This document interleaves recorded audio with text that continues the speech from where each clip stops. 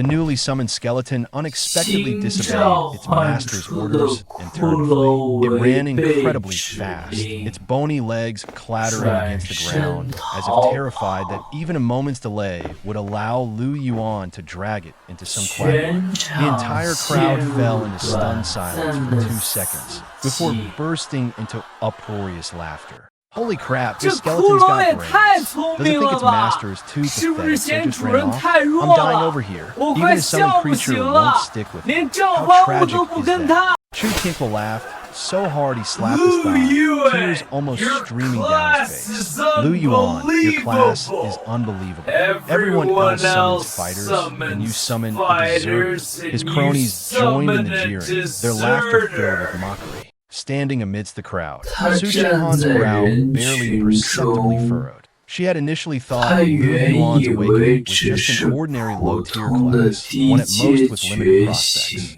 But witnessing this absurd scene, a trace of inexplicable disappointment arose within her. It turned out the gap between them had grown so vast that even his summoned creature found him beneath its notice. Lu Yuan stood silently in place, still holding the rusty bone staff in his hand. His expression was calm, but only he knew that the last sliver of hope in his heart had been utterly crushed by this farce. 18 years, he had dedicated himself to studying and preparing in this world for this day. His 18th birthday and the moment of awakening. He didn't hope to ascend to greatness overnight.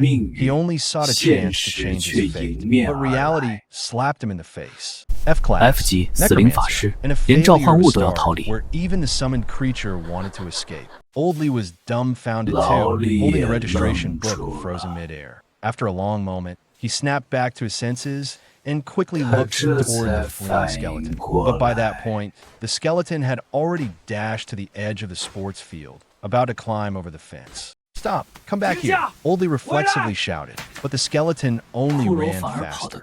In its mind, there was only one thought. This master is too weak. So weak it's absurd. Sticking with him means no future, and likely getting torn to pieces by monsters on the very first day. Rather than die alongside him, better to run now and scavenge for any scraps to survive. Lu Yuan watched the grayish-white figure retreating into the distance, silent for a moment. Just as everyone thought he'd break down, get angry, or lose control like a defeated loser, he suddenly smiled. It was a faint smile, so faint it almost revealed no emotion. But the fainter it was, the more unsettling it felt. "Lu Yuan, are you okay?" Oldly asked awkwardly. Lu Yuan did not respond immediately. He simply looked down at his palm, as though recalling something, or perhaps confirming something. Others only saw his failure, but he understood that in that fleeting moment, as the skeleton had opened its eyes, he seemed to hear a faint, nearly imperceptible notification sound in his mind. It was so brief and so soft that even he couldn't be sure if he'd imagined it. Now, that runaway skeleton was running farther and farther away. Suddenly, its steps halted abruptly. It was as though it had struck some invisible barrier. In the next moment, the entire skeleton was forcibly dragged back by an unexpected force, as if by invisible chains, and harshly slammed back to the edge of the summoning altar. The entire crowd fell silent again. The laughter on the sports field came to an abrupt halt. Everyone stared wide-eyed, unable to believe what they had just witnessed. The skeleton, which moments ago was madly trying to escape, suddenly twitched in midair, then slowly turned its head. In its hollow eye sockets, the blue-flamed pupils flickered violently, as though utterly terrified. It looked at Lu Yuan. This time, there was no disdain, no mockery. Its expression even seemed to betray a kind of primal fear, as if it had just realized one truth. It wasn't fleeing from some incompetent master. It had been trying to escape from someone it couldn't begin to fathom. Courting death, Chu Tinkle laughed so hard that tears streamed down his face as he pointed at Lu Yuan, slapping his thigh repeatedly. Unbelievable. The first ever depressive skeleton soldier in history. Lu Yuan, how on earth did you manage to do that? Even a bunch of bones despises you. Even Su Chenhan, who always kept a cold demeanor, couldn't help but lightly shake her head. In her view, Lu Yuan's inability to control his own summon meant he was truly done for this time. Oldly looked at Lu Yuan on the stage with a sympathetic face and sighed. Lu Yuan, maybe you should repeat a year and switch to liberal arts. This profession is a bit too cursed for you. But at this moment, Lu Yuan stood motionless, appearing to be stunned by the blow. In reality, however, his mind was a whirlwind of thoughts. Because the moment that bizarrely reckless skeleton jumped into the abyssal rift, a cold mechanical voice suddenly rang out in his mind. Ding! Your life-bound summoning creature has entered the endless abyss. Summon has initiated extreme self-evolution, starting the abyssal tyrant progression path. Congratulations, host. Successfully bound to the 10,000-fold feedback system. All attributes, skills, and items obtained by your summon creature in the abyss will be fed back to you at a maximum multiplier of 10,000 times, with no side effects. Lu Yuan's pupils contracted sharply. 10,000-fold feedback. Before he could fully digest the information, a second system notification crashed into his mind. Ding! Your skeleton minion has ambushed and slain an abyssal slime, achieving a first kill. Triggered 100-fold feedback. Your vitality plus 100, strength plus 50. Passive skill acquired, basic physical resistance. The next second, a surge of scorching energy exploded within Lu Yuan's body. His previously frail physique felt like it was forcefully pumped with fierce power. Muscles tightened in an instant, and bones emitted crisp, cracking noises as though they'd been reforged. His entire being felt like it had undergone a complete transformation. Lu Yuan took a deep breath and slowly clenched his fist. The drastic change in his strength was unmistakable. He wasn't the same as he was just moments ago. He raised his head, looking toward the stage below, where Chu Tianhua and the others were still laughing hysterically. Their mockery, which sounded so grating earlier, now seemed laughable to him instead. He curled his lips into a cryptic smile. Committing suicide, he spoke softly, his tone calm, but carrying an inexplicable chill. No, my little buddy didn't die. He's gonna start a business in the abyss. Hashtag chapter 2. You call this a basic skeleton? More like the king of overachievers. The farce at the Awakening altar ultimately concluded with Lu Yuan summoned seemingly depressed and jumping into the abyss on its own initiative. According to school rules, students who failed their awakening or were rated below an E level could leave the institution early. After all, the upcoming simulated abyssal battle had nothing to do with them anymore. As Lu Yuan descended the steps, his stride wavered slightly. It wasn't because of defeat, however, but rather the surging power from the slime first kill feedback. The newfound energy coursed through his limbs and bones like a flood. It burned. It was as though a blazing fire was igniting every crevice of his bones. Meanwhile, his muscles were continuously torn apart and rebuilt, growing stronger each time. All he could do was grit his teeth tightly, suppressing any sound from escaping his lips. To an observer, though, his unsteady steps could easily lead to a misunderstanding. He looked just like a doomed loser who had lost his summoned creature, empty and dejected. Hey, Lu Yuan. Just as he stepped off the stage, a towering figure blocked his path. It was Chu Tianhua. The recently awakened ill-level berserker-class rich kid looked down at him condescendingly, idly twirling a brand-new low-grade alloy blade in his hand. Man, I don't want to be too harsh, but reality is reality. Chu Tianhua deliberately raised his voice, sneaking a glance at Su Qinghan in the distance. Your skeleton minion, well, at least it seemed self-aware. It knew there was no future with you, so it decided to end it on its own terms, he sneered. Let me give you some advice. The outside world isn't a place for ordinary people like you.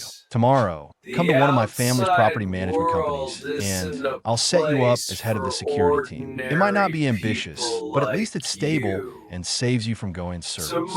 He spoke as if he were being generous. Around them, a few girls looked at Chu Tianhua with newfound admiration. To them, while the young Master Chu was usually arrogant, he wasn't lacking in compassion when it mattered. Even Su Qinghan gave a slight nod, seemingly agreeing that this might indeed be Lu Yuan's most realistic path forward. Move! Lu Yuan kept his head down, uttering just one word. His mind was solely focused on suppressing the torrent of scorching energy within his body. He had no interest in playing along with Chu Tianhua's theatrics. You're one ungrateful punk. Chu Tianhua's brows furrowed as he instinctively reached out to grab Lu Yuan's shoulder, intending to demonstrate his newfound berserker strength with a show of force. However, the moment his hand touched Lu Yuan's shoulder, the uncontrollable power surging inside, Lu Yuan erupted like an ignited bomb and deftly tossed it in the opposite direction of the abyss demon rat.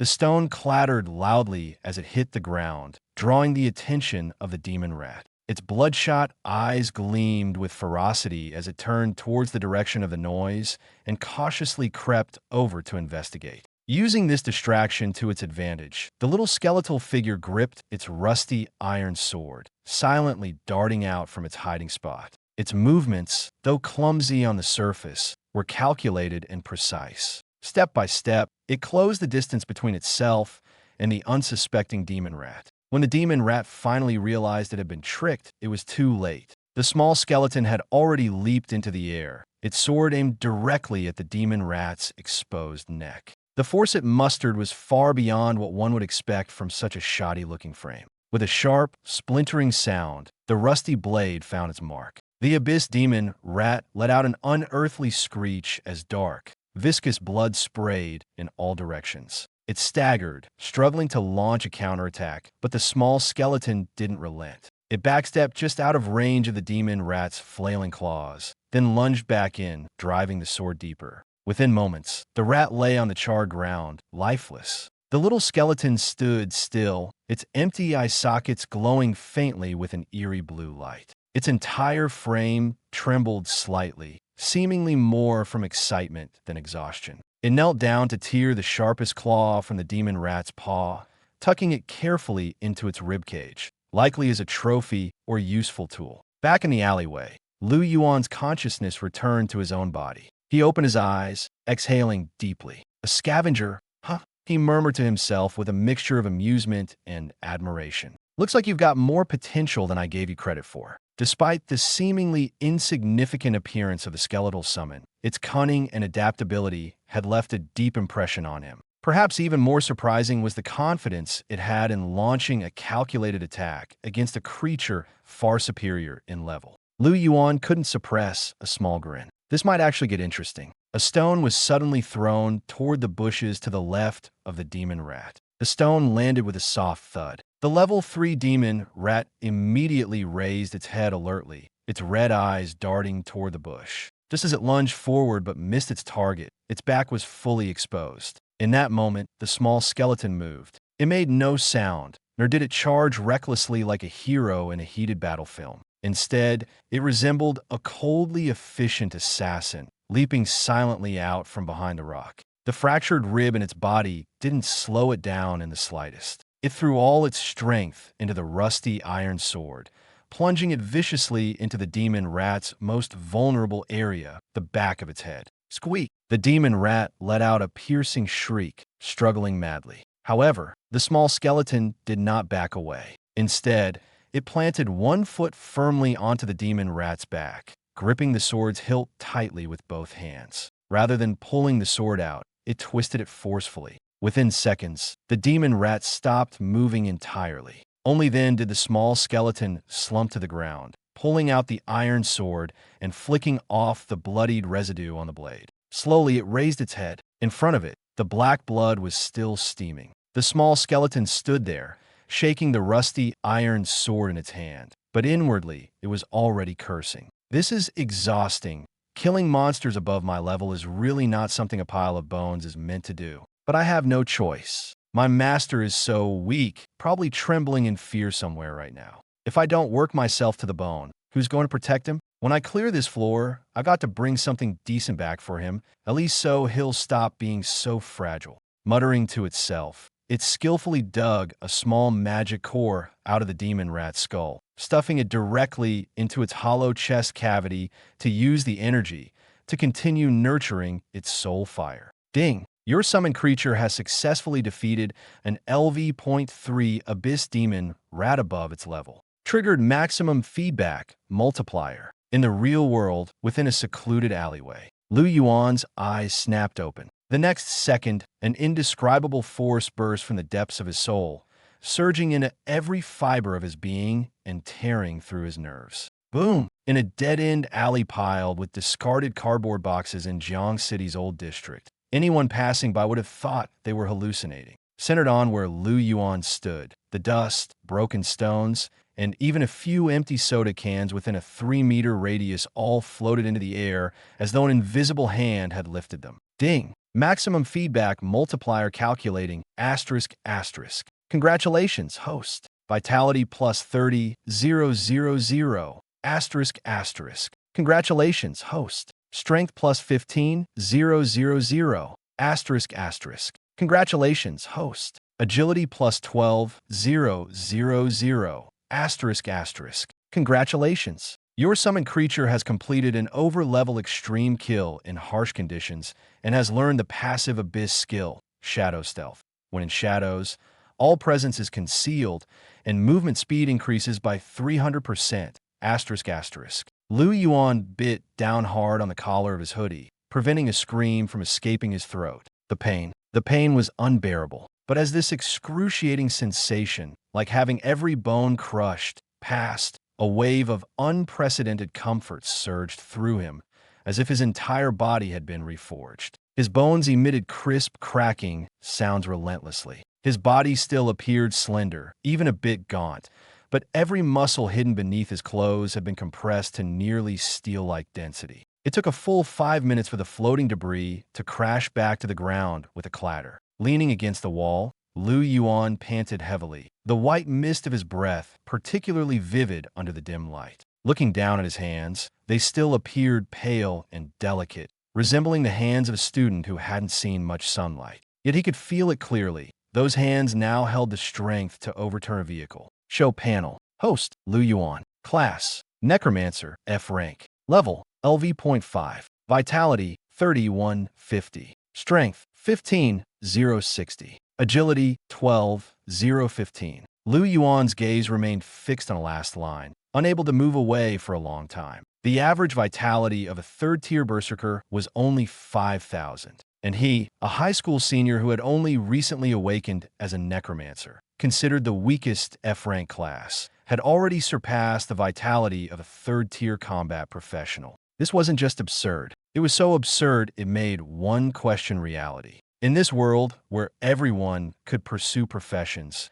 earning a rank advancement every 10 levels, third-tier combat professionals were already individuals who could hold their own within Jiang City's defense forces. But now, just standing here, he possessed physical capabilities exceeding that level. In his mind, a familiar soul fluctuation soon came through. It was from a small skeleton, far away on the first layer of the abyss. It squatted beside a demon rat's corpse, using the hilt of its sword to tap the flesh repeatedly, as if judging which part might be easier to chew. This thing is so tough, it smells like a sewer. Forget it. Once I clear out that goblin group ahead, I'll find something nutritious to bring back to Master. He looked so pale earlier when he awakened. Could it be scared? Sigh, it really won't let me rest easy. The small skeleton muttered to itself, while carrying a heavily nicked iron sword, moving deeper into the abyss. Its pace wasn't fast, even a bit wobbly, but every step was steady. It knew it couldn't stop because its master was still on the surface, still weak, and hadn't truly established a foothold yet.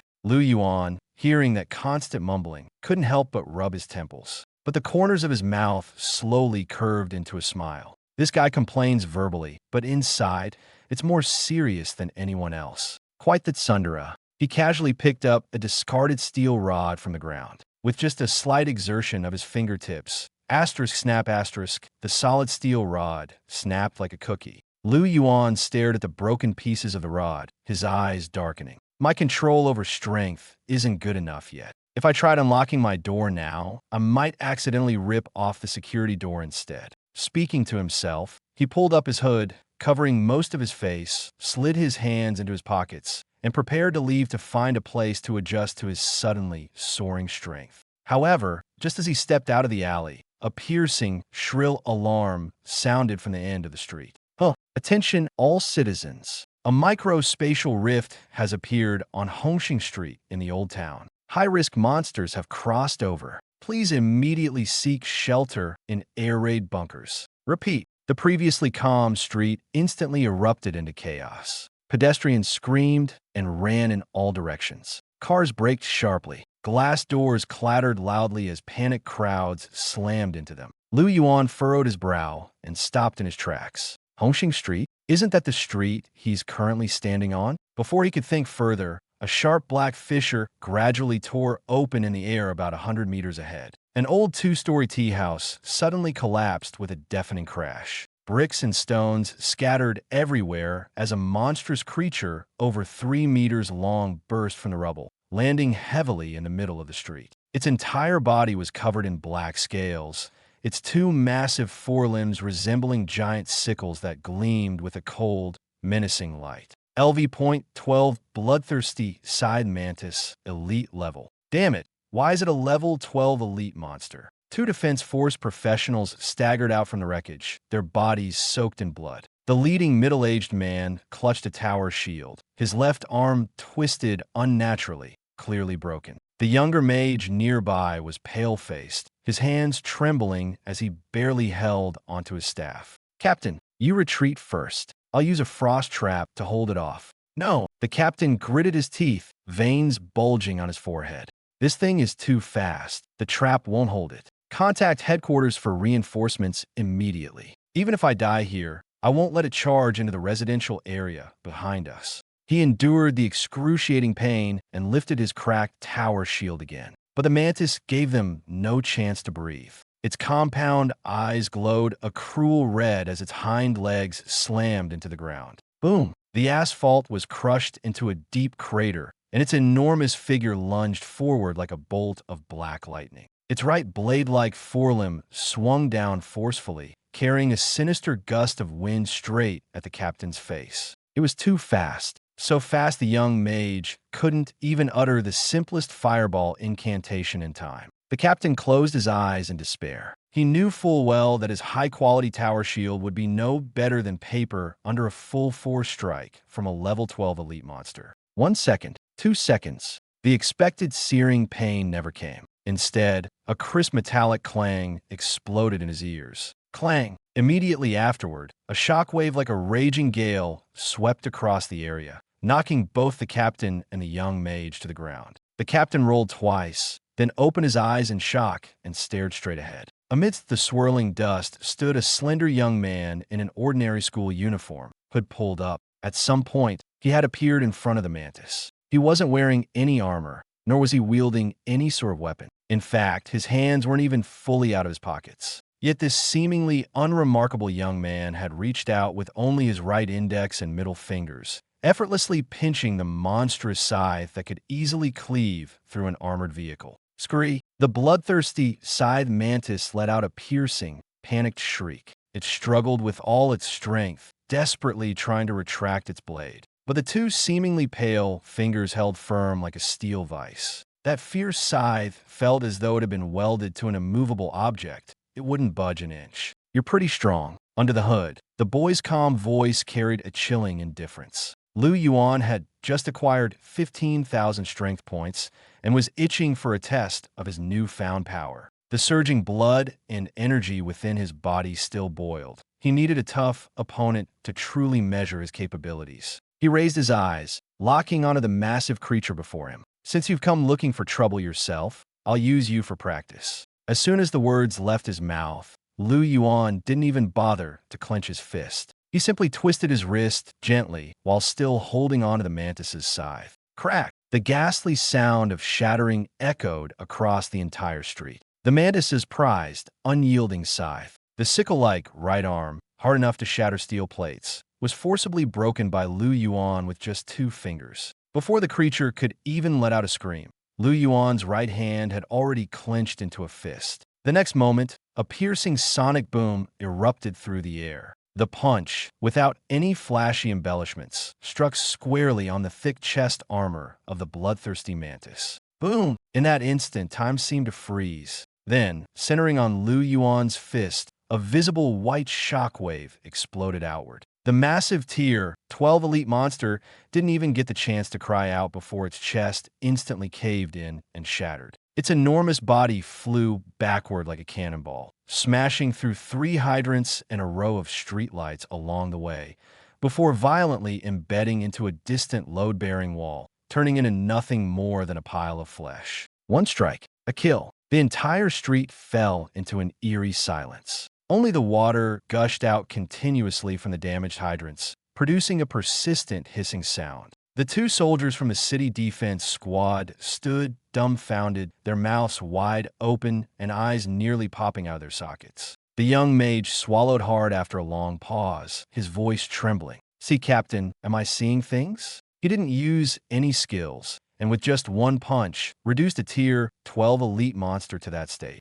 The captain also remained frozen, his mind racing to recall the notable melee powerhouses of Jiang City. This level of terrifying raw physical strength was far beyond what ordinary professionals could possess, at least the level of a Tier 4 or higher warlord. Yet, the figure before them was clearly just a young man in a school uniform who appeared even younger than they were. Just who is he? As they prepared to step forward and thank him, the hooded young man who had just obliterated the monster nonchalantly shook off the green goo on his hand, looking utterly disgusted by the filth. Then, under their stunned gaze, the boy's figure blurred slightly. The shadow on the ground rippled, as if alive, and swiftly engulfed him entirely. The next second, the fearsome teenager who resembled a monster himself had vanished without a trace. The evening shadows crept across the deserted space until nothing remained. No sign of the boy, as if the creature he fought had never even existed.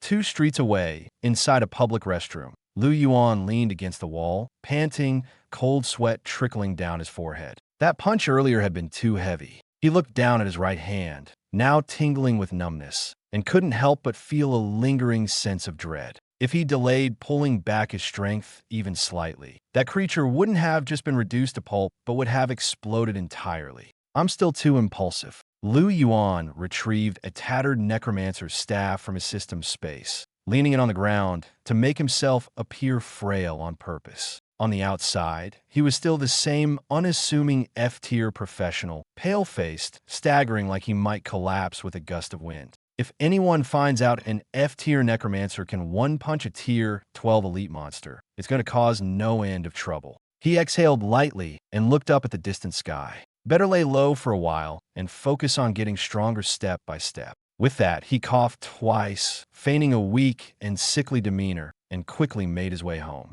I wonder how far that reckless little brother of mine has progressed into the abyss now.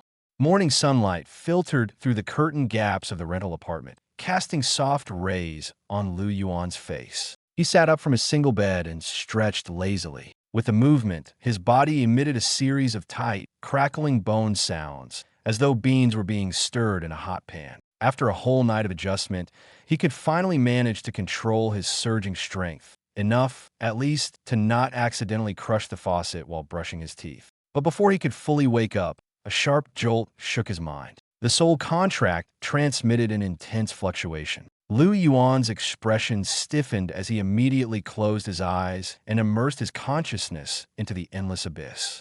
The first layer of the abyss, the Dark Rock Goblin Tribe. The current scene was completely different from the day before. The white bone throne that once belonged to the Goblin Chief was now occupied by none other than the small yellowish-brown skeleton. It had somehow procured a tattered black cloth and threw it over its shoulders. Despite being nothing more than a bony framework, it managed to pull off the commanding demeanor of a mob boss. Below the throne, hundreds of green-skinned goblins bound in chains worked tirelessly, swinging mining picks and sweating profusely as they desperately mined lower-tier magic bloodstones within the sweltering cave. The tiny skeleton sat triumphantly with its legs crossed, wielding a whip crafted from a goblin thigh bone. It cracked against the ground every so often, producing a crisp snap. "Move faster. Are you all dragging your feet, trying to slack off?" The blue flames in its eye sockets flickered crazily, clearly having taken the idea of exploitation to the extreme. "If you don't work your butts off today, what will my worthless master use to level up tomorrow? If he falls behind because of malnutrition, where else am I supposed to find such an easy meal ticket? Everyone roll up your sleeves and push yourselves. If you can't work yourselves to death, then work until you're dead." Yuan watched the scene unfold, the corner of his mouth twitching uncontrollably. This little thing, clearly just a skeleton, somehow mastered exploiting employees better than anyone. The next second, a notification from his system rang out on time. Ding! Your summoned creature is exceptionally ruthless, successfully enslaving the level 5 Dark Rock Goblin tribe. Maximum multiplier triggered, 10,000-fold feedback. Congratulations, host. Mental power plus 5,000. Congratulations, host. You have gained the Abyss Lord level passive skill, King's Domination. King's Domination, passive effect, immune to all mental type controls. When actively released, it imposes absolute suppression on targets whose mental power or bloodline is inferior to yours. Boom! Lu Yuan only felt as if a heavy hammer had struck his mind. In the next moment, his mental space rapidly expanded, as though forcibly stretched countless times, becoming immeasurably deep like a true dark ocean. Even his gaze changed in that instant. It wasn't mere calmness, it was a kind of oppressive, dark, golden brilliance, as if a superior being was looking down on its prey. Lu Yuan exhaled a slow breath, a trace of satisfaction flashing in his eyes. King's Domination, he murmured softly, the corners of his mouth lifting slightly. This skill is good. If trouble arises in the future, I won't even need to lift a finger. After speaking, he casually picked up a rusty bone staff in the corner, a prop for disguise, slung his school bag over his shoulder, and pushed open the door to head to school. Jiangxing number 3 High School, Senior Year Class 2. The atmosphere in the classroom was completely different from usual. Today was the final day. Students who failed to awaken their abilities or only awaken low-tier professions were required to fill out their career choice forms, deciding their future, whether to attend a logistics academy, a normal college, or go straight to a factory and start practical life. Meanwhile, the top-tier students who had awakened combat professions already saw themselves as future elites. They were gathered, eagerly discussing which prestigious combat universities to apply to. As Lu Yuan approached the back door of the classroom, he heard Chu Tianqua's voice nearly breaking with excitement. Did you guys see the Jiangxing morning news last night? Damn, it was so awesome. Chu Tianqua stood on the podium, holding his phone high, his face brimming with excitement. A holographic projection on the blackboard was playing a blurry surveillance video. In the footage, a massive mantis-like monster descended from the sky. 2 city defense soldiers had already been cornered, on the verge of being slain by its bone scythes. But in the next second, a hooded figure darted past, as quick as a shadow. The person extended just 2 fingers, forcefully snapping the monster's bone scythes. Without pause, they punched forward, reducing the colossal creature into a pile of pulp. The air in the classroom seemed to freeze instantly. Everyone was still immersed in the surveillance clip, their minds dominated by the image of that mysterious powerhouse slaying a level 12 elite monster with a single hit. Such power was overwhelmingly direct, overwhelmingly shocking. To these students who had just awakened their professions, the gap was an insurmountable height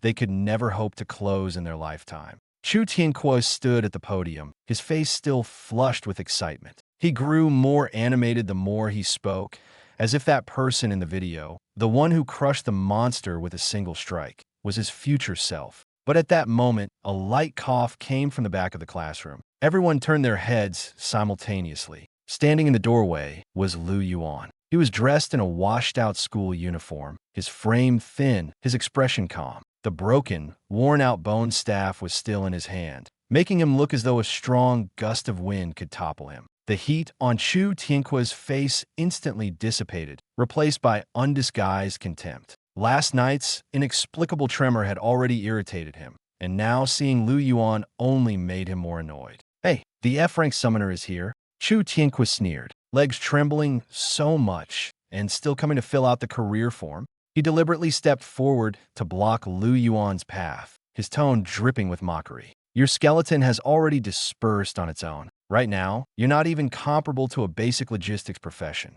What's the point of applying to a top-tier school? The security guard captain position I mentioned yesterday, I've saved it for you. What do you think? The classroom immediately erupted in raucous laughter. The laughter was sharp and mocking, as though it deliberately sought to trample Lu Yuan into the mud. Su Qinghan frowned slightly. She thought Chu Tianquo was going too far, but she merely pursed her lips and said nothing in the end. She understood very clearly that Lu Yuan and she were no longer on the same level. Some paths, once they diverge, are hard to reunite. But Lu Yuan didn't even spare Chu Tianquo a glance. He calmly sidestepped him, walked to the podium, pulled a form from the stack, glanced at it briefly, and decisively checked the box for National Top 4 Combat Academies. The classroom froze for a second. Then, a boy sitting in the front row gasped sharply. "Holy sh*T, Lu Yuan, are you crazy? You're just an F-rank necromancer and summoner. You don't even have an initial summon, and you still dare to apply to Kyoto War God Academy?" As soon as these words fell, the entire class erupted. Kyoto War God Academy. What kind of place was that? It was the most prestigious combat academy in the Dragon Nation, with entry requirements that were frighteningly high, accepting only those truly gifted in strength. For an F-rank summoner to apply, there was no different from walking into a wall on purpose. Chu Tianque paused for a moment, then burst into a mocking laugh, as if he had just heard the biggest joke in the world. The sneer on his face deepened. "Lu Yuan, are you so shaken that you've lost your mind?" he taunted as he walked closer. "Someone like you can't even recognize reality." As he finished speaking, the energy within his body began to surge violently. The power of an A-rank berserker was unleashed without restraint. A faint red wave of energy rippled from him, forcing the surrounding classmates to instinctively step back. He wanted to humiliate Lu Yuan in front of everyone. He wanted them all to witness the true difference in power. A summoner without a summon is nothing more than half a cripple, Chu Tianque said coldly, fixing his stare on Lu Yuan. "Today, I'll show you what it means to accept your fate." The red energy wave surged straight toward Lu Yuan's face. Many in the class held their breath. Some had expressions of pity, while others awaited the spectacle. Su Qinghan even stood up, her fingers slightly clenched as though ready to stop the confrontation. But Lu Yuan remained still. He didn't even lift an eyelid. He merely let out a soft sigh, folded his application form, and slowly placed it into his pocket. Then, he looked at Chu Tianque and spoke calmly. "You're really noisy." His voice wasn't loud, and his tone was even. Yet at the very moment those words fell, everything changed. The slumbering force within Lu Yuan seemed to stir, as if some invisible hand had lightly awakened it. A pressure far deeper, colder, and more terrifying than blood energy silently emanated from him. There was no light, no explosion, not even the slightest unnecessary noise. But Chu Tianque's expression changed dramatically in an instant. The world before his eyes warped and distorted. Standing in front of him was no longer the frail, silent Lu Yuan, but a horrifying being seated atop a mountain of corpses and oceans of blood. This sensation wasn't a mere difference in power. It felt more like an outright crushing at the level of existence itself, like a small, insignificant beast suddenly gazing up at the true abyss. Chu Tianque's mind buzzed as though struck by a massive gong. His blood energy seemed to collide with an invisible and impenetrable wall. It collapsed entirely within a second. His legs began to weaken, and his knees appeared to lose all structure. The next second, thud! Chu Tianque collapsed heavily to his knees in front of Lu Yuan. His kneecaps struck the solid floor with a muffled thump that sent shivers down the spines of everyone present. He broke out in a cold sweat.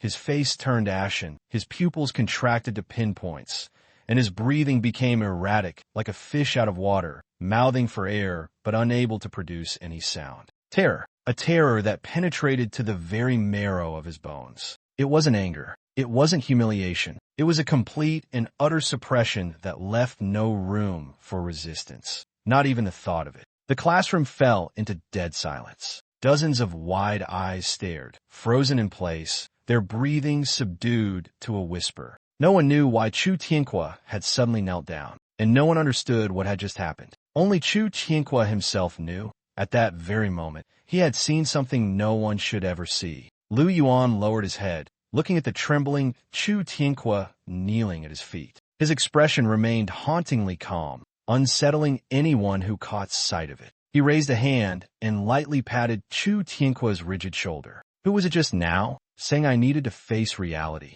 His voice wasn't loud, but it hit like a hammer echoing through the classroom. Everyone fell silent. In the first row, Su Qinghan clutched her pen tightly, her flawless face full of disbelief. She had seen it clearly. This was no fluke, nor was it a matter of luck. How could someone who had always been dismissed as a waste suddenly become like this? What kind of secret was this boy hiding? Chu Tianque remained kneeling on the cold, hard floor, his back drenched in sweat. His mouth opened, but words escaped him. A moment ago, he had felt an icy, suffocating force, like an invisible hand gripping his very soul. That feeling was so real. He knew that if he had taken even one more step forward, the consequences would have been catastrophic. But that oppressive force had now vanished. When he regained his senses, all he saw was Lu Yuan's slightly pale face and the old, almost laughably shabby staff in his hand. Lu Yuan smiled faintly, his tone indifferent as though stating a trivial fact. "Chu, classmate, it's graduation tomorrow. There's really no need to bow this dramatically, is there?"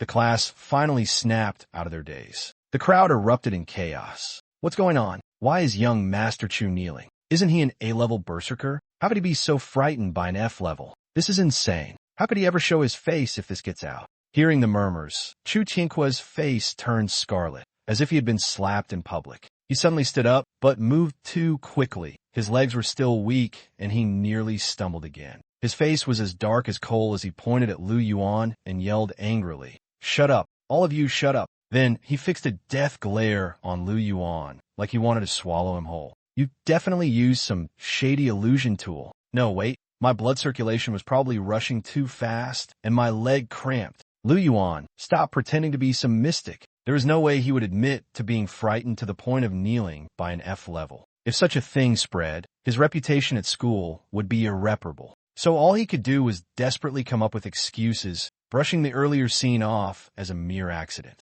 Lu Yuan watched him, scrambling to explain, his expression remaining calm. "Berserkers do tend to be calcium deficient. Try drinking more bone soup. It might help." He said this lightly, then walked past the ashen-faced Chu Tianqua and headed straight for the lectern. At this moment, homeroom teacher Mr. Li was equally dumbfounded. He looked at Chu Tianqua, then at Lu Yuan, before sighing helplessly and taking the application form in his hand. But when he saw the conspicuous red check mark on it, the cigarette between his fingers nearly fell onto the form. "Lu Yuan," Mr. Li lowered his voice, full of exasperation and worry. "I know you're frustrated and want to prove yourself, but Kyushu War God Academy's application system is extremely strict, and there's an AI screening process beforehand. You're only an F level. You won't even pass the preliminary review. The system will automatically reject you. Why bother?" Lu Yuan looked at him, his tone steady. "Mr. Li, as I remember, the Ministry of Education has a special regulation." Mr. Li hesitated. If a student rated below C level achieves an S level or above evaluation in the province-wide wilderness combat simulation, they qualify for special consideration to enter top-tier school's preliminary review process. Isn't that correct? Mr. Li's lips moved, but in the end, he had a nod. The policy does exist, but that's wilderness combat simulation we're talking about. He lowered his voice, looking increasingly concerned. The creatures placed inside are actual abyssal monsters. Even someone like Chu Tianqua, an A-level combat class, couldn't guarantee an S-level evaluation while in a team. At this point, he couldn't help but glance at Lu Yuan, his voice tinged with pity. "You don't even have that summoned creature anymore. What are you going to rely on?" Lu Yuan gave no further explanation and simply smiled politely. "That's not something you need to worry about, teacher." He slightly bowed his head, his voice calm yet firm. "Please submit my application.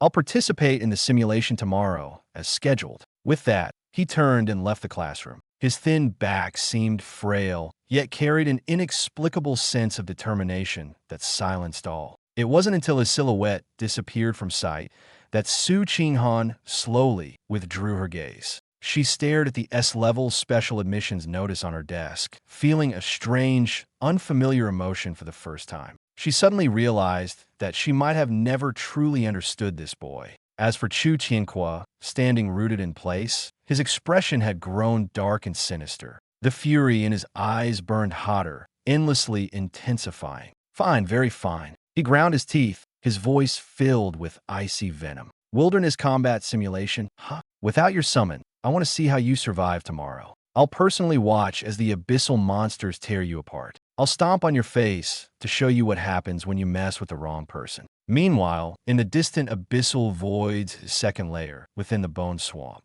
if anyone had witnessed the scene unfolding there, they would have been dumbfounded. A yellowish-brown skeleton, draped in tattered cloth and wielding a chipped iron sword, swaggered casually into the swamp's depths. The air was oppressively cold, like it could seep into one's very bones. The area was a high-tier domain cloaked in the mist of death, territory of the LV.15 decayed lich. On the first 2 levels of the Abyssal Void, level 15 monsters were already apex predators. They could cast long-range spells and excel at mental suppression. Forget coming here alone. Even a group of a dozen high-tier profession holders would hesitate to venture in, unsure if they'd make it out alive. But now, a mere skeleton was strolling toward this forbidden ground like it was its own backyard. It even boldly stood in front of a bone altar and tapped on a pillar with the hilt of its sword. Clank, clank. The faint azure fire within its eye sockets flickered repeatedly.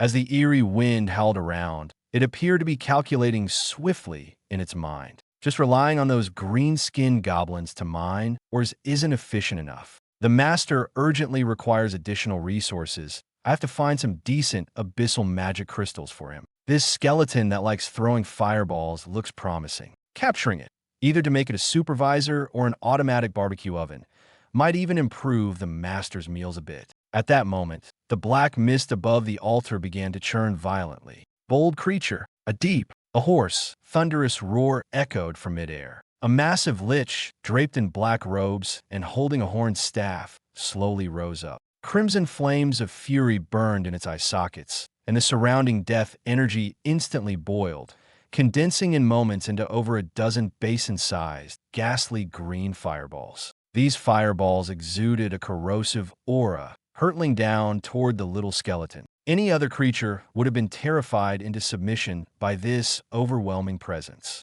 Yet the little skeleton merely glanced upward and, surprisingly, shook its head disdainfully. It seemed disappointed, as if this so-called lore before was nothing more than an ineffectual figure with an empty show of power. In the next instant, the little skeleton suddenly moved. Boom! The swampy ground beneath its feet exploded, leaving a pit several meters deep in its wake. The skeleton's figure blurred into a black streak, moving with astonishing speed as it charged through the descending corrosive fireballs. The fireballs that landed on its body barely left faint white marks, hardly slowing it down. In a flash, it was already above the lich. The little skeleton raised its battered iron sword high. But in the next moment, an intense black aura, so thick it nearly solidified, began to coil around the sword. This was no ordinary form of power. It was the absolute suppression from a higher abyssal entity. The lich's soul flames quivered violently. It finally realized it wasn't dealing with an ordinary skeleton, but rather an utterly irrational monster. Sleeping during the day, the little skeleton sneered internally. Get up and get to work. Haven't you ever heard of efficiency? The next morning, on the outskirts of Jiang City, at the entrance to the Black Iron Rank, Micro-Abyss Secret Realm, a dense crowd had gathered, and the atmosphere was extraordinarily tense. For the entirety of the 12th grade, any student who had awakened a combat profession was already fully geared and ready. A warning perimeter had been set up, with several armored city defense soldiers stationed on the outskirts, their expressions solemn and prepared to handle any emergencies. Today's mission was no mere test. It was a live combat simulation, and it was truly a life-or-death assessment. Attention, all candidates. The lead examiner stood atop an armored vehicle, clad in silver armor. His blood energy flared, ensuring his voice reached the entire assembly. This simulation has been designed to replicate the battlefield as closely as possible. All monsters within the secret realm will be in a berserk state. Your goggles are equipped with a life monitoring system. Should your blood energy drop below 20%, you will be automatically transported out. However, if you suffer a fatal blow, the transportation array won't be able to save you. So, know your limits and don't act recklessly. Now, advance in order by class. Summoner and Beastmaster professions must first complete the summoning of their innate companions at the entrance and register their energy signatures before entering the secret realm. In the crowd, Chu Qianqua stood tall and straight. He was clad in a pristine grade D superior, flame breath armor, and wielded a weighty giant axe, giving the impression of a war god ready to charge into battle. Yet his gaze was fixed on the back of Lu Yuan, who stood at the very end of the line. Lu Yuan was dressed in a faded, washed-out set of casual clothes and leaned on a worn-out bone staff. He looked frail and shabby, entirely out of place among the fully armed students around him. Chu Tianhua curled his lips into a smirk, his eyes filled with blatant malice. Lu Yuan, don't say I didn't try to look out for you, he declared loudly on purpose. When we're inside the secret realm, you'd better pray you don't end up in the same area as me. Otherwise, I wouldn't mind herding a few armored pigs over to keep you company. A ripple of stifled laughter coursed through the crowd. Many turned their eyes to Lu Yuan, some with sympathy and others gloating over his misfortune. An F-rank necromancer with no summoned companion, entering such a place was practically a death sentence. Class 12-2, Lu Yuan, step forward for verification, the examiner's cold voice called. Lu Yuan let out a soft sigh, ignoring Chu Tianhua's provocation. He simply moved forward step by step toward the detection array at the entrance. He was acutely aware that this step wasn't just about passing a test. If he failed to enter the secret realm, it would mean being dismissed as worthless by everyone. And what he despised most was always being trampled underfoot. "Where's your summon?" the examiner asked, frowning at the frail youth before him, who didn't seem to emit even a trace of energy. "Without a summon, necromancers aren't allowed to enter. That's for your own safety." Lu Yuan's expression remained calm, and his tone steady. "Sir, my initial summon has gone on a journey for further training." He spoke with utter seriousness and then added after a pause, "However, I just mastered a new summoning spell last night. Could I summon something on the spot?" The moment he said this, the surrounding crowd erupted into laughter. Training journey? That's a fancy way of saying it fled. Mastered a new spell? He's just an F rank. How much spiritual energy could he even have? What's he going to summon? An abyssal fly? Don't joke around. He can't even protect himself, let alone summon anything useful. Chu Tianhua burst out laughing, clutching his sides, eagerly waiting to see Lu Yuan, making a fool of himself. Although the examiner didn't believe it, he pointed to the empty space nearby out of duty. "You have 1 minute. If you can't summon it, leave immediately." Lu Yuan nodded. Truthfully, he wasn't confident. He did possess mental strength far beyond the average person, but the problem was that he didn't know those complex high-level summoning techniques. All he could rely on was the extremely faint but real master-servant contract thread in his mind. Closing his eyes, he tried to send a subtle mental signal to that being in the abyss. "Lao Gu, desperate times call for desperate measures. Just throw something random over here to help me get by. Nothing too over the top." Lu Yuan deliberately raised the rusty bone staff, muttered a few unintelligible incantations, and then struck the staff to the ground. 1 second passed. 2 seconds passed. Nothing happened. Chu Tianhua froze at first. Then, as if he had caught some flaw, he burst into laughter. "Lu Yuan, are you trying to perform a comedy routine?" The crowd around him also started laughing along. Even the examiner shook his head in disappointment, ready to announce the result. "Time's up, you are disqualified." Before he could finish, the ground suddenly quaked. In the next second, the bluestone slabs in front of Lu Yuan cracked violently, and a massive hexagram magic circle, over 3 meters in diameter, surfaced from the ground. However, it wasn't the usual grayish-white glow of a normal undead summoning. Instead, it was a suffocatingly dark aura, so black it seemed to devour all surrounding light, leaving people breathless. The temperature plummeted in an instant, dropping by a dozen degrees. Frost swiftly spread along the edges of the magic circle, covering the ground. The students who had been watching with amusement found their smiles freezing on their faces. They only felt a chill down their spines, as if an invisible hand was squeezing their hearts. It wasn't the fear of facing a monster. It felt as if death itself had arrived. At the entrance, a military-grade monitor suddenly emitted an ear-piercing alarm. The numbers on the screen spiraled out of control. 100, 1,000, 5,000. Then it maxed out and the machine emitted black smoke, completely fried. "This is impossible." The face of the Tier 3 Knight Examiner changed drastically. He quickly drew his longsword, glaring at the circle. "This is command-level energy. Everyone, assume combat positions." Chu Tianhua, pushed back by the overwhelming aura, stumbled several steps and fell onto the ground, his face as pale as paper. His mouth opened, but no words came out. While everyone was too stricken with fear to make a sound, a hand as pale as bone reached out from the dark mist, gripping the edge of the magic circle tightly. Following this, a head crowned with a tattered crown slowly emerged. Its eye sockets burned with crimson flames, its body draped in a ragged black robe. In its hand was a ram-horn staff with a piece of rag tied at one end. Then, under the stunned gazes of everyone present, this terrifying abyssal creature, a monster feared by countless low-tier professionals, slowly climbed out of the circle. LV.15 Decayed Lich. The moment it emerged, without hesitation, it fell to its knees in front of Lu Yuan with a heavy thud, prostrating itself completely. Its voice even carried a hint of sobbing as it spoke. "Oh, great master, your loyal cleaner and temporary henchman, number 001, reporting for duty. May I ask, which pile of garbage shall I clean up for you today?" The wind swept across the square. The entire place fell into a deathly silence. Thousands of students and teachers seemed frozen in place, forgetting to even breathe. The Tier 3 examiner, clutching his sword, was trembling. His mind was consumed by a single thought. This wasn't summoning failure. This was summoning a creature he couldn't afford to provoke. Lu Yuan stood there, his mouth twitching involuntarily. Closing his eyes, he cursed that attention-seeking, show-off skeleton 100 times over in his mind. He'd only wanted to summon an ordinary undead to maintain appearances, but this guy had gone ahead and summoned a Lord-level boss, complete with a cleaner setting. Great. The show was there, but so was the trouble. If he didn't handle this properly, forget passing the assessment, he might not even leave with his life.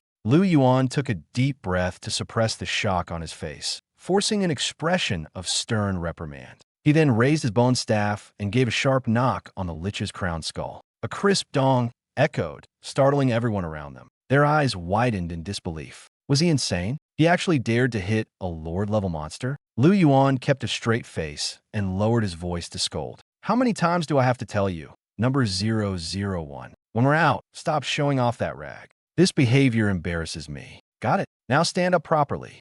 "Yes, great Moss. No, boss. Your criticism is absolutely correct."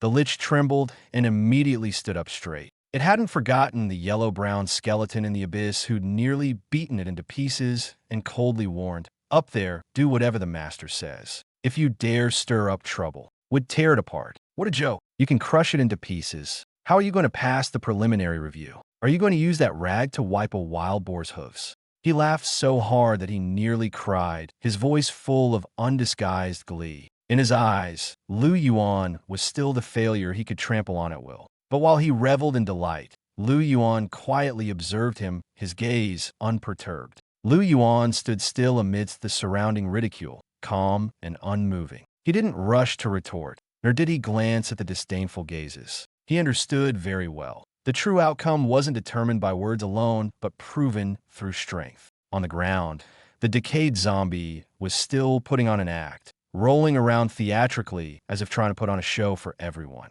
Lu Yuan glanced at it, feeling slightly amused. This creature, which usually acted like a maniac in the abyss, had now turned into a pitiful undead suffering immense grievances. But Lu Yuan also knew that what mattered most right now wasn't face, but passing the assessment. He stepped forward and lightly nudged the zombie's rear end, his tone indifferent. "All right, stop pretending. Clean up the ground. We're going in." The decayed zombie immediately scrambled to its feet with a speed that belied its earlier antics. Lowering its head, it obediently picked up the rag and diligently cleaned the ground until it sparkled. Then it followed closely behind Lu Yuan, like the most obedient servant. The examiner watched this scene unfold with a complex expression. He had already lost almost all hope in Lu Yuan. Summoning such a pathetically weak-looking creature, so feeble it seemed like it was there as a distraction. How could it possibly have any real potential? But rules were rules, and since he met the entry conditions, passage was mandatory. The examiner gave one final reminder. There's no one to save you in the secret realm. Encounter a real monster, and you can't rely on anyone but yourself. Once you enter, you're responsible for your own life and death. Lu Yuan nodded, but said nothing more. "Thank you." Leaning on his fractured bone staff and leading the teetering zombie that looked ready to start sweeping any moment, he slowly entered the softly glowing teleportation array. Just before stepping in, he cast a fleeting glance at Chu Tianqua. That glance was calm, yet as sharp as an invisible blade. Lu Yuan was well aware that this assessment wouldn't be an ordinary test. Someone had already set their sights on him, and they didn't just want to embarrass him. They intended to crush him outright. But he wasn't flustered, because he knew the one who truly should be afraid wasn't him. In the next instant, light consumed his figure. On the other side, unseen by others, the aura of the decayed zombie subtly transformed as well.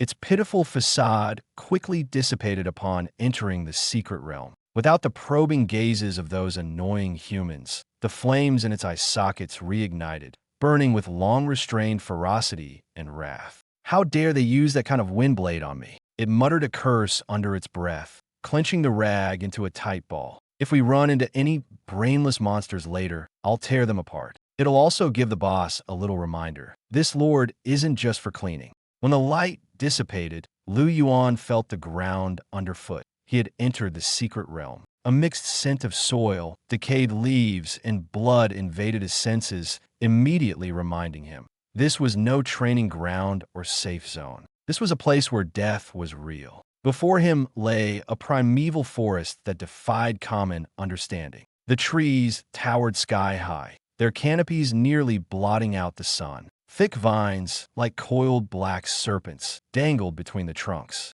In the distance, the low roars of wild beasts echoed sporadically, sending chills down one's spine. Above the forest, dozens of small military drones began dispersing, quietly integrating into the treetops. Their task was simple: record every candidate's performance, prevent cheating, and ensure safety within the realm. Outside the secret realm, in the plaza, several massive projection screens lit up. Footage of each candidate's actions was being broadcast live. Invigilators, school officials, and countless onlookers, including teachers and students, were all glued to the screens. To them, this wasn't just an exam. It was an early competition to sift out future powerhouses. On the secret realm's eastern side, Chu Tianqua cleaved a venomous wolf spider in two with his axe. Green fluid splattered everywhere, but was perfectly blocked by his battle armor. His movements were sharp and decisive, his strikes brutal and crafted for maximum visual impact,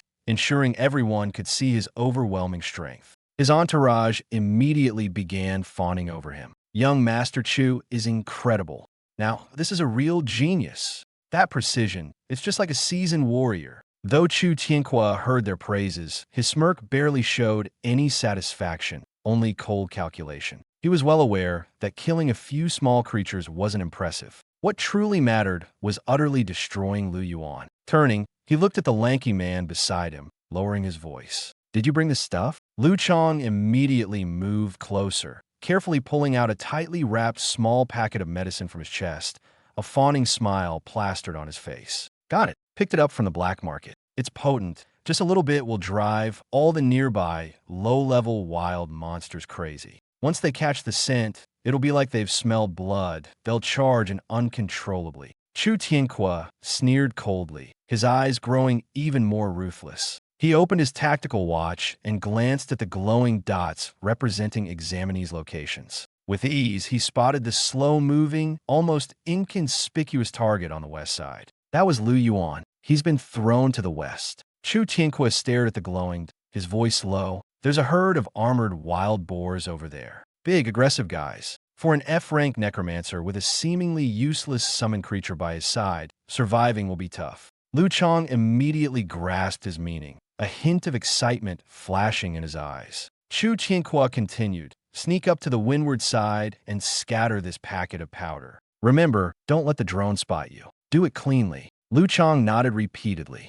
"Don't worry, young Master Chu. I've got experience with this. I'll make sure he dies without knowing how it happened." The corners of Chu Tianqua's lips curved into a cold smile. He could already picture what was about to unfold. Once Lu Yuan was surrounded by the wild boar herd, he might not even have time to press the distress button. Even if he managed a lucky escape, he'd still be humiliated in front of the entire school. At that point, forget about getting into the Kyoto Academy. He wouldn't even be able to hold his head high anymore. And that was precisely the outcome he desired. What he didn't realize, however, was that the Lu Yuan who had truly entered the secret realm was far from the worthless individual he imagined. Deep in the western forest, Lu Yuan slowly raised his head, listening to the gradually encroaching movements around him, his gaze growing colder by the second. This side of the rocky forest was completely different from the thunderous battlefield on the eastern end. It was unnervingly quiet, so quiet it would make anyone's skin crawl. Hands in his pockets, Lu Yuan strolled leisurely down the leaf-covered path, his expression as composed as if he were taking a walk in his own backyard. Yet in truth, his mental energy had already spread out like an invisible net, enveloping every inch of the 2-kilometer radius. Even the flight paths of the tiny drones overhead and the blind spots in their cameras could not escape his perception. 30 meters to the front left, monitoring spotted. Turn right. His tone was casual, and his footsteps shifted, avoiding every camera with precision. Lu Yuan wasn't unwilling to make a move. He simply couldn't reveal himself just yet. His physical strength was far too extraordinary. If any of it were broadcasted live to the entire network, the Jiang City military would start paying attention. That would only bring more trouble down the line.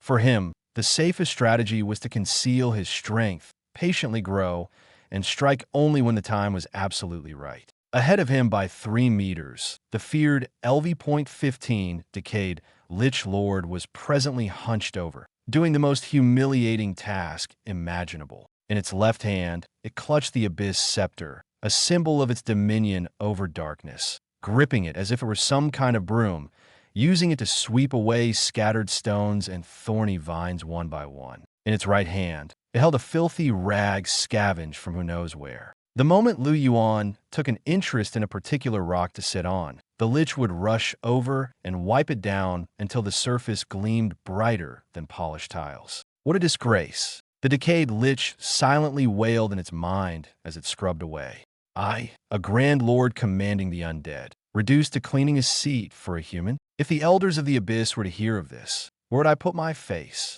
But just as this thought crossed its mind, an image of a yellowish-brown little skeleton wielding a whip flashed through its head. Its whole body stiffened, and it began scrubbing more fervently. Enough, 001. Stop wiping. It's practically reflective now.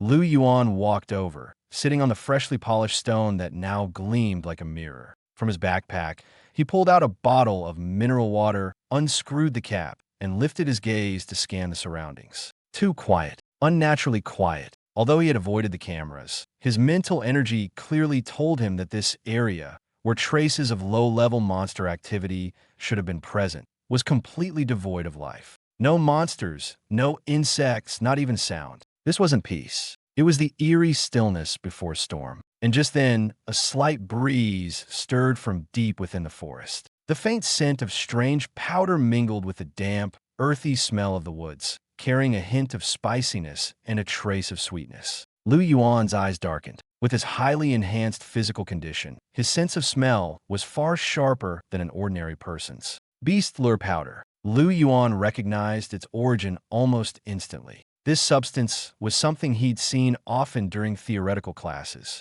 Originally a prohibited trap-setting reagent used by high-level hunters, it had no business appearing in a student examination field. Someone was deliberately targeting him. There was no need to guess. It was almost certainly Chu Tianqua's group. At the exact same moment, boom, boom, boom. Deep within the bushes 100 meters away, a series of heavy, muffled tremors suddenly resounded. It was like countless heavy hammers striking the earth simultaneously. The loose gravel on the ground began to tremble lightly, and dried leaves cascaded down from the tree canopies. Meanwhile, 50 meters away on a crooked tree, Lu Chang hung upside down between the branches, using the recording function on his tactical watch, staring intently in Lu Yuan's direction with barely contained excitement on his face. Hee, the show is about to begin. He licked his lips, malice gleaming in his eyes. 30-odd rampaging, ironclad boars. Even a Tier 3 tanker would have to steer clear of them. Lu Yuan,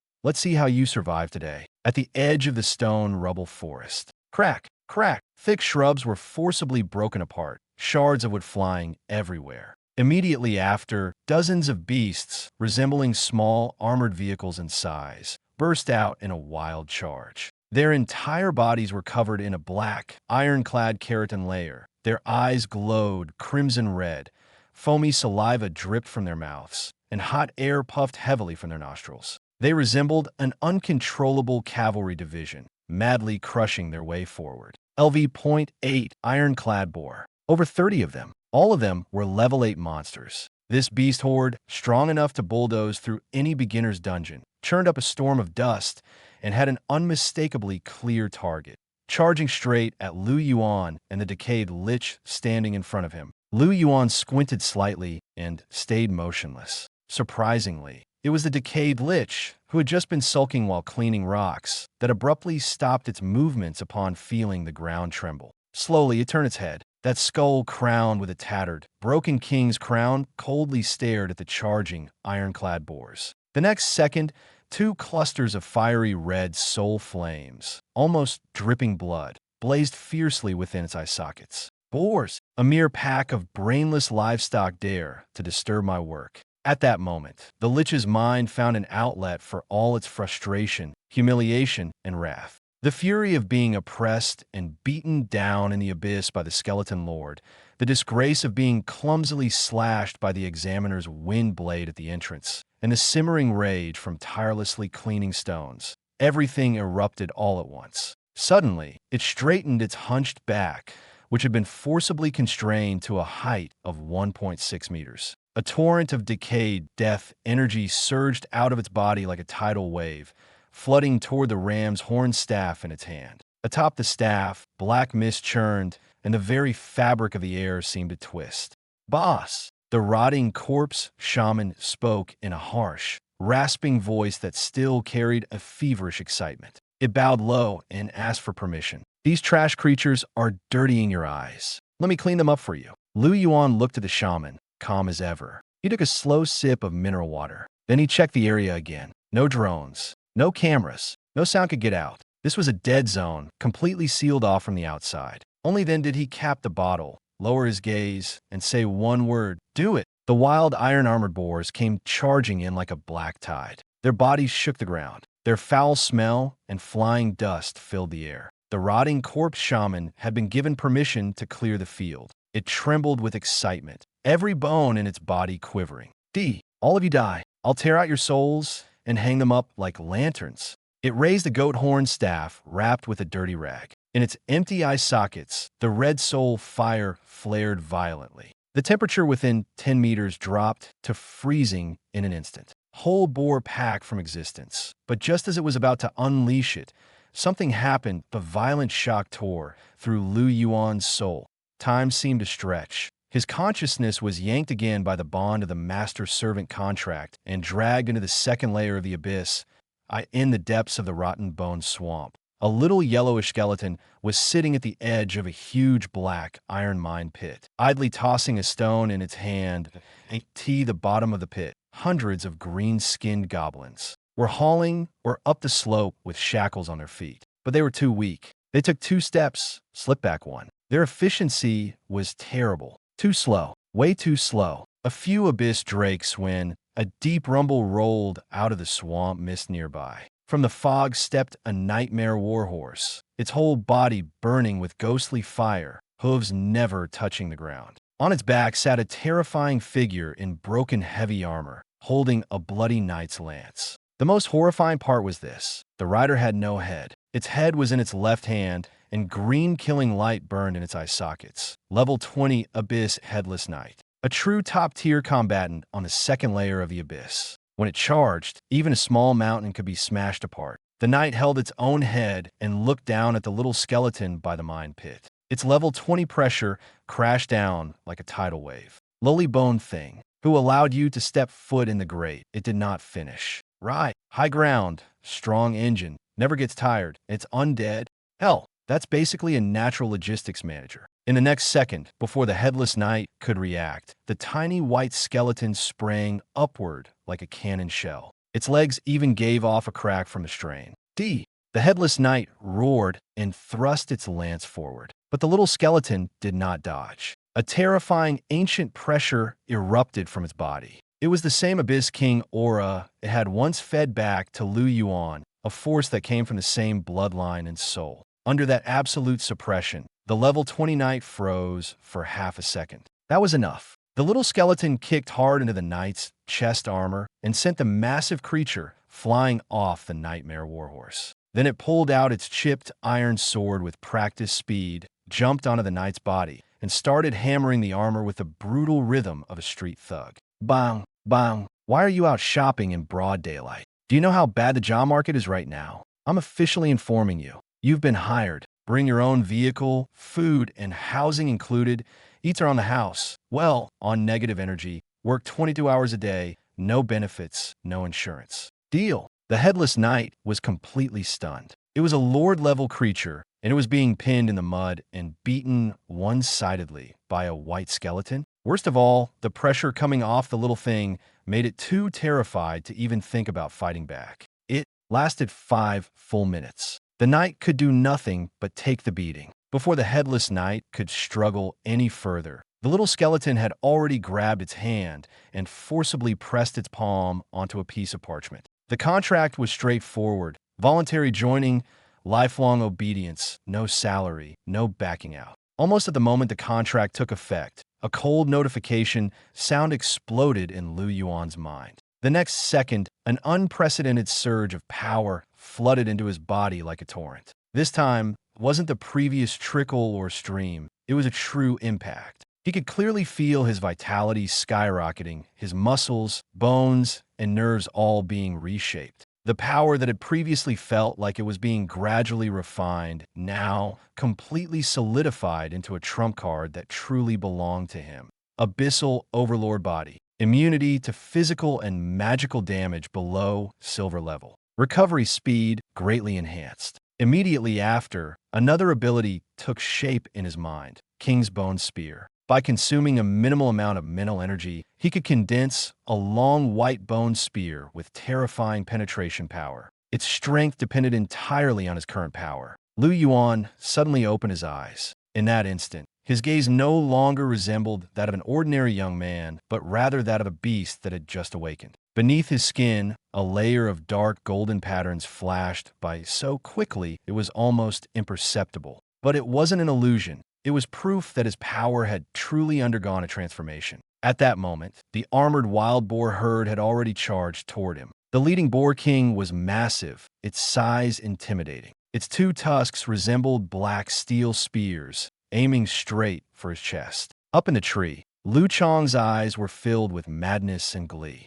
He had waited for this moment for far too long. In his view, Lu Yuan was doomed. A young man with no background and no support. How could he possibly compete with him? But in the next second, events took an unexpected turn. The decayed corpse lich was just about to raise its staff and unleash a large-scale killing spell when Lu Yuan suddenly raised his hand and lightly pressed it against the staff. Just once, very lightly. Yet with that single touch, the lich's entire body froze. The soul fire in its eyes trembled violently, as if it had encountered a natural predator. The destructive magic that had almost taken shape was forcibly suppressed. It didn't dare move. It didn't even dare look up at Lu Yuan, because at this moment, Lu Yuan still appeared outwardly as the slender young man in ordinary clothes. But in the lich's perception, he was like a volcano ready to erupt at any moment, suffocatingly oppressive. Stand down. Lu Yuan's voice was soft, yet carried an undeniable command. The lich immediately retreated, not daring to interfere further. Lu Yuan looked at the wild boar herd charging toward him, and a slow smile spread across his lips. He had just gained his power and needed a place to vent. Since these wild boars had delivered themselves to him, he might as well test just how strong his body had become. He didn't retreat, nor did he adopt any defensive stance. Facing a charge powerful enough to turn a heavy truck into scrap metal, he simply raised his right foot and lightly tapped a small stone on the ground, as if kicking away a pebble. The stone was no larger than a fingernail. Everyone thought it was a meaningless action, but the moment his shoe touched the stone, the ground trembled violently. No burst of vitality, no magical glow, no flashy techniques, just the purest, most direct force. The next second, a deafening explosion reverberated through the air. That inconspicuous little stone was launched by his kick, flying at an absurd speed. The air was forcibly torn apart,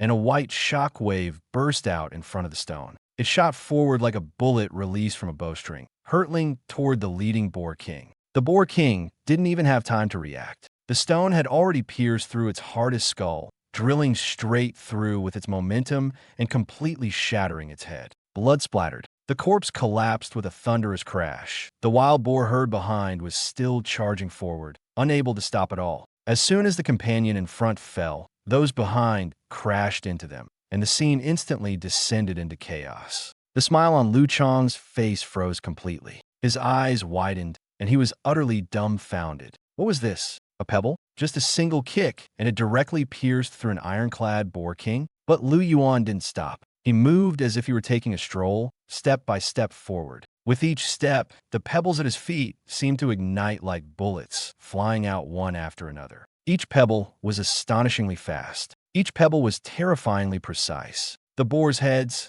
eyes, throats, and spines all became his targets. One ironclad boar after another fell, unable even to let out a scream before being pierced through. Lu Chang's face turned pale, and his hands and feet went cold. Only then did he realize that he wasn't scheming against prey. What he had provoked was a completely unreasonable monster, and Lu Yuan remained expressionless. He wasn't excited by the slaughter, nor was he proud of the victory, because in his eyes, this wasn't a life-and-death battle at all. It was merely clearing a few obstacles in his path. A blinding dark red trail, like a line of death tearing through the air, instantly pierced through the ironclad boar king at the forefront. The hard skull, which even low-level magic struggled to crack, exploded on the spot, blood mist scattering everywhere, leaving no chance for resistance. But it wasn't over yet. The dark red beam didn't stop. Instead, it continued forward like a red-hot steel needle, piercing through. The second, the third, the fourth. A series of dull, piercing sounds echoed, like someone shattering a row of bones in the dark, sending chills down one's spine. From his perch in the tree, Lu Chang looked down, and the scene before him completely shattered his understanding. The beast horde, which had just been charging like a black torrent, suddenly came to a halt. More than 30 ironclad boars, each weighing over 1,000 pounds, slid to a stop less than 2 meters from Lu Yuan, their sharp hooves carving deep grooves into the ground, creating small mounds of earth before finally coming to a halt. The next second, the wind swept through the rocky forest. The ironclad boar king at the front had a small, clean blood hole in its forehead, piercing straight through, eerily pristine. Its massive body swayed and then collapsed to the ground. Immediately after, the boars behind it seemed to be pressed down by an invisible hand, one after another falling into pools of blood. Every single boar died in the exact same way. Either their heads were pierced through or their hearts were punctured. Without exception, the seemingly insignificant pebble, after piercing through the last boar, could no longer withstand the terrifying force and shattered into powder in the air, scattering with the wind. The entire beast horde was annihilated. The silence was as if nothing had ever happened. Behind Lu Yuan, the corpse lich lord still held its ram-horn staff aloft, unable to lower it for a long time. The red flames in its eye sockets flickered wildly, as if its mind had completely frozen. A pebble. It finally managed to squeeze out the words, its voice full of shock. This was a level 15 Abyssal Lord. Yet at this moment, it felt a chill run through its entire body. It had just been eager to help its master clear the field, only to realize now that it was completely unnecessary. It looked down at the neatly fallen boar corpses on the ground, then at the thin human figure ahead, and for the first time, a strong sense of reverence arose in its heart. Compared to this man, who cleared the battlefield with just a pebble, the yellowish-brown skeleton in the abyss that had whipped it into mining seemed almost gentle. The truly terrifying thing wasn't a monster that roared loudly. It was someone who appeared calm, but struck like divine retribution. Thud! Without a moment's hesitation, the decayed corpse lich knelt down directly to it, put away its staff, took out a tattered rag, and crouched on the ground, carefully wiping the stone near Lu Yuan's feet with an almost reverent seriousness. Its action seemed less like cleaning a stone and more like polishing a sacred relic left behind by some deity. Lu Yuan, however, paid it no attention. He merely glanced down at his sneakers, frowning slightly. The tip of his shoe had split open, revealing the whitened sock inside. TK, after purifying the power, my control over the force is still unstable, he muttered to himself, his tone carrying no pride, only a hint of dissatisfaction. Looks like I'll need to get a few pairs of sturdier work boots in the future. At that moment, on the crooked tree, Lu Chong's face had turned as pale as a sheet. Drip, drip. Warm liquid trickled down his pant leg, falling onto the leaves below. The sound was faint, yet struck his heart like a heavy hammer. His once prized A-grade stealth talent had been utterly shattered by fear. The tactical watch on his wrist slipped from his stiff fingers, falling with a soft thud into the grass beneath the tree. Lu Chong's mind was blank. What had he just witnessed? An F-grade necromancer, without even raising his staff, had merely kicked a stone and instantly wiped out 30 rampaging LV.8 armored boars. This wasn't magic. This wasn't something a normal person could achieve. It was a pure, terrifying display of overwhelming power. Even the commander of Jiang City's defense army probably couldn't pull off such a feat. A monster. He's a monster. Lu Chong's teeth chattered, his sanity long gone. He no longer cared about the mission, the ambush, or the points. He even forgot to retrieve his tactical watch, scrambling down the tree like a dog with a broken spine, desperately fleeing toward the eastern side of the secret realm. All he wanted now was to survive. Meanwhile, on the eastern side of the secret realm, in a clearing that had just been cleaned up, Chu Tianqua was sitting atop the corpse of a LV.6 two-headed wolf, leisurely sipping a high-grade stamina recovery potion. He glanced down at the points bracelet on his wrist, a smug smile spreading across his face. Chu Xiao is amazing. His points are already securely in first place across the entire school. Exactly, with Chu Xiao's strength, getting an S-grade evaluation is a piece of cake. Lu Chong should be wrapping things up soon, right? Once he takes care of Lu Yuan, this round will be in the bag for us. The lackeys around him immediately crowded in, showering him with flattery, their tones full of sycophantic admiration. Chu Tianqua sneered, about to speak, when suddenly a chaotic sound of footsteps came from the forest ahead. Zhu Xiao, help! It's a nightmare! Lu Chong, covered in mud and with a large wet patch on his pants, practically rolled out of the forest. He collapsed at Chu Tianqua's feet, his face ashen, lips trembling, his entire demeanor resembling someone who had just crawled out of hell. Chu Tianqua frowned, his smile freezing instantly. The air fell silent for 3 seconds. Smack! A resounding slap sent Lu Chong rolling twice on the ground, blood seeping from the corner of his mouth. Chu Tianqua withdrew his hand, looking down at him with undisguised anger and disdain in his eyes. Lu Chong, have you lost your mind? Spouting nonsense now. He sneered, his blood energy surging, suffocating the lackeys around him into silence. Kicking a stone to kill 30 armored boars? Do you think this is a movie? Chu Tianqua pointed at his own nose, his voice growing louder. I'm an A-grade berserker, and my dad is a third-tier war general. Even my dad wouldn't dare claim he could achieve such a feat by casually kicking a stone. And him? An F-grade necromancer with mental strength, not even reaching 20? How could he possibly do that? Lu Chong clutched his face, trembling all over, his lips pale. But I really saw it with my own eyes. Saw it with your own eyes, my ass. Chu Tianqua interrupted him harshly, his eyes filled with impatience. But in the next second, it was as if he suddenly figured something out. The anger on his face slowly turned into a cold sneer.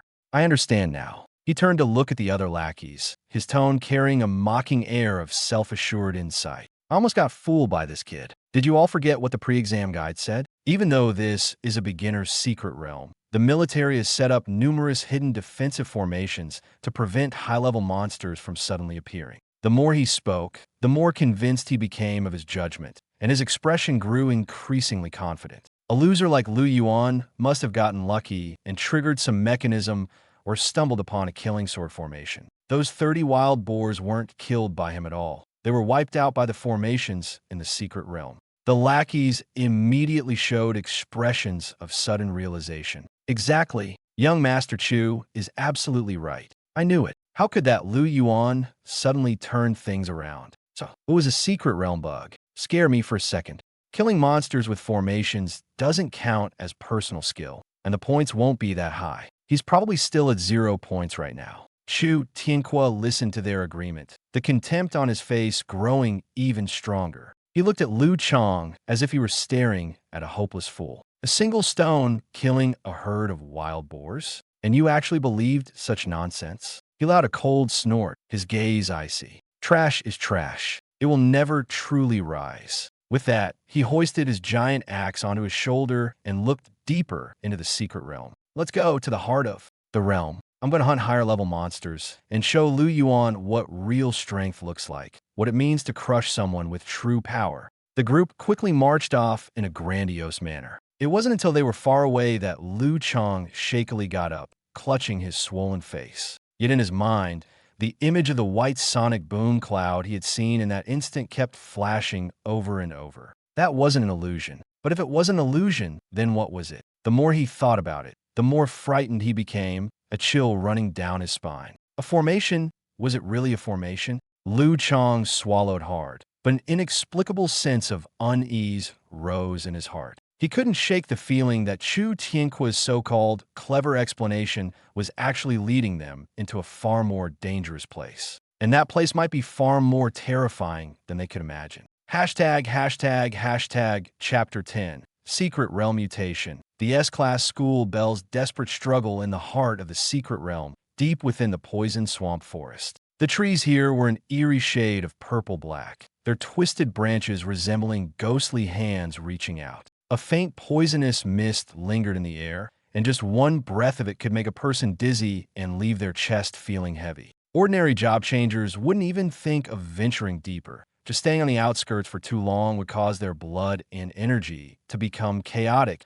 leaving them on the verge of collapse. But at this moment, the poison swamp forest was chillingly cold. A thick layer of ghostly blue frost had even formed on the ground. Crack, accompanied by the teeth-gritting sound of freezing, an OV.10 berserk demon ape, the size of an adult water buffalo, was forcibly frozen in place. It remained in a pose with its arms raised high, ready to smash down, but in the next second, it had already turned into a lifelike ice sculpture. 10 meters away, Su Qinghan stood silently. Her face was slightly pale, even carrying a hint of sickly frailty, yet her beauty remained stunning, as if carved from ice and snow, exuding a coldness that made people afraid to approach. She gently waved the epic grade staff in her hand, the cold aura swirling slowly at its tip. Shatter. Her voice was soft, yet carried an undeniable authority. Boom!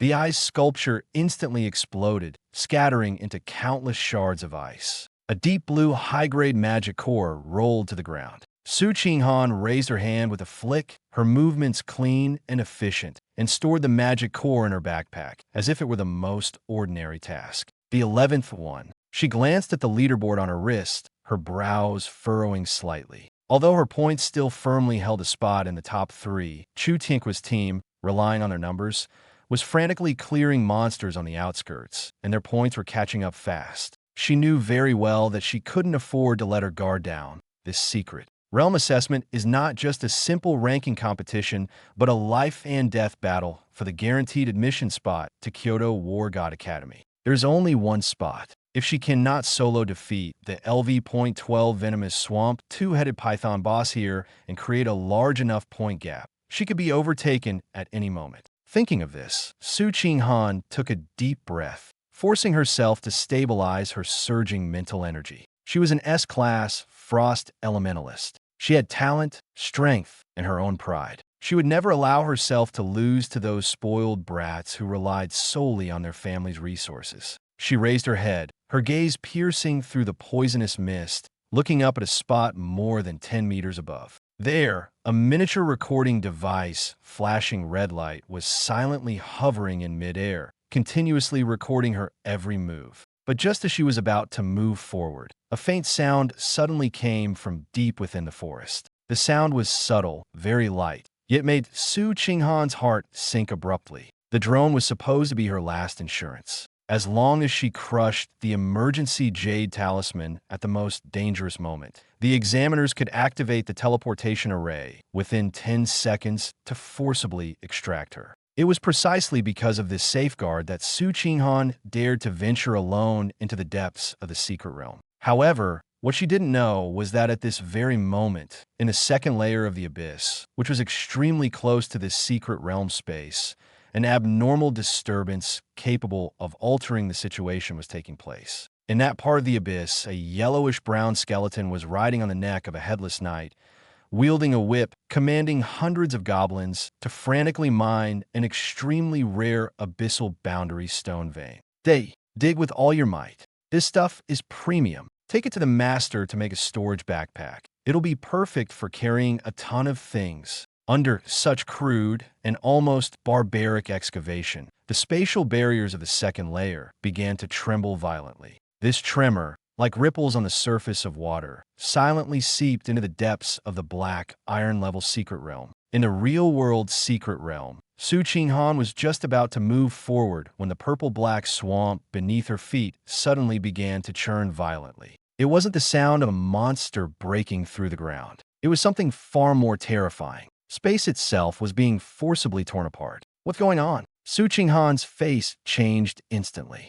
In her mental perception, the space ahead seemed to be ripped open by an invisible giant hand, creating a black fissure. Immediately afterward, an ancient, cruel pressure filled with a dense void aura descended like an invisible mountain, pressing down heavily. In midair, the military drone that had been operating steadily didn't even have time to issue a warning before its internal components were destroyed on the spot by this terrifying magnetic field. It emitted a puff of black smoke and plunged straight into the swamp, completely scrapped. In the external monitoring room, the screen representing Su Qinghan instantly turned into glaring static. Damn it! Su Qinghan's heart sank sharply. The monitoring was cut off, and the people outside had no idea what was happening here. The next second, a massive Black Panther claw, entirely condensed from shadow elements, slowly extended from the spatial fissure. Its claw tips were entwined with fine void cracks. When the creature fully stepped into the secret realm, all the low-level monsters within a 10-kilometer radius let out a collective wail, as if their throats had been seized, and then collapsed to the ground, trembling. A commander-level Rift Shadow Panther. Level 18. Su Qinghan's breath nearly stopped. Impossible. How could a black iron-level novice secret realm, with a maximum tolerance limit of level 15, experience spatial overlap? Why would an 18th-level commander-level boss descend? Such a monster. Forget about her, a high school senior. Even a third-turn examiner would be crushed without the support of a military formation. The Shadow Panther's eerie green vertical pupils had already locked onto her. For abyssal creatures, an S-class elemental job holder was the perfect prey. Devouring her would result in a significant power boost. Run! This was the only thought in Su Qinghan's mind. Ice mirror, extreme frost wall, absolute zero. At the brink of life and death, she unleashed combat instincts far beyond her peers. Her staff moved so swiftly it left afterimages. In just 1 second, she drained all her mental energy, erecting 3 layers of extreme frost barriers in front of her. Each one was strong enough to withstand a full-force attack from a berserker of the same level. After completing this, she turned and fled. But reality quickly delivered its cruelest answer. In the face of absolute level suppression, even a genius's struggle was futile. A trace of almost human-like disdain flashed in the shadow leopard's eyes. It didn't chase her. Instead, it casually took a step forward as if on a leisurely stroll. In the next instant, its body merged into the air and vanished completely. Void Shadow Leap. Su Qinghan had barely taken 2 steps when the sky above her suddenly darkened. The terrifying giant leopard, over 4 meters long, appeared directly in front of her as if it had teleported. As for the 3 frost barriers she had pinned her hopes on, they shattered like glass under the shadow leopard's claws, imbued with the power of void rending. With a crisp sound, all 3 barriers exploded into fragments simultaneously. Ugh! The excruciating pain from the magical backlash caused Su Qinghan to spit out a mouthful of blood. Her body flew backward like a kite with a broken string, crashing heavily against a withered tree. She struggled to lift her head. The shadow leopard was already closing in. Its gaping maw exuded a nauseating stench, and its sharp, white fangs still held fragments of some unknown creature's bones. It's over. Su Qinghan felt a chill in her heart. She was unwilling. She had an S-grade talent, a boundless future, and was meant to shine on a grander stage. Yet now, she was about to die in this supposedly safe examination secret realm. 1 second, 2 seconds. The anticipated agony never came. Instead, she heard a strange chewing sound near her ears. Munch, munch. Su Qinghan froze, almost thinking she was hallucinating. She forced her eyes open with difficulty, only to see not the scene of her being torn apart, but something entirely beyond comprehension. The void shadow leopard, which had just been ferocious enough to devour her, was now being subdued by an even more absurd existence, pinned to the ground and being handled like a piece of roasted meat. A lazy, unfamiliar voice rang out. "I say, 001, your roasting technique still needs work. The timing is right, but the cumin and chili powder are sprinkled so unevenly that it completely masks the natural flavor of the wild boar meat." A young voice, tinged with laziness and a hint of disdain, suddenly broke the deathly silence of the poisoned swamp forest. Su Qinghan's eyes widened in shock. Less than 10 meters away, a pair of pale hands parted the bushes. Lu Yuan emerged from within. He was dressed in cheap, faded casual clothes, with a hole in the tip of one shoe. Yet in his hand, he held a glistening, roasted wild boar leg as thick as a baseball bat. He walked forward leisurely, taking bites as he went. Behind him, the mutated housekeeper skeleton that had faked an injury to the examiner during the entrance test and was mocked by everyone, was hunched over, holding a massive banana leaf and diligently fanning him. The man and the skeleton strolled unceremoniously into this death zone, home to a level 18 commander-class monster. Su Qinghan was completely frozen. Was he insane? How could an F-grade necromancer possibly walk here unscathed? Didn't he see the commander-class monster ahead? At that moment, the shadow leopard, interrupted from its meal, slowly turned its head. Its eerie green vertical pupils locked onto Lu Yuan. In its eyes, this young man had almost no significant magical energy fluctuations. It was as if a piece of meat had delivered itself to its doorstep. Roar! The shadow leopard was utterly enraged. It even abandoned Su Qinghan, its forelimbs tensing as its massive body transformed into a black lightning bolt. With a piercing sound, it opened its gaping maw and lunged straight at Lu Yuan. "Watch out!" Su Qinghan screamed at the top of her lungs, tears streaming down her face. She had already foreseen that in the next second, that lean figure would be torn to shreds. Yet standing at the center of the storm, Lu Yuan's expression remained unchanged. He didn't even pause from eating the meat in his mouth. His mental energy had already spread out, immediately confirming the drone that had crashed into the swamp overhead. The surveillance was broken. No one could capture this. For him, this was incredibly good news. Without the concern of a live broadcast across the internet, he no longer had to restrain himself like before, even having to act like a normal person when making a move. However, there was still an S-class school beauty with wide eyes watching him nearby. If he were to punch this Black Panther into pieces directly, explaining it afterward would indeed be troublesome. "I need to give it a dignified death," Lu Yuan thought quickly, though outwardly he continued to calmly swallow the last bite of roasted meat. As the claw wrapped in the power of Rift was about to strike his head, suddenly, Lu Yuan's foot slipped. "Oops!" He let out a short, emotionless exclamation, his left foot seemingly accidentally stepping on a slippery purple-black vine. His entire body lost balance and stumbled forward awkwardly.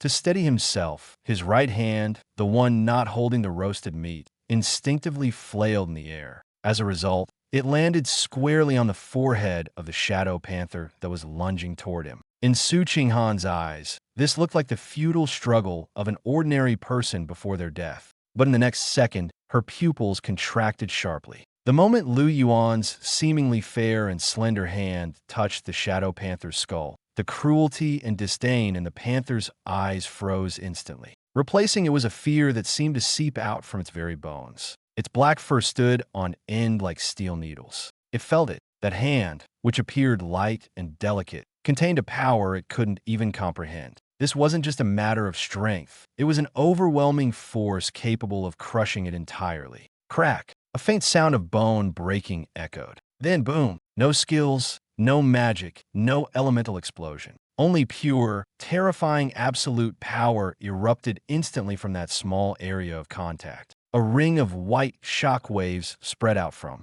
Lu Yuan's palm, forcibly clearing the poisonous miasma within a dozen meters around him, as if an invisible giant hand had torn it apart in an instant. Splatter. It was like smashing a ripe watermelon with a hammer. The LV.18 leader-level Shadow Panther, whose head could tear through steel, had its skull shattered directly under Lu Yuan's palm. That head, which even high-level magic couldn't leave a mark on, exploded into a mist of blood with what seemed like a casual press from Lu Yuan. It didn't even have time to let out a scream. Its massive body, now headless, was propelled backward by the terrifying counterforce at 10 times the speed it had lunged forward. With a loud crash, it flew back, breaking 7 or 8 massive purple-black trees as thick as 3 people's arms, before slamming into the rock wall of a small hill, leaving a huge crater and falling completely silent. Blood and splinters of wood rained down together. The entire poisonous swamp forest fell into an eerie silence, as if even the wind had stopped.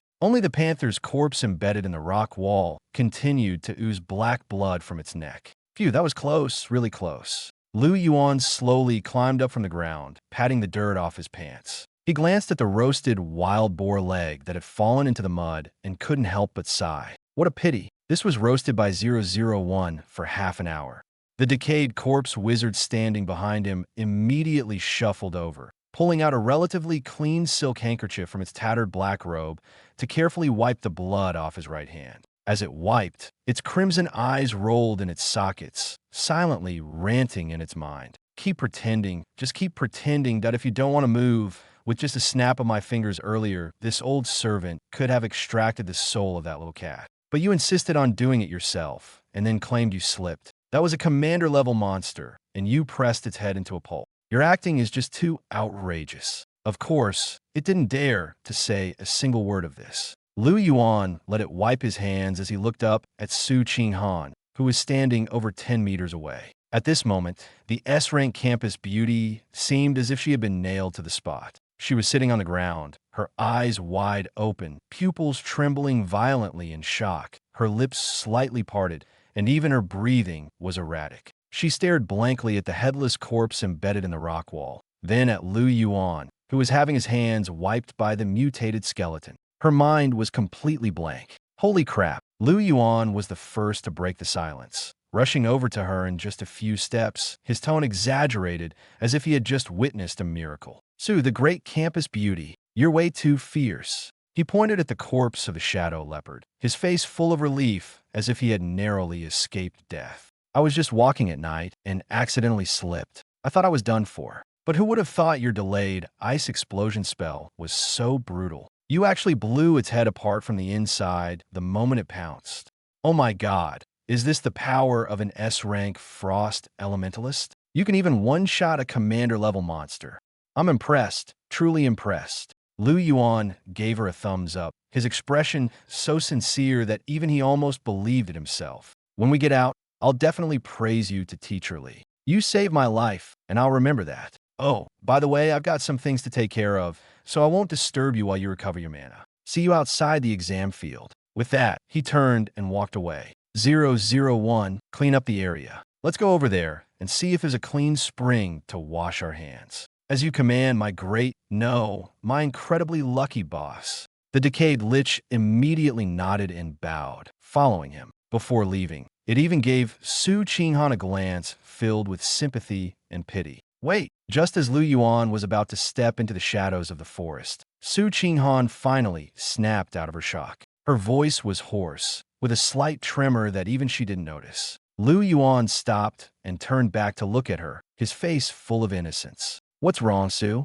Are you out of mana and can't stand up? Do you need me to press the emergency button for you?" Su Qinghan didn't answer. She propped herself up against a withered tree and struggled to stand. She was so shocked that she even forgot to wipe the blood from the corner of her mouth. She stared at Lu Yuan, her chest heaving violently. "Lu Yuan," she took a deep breath and spoke each word deliberately. "The spells I just used were Extreme Frost Wall and Absolute Zero. One is for defense, and the other is for area slowing. I've never learned any delayed ice explosion spell." The air fell silent again. Su Qinghan raised her hand and pointed to the large crater on the rock wall dozens of meters away. Her voice grew increasingly urgent, even trembling slightly. "Moreover, wounds caused by ice magic always leave frost marks around the edges. But around the shadow leopard's wound, there's nothing. No traces of magical elements, no signs of blood scorching. She bit her pale lips tightly, her eyes slightly red, staring at this boy who had always been unremarkable in class, even considered a waste by many. At this moment, images from the early morning news last night flashed uncontrollably in her mind. The hooded figure who had shattered a mantis in the old city with a single punch. And the bizarre scene this morning when Chu Tianque suddenly knelt in the classroom. These clues were piecing themselves together bit by bit. At this moment, Su Qinghan finally connected all the dots. She looked at Lu Yuan, and only one terrifying conclusion remained in her mind. This wasn't luck, nor was it a coincidence. Lu Yuan was not the F-rank necromancer that everyone thought was a waste. His physical strength was absurdly powerful, so powerful that he could crush an LV.18 commander-level monster with his bare hands. She took a step forward, her voice tense. Lu Yuan, who exactly are you? A person whose initial summoned creature ran away.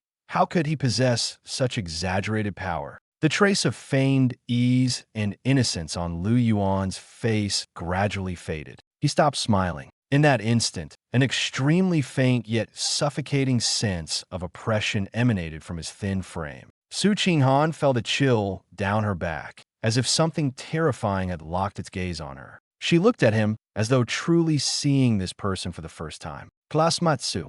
Lu Yuan's voice was calm, so calm it was unsettling. Sometimes being too smart isn't a good thing. Su Qinghan's face turned pale, her breathing chaotic. The next second, she finally understood what it meant to recognize the situation. She didn't want to die, nor did she want to get herself entangled in deeper trouble. She lowered her head, instinctively changing her. Done. I didn't see anything. Her legs gave way, and she collapsed directly into the cold swamp, trembling all over. LV.18 commander-level shadow leopard. It killed itself by crashing. It has nothing to do with you. The faint golden hue in Lu Yuan's eyes quickly receded, and the oppressive feeling vanished as if nothing had happened. He returned to his usual lazy demeanor, even reaching out to pull her up. See, wouldn't it have been easier to say that earlier? That leopard was indeed unlucky, running too fast and failing to stop in time. Let's stick to the same story. It'll save us trouble if the examiners ask. Su Qinghan nodded mechanically, not daring to meet his eyes. At that moment, blinding red beams suddenly lit up in the sky above the secret realm. Assessment time is over. All surviving candidates, prepare for forced teleportation. The chief examiner's voice echoed clearly in everyone's ears through the spatial array. Let's go, candidate 001. Time to clock out. Lu Yuan yawned, casually tossing the gnawed bone into the swamp. The red light descended, swallowing him and the decayed corpse lich clutching a dirty, tattered sack. On the outskirts of Jiangsheng, at the Secret Realm Plaza, light flashed repeatedly as hundreds of bloodied, battered high school seniors were teleported out. Many collapsed to their knees upon landing, vomiting uncontrollably. The medical team rushed forward to provide aid. But in front of the scoring platform at the center of the plaza, the scene was entirely different. Chu Tianque, clad in a scratched flame breath battle armor, proudly tossed his tactical backpack onto the tray. As the bag opened, over 50 low-level magic cores rolled out. Gasps of astonishment erupted from the crowd. So many, and 3 of them are LV.6 two-headed wolf magic cores. This score is insane. The scoring device quickly calculated, finally stopping at a dazzling number. Below the platform, homeroom teacher Oldly was so excited he slapped his thigh repeatedly. Good. Well done, kid. With this score, you're guaranteed admission to a provincial first-tier combat academy, maybe even a shot at the preliminary round of a top-tier academy. Chu Tianque basked in the surrounding praise, his grin almost reaching the heavens. He raised his chin smugly, scanning the crowd until his gaze landed on Lu Yuan, who had just been teleported out. Compared to the other students, who were covered in mud and injuries, Lu Yuan looked excessively clean. His cheap casual clothes didn't have a single wrinkle, and his complexion even had a healthy flush, as if he'd gone for a leisurely stroll rather than a brutal fight in the secret realm. Even more absurd was the fact that behind him trailed a hunched, housekeeping skeleton, carrying a filthy, tattered sack on its shoulder, walking steadily. Chu Tianque sneered, deliberately raising his voice with obvious mockery. Well, Isn't this the guy who filled out his application for Kyoto Academy and yet still managed to come back alive? As soon as Chu Tianque saw Lu Yuan return, he immediately stepped forward, intentionally speaking loudly enough for everyone to hear. What's the matter? After entering the novice zone, you've been hiding and don't dare to come out? You look pretty good, not even a scratch. Did you even take a nap while you were at it? The people around were stunned for a moment, then burst into laughter. Ha ha! Bringing along a skeleton that can sweep floors and you're not hiding? Are you planning to get yourself killed? What's in that tattered sack? Don't tell me you picked up some useless junk in the secret realm. At the back of the crowd, Lu Chong was shrinking into a corner, his face pale, even his breathing cautious. He had just witnessed the terrifying power of that strike with his own eyes. Now, seeing Chu Tianque still daring to charge forward, Lu Chong felt his scalp tingle. This wasn't provocation. This was outright seeking death. Lu Yuan didn't even glance at Chu Tianque. He walked directly to the three-turn knight examiner, his demeanor calm and polite. Sir, do my points qualify me to pass the preliminary review for Kyoto War God Academy? The examiner looked at him. This young man was clean, without a trace of blood or disarray. Not at all like someone who had fought their way out of Secret Realm. The examiner frowned. Instinctively, he felt that someone who relied on hiding, enduring, and exploiting loopholes in the rules wasn't worth much regard. Lu Yuan, you can't earn points by hiding, the examiner said coldly. Without points, the highest evaluation you can get is E or even lower. The threshold for Kyoto Academy is S level. You're far from it. He raised his hand and pointed to the scoring device. Put your harvest on it. Once the process is complete, you can leave the school. Chu Tianque laughed even more arrogantly on the side. Lu Yuan, stop dawdling. Hurry up and dump out your junk for everyone to see. If you can score more than 10 points, I'll eat this scoring platform right here and now. Lu Yuan sighed softly. He suddenly felt that some people were just like this. They clearly knew nothing, yet insisted on sticking their faces out. These days, no one believes the truth, he said, then turned his head and snapped his fingers at the corpse lich behind him. Number 001, dump it out. Be gentle, don't break their machine. Yes, boss. The decayed corpse lich nodded quickly, its movements carrying an inexplicable servility. It slowly walked to the scoring platform, untied the tattered sack haphazardly bound with vines, and in the next second dumped everything inside out like trash. Clatter. At first, many people were still laughing. They thought the sack would contain, at most, a few low-grade materials or some useless monster drops. But soon the laughter stopped. 1 second, 2 seconds, 3 seconds. The entire square seemed to have been suddenly choked, falling into an eerie silence. Only the crisp sound of magic cores colliding echoed, one after another. On the tray of the scoring platform, a small mountain had formed. This wasn't an ordinary harvest. It was an entire pile of magic cores radiating intense magical energy. Among the 30 or so black magic cores, faint dark red streaks could be seen. These were the magic cores of the LV.8 ironclad boar herd. And that wasn't all. At the very top of this pile of low-level magic cores, a larger core slowly rolled down. This core was the size of a fist, deep purple, almost black, with fine void energy cracks entwined on its surface, as if some extremely dangerous power still lingered within. The moment it appeared, the air in the entire square seemed to freeze. A terrifying pressure instantly spread out. Several students in the front row, with weaker vitality, turned pale on the spot, retreating several steps before collapsing to the ground. The three-turn knight examiner's eyes widened. He abruptly drew the long sword at his waist, the tip trembling as it pointed at the magic core. His voice, shaken with shock, changed pitch. Commander level, this is the origin magic core of the LV.18 Rift Shadow Panther. How is this possible? How could such a monster appear in a black, iron-level secret realm? He paused as he spoke, seemingly hesitant to utter the second half of his sentence. Yet, he subconsciously asked anyway, and did you kill this? As soon as the words left his mouth, he immediately denied it himself. Impossible. An F rank. How could they possibly kill a leader-level monster? The only explanation was scavenging. But even scavenging, this kind of luck was absurd. Chu Tianque was completely frozen in place. His mouth hung open, the smile on his face long gone, replaced by stiffness and fear. Just moments ago, he had been boasting, saying that if Lu Yuan could score more than 10 points, he would eat the scoring platform. Now, looking at that mountain of magic cores, he only felt his throat tighten, as if he'd been punched hollow. Forget eating the scoring platform. He could barely stand up right now. Beep, beep, beep.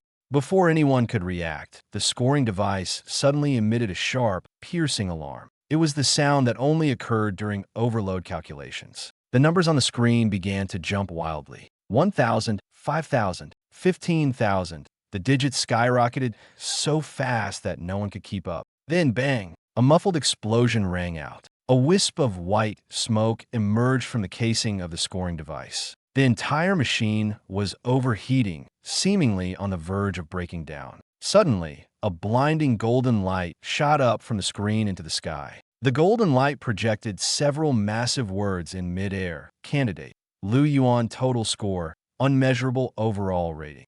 SSS level. Those 3 letters were like 3 heavy hammers, striking everyone's chest with force. The entire venue fell silent. No one spoke. No one dared to speak. Lu Yuan stood amidst the golden light, his expression still calm. He slowly turned around, looking at Chu Tianhua, whose face was pale and body trembling. Classmate Chu, you just said you'd eat the scoring platform. Were you planning to eat it plain, or should I help you find something to go with it? At the scoring platform. At the same time, in the capital of the Dragon Nation, at the War God Academy, 1,000 meters underground in the main control base, the piercing sound of the highest level red alert suddenly echoed throughout the facility. The Yuan mainframe, representing the nation's most advanced artificial intelligence, forcibly projected a red-marked holographic window in front of the admissions director. Warning, extreme anomaly detected.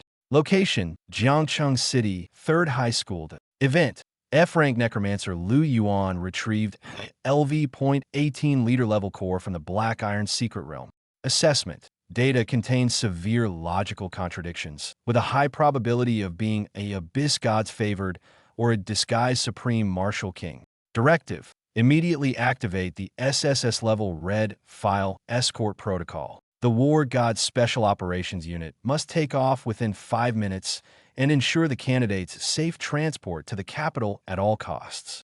The admissions director stared at the screen, at the thin young man in cheap casual clothes, smiling as he asked someone if they wanted Lao Ganma. With a crack, the titanium alloy pen in his hand snapped in two. This small place, Jiangcheng, actually produced a true dragon. Chapter 13. I really just picked it up. The school's ultimate misjudgment, the golden light above the plaza lingered for a full half-minute before gradually fading. Yet the teachers and students of Jiangcheng 3rd High School remained frozen in place, as if someone had pressed a pause button. Thousands of eyes were fixed on the scoring platform and the purple-black leader-level magic core atop it. That wasn't something an ordinary student could encounter. It was a trophy that only appeared in legends and on battlefields. Seal the area. Full military alert. All unrelated personnel retreat immediately.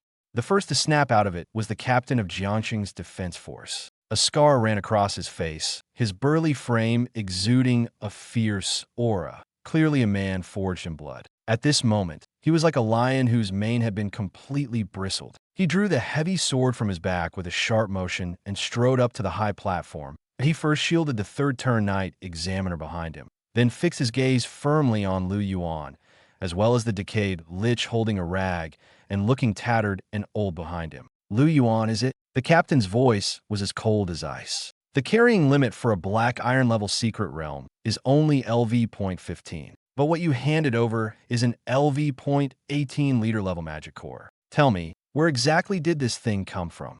He paused, his gaze growing even sharper. And you, an F-level necromancer, how could you possibly kill an LV.18 sky-splitting shadow panther? This wasn't nitpicking. It was the natural reaction of any reasonable person. A leader-level monster was beyond the imagination of ordinary students. They had speed, intelligence, and even spatial abilities. Even the captain himself would have to risk half his life to take down a leader-level monster of the same rank head-on. So how could an ordinary-looking high school senior, with no discernible energy fluctuations, accomplish such a feat? As his questioning continued, the teachers and students present finally snapped out of their daze. Yes, how? Could it be that this waste, who had always been looked down upon by everyone, had been hiding his strength all along? Could it be that he wasn't some trash-tier profession, but an unbelievably low-profile, peerless powerhouse? As soon as this thought emerged,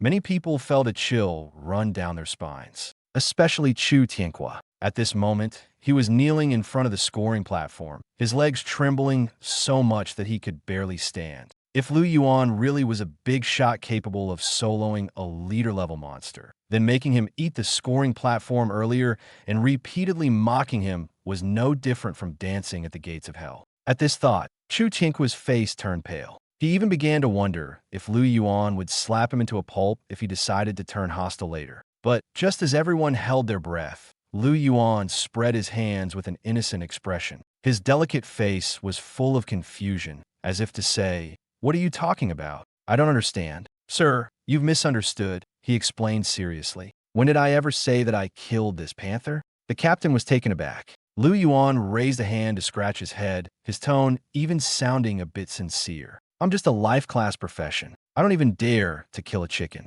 How could I possibly kill a leader-level monster?" The captain's frown deepened. "Then what about this magic core?" "I picked it up," Lu Yuan replied confidently, even looking a bit pleased with his good fortune. Picked it up." Thousands of people on the scene simultaneously gaped, wondering if they had misheard. "A leader-level magic core? And you just picked it up? Do you think this thing is a rock on the side of the road?" "Yeah, I just picked it up." Lu Yuan sighed and began to spin a tale with a straight face. "As soon as I entered the secret realm, I got lost. I wandered around and somehow ended up deep in a poisonous swamp forest. And then someone couldn't help but ask. Then I saw a big black panther fighting a monster that looked like a crocodile and was about the size of a small mountain," Lu Yuan said, gesturing as if he had really witnessed the battle. "They were fighting fiercely, tearing up the ground. The panther was fast, and the crocodile was strong. Neither would give in. In the end, the crocodile went for mutual destruction and bit the panther's head off." As he said this, he even patted his chest, as if still shaken by the memory. "I only dared to crawl over after they were both completely dead. Then I saw this bead lying in the muddy water, so I picked it up and put it in my sack." He spread his hands. Who knew this thing was so valuable? The scene fell into a deathly silence. Scarface Captain and the third-turn examiner exchanged glances, their expressions shifting. Two high-level monsters fighting to the death over territory. Such a thing wasn't entirely impossible on a real abyssal battlefield. Moreover, the wound on the Shadow Panther's head did match Lu Yuan's description. For a moment, even they began to waver. Could it really have been picked up? Just as everyone's minds began to tangle in confusion, the decayed lich behind Lu Yuan suddenly took a silent step forward. It raised its withered hand, lightly draped the rag over its shoulder, and its hollow eye sockets gazed at the crowd with a calm demeanor, as if to say, "Believe it or not, this is exactly how it happened." Just when everyone thought the truth had been revealed, the atmosphere in the square still didn't settle down. Chu Tianhua, as if grasping at his last straw of hope, was trembling with excitement.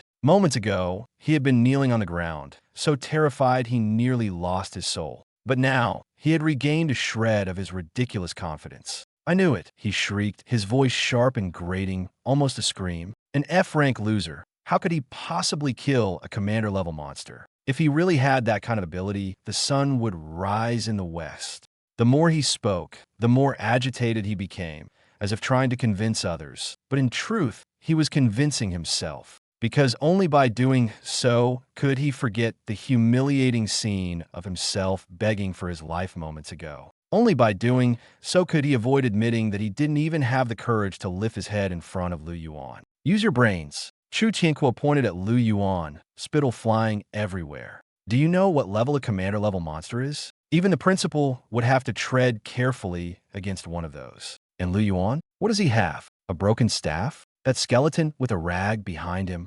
He deliberately raised his voice, afraid others wouldn't hear him, because he knew that as long as everyone started doubting Lu Yuan, he could salvage a bit of the dignity he had lost today. "There's only one truth," he declared loudly. "This guy isn't some hidden expert. He just got lucky and stumbled upon high-level monsters killing each other, then swooped in to pick up the scraps." As soon as he said this, the people around him immediately latched onto this explanation. The fear they had felt toward Lu Yuan quickly transformed into new emotions. Jealousy, resentment, anger. "So that's how it is," someone immediately echoed. "I knew it. There's no way an F rank could be that absurd. Damn, what a stroke of dumb luck. We're out there risking our lives, and he hides away, only to end up with the highest evaluation. This is so unfair." In an instant, voices of doubt, mockery, and complaints erupted. Crowds are always like this. When they think they're facing an incomprehensible powerhouse, they feel fear. But the moment they believe the other party might have just been lucky, they immediately breathe a sigh of relief, even becoming angry. Because admitting someone else's strength is hard. But admitting someone else's luck is even more likely to stir jealousy. Lu Yuan stood there, still wearing that simple, honest smile. He even nodded earnestly. "What you're saying isn't entirely unreasonable," he said calmly. "At the time, I did feel pretty lucky." This statement only made the surrounding ridicule grow louder. But Lu Yuan didn't care at all. The calmer he remained, the more the frenzied barking of these people sounded like uncontrollable noise. Behind him, the decayed Lich 001 silently raised its filthy, tattered rag to cover its skeletal face. Its bony fingers were trembling, not from fear, from rage. It desperately wanted to raise its hand and cast a large-scale curse to send this group of foolish humans straight to meet their maker. These brainless fools actually believed in nonsense like mutual destruction and picking up scraps. It had witnessed with its own eyes how its master had crushed the head of that commander-level monster with a single hand. That wasn't luck. That was domination. It was the absolute power to pin prey to the ground, leaving no room for struggle. But unfortunately, these people couldn't see it, or rather, they refused to see it. At the edge of the square, in the medical zone, Su Qinghan sat by the ambulance door, wrapped in a cold foil blanket, looking as though she hadn't yet woken from a nightmare. She listened to Chu Tianqua's self-righteous analysis in the distance, heard the ridicule of the entire school directed at Lu Yuan, and her fingertips turned pale. Others could choose not to believe, but she couldn't, because in the secret realm, she had seen it with her own eyes. When that commander-level Shadow Panther charged out, everyone was fleeing.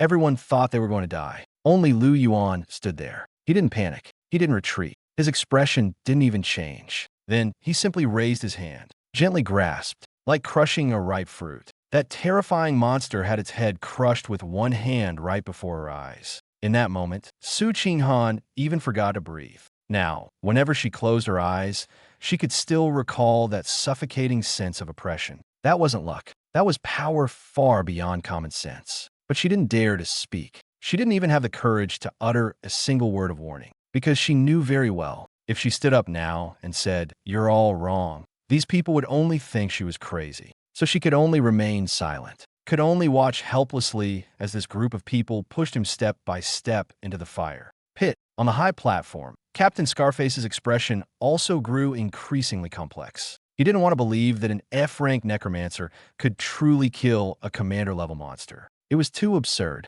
So absurd it didn't seem real. Thus, even though he still had doubts in his heart, he could only accept the explanation of picking up the scraps for now. Because aside from that, no other explanation could barely hold water. He took a deep breath, suppressing the turmoil in his heart, and said, "Regardless of the process, according to the rules, the spoils brought out from the secret realm can be counted toward the score." He looked at Lu Yuan, his gaze deep. "Luck or strength? SSS rank is SSS rank." Then, he turned to the entire crowd, his voice echoing across the square.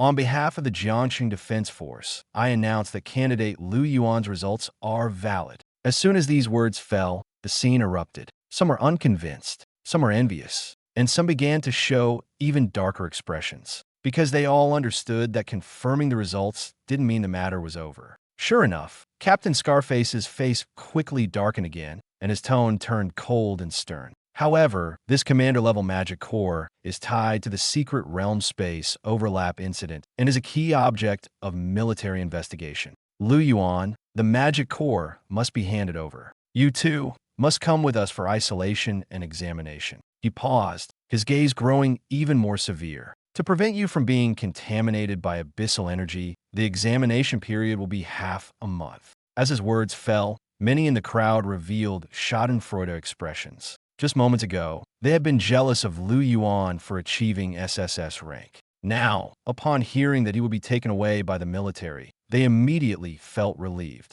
So what if he got first place? He'd still be locked up for examination, wouldn't he? After half a month, forget about top-tier academies. He might not even retain normal admission qualifications. By then, it would all be too late. Two fully armed military inspectors immediately stepped forward, one on each side, ready to take Lu Yuan away. Just as one of their hands was about to grab Lu Yuan's shoulder, a sudden, thunderous explosion erupted in the sky. The sound wasn't thunder, but rather something akin to a massive steel beast tearing through the air at incredible speed, producing a series of continuous, deafening booms. Everyone on the field felt their hearts tremble, their breathing becoming labored. The military communication channel was filled with piercing alarms. Warning, warning. Air defense radar has detected an unknown high-energy target approaching.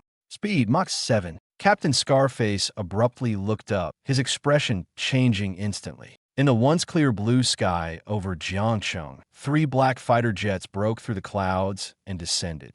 The fuselage lines were as sharp as a blade, entirely pitch black, with a fierce and flamboyant golden dragon totem at the front. They showed no intention of slowing down, hovering directly above the sports field of Jiangxing No. 3 High School. The airflow they brought sweeping across the entire area like a storm. The old trees at the edge of the field swayed wildly, and the students screamed as they fell in a chaotic mess. Upon seeing the insignia on those 3 fighter jets, Scarface Captain's legs went weak, nearly kneeling on the spot, and he almost dropped the heavy sword in his hand. Fighter jets from a special guard unit of Kyoto War God Academy, and equipped with the highest level configuration. The entire school, both teachers and students, were stunned by the scene, not daring to make sound. The cabin door of the middle fighter jet slowly opened. An elderly man with white hair, dressed in a black Zhongshan suit, stood at the edge of the cabin door, 7-star emblems on his chest gleaming brightly.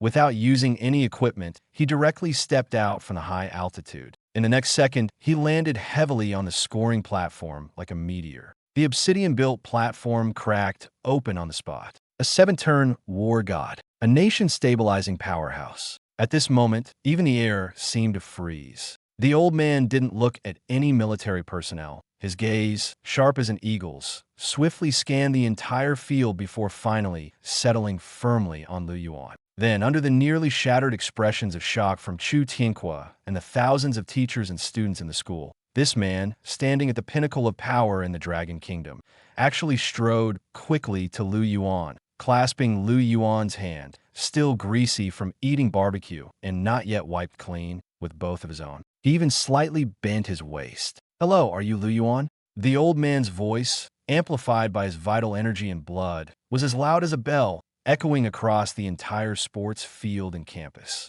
"I'm the director of the Special Admissions Office of Kyoto War God Academy. Under the directive of the highest command, SSS level red-letter document, I am here to take you home." At these words, everyone was dumbfounded. Lu Yuan? Take him home? The director of the Special Admissions Office of Kyoto War God Academy, personally coming to fetch an F-level necromancer? How is this possible? After speaking, the old man's polite demeanor instantly vanished. He turned to look at the 2 disciplinary officers who were still maintaining their posture of apprehending someone, his gaze as cold as ice. "Whoever dares to touch the special admissions sequence of my War God Academy, kill without mercy." Chapter 14. Special Forces Descend. The principal is terrified. Kill without mercy. As these 3 words fell, the vital energy and blood pressure from the 7-turn war god erupted like a thunderclap, pressing down heavily on the entire scoring platform like an invisible mountain. The 2 disciplinary officers didn't even have time to react before their bodies were pinned to the ground by this force, like 2 crushed insects. Bang! Bang! The obsidian floor was smashed into 2 shallow pits. The 2 officers rolled their eyes and fainted on the spot, foam bubbling from their mouths. The entire field fell into dead silence. Even the wind seemed to stop. The old principal of Jiangxing No. 3 High School, who had been sitting on the viewing platform holding a teacup, now had tea spilled all over himself. Yet he didn't dare to wipe it off only shrinking his neck and sitting there, his face pale, sweat pouring down his forehead in layers. He was truly terrified. Scarface Captain swallowed hard, his heart pounding wildly. The Lin director before him was 3 whole levels above him in rank, someone he absolutely couldn't afford to offend. But his military duties remained, so he could only muster his courage and step forward, his voice trembling. Director Lin, you've misunderstood. This student is just an F-level necromancer. That commander-level magic core might have been a stroke of luck, perhaps he stumbled upon 2 high-level monsters in the secret realm that perished together, and he picked up the leftovers before he could finish. Director Lin's face darkened abruptly. What nonsense are you spouting? He directly cursed. In the next second, without even raising his hand, he let out a cold snort. Boom! Scarface Captain was struck as if by an invisible giant hammer, sent flying backward, rolling dozens of times on the ground before coming to a stop. His chest churned with vital energy and blood, and he spat out a mouthful of fresh blood, his face instantly turning pale. Director Lin pointed at him, his voice filled with fury. Leftovers? Do you think a commander-level magic core is just trash on the street? A novice secret realm that can only withstand power below level 15 actually had an abyssal creature of level 18 appear. What does that mean? It means the secret realm spaces overlapped. In a place like that, even surviving is difficult. And you're telling me an F-level student managed to escape unscathed and even casually picked up a commander-level magic core? Are you out of your mind? Or do you think I'm as easy to fool as the Yuan mainframe? As soon as these words were spoken, the entire field erupted. Chu Tianqua slumped to the ground, his mind blank. He had originally thought Lu Yuan was just incredibly lucky, but now he realized the truly laughable person was himself. The self-consolation logic Lu Yuan had just constructed was instantly shattered. Indeed, in the central area of a battle between 2 high-level monsters, the mere shockwaves from the fight would be enough to severely injure ordinary professionals. How could Lu Yuan, someone without any defensive skills, possibly remain unscathed while crouching behind a rock to watch the commotion? There was only one explanation. He wasn't there to watch the commotion at all. Could it be he's been hiding his strength all along? Chu Tianqua stared at Lu Yuan with an uncontainable fear surfacing in his eyes for the first time. On the other side, Director Lin had just finished berating the Jiangxing military personnel. He took a deep breath, forcibly suppressing his turbulent emotions. When he turned back to look at Lu Yuan, his expression had completely changed. That weathered old face was suddenly filled with kindness, even tinged with a cautious hint of flattery. The speed of this transformation was so fast that everyone present was dumbfounded. Student Lu Yuan, I apologize for startling you. Director Lin slightly bowed, his tone respectful to the point of being tentative. Before coming here, he had read the analysis report from the Yuan mainframe 3 times. The report contained only 8 blood-red characters. Unfathomable, extremely dangerous. Director Lin had already pieced everything together in his mind. Someone who could instantly kill a commander-level monster, but chose to disguise themselves as an F-level loser living in a high school could not possibly be an ordinary student. Either he was a terrifyingly powerful figure who looked young but had lived for an unknown number of years, or he was simply some kind of existence that humans should not easily come into contact with. Thus, he must not be treated lightly. He must not be offended, and he must not be angered. The Kyoto War God Academy formally extends its highest-level special recruitment invitation to you, Director Lin said solemnly. The plane is already prepared, and the Academy has arranged a welcome banquet for you. Please depart immediately. As he spoke, he made a pleased gesture, his posture as humble as could be. At this moment, all the thousands of students in the school, including the old principal, were red-eyed with envy. This was the Kyoto War God Academy, the most prestigious institution in the Dragon Kingdom. And now, they had sent a 7th-tier war god, flying a combat aircraft, to personally pick someone up. The level of prestige was simply absurd. Everyone thought that at this moment, Lu Yuan would at least put on the airs of a strong figure, displaying the kind of calm and arrogance that said, I knew this would happen all along. But Lu Yuan did not. He stood in place, not showing any demeanor of a high-level figure. Instead, he frowned, as if seriously contemplating some practical issue. He glanced at the extremely flashy stealth fighter hovering in midair, then looked at Director Lin, hesitatingly rubbing his hands together. Director Lin, right? Thank you for your school's recognition of me. But before I go, shouldn't we first clarify the terms of the deal? Director Lin froze. You may speak. Lu Yuan immediately became serious, counting on his fingers one by one. First, is room and board included? Are the dorms single rooms or bunk beds? I'm a light sleeper and can't stand snoring. Second, is there a fixed monthly living allowance? Kyoto is expensive, and I have quite a big appetite. Third, at this point, he turned around and pulled over the decayed corpse, lich trembling like a leaf while clutching a tattered sack, casually pointing at its bald head. This is my housekeeping cleaner, number 001. Can come with me. Don't worry. Although it doesn't look very presentable, it's very efficient at mopping floors and washing dishes. It doesn't pick tasks, nor does it require a salary. Just give it a meal. Ideally, provide a place to store a broom. The air fell silent. Even the wind in the square seemed to pause. The old principal almost lost his breath and fainted on the spot. A top-tier war god arrives in a classified warplane to pick you up, and you're here discussing whether meals and accommodation are included and asking if you can bring a cleaner? This is about going to the highest academy in Dragon Country for advanced studies, not looking for work on a construction site. But Director Lin was stunned again. He stared blankly at Lu Yuan's face, which was filled with seriousness and sincerity, his mind going blank for a few seconds. Then, his thoughts began to take a wild turn. I understand.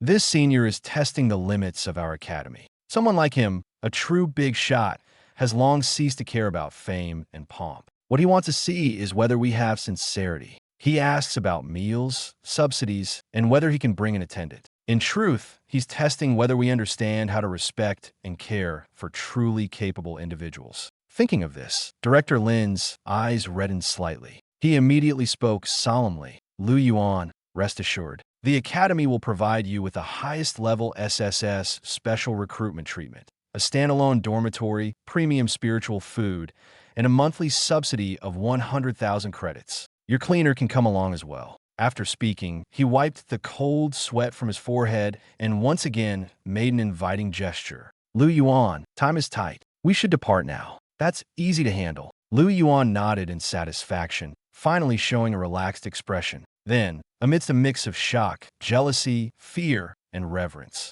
from the crowd, he stepped onto the warplane's boarding ladder, one step at a time. The decayed corpse mage followed obediently behind, clutching a tattered sack. The cabin door closed. In the next moment, the tail of the 3 stealth warplanes emitted a ghostly blue engine flame, accompanied by a deafening roar. With a massive sonic boom, the warplanes soared into the sky, transforming into 3 streaks of light that disappeared instantly above Jiang City. It wasn't until those 3 streaks of light completely vanished that the invisible mountain weighing on everyone's hearts at Jiang City No. 3 High School finally seemed to shatter and disperse completely. Thud! Chu Qianhua collapsed heavily onto the cold floor, as if all the strength had been drained from his body. He stared at the piercingly blue sky above, a single tear slowly sliding down the corner of his eye. It wasn't an ordinary tear. It was humiliation, regret, and the fear of finally seeing the reality clearly.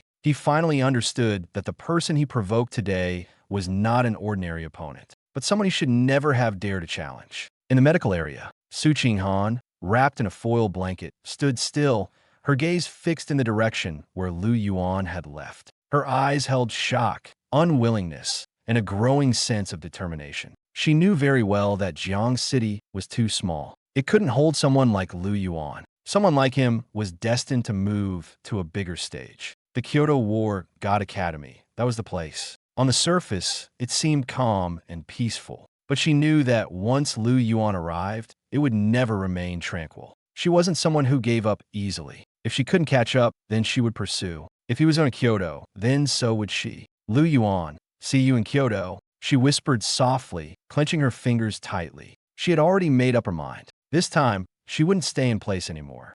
Meanwhile, at an altitude of 10,000 meters, a special warplane was flying steadily. Inside the cabin, it was quiet and comfortable with leather seats, so soft they seemed designed for relaxation. Lu Yuan leaned back in the seat, eyes closed, preparing to take a nap. He had just finished a fierce battle and wanted to take the opportunity to relax. But in the next second, buzz. Deep in his mind, the soul contract suddenly began to tremble violently. The fluctuation wasn't an ordinary connection. It was excitement, madness, even an indescribable sense of exhilaration. Yuan suddenly opened his eyes, his brows furrowing. Before he could react, the system notification exploded in his mind. Ding! Your summoned creature has committed an inhumane act of violent demolition on the ancient spatial teleportation array.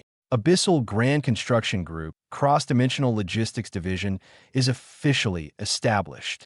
Epic Destruction Event triggered. Maximum multiplier activated. 10,000 times feedback. Yuan froze for a moment. Then his mouth twitched hard. Demolition? And it's a spatial array? These guys are way too outrageous. He immediately closed his eyes and, following the connection of the contract, projected his consciousness into the endless abyss. The next second, the scene before him shifted abruptly. He saw the second layer of the abyss, the despair wasteland. The sky here was a strange purplish red. The ground split into bottomless cracks, and the air was filled with an oppressive and decaying aura. In the center of the wasteland, in front of an ancient ruin, a pile of various resources was stacked high. Hundreds of green-skinned goblins were panting heavily, their faces covered in dust, looking like overworked laborers pushed to their limits. They were hauling baskets of high-grade magic bloodstones and abyssal dragon saliva grass, neatly stacking them in the open space.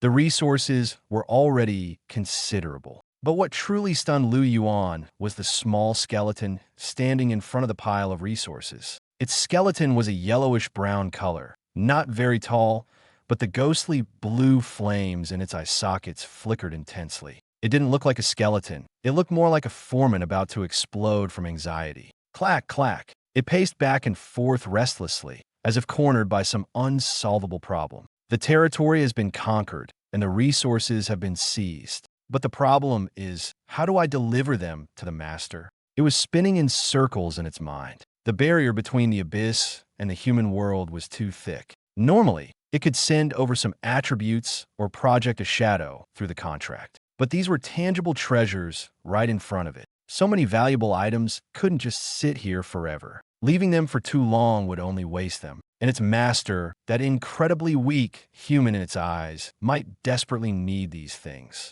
Thinking of this, the little skeleton grew even more anxious. It raised its head, its gaze falling on the ancient ruin ahead. In the center of the ruin stood several massive stone pillars, covered in intricate spatial runes that were almost incomprehensible. This was the remnant of an ancient cross-dimensional teleportation array. Though it had been broken for countless years, the stone pillars still retained unstable spatial energy. The little skeleton, of course, didn't understand advanced magic, but it understood one simple principle. If the road is blocked, make your own path. It turned around and waved at a headless knight who was drawing circles on the ground nearby. Hey, you without a head, come here. The headless knight carried its own head over, looking aggrieved. Boss, what do you need? I've already been hauling bricks for 30 hours today. Can I take a break? The little skeleton stared at the glowing stone pillars in the distance, the flames in its eye sockets flickering. See those glowing pillars? It raised its bony hand and gave a direct order. Pry off all the stones and runes on them for me. The headless knight's eyes widened in shock. Boss, are you crazy? That's an ancient spatial array. Every rune on it is dangerous. If you're not careful, it could cause a spatial collapse. The little skeleton didn't listen at all. It only wanted to get the items to Yuan as quickly as possible. It had only one thought in its mind. If the master needs it, go grab it. If the master can't get it, find a way to grab it. Stop talking nonsense. I'm not trying to study it. I'm making a direct delivery channel. Whatever laws or rules there are, they all have to step aside for me. Pry. It kicked the headless knight's shin bone without mercy, urging him impatiently. The headless knight was on the verge of tears. It couldn't win, nor did it dare to talk back. In the end, it could only grit its teeth and raise the long spear that had once slain countless enemies on the battlefield, walking toward the stone pillar. Every step felt like heading toward disaster, but it had no choice. After all, its current boss was this little skeleton with a head harder than bone. The Dark Knight's lance was directly lifted by him, Then, like the most unrefined repairman, this guy forcibly jammed the spear tip into the crevice of the spatial array stone pillar, wedging it tightly. 1, 2, 3 push. Crack. With a crisp sound, the ancient rune inscribed with the highest level spatial rules was pried off by brute force. The next second, violent spatial turbulence burst out from the crack, instantly shredding a dozen goblins nearby who couldn't dodge in time into pieces. But the little skeleton wasn't afraid. Instead, it rubbed its bony hands together in excitement. Ignoring the risk of being torn apart by the spatial turbulence, it rushed forward, picked up the rune, and clumsily found a few abyssal demon vines, attempting to tie the rune to a broken iron pot to create a cross-dimensional delivery box. The headless knight watching this felt his scalp tingle, his entire body going numb. He finally understood one thing. Following this crazy and clueless boss would sooner or later cost him his life. In the real world, inside the cockpit of the stealth fighter, Yuan almost spat out a mouthful of blood as he watched the scene in his mind. This wasteful idiot, using an epic-level spear as a crowbar. Before he could finish cursing, a completely unfamiliar surge of power suddenly exploded within his body. It wasn't just pure vitality, nor was it a strengthening of muscles and bones. It was a transformation at the level of laws, directly affecting his internal organs and the essence of his life. Yuan felt his stomach contract sharply. The next second, it seemed to collapse into a miniature black hole. Under the magnified ancient spatial laws, the surrounding space became as fragile as paper, being devoured, compressed, and restructured by his stomach. Yuan took a sharp breath. A personal space of 10,000 cubic meters? And it could directly swallow artifacts and magic cores, converting them into his own attributes. In this world, spatial storage equipment was absurdly expensive. Even a low-level spatial ring with just 10 cubic meters of space could be exchanged for a luxury apartment in the city center of Jiangxing. But now, he had directly grown a super warehouse inside his stomach. From now on, if anyone dared to attack him with magic, he could just open his mouth and swallow the attack. Burp. As his stomach finished its transformation, Yuan couldn't hold back and let out a loud burp. It was this single burp that made Lin, the 7-turn war god sitting across from him and reviewing special recruitment documents, freeze completely. At the moment Yuan burped, Lin's terrifyingly sharp martial intuition clearly sensed an extremely brief distortion and collapse of the space within 1 meter of Yuan. It felt as if an ancient beast capable of devouring stars had opened its eyes inside this skinny teenager's body. Spatial law fluctuations? The documents in Lin's hand fell to the ground with a slap as his eyes locked onto Yuan, his heartbeat nearly stopping. Only those at the 7th turn National Guardian level, or above barely, had the qualifications to touch the edges of the laws. And spatial laws were the most mysterious and difficult to master among all laws. What was the origin of this teenager? That was definitely not an ordinary burst of vitality just now. Not only was his physical body absurdly strong, but he could also casually resonate with spatial laws while dozing off on a plane. Lin's imagination spiraled out of control again. In his eyes, Yuan was no longer just a student, but a living deity. Yuan. Lin swallowed hard, his voice trembling. Did you just break through again? Yuan snapped back to reality, rubbing his slightly warm stomach. The void stomach had just been established. Although it hadn't consumed his vitality, the emptiness from the internal organ transformation still left him feeling incredibly hungry. No breakthrough,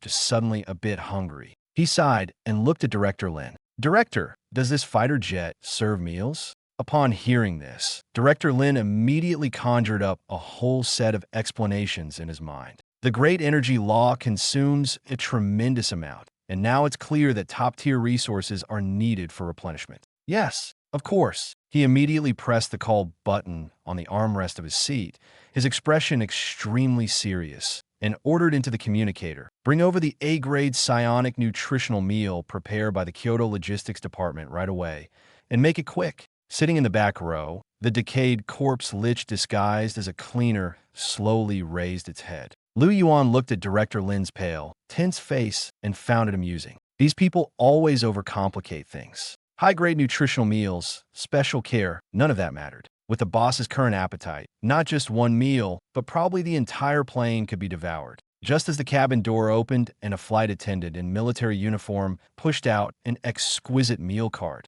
a piercing alarm suddenly blared. The cabin lights instantly turned blood red. The fighter jet jolted violently, as if struck hard by something. The radar screen flashed frantically, and dense clusters of red dots suddenly appeared all around, encircling the entire plane tightly. In the cockpit, the pilot shouted in panic, "Reporting, sir. We just passed through a 10,000-meter thunderstorm cloud, and were ambushed by unknown high-level creatures. It's the fallen cultists. They've tamed level 20 venom-wing griffins and are attacking the left-wing engine."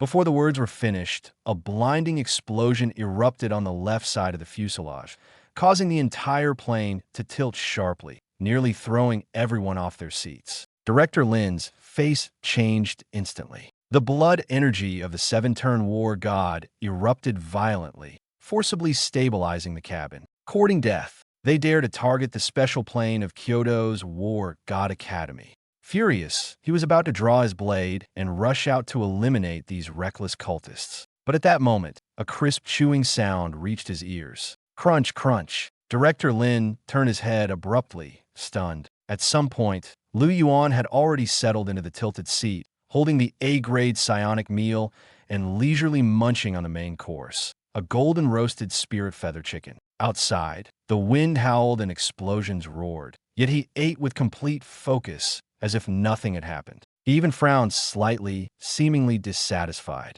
Without turning his head, he said to the decayed corpse lich holding a rag behind him, 001, "The bird calls outside are too noisy. It's ruining my appetite. Go clean up those filthy feathered things out there." Chapter 16. The high-altitude ambush at 10,000 meters above sea level, the sea of clouds churned. The originally smooth-flying Godslayer-class stealth fighter was now shaking violently. The red alarm lights in the cabin flashed madly, casting everyone's faces in a somber hue. Through the porthole, it was clear that the clouds outside had been stained a ghastly green. Around the fighter jet, a dozen massive birds circled. Their wings spanned over 5 meters, their bodies covered in dark green venomous feathers, and their shrill cries pierced the eardrums painfully. Sharp claws scratched at the fuselage, leaving sparks on the stealth coating. Even more terrifying, they repeatedly rammed the engines with their bodies, trying to bring the fighter jet down.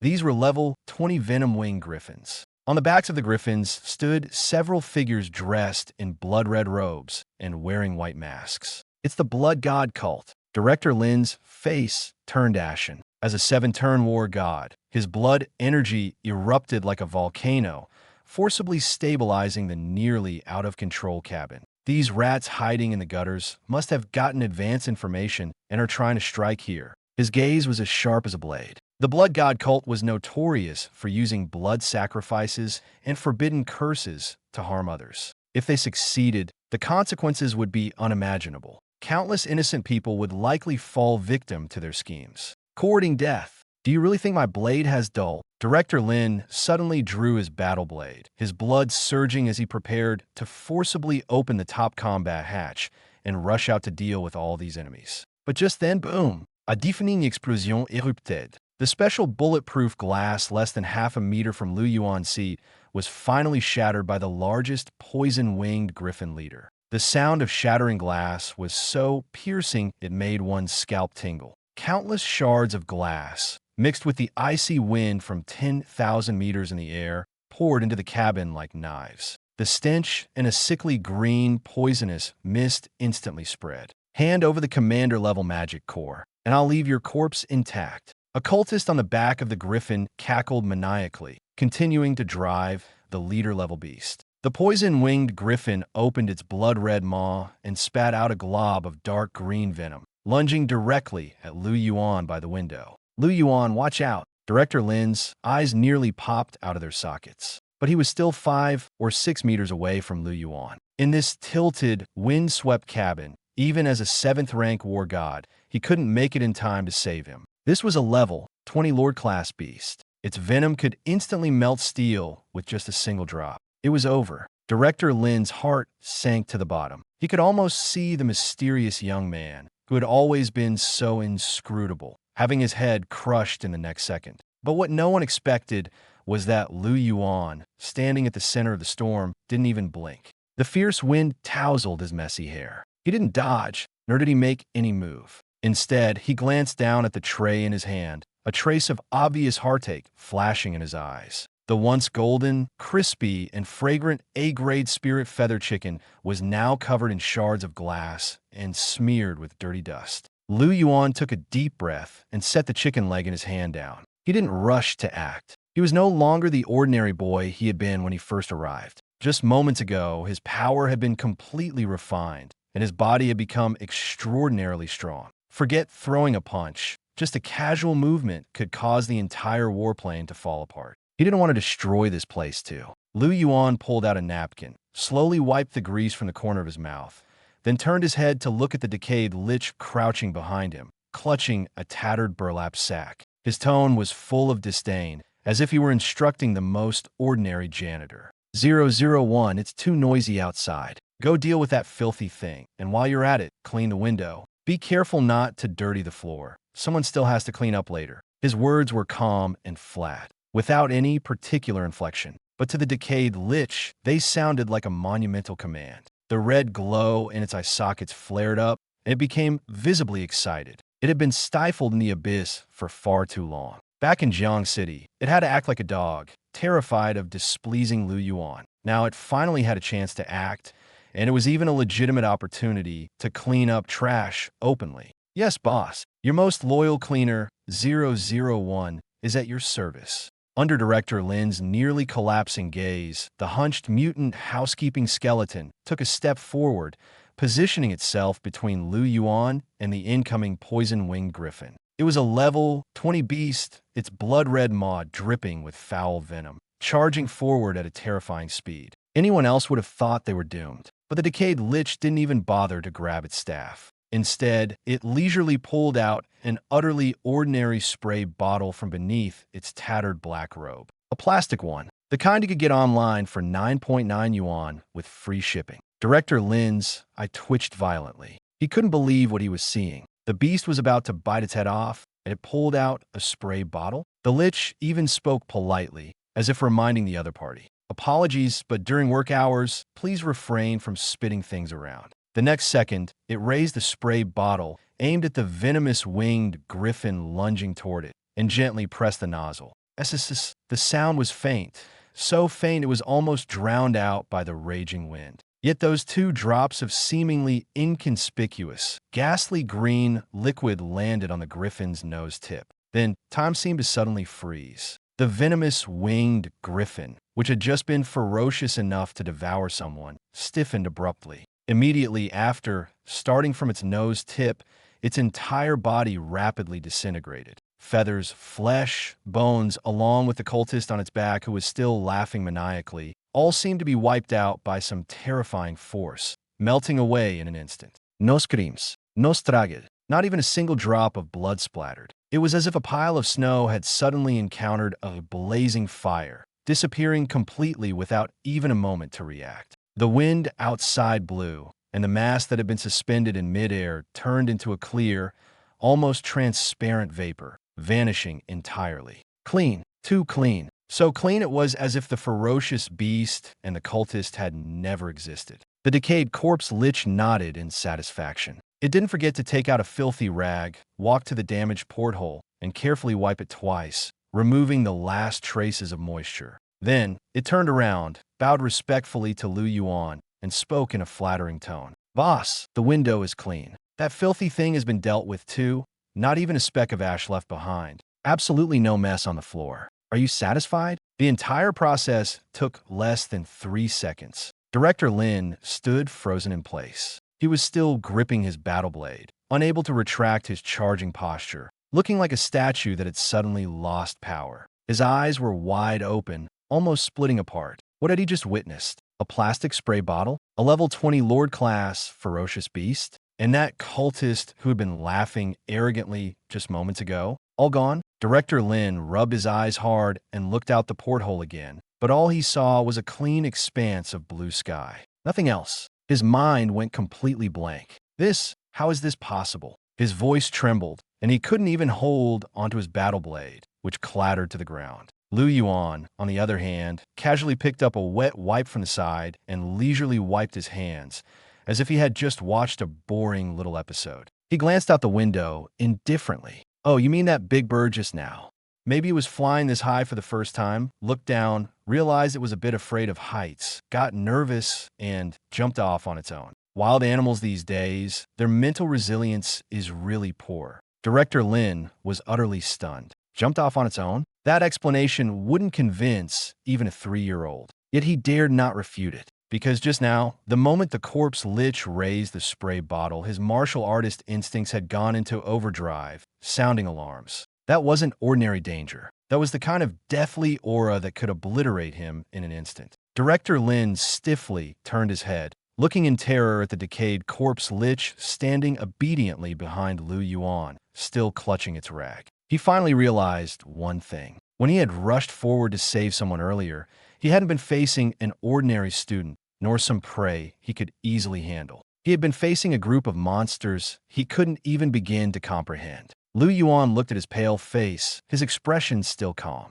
But this calmness only made it more chilling. Because truly terrifying people often don't need to shout or make a scene. They only need to sit there, raise a hand lightly, and they can decide someone else's life or death. And now, Lu Yuan was clearly such a person. The housekeeping skeleton, casually stuffing the spray bottle back into its pocket, moved as if it had just completed a trivial task. But in that instant, Director Lin was utterly terrified. His mind was left with only one thought. The liquid in that spray bottle was definitely not ordinary. It had to be a terrifying force compressed to its absolute limit. Being able to carry such an item around and even use it as an ordinary cleaning tool. How could such a person be simple? The more he thought about it, the more frightened he became, a chill running down his spine. This skeleton was definitely not an ordinary cleaning tool. It had to be a top-tier undead hiding its true power. And for someone who could make such a creature obediently work, what level of strength did Lu Yuan himself possess? The more Director Lin looked at Lu Yuan,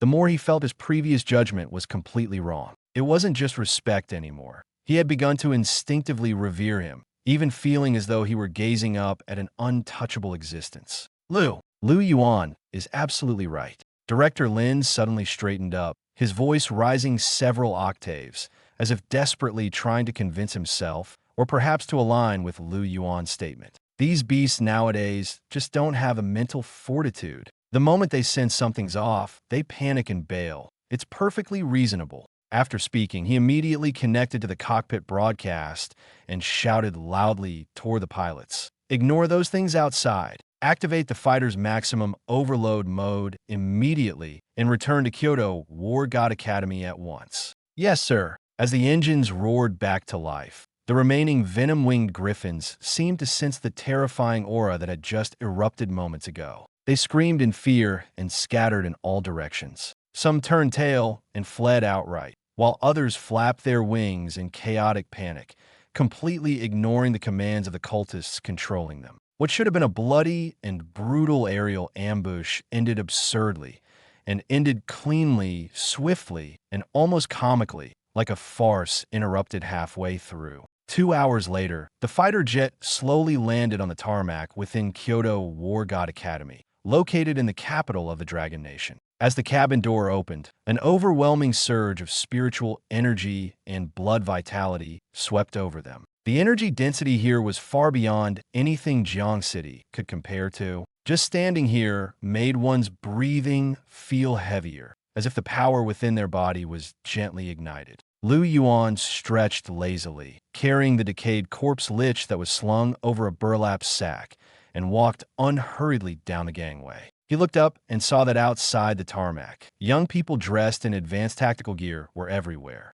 In the sky, some were patrolling on Western dragons, while others streaked across the air on flying swords, moving so fast they resembled streams of light. The sheer number of geniuses here was astonishing. S-class talents were commonplace, and A-class professionals were everywhere. Looking at this top-tier academy, hailed as the sacred ground of martial arts in the Dragon Nation, Lu Yuan's lips curled into a faint smile, his expression remaining relaxed. Finally here, he murmured to himself. With a place this big, finding a laid-back job like warehouse management shouldn't be too hard.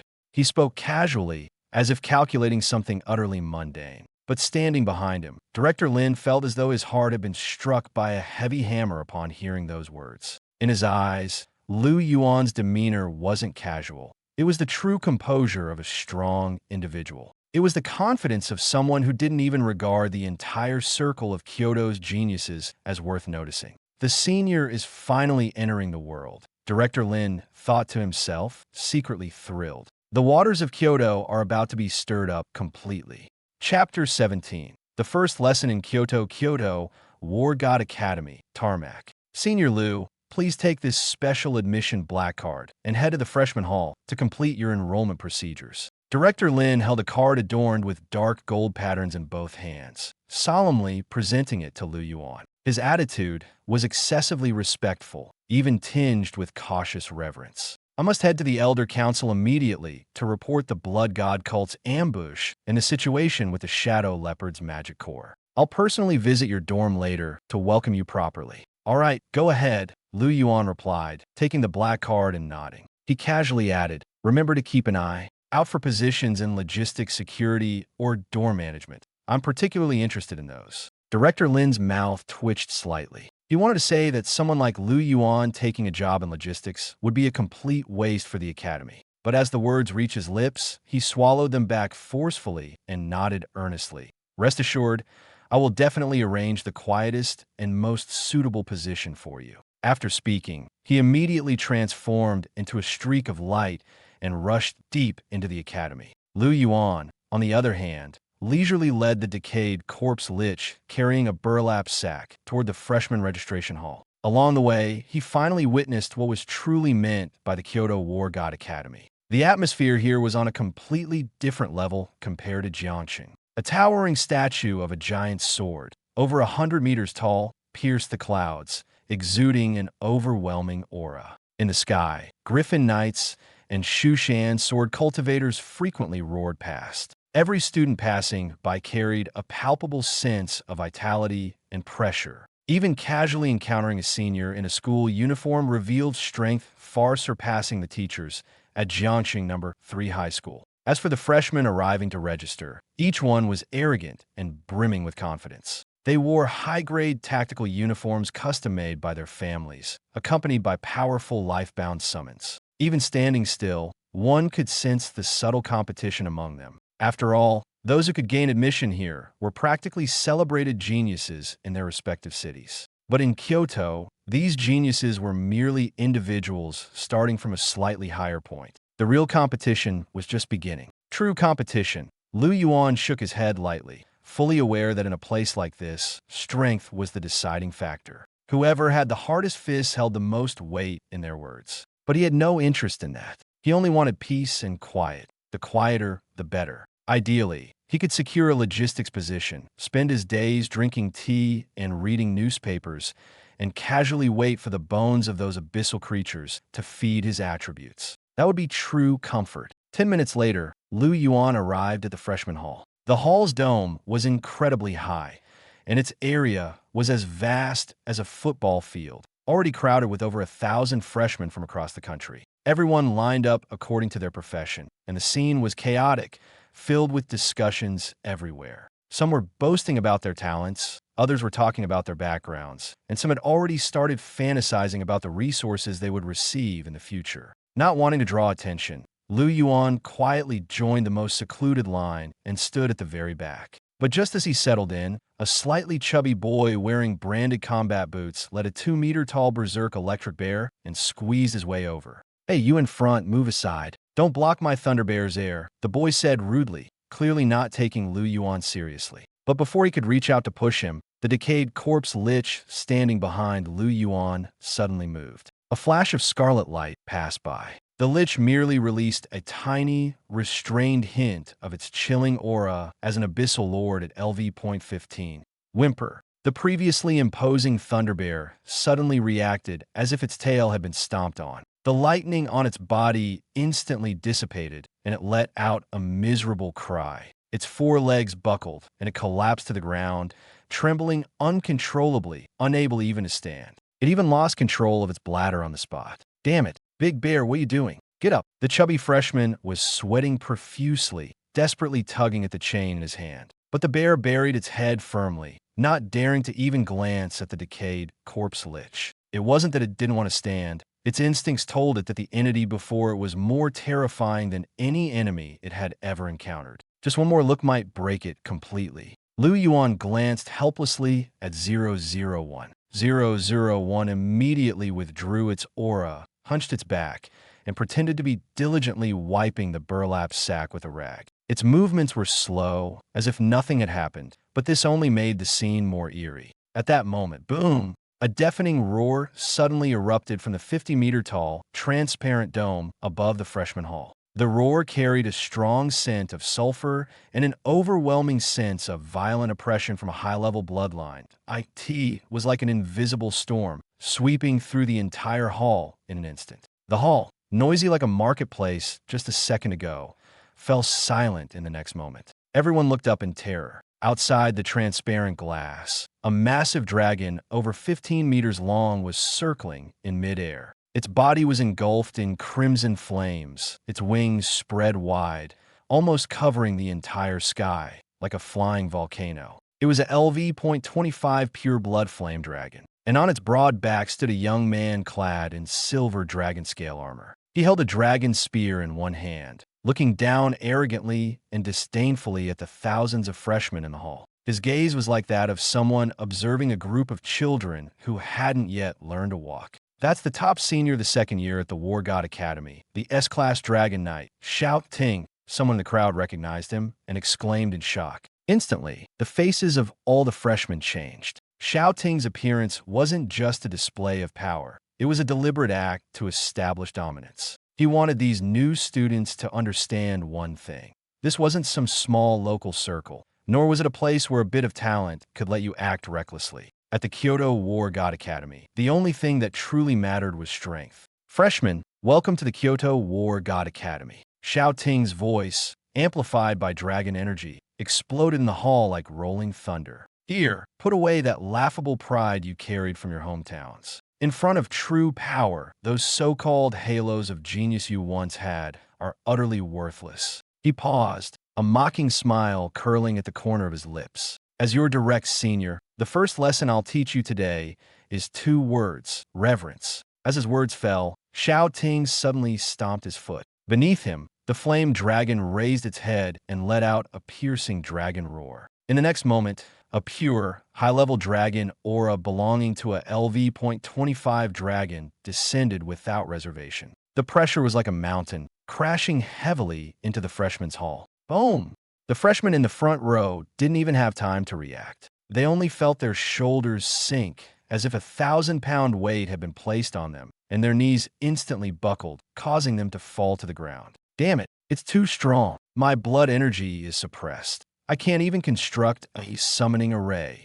Soon, a large number of people in the hall collapsed. Those S-Class and A-Class geniuses who usually held their heads high now had pale faces and were drenched in cold sweat. They gritted their teeth, desperately channeling their internal power to try to hold their ground. But in the face of absolute level and bloodline suppression, all their efforts felt like struggling against an immovable wall. The wall didn't budge, but they were on the verge of being crushed. This was an old tradition at the Kyoto War God Academy. Every year, during freshman orientation, there would be this kind of show of force. The top senior the second year would release their aura, partly to suppress the arrogance of the newcomers and partly to establish their authority, making it easier to recruit the most promising students into their circle. Looking at the freshmen below, those kneeling, bowing, and struggling desperately, Xiao Ting curled his lips in satisfaction. This was exactly the effect he wanted. Only by first showing these people what a gap in power looked like would they submit, lower their heads, and understand who truly had the right to speak in this academy.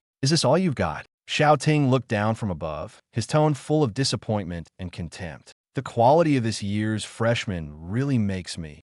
Before he could finish his sentence, a long, lazy yawn suddenly echoed through the hall. The yawn dragged on, carrying a hint of drowsy nasal tone, as if someone had just woken up completely indifferent to the suffocating pressure that was crushing everyone else. In this place, so quiet that even the sound of a pin dropping could be heard, the yawn was absurdly jarring. Everyone froze. Over 1,000 bloodshot eyes simultaneously turned toward the direction of the sound. Shouting, hovering in midair, also stiffened, his gaze instantly locking onto the source.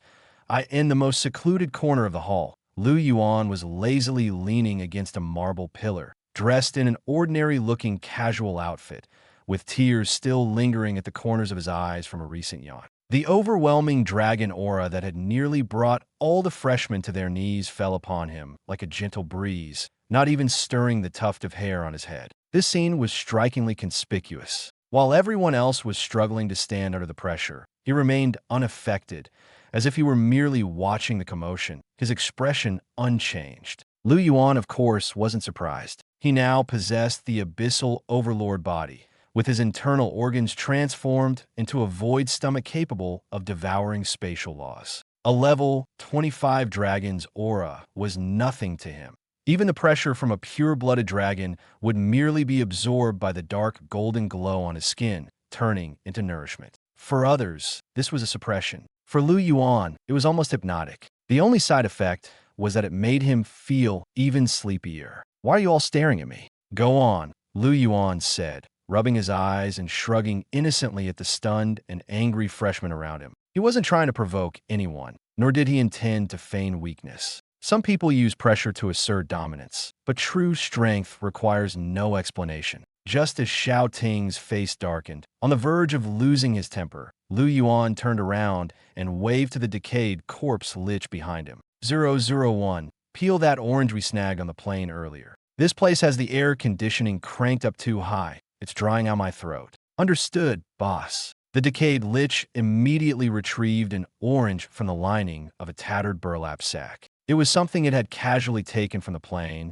with translucent skin and an astonishingly dense spiritual energy. Under the watchful eyes of over 1,000 talented students and the nearly shattered expression of sophomore leader Ting, the skeleton in a ragged black robe skillfully peeled the orange. It even meticulously removed all the white fibers, leaving no trace of anything unpleasant. As for the dragon aura overhead, it paid no attention. In its heart, it sneered. A flying lizard dared to show off in its presence. If it weren't for fear of displeasing its boss, it would have already burned the creature to ashes. With its bony fingers, it offered a glistening orange segment to Yuan's mouth. Yuan took a bite, and the sweet and tangy juice burst in his mouth. He nodded, his expression natural. The fruit on the plane is pretty good, nice and sweet." The hall fell silent instantly. The freshmen, still gritting their teeth and struggling under the pressure, watched in disbelief as Yuan casually ate an orange and chatted with the skeleton.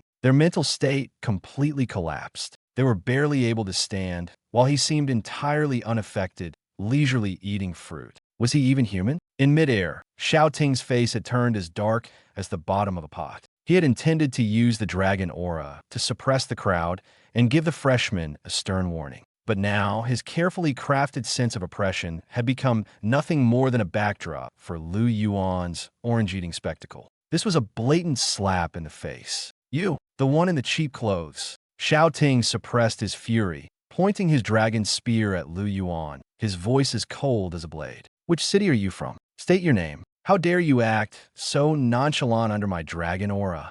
Yuan swallowed the orange in his mouth, looked up at him, and replied calmly, "My name is Yuan. I'm not acting. I'm just hungry." This statement was like a matchstick igniting Ting's rage. "Fine, very well."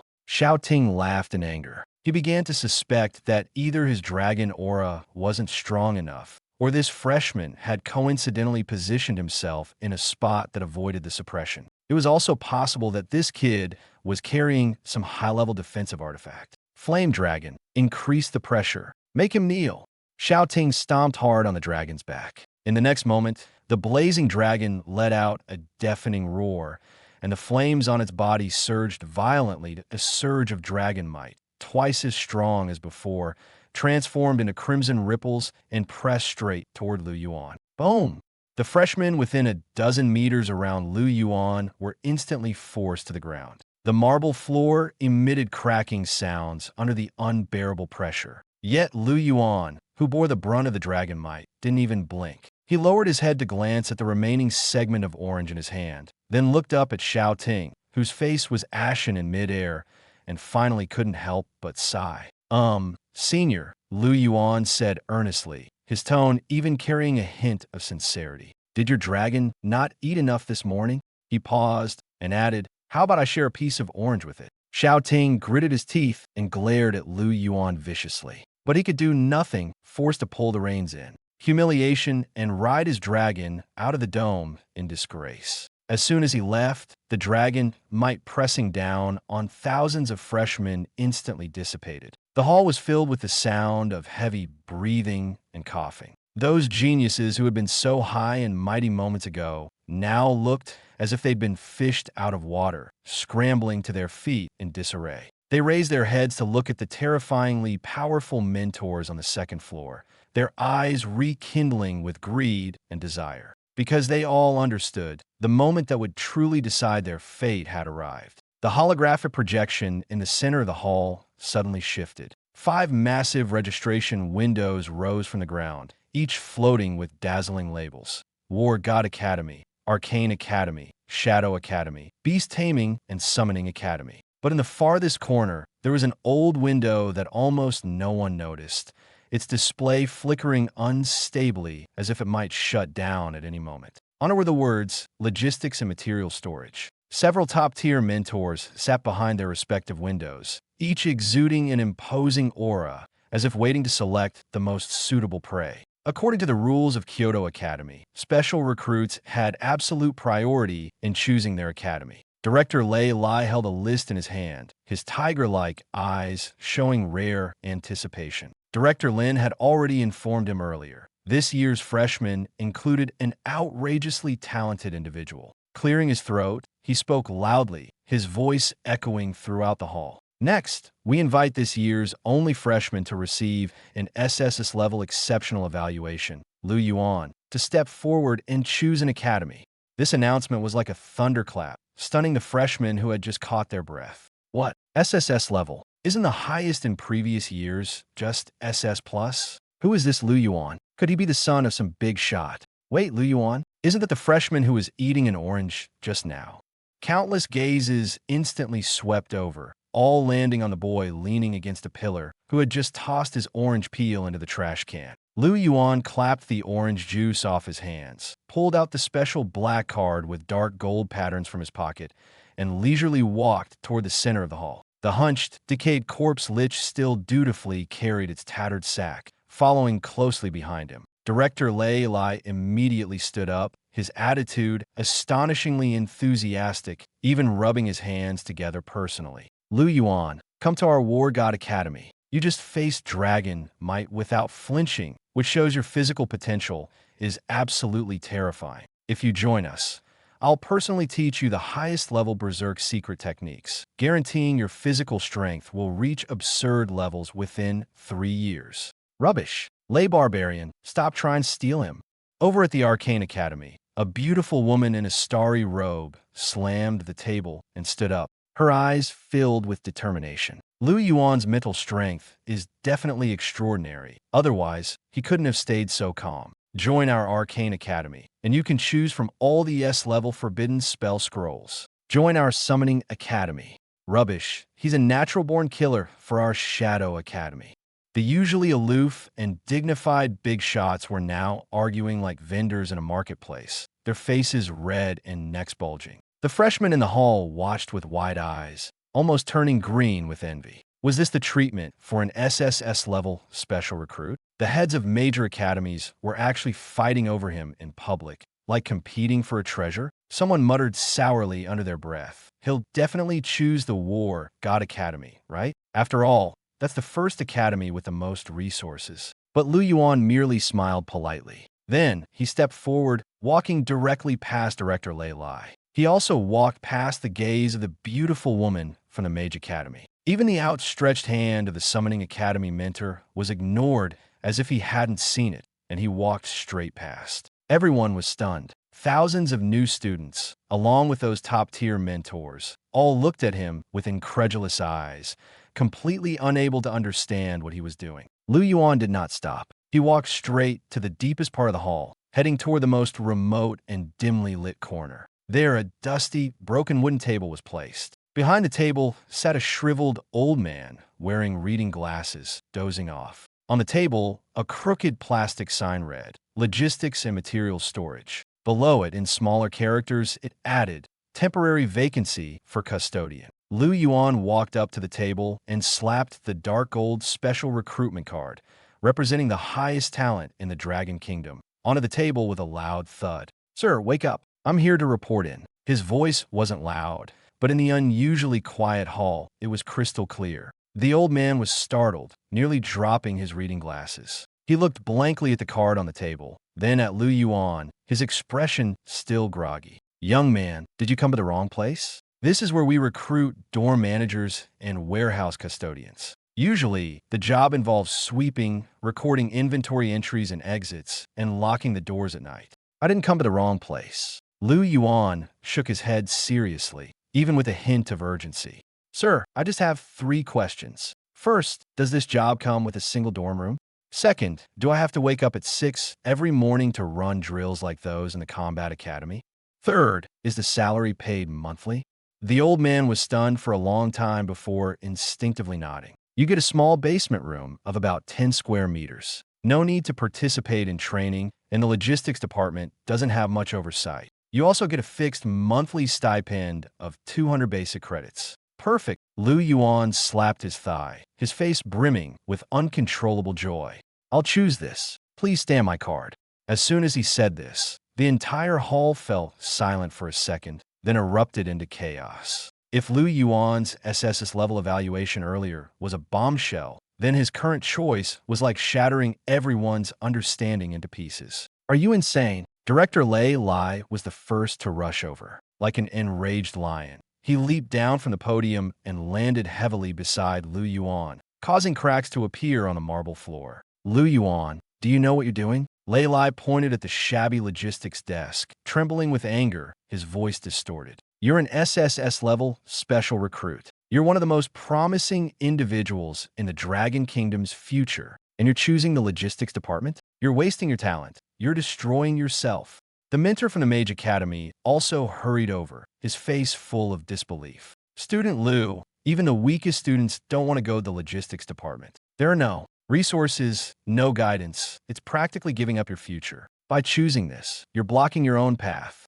The surrounding new students were all dumbfounded, ignoring the top-tier training resources and instead opting to guard basement. Was this guy out of his mind? Faced with these questions, Lu Yuan remained calm. He even casually cleaned his ears, wearing an expression that said, "Calm down, everyone. You've misunderstood," Lu Yuan said, raising his hand to point at the decayed lich carrying his sack behind him. He explained earnestly, "My lifebound summon creature is just this housekeeping-type undead that doesn't seem to have much combat ability. You all saw earlier, it can only clean floors, carry things, and peel oranges. It can't do much else." He paused, his tone becoming even more sincere. "As a logistics-oriented necromancer, going to the combat academy to fight is completely unsuitable for me. That wouldn't be bravery, it would be suicide. The logistics department is great, stable environment, no one forcing me to charge the front lines. They do the work I supervise. This is what it means to make the best use of resources and talents."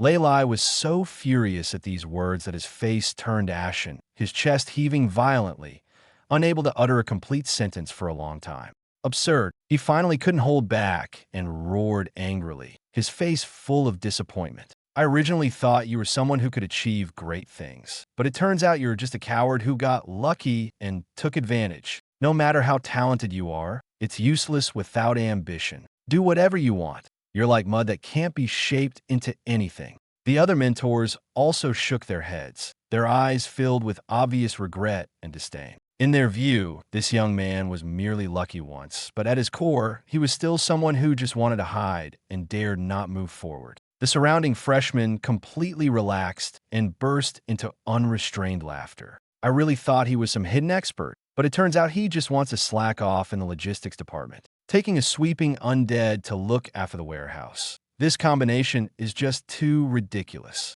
Such great talent, yet he chooses to go downhill himself. What a waste. But just as everyone was laughing, Su Qinghan, standing in the center of the crowd, did not laugh. Her face, exquisitely beautiful to the point of coldness, instead showed an unprecedented seriousness. She stared fixedly at Lu Yuan, her gaze complex, while her mind was already in turmoil. Giving up the top resources of the entire school, willingly enduring everyone's misunderstanding, just to go to the darkest, most inconspicuous basement. A coward? Slacking off. Su Qinghan sneered coldly in her heart, even casting a somewhat pitying glance at Lei Lai and the mocking freshman. You all understand nothing. How could someone who can crush a commander-level monster with one hand possibly care about these superficial resources? Her gaze slowly fell on the inconspicuous sign of the logistics department, and a terrifying thought suddenly emerged in her mind. Underneath Kyoto War God Academy, there's a rumored extremely dangerous rift leading to the deepest part of the abyss.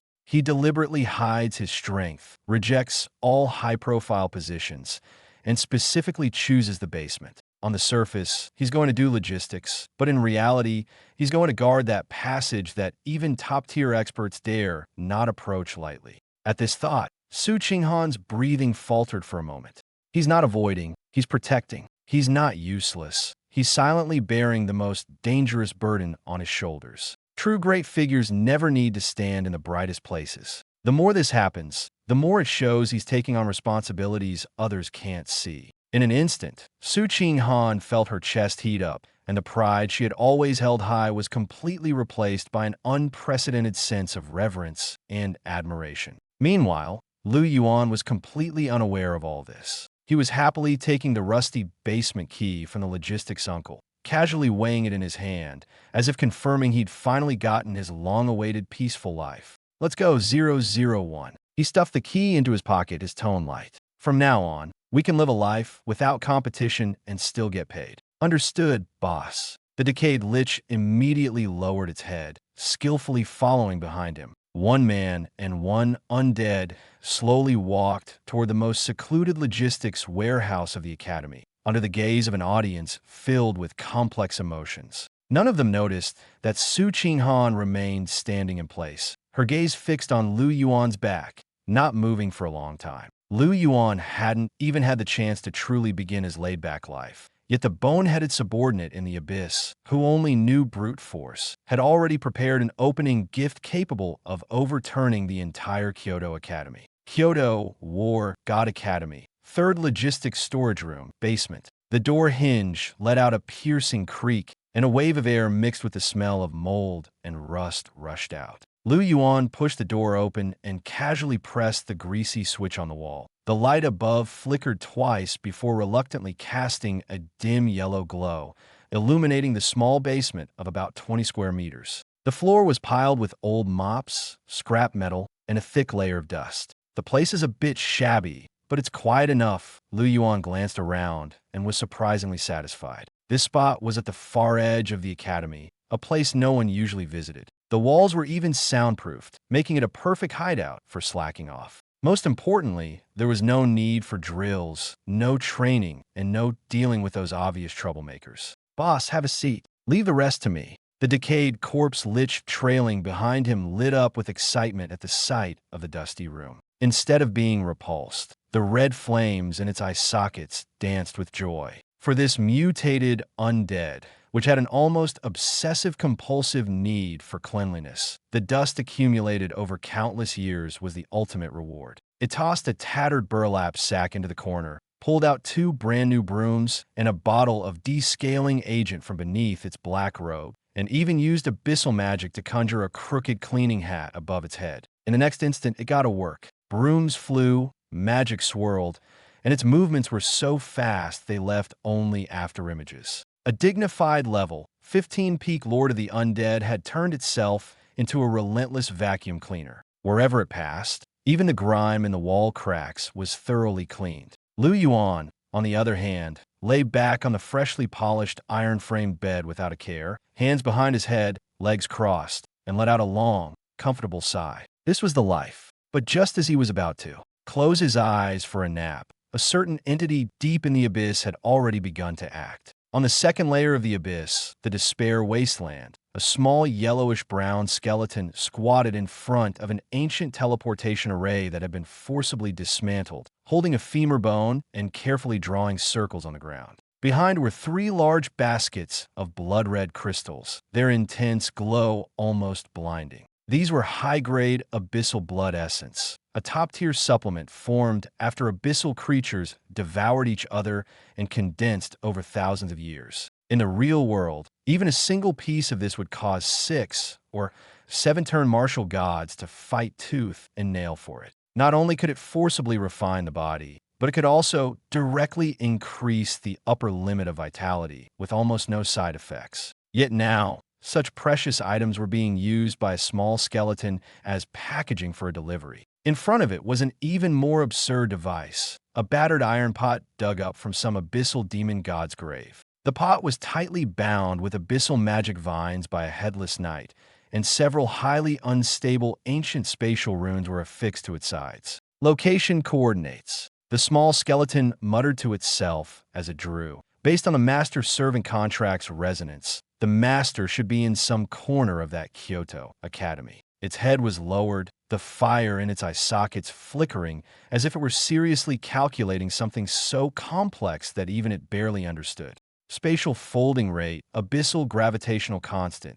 Add 3, no, subtract 2. The headless knight, standing nearby, was trembling in fear. V-Boss, if the spatial coordinates are off even slightly, the result could be catastrophic. It pleaded, you haven't even figured out basic arithmetic. What if the package ends up in magma or gets lost in chaotic void currents? Maybe we should just forget about this? That pot looks like it's going to explode. Shut up. The small skeleton kicked it aside. Do you even know what quantum mechanics is? Without a care for the consequences, it poured all 3 baskets of high-grade blood essence into the battered iron pot. To prevent the delivery from falling apart mid-journey, it thoughtfully placed the lid on the pot and welded it shut with iron wire. The master is so weak. He must be eating poorly and living uncomfortably every day, it muttered righteously as it worked. How can I, as his loyal subordinate, just stand by and watch him suffer? In the next moment, it raised the femur bone high and smashed it down onto the spatial rune.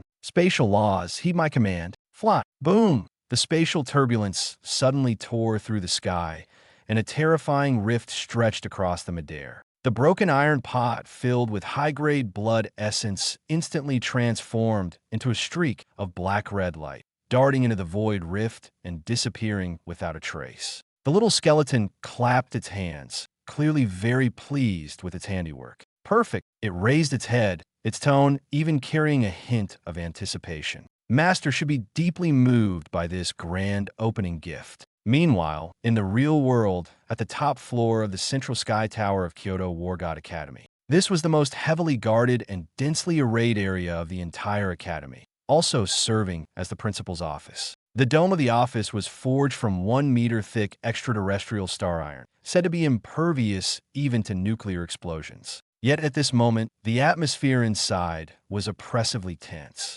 An elderly man with graying hair and a stern expression, dressed in a traditional Tang suit, sat behind a wide rosewood desk. He was none other than Ye Sangxiong, the true stabilizing force of Kyoto Academy, an 8th-turn peak martial god. At this moment, Director Lei Lai of the War God Academy and Director Lin of the Special Emissions Office, who had just rushed back, stood before him with grave expressions, reporting everything that had transpired today. Principal, that's the general situation, Director Lin said, gently placing the purple-black shadow leopard demon core on the desk, his voice still trembling slightly. It's not just spatial overlap. The Blood God cult has even tamed a group of level 20 poison-winged griffins. I suspect that the abyssal demon gods are planning an unprecedented cross-boundary invasion. Niet Sangxiong lowered his gaze to the leader-level demon core, a flicker of coldness flashing in his deep eyes. The Blood God cult, just a bunch of troublemakers hiding in the shadows, too afraid to face the light.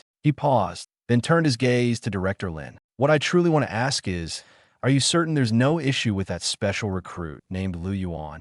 Director Lin froze. Niet Sangxiong's voice was calm, yet as sharp as a blade. Someone who can casually kill a leader-level monster and use such absurd power to turn poison-winged griffins into pools of blood. Why would he voluntarily apply to go to the basement to inspect the warehouse? Leilai, standing to the side, snorted coldly. Why else? I think he's just avoiding trouble. Maybe he got lucky, stumbled upon some fortuitous opportunity, and now wants to hide in a safe place and coast through life. No.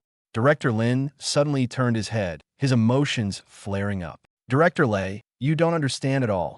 Senior Liu is being low-key. He's not afraid, he's hiding. He must have realized that there's something unclean suppressed beneath our academy. So he deliberately chose the most remote logistics warehouse to silently guard the most dangerous place for us. Such magnanimity. How could someone like you, who only knows brute force, possibly comprehend? Leilai furrowed his brows and was about to retort when yet Sangxiong raised a hand to rub his temples. He had intended to intervene and stop the argument, but at that very moment, buzz! The air suddenly trembled. Nikankyong abruptly stood up. The terrifying blood energy belonging to an 8th-turn peak martial god exploded uncontrollably from his body, stirring up a visible wave of air around him. Principal Leilai and Director Lin's expressions changed drastically. The space has been torn open.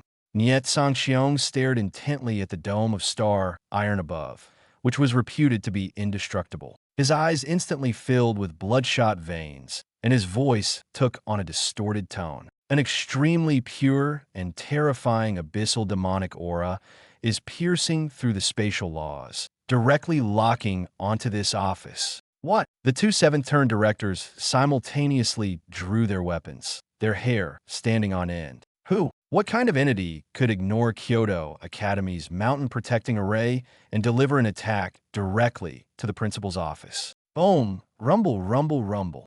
They didn't even have time to form a defensive array. In the next moment, the sky split open. A pitch-black rift, as thick as a barrel, violently tore through the space above the central sky tower. Immediately afterward, under the horrified gazes of the 3 top human experts, a rusty, battered iron pot, wrapped in strange vines and ancient runes, descended with a force so terrifying it seemed capable of annihilating everything. Like a black meteor, it crashed down. Bang!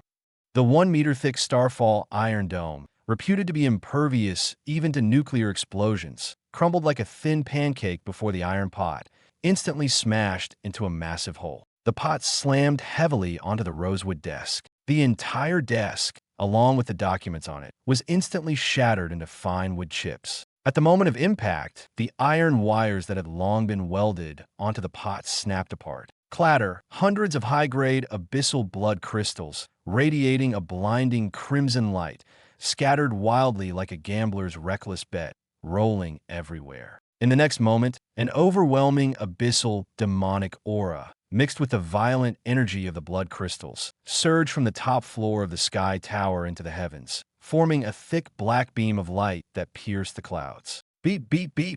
The highest-level air raid alarm of Kyoto War God Academy was triggered simultaneously. The piercing siren instantly echoed across 100 miles. SS level, highest alert. Enemy attack. Abyssal Demon God, cross-border strike. Coordinates, Sky Tower top floor. All students and faculty immediately enter underground shelters. All instructors prepare for a fight to the death. The entire Kyoto War God Academy plunged into unprecedented panic. Students screamed and scattered in all directions, while layer upon layer of defensive formations lit up in the sky, resembling a hastily assembled final line of defense. In the principal's office, the soot-covered Niet Sangxiong, Director Lin, and Lei Lai stood back-to-back, staring intently at the wreckage of the desk and the still-smoking iron pot. Even Niet Sangxiong, a man at the pinnacle of power, was trembling as he gripped his blade, not out of fear for his own life, but because he sensed that the energy levels of the scattered items on the ground were terrifyingly high. So high that he almost suspected it wasn't just a pot that had fallen, but the heart of an abyssal demon god hurled directly into the mortal realm. What kind of attack is this? Lei Lai swallowed hard, his back drenched in cold sweat. Director Lin's face was even paler, his voice trembling. Using ancient runes as packaging, This isn't a normal attack. This is a cross-border warning from a demon god. Our Kyoto Academy has been targeted by the Abyss. Meanwhile, 800 meters away from the Sky Tower, in the basement of the third logistics warehouse, silence reigned. So noisy. Can't a person get some sleep? Yuan irritably sat up from his bed and pushed open the nearly rusted-shut iron window of the basement. The window, close to the ceiling, was covered in a thick layer of dust. He barely managed to stick his head out and look outside. In the distance, a black beam of demonic aura shot up from the top of the Sky Tower, like a blade tearing through the night sky. The entire campus was in chaos. Students were running, instructors were shouting, and the piercing alarm was enough to make one's eardrums ache. Yuan's expression gradually darkened. The master-servant contract made him acutely aware that the familiar aura in the air belonged to his little bone companion. He remained silent for a long time, glancing again at the black beam of light 800 meters away, then at his own empty basement room. Devoid even of a delivery box, Yuan finally raised his hand to cover his face and let out a long sigh. I should have known. That little bone must have been a hopelessly lost wanderer in life, even managing to miscalculate spatial coordinates by 800 meters. Now look at this. On the first day of school, the principal's office gets blown up. The piercing SS-level air raid alarm continued to echo madly over Kyoto War God Academy. Massive searchlights fragmented the night sky. The entire academy had entered the highest-level wartime lockdown. The broadcast repeated the cold command over and over. Attention all personnel, this is not a drill. Unknown high-level abyssal demonic energy has locked onto the Babel Tower. It is suspected that there are high-level cultists or abyssal spies within the school guiding the coordinates. Immediately activate the Aurora screening program. Everyone, including mentors, students from the main combat academy, and logistics staff, must proceed to the underground shelter immediately to undergo physical and blood purity tests using the deep-sea black gold testing pillar in sequence. Anyone refusing the test will be executed on the spot for treason. The order was issued, and the underground corridor of the third logistics storage instantly descended into chaos. The logistics staff, who usually only swept floors, cooked meals, and repaired water pipes, turned pale with fear, their legs trembling. Under the shoving of several fully armed patrol team members, they stumbled like herded sheep toward the air raid shelter at the end of the corridor. Yuan blended into the crowd, hands in his pockets, and couldn't help but sigh again. Truly, trouble comes knocking even when you're just sitting at home. That little skeleton misplaced the delivery, and now the entire school has to undergo a spy check. In the center of the air raid shelter stood a 3-meter-tall black pillar. Its surface was pitch black, exuding a cold metallic sheen, resembling a massive monument capable of crushing one's soul. This was the deep-sea black gold testing pillar, a crucial piece of equipment for Kyoto Academy. Forged from black gold extracted from 10,000 meters beneath the sea, it was absurdly durable. Even a full-force strike from a martial god below the 8th rank might not damage it. What was even more terrifying was its extreme sensitivity to abyssal demonic energy. Anyone infected would trigger a red light the moment they touched it. At the edge of the air raid shelter stood over a dozen freshmen from the War God Academy who had been temporarily evacuated. At the forefront was none other than Xiao Ting, the sophomore top student whom Yuan had publicly mocked in the freshman hall. Xiao Ting stared coldly at Yuan at the back of the crowd, a sinister smirk slowly forming at the corner of his mouth. Talk about a narrow road for enemies. He lowered his voice and said to a few freshmen beside him, "This Aurora screening doesn't just test for demonic energy, it also measures strength thresholds. If your strength doesn't reach 500 pounds, you'll be deemed a wartime liability and immediately expelled from Kyoto Academy. He's just an F-rank necromancer without even a staff. I'd like to see how he plans to hit 500 pounds. The freshman, upon hearing this, immediately displayed schadenfreude eagerly, waiting to see Yuan make a fool of himself. Hurry up, stop dawdling, step forward one by one, and strike the testing pillar with all your strength. The patrol team senior in charge of the test urged impatiently. Green light, strength meets the standard, and no infection. Proceed to the safe zone on the right. Red light or insufficient strength, detain immediately. The logistics staff stepped forward one after another for testing. Although they were older, they were still job changers and could grit their teeth to hit a few 100 pounds of force. The testing pillar lit up green repeatedly, indicating everything was normal. The line grew shorter, and it was almost Lu Yuan's turn. However, his brows furrowed tighter and tighter, and a layer of cold sweat had already formed on his palms. This was trouble. He stared at the pitch-black testing pillar, feeling a wave of irritation. This thing was said to withstand attacks from 8th-rank martial gods, but his current strength was beyond what ordinary people could imagine. With the abyssal Overlord Body and the Void Stomach's refined strength exceeding 10,000 points, his control over his power was still very immature. If he failed to hold back and used even just 1% of his strength, this pillar would likely explode on the spot. At that point, even if he claimed not to be an abyssal spy, no one would believe him. The military would probably take him away for dissection and research.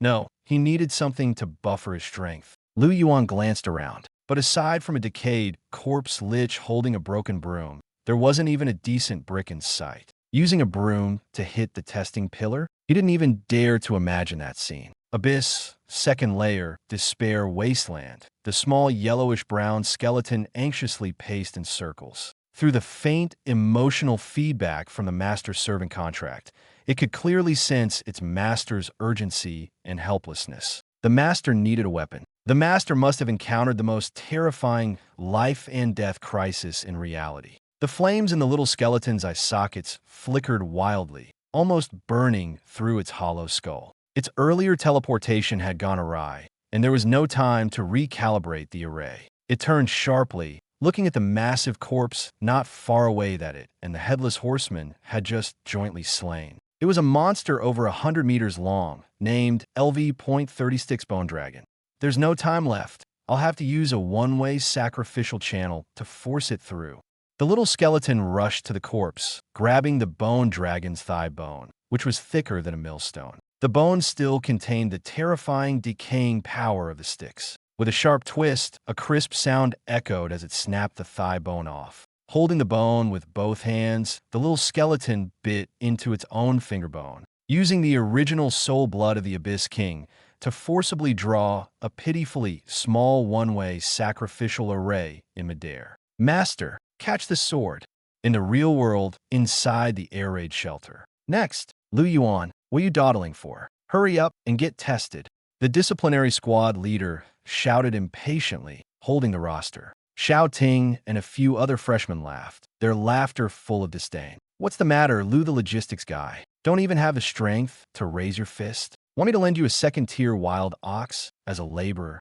Lu Yuan simply sighed calmly and walked toward the testing pillar. He was long accustomed to such ridicule. In their eyes, he was just an F-rank necromancer, weak, without background, and even standing here seemed redundant. But just as he was 2 steps away from the testing pillar, the air suddenly trembled slightly. A faint ripple, perceptible only to Lu Yuan, spread beside him. The next moment, a square, grayish-white, pitted object fell out of the void, landing squarely in his right palm. Lu Yuan looked down, his face darkened. This thing looked like a hollow brick picked up randomly from a construction site. Ghastly white, icy cold to the touch, and shockingly heavy. In his mind, the little skeleton's frenzied, almost uncontrollable thought echoed. Master, catch the sword. Lu Yuan almost cursed on the spot. Catch the sword? You call this a sword? This is clearly a brick. But he quickly realized that, despite its absurd appearance, the object was astonishingly heavy and exceptionally hard. It might actually work as a buffer. Lu Yuan, what are you doing with a brick? Testing strictly prohibits the use of any weapons. The disciplinary squad leader spotted it immediately and barked sternly. Squad leader, this is just a handguard stone. Lu Yuan raised the brick, his expression so serious it didn't seem like he was joking. I'm an F-rank necromancer. My physique is weak. If I break my hand, does it count as a workplace injury? As soon as he said this, laughter erupted around him. Ha ha, he's actually going to hit the testing pillar with a brick? Has he gone mad from the stress? The deep-sea black gold pillar doesn't even get scratched by flying swords. And he's pretending with a broken brick? Just hit it already and get out of Kyoto Academy.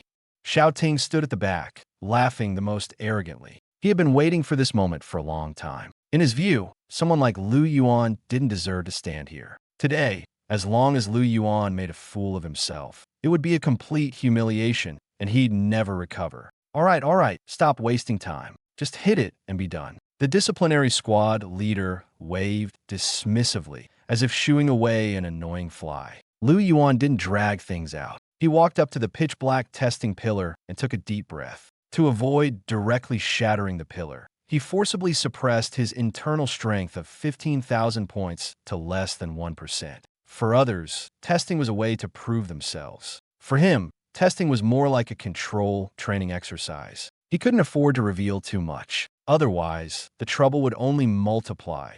Then he held the brick disguised from the thigh bone of a LV.36 bone dragon and lightly tapped it against the surface of the testing pillar. The movement was so gentle, it almost seemed like he was knocking on a door. Pulp. The sound was crisp, absurdly light. The indicator light on the testing pillar remained completely still. No reaction. Not even the most basic red alert lit up. 1 second, 2 seconds, 3 seconds. Xiao Ting was momentarily stunned, then burst into laughter, doubling over as tears nearly streamed down his face. No reaction? Not even a little. He pointed at Lu Yuan, laughing so hard he slapped his thigh. Zero force. It's actually zero force. Lu Yuan, no matter how useless you are, you can't possibly fail to exert even a single pound of strength, right? The senior from the disciplinary squad frowned and lowered his head, preparing to cross Lu Yuan's name off the roster. Strength below standard. Lu Yuan, before he could finish his sentence, a faint cracking sound suddenly echoed.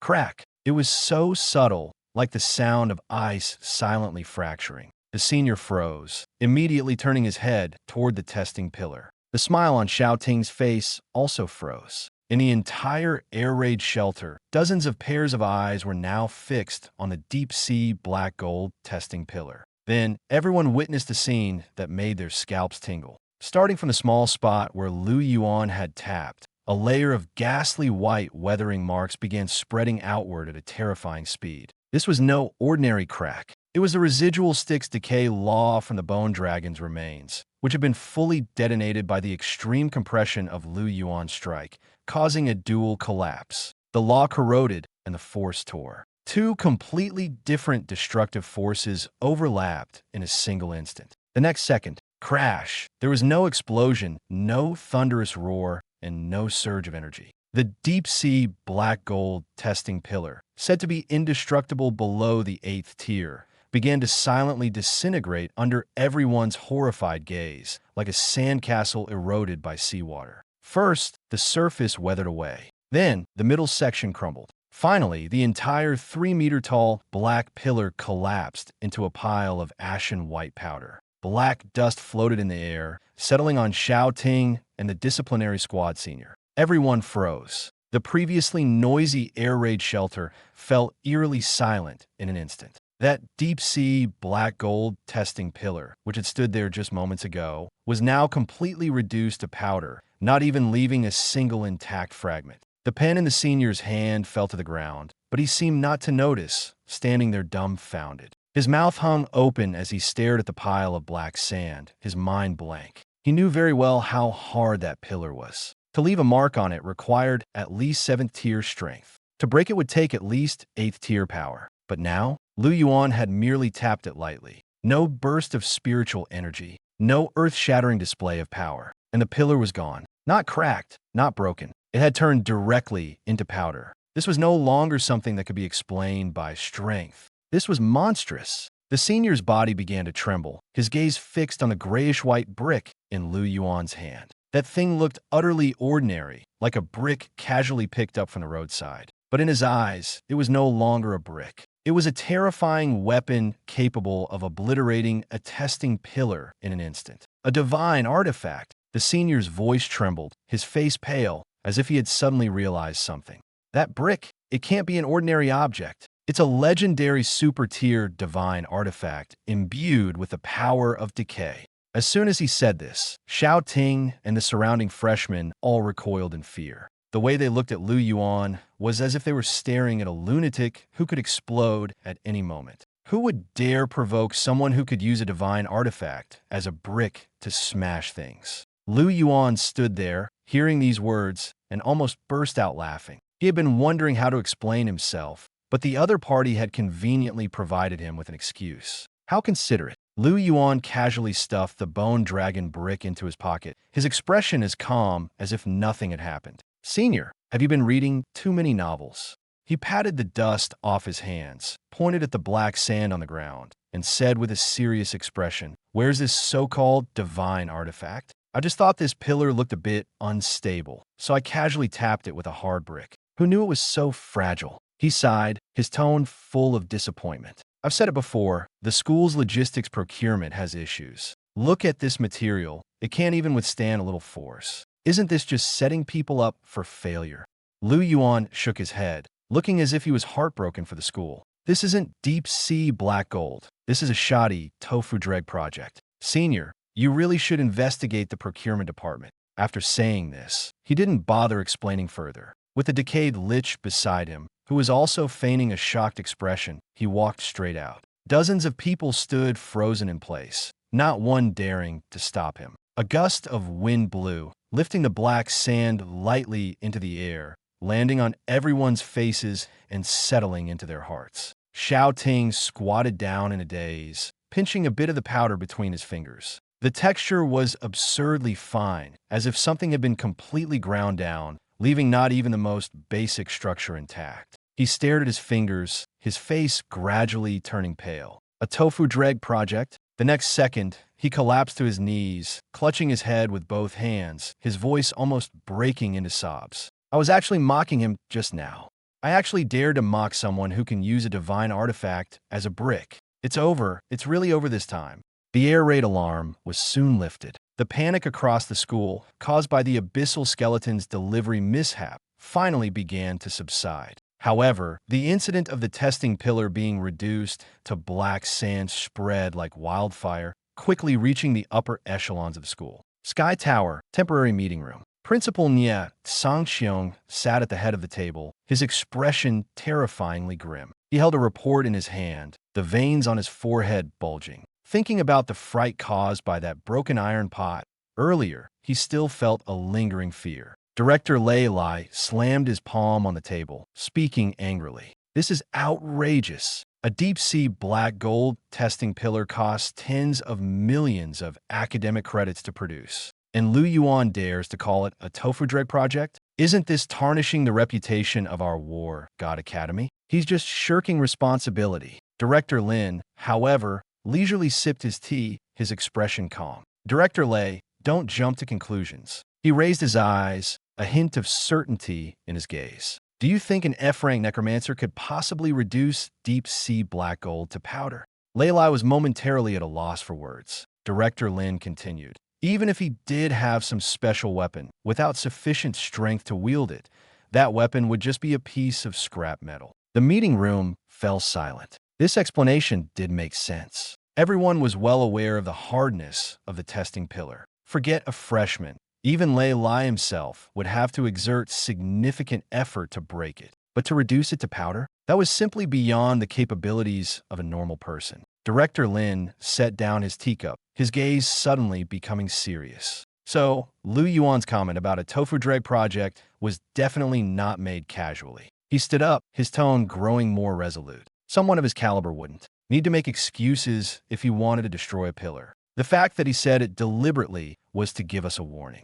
Principal Nie Sangxiong looked up, his expression tense. "A warning about what?" Director Lin lowered his voice, enunciating each word clearly. "The procurement department has issues." Lei Lai was stunned. "The procurement department?" "Yes." Director Lin nodded. "Maybe someone's taking kickbacks, or worse, there could be a blood god cult mole hidden within." His gaze turned icy. Someone like Lu Yuan wouldn't meddle in trivial matters for no reason. By smashing the pillar and leaving behind a comment about procurement issues, he was actually telling us, investigate the procurement department. Principal Nie Sangxiong suddenly stood up, a sharp gleam flashing in his eyes. That makes sense. The more he thought about it, the more convinced he became. Someone who can casually toss blood essence, as if it's a delivery package, wouldn't speak carelessly. If he said it, it must mean something. The atmosphere in the meeting room changed instantly. Moments ago, they were discussing compensation for a damaged test pillar. but now it had turned into a full-scale suspicion of the procurement department.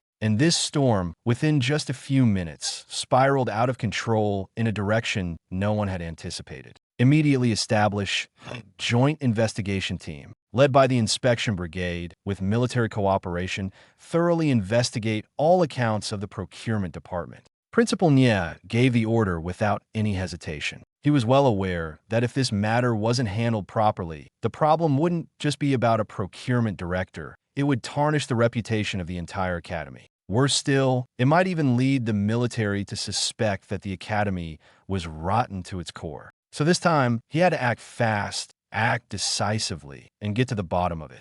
Early the next morning, in the basement of the 3rd Logistics Warehouse, Yuan was still asleep when he was awakened by a series of urgent and chaotic footsteps outside. Bang, bang, bang.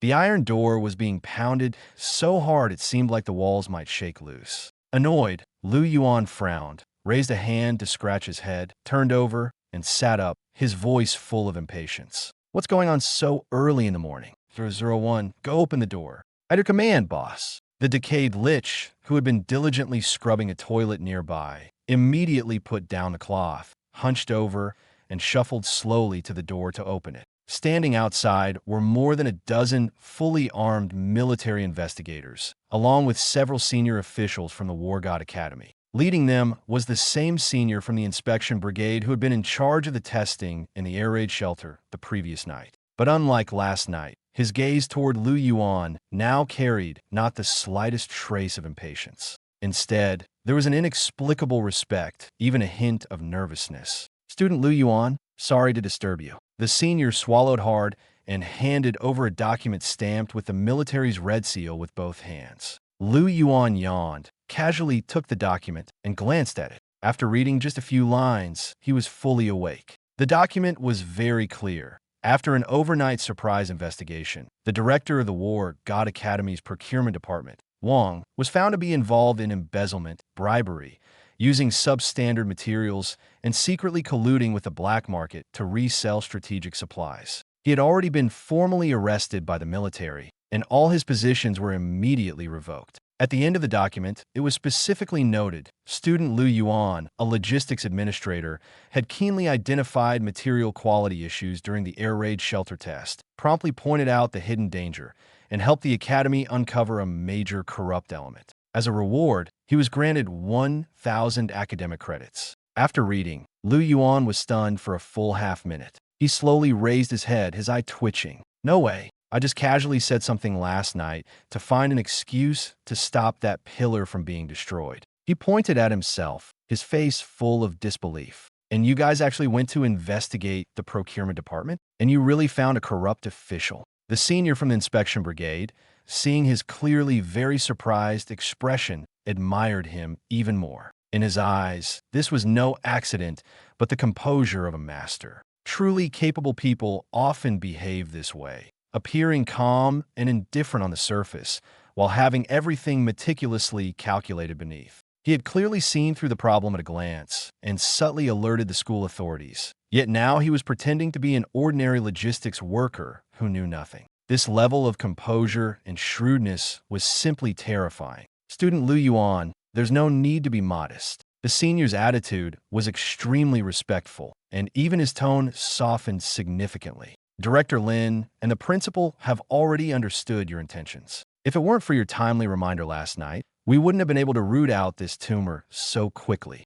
As he spoke, he pushed the crystal card forward. The 1,000 academic credits are well-deserved. If the logistics department needs anything in the future, just let us know. The inspection brigade will fully cooperate. After finishing, he led the investigation team out in an orderly manner, even closing the door carefully, as if afraid of disturbing some great figure. The moment the iron door closed, the basement returned to silence. Yuan lowered his head to look at the crystal card in his hand. He felt as if a bucket of cold water had been poured over him, leaving him completely stunned in place. Slowly, he turned his head to look at the equally bewildered, decayed lich, his mouth twitching uncontrollably. Are the higher-ups at this school overthinking things a bit? He raised his hand to cover his face, letting out a long sigh filled with helplessness. I was just afraid of breaking the pillar and causing trouble, so I casually made up an excuse. He muttered. Who would have thought that with just a random knock, I'd actually expose a corrupt official in the procurement department? Thinking about it, Yuan felt even more frustrated. Great, now how am I supposed to quietly slack off in peace? Unfortunately, no matter how frustrated he was, it couldn't change one fact. From today onward, in the eyes of the school leadership, he was no longer just an ordinary logistics administrator. How could someone who could casually point out problems and effortlessly uncover a mole be just an ordinary person? Yuan shook his head helplessly, stuffed the crystal card into his pocket, and turned around to lie back down on the iron-framed bed that the lich had just polished to a shine. Forget it, I won't think about it anymore. Anyway, the logistics department is quiet now. I'll take a nap first and deal with it later. He closed his eyes, ready to enjoy this rare moment of peace. Little did he know, just as he thought he could finally enjoy a few days of leisure, a visit aimed directly at him, one tinged with a hint of absurdity, was quietly approaching. Chapter 22. The carefree life of the logistics grandpa and the sensible campus belle at noon. The sun blazed high in the sky. On the first training field of Kyoto War God Academy, the atmosphere was anything but relaxed. Instead, it was so oppressive that it was hard to breathe. Didn't you eat? Run faster. A bunch of pampered weaklings. Director Lai stood at the edge of the field, his upper body bare, muscles taut like cast iron. In his hand, he wielded a whip made from the spine of a high-level magical beast. Every time he cracked it through the air, it produced a sharp, sonic boom. In front of him, hundreds of newly enrolled freshmen were stumbling forward in disarray. Each of them carried a 500-pound piece of gravitational black iron on their backs. The plastic track beneath their feet was scorching under the blazing sun, with heat waves rising visibly. Many of their faces had turned pale, and sweat dripped from their chins, but no one dared to stop. Even the top sophomore, Xiao Ting, was running alongside the group. His face was drenched in sweat, and his breathing was labored, but he still mustered the strength to shout at the freshmen who were on the verge of collapse. Grit your teeth and push through. This is the rule of the War God Academy. The more pain you endure now, the greater your chances of survival in the future. Get moving. Everyone believed this was the road every strong person had to walk. It was painful, but their eyes burned with the same obsession. They all wanted power. And, at the same time, far away from the training field, deep in the basement of the third supply storage warehouse, the mood was completely different. The place felt like it belonged to another world. A creaky old wicker chair kept rocking back and forth with a dull, steady rhythm.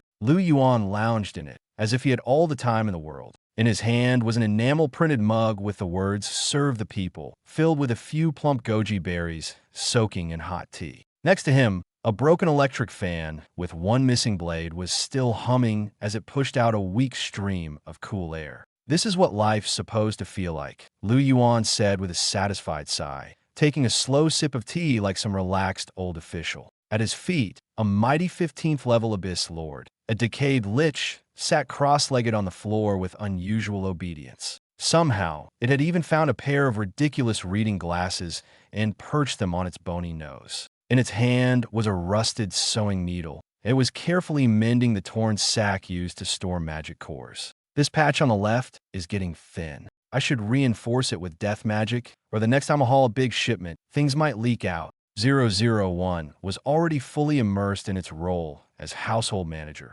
and it took great pride in that role. Just as the man and the undead were enjoying their quiet slacking off time, a soft knock came from the heavy anti-theft iron door. Yuan raised an eyebrow. Who would come to a dusty storage basement like this in the middle of the day? 001, go check. Understood, boss. Girl in a tight light blue tactical suit, a thin layer of sweat still clinging to her forehead. It was Su Qinghan, the S-rank campus beauty from the Law God Institute, who had just escaped the new student training under the excuse of magic overexertion and needing meditation. The moment the door opened and she saw the mutated skeleton, wearing reading glasses, her pupils shrank. A cold, terrifying death aura brushed past her instincts like a blade against her soul. But she bit down hard on her tongue and forced herself not to show even a trace of fear. Instead, she lowered her head with great respect and handed over a beautifully crafted white jade jar with both hands. "Su classmate." Lu Yuan sat up in the wicker chair and looked at the campus goddess standing in his doorway. His face showed honest surprise. Middle of the day, and you're not in the Law God Institute enjoying the air conditioning. Why did you come all the way down to this dark basement? Su Qinghan took a deep breath and stepped inside. She carefully walked around 001, who was still mopping the floor, and approached Lu Yuan. With extreme seriousness, she placed a white jade jar on the scratched-up wooden table. Lu Yuan, classmate Lu. Her voice was soft, almost reverent. This is a jar of S-rank snow lotus tea from my family. It comes from the far northern ice fields. It can refresh the mind and nourish spiritual power. You helped me so much in high school by tutoring me in the basic theory. This tea is only a small token of my gratitude. Please accept it. Lu Yuan looked at the jar, which gave off an astonishing chill and a strong wave of magical energy. Then he looked at Su Qinghan's sincere expression. His mind immediately followed the logic of an overworked laborer. People don't give gifts for no reason. If something looks too good, there's usually a catch, is beneath her. Now she's come all the way to a storage basement just to give me something this valuable. Got it. She's definitely trying to curry favor. The thought clicked into place. Kyoto Academy had plenty of resources, but the good equipment still had to be earned through points or approved through long lines and paperwork. Su Qinghan was probably trying to bribe him, this so-called warehouse old-timer, so that later, during the freshman exam, she could get an easier path to a top-grade staff or a high-level magic scroll. It's no big deal. Now that he understood, Lu Yuan smiled casually and took the priceless snow lotus tea. Since you're being so polite, I'll accept it. From now on, as long as it follows the rules, if you need help in the warehouse, just ask. Su Qinghan's heart thudded hard. He accepted it. This hidden master didn't reject me. He even promised to protect me later. Her eyes reddened slightly with excitement. Lu Yuan had accepted such a generous gift, and he felt that just saying thank you wasn't enough. As a man in service work, he figured he should give the customer something in return. He glanced at Su Qinghan, then said casually, though I have to say, when you came in just now, your aura felt unstable. In your Law God Institute, do the ice mages all like to obsess over the absolute hardness of freezing water into ice? Su Qinghan paused, then nodded with great respect. Yes, my mentor says the ultimate form of ice magic is absolute zero and frozen crystal so cold it can even freeze space itself. Your way, you're off track, Lu Yuan said casually, picking up the enamel tea mug and blowing on the goji berries floating on the surface. You've learned basic science, right? What is ice? Simply put, it's water that has lost heat. But you keep thinking about making ice harder to smash people with. How is that any different from just swinging your fists? He glanced at Su Qinghan, his tone unhurried. Change your approach. Stop thinking about creating ice and try extracting heat. Extract the heat from your enemy's body bit by bit, like drawing water. Let the cold flow like water, not remain as a block of dead ice. To put it simply, don't treat ice as a rock. Treat it as a force that can flow. These words were merely some basic heat transfer knowledge Lu Yuan had learned in his previous life, mixed with a bit of nonsense he'd picked up from novels. But to Su Qinghan, they struck like a thunderbolt, instantly clearing the fog that had clouded her mind for so long. Not creating ice, but extracting heat, letting the cold flow. This isn't an ordinary cultivation method. Su Qinghan stood frozen in place, her entire body stiff. In her understanding, ice magic had always been about pursuing colder, harder, sharper forms. But Lu Yuan's words completely overturned her previous beliefs. She suddenly realized she'd been fixated on the surface and had never considered the essence. This wasn't just a matter of technique. It was about understanding that the core of power lies not in brute force, but in grasping the underlying rules. The frost magic within her body trembled violently, as if something had awakened it, and it began to circulate on its own. The surrounding air didn't freeze, but the temperature dropped sharply. A layer of white frost instantly formed on the surface of the water cup on the table. Su Qinghan's expression changed dramatically. The bottleneck she'd been stuck at for so long had loosened. Slowly, she raised her head to look at the young man sipping tea. His expression was calm, as if he'd merely made a casual remark about the weather turning cold. But to Su Qinghan, that single sentence was worth more than 10 years of arduous cultivation. I see now. Her breathing grew erratic, her eyes filled with shock. I used to only think about making ice stronger, but I never considered turning ice into a flowing force. This isn't ordinary guidance. These are words that only someone who truly understands the rules can say. In her heart, Lu Yuan's image transformed instantly. He was no longer just an ordinary logistics department employee or someone who seemed unremarkable. He was a true master, deeply hidden from the world. And not just any master. He was the kind who could change someone's destiny with a single sentence. Thank you for your guidance, Senior. Su Qinghan could no longer suppress her excitement. She stepped back half a pace and bowed deeply to Lu Yuan. Her movements were extremely serious, without a hint of perfunctory behavior. This single piece of advice is more effective than 10 years of my own cultivation. I will never forget your kindness today. Lu Yuan nearly spat out his tea. He stared at her in bewilderment, completely dumbfounded. No, I was just telling you to go back and brush up on basic physics. How did I suddenly become a senior, giving profound guidance? He wanted to explain, but seeing the near-reverent expression on Su Qinghan's face, he swallowed his words. Forget it. She probably wouldn't believe him anyway. If she'd managed to interpret it this way, he might as well let her be. All right, as long as you understand, Lu Yuan waved his hand. I'll keep the tea. Now hurry back to class. Don't let your instructor find out you skipped class to come to the logistics department, or they'll blame me for leading a good student astray. Yes, I understand. Su Qinghan nodded immediately, her expression solemn. She bowed deeply once more before carefully retreating from the basement, as if afraid of disturbing something. When the door closed, she leaned against the cold iron door, her chest still heaving violently. But her eyes grew brighter and brighter. He told me to leave, but he still accepted my tea. This means he hasn't completely rejected me. In this academy, everyone competes for resources, quotas, and the favor of mentors.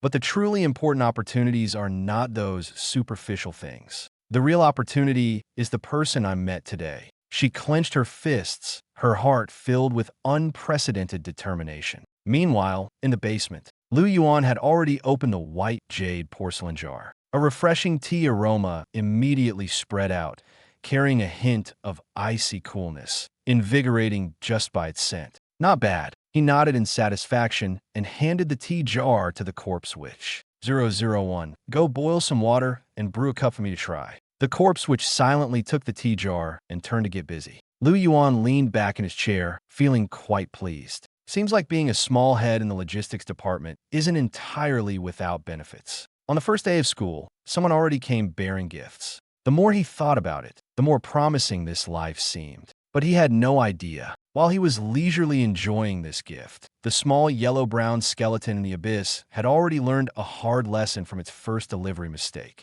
It did not repeat the same error. This time, it personally led its subordinates to knock on the door of a spatial lord. It was preparing to establish a truly stable and genuinely dangerous cross-border logistics line for its frail master. On the black, scorched earth, the ghostly green ground fire burned perpetually like pairs of cold, unblinking eyes silently watching the abyss. A small yellow-brown skeleton sat alone on the scorching rock, clutching a thigh bone it had picked up from who knows where, gently tapping the ground. Click, click. Normally, this sound meant the boss of the Abyss Construction Group was inspecting the territory. But now, even the wind could sense its irritation and frustration. A few hours ago, through the soul contract, it had felt the emotions transmitted from its master. They were not of praise. They were of helplessness. They were of exhaustion. They were the silent disappointment of, I was counting on you, but you messed up again. The ghostly blue flames in the skeleton's eye sockets dimmed. It hugged its own skull, growing more and more aggrieved as it thought about it. It had meant to help its master. It had meant to deliver that pot of high-grade abyss blood essence safely to its master to nourish them. But what happened? It miscalculated the spatial distance. It was off by a full 800 meters. That pot of supplements, which should have been delivered inside the house, ended up smashing onto someone else's roof. What kind of mess was this? Would its master think it was completely useless? Would its master think it was just a clumsy pile of bones that only caused trouble? No, absolutely not. It couldn't let its master be disappointed a second time. The small skeleton suddenly stood up, the flames in its eye sockets burning brightly once more. It hadn't received any formal education and didn't understand complex spatial calculations. But it knew one thing very clearly. Not knowing didn't mean no one in the abyss knew. If it couldn't arrange logistics, it would find the best person for the job. If it couldn't handle it, it would directly seize the most professional setup. With this thought, it turned around and looked at the headless knight not far away, who was busy directing goblins to mine. That guy was engrossed in his work, riding a bony, undead warhorse, holding his own head in his hand, like a bizarre foreman conducting a meeting while overseeing construction. Without a word, the small skeleton walked up and kicked the knight's leg armor. "Stop digging your lousy mine, gather your men, grab your gear, and follow me."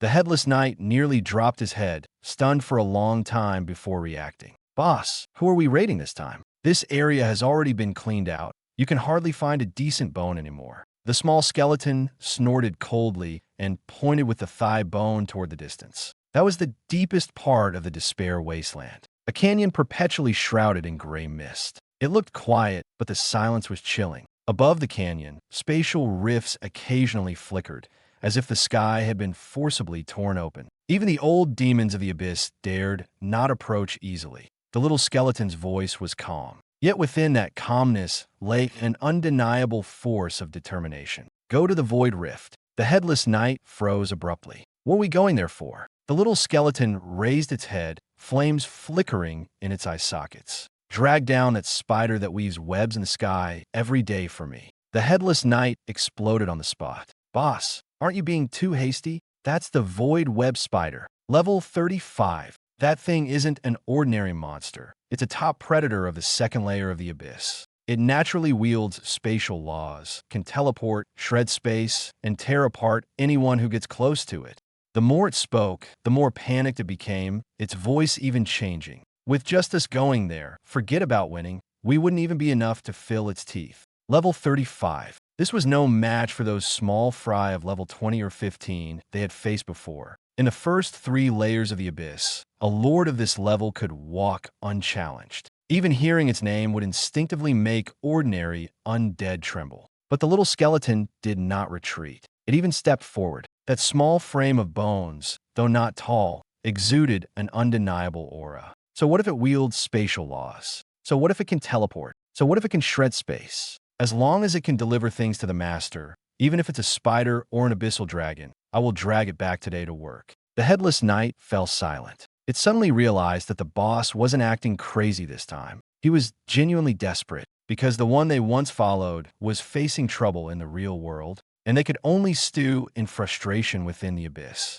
This sense of helplessness made the skeleton, who usually only knew how to fight and kill, think seriously for the first time. It didn't want to disappoint its master anymore. It wanted to make amends. It wanted to seize back the lost opportunity. "All troops, move out." The little skeleton gave the order. The undead forces of the Abyss Construction Group immediately sprang into action. Goblins hoisted their pickaxes. Corpse mages dragged their staffs. The headless knight mounted his horse. A motley crew of seemingly ragtag individuals followed the small skeleton, marching grandly toward the void rift. 2 hours later, deep within the void rift, gray mist flowed slowly between the canyon walls, like a layer of deathly air unwilling to dissipate. A massive transparent spider web hung in midair, woven entirely from pure spatial laws. It distorted the surrounding light, making anyone who glanced at it feel a chill down their spine. A black giant spider, as large as a heavy truck,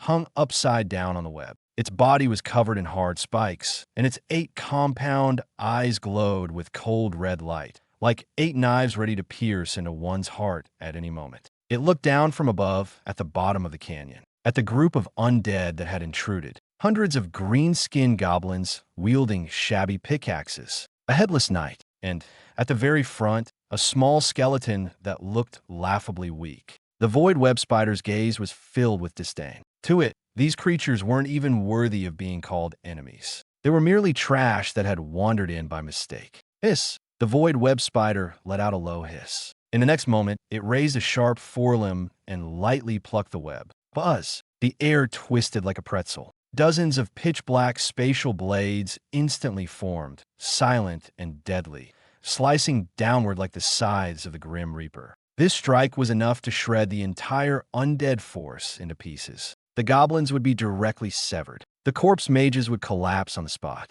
Even the headless knight would struggle to withstand it without full defense. But at that moment, the small yellowish-brown skeleton at the front stopped. It did not retreat. It did not dodge. Not even its skeletal frame wavered. It simply raised its head slowly. In the next instant, an ancient, heavy pressure, as if from the deepest depths of the abyss, erupted from within its body. Boom! In that instant, the entire canyon seemed to be suppressed by some higher-level rule. The spatial blades shooting toward the little skeleton suddenly froze the moment they approached. Upon encountering that oppressive force, the power in the void seemed to crash into an invisible wall, shattering into countless points of light midair. The void spider's 8 compound eyes simultaneously contracted. It was stunned. A king-level bloodline suppression? How could this be possible? A mere white skeleton that hadn't even reached the 3rd rank. Why did it exude an aura that instinctively made even it tremble?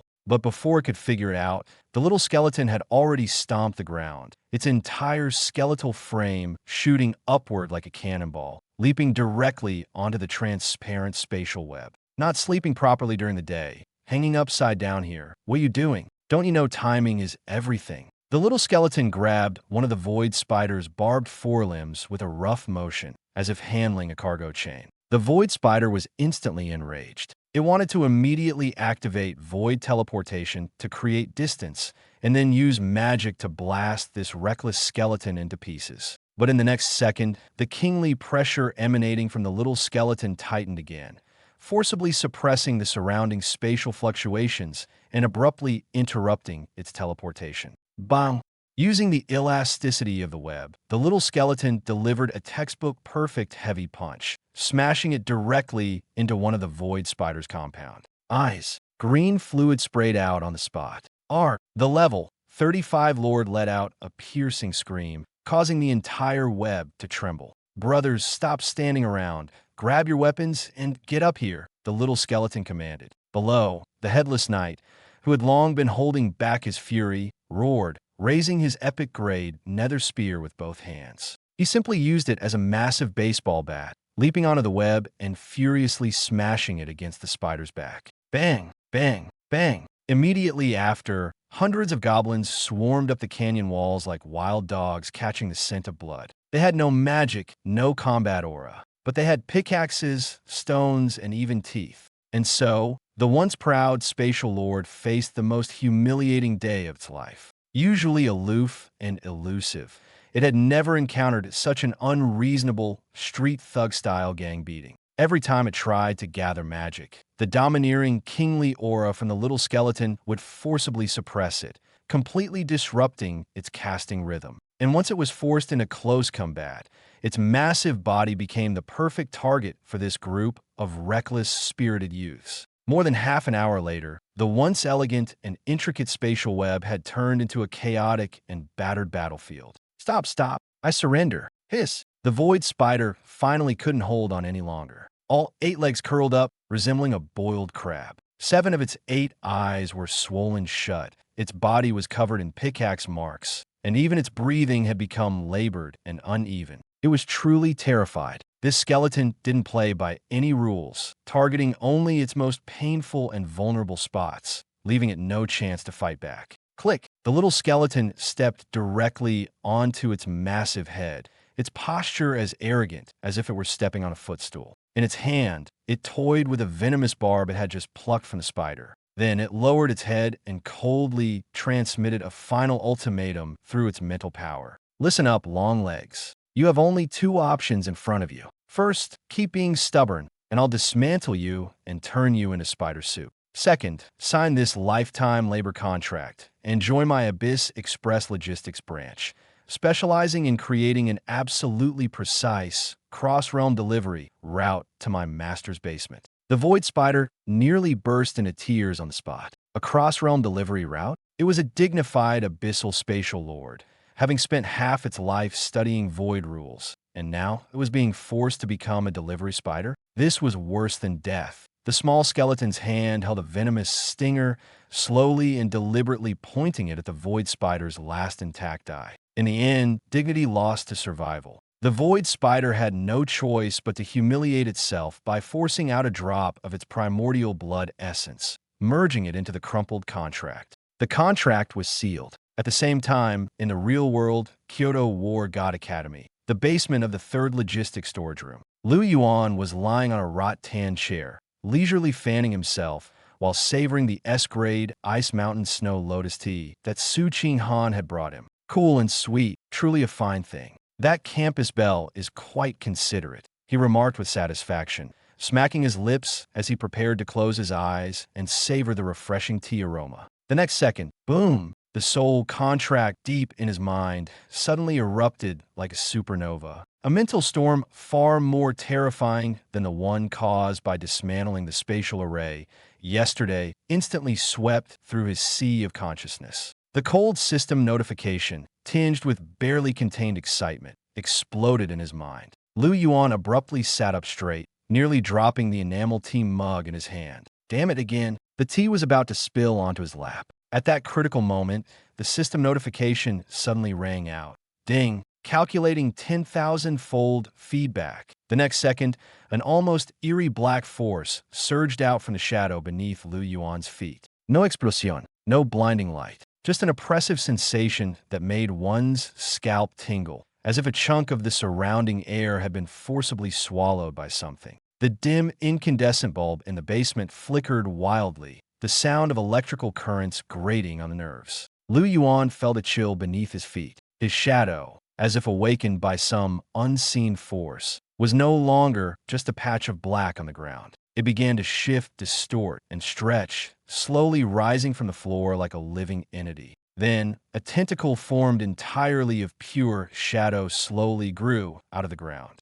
Yuan was stunned. He watched as the shadow tentacle steadily caught the enamel tea mug that had almost slipped from his grasp. Not only did it catch it, but it also swept up the few drops of scalding tea that it spilled, wasting not a single drop. Afterward, the shadow tentacle gently placed the mug back on the rickety wooden table, its movements as steady as those of a well-trained butler. Having done all this, it even bent slightly in midair, as if bowing in deference. Yuan remained silent for a long time. He finally understood. His shadow could not only fight and defend, but also serve tea, clean up, and handle the aftermath. This wasn't just strong. This was absurd. This is way too over the top. He muttered under his breath, his tone filled with complex emotions. He had originally thought that the so-called void stomach was already exaggerated enough, at least serving as an infinite storage space. But now, he didn't even need to lift a finger to fetch things. The shadow would do it for him, and do it better than he could. Not far away, the decayed lich, who had been sewing a burlap sack, dropped its rusty needle with a clatter. The crimson flames in its eye sockets flickered wildly. As a high-ranking undead from the abyss, it was extremely sensitive to the aura of shadow and void. The moment Yuan's shadow came to life, it had already felt the suffocating pressure. But what truly broke it wasn't how terrifying the power was. It was the sudden realization of something far worse. Its job might be in jeopardy. It's over. The decayed lich stared blankly at the shadow tentacle, which was even wiping up spilled tea, its entire skeletal frame beginning to tremble. I am unemployed.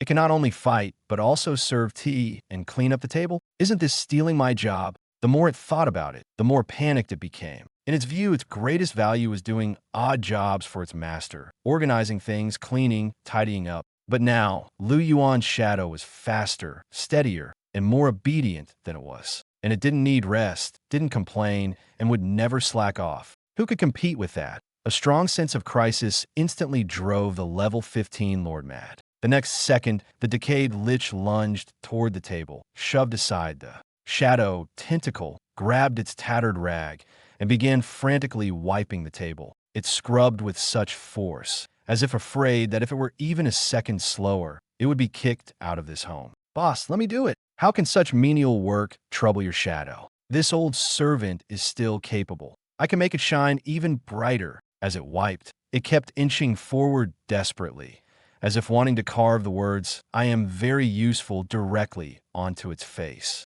Yuan watched this scene, completely dumbfounded. Then he glanced at the shadow at his feet, which seemed to sulkily retreat into the ground as if its job had been stolen. His head throbbed. They're all crazy. He leaned back in the rot-tan chair and covered his face with one hand. My underlings risk their lives fighting stronger monsters just to deliver things to me. Now even my shadow is competing to do housework. You all working so hard makes me, as the master, look utterly useless. He wanted to continue speaking, but the words got stuck in his throat and he swallowed them back. Because he suddenly realized that behind these absurd changes, it wasn't just funny, it was more like a reminder. As long as he grew stronger, everything around him would change accordingly. Some would be afraid. Some would desperately try to prove their worth. And some would lurk in the shadows, waiting for a chance to strike. What he needed to do wasn't panic. It was to grow faster than everyone else, to become stronger than all his enemies. Only then would he not be trampled underfoot.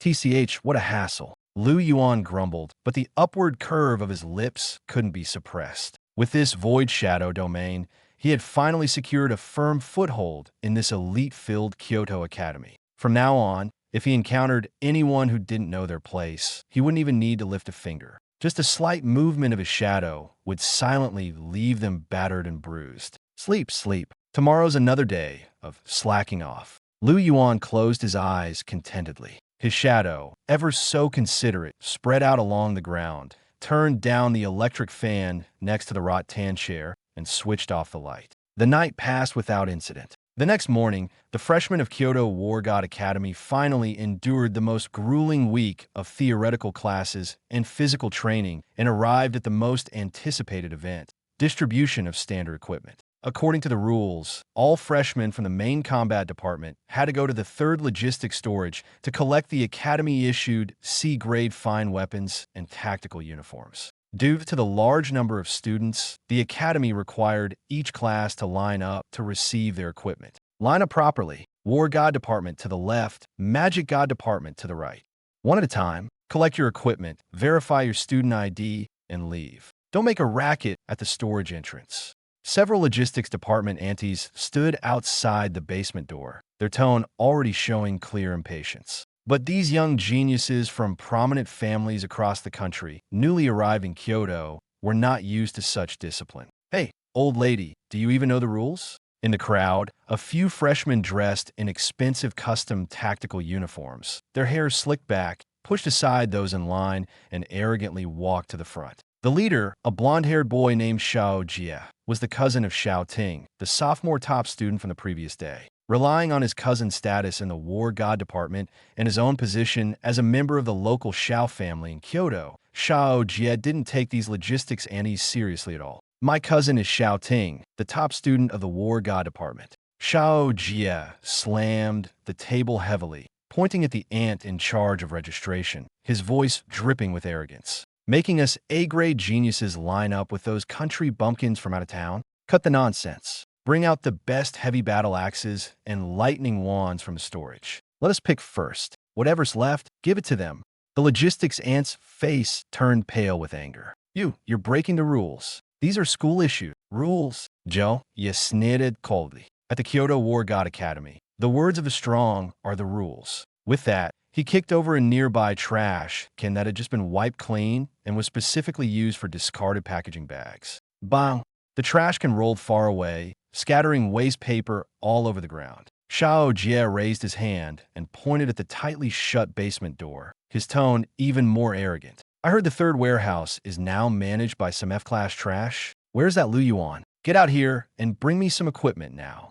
That kick, combined with his insult, instantly silenced the crowd waiting in line. Many students from humble backgrounds clenched their fists, but no one dared to speak up. After all, the Xiao family wielded immense power in Kyoto, and no one wanted to offend them at a time like this. But none of them noticed that beneath the tightly shut basement door, a thick, impenetrable darkness was silently churning, boiling slowly like a living creature. Inside the door, Corpse Lich 001, who had just mopped the corridor until it was spotless, stood holding a mop, staring as the trash can was kicked over and waste paper scattered everywhere. The crimson flames in its hollow eye sockets flared to their peak. Dare to kick over the trash? Can I just clean? Dare to dirty the floor? I just mop? The decayed Corpse Lich angrily snapped the mop handle in its hand. It was already plagued by severe workplace anxiety due to the shadow gaining sentience incident. And now, A few reckless human brats dared to ruin its hard work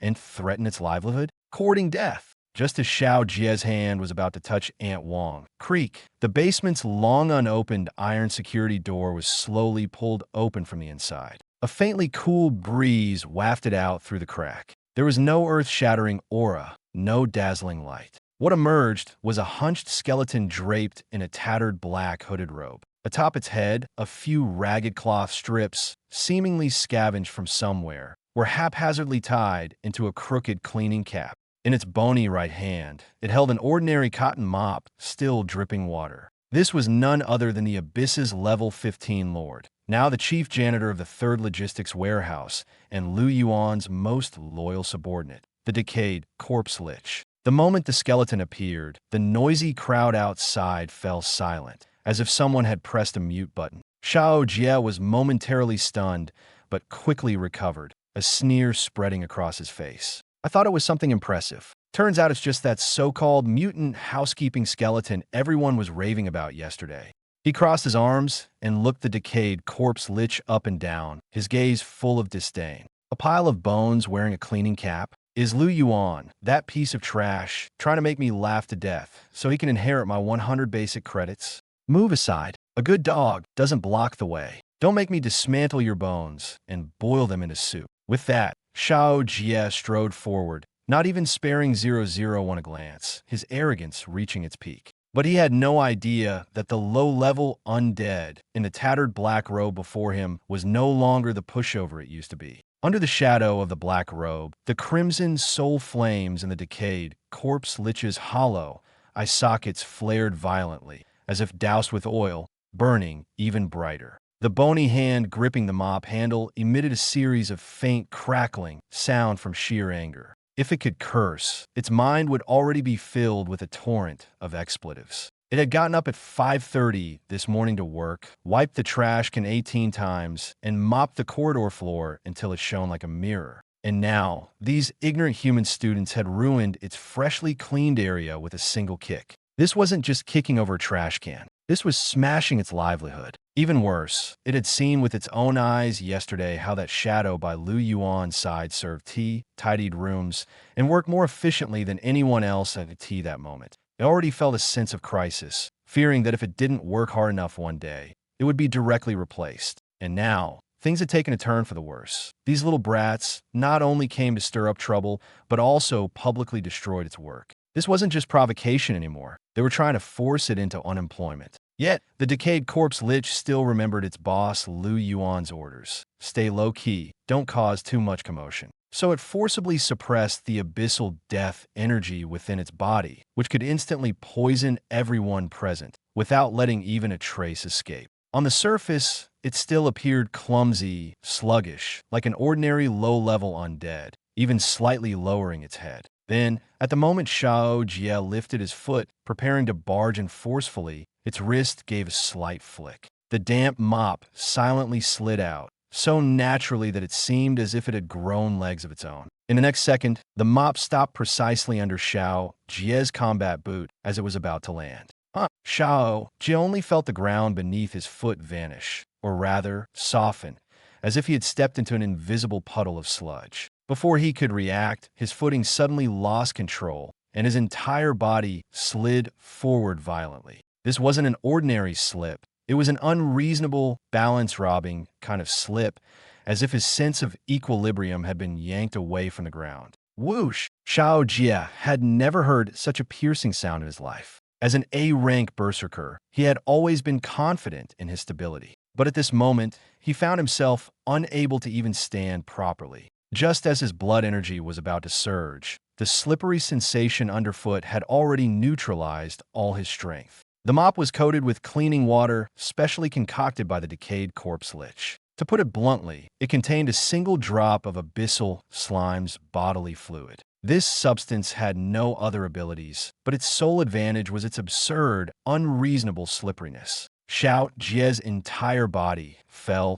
as if someone had given him a hard shove, or as if he had stepped on a greasy banana peel. Losing his balance, he flipped through the air.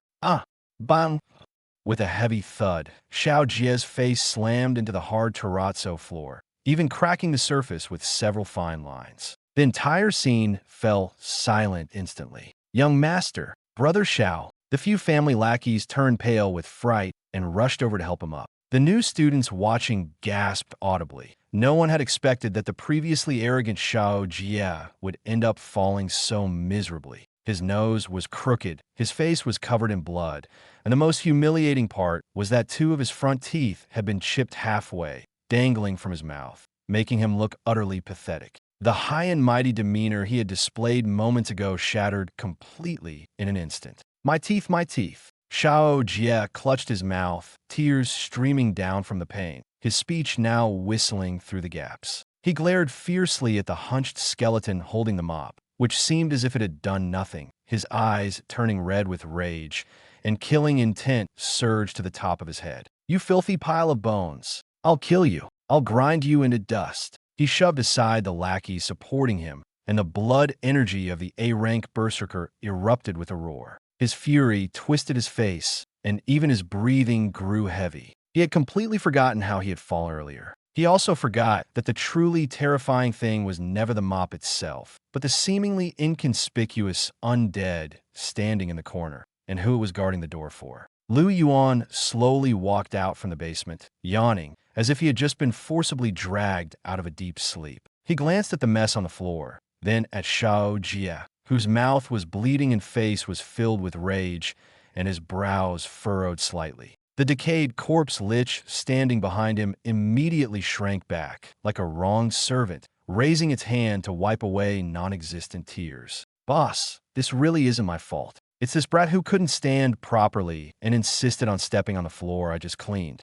I'm helpless too. Lu Yuan had probably already guessed what had happened. These family young masters were always the ones who loved breaking the rules the most. When something goes wrong, he always feels the whole world should accommodate him. Lu Yuan waved his hand, his tone calm, yet carrying an undeniable chill. Freshmen should act like freshmen. Line up to collect your gear. If you don't want to queue, then get lost. Kicking over a trash can, what kind of skill is that? Does it make your legs look longer? This remark was like a matchstick, instantly igniting the last shred of Xiao Jie's rationality. He stared at Lu Yuan with a fierce gaze, his chest heaving violently, his voice trembling. Lu Yuan, you, an F-class waste, dare to lecture me? Your lousy skeleton dared to ambush me. This isn't over today. Take out the best battle axe from the warehouse as an apology, or I'll deal with you too. Lu Yuan seemed to have heard something amusing and let out a chuckle. He scanned Xiao Jie up and down, his gaze landing on Xiao Jie's trembling legs and the chipped tooth in his mouth,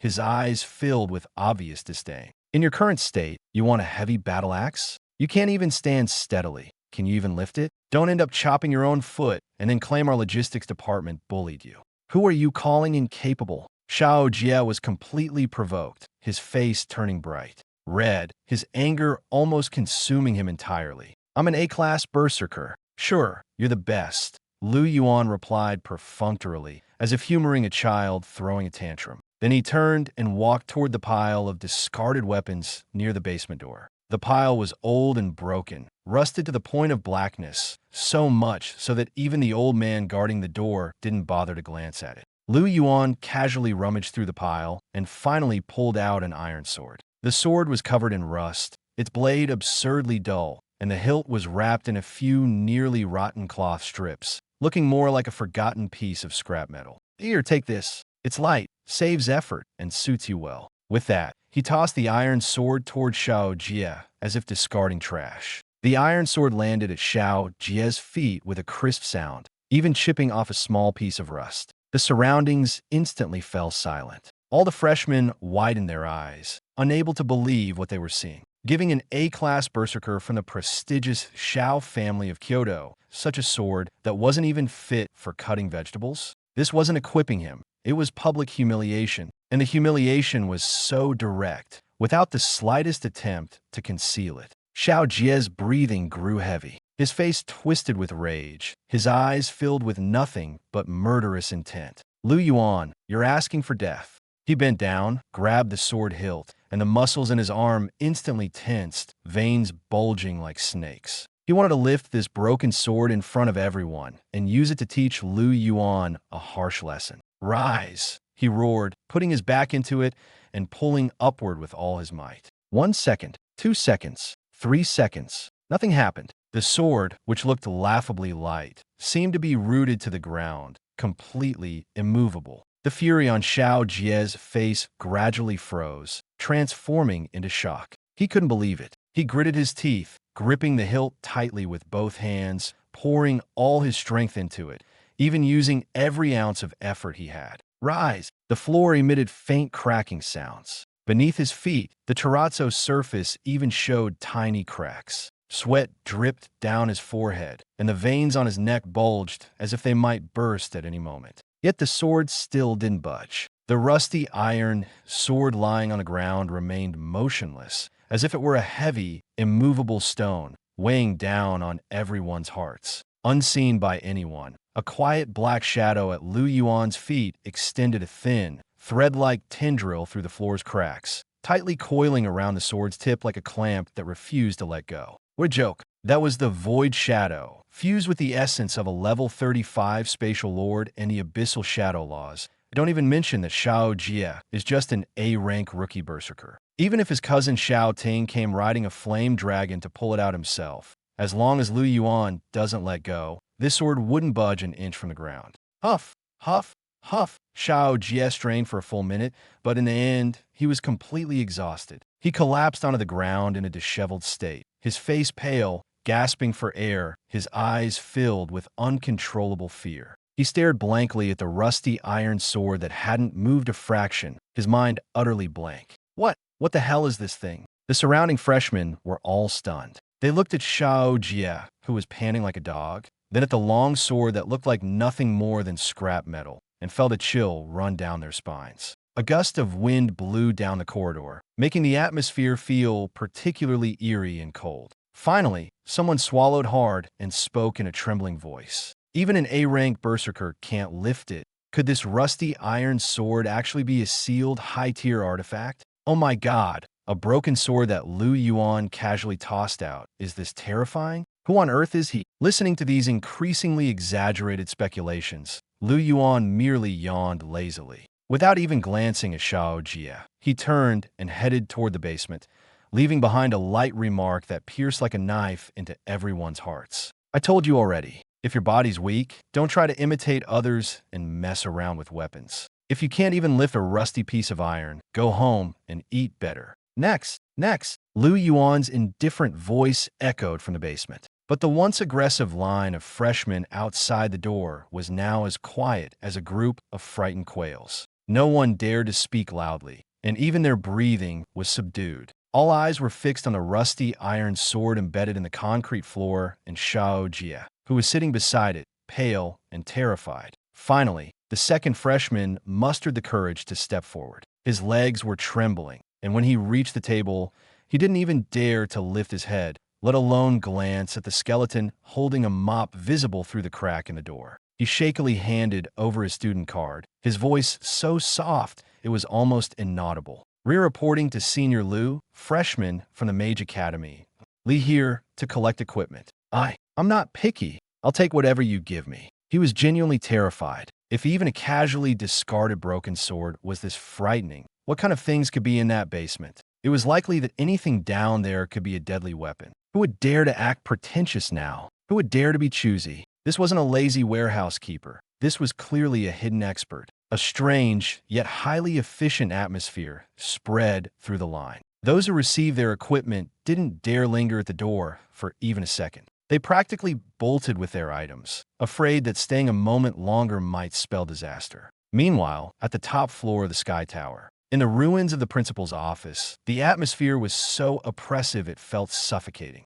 Standing in front of a shattered iron cauldron, an emaciated old man dressed in a purple Taoist robe adorned with the 8 trigrams and holding an ancient compass suddenly spat out a mouthful of blood. His hair was disheveled, his face pale, and even the hand holding the compass was trembling. Master Ge, are you all right? Principal Niet Songxiong, Director Lei Lai, and Director Lin immediately rushed over, their expressions tense. This Master Ge was no ordinary person. He was one of the Dragon Nation military's rare 7th-tier spatial array masters. to investigate the incident of the abyssal iron cauldron crashing through the roof last night. Principal Nia had personally invited him to track the spatial coordinates overnight. An entire day and night. Master Gu had been forcibly deducing the ancient spatial runes lingering on the iron cauldron, nearly exhausting his own vitality and life force. So terrifying, so domineering, Master Gu didn't even bother to wipe the blood from the corner of his mouth.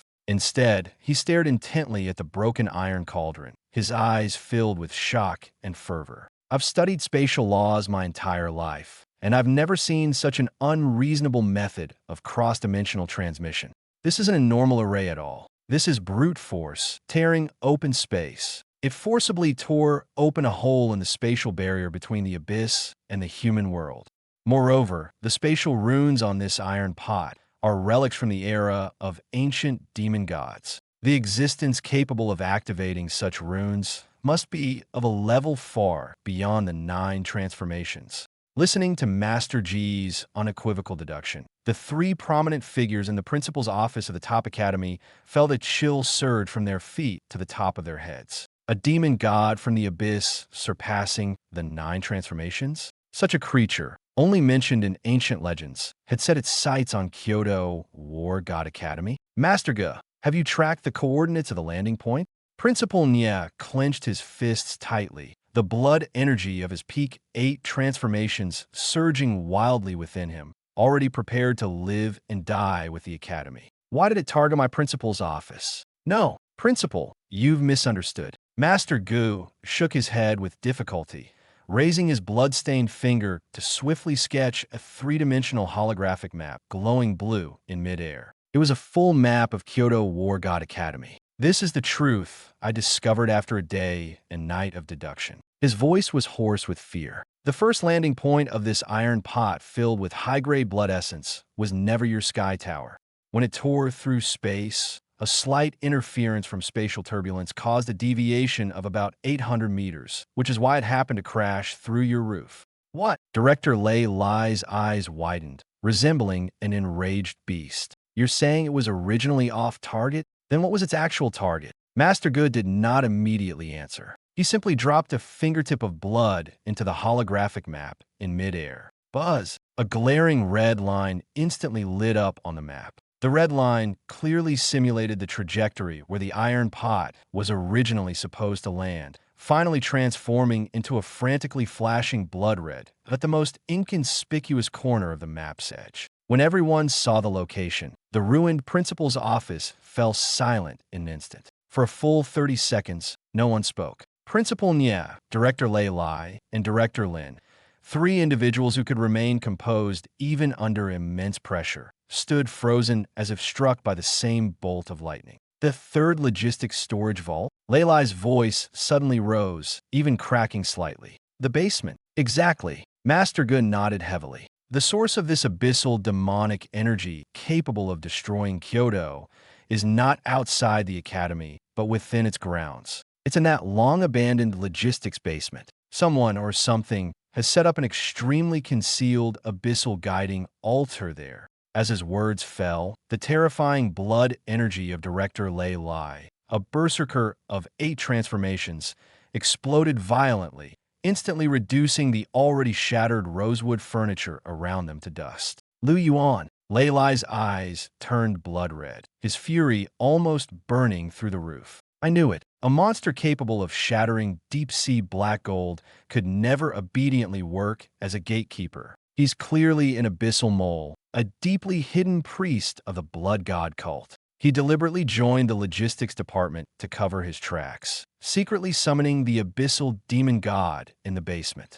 But the ritual went wrong, and the offering deviated, crashing into the principal's office. At this moment, Lei Lai's deduction formed an almost flawless loop. Impossible. Absolutely impossible. Director Lin of the Special Admissions Office turned pale, shaking his head desperately, though the cold sweat on his forehead betrayed his inner turmoil. Lu Yuan is definitely not a cultist. If he were truly a mole, why would he take action on the plane to kill those poison-winged griffins? Director Lin forced himself to find another explanation, even if it sounded equally absurd. Principal, think about it. There are rumors that our academy suppresses an ultimate rift underground. Yuan. Could it be that he's not summoning a demon god, but rather using his own method to suppress that rioting abyssal passage? Nonsense, Lei roared, drawing the massive battle axe from his back. The abyssal blood essence in the cauldron has already splattered all over my head. And you call this suppression? Everyone, shut up. Principal Niet Sangxiong, who had remained silent until now, suddenly bellowed in anger. The peak 8th rank martial god who had guarded Kyoto Academy for decades now had an unprecedentedly resolute, killing intent burning in his aged eyes. Whether he's an insider trader or a reclusive master, as long as the abyssal coordinate anchor point appears within Kyoto Academy, it's a death trap that threatens the lives of millions of Dragon Nation citizens. Principal Nia decisively drew the mythical longsword that symbolized the highest authority of the War God Academy, its blade pointing directly outside the door. Lei, Lin Yuan, follow me to the 3rd Logistics Depot immediately.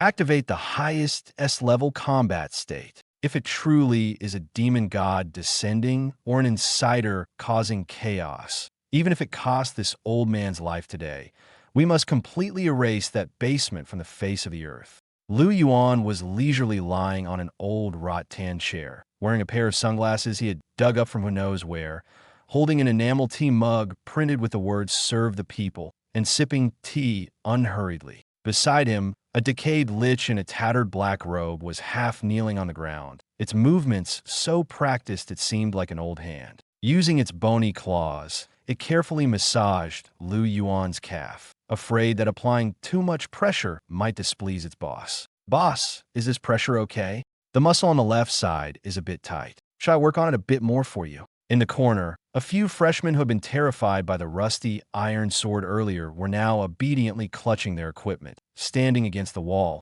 not even daring to breathe too heavily. The scene was excessively quiet, but just a few seconds ago, the entire sky seemed to have been torn apart. 3 terrifying blood-red streaks of energy had descended from the heavens, crashing directly in front of the 3rd Logistics Depot's door. The momentum was so fierce it seemed as if they intended to uproot the entire place. The first to charge in was Director Lei. He was wielding a massive axe the size of a door, his eyes filled with killing intent. In his mind, the broken iron door likely concealed a cult altar capable of bringing disaster. He didn't think twice, only wanted to rush in and eliminate the danger immediately. So when he swung his axe, he didn't hold back. Boom!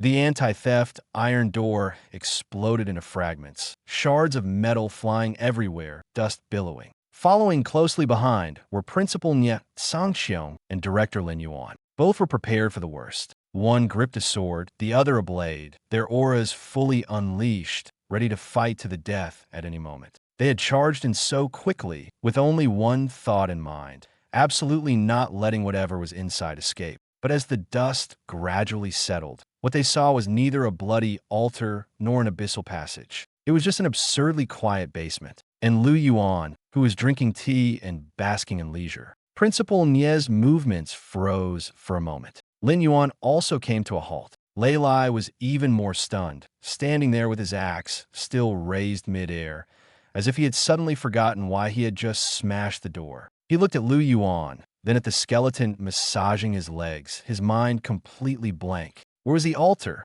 The demonic aura? The blood god cult members? Why was there nothing? Instead, what greeted them was a scene resembling a retired old cadre enjoying his downtime. This left the 3 top-tier powerhouses momentarily unable to react. They had charged in with the resolve to die. But now, it seemed they had turned what should have been a life-and-death battle into a farcical misunderstanding. Yuan seemed to have been disturbed by the commotion. He slowly opened his eyes, first glancing at the shattered door, then at the 3 fully armed, murderous figures standing at the entrance. He was silent for 2 seconds. Then, calmly placing his tea mug to the side, he spoke in a lazy tone tinged with slight annoyance. The door's broken. Make sure to compensate for it. Where's the abyssal traitor? Director Lei, could you please calm down for a moment?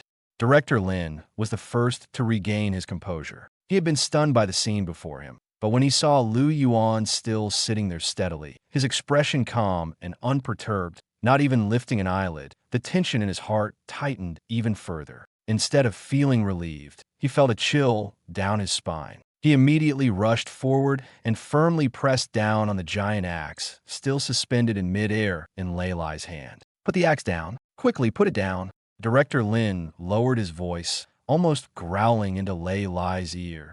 "Do you want to drag the Kyoto Academy into this mess?" Senior Liu is tempering his state of mind, pointing an axe at him. "Are you trying to escalate this into an irreparable disaster?"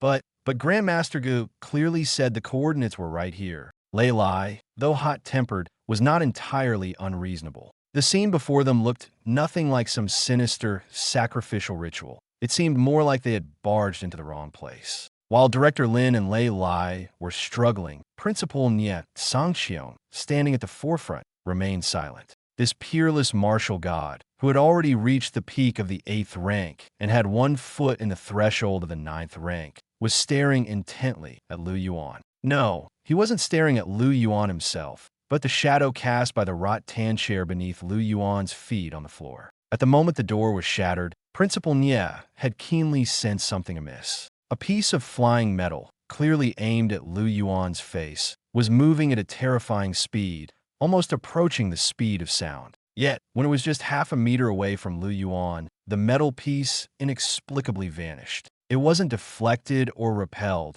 It simply disappeared, as if swallowed by some invisible force. Following the fleeting spatial fluctuation, Principal Nie's pupils shrank to the size of pinpoints. In the perception of an 8th rank martial god, the seemingly ordinary shadow was no mere optical illusion caused by lighting. It was clearly an extremely dangerous spatial rift, an abyssal entrance woven from pure void energy and the essence of darkness. The edges of the shadow were faintly writhing, like a hidden mouth ready to open at any moment and devour the entire basement, or even the entire Kyoto Academy, in one gulp. Principal Nie swallowed hard. A drop of cold sweat slid down his aged face, landing on the floor with a faint sound. Grandmaster Gu was right. There is indeed an incredibly terrifying spatial coordinate here, but it's not some lifeless altar. That coordinate is this young man's shadow. At this realization, Principal Nie's heart sank heavily. A person's shadow capable of bearing such a level of power? He knew all too well what that implied. This was not something an ordinary student could possess, nor was it a level that a so-called misguided dark cultivator could reach. This young man was either of an extraordinary origin or an existence entirely beyond their comprehension. Even more terrifying was the thought that if he truly were some abyssal infiltrator, the moment they kicked down the door, they might have already been swallowed whole by that shadow, leaving not even their bones behind. At this moment, Lu Yuan, lying on the wrought tan chair, finally leisurely removed his sunglasses. He glanced at the 3 motionless big shots at the door, then at the shattered iron door on the ground, and his brows slowly furrowed. Just now, the system had notified him that the void shadow had automatically swallowed a flying piece of metal. Lu Yuan had thought it was some clueless freshman causing trouble again. But when he opened his eyes, well, what do you know, the 3 top figures of the Dragon Nation's highest academy had all gathered at his doorstep. Let me say this. Lu Yuan sat up straight and let out a long sigh. "Leaders, even if you're here to inspect my work, you didn't have to break my door, did you? I just turned on the air conditioning, and the cool air had just stabilized. Now that the door's broken, who's going to pay for the electricity?" His tone was casual, almost like he was complaining to the property management. What Lin Director heard, however, seemed like a different signal. The more casually this person spoke, the more it showed his confidence. The more he appeared like an ordinary person, the more terrifying he seemed. Lin Director hurriedly gave Principal Nie a frantic look. Nie Sangxiong took a deep breath, forcibly suppressing the storm of shock in his heart, and stiffly sheathed the mythical grade longsword in his hand. On his usually imposing face, which no one dared to look at directly, he managed to squeeze out a smile that looked worse than crying. Lu Yuan, this is a misunderstanding, all a misunderstanding." The dignified, peak-level 8th rank martial god actually bent slightly at the waist at this moment, his tone carrying an unprecedented caution and tentativeness. "Director Lei has a bit of temper. He was just guiding the new students in their training earlier and accidentally lost control of his strength, disturbing you. As for the door, the academy will take." responsibility and replace it with the sturdiest explosion-proof door immediately. After saying this, he carefully glanced at the pitch-black shadow, even lightening his breathing, and then pointed at the enamel tea mug in Lu Yuan's hand. We did come here today to understand a few things. I wonder if it would be convenient for you, Lu Yuan, to pour us some tea." Lu Yuan was momentarily stunned. He looked at the 3 big shots in front of him, all sweating profusely and not even daring to breathe heavily. Then he thought of the iron pot that flew off course last night, and his heart sank. This was bad. These old guys must have followed the trail and found their way here. His heart tightened, but outwardly, he remained calm. Lu Yuan casually pointed to a few dusty plastic stools nearby, a practiced smile appearing on his face. "Of course, it's convenient. 001. Go brew some tea for the 3 leaders. Use that can of snow lotus tea that Sue from the Academy of Arcane Magic gave us yesterday." In the dimly lit basement, the air carried a faint damp and musty smell. A few old plastic folding stools were placed in the corner, rarely used. But now, they bore a weight they were never meant to bear. Niet Sangxiong, War God Academy Director Lei Lai, and Special Admissions Office Director Lin Yuan,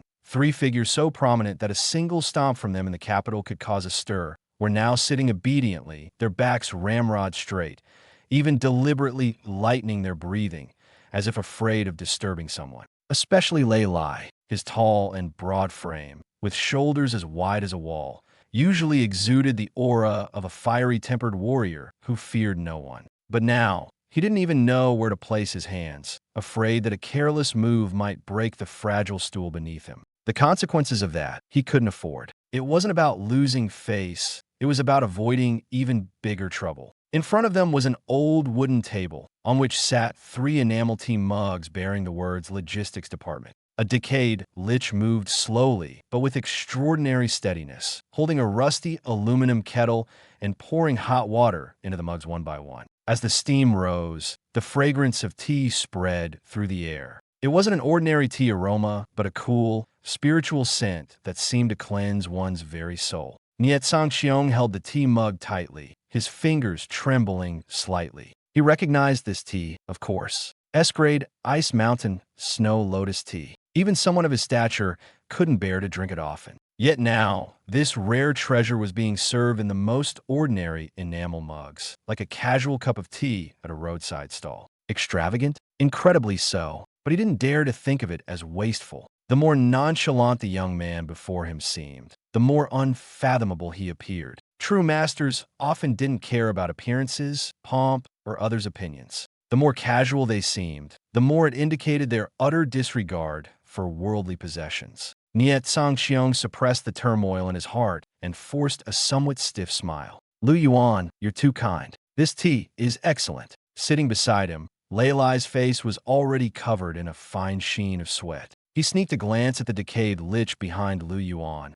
and his heart trembled even more. The old man stood there, silent, looking like an ordinary butler. But Lei Lai had an instinctive intuition. This was no ordinary presence. It was a kind of vigilance honed from years of battling on the edge of life and death, warning him, don't touch, don't ask, don't act rashly. The air grew still, so still it felt oppressive. Lu Yuan leaned back in the wicker chair, holding his mug of goji berry tea. On the surface, he appeared calm, but his mind was racing. These old men showing up in the middle of the night. Surely they weren't here just for tea? They couldn't possibly be concerned about logistics and hygiene. Something was up, and it was something big. Finally, Niet Sangxiong spoke. He first slowly set down his tea mug, as if carefully weighing every word, then looked at Lu Yuan, his gaze subtly sweeping over the quiet shadow at Lu Yuan's feet. "Student Lu Yuan," he said, his tone steady, though there was a faint trace of caution. "We've come to visit late at night to inquire about something. Last night, around midnight, did something fly out of your basement?"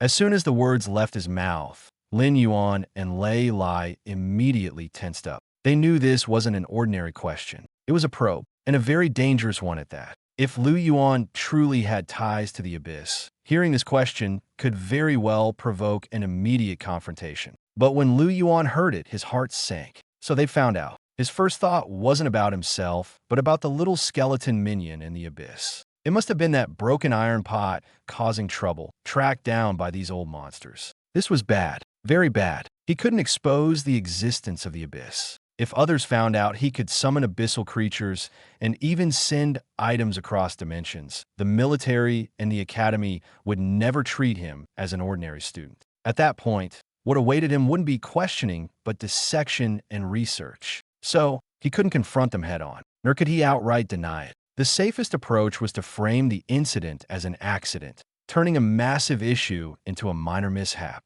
With this in mind, Yuan set down his tea mug, a hint of embarrassment appearing on his face, as if someone had just hit the nail on the head. I knew I couldn't hide it from the principal. He raised a hand to scratch his head, his expression tinged with a bit of awkwardness. Are you talking about that rusty old iron pot? As soon as he said this, it was as if a bolt of lightning struck the minds of Nie, Sangxiong, and the other two. He admitted it. He actually admitted it so directly, and, judging by his tone, it was as if he were talking about something utterly mundane. Nie Sangxiong's fingers tightened slightly, and even his voice dropped a few notches. Yes, that's the one. The energy fluctuations from the contents of that pot were extremely strong. Even, "Oh, it's not that dramatic," Yuan interrupted, waving his hand dismissively. His demeanor was natural, even carrying a hint of sheepishness, like a young man from the countryside feeling a bit out of place in front of so many bigwigs. "I won't hide it from you three leaders. The truth is, that pot just contains some local specialties I brought from my hometown. A few $100 worth of stuff, nothing valuable. I just got a bit carried away and pickled it into some salted vegetables." Yuan spoke with a straight face, his expression earnest, as if he were genuinely explaining a massive misunderstanding. "Since I just arrived in the capital, I thought I'd set up a small spatial teleportation array to send some of my homemade pickled carrots to a friend far away to try. But, well, I'm just an F-rank logistics administrator. Usually I just sweep floors and organize things. I'm really not skilled in spatial arrays, very rusty." He slapped his thigh, looking genuinely frustrated. "So, I miscalculated a coordinate, and instead of sending the stuff out, it broke through the ceiling and flew off. I heard it even damaged the principal's office." As he spoke, he stood up and gave Principal Nie a solemn bow. "Principal, this is all my fault. It's because my skills are lacking and I was messing around with little gadgets. How much will the roof repair cost? My monthly salary is only 200 basic credits. Can I pay in installments? Deduct it slowly from my wages, is that okay?" The basement instantly fell silent. An eerie silence. Only the old electric fan continued to creak, blowing out a feeble breeze. The three top figures of the Dragon Nation, sitting on plastic stools, all seemed as if their throats had been suddenly clamped shut, their breathing half a beat slower. Their eyes were wide open, mouths slightly agape, as if a completely uncontrollable storm had exploded in their minds. Pickled radish? Preserved vegetables? Director Lai felt a tightness in his chest, almost fainting on the spot. He clutched his legs tightly, his heart nearly screaming in despair. That was 100% pure, high-grade, abyssal blood essence. A treasure that countless high-level martial artists would fight to the death for, bankrupting themselves just to obtain a small piece. And you call it pickled radish? Claiming you made it as preserved vegetables to send to a friend for a taste. What kind of family background do you have to describe such a thing so casually?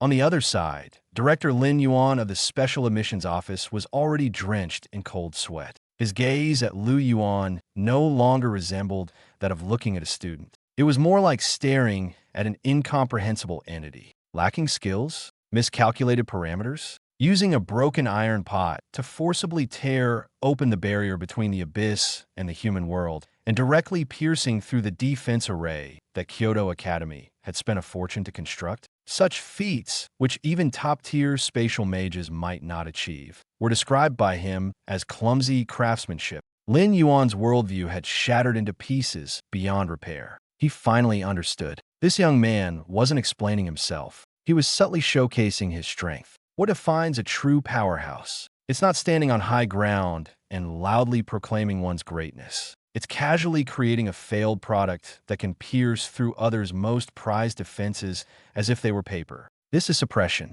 This is disparity. This is the true meaning of dimensional reduction attack. Sitting in the center, Principal Nie Sangxiong tightly pressed his hands against his knees, his knuckles turning white. He stared at Yuan's face, which looked utterly innocent, even slightly worried about paying for damages. And the last shred of doubt in his heart completely vanished. An insider? A cultist? What kind of cult would treat such a treasure as pickled vegetables and toss it around? What kind of ordinary student could pierce through the entire defense array of Kyoto Academy and still wear an expression of "did I cause trouble"? This is not something ordinary people can achieve. This is a supreme expert hidden in the mortal world, playing among the common folk. Realizing this, Principal Nya suddenly shuddered and snapped out of his shock. Deduct wages? He stood up abruptly, moving so quickly that he almost toppled the plastic stool beneath him. No, Lu Yuan, what are you saying? The dignified, 8-turn peak martial god, at this moment,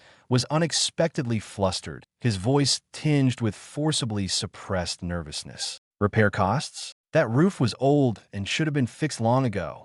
Your strike was perfect, timely, and skillful.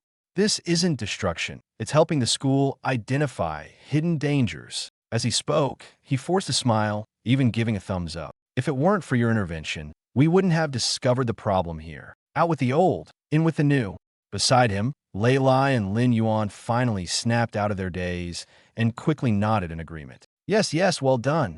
Very artistic. This strike has opened up a new perspective. Director Lei Lai's smile was more painful than crying, cold sweat pouring down his forehead layer by layer. Watching the sudden enthusiasm of the 3 school executives, Lu Yuan was momentarily stunned, holding his goji berry tea and blinking. What was going on? He had clearly pierced through their office roof. Yet not only did he not have to pay, but he was being praised in turn. The leadership of Kyoto Academy.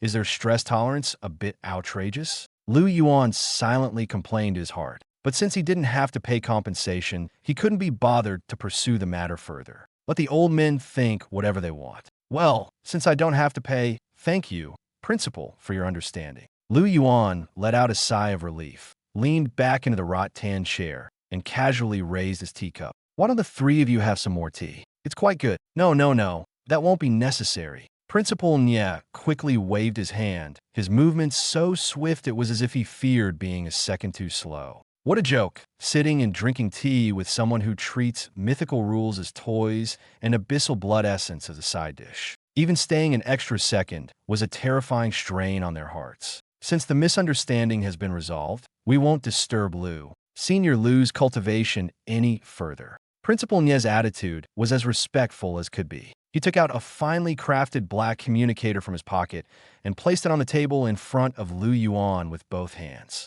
This is my personal encrypted communicator. In the future, if you need anything in the academy or find it inconvenient to stay in the basement, feel free to contact me. I will come immediately. After saying this, the 3 top figures of the Dragon Nation bowed slightly to Lu Yuan in unison, then retreated step by step from the ruined basement, as if afraid of disturbing some terrifying existence. Only when they stepped out of the range of the 3rd logistics storage area and stood under the moonlight did they finally collapse against a large tree, gasping for breath. Their clothes were already soaked with cold sweat. Too terrifying, Lei Lai stared in the direction of the storage area, his voice trembling. Someone who treats abyssal blood essence as a side dish. Principal, what kind of existence have we invited to Kyoto Academy this time? Principal Nya took a deep breath, gazing at the night sky with a complex expression, yet unable to suppress the tremor and fervor in his eyes. No matter his identity. From today onward, the 3rd logistics storage area is classified as an SS level. Absolute forbidden zone in the academy. Without Lu Yuan's permission, no one is allowed to step even half a foot inside. This powerful figure is willing to stay here, even if it's just to guard the warehouse. It's an enormous opportunity for Kyoto Academy. Show him the utmost respect. If anyone dares to upset him, I'll be the first to deal with them. The basement returned to silence. Lu Yuan finished the last sip of Snow Lotus tea, feeling in a good mood, and was about to instruct the decayed corpse wizard to repair the door. Just then, the space above the table trembled slightly. In the next moment, a nearly soundless crack silently opened. Lu Yuan froze abruptly. Before he could react, a delicately packaged gift box fell steadily from the crack onto the table. The box was tied with a bow made of abyssal demon silk, looking both luxurious and eerie. Attached to the box was a card written in fresh blood. Abyss Express at your service. First order delivered with precision. wishing the great master a happy enrollment. Lu Yuan stared at the words, falling into silence. He slowly reached out and opened the lid of the box. In the next second, an aura far more terrifying than yesterday's pot of blood essence erupted violently. The aura was ancient, domineering, and carried a regal pressure that seemed to crush the entire basement into collapse. Lu Yuan looked at the object lying quietly inside the box, his face turning pale bit by bit. He closed his eyes and painfully covered his face. That damned skeleton. Did it rob the Abyssal Demon King's crown and send it to me as an enrollment gift? Lu Yuan lowered his hand and stared at the crown, exuding a terrifying pressure, for the first time feeling a strong premonition. This school term was probably just beginning. Lu Yuan's fingers trembled, and the tea mug fell directly to the ground, shattering into 2 pieces, with goji berries scattered everywhere. But he couldn't care less about that. He stood frozen in place, staring intently at the black gift box in front of him. Just moments ago, the previously quiet space had suddenly split open with a thin crack. No explosion, no turbulence, no unnecessary commotion. It was as if someone skillfully parted the air and delivered something steadily. It was a meticulously wrapped gift box, shiny black, with neat edges, even tied with a dark ribbon, looking like a deliberately prepared present. A card was clipped to the box. The handwriting on the card was slightly crooked, as if written in haste, but the message was clear. This is a gift for the master to celebrate his enrollment, wishing him success in his studies. When Lu Yuan read this, his heart sank even further. He was all too familiar with this feeling. The more something was packaged like a gift, the more it indicated that what was inside was far from simple. He slowly reached out his hand, moving cautiously as if afraid to disturb something, and began to untie the ribbon bit by bit. But just as he was about to lift the lid, the entire basement suddenly fell eerily silent. The next moment, the box trembled lightly on its own. Lu Yuan's heart sank sharply. He had a very bad premonition, and that premonition quickly turned into reality. The moment the gift box opened, an oppressive aura surged out, making it hard to breathe. It wasn't ordinary magic, nor was it any material fluctuation he was familiar with. It was something older, more domineering, a power that seemed inherently superior to all existence. Lu Yuan's face changed instantly. He had only wanted to quietly pass his days in the Academy's logistics department while keeping his identity hidden. But now, trouble had come knocking on its own, and it wasn't minor trouble. The moment the lid was lifted, boom! A dark abyssal aura, so intense it seemed to shine, burst forth, pressing down on the entire basement like an invisible mountain. It wasn't just power. It carried a despair that chilled one to the bone, as if countless lives were crying out simultaneously. At the deepest level, there's also a regal aura, lofty and overlooking everything. The level, 15 Lord-class decayed lich standing behind Lu Yuan, didn't even have time to react. Its knee bones shattered on the spot, forcing it to kneel and collapse to the ground. The soul fire in its eye sockets was suppressed to the brink of extinction, flickering like a candle in the wind, ready to go out at any moment. This wasn't ordinary pressure. It was bloodline suppression from the depths of the abyss, a natural nemesis to lower-tier beings. Lu Yuan gritted his teeth, enduring the pressure that could crush an ordinary job changer in a pulp. Fortunately, he possessed the abyssal Overlord physique, which saved him from immediate disgrace. He slowly lowered his head and looked inside the gift box. On a black velvet cushion lay a crown. The crown was entirely crafted from dark golden bones, with a sinister design, as if it had been forcibly taken from the head of a true demon king. Most strikingly, the crown was adorned with 9 differently colored magic cores, each emitting a chilling aura, as if some terrifying power had been forcibly sealed within. Lu Yuan's eyelid twitched as he stared at it. This thing was clearly trouble at first glance. The next moment, an image flashed in his mind. The second layer of the abyss, where a small yellowish-brown skeleton led a group of unreasonable beings to gang up on an unfortunate demon king, eventually snatching his crown. Lu Yuan fell silent. He raised his hand to cover his face, feeling utterly defeated. He had only wanted to quietly work as a guard in the logistics department and enjoy a relaxed life. How had he ended up with this mess? Wasn't that skeleton supposed to be delivering packages? How did it turn the Demon King's crown into an enrollment gift? If those 3 old men outside saw this, he wouldn't be able to explain himself even with 10 mouths. As his scalp tingled and he desperately tried to figure out how to deal with this hot potato, a sudden commotion erupted outside the door. 3 violent auras, like 3 blazing flames, were rushing madly from the direction of the tree-lined path. "Senior Liu, watch out!" The roar of Director Lei shook the air, as if a thunderclap had crashed in from outside. "Form the formation. Forward immediately, no matter the cost. Stop it." This was the voice of Principal Niet Sangxiong, filled with unprecedented terror, his tone even changing. Lu Yuan's heart sank abruptly. This was bad. These 3 old men hadn't gone far at all. The aura of the Demon King's crown was too overwhelming and had drawn them all back. If they barged in and saw a crown of the Abyssal Demon King sitting on the table, claiming it was delivered by express mail, the scene would be unimaginable. He doubted he could survive the night. If the military treated this as an abyssal invasion, not only the basement, but even he himself would be eliminated. They can't see this. Lu Yuan instinctively turned his head, his gaze falling sharply to his feet. There, his own shadow was writhing slightly. That shadow was never ordinary, and now, sensing the aura of the Demon King's crown, it was even more excited, its edges curling like a living creature that had caught the scent of a rare delicacy. "Devour it, quickly." Without thinking further, Lu Yuan lifted his foot and kicked the black gift box hard.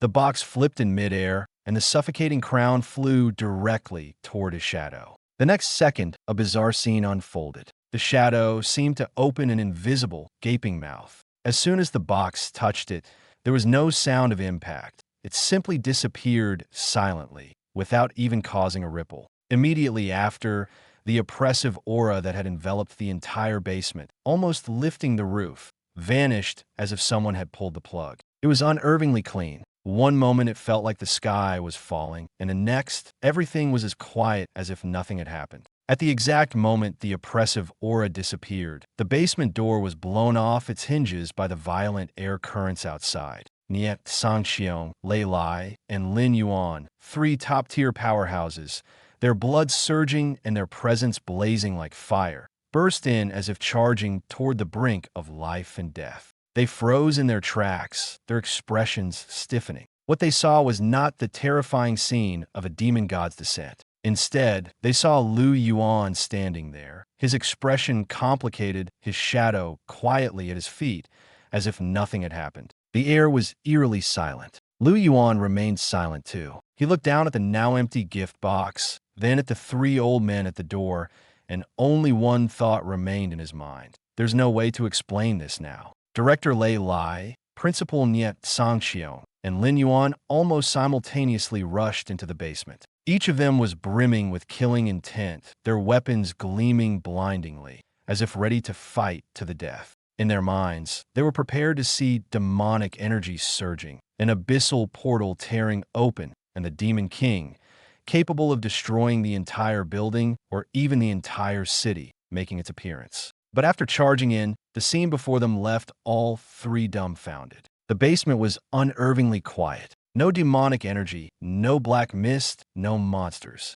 Just Lu Yuan, sitting calmly on a broken wicker chair, his expression serene, as if nothing had happened. In his hand, he held a particularly cheap-looking plastic sphere. The thing looked old and rough, its paint peeling off, with a shabby power cord attached. The surface of the sphere was riddled with tiny holes, from which a few red and green beams of poor quality light were projecting onto the ceiling, flickering intermittently. Even more absurdly, the contraption was playing an extremely tacky music box tune, which sounded both bizarre and comical. The 3 men, who had been bracing for an epic battle just moments ago, stood there dumbfounded. Director Lei Lai, gripping his massive axe, was at a loss for words. After a long pause, he could only slowly lower the axe, staring blankly at the cheap light show. Principal Niet Sangxiong was no different. He held the sword, his hands trembling, his eyes scanning the basement over and over again. Nothing. There was truly nothing. The suffocating sense of oppression from earlier seemed as if it had never existed. "Where's the Demon King?" His voice was dry, almost squeezed out from his throat. Lu Yuan looked up at them, as if finally realizing he had caused trouble, with a hint of embarrassment on his face. "You guys are still here?" He pointed to the plastic sphere in his hand. Were you scared by this thing just now? Sorry about that. As he spoke, he raised the object to show them. I just bought it randomly online, 9 Yuan 90 with free shipping. It's supposed to be a holographic starry sky projection lamp, something to play with while falling asleep at night. But the quality is terrible. The battery inside seems to have leaked, and it short-circuited just now. The smell was a bit burnt too. After finishing, he disdainfully unplugged the device and casually tossed it into the trash can. Maybe the electrical leakage interfered with you guys. Really sorry about that. The basement suddenly became eerily quiet. Director Leilai opened his mouth, but couldn't utter a single word. Lin Yuan stood beside him, his face pale and frightening. They were certainly not fools. A leaking plastic lamp couldn't possibly make all three of them simultaneously feel that soul-crushing oppression. That wasn't an illusion. That was undoubtedly a true abyssal powerhouse. But the question was, where had that presence gone? Niet Sangqiong's gaze slowly shifted downward, landing on the shadow at Lu Yuan's feet. He stared at the shadow, a sudden chill running down his spine. At that moment, the shadow moved slightly. Then, a faint sound came from within, like someone who had overeaten casually letting out a burp. The sound was so soft, almost imperceptible. Yet to Niet Sangqiong, it was like a thunderbolt striking directly into his brain. His pupils contracted sharply, his entire body stiffened. He finally understood. The Demon King from earlier hadn't disappeared. It had been devoured by the shadow at Lu Yuan's feet, along with its oppressive aura, its power, everything. And after consuming it, it even burped as if nothing had happened. At this moment, Niet Sangqiong felt his scalp tingle, his back grow cold, and even his breathing became difficult. He finally understood completely. 9 Yuan 90 with free shipping, electrical leakage, short-circuiting, cheap projection lamp. None of these were explanations. They were warnings. Lu Yuan was telling them that an existence of that level was utterly insignificant in his eyes, not even worth the trouble of casually discarding. Realizing this, Niet Sangqiong could no longer stand. He immediately sheathed his sword, took a deep breath, and then solemnly bowed to Lu Yuan. Senior Lu, we were the ones who offended you. In the early morning light, a thin beam of sunlight finally pushed through the narrow basement window and landed on the clean concrete floor of the third logistics storage room. Lu Yuan stretched out on his iron bed, arms and legs spread wide. His joints cracked loudly. After a full night of settling down, the restless shadow under his feet had finally swallowed most of the terrifying power from the Demon King's crown. It still seemed a little off, like it had indigestion. Every now and then it gave a tiny burp and released a faint ripple of black space. But overall, it had stabilized. More importantly, the new passive skill had fully merged into his soul. Dread gaze, quiet version. Not bad at all. Lu Yuan rubbed his chin, looking very satisfied. In a world full of powerful martial artists who could release their blood aura whenever they wanted, this kind of automatic defense was perfect. He did not even need to lift a finger. Anyone who wanted to kill him would be dragged straight into a nightmare illusion and scared half to death before they even got close. Nice, he muttered. If someone wants to kill me, the system just drops a horror movie on their soul. That's the kind of survival skill I like. He lay back down for a moment, feeling that maybe, from now on, this place would finally stay peaceful. But he had no idea that Director Lei, determined to follow the "no one is ever allowed to disturb Lu Senpai" order to the letter, had already prepared a very special new gatekeeper for him the next morning. The first ray of sunlight in the morning struggled through the basement window and landed on the clean floor. Lu Yuan woke up, stretched, and listened to his bones crack in a neat line. At his feet, the shadow that had swallowed part of the Demon King's crown was still a little sluggish, like it had eaten too much. It occasionally let out a tiny black ripple, but at least it was no longer acting wild. He smiled with quiet relief. Looks like I can finally relax a little. Then a voice came from the corner. Boss, you're awake. I've already prepared your wash water. A withered corpse wizard, wearing a torn black robe, hurried over with a brand new stainless steel wash basin. A white towel even hung neatly around its neck. After seeing the terrifying scene of the shadow coming to life yesterday, this level 15 deep abyss overlord had gone into full panic mode. It now treated every little task like a life or death test. It slept for barely an hour, if it slept at all, The rest of the time, it was busy thinking about how to improve service, terrified that it might get fired just because it stepped into the room with the wrong foot first. Not bad, Lu Yuan said casually. I'll give you a bonus at the end of the year. That was a lie, of course, but the corpse wizard clearly took it seriously. Lu Yuan washed up, then walked up the basement stairs and headed for the door. Last night, that brute Lei Lai had blasted the main gate apart. School principal Nya had promised to send someone to repair it today, but the place had been open to the night air for hours, so it felt a little stuffy inside. Lu Yuan figured he might as well go outside, get some fresh air, and see if any new students had come by to pick up equipment. But the moment he stepped out of the basement and onto the shaded path outside, he froze. In the pale morning mist, right in front of the broken iron gate of the third logistics storage room, a man was standing perfectly straight. His posture was unnaturally rigid. His outfit was even stranger. He wore a blue security uniform that was obviously one size too big and had faded from too many washes. Over that, he had thrown on a fluorescent green traffic safety vest, which looked completely out of place. And on his head, he saw a person standing there. The man had a security guard hat tilted crookedly on his head, wore a conspicuous fluorescent green vest, and clutched a black rubber baton in his hand. No matter how you looked at him, he seemed completely unrelated to the lofty genius from yesterday. As the sound of footsteps echoed, the man suddenly raised his head. When Lu Yuan saw the man's face clearly, the mouthful of water he had just taken in immediately sprayed out. Xiao, Senior Xiao Ting. He widened his eyes, almost unable to believe what he was seeing. Yesterday, Xiao Ting had been riding a blazing dragon, majestic and imposing in midair. But today he was standing at the entrance of the logistics warehouse, dressed like a security guard. Xiao Ting's face instantly turned bright red, his eyes nearly spitting fire. Lu Yuan, he gritted his teeth, his voice trembling. This wasn't ordinary anger. It was the humiliation of being forcibly trampled into the ground. Last night, while he was cultivating in his dormitory, Lei Lai, the director of the War God Academy, had suddenly barged in. Without saying a word, Lei Lai had subdued Xiao Ting's proud, blazing dragon on the spot. Then, right in front of him, Lei Lai issued an order. Starting today, Xiao Ting was to stand guard at the third logistics warehouse and ensure no one disturbed Lu Yuan. At that moment, Xiao Ting was completely stunned. He wanted to resist, to leverage the background of the Xiao family from Kyoto, to tell Lei Lai that he wasn't someone to be ordered around casually. But Lei Lai had only responded coldly with one sentence. In this school, the rules at the logistics warehouse door outweigh anyone's background. And so, Xiao Ting was forced to don the security guard uniform and stand in the cold wind for 4 hours straight. To him, this was worse than taking a beating. In his eyes, there was only one culprit behind all of this, Lu Yuan. It had to be this F-grade waste who had used some underhanded trick to sway the school's higher-ups, causing him to end up in such a humiliating situation. Don't play innocent here. Xiao Ting gripped the baton tightly,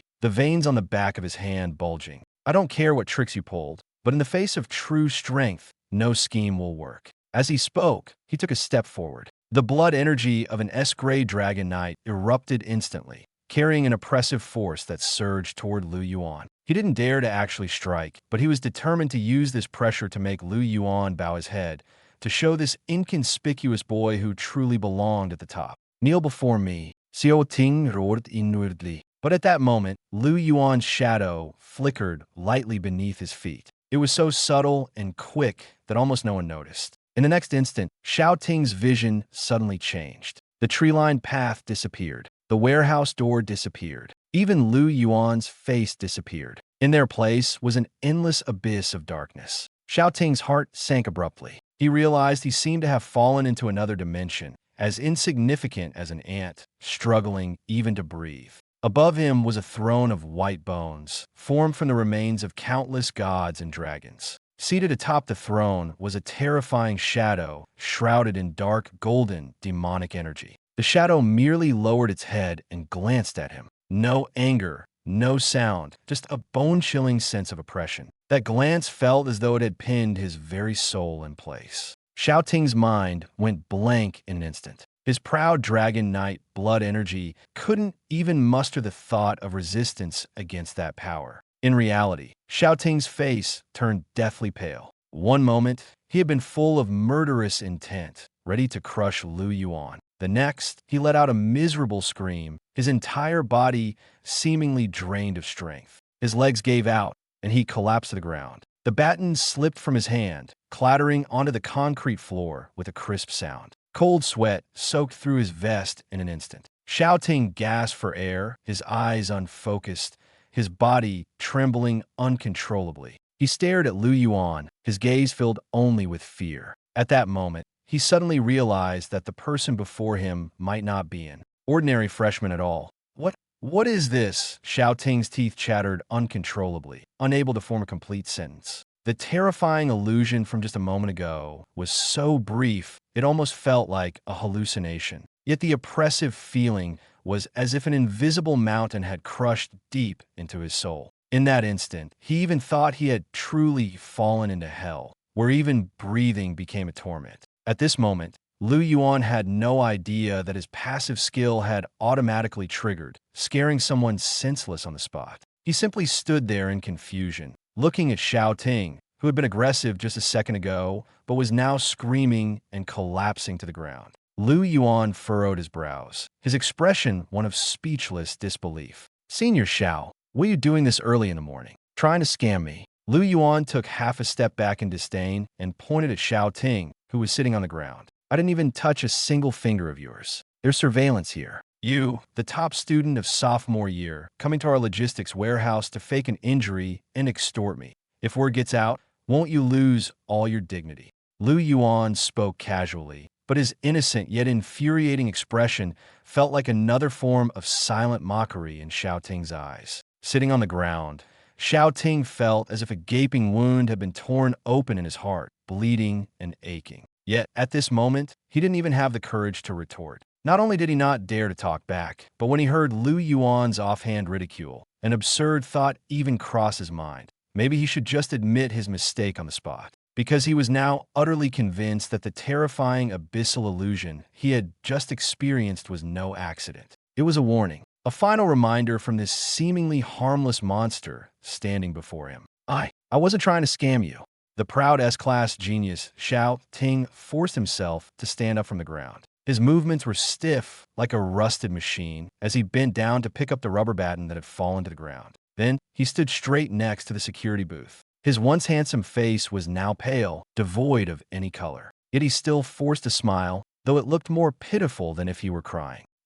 Administrator Liu, you're absolutely right. I just stood for too long, and my legs cramped a bit. Don't worry, from today onward, I, Ting, will be the most loyal security guard of the 3rd Logistics Warehouse. I won't even let a single fly get in to disturb you."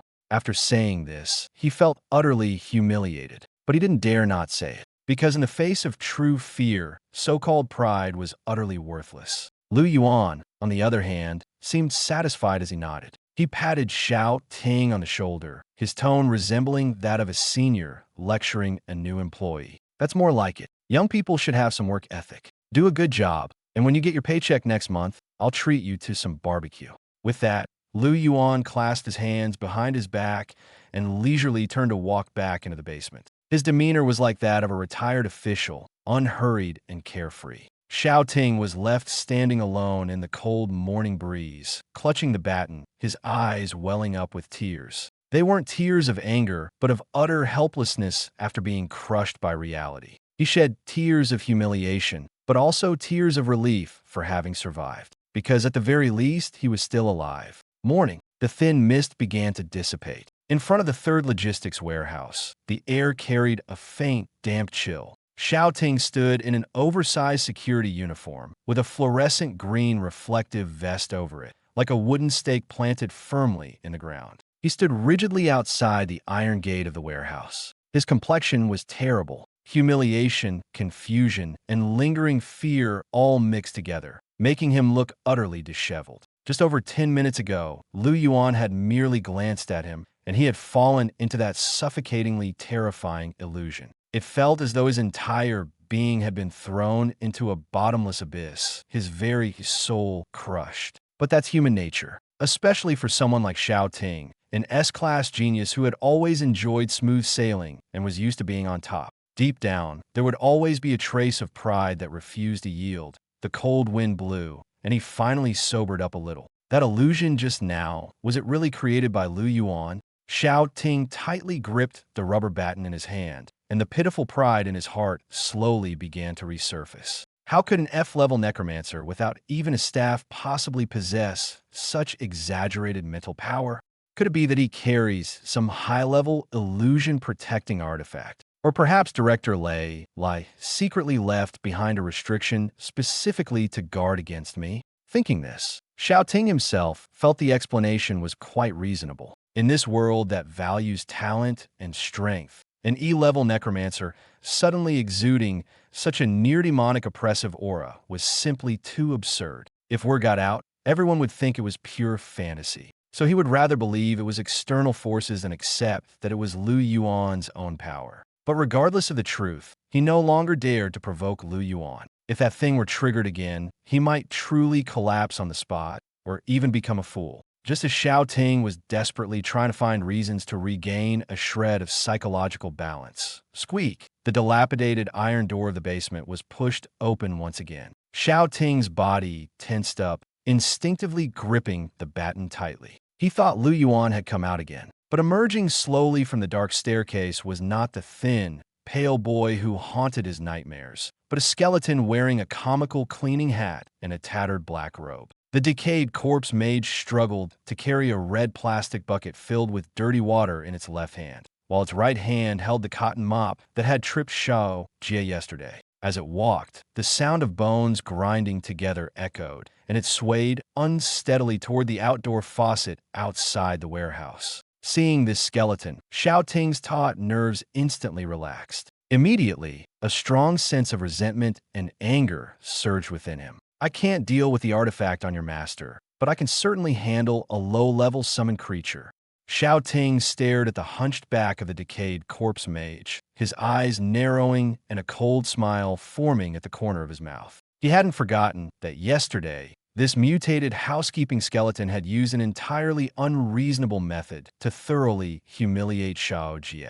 Now, it had delivered itself right to him. This time, he was determined to regain some dignity. Xiao Ting finally understood why Director Lei Lai had gone berserk last night, beating him up before assigning him here as a security guard. It wasn't punishment, it was to save his life. If he hadn't been stationed here, he might have ended up like those other self-righteous fools, not even knowing how he died. And now, lying in the dirty water, Xiao Ting felt cold all over, his breathing labored. He had thought earlier that as long as he didn't make too much noise, dealing with a skeleton would be no big deal. But reality had slapped him hard in the face. That seemingly thin and old skeleton, busy washing its mop, was something he couldn't even touch. It wasn't an ordinary monster. It was something he wasn't even worthy of looking up to. Xiao Ting's pride shattered completely in that moment. He finally realized that the truly laughable one wasn't the skeleton, it was himself. Thinking he could rely on his status and strength to suppress others,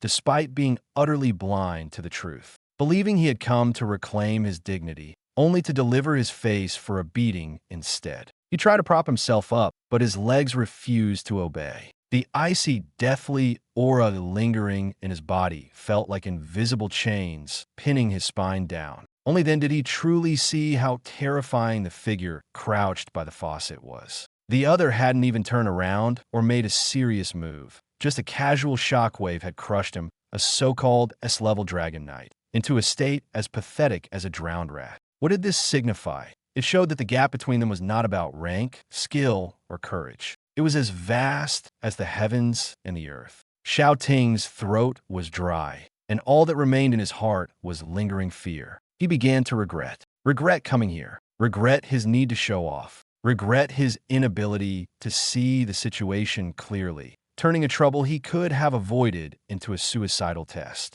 Unfortunately, there is no medicine for regret in this world. His fate today was the best lesson. Not every seemingly insignificant person can be bullied at will, and not every silent person is truly without temper. Some people don't act, not because they are weak, but because they simply can't be bothered to deal with you. And once they do act, the consequences are far more severe than mere humiliation. It could cost lives. Xiao Ting lay in the muddy water, his face smeared with dirt and cold sweat, his entire body feeling as if the strength had been drained from his bones. He finally understood. In this place, the most important thing to learn was not how to flaunt one's power, but to first learn who not to provoke. Save his miserable life. If he had released just a bit more fighting spirit earlier, if that skeleton had been focused on killing instead of mopping, he wouldn't even have had the chance to turn into a puddle of blood. His soul would have been crushed long ago. Clatter. The decayed lich shook the freshly wrung mop with satisfaction,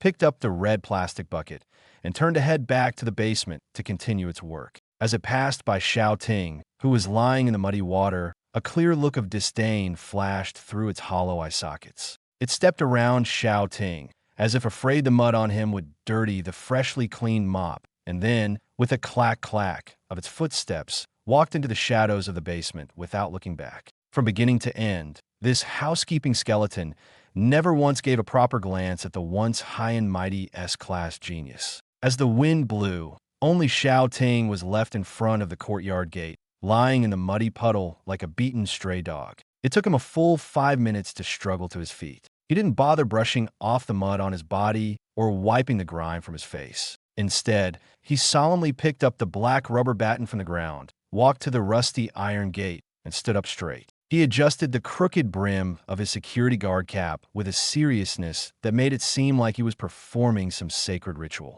The pride and contempt that once filled his eyes were now replaced by a near-fanatical reverence. He finally understood. In this logistics depot, he was no dragon knight. He was unworthy. From today onward, he was only fit to be Senior Lu's most loyal security guard, the most obedient doorman. If anyone dared to break the rules here, if anyone dared to dirty even a speck of dust in this place, he would not only throw them out but also personally break their legs. As for that dragon, if it dared to cause trouble, he would even strip its scales. A humiliating experience that shattered his pride had forcibly transformed this once dominant freshman into the most qualified gatekeeper. Meanwhile, on the other side of the War God Academy, in the Mage Academy, an even greater commotion was unfolding during a freshman lecture. Yesterday, the S-Class campus beauty Su Qinghan, who had been casually advised by Lu Yuan, was about to face her first practical combat assessment today. Everyone was eager to see how this ice element genius would showcase her talent. Would she stick to her old methods,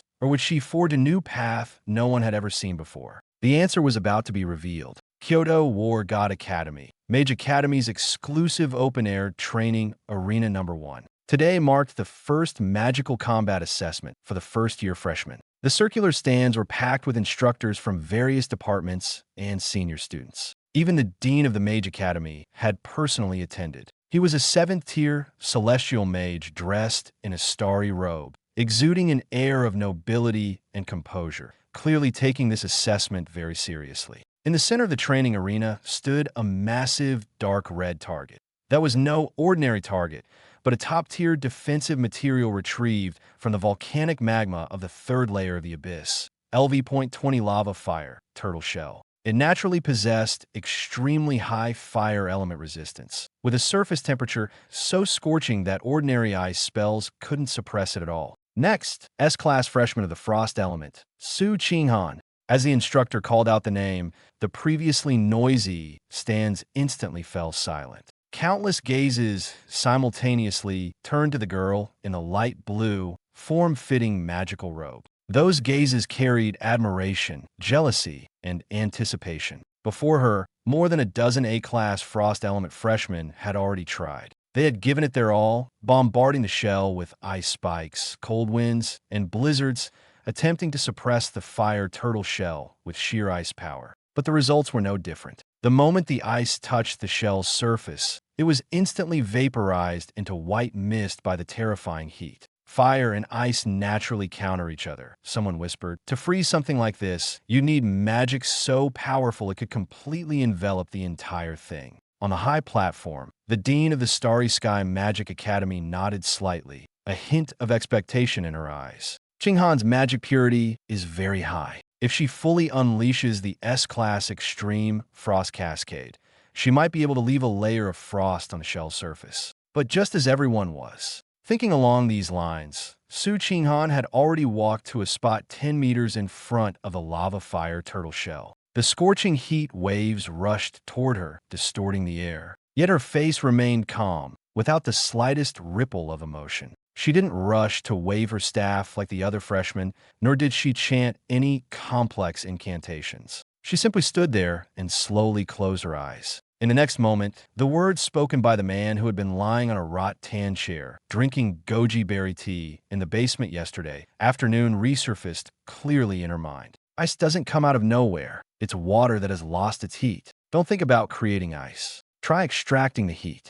like drawing water, pull it out from the other side. Su Qinghan repeated these words over and over in her mind. The more she thought about it, the more she realized it wasn't just a casual remark, but a profound truth that struck at the essence of the matter. She suddenly understood that her previous approach had been wrong. She had been desperately trying to create ice, but had overlooked the more critical step. Ice wasn't the goal. Lowering the temperature was. If the heat was truly drained away, the ice would naturally form on its own. Su Qinghan's eyes snapped open. For the first time, an unprecedented focus appeared in her clear, beautiful eyes. Standing in the center of the training ground, Su Qinghan's expression was as calm as a still winter lake. But in the next second, her raised hand caused the entire arena to fall silent. She didn't hold a staff, nor did she chant a spell. She simply raised a fair hand and aimed it at the massive lava fire turtle shell from a distance. Everyone thought she was about to unleash a spectacular frost spell,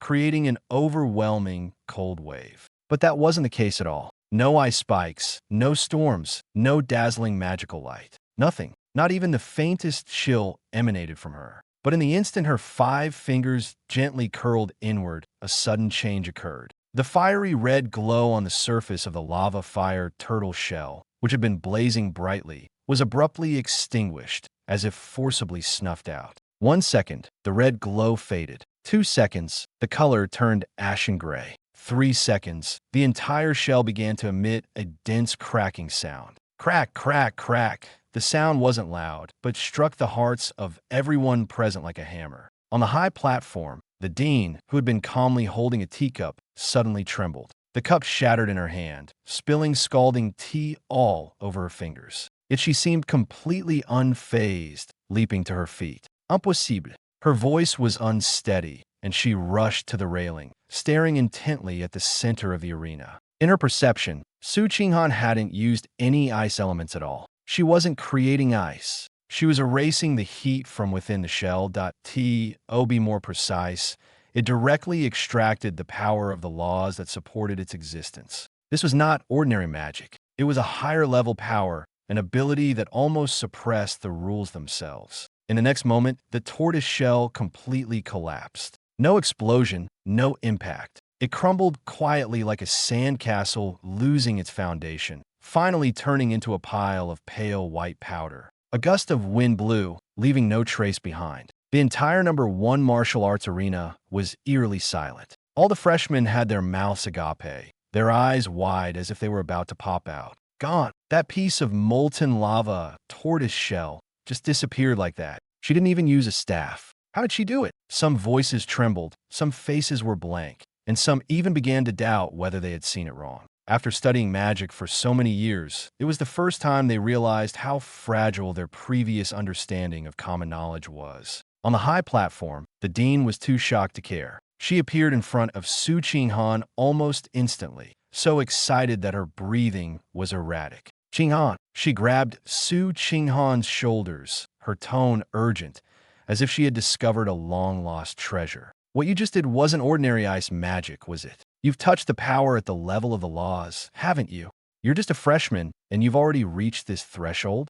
The more she spoke, the more excited she became, her eyes practically glowing. You're a genius. No, you're a monster-level genius. The dean tried to suppress her emotions, but her voice still trembled uncontrollably. From today onward, you'll be my final disciple. All the top resources of the Law God Academy, prohibited spell scrolls, secret training chambers, will be open to you. Whatever you want, I'll give it to you. As soon as these words were spoken, the entire arena erupted. This was a 7th-tier law god, one of the top figures in the entire Kyoto Academy. Being accepted as her final disciple was almost equivalent to stepping into the circle of the most elite powerhouses. Anyone else would have been so excited they'd kneel on the spot. But Su Qinghan simply stood quietly, Her expression showed no trace of emotion, as if she had just heard something very ordinary. Then, she took a small step back and politely freed herself from the dean's grasp.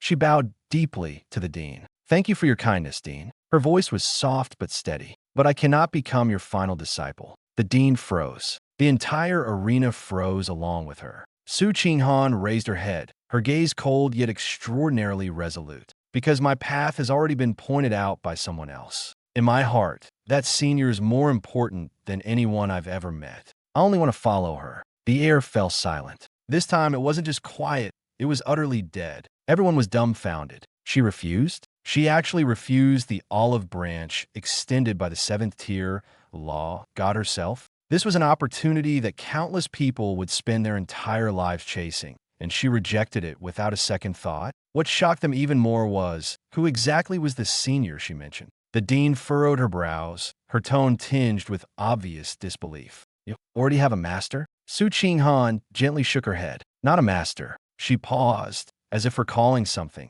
her gaze softening for a moment. "A senior. He's not flashy, nor does he like to stand out. But what he taught me is more important than all the theories I've learned before." As she spoke, her eyes grew even more resolute. "If it weren't for him, I wouldn't be standing here. So, Dean, I can only respectfully decline your kind offer." The dean stood there in a daze, momentarily at a loss for words. She had thought she would gain an unparalleled genius today, but now she realized that this girl's heart had long been occupied by someone else, and that person was evidently more important than she had imagined. Su Qinghan didn't offer further explanation. She simply stood quietly, her expression calm, as if she had already made the most resolute choice in her heart. The wind gently swept across the martial arts arena, but no one dared to underestimate her anymore. After Su Qinghan left the martial arts arena, even her back radiated an unapproachable coldness. But only she knew that she wasn't maintaining some lofty image. She was in a hurry. She glanced down at her wristwatch, and her expression instantly changed. It was already 12:10. Her heart tightened, and even her breathing became erratic. This was bad. The best spiritual cuisine braised pork on the third floor of the cafeteria would be gone if she arrived late. If the senior didn't get a hot meal at noon, he would surely think she wasn't being attentive enough. To others, this was just an ordinary meal delivery. But to Su Qinghan, it was no trivial matter. That senior was never ostentatious. Despite possessing strength far beyond others, he chose to hide in the most inconspicuous place, living a quiet life. Such a person despised being treated perfunctorily. She wanted him to see her sincerity, so she dared not make a single mistake. She immediately lifted the hem of her expensive magical robe, disregarding her image, and forcibly cast an acceleration spell on herself. She dashed out like a gust of wind. The surrounding teachers and students were dumbfounded. The ice-cold campus belle, who usually seemed as untouchable as snow and looked down on everyone, was actually running like this just to catch a meal. 10 minutes later, the campus forum of Kyoto War God Academy exploded. One photo after another spread like wildfire. In the photos, Su Qinghan was carefully carrying a 5-tiered purple sandalwood insulated lunchbox in one hand, while holding an exquisitely crafted broom in the other. She didn't head toward the busiest part of the academy, but instead went straight to the most remote and dilapidated third logistics storage room. That place was dark and desolate, so unappealing that even passers-by avoided looking at it. But outside that rusty iron door, everyone who saw the photos was stunned. The second-year War God Academy's top student, S-Rank Dragon Knight Xiao Ting, was actually standing guard at the door in a fluorescent green security uniform, dutifully performing his post. Not only did he not stop her, but he also acted as if he were welcoming the most important guest, proactively opening the door with a nearly ingratiating smile on his face. "Student Su, you're here to deliver lunch to Senior Liu again. Please come in, please come in." Senior Liu just mentioned he was feeling a bit hungry. Su Qinghan nodded politely, carrying the lunchbox and broom, and walked into the basement with light steps. This scene completely shattered the mindset of all the male students on campus. They had always thought Su Qinghan was unattainable, that no one was worthy of her. But now, she was personally delivering meals every day, even bringing a broom to clean up. And even a Dragon Knight was acting as a security guard for that person. Who exactly was Yuan, the E-rank necromancer? What was his background? How could he command such respect? How could he make the icy campus belle bow her head like this? How could he make someone like Xiao Ting stand guard for him? No one could figure it out. But in the basement, Lu Yuan himself remained calm. Sitting at a worn wooden table, he skillfully opened the lunchbox. Looking at the steaming braised pork inside, his expression was utterly natural, as if this were the most ordinary thing in the world. He picked up a piece and stuffed it into his mouth, speaking indistinctly as he ate. "Student Sue, you're too kind. Delivering lunch to me every day, I feel a bit embarrassed." Though he said this, his mind quickly formed another judgment. This girl was coming so frequently and acting so diligently. She was probably hoping he'd set aside some good items for her when inventorying the stock in the future. Young people were indeed willing to invest heavily to climb the ranks. Lu Yuan saw through such things clearly. But Su Qinghan interpreted his words entirely differently. She thought Lu Yuan genuinely cared about whether she was tired or inconvenienced. So she quickly shook her head, gripped the broom tightly, and earnestly said, "It's no trouble. As long as Senior enjoys the meals, I can come every day." When she said this, her eyes showed no trace of reluctance, only genuine satisfaction. For her, being able to do something for such a reclusive and powerful figure wasn't a burden, but an opportunity. It was a chance others could only dream of.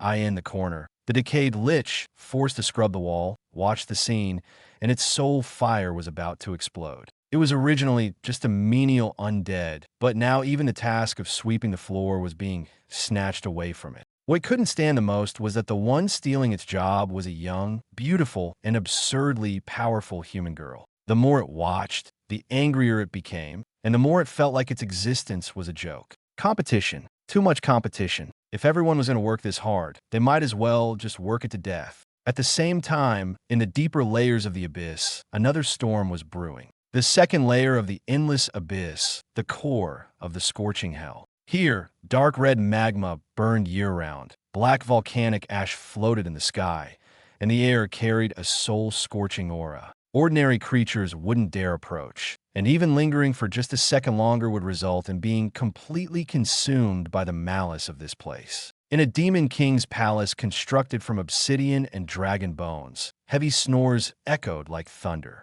At the center of the hall, on a massive bone throne bed, lay the true ruler of this domain, fast asleep. LV.50 fallen demon king, Barsaka. He had been asleep for 500 years. To the abyss, 500 years was nothing. To any enemy foolish enough to provoke him. However, those 500 years were more like a countdown to despair. Because even a mere turn in his sleep could trigger an earthquake. But at this moment, a sudden flurry of hurried, panicked footsteps echoed from outside the hall. A trembling demon scout burst into the hall, crawling and stumbling as it knelt on the ground, its voice quivering. "Your Majesty, the Demon King, something terrible has happened. The vanguard we sent to the human world has gone missing. The first wave, the second wave, the third wave, none of them have returned. Even the Blackhorn priest responsible for communication has lost his soul imprint." The snoring of the sleeping Barsaka stopped. His massive, fleshy wings, so large they seemed to blot out the stars, gave a slight twitch. Slowly, he opened his eyes. Those eyes, like two blood-red moons, were cold, fierce, and tinged with the grogginess of someone just waking up. "Ah, that was a good sleep." He let out an exaggerated yawn, his joints cracking like muffled thunder. "Time to go check on my domain, and maybe catch a couple of fresh abyssal bone dragons for a change of taste." As was his habit for thousands of years, the first thing he did upon waking was to reach for the crown at his bedside. This was no ordinary crown. The dark golden crown was inlaid with 9 sovereign-level magic cores. It symbolized his identity, his authority, and the fact that no one dared to underestimate him. More importantly, it served to conceal the secret he least wanted others to see. Barsaka extended his clawed hand, covered in hard scales, and groped around the bedside. Empty. He reached to the left again. Still empty. His movements froze. A terrible premonition washed over him like a bucket of ice water. Slowly, he raised his hand and touched his own head. What his fingertips encountered was not the cold, majestic bone horns beneath the crown, but a smooth, rounded, and even shiny surface. A bald head. That's right. The mighty ruler of the second layer of the abyss, the LV.50 fallen demon King Barsaka, was in fact a bald demon with severe hair loss anxiety. To the outside world, the crown was a symbol of his status. To him, its most important function was to cover his head. "My crown." His voice changed, low and trembling with barely suppressed rage. The next second, he leapt up from the massive bone bed, flipping it over entirely in the process.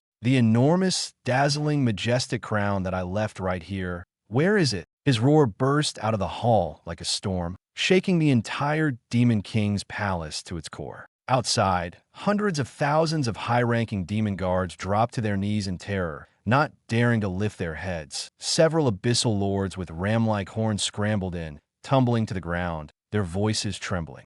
"Great King, what has happened?" Bersaka was so furious that smoke was rising from his entire body. He pointed at his glaringly shiny bald head, illuminated by the glow of the magma, and let out a roar that nearly blew the roof off. "You useless fools! My crown has been stolen. Right under your noses, someone snatched it away. Mobilize the troops immediately. Search every corner of the second layer of the abyss. Drain every magma pool if you have to, but find that damned thief. I'll tear him apart with my own hands. I'll throw his soul into the netherworld's inferno to burn for 10,000 years." The Demon King's outburst of rage shook the entire second layer of the abyss. Countless demon armies scattered like mad, beginning a carpet search. Every crevice, every sea of fire, every ruin was turned upside down. Meanwhile, on the edge of the Despair Wasteland, tens of thousands of miles away from the Demon King's palace, a once desolate canyon, so barren that even the wind couldn't be bothered to pass through, had been transformed into a completely different scene. At the canyon's entrance hung a crooked, oversized sign, still stained with the blood of some unknown magical beast. The sign read, "Abyss Grand Construction Group, Cross Realm Express Logistics Hub." Inside the canyon, the scene was bustling with activity. Hundreds of green-skinned goblins, wearing makeshift safety helmets, which were really just half a turtle shell, were carrying, pushing, and hauling carts filled with high-grade demon bloodstones, constructing an absurdly wide logistics runway. The air was thick with the smell of sweat, stone dust, and heat. Suspended in midair at the center of the canyon was a massive spider. It was a recently recruited LV.35 Void Webweaver spider. Once a lofty spatial overlord that everyone avoided, it was now reduced to a laborer forced to work overtime. Its 8 legs moved frantically as it spun layer upon layer of transparent silk, weaving a special shockproof bubble wrap to ensure that cross-realm deliveries wouldn't shatter during transit. "Hurry up! Did you skip your meals? Why are you so slow?" A sharp voice rang out from above the canyon. A small yellowish-brown skeleton stood atop a tall watchtower, holding a large megaphone it had somehow acquired, shouting at the spider. "If you delay the boss's next batch of specialty goods, I'll rip off your legs and roast them for dinner." The void spider felt so aggrieved it nearly spat blood on the spot. Once a proud spatial overlord, it had now been reduced to a packaging worker, scolded by a seemingly insignificant skeleton. But it dared not resist. It was well aware that this skeleton exuded an extraordinarily peculiar pressure. It wasn't brute force, but the aura of a true superior. Grinding its teeth, the spider sped up, its silk spinning. Just then, as the little skeleton was smugly inspecting its logistics empire, a sudden clatter of urgent hoofbeats echoed from the distance. "Report!" A figure rushed into the canyon like the wind. It was the Headless Horseman, riding a skeletal netherwar steed. Clutching its own head in its arms, it stumbled in, panic-stricken. "Boss, something terrible has happened." Its teeth chattered uncontrollably. Outside, there are countless demons. The entire mountain is surrounded by a massive demon army. Leading them are the 3 demon generals under the fallen Demon King Bersaka. They're accusing us of stealing the Demon King's treasure and threatening to flatten this canyon.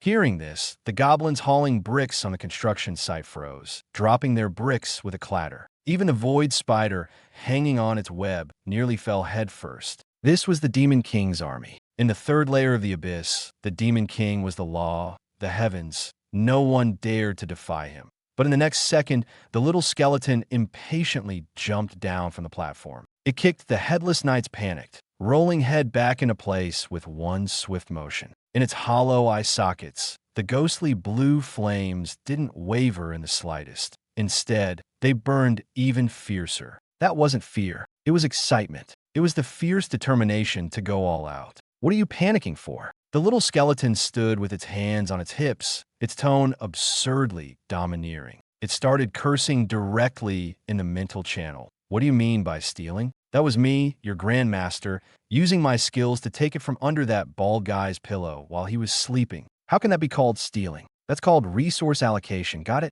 Besides, that crown has already been given as a school opening gift to my great master. The master accepted the gift without even saying a harsh word. What does that tell you? It shows that the master is very satisfied with my work. The little skeleton grew more and more enthusiastic as it spoke, its logic becoming increasingly absurd, yet it was brimming with confidence. The master is now, in the human world, definitely weak and waiting for us to keep sending resources over. This cross-realm logistics line is the lifeline of the master.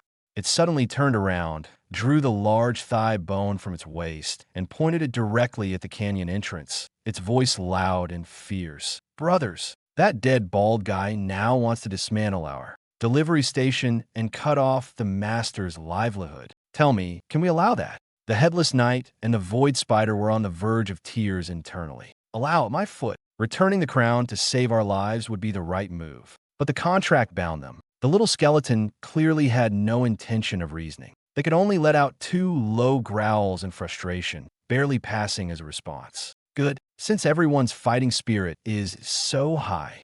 The little skeleton nodded in satisfaction and waved its hand. Bring out all the heavy firepower we've developed during this time. Today, let's show those abyssal bumpkins what true firepower suppression means. Boom! Heavy mechanical sounds echoed from the depths of the canyon. The headless knights' eyes nearly popped out of their sockets. Hundreds of goblins struggled to push out a row of utterly ridiculous war machines from a secret warehouse. The base was constructed from the sturdy rib bones of a level 30 nether riverbone dragon. On top of it were 6 thick abyssal magma pipes. The ends of the pipes were connected to a massive furnace stuffed with high-grade fire and wind magic cores. This thing was no longer a simple weapon. It was a monstrosity that forcibly adapted the concept of a human-world Gatling gun using abyssal materials. Abyssal Magic Conductor Super Gatling Bodhisattva. Bald Demon King, huh? A million-strong army, huh? The little skeleton leapt onto the control platform, its movements so practiced it seemed like it had done this countless times.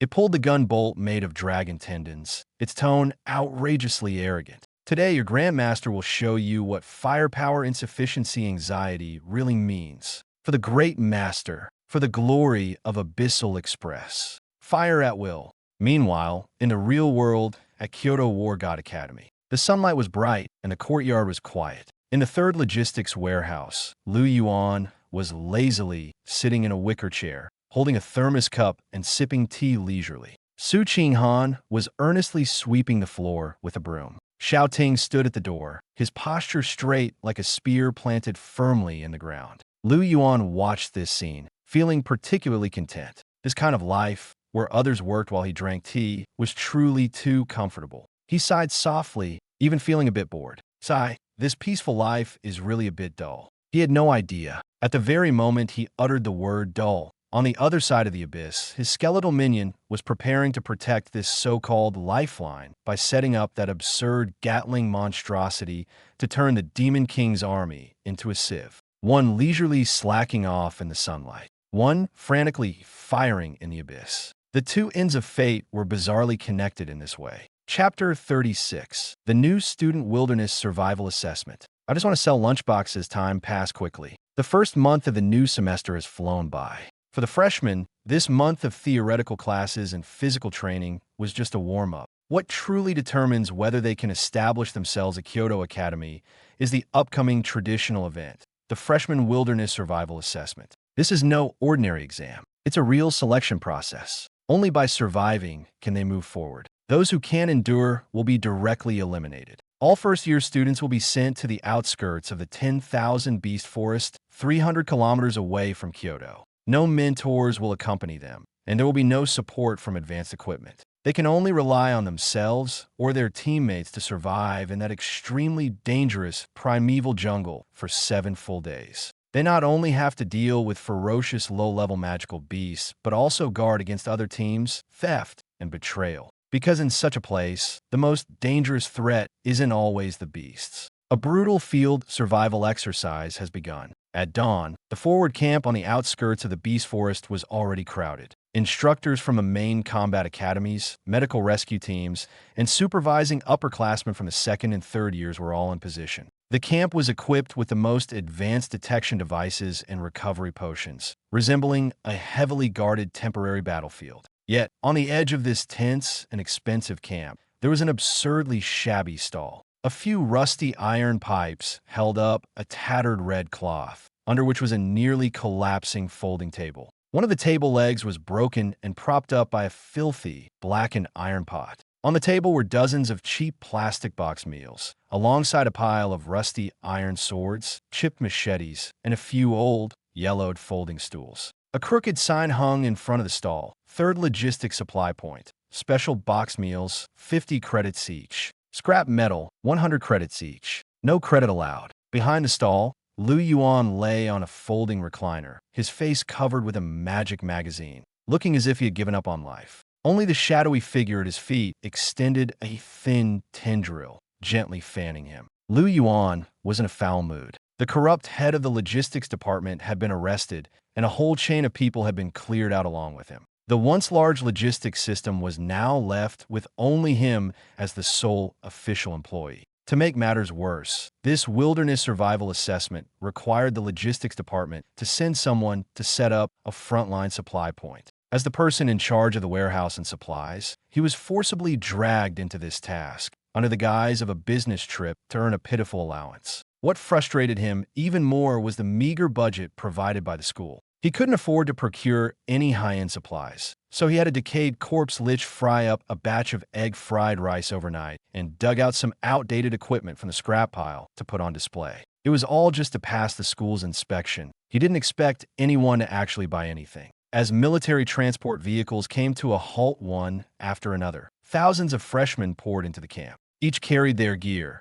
their expressions a mix of excitement and nervousness. After all, it wouldn't be long before they entered the beast forest to face life and death trials. In the crowd, Xiao Jie immediately spotted Yuan's overly simplistic stall. The past month had been anything but pleasant for him. As a young master from a prestigious family, he usually enjoyed a certain level of respect at school. But after breaking his front teeth at the logistics warehouse door, he sought out his cousin Xiao Ting for support. Not only did Xiao Ting refuse to help, but he also gave Xiao Jie a severe beating and warned him never to go near the logistics department again. What was even more absurd was that Xiao Ting himself later donned a security uniform and stood guard at the logistics department every day, as if he had been utterly terrified by something. Xiao Jie couldn't understand it and refused to accept it. He didn't have the ability to confront his cousin, so he directed all his resentment toward Yuan. Now, seeing Yuan, the anger in his heart immediately flared up. Well, if it isn't Manager Liu, Xiao Jie, accompanied by a few followers, deliberately strolled to the stall and kicked over the price sign. 50 credits for a box meal, 100 credits for this junk. He covered his nose, his face full of disdain. Yuan, are you out of your mind from being poor? Or are you so desperate for money that you've gone crazy? What are you even selling here? This kind of trash wouldn't even be picked up if left on the roadside. Many freshmen around him burst into laughter. Exactly. Who would buy this kind of scrap metal with no spiritual energy?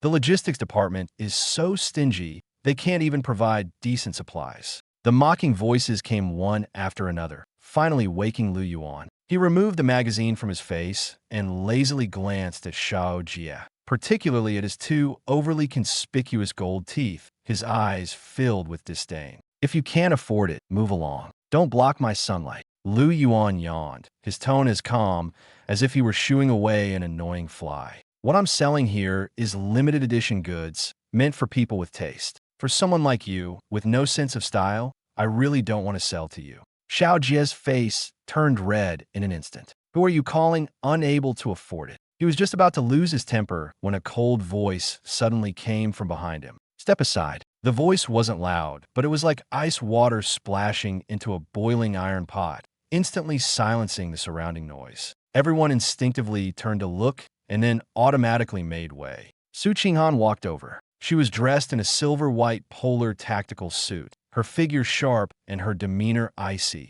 like a snow-colored blade unsheathed. Her presence instantly quieted the previously noisy camp. It was eerily silent. All the freshmen's gazes were fixed on the girl, their breathing even becoming lighter. Standing in the center of the crowd, Su Qinghan exuded an icy aura, as cold as a block of ice. Her appearance caused many of the boys to be unable to look away. Xiao Jie straightened his back immediately, a strange sense of anticipation rising in his heart. In his mind, this high and mighty campus beauty was most likely here because of Lu Yuan. And most likely, she was here to expose him in public. After all, Lu Yuan was just a logistics administrator, running a shabby stall and selling what appeared to be the most ordinary box meals. How could someone like him possibly have any connection to someone as extraordinary as Su Qinghan? But in the next second, everyone's assumptions were shattered. Su Qinghan didn't spare anyone else a glance and walked straight to Lu Yuan's stall. On her usually indifferent face appeared a rare trace of warmth,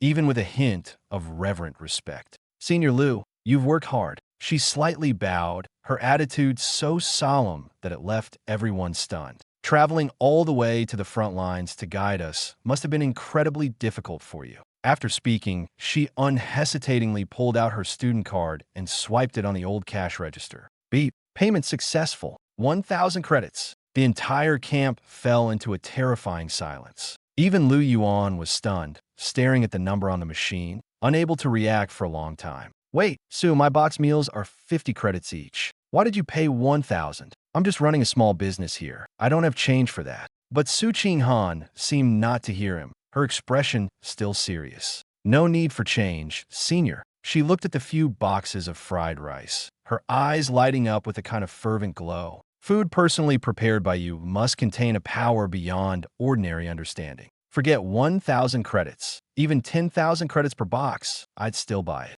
With that, she carefully placed 2 boxes of fried rice into her storage ring, her movements as cautious as if she were handling priceless treasures. "This is spiritual cuisine, personally blessed by the senior," she murmured softly, as if reminding herself. "If I encounter danger in the forest, just one bite might instantly restore my state." All the surrounding freshmen were dumbfounded. 1,000 credits for 2 boxes of fried rice. This wasn't just absurd, it was like a dream. Is she crazy? No, it's that Lu Yuan who brainwashed her. Did the campus belle actually do such a thing? Discussions erupted, and everyone found it unbelievable. But what truly shattered their worldview was yet to come. After packing up her lunchbox, Su Qinghan's gaze inadvertently swept onto the stall. Supporting one of the table legs was an old, dirty black pot, covered in rust and looking as though it had been scavenged from a junk pile. Others saw nothing unusual, but Su Qinghan's expression changed instantly. Her pupils contracted sharply, and her breathing quickened. In her eyes, it was not just a broken pot. It was enveloped in an extremely terrifying aura, as if it could devour light, sight, and even anything that approached it. It was a power she had only heard of in rumors, dark, profound, and chillingly dangerous. She almost cried out in shock. Senior." She pointed at the black pot, her voice trembling. This defensive artifact, how much is it?" Lu Yuan glanced down at the pot propping up the table leg, his expression stiffening slightly. He had only one thought in his mind. Is this girl running a fever today? Isn't this just a rusty old iron pot that sticks when frying food? But since business was knocking on his door, he had no reason to turn it away. Clearing his throat, Lu Yuan adopted a serious demeanor. "Su Qinghan, you truly have an eye for treasures." His tone was steady, as if introducing a priceless artifact. "This pot may look unassuming, but its origins are extraordinary. I went through great lengths to acquire it. Look at its design, its color. Everything about it is remarkable. Since you want it, as an old acquaintance, I'll let it go for just 10,000 credits." "What the?" Xiao Jie finally couldn't hold back, his face turning red with anger. 10,000 credits for a broken pot? Lu Yuan, you have no shame. But before his outburst could fully land, the machine emitted a crisp notification sound. Beep. Payment successful. 10,000 credits. Su Qinghan didn't even furrow her brow and swiped her card without hesitation. She was even more solemn than when she bought the 2 boxes of fried rice. The next moment, she carefully cradled the dirty black pot in her arms as if it were a peerless divine weapon, her excitement barely concealed in her eyes. 10,000 credits? She murmured to herself, her voice filled with incredulous joy. Senior actually only asked for such a small price to give me this artifact containing supreme power.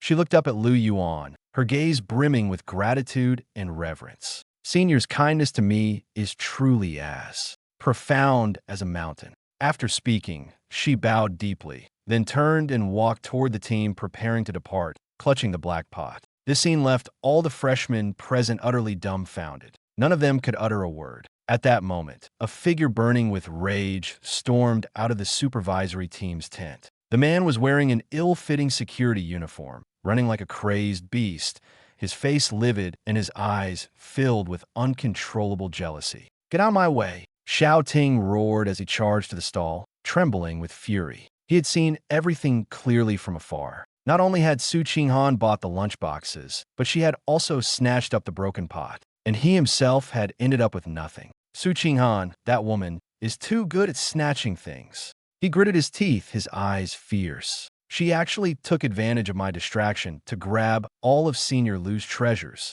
Someone bought the divine weapon I casually tossed into the mortal world.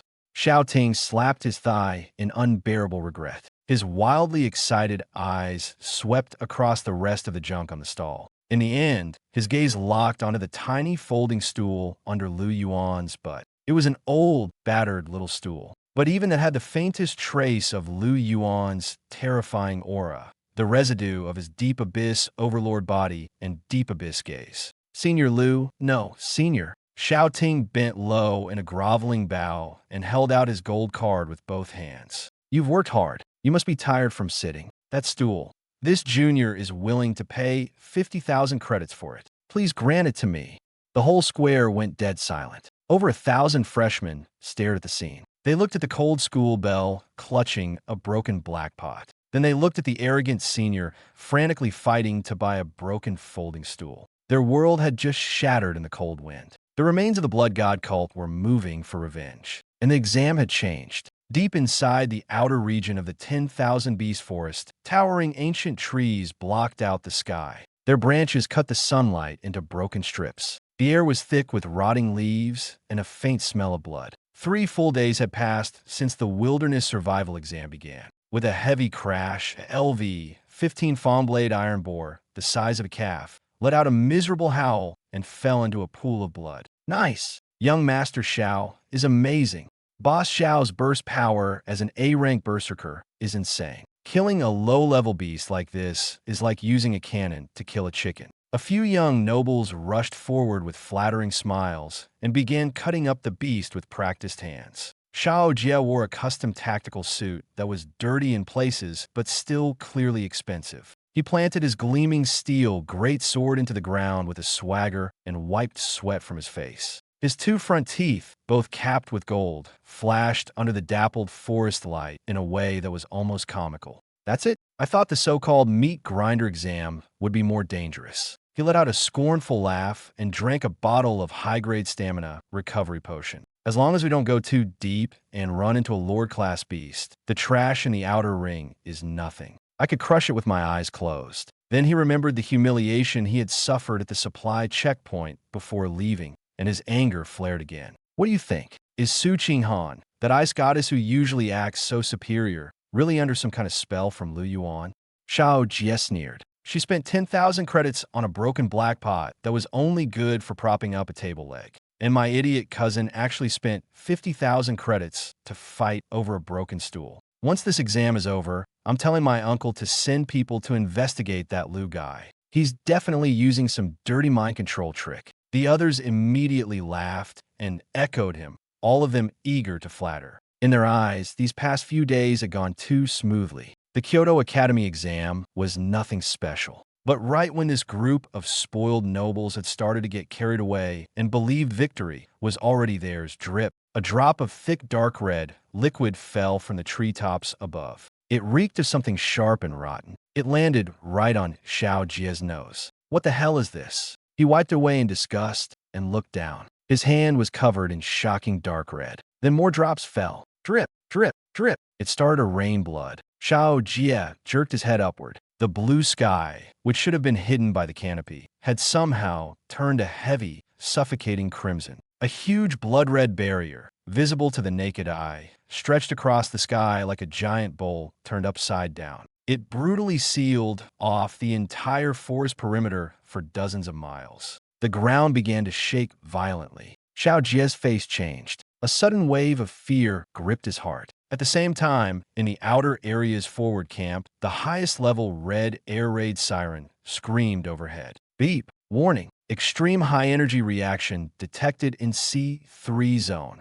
Spatial coordinates forcibly altered. Detection radar failure. All communication channels are down. Inside the command center, every surveillance screen instantly turned into a sea of red static. Boom! A violent figure smashed through the reinforced glass and burst into the room. It was Director Lei Lai from the War God Academy. His eyes were bloodshot, like an enraged lion, and he stared at the main display with murderous intensity. It's the blood-sealing spirit refining array.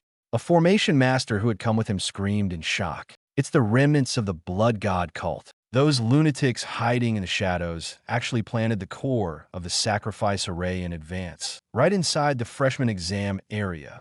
They're trying to turn every genius from Kyoto into the perfect sacrifice to revive some abyssal evil god. Bastards! Director Lei exploded with rage. The terrifying blood aura of an 8-stage berserker erupted from his body. He grabbed a heavy battle axe and shot out of the camp like a streak of light, raising the axe and slamming it down with brutal force. The blood-red barrier hung inverted over the forest canopy. Like a massive blood-red lid, it tightly covered the entire examination field. Director Lei Lai slashed down with his sword, lightning flashing like a dragon, its momentum terrifying. Yet, when the strike landed on the light barrier, it only rippled with a blinding wave, leaving not even a crack. The next second, an even more horrifying counterforce rebounded from the formation, carrying a heart-wrenching resentment, directly sending Lei Lai flying backward and crashing heavily into the ground. He propped himself up with his sword, his face ashen.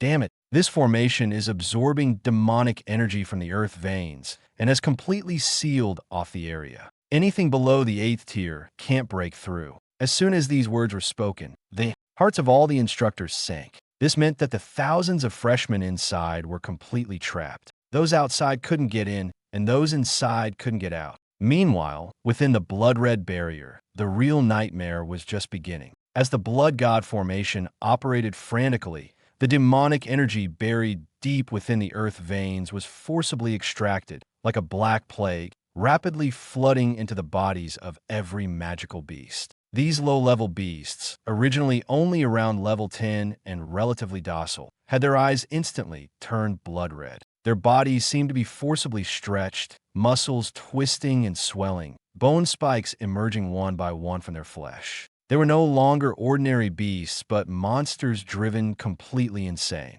Roar! A deafening roar exploded from the front. Trees were smashed apart, splinters flying everywhere. A green-backed demon ape, originally only at the 2nd tier, had grown to over 5 meters tall, its back covered densely with dark red bone spikes, exuding a suffocatingly violent aura. Its level had skyrocketed to LV.25.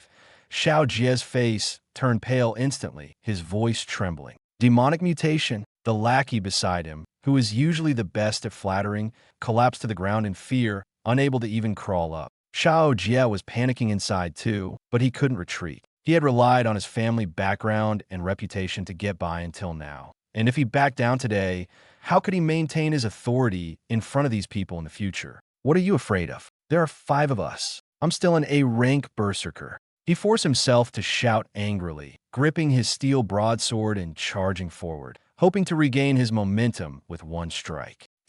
But he hadn't grasped the reality of the situation. He thought he was facing an ordinary demon ape, but standing before him was a monster completely transformed by abyssal demonic energy. The demon ape didn't even bother to dodge. It grinned, revealing sharp fangs, and raised its giant claw covered in bone spikes, swatting at the broadsword like it was a fly. Clang crack! The steel broadsword shattered into fragments instantly. Xiao Jie's eyes widened in shock, his mind blank. Before he could even scream, the giant claw slammed into his chest. Crack! The sound of ribs breaking was so clear it made one's scalp tingle. The high-grade defensive inner armor he wore exploded on the spot, and his entire body was sent flying like a baseball hit with full force, crashing through 3 trees before coming to a stop. He lay in the mud, coughing up blood, his mouth full of broken teeth, looking so disheveled that even he wouldn't recognize himself. The remaining scions of noble families were completely dumbfounded.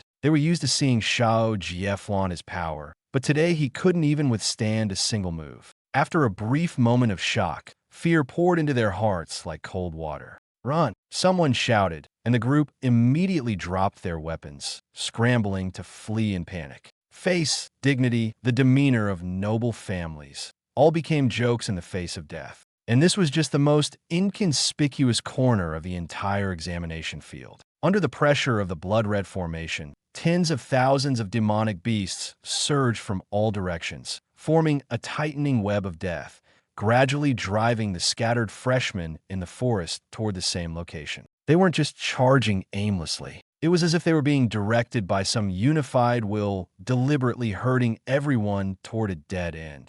Half an hour later, deep in the forest, in a secluded basin surrounded by mountains, soul-breaking valley, hundreds of freshmen had been driven to the valley floor. Some were covered in blood, others missing limbs, and most could barely stand, leaning against the rocky walls just to catch their breath. Inside and outside the valley, countless pairs of scarlet beast eyes glowed like blood-red lanterns, coldly staring at them. Xiao Jie lay in the muddy water, clutching his broken ribs, trembling in pain, his groans intermittent. The arrogance he once had was completely gone. "It's over. We're really done for. Where are the instructors? Why hasn't the rescue come yet? Someone, save us." Fear spread rapidly among the crowd. Some held their heads and trembled, while others sat on the ground, their eyes vacant, having already given up struggling. It wasn't that they didn't want to live, but they couldn't see even a sliver of hope for survival. At that moment, a piercing laugh echoed from the cliff walls.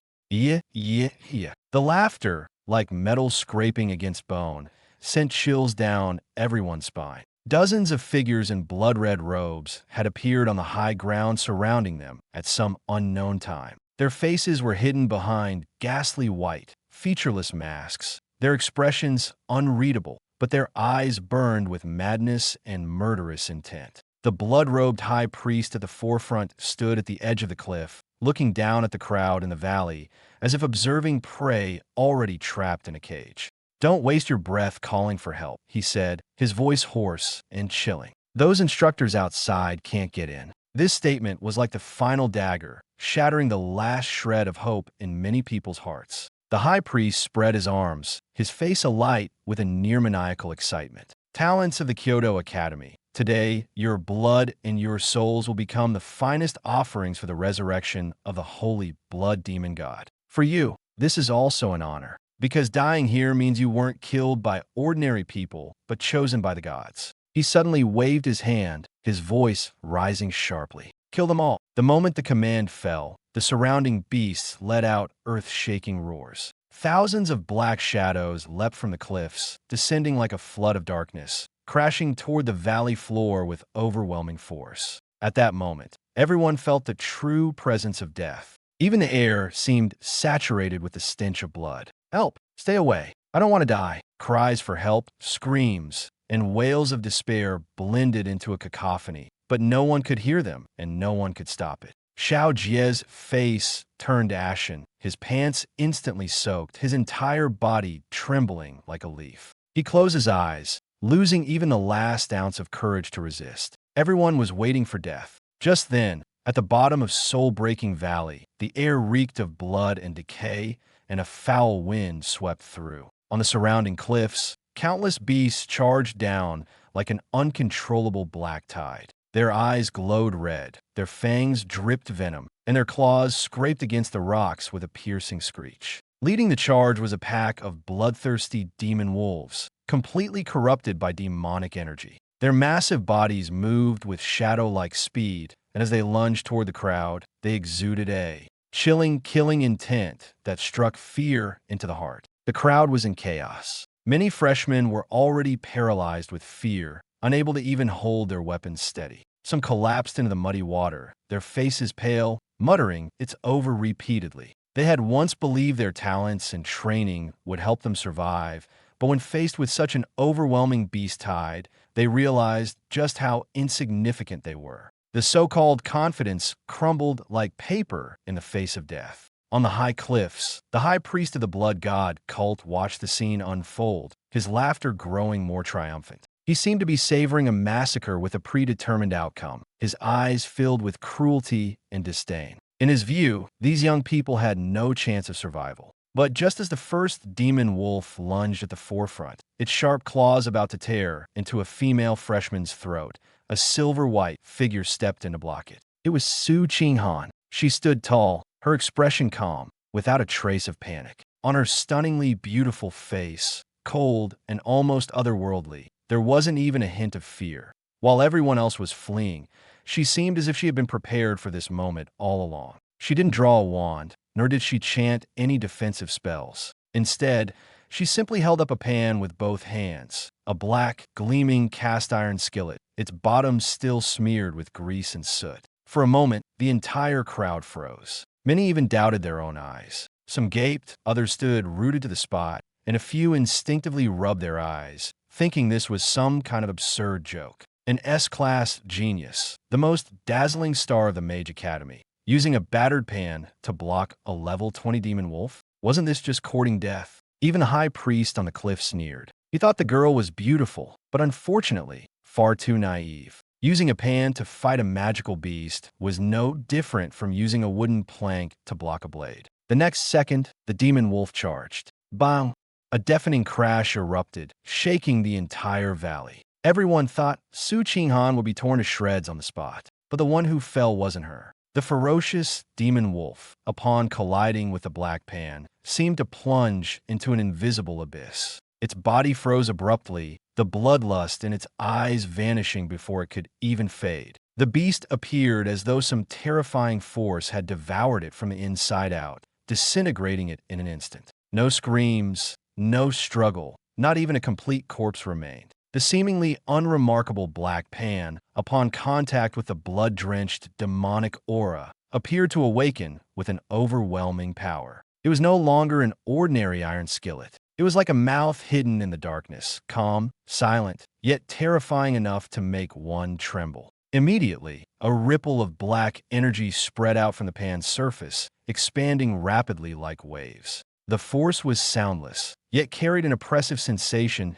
that made one's scalp tingle. Any magical beast caught in its path didn't even have time to react before disintegrating into ashen powder on the spot. One after another, area after area, demon wolves, demon boars, even trees tainted by demonic energy, all were wiped out as if erased by an invisible hand, leaving not even bones behind. 100-meter radius ahead was forcibly cleared, leaving a desolate, deathly expanse. The wind blew, scattering fine dust into the air. The beast tide, which had been charging moments ago, came to an abrupt halt. Everyone was stunned. The new students forgot to breathe, even forgetting to run for their lives. The cultists on the cliff could no longer laugh. Even the high priest, who had always looked down with contempt, had his smug expression slowly replaced by shock. No one had expected that the seemingly broken, insignificant black pan would possess such terrifying power. And standing behind the pan, Su Qinghan remained eerily calm.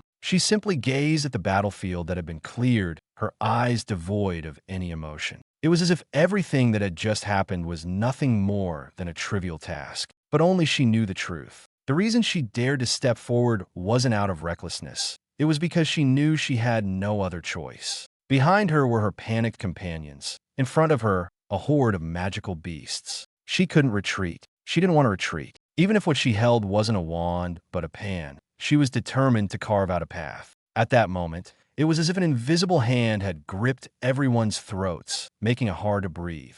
Divine artifact, someone stammered, their voice trembling as they uttered those two words. Xiao Jie collapsed into the mud, staring fixedly at the chipped, paint-stripped pan in Su Qinghan's hands, his eyes nearly popping out of their sockets. His entire body trembled as his mind replayed the scene of him mocking Lu Yuan at the supply point for selling junk. A pan that no one wanted, not even for 50 credits, and was even used to prop up a table leg, had just obliterated hundreds of berserk magical beasts in a single strike. This wasn't just absurd. It was beyond anyone's comprehension. But the most spine-chilling part was yet to come. Roar! Just as everyone was still reeling from the shock brought by the black pot, a massive demonic ape suddenly descended from above the cliff. Its entire body was ablaze with blood-red flames, its eyes crimson, its aura ferocious. It was the LV.30 demonized blood-eyed ape, a commander-level beast.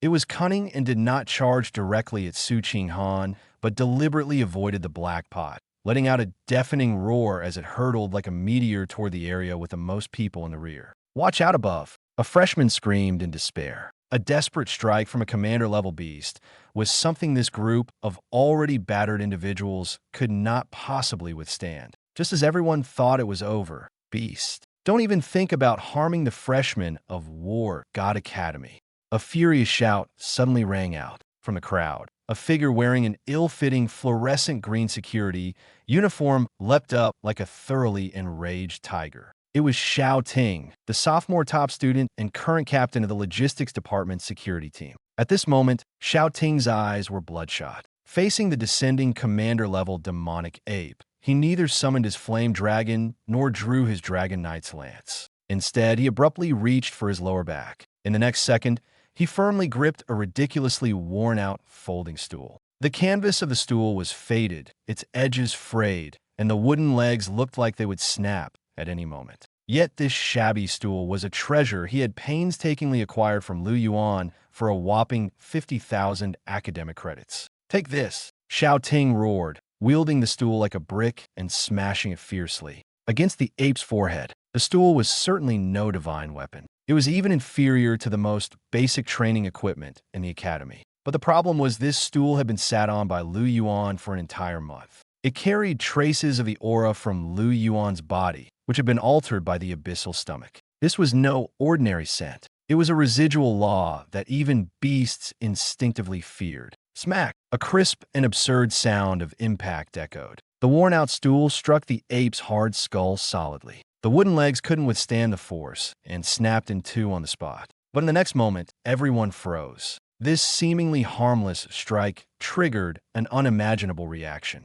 The once arrogant, commander-level demonic ape suddenly had a terrifying phantom reflected in its bloodthirsty eyes. It was an abyssal demon god seated atop a throne of countless corpses. It merely glanced, but that glance seemed capable of shattering souls. Abyssal gaze, residual version, triggered. Squawk! The 5-meter-tall ape, capable of tearing apart tigers and leopards with its bare hands, let out a bizarre cry like a duck being strangled. Its massive body stiffened midair. Then, its eyes rolled back, it spat out a mouthful of foam, and its muscles convulsed wildly as if scared to death. Thud! Without even managing to unleash a single skill, it fell like a lump of dead meat, crashing heavily at Xiao Ting's feet. Foaming at the mouth, it fainted on the spot. The air was faintly tinged with the acrid smell of urine from sheer terror. Instant kill. Another absurd instant kill. This time, the entire bottom of soul-breaking valley fell into complete silence. Even the wind seemed to stop. Over 1,000 freshmen stood frozen, glancing at the black pot in Su Qinghan's hand and then at the broken-legged stool in Xiao Ting's hand. Their minds were utterly scrambled. The common sense they once believed in, their understanding of power, their perception of the word treasure, all of it was shattered in this moment. What did I miss? A scion of a noble family knelt in the mud, slapped himself twice, and burst into tears. 100 credits for a divine artifact. Senior Lu clearly said it was limited edition, and we thought it was too expensive. Xiao Jie was so regretful that his intestines turned green that he looked at the foam-mouthed demon ape, then at his broken ribs and shattered gold tooth, wishing he could find a hole to bury himself in on the spot. "I'm a complete idiot," If he hadn't been so eager to mock others back then, and had instead bought all that junk, he would now be the most enviable person around. By now, he might have become the one person in this vast forest of 100,000 demon beasts that no one dared to provoke. Meanwhile, on the cliff, the blood god cult's high priest stood frozen, his smile long gone. Replacing it was an unprecedented mix of terror and rage. Impossible. Absolutely impossible. He roared in a frenzy, his eyes fixed on the junk in Su Qinghan and Xiao Ting's hands, his voice trembling. Those aren't scraps. They're fragments imbued with the highest level laws. How could such worthless students possibly possess such profound resources? High Priest, sir, a panicked cultist scout rushed forward. We've confirmed it. A hidden post near the outer camp reported that those strange artifacts in the students' hands were all purchased from a stall called the Third Logistic Supply Point on the camp's outskirts.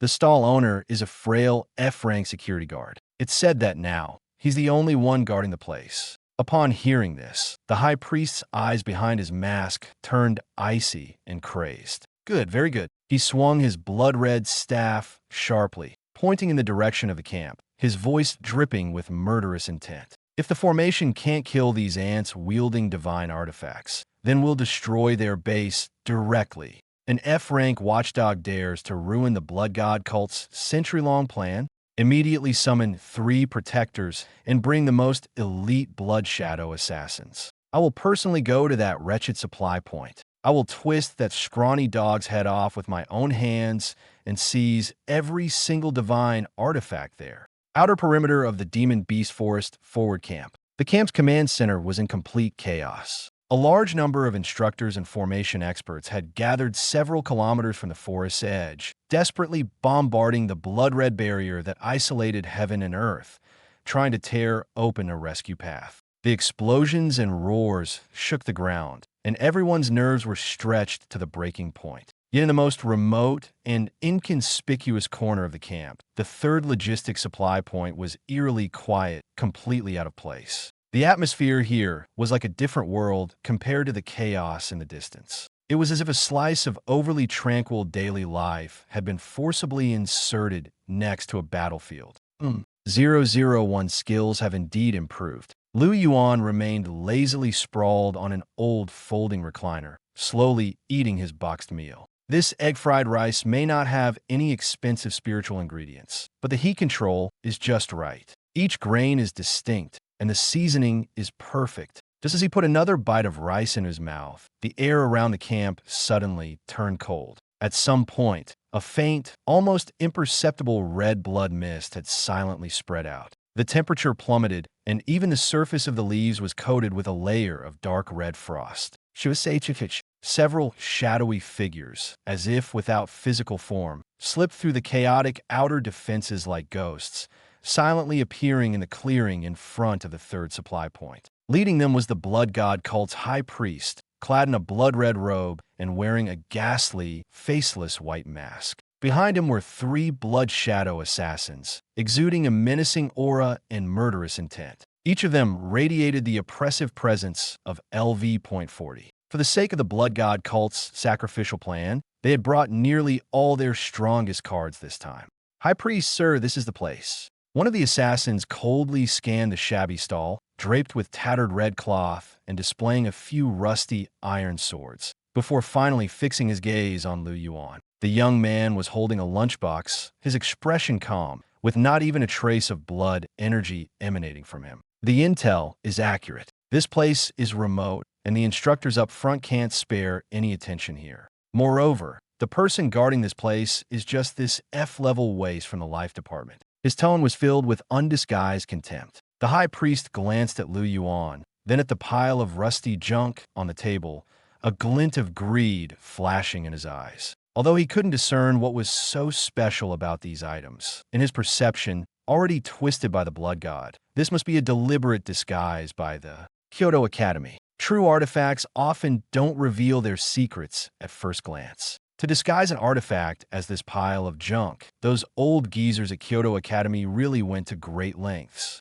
The high priest let out a piercing laugh, reminiscent of Night Owl, and then stepped toward Lu Yuan, his voice lofty, as if pronouncing a foregone conclusion. Boy, don't blame me for being ruthless. If you must blame someone, blame yourself, a mere ant, for standing in the way of the blood god cult taking the artifact. Go cut off his head and pack up everything on the stall. Be quick about it. Yes, a level 40 blood shadow assassin's eyes gleamed with bloodthirsty red light, and his figure instantly turned into a blurred, blood-colored afterimage. In the blink of an eye, he ghosted to the side of Lu Yuan's recliner. He didn't even bother to draw his weapon, simply raising his right foot, clad in steel combat boots, and arrogantly kicked at the rickety folding table in front of Lu Yuan, which was barely held together with transparent tape. Bang!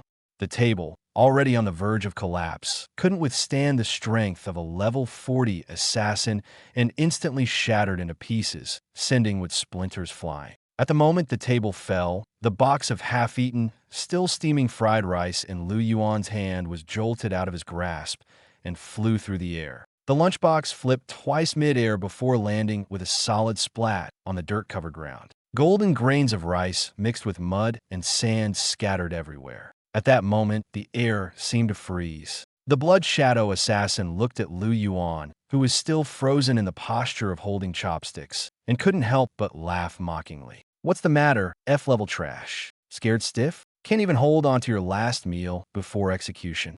Lu Yuan didn't respond. He simply lowered his head slowly, staring intently at the mess on the ground. Looking at the fried rice now mixed with dirt, there was no trace of panic or fear on Lu Yuan's face. There was only a deep exhaustion, as if he had been pushed to the point where he couldn't even muster the energy to be angry. I was dragged out of bed by you school leaders at 6 in the morning. He began slowly, his voice calm, though beneath that calmness was a simmering fury on the verge of eruption. I braved the cold wind, sat for 3 hours in that broken, bumpy military truck, and came to this godforsaken wilderness to set up a stall. He paused, his gaze turning icy. I just wanted to quietly eat some leftovers and make it through to 5 in the afternoon when I could clock out. And yet, here you are, flipping over my lunchbox, forcing a logistics staff member to work overtime when he least wants to move. As soon as he finished speaking, the shadow that had been quietly lurking beneath Lu Yuan's recliner suddenly erupted, as if it had finally understood its master's frustration. This was no ordinary shadow. It came alive, surging upward like a tide, black as the deepest night, exuding an oppressive aura that instinctively chilled the soul. The blood shadow assassin closest to Lu Yuan hadn't even had time to retract the mocking smile on his face before he saw the shadow surge toward him like a tidal wave. He didn't even have time to retreat. What is this? His scream was cut short halfway, swallowed abruptly. The shadow coiled around his body like a mass of frenzied, black vines, dragging him into an abyss of darkness in an instant. There was no blood splatter, no sound of bones breaking, only complete annihilation. From flesh to soul, not a trace was left behind. Several meters away, the high priest and the other 2 assassins froze, their sneers instantly replaced by expressions of sheer terror. It was as if an icy hand had gripped their hearts tightly. What level of power is this? They had seen strong individuals and witnessed slaughter, but never before had they encountered a force so overwhelming that it extinguished even the thought of resistance. Run! Run quickly! The high priest shrieked, his voice distorted with panic. He's not a student. He's not a student at all. He's a monster that crawled out of the abyss. As he shouted, he desperately crushed the precious blood-escape teleportation talisman in his hand, attempting to tear open space and flee. But in the next moment, despair consumed him. The surrounding space seemed to be firmly held down by an invisible giant hand. Not even the slightest ripple could be stirred. The priceless teleportation talisman emitted only a wisp of blue smoke before it was completely rendered useless. The high priest's face turned deathly pale. He finally understood that what he had provoked was not an ordinary person, but an existence so far beyond him that he wasn't even worthy of looking up to it. The shadow gave them no time to think further. Like a ravenous beast, it descended upon them, overwhelming everything in its path. The 2 assassins didn't even have time to raise their weapons before they were swallowed into the darkness by the shadow. The high priest wanted to plead for mercy, but the words died in his throat, disappearing completely. The 3 high-ranking cultists who could wreak havoc outside didn't even last a single breath before vanishing without a trace in front of Lu Yuan's recliner. The shadow gently rolled back, as if it had just finished a simple snack and then quietly retreated. The surroundings fell silent once more. The blood mist dissipated. The corpses were gone. Even the box of egg-fried rice mixed with dirt on the ground was cleaned up by the shadow. The wind blew across the clearing, leaving the ground smooth and flat, as if nothing had ever happened. The terrifying attack that could have driven anyone to despair seemed like nothing more than a chaotic dream. Lu Yuan remained slouched in his recliner, holding his chopsticks, and looked down at the now empty ground. He was silent for a few seconds, then let out a deep sigh. Well, that's just great. The people are cleaned up, but my lunch is gone too. He raised his head and looked into the distance, his expression filled with helplessness. This lousy school, could it even compensate for work injuries? Does lunch count? As the barrier shattered, the mentors of Kyoto Academy erupted in panic. Quick, go in and save him. As the shout rang out, 3 figures had already rushed ahead. Leading the charge was the Academy's principal, Niet Sangxiong, at the peak of the 8th rank, followed by Lei Lai, the director of the War God Institute, and Lin Yuan, the director of the Special Missions Office. They dared not waste a single moment. Just moments ago, the Formation Master had been shouting hoarsely over the communication channel. The last coordinates of the Blood God Array's disappearance were at the 3rd logistics supply point. Moreover, the High Priest had personally led his men there. That was a level 70 monster. Just the name alone was enough to make anyone's scalp tingle. But what they feared even more was another possibility. Lu Yuan was still there. In everyone's eyes, Lu Yuan had always been the enigmatic senior with unfathomable strength and a mysterious background. But the problem was, none of them had ever truly seen him in action. What if he had deliberately suppressed his power to experience ordinary life? And the lunatics from the Blood God cult exploited that gap. The thought made Niet Sangxiong's breathing erratic. Hurry! If anyone dares to harm even a single hair on Senior Lu's head, I will wipe the Blood God cult off the face of this earth. His blood surged, and his longsword emitted a clear dragon's roar. Lei Lai pushed his speed to the limit, charging through the forest like an out-of-control heavy tank, forcibly creating a straight path. Lin Yuan's face was grim as he gripped his spiritual weapon tightly. His mind focused on one thought. They had to make it in time. Nothing could go wrong. But when the 3 finally rushed into the 3rd logistics supply point, the scene before them left them all stunned. There was no explosion, no rivers of blood, no corpses strewn across the ground. The clearing was eerily quiet, devoid even of the sound of insects. Sunlight filtered through the leaves, illuminating the ground so cleanly it seemed unnatural. The area, which should have been covered in fallen leaves and dirt, looked as though someone had meticulously swept it clean, leaving not a single speck of debris. In the center of the clearing, the folding table that had been barely held together with tape was now shattered into a pile of wood chips. Lu Yuan was still slumped in that old recliner. He held a pair of disposable chopsticks in his hand, staring down at his empty palm, his entire demeanor exuding an indescribable sense of loss. It wasn't an act. It was genuine heartbreak. Behind him, the decayed lich in a tattered black robe was gripping a mop tightly, the red flames in its hollow eye sockets flickering wildly, as if filled with pent-up resentment. It was even trembling silently, as though making a grievance-filled accusation. Why is it that others can kill so cleanly, but you insist on tidying up the spilled food and mud on the ground? Not even a shred of dignity as a janitor was left intact. Niet Sangxiong swallowed hard, forcibly suppressing the shock in his heart, and cautiously sheathed his longsword before taking 2 steps forward. Lu Yuan, are you all right? Only then did Lu Yuan slowly lift his head. He glanced at the 3 fully armed, battle-ready school executives, then at the shattered table on the ground, and let out a long sigh. Principal, you've come at just the right time. His tone was filled with the helplessness of a worker who had been wronged. I wanted to ask, does our school's logistics and fieldwork policy include injury compensation? Also, can I get reimbursed for my lost lunch? Ni Kengkyong was momentarily stunned. Lu Yuan raised his hand and pointed at the overly clean patch of ground, beginning to explain seriously. Just now I was holding my lunchbox, minding my own business and doing my duty here. Then, out of nowhere, a group of lunatics in red clothes and white masks came charging in. They were running so fast, like they were rushing to their deaths. The leader didn't say a word and kicked my table to pieces as soon as he arrived. My freshly made fried rice with eggs fell to the ground on the spot. At this point, a trace of pain clearly flashed in his eyes. That was a meal he had exchanged 50 credits for. Just like that, it was gone. Lei Lai felt his heart tighten, nearly crushing the handle of his axe in his grip. And then, Lu Yuan scratched the back of his head, his expression natural. You know me, I'm a bit rigid when it comes to doing things. I happened to be mopping the floor just now, and the ground was wet and very slippery.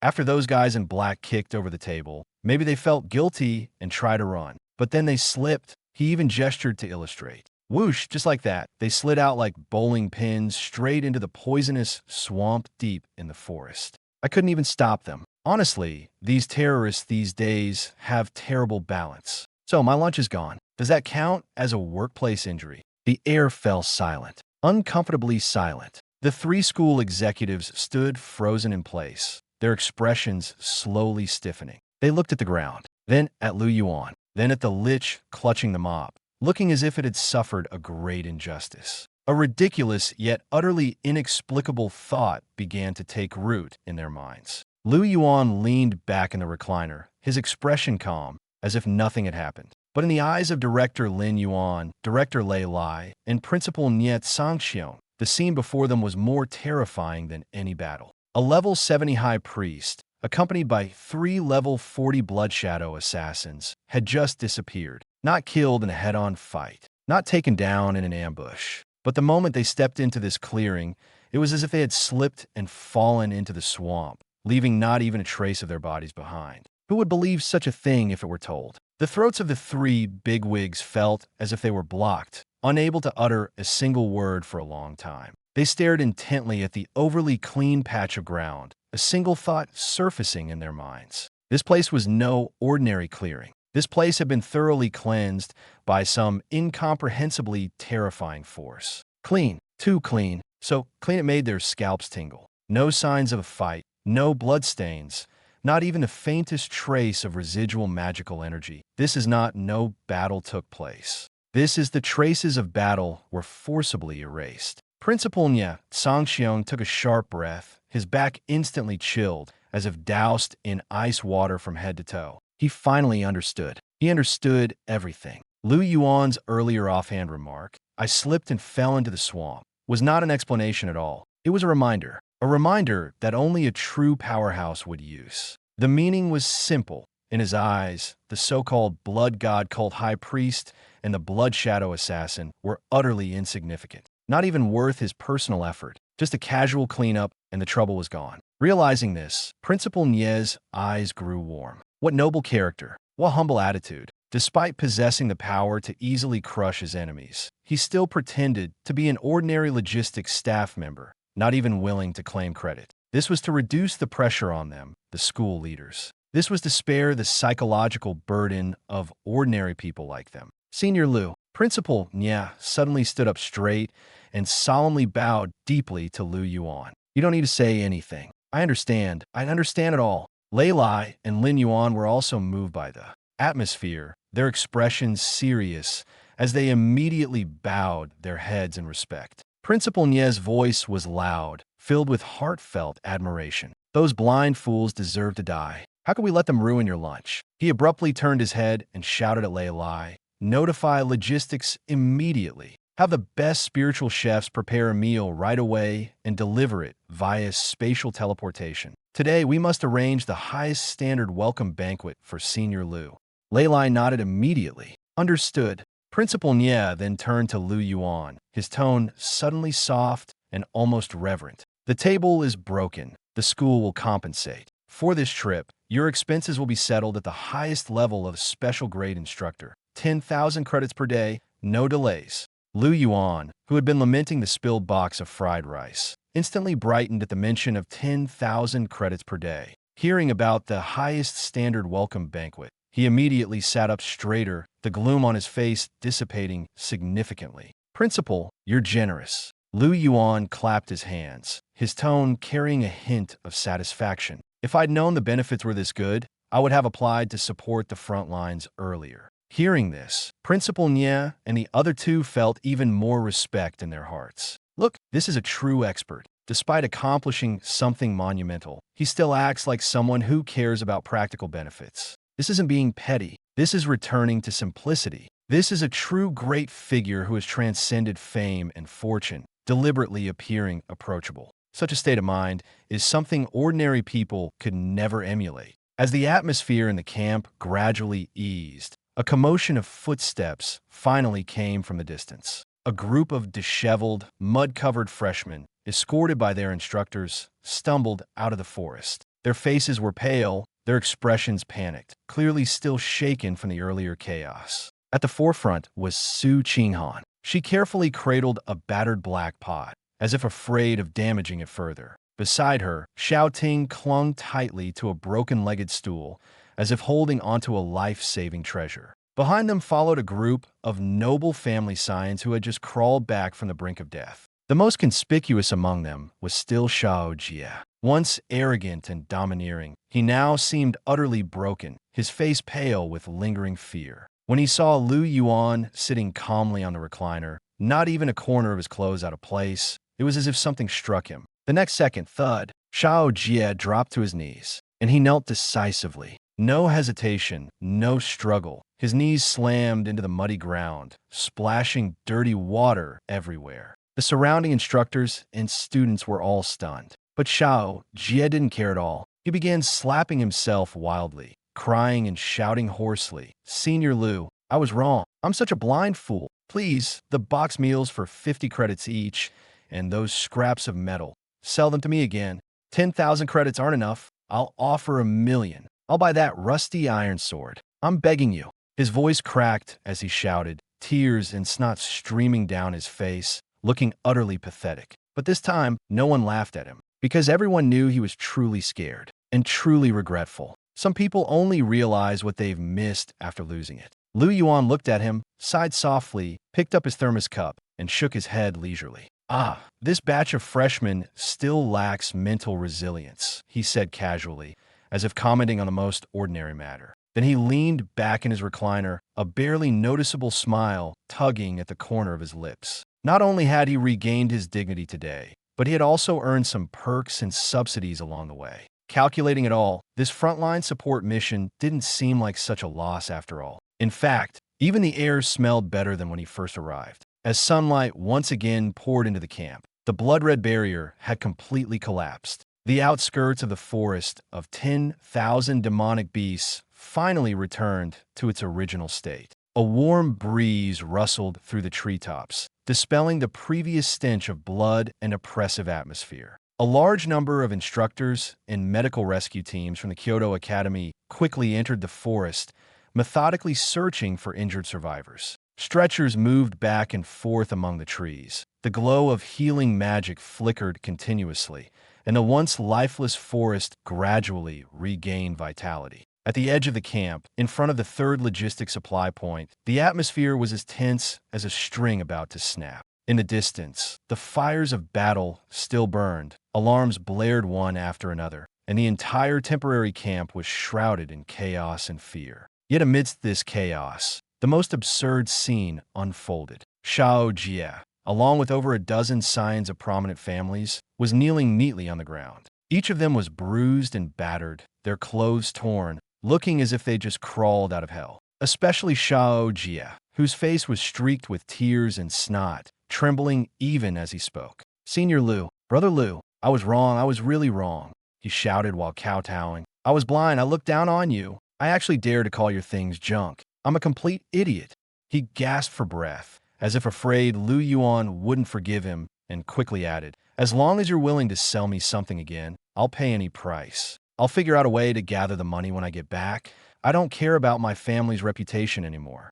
The other rich kids behind him nodded frantically, holding up their student cards with both hands, as if offering their entire fortunes. No one dared to hesitate. What had just happened had scared them out of their wits. A seemingly unremarkable black pot had wiped out a swarm of demonic beasts in an instant. A broken folding chair had managed to smack a level 30-liter demon ape into wetting itself on the spot. Who wouldn't go mad witnessing such things? This wasn't just a logistic supply point anymore. It was clearly a mysterious warehouse full of treasures. If they returned empty-handed today, they'd not only be laughed at by their classmates back at school, but their family elders would never let them off the hook. Meanwhile, Yuan was reclining on a folding chair, lazily yawning. He slowly sat up straight, looking down at the group kneeling before him, his gaze calm and unperturbed. To him, these people who had been so high and mighty before, now crying and begging him to sell them something, were so drastically different it was almost laughable.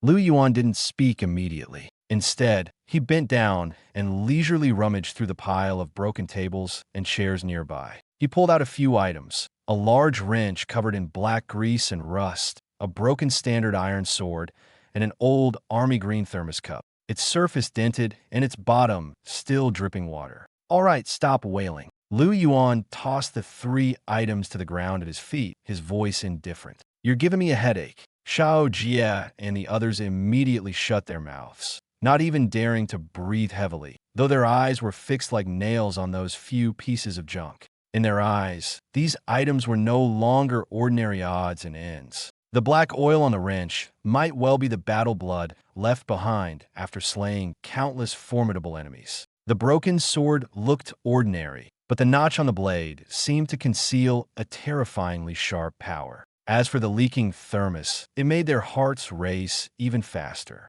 Artifacts capable of holding things were often extraordinary. Perhaps it contained extremely precious spiritual energy, or even some secret capable of altering fate. Yuan looked at their near uncontrollable expressions and found it amusing. These people clearly knew nothing, yet insisted on imagining the most mundane items as something mystical. But he didn't mind. To him, these goods were just scraps he had casually sorted out. Since someone was determined to buy them, he might as well sell them and gain some tangible benefits. "I've always been fair in business," Yuan said calmly, as if discussing the most ordinary matter. "Originally, my stall was wrecked today, and I was ready to pack up. But since you're so eager to buy, I'll give you a chance." He paused, then pointed to the 3 items on the ground. "These 3 will be the last limited goods. Today, no original prices. Whoever bids the highest takes them." The first item, a rusty iron wrench. Starting bid, 100,000 credits. As soon as he finished speaking, the scene erupted. 150,000. I bid 150,000.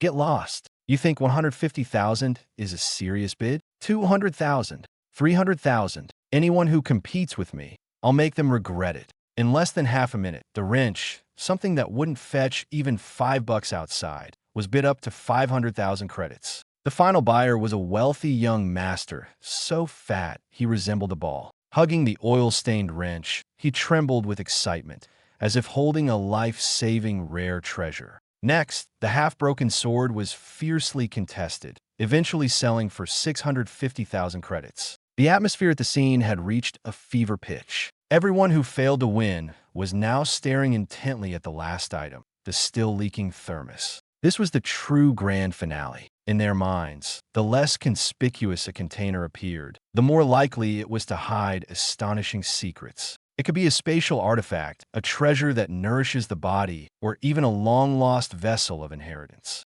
Yuan picked up the thermos and gently shook it. A few drops of clear water slowly dripped from the crack at the bottom, disappearing into the muddy ground without a trace. He raised his eyes to look at Xiao Jie, his tone still calm. "This is the last item. You were the loudest earlier. What's the matter now? Out of money." Xiao Jie's body trembled, his eyes instantly turning red. Of course, he wanted it. He wanted it desperately. His performance today in the examination hall and the camp had already left him utterly humiliated. If he couldn't bring back something decent, his status in the Xiao family would be completely lost. More importantly, he had already offended Yuan once. If he didn't mend their relationship now, the consequences would only worsen. He clenched his teeth, his throat dry, with only one thought left in his mind. No matter what, he had to secure this last item. Senior Lu's eyes were too sharp. If he didn't show enough sincerity, he wouldn't be able to establish himself at Kyoto Academy in the future. 1 million. Xiao Jie suddenly stood up from the muddy ground, like someone who had lost all rationality, shouting the number almost hysterically. 1 million credits. At Kyoto Academy, this amount was enough to buy a complete set of top-tier tactical gear, with enough left over for a high-level flying mount. Even for students from prestigious backgrounds, hearing this figure would make their hearts tremble. The entire scene fell silent in an instant. Those who had been hesitating about whether to continue bidding all shut their mouths. It wasn't that they didn't want the item, they simply didn't dare to compete anymore. Lu Yuan's hand holding the thermos paused slightly. He couldn't help but sigh inwardly.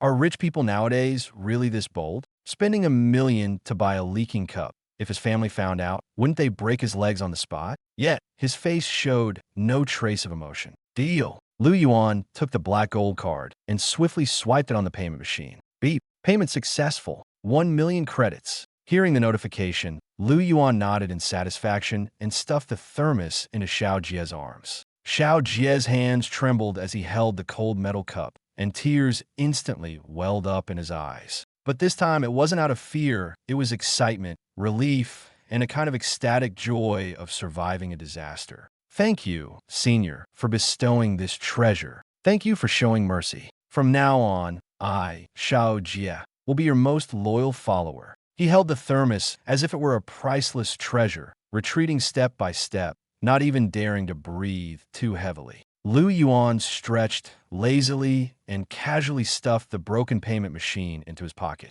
At that moment, a loud gust of wind suddenly came from the sky. A 9th-tier divine beast, its body covered in purple-gold feathered scales, slowly descended onto the supply point's clearing, pulling an extravagantly luxurious floating carriage. The carriage's outer walls were engraved with defensive formations, and just one glance was enough to tell it was worth a fortune. The carriage door opened. Niet Sanxiong, the principal of Kyoto War God Academy and an 8th-turn peak martial god, stepped out with a beaming smile. He didn't delegate the task to anyone else, but personally walked briskly to Lu Yuan, slightly bowing as he made an extremely respectful invitation gesture. Senior Lu, the conditions at the frontline camp are too poor. I fear they've been a grievance for you. I've already adjusted the carriage temperature to the most comfortable 24 degrees and prepared the finest spiritual tea. Please board the carriage. I will personally escort you back to the academy. This scene left the surrounding freshmen, who had just purchased junk, completely dumbfounded.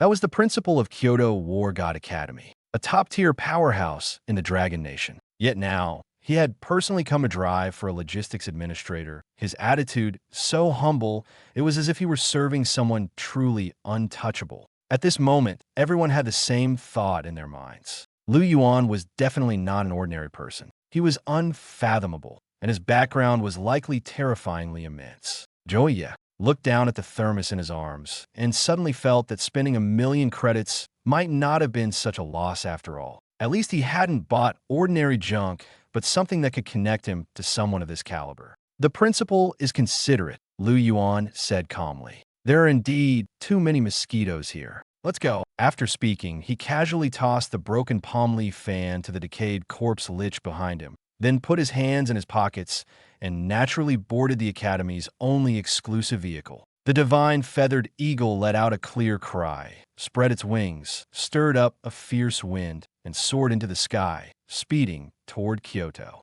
On the ground, only the chaotic monster forest remained. And a group of freshmen, their understanding of the world completely upended, stood in place, clutching the junk they had spent a fortune on, dazed. They finally understood one thing. Some things that look like junk might not actually be junk. And some people who seem ordinary on the surface might actually be individuals they could never afford to provoke. Chapter 42. The Collapse of the Grandmaster. This thermos contains the stars and the sea ** Kyoto War God Academy Treasure Appraisal Pavilion. This was the Academy's highest standard artifact appraisal center. On normal days, even the air carried an aura of solemnity. The surroundings were filled with soundproofing and spirit-gathering formations, making even footsteps sound faint. Bang!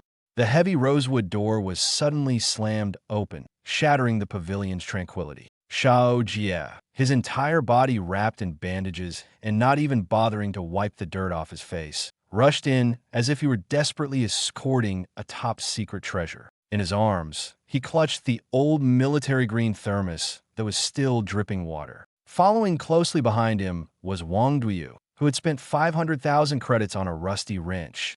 He held the wrench with both hands, his expression solemn, as if participating in some sacred ritual. Master Gu, help us! Xiao Jie shouted until his voice was hoarse. Please take a look and tell us how to unlock this divine artifact. The beaded curtain in the inner hall was lifted. Gu Tianming, the chief appraisal master of the Kyoto Academy, walked out with a grim expression. Adjusting his monocle, his gaze first swept over the two disheveled freshmen, and his brows immediately furrowed. What's all this noise? This is the appraisal pavilion, not a junkyard. He snorted coldly, his eyes quickly landing on the green thermos cup in Xiao Jie's arms. Is this the so-called peerless artifact you mentioned?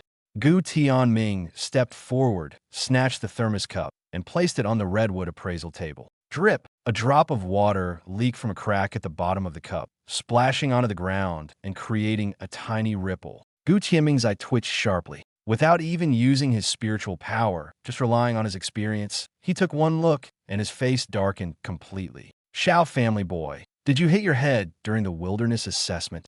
Master Gu angrily knocked on the table, the metallic sound echoing throughout the room. The paint on this thing is completely worn off. The material is the cheapest 304 stainless steel, and there are obvious collision cracks at the bottom. This is just a cheap cup you can buy at a roadside supermarket for a few bucks.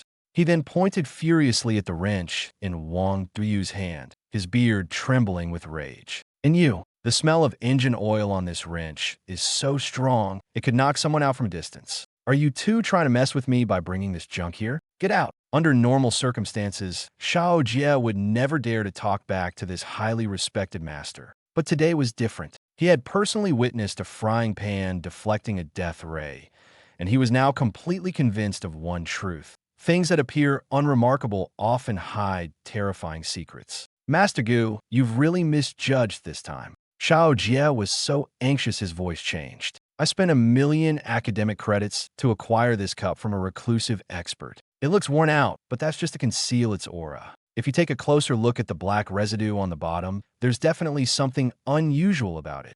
Wang Duyu nodded repeatedly, quickly extending the rusty wrench forward. Exactly.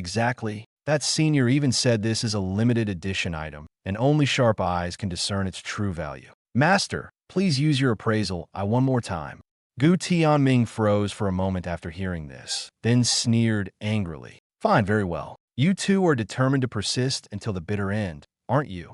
He slammed the redwood table heavily, releasing an overwhelming surge of spiritual power. As a 7th-tier expert, he had seen countless treasures and encountered numerous fraudsters trying to pass off fakes. But these two freshmen, hyping up a broken cup to such an extent, had truly pushed him to his limit. Today, I will personally expose you and show you how your 1,000,000 credits went down the drain. Master Gu closed his eyes, and the appraisal crystal on his forehead suddenly emitted a dazzling blue light. This was the appraisal pavilion's most advanced eye of insight, capable of detecting even the tiniest patterns on a speck of dust. Break, he commanded, channeling his condensed spiritual power into a sharp probe, which he directed straight at the so-called black residue on the bottom of the thermos cup. At that moment, Master Gu merely intended to identify what kind of low-quality residue this was. But he had no idea that what he was confronting was far from ordinary grime. It was a trace of void shadow left behind when Lu Yuan's shadow casually extended while drinking tea in the basement. So faint it was almost negligible. Yet this trace had just devoured a level 70 blood god cult high priest the night before and had swallowed an abyssal demon king's crown the day before that. The instant the spiritual probe touched the residue, a hum reverberated. Gu Tianming's perception suddenly went blank. The scene he had anticipated did not appear in inferior metal, no rough cracks, no flaws of a counterfeit as he had imagined. What he saw was a wall of endless blackness. That wall didn't seem to exist to block vision, but rather to devour all light, all thoughts, all attempts at probing. The moment the ancient master's spiritual power touched it, it was like a fine needle plunging into a bottomless quagmire, without even the faintest echo. The next second, that black wall suddenly opened an eye. In that instant, everything in his spiritual world was crushed. His mere perception of a broken cup completely vanished. In its place was an unfathomable abyss of darkness, cold, deathly silent, suffocating, as if billions of stars were buried within it. Even the drop of plain water, leaking from the cup's rim, appeared entirely different in his eyes. It was no longer water. It was essentially a collapsing black hole, compressing within it a terrifying energy capable of annihilating everything. The seven-turn spiritual probe that Gu Tianming had always prided himself on didn't last even half a second before being forcibly shattered, swallowed, and assimilated by that force, leaving not even a trace behind. Crack! The top-grade identification crystal lens on his right eye emitted a crisp sound and instantly shattered into powder. Ah! In reality, the ancient master let out a scream, as if struck by a heavy hammer, clutching his right eye and collapsing to the ground. Blood gushed from between his fingers, and he spat out a mouthful of blood, his body convulsing uncontrollably. His seven-turn aura disintegrated on the spot. Master Gu, Shao Jie, and Wang Duyu turned pale with fright and rushed forward to help him. "Don't touch me. Stay back. Stay back." Gu Tianming, however, scrambled backward as if he had seen a ghost, desperately trying to distance himself from the thermos on the table. For the first time, his remaining left eye revealed a near-collapse level of terror. It wasn't ordinary fear. It was an instinctive trembling that disregarded life and death. He gasped for air, his voice trembling, his finger pointing firmly at the cup on the table. "This isn't iron. This isn't iron at all." His voice was hoarse, as if his entire worldview had been shattered in that moment. Great sound is silent. Great form is formless. Madness. The person who made this artifact must be insane. No, he's not insane. He's an existence beyond reason, beyond comprehension. Shao Jie swallowed hard, barely steadying his nerves, and cautiously asked, "Master, what exactly did you see?" Gu Tianming was silent for a few seconds before taking a difficult breath, as if trying to suppress the surging fear in his chest. Molecular-level forging. This is the ultimate crafting technique that exists only in legends. His voice trembled, yet carried a reverent awe. He shattered the abyssal laws capable of destroying stars, reassembled them, and forcibly engraved them into the most ordinary iron atoms. That's why its surface appears so ordinary, even rough. It's not low-grade. It's because the power has been hidden in the deepest layers. Wang Duyu was dumbfounded, his mouth agape. Gu Tianming, however, had already slowly knelt down, bowing deeply to the thermos that was still dripping water. "You don't understand," he murmured almost deliriously. "This isn't a crack leaking water. This is the law breathing. Someone capable of this isn't human. They're God. Water. This is clearly the power of the laws within the divine artifact being too strong. That senior deliberately left a pressure relief outlet. If this crack were sealed and the stellar power inside lost control, the entire Kyoto War God Academy would be razed to the ground in an instant. This drop of heavenly dew is meant to maintain the balance of the divine artifact." After hearing Gu Tianming's seamless, almost absurdly logical explanation, Shao Jie and Wang Duyu simultaneously gasped, their backs instantly drenched in cold sweat. Especially Shao Jie, he stared intently at the seemingly ordinary thermos cup, his legs giving way as he collapsed to his knees beside it, tears streaming uncontrollably down his face. 1 million. I actually spent just 1 million to buy an artifact capable of destroying the Academy. Trembling all over, he clasped his hands together and began bowing frantically in the direction of the logistics department. "Senior Liu, your kindness to me, Shao Jian, is as heavy as a mountain. Spending 1 million credits to acquire a treasure of this caliber. You're not selling me something. You're gifting me a monumental opportunity." Beside him, the chubby Wang Duyu clung tightly to the wrench, emitting a pungent smell, crying like a 200-pound child. "Wah, so this motor oil smell isn't dirt. It's a deliberate disguise left by the gods." "Senior Liu, I understand now. I truly understand." In the treasure appraisal pavilion, an elderly man and 2 young ones knelt in worship before a pile of scrap metal, creating a scene so absurd it was hard to believe. Yet, the rumor that the reclusive master in the logistics department disguises apocalyptic artifacts as junk and casually hands them out to freshmen was, at this moment, completely confirmed. From then on, This incident became an unspoken rule among the upper echelons of Kyoto Academy, something no one dared to mention lightly. Meanwhile, Yuan, the man everyone imagined as a hidden divine being practicing precise charity, was sitting in the principal's luxurious hovercar, enjoying the air conditioning and relaxing as if on vacation.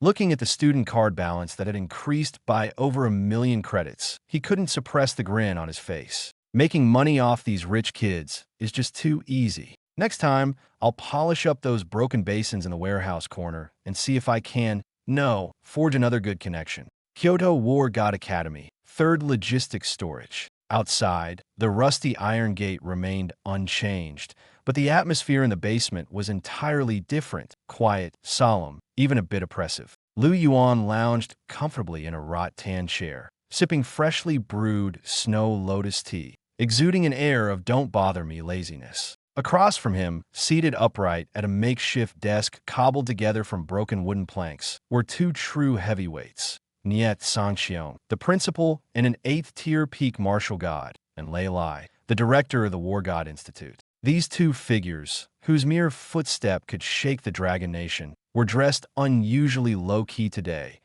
as if afraid of disturbing someone, even deliberately softening their breathing. Beside them were several neatly arranged, exquisitely packaged gift boxes. "So, you came here early in the morning just to tell me this?" Yuan set down his teacup, furrowing his brow slightly as his gaze fell on the gilded appointment letter on the desk. It was the honorary vice principal appointment letter for the War God Institute. By all accounts, this document should be enough to drive anyone mad with excitement. But Yuan glanced at it, showing no trace of joy, only disdain. Just moments ago, Principal Nie had explained the board's highest decision in an extremely sincere, almost ingratiating tone. Because of Yuan's astonishing performance during the wilderness training, the Academy decided to promote him to honorary vice principal, granting him the privileges of a special grade mentor and even assigning him a private lakeside villa. If it were anyone else, they'd probably faint from excitement on the spot.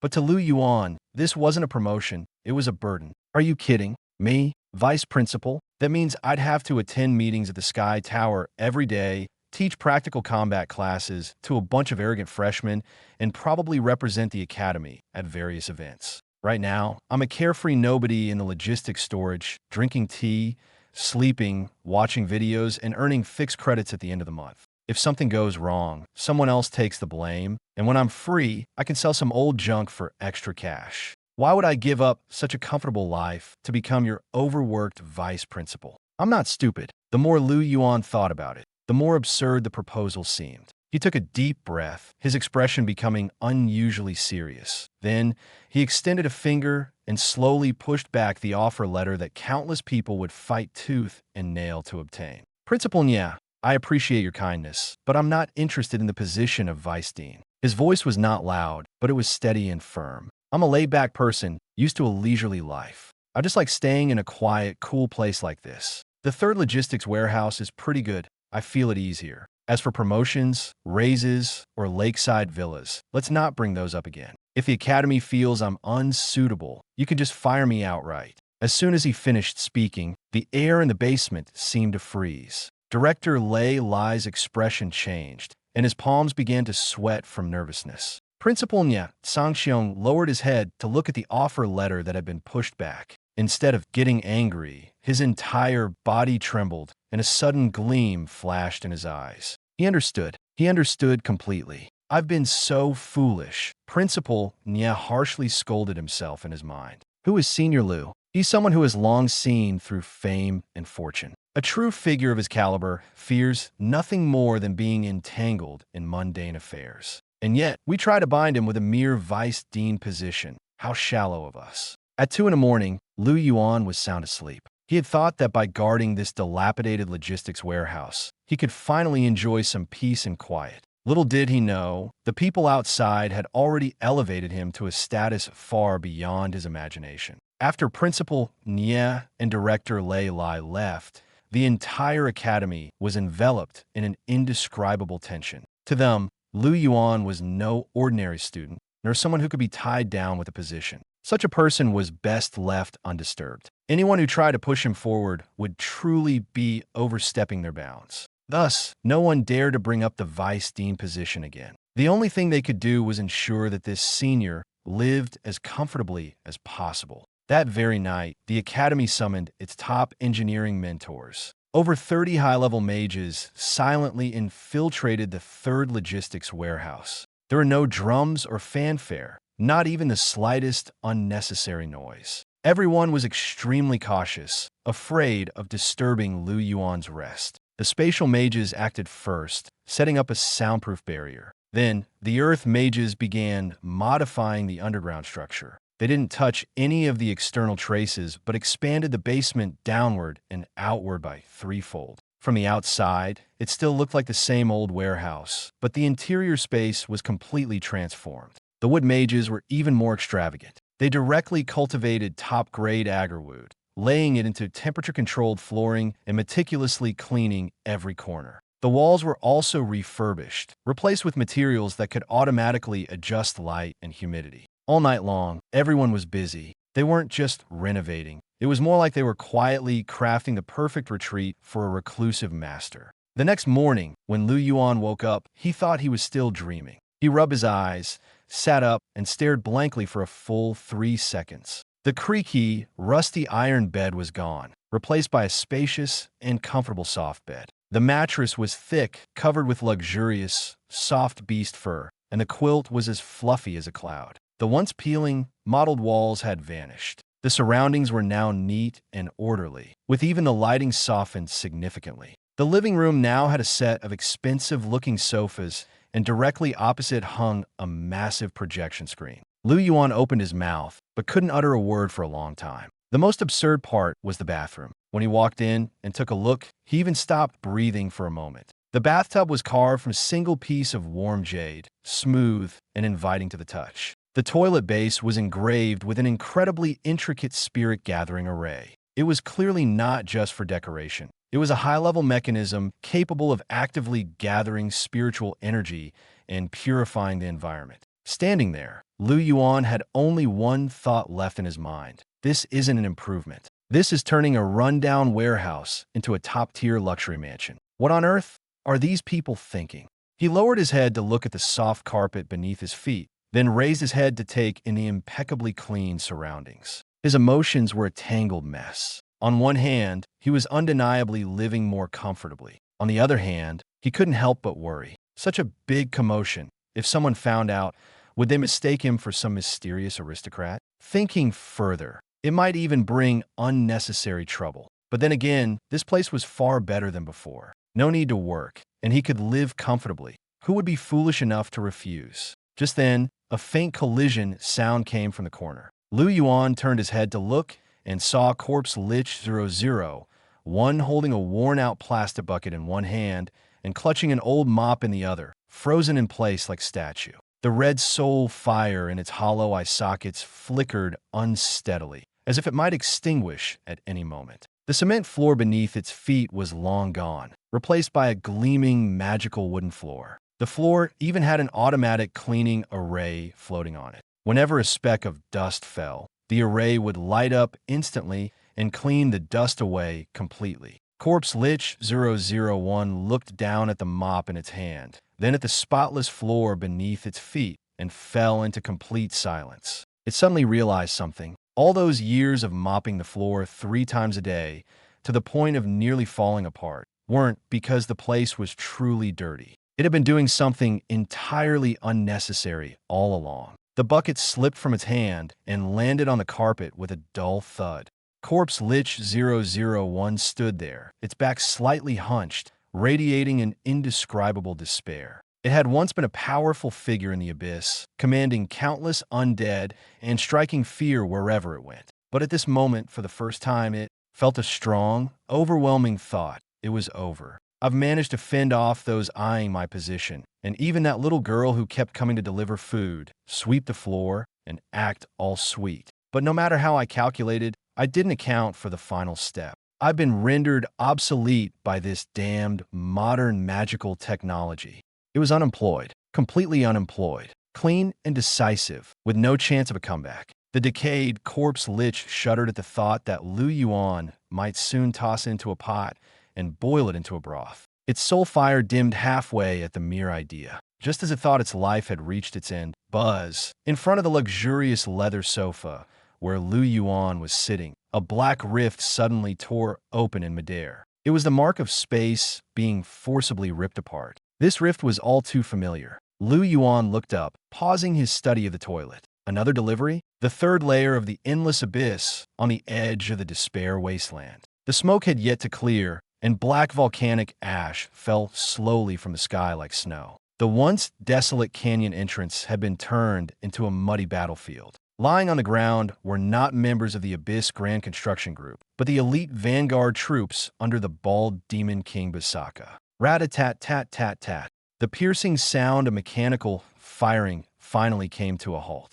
The Magitech Super Gatling Bodhisattva, cobbled together from dragon ribs and abyssal magic rock pipes, was still emitting white smoke. Its 6 barrels glowed red-hot, and the air was thick with the acrid smell of sulfur. A small yellow-brown skeleton stood on one leg atop the scorching machine gun base. A massive magical beast leg bone clamped in its mouth, exuding the swagger of a street warlord who had just claimed victory. The ghostly blue flames in its eye sockets danced wildly, as if showing off or venting. This, and you dare call yourselves the Demon King's regular army?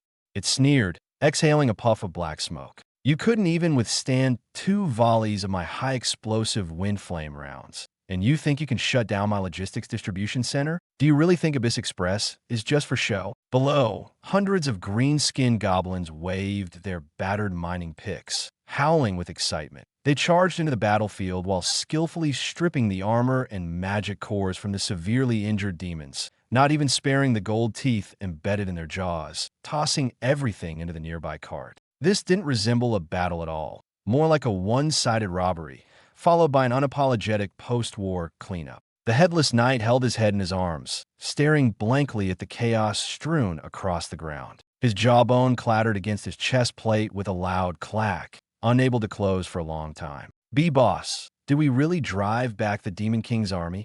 His voice trembled. That was the top-tier force of the second layer of the Abyss. Yet now, it had been swept away like trash. Why panic? This is just the beginning. The little skeleton casually tossed the bone in its mouth aside and turned to look at the void web spider in midair, whose 8 legs were trembling from exhaustion. The frenzied weaving of spatial, shock-absorbing membranes earlier had nearly drained this level 35 spatial overlord. "Long legs, your production capacity is too low," the little skeleton said sternly, like a boss seriously considering cost and efficiency. "Our great master is enduring, hiding, and struggling step by step in the human realm, likely in an extremely dangerous place. He needs a massive amount of strategic resources. Your flimsy web can barely fit a helmet or deliver a crown at a time. How is that enough?" The void spider felt so aggrieved it almost wanted to spit blood. It was a noble spatial magic beast, not a heavy-duty cargo truck.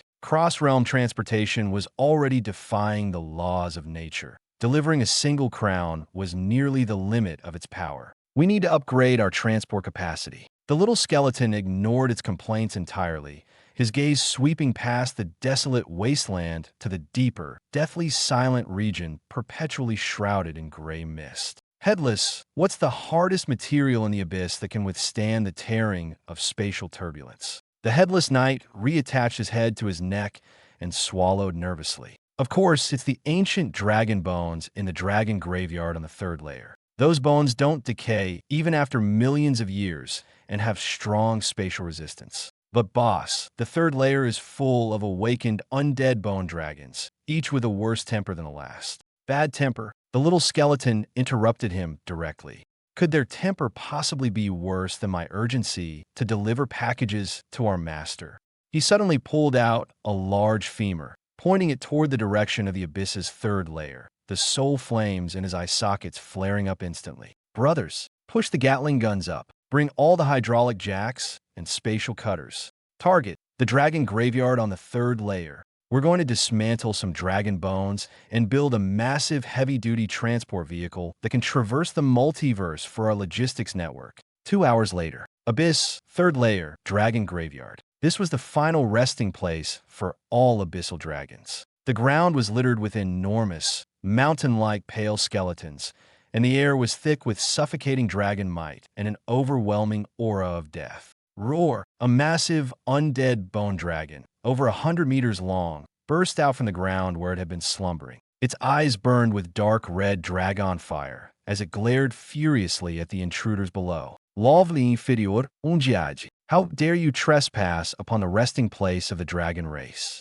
You are courting death. It hadn't even finished its opening speech. Cut the nonsense. Time is efficiency. Money makes efficiency life. The little skeleton impatiently scratched his ear and waved his hand. Fire. Boom, boom, boom. On both sides of the canyon, 10 heavy-duty magic Gatling guns, hastily modified overnight, simultaneously spewed ghostly blue flames. The flames stretched over 10 meters long, like an uncontrollable storm, slamming into the undead bone dragon in the center. The dense barrage of magic armor-piercing rounds rained down like a storm. The bone dragon's proud defenses were utterly useless against such overwhelming firepower. Its bony armor was shattered and scattered everywhere, fragments flying in all directions. Before it could even unleash a single breath of dragon fire, it was forced to retreat repeatedly, letting out agonized dragon cries. Brothers, charge! The headless horseman led the charge, followed by hundreds of goblins with glowing green eyes.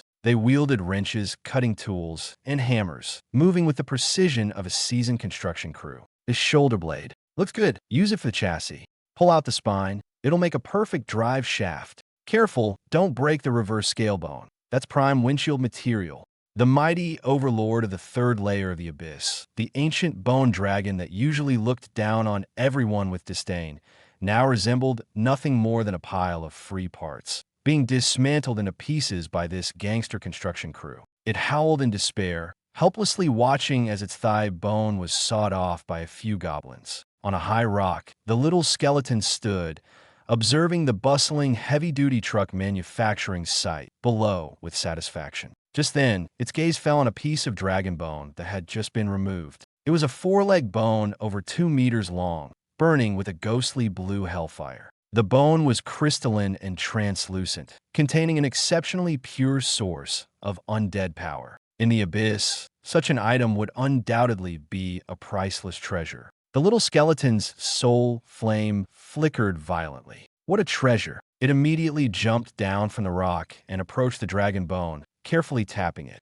This bone is rich in marrow. Not only can it replenish the body, but it can also strengthen muscles and bones. The master is working hard alone in the human world, probably exhausted, maybe even not eating or sleeping well. The more the little skeleton thought about it, the more reasonable it seemed. The dragon bone truck might take a while to finish, but this prime material must be sent to the master first to nourish him. It raised its head and shouted behind it, "Long legs, come here!" The void spider, trembling all over, slowly crawled forward. It looked at the still-burning dragon bone, its 8 legs quivering. Open the cross-realm portal immediately and send this dragon bone to the master. Hurry up, this thing is best used while it's still hot for soup. The void spider nearly burst into tears. This thing was still on fire. How was it supposed to transport it? If its spatial web got scorched, who would take responsibility? But it dared not argue, so it obediently spun out shimmering spatial threads, wrapping the massive dragon bone layer by layer. Buzz. In midair, a pitch-black spatial rift slowly opened, radiating intense spatial law fluctuations. The little skeleton clasped its hands together and solemnly bowed toward the rift, its tone full of reverence and devotion. Great Master, please accept this humble offering from your loyal servant. May this steaming pot of dragon bone soup help you overcome all troubles. With a swoosh, the hellfire-imbued dragon bone transformed into a streak of light, diving into the spatial rift and heading straight for the human realm. At the same time, in the human realm, in the underground storage room of the 3rd Logistics Department at Kyoto War God Academy. After a night of preparation, the place had been completely transformed. The temperature-regulating magic array was active, keeping the air perfectly comfortable. A massive projector screen played a popular comedy, while the sofa was as soft as a cloud. On the coffee table, a brass hot pot bubbled with red oil, the aroma of beef tallow mingling with the scent of spiritual ingredients, making one's mouth water. Yuan lounged lazily on the sofa in loose pajamas, feeling so relaxed he was practically floating. This was the life. This was what living should be. He picked up a slice of snowflake-patterned spiritual beef, thin as paper, and was about to dip it into the pot. 7 dips, 8 lifts, just right. Yuan stared at the slice of beef, his lips curling into a smile he could barely suppress. But just then, buzz, above his head, a familiar black rift suddenly opened without warning. Yuan paused mid-motion with his chopsticks, raising an eyebrow slightly. Again? What strange thing had Little Bone sent him this time? Yuan swallowed his saliva in anticipation. This hot pot was personally delivered by the campus belle, Su Qinghan. That small plate of meat could sell for thousands of credits in the school cafeteria. For others, it was already a rare delicacy. For Yuan, it felt more like a reward finally arriving after a long day of work. The room was warm, the red oil in the pot was bubbling, and the aroma filled the air. Yet amidst this tranquility stood a figure that seemed completely out of place. In the corner, a decayed lich was staring blankly at the fully automatic magical dust-cleaning floor. The rag in its hand had long since dried out, and its entire skeletal frame exuded a sense of forlornness, as if saying, "I have no work left to do." Yuan had just picked up a slice of cooked beef, ready to put it into his mouth, when suddenly, the space above his head trembled slightly.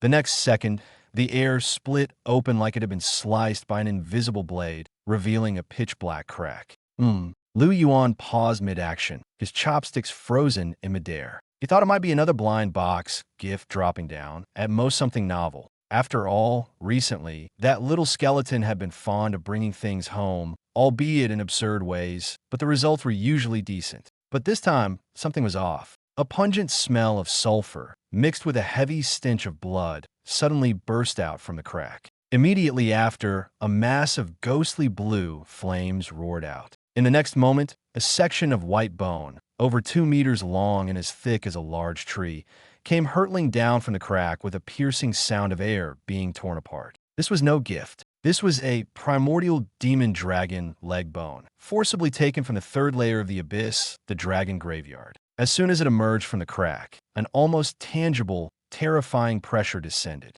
It was the power of the primordial dragon clan, domineering, ferocious, and carrying an aura of absolute dominance that swept through the entire basement in an instant. In the corner, the decayed lich felt its soul fire flicker chaotically and collapsed to its knees with a thud. It didn't kneel willingly. It simply couldn't withstand the pressure. This kind of suppression, stemming from bloodline and rank, was not something an ordinary undead could resist. But the bigger problem was yet to come. The surface of the dragon bone was still burning with a ghostly blue flame that seemed impossible to extinguish. The intense heat exploded in an instant. The previously stable temperature barrier in the basement was torn apart like paper. The moisture in the air evaporated rapidly, producing sharp popping sounds. The first casualty was the hot pot in front of Yuan. The red oil, which had been bubbling steadily, suddenly boiled over as if ignited, and the broth evaporated rapidly, the water level visibly dropping. The plate of premium tripe that hadn't yet been added to the pot began to dry out and curl at the edges. Yuan's brows furrowed deeply. This was no trivial matter. This hot pot was the thing he had been looking forward to the most today. The ingredients were rare, the timing was perfect, and the atmosphere was just right. But now, a random bone falling from the sky was threatening to ruin his dinner. Anyone else might have summoned a defensive spell, retreated, or at least shown some sign of tension. But not Yuan. He simply put down the dipping sauce bowl, not even bothering to stand up. Still seated on the sofa, his pajamas unruffled. His expression even carried a hint of disdain, as if he were looking at a particularly annoying piece of trash. Then he raised his right foot. It was wearing a pair of cheap blue plastic slippers, the kind that cost just a few bucks. Ordinary, casual, even a bit shabby. But it was this very foot that, facing the searing heat capable of melting steel, kicked out directly. Abyssal Overlord physique, absolute physical control, boom. A muffled sound echoed, like a heavy hammer striking a chest with full force. The entire basement shook slightly. The scene was absurd to the extreme. The section of bone, wrapped in dragon might, engulfed in hellfire, and as heavy as a mountain, was sent flying the moment it touched the plastic slipper. Not blocked, kicked away. Yuan remained seated on the sofa, his body not even swaying in the slightest. Instead, the 2-meter-long leg bone of the demon dragon, like a piece of discarded firewood, suddenly changed direction under an irresistible force and shot sideways with a swoosh. It skimmed past the edge of the hot pot, trailing a faint blue flame in midair. Clang! A loud crash echoed. The bone landed with pinpoint accuracy in the farthest corner of the basement, right in a pile of miscellaneous junk, broken tables and chairs, old brooms, and a heap of neglected debris. Wood splinters flew,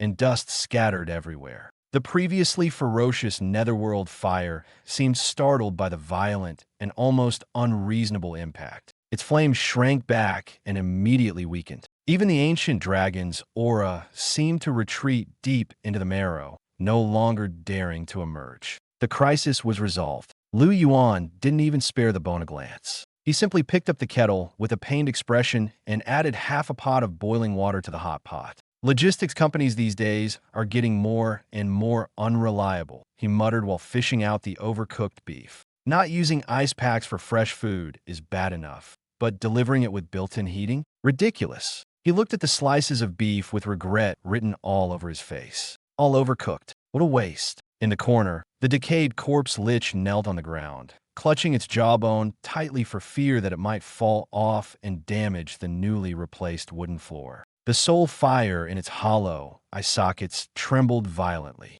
It finally understood. The most terrifying thing about this master wasn't his combat skills or brute strength. It was that any catastrophe capable of destroying the world was, in his eyes, less important than this pot of hot pot. Its hollow eye sockets were fixed on Yuan's blue plastic slippers. They hadn't melted. Not even a trace of heat damage was visible. That was the primordial fire of the demon dragon. Even a single spark could reduce a 7th-tier martial god to ashes. But the boss? He didn't even activate a protective shield. He simply relied on his slippers to kick the dragon bone away like a ball. What kind of monster was this? Yuan adjusted the heat again, picked up a piece of tripe, and gently swished it in the pot before setting it aside. His movements were steady, as if nothing had happened. When the tripe was almost cooked, he slightly turned his head to glance at the massive dragon bone in the pile of junk, which was still emitting faint blue flames. His face remained calm, his gaze steady, devoid of the excitement one might feel when facing an ancient artifact or the panic of being frightened. There was only a sense of composed superiority. It wasn't an act. It was the kind of composure that only someone accustomed to controlling everything could possess. Stay put over there and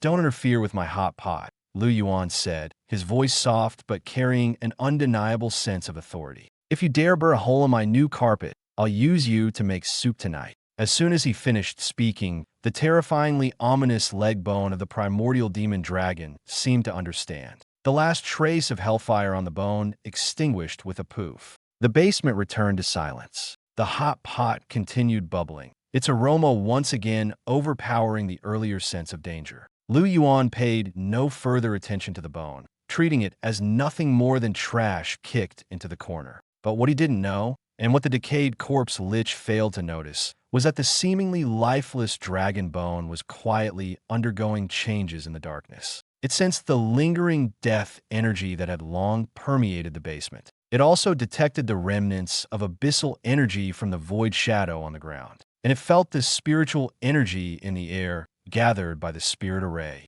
These forces, which would normally clash and explode upon contact, were now being compressed together in the same space. And the dragon bone, like a seed buried in a powder keg, began to stir. The first thing to awaken wasn't vitality, but the dragon race's final, indestructible instinct. From deep within the bone, a faint scraping sound emerged, as if something was slowly piecing itself together in the darkness. The 2-meter-long, sturdy dragon bone began to tremble, and then ghostly blue fire lines emerged on its surface. The lines grew denser and brighter until, boom, the dragon bone exploded. Countless pale bone fragments scattered in all directions, only to be forcibly pulled back mid-air by the ghostly blue fire lines, reassembling and compressing once more. Half a minute later, the flames dissipated. A tiny skeletal dragon, no bigger than a stray dog, slowly crawled out from the dust. Its entire body was made of dark golden bones, and a pair of miniature bone wings sprouted from its back.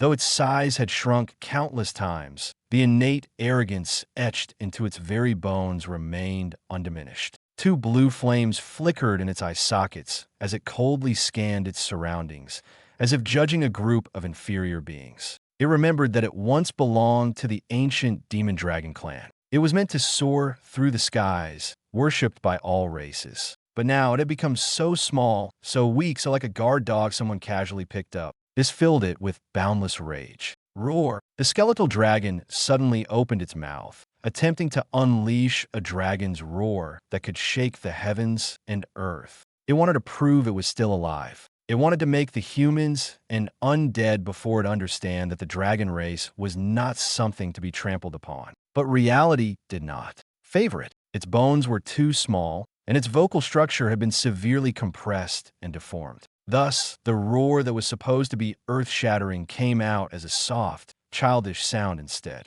Woof, woof, woo. The skeletal dragon froze. It stood there stiffly, the blue flames in its eye sockets flickering. What was that sound just now? It looked down at its tiny claws, then at its pitifully short, bony tail. A wave of unprecedented shame surged through its mind. Impossible. It was a noble, ancient demon dragon. How could it make such a sound? It refused to accept this. It wanted to breathe fire. It wanted to burn this wretched place to the ground with a single dragon breath, to show everyone that the dignity of the dragon race was not to be violated. The skeletal dragon took a deep breath, puffing out its tiny chest bones as hellfire rapidly gathered within. The next second, it opened its mouth, ready to unleash its dragon breath. Smack! A crisp sound suddenly rang out, quick, sharp, and even accompanied by a faint splatter of moisture. The skeletal dragon's entire body tilted violently, and the ghostly blue flames it had just gathered were forcibly extinguished by the slap.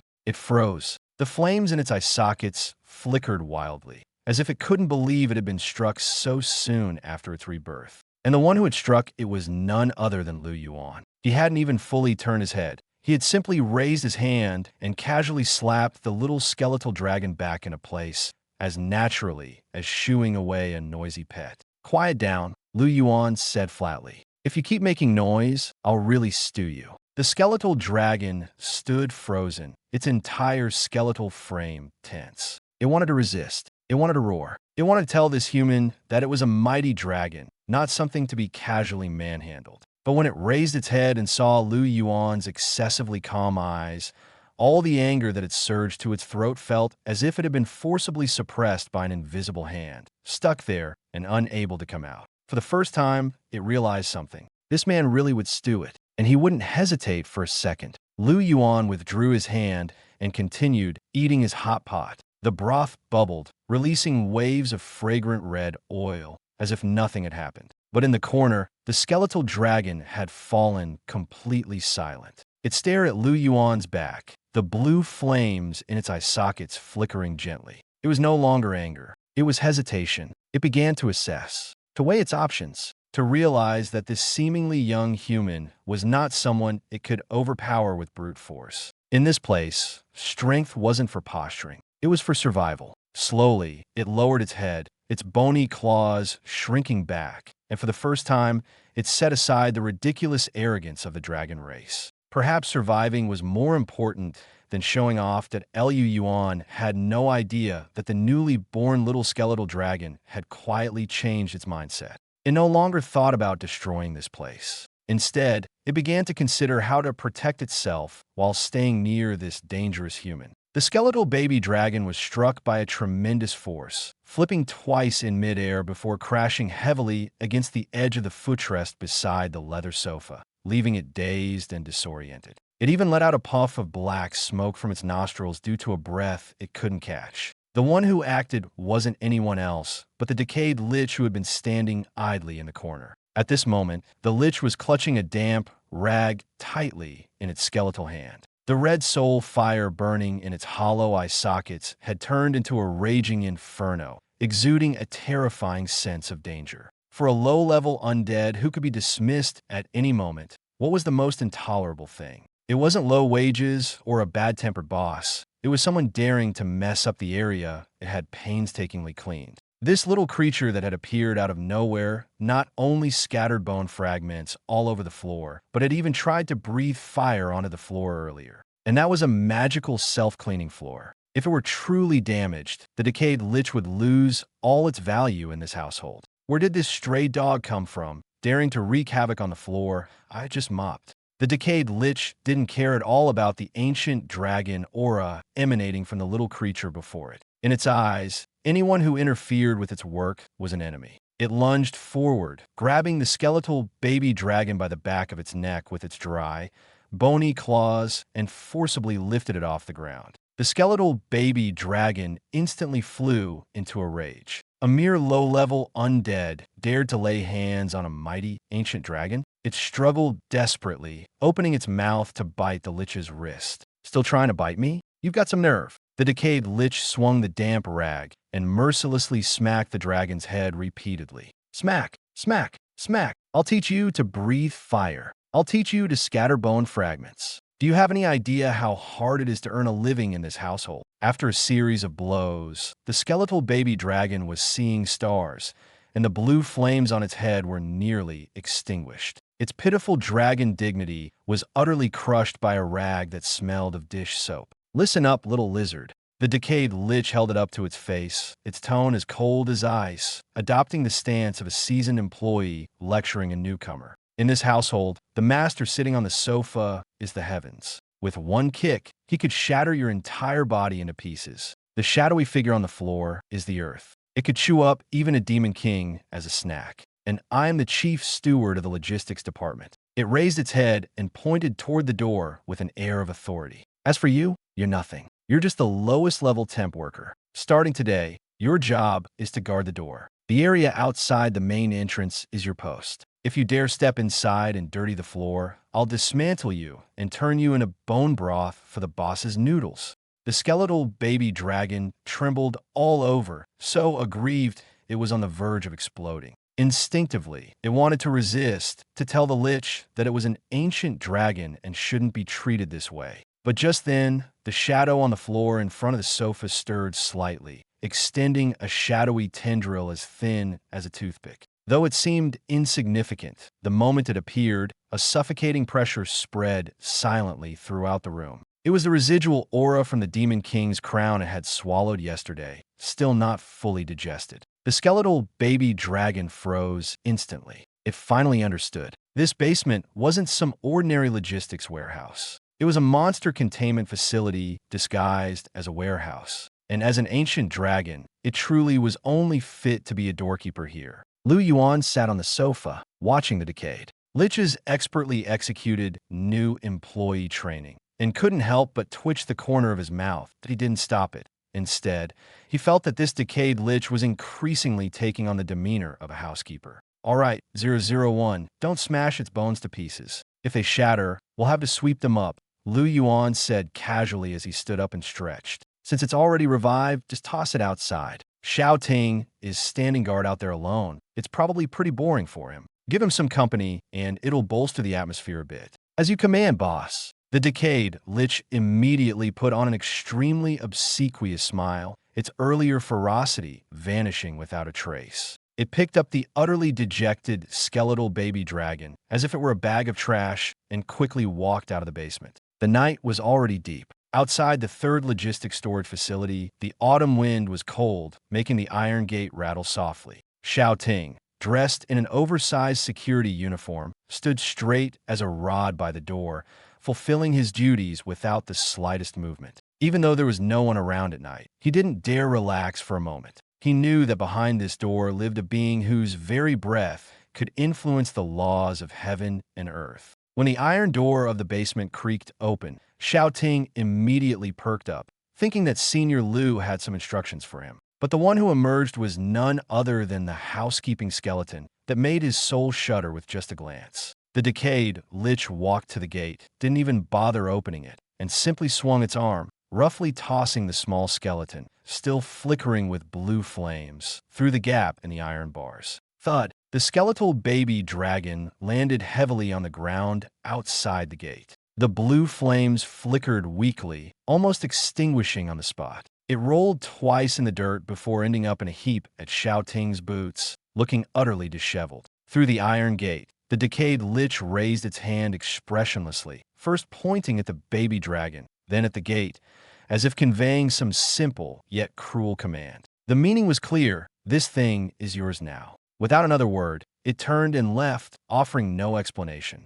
Xiao Ting lowered his head and stared at the strange little creature at his feet. It was only the size of a small dog, its entire body a skeletal frame, with ghostly blue flames flickering in its eye sockets. It looked both eerie and pitiful. The skeletal baby dragon also raised its head, its ghostly blue eyes staring straight at the human in the fluorescent green vest before it. Man and dragon locked eyes in the cold night wind. The atmosphere was both awkward and absurd. To cover up the embarrassment of having just been thrown around like a rag doll, the skeletal baby dragon deliberately turned its head away, trotting on its short, bony legs to a pile of scrap metal discarded by the freshmen. It picked out a rusty, broken sword and began gnawing on it with exaggerated crunching sounds, as if trying to maintain its dignity. Xiao Ting watched it, and a strange feeling suddenly welled up in his heart. This little thing was a bit like him. Both had been cast aside, treated as insignificant.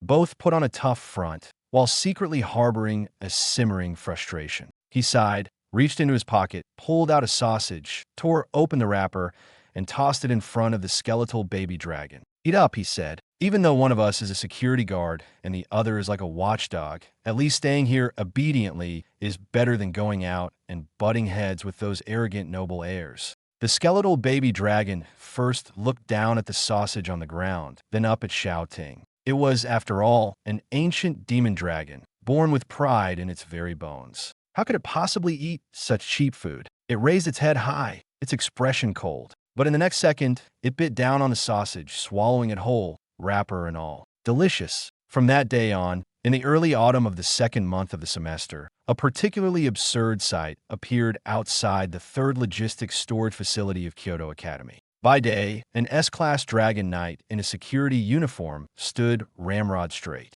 By night, a small skeletal dragon, gnawing on scrap metal and flickering with blue flames, kept watch at the gate. Meanwhile, in the basement, the great Administrator Liu, revered by the Academy's upper echelons as a treasure, was snug under a warm silk quilt, sleeping soundly and even dreaming of striking it rich. Peaceful days are always pitifully short. The National College Exchange competition is about to begin, and this seemingly calm atmosphere is destined not to last long. After all, there will always be someone who, thinking they have the skills, comes to disrupt the peace others have worked hard to maintain. By mid-October, the autumn breeze in Kyoto had already turned noticeably cooler. Over the past few days, Kyoto War God Academy was adorned with red banners everywhere, and the main roads were bustling with activity. This year, the annual National Top College Superpower Exchange competition was hosted by Kyoto Academy. This competition is not just about winning or losing.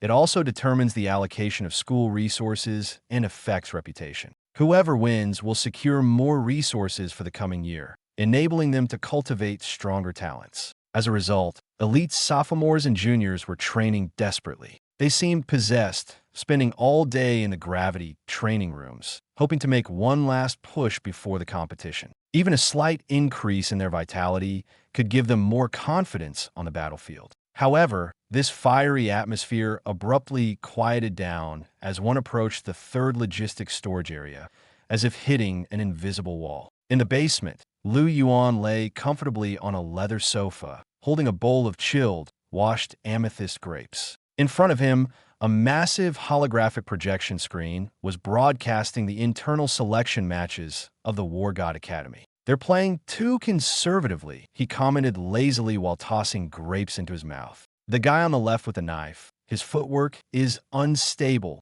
and he still thinks he can win. "If it were me, this match would have been over long ago." He spoke casually, his tone carrying a hint of excitement, as if enjoying the spectacle. To him, the more fiercely people fought outside, the more it highlighted how comfortable his own life was. In the corner, a decayed corpse lich was wearing reading glasses and carefully polishing a spotless blue and white porcelain vase with a dry cloth. Ever since the logistics storage area had been equipped with fully automated magical flooring, it no longer had the chance to mop the floor and could only maintain its dignity as a steward by cleaning these already pristine decorations. Outside the door, sophomore top student Xiao Ting stood, straight in a faded security uniform. At his feet, a skeletal baby dragon lay in the sunlight, gnawing contentedly on a rusty iron pipe it had dug up from somewhere, occasionally emitting wisps of ghostly blue sparks from its nostrils. One man and one dragon, one guarding the door, the other striking a pose, shared an inexplicable sense of harmony. But this tranquility was ultimately just the calm before the storm. At 2 p.m., in the Academy's central plaza, a deafening engine roar suddenly erupted, shattering the campus's peace. A pitch-black hovercraft, bearing a massive purple lightning insignia on its hull, broke through the clouds and rudely landed in the plaza's center without the slightest courtesy. The hatch opened, and a group of young people in deep purple uniforms stepped out. Their expressions were arrogant, their eyes filled with obvious disdain, as if they didn't regard anyone here as worth their attention. Leading the group was a silver-haired young man. His hair was short and sharp, his gaze as piercing as a blade, and the aura around him was completely unrestrained. With every step he took, faint crackling sounds echoed from the ground, and purple electric arcs danced like living creatures on his shoulders and fingertips. He was Lei Wuji, the team captain from the Magic City Superpower Academy, a sophomore student and an SS-level Awakened Thunder superpower user. Lei Wuji glanced around, a cold smirk curling at the corner of his mouth. "So, this is Kyoto Academy?" he sneered. "Doesn't look like much. Even the air here feels stale, and the people seem sluggish." He paused, his voice dripping with provocation. "Since we've arrived early, let's go meet the hosts. And while we're at it, let's show them what a real gap looks like." Half an hour later, at the #1 open-air martial arts arena, boom, a thunderous purple lightning bolt as thick as a barrel descended from the sky, striking the center of the arena with ferocious force. The solid granite ground instantly shattered, and the rock platform exploded in an instant. A senior wearing the third-year uniform of Kyoto War God Academy held a high-tier tower shield in his hand, but both he and the shield were struck by lightning, leaving them charred. His entire body flew backward like a kite with a broken string, crashing into the guardrail of the audience stands. Without even a struggle, he passed out directly. The entire venue fell silent in an instant. Hundreds of students from Kyoto Academy stood frozen in place, their fists clenched so tightly that their knuckles turned white, staring intently at the silver-haired young man in the center of the arena. Everyone was seething with rage, yet not a single one dared to take a step forward. In just half an hour, 7 elite second and third-year seniors had taken turns challenging him, including 2 A-rank peak defensive warriors. But against Lei Wuji's domineering and unreasonable lightning abilities, not one of them lasted more than 3 moves. Too weak, Lei Wuji casually patted his shoulder, as if he had just completed a trivial task. The lightning in his palm flowed slowly, but his eyes revealed clear disappointment. "You can't even withstand 50% of my power. So this is all Kyoto War God Academy amounts to? You talk such a big game, but is there really no one here who can make me take this seriously?"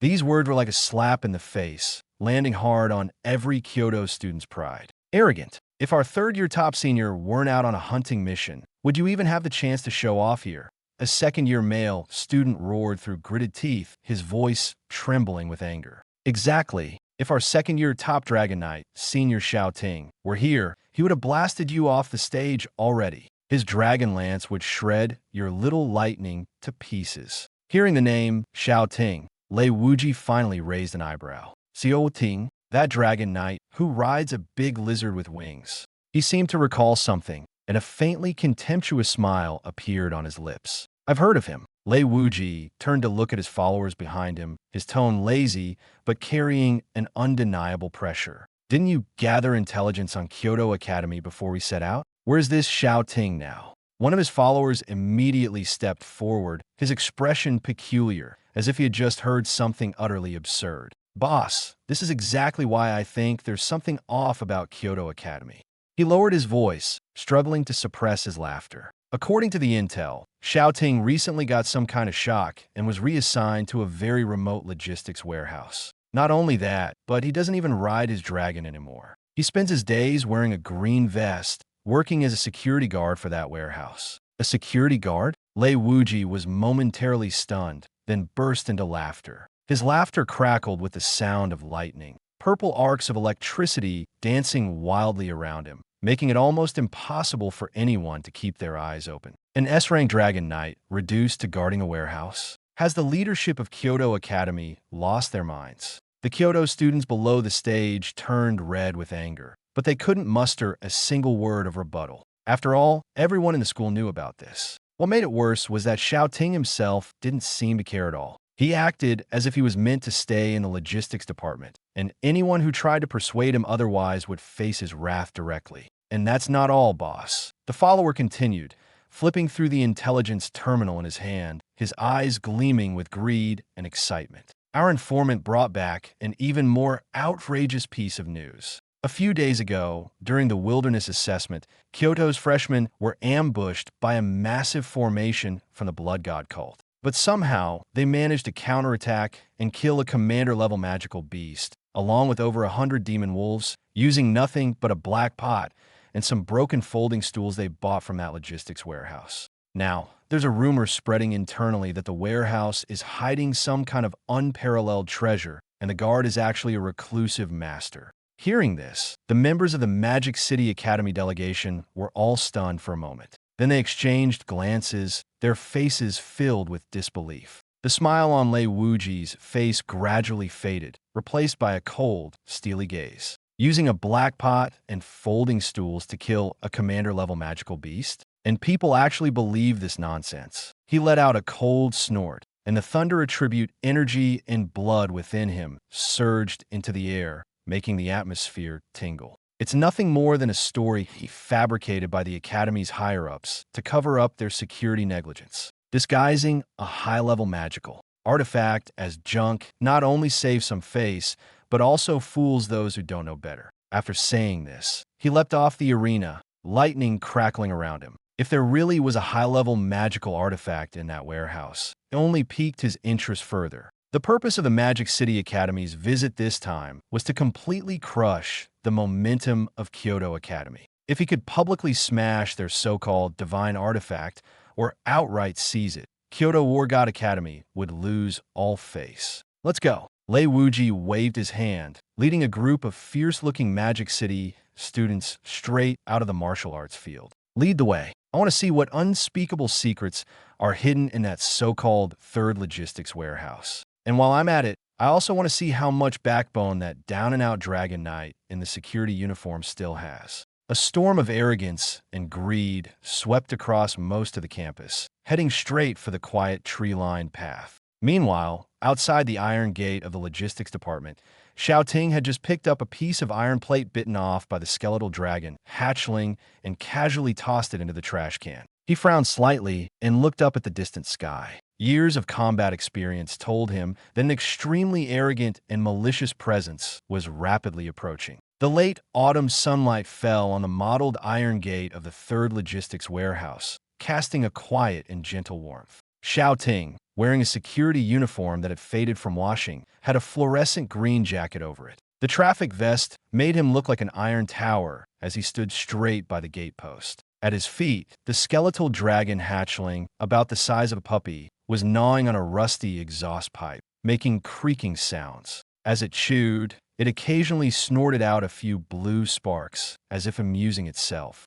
Suddenly, Xiaoting's brows furrowed. His eyes, which had seen countless life and death battles, instantly turned cold. The currents in the air began to go haywire. The previously dry autumn wind suddenly carried a pungent smell of ozone. The next second, with a crackling explosion, a blinding purple light tore through the shade of the trees. Lei Wuji, leading over a dozen elite students from the Magic City Academy of Supernatural Abilities, swaggered into the secluded tree-lined path. Dressed in deep purple uniforms, they stood out sharply in the sunlight. Each of their faces bore undisguised contempt and mockery. I thought it was some kind of dragon's lair, but it turns out to be a junkyard. Lei Wuji stopped 10 steps away from the iron gate, his gaze brazenly sweeping over the peeling and weathered walls before finally landing on Xiaoting. Seeing this once-renowned S-Class Dragon Knight from the National Freshman League now dressed in a security uniform, Lei Wuji couldn't help but burst into laughter.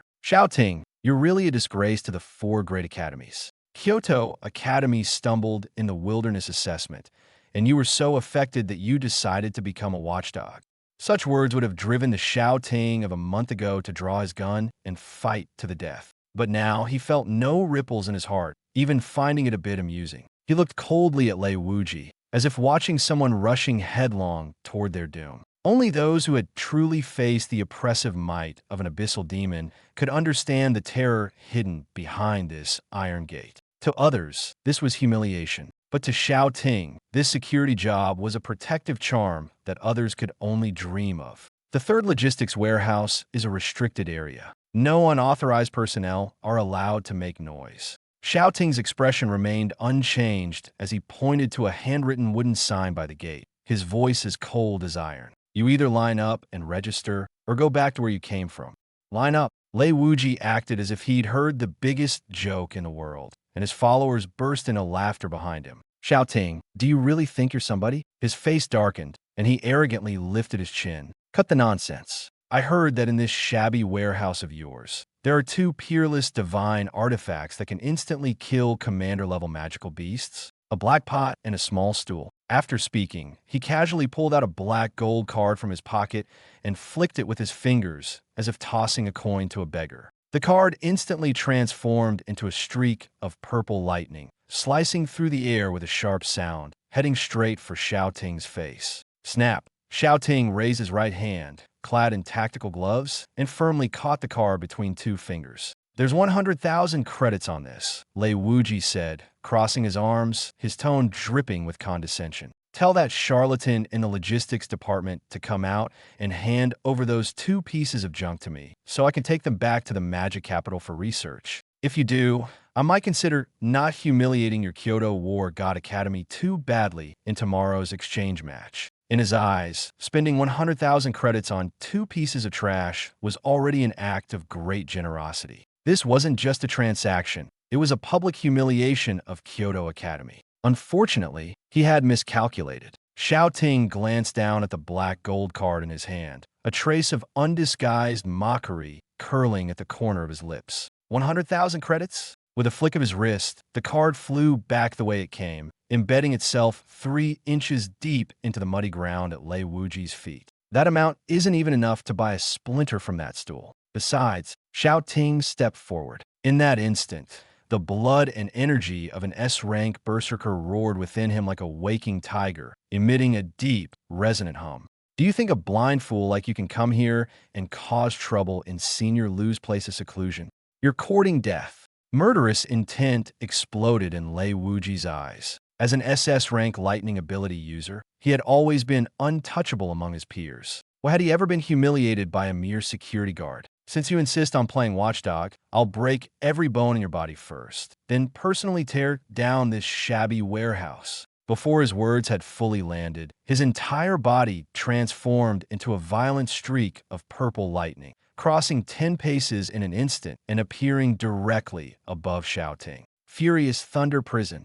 Lei Wuji slammed his hands downward. Several wrist-thick bolts of purple lightning descended from the sky like frenzied pythons, sealing off all of Xiaoting's escape routes and crashing down with a destructive force. Xiaoting's expression changed. His flame dragon had long been rendered unconscious with a severe concussion by director Lei Lai and was still lying in the beast pen. As for his exclusive lance as a dragon knight, it had been left in his dorm due to the no restricted weapons for security personnel rule. Facing the full-force attack of an SS rank ability user, he had no choice but to take it head-on with his bare hands. Break for me, Xiaoting roared, crossing his arms to shield his head. A pale, golden aura of blood and energy erupted from his body, forming a solid shield that resisted the descending lightning. Boom! A deafening explosion erupted in front of the logistics department. Amid the blinding electric light, Xiao Ting let out a muffled grunt.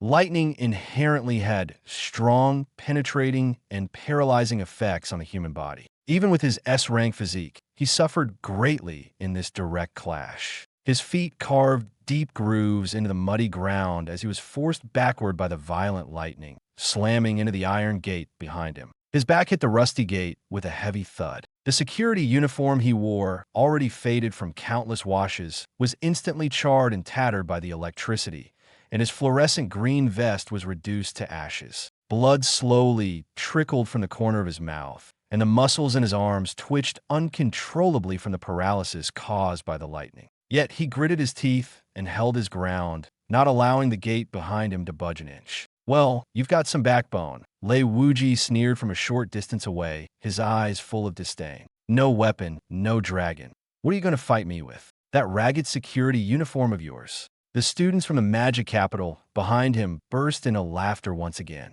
Xiao Ting spat out a mouthful of blood-tinged saliva and slowly lowered his trembling arms. He looked at Lei Wuji, his eyes devoid of humiliation, instead carrying a trace of cold pity. "You understand nothing." He wiped the blood from the corner of his mouth and sneered. "You think I'm guarding this door to protect the warehouse?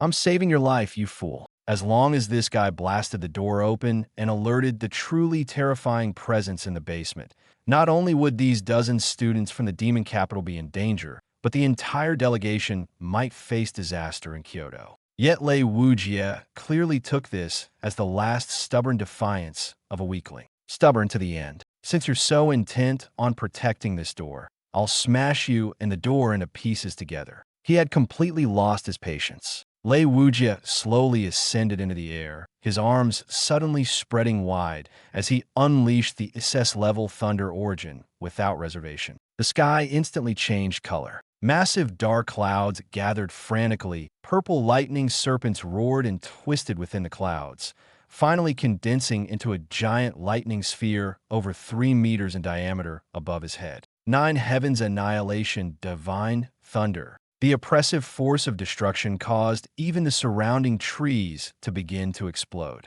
The mentors in the distant main building also noticed the disturbance and were rushing over frantically. Xiao Ting gritted his teeth tightly, a trace of despair finally flashing in his eyes. He couldn't block this strike. The door couldn't be saved either. Lei Wuji grinned maliciously, about to hurl the massive lightning sphere toward the logistics department when woof! An extremely untimely, soft, and childish bark suddenly echoed across the tense battlefield. The skeletal baby dragon that had been lying by Xiao Ting's feet, gnawing on an iron pipe, impatiently tossed aside the scrap metal in its mouth. It raised its small white skull, burning with ghostly blue flames, and glanced at the sky with its hollow eye sockets. That glaring purple light bulb was so dazzling it disrupted its sleep. Even more irritating was the static electricity in the air, which was stirring up the deathly aura it had painstakingly accumulated in the gaps of its bones into a chaotic mess.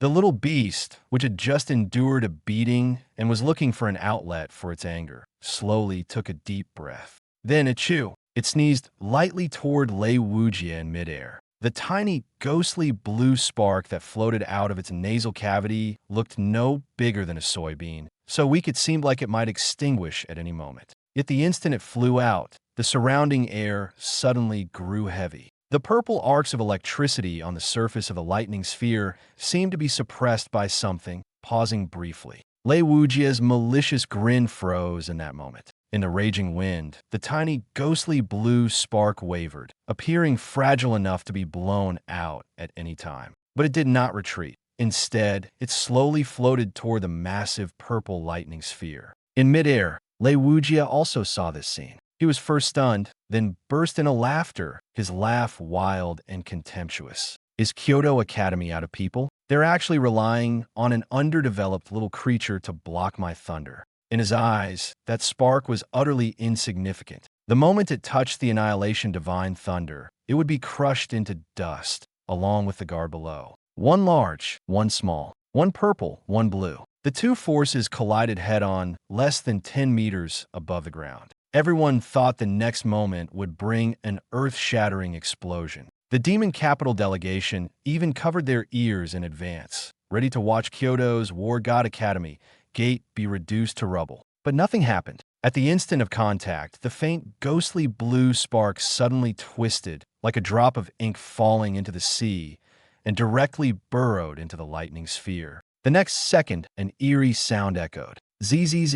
It wasn't an explosion. It was devouring. The originally violent purple lightning sphere, constantly erupting with arcs of electricity, seemed to have its lifelines suddenly cut off, emitting a muffled, low hum. The lightning began to fade rapidly, replaced by a layer of ghostly blue flames spreading swiftly. The flames were terrifyingly cold, as if they could freeze even souls. This was netherworld earth fire. The innate divine fire of the primordial demon dragon, the it is said that it can burn everything to ashes, even piercing through the rules themselves. Yet the lightning sphere that Lei Wuji had gathered with all his might not only failed to strike down, but instead became the perfect fuel for this flame. That tiny spark, as if finally satiated, suddenly expanded, transforming in an instant into a raging sea of ghostly blue fire. The smile on Lei Wuji's face froze. His pupils contracted sharply, every hair on his body stood on end,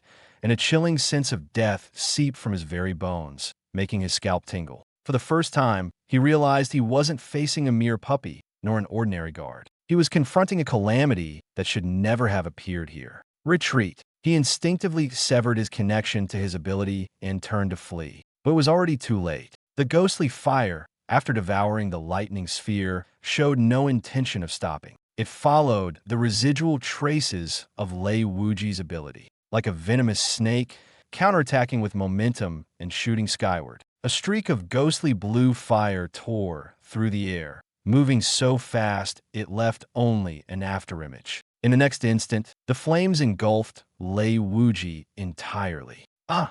A scream pierced the night sky, sharper than the thunder moments before. In the face of the true abyssal fire, Lei Wuji's so-called Thunder Shield, which was claimed to withstand A-level physical attacks, was as fragile as paper. It melted away in less than half a second. The expensive custom uniform from the Magic City Academy he wore was also reduced to ashes in an instant. 2 seconds later, a charred, smoke-emitting object with a pungent, burnt smell plummeted straight from the sky, crashing heavily into the muddy ground in front of the Magic City delegation, leaving a human-shaped crater. The entire scene fell into dead silence. The wind stopped, the thunder dissipated. Only the occasional rustle of falling leaves could be heard. The dozen or so elite students from the Magic City Academy stood frozen in place, their expressions as if frozen solid. They stared blankly at the blackened figure in the pit, still faintly twitching, unable to utter a single word for a long time.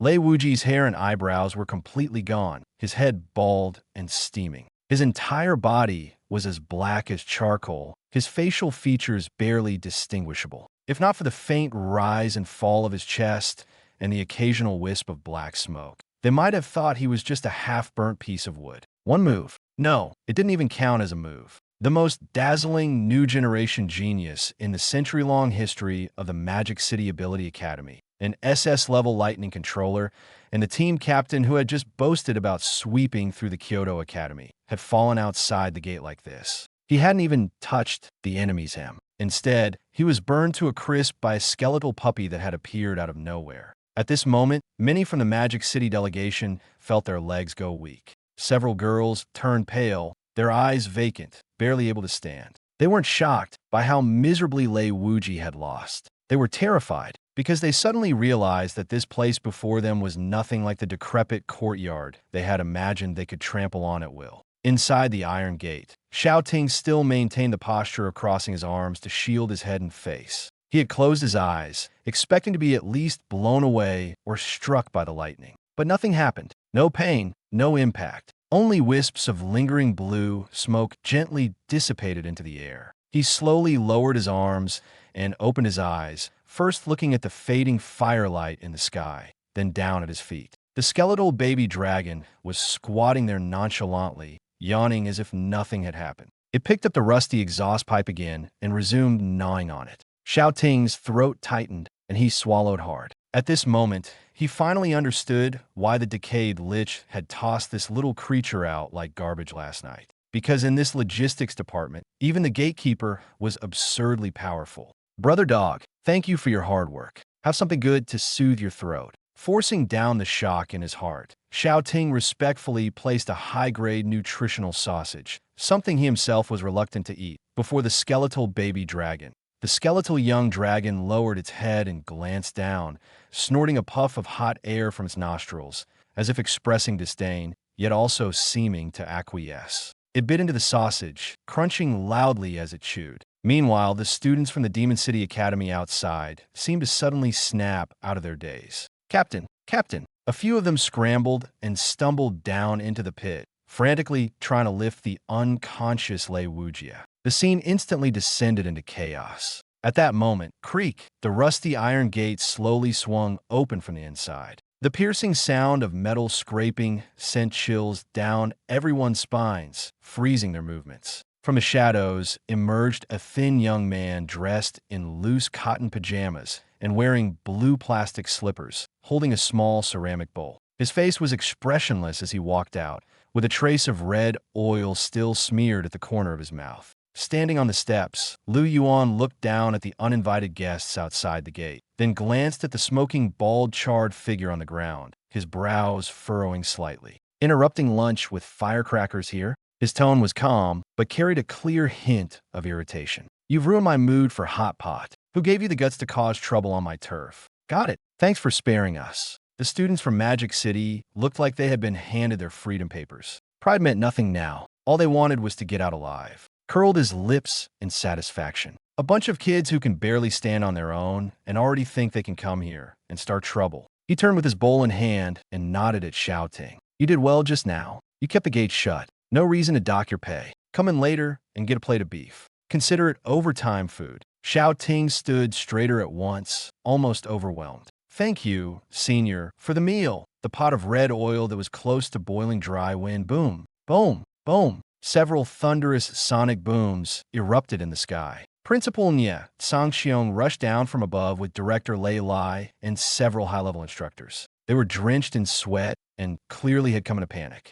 Back at the main building, they had sensed that terrifying burst of lightning power. They thought something disastrous had happened in the logistics department. The fear had nearly made their souls leave their bodies. Senior Liu, are you all right? Nye Sangxiong landed and didn't even have time to catch his breath. His eyes swept the area anxiously. Then he saw Yuan standing there unharmed, the blackened pit on the ground, and the faint lingering trace of hellfire in the air. His heart started pounding again. He understood immediately. There was no need to ask. It had to be Magic City's arrogant troublemaker, Lei Wujia, who had come to provoke them. And Yuan had probably burned him to ash with only a wisp of true fire. He had not even changed clothes. He had simply walked out with a dipping sauce bowl and settled everything in one move. That kind of calm, that kind of confidence, that kind of brutal efficiency. This was exactly why people like him were terrifying. I'm Fine. I was just about to let a good pot of meat go to waste. An almost feverish excitement. He looked at Yuan. Then he looked at the pit again. A bold idea suddenly formed in his mind. This National University Exchange Tournament was going to be a tough fight. Magic City Academy had come in swinging, while Kyoto's third-year ace team still hadn't returned. On paper, they were already at a disadvantage. Earnestly, almost pleading, Yui hurried to add, don't worry. You won't need to fight. You only need to sit there. As long as you're present, you'll be the anchor that holds our entire academy together. No, Yuan refused immediately. What a joke. Why would he go to a sports hall to watch a bunch of kids throw hands when he could stay in the basement, enjoy the air conditioning, and watch drama in peace? Nye Sangxiong gritted his teeth and pulled out his final weapon. He knew this expert had a strange hobby when it came to training his heart through the mortal world. In plain terms, the man loved playing the role of a broke laborer. Senior, if you're willing to join the team as our dedicated logistics support staff, your daily pay will be triple that of a special grade instructor. That comes to 30,000 credits a day. Nye Sangxiong held up 3 fingers and spoke with absolute sincerity. And that's not all. If Kyoto University wins the team championship this time, the board will approve a special bonus of 500,000 credits for the logistics department. But the entire amount will be yours to use as you see fit. The The wind moved through the leaves. For a moment, everything went silent. Lu Yuan's hand stopped in midair. He started doing the math in his head. 30,000 a day, plus a 500,000 credit bonus. That was enough to buy out every high-level cultivation drama hollow version on the market. He wouldn't have to fight at all. He just had to show up as logistics support and take it easy. Paid to watch a match. Massive bonus on top. Where in the world was he supposed to find a deal like that? The disgust on Lu Yuan's face disappeared in an instant. An expression full of righteous dignity. As an official employee of Kyoto University's 3rd Logistics Storage Department, making sure frontline students have what they need is my duty. It's my responsibility. It's my mission. I'll take the job. Seeing how righteous he looked, Niet Sangxiong and Lei Lai were moved to tears. As expected of a true master, he was clearly protecting the academy, yet he still chose to hide it behind the dirty language of money. Thank you, senior. Tomorrow at 9 in the morning, I'll personally send a car to take you to the main venue.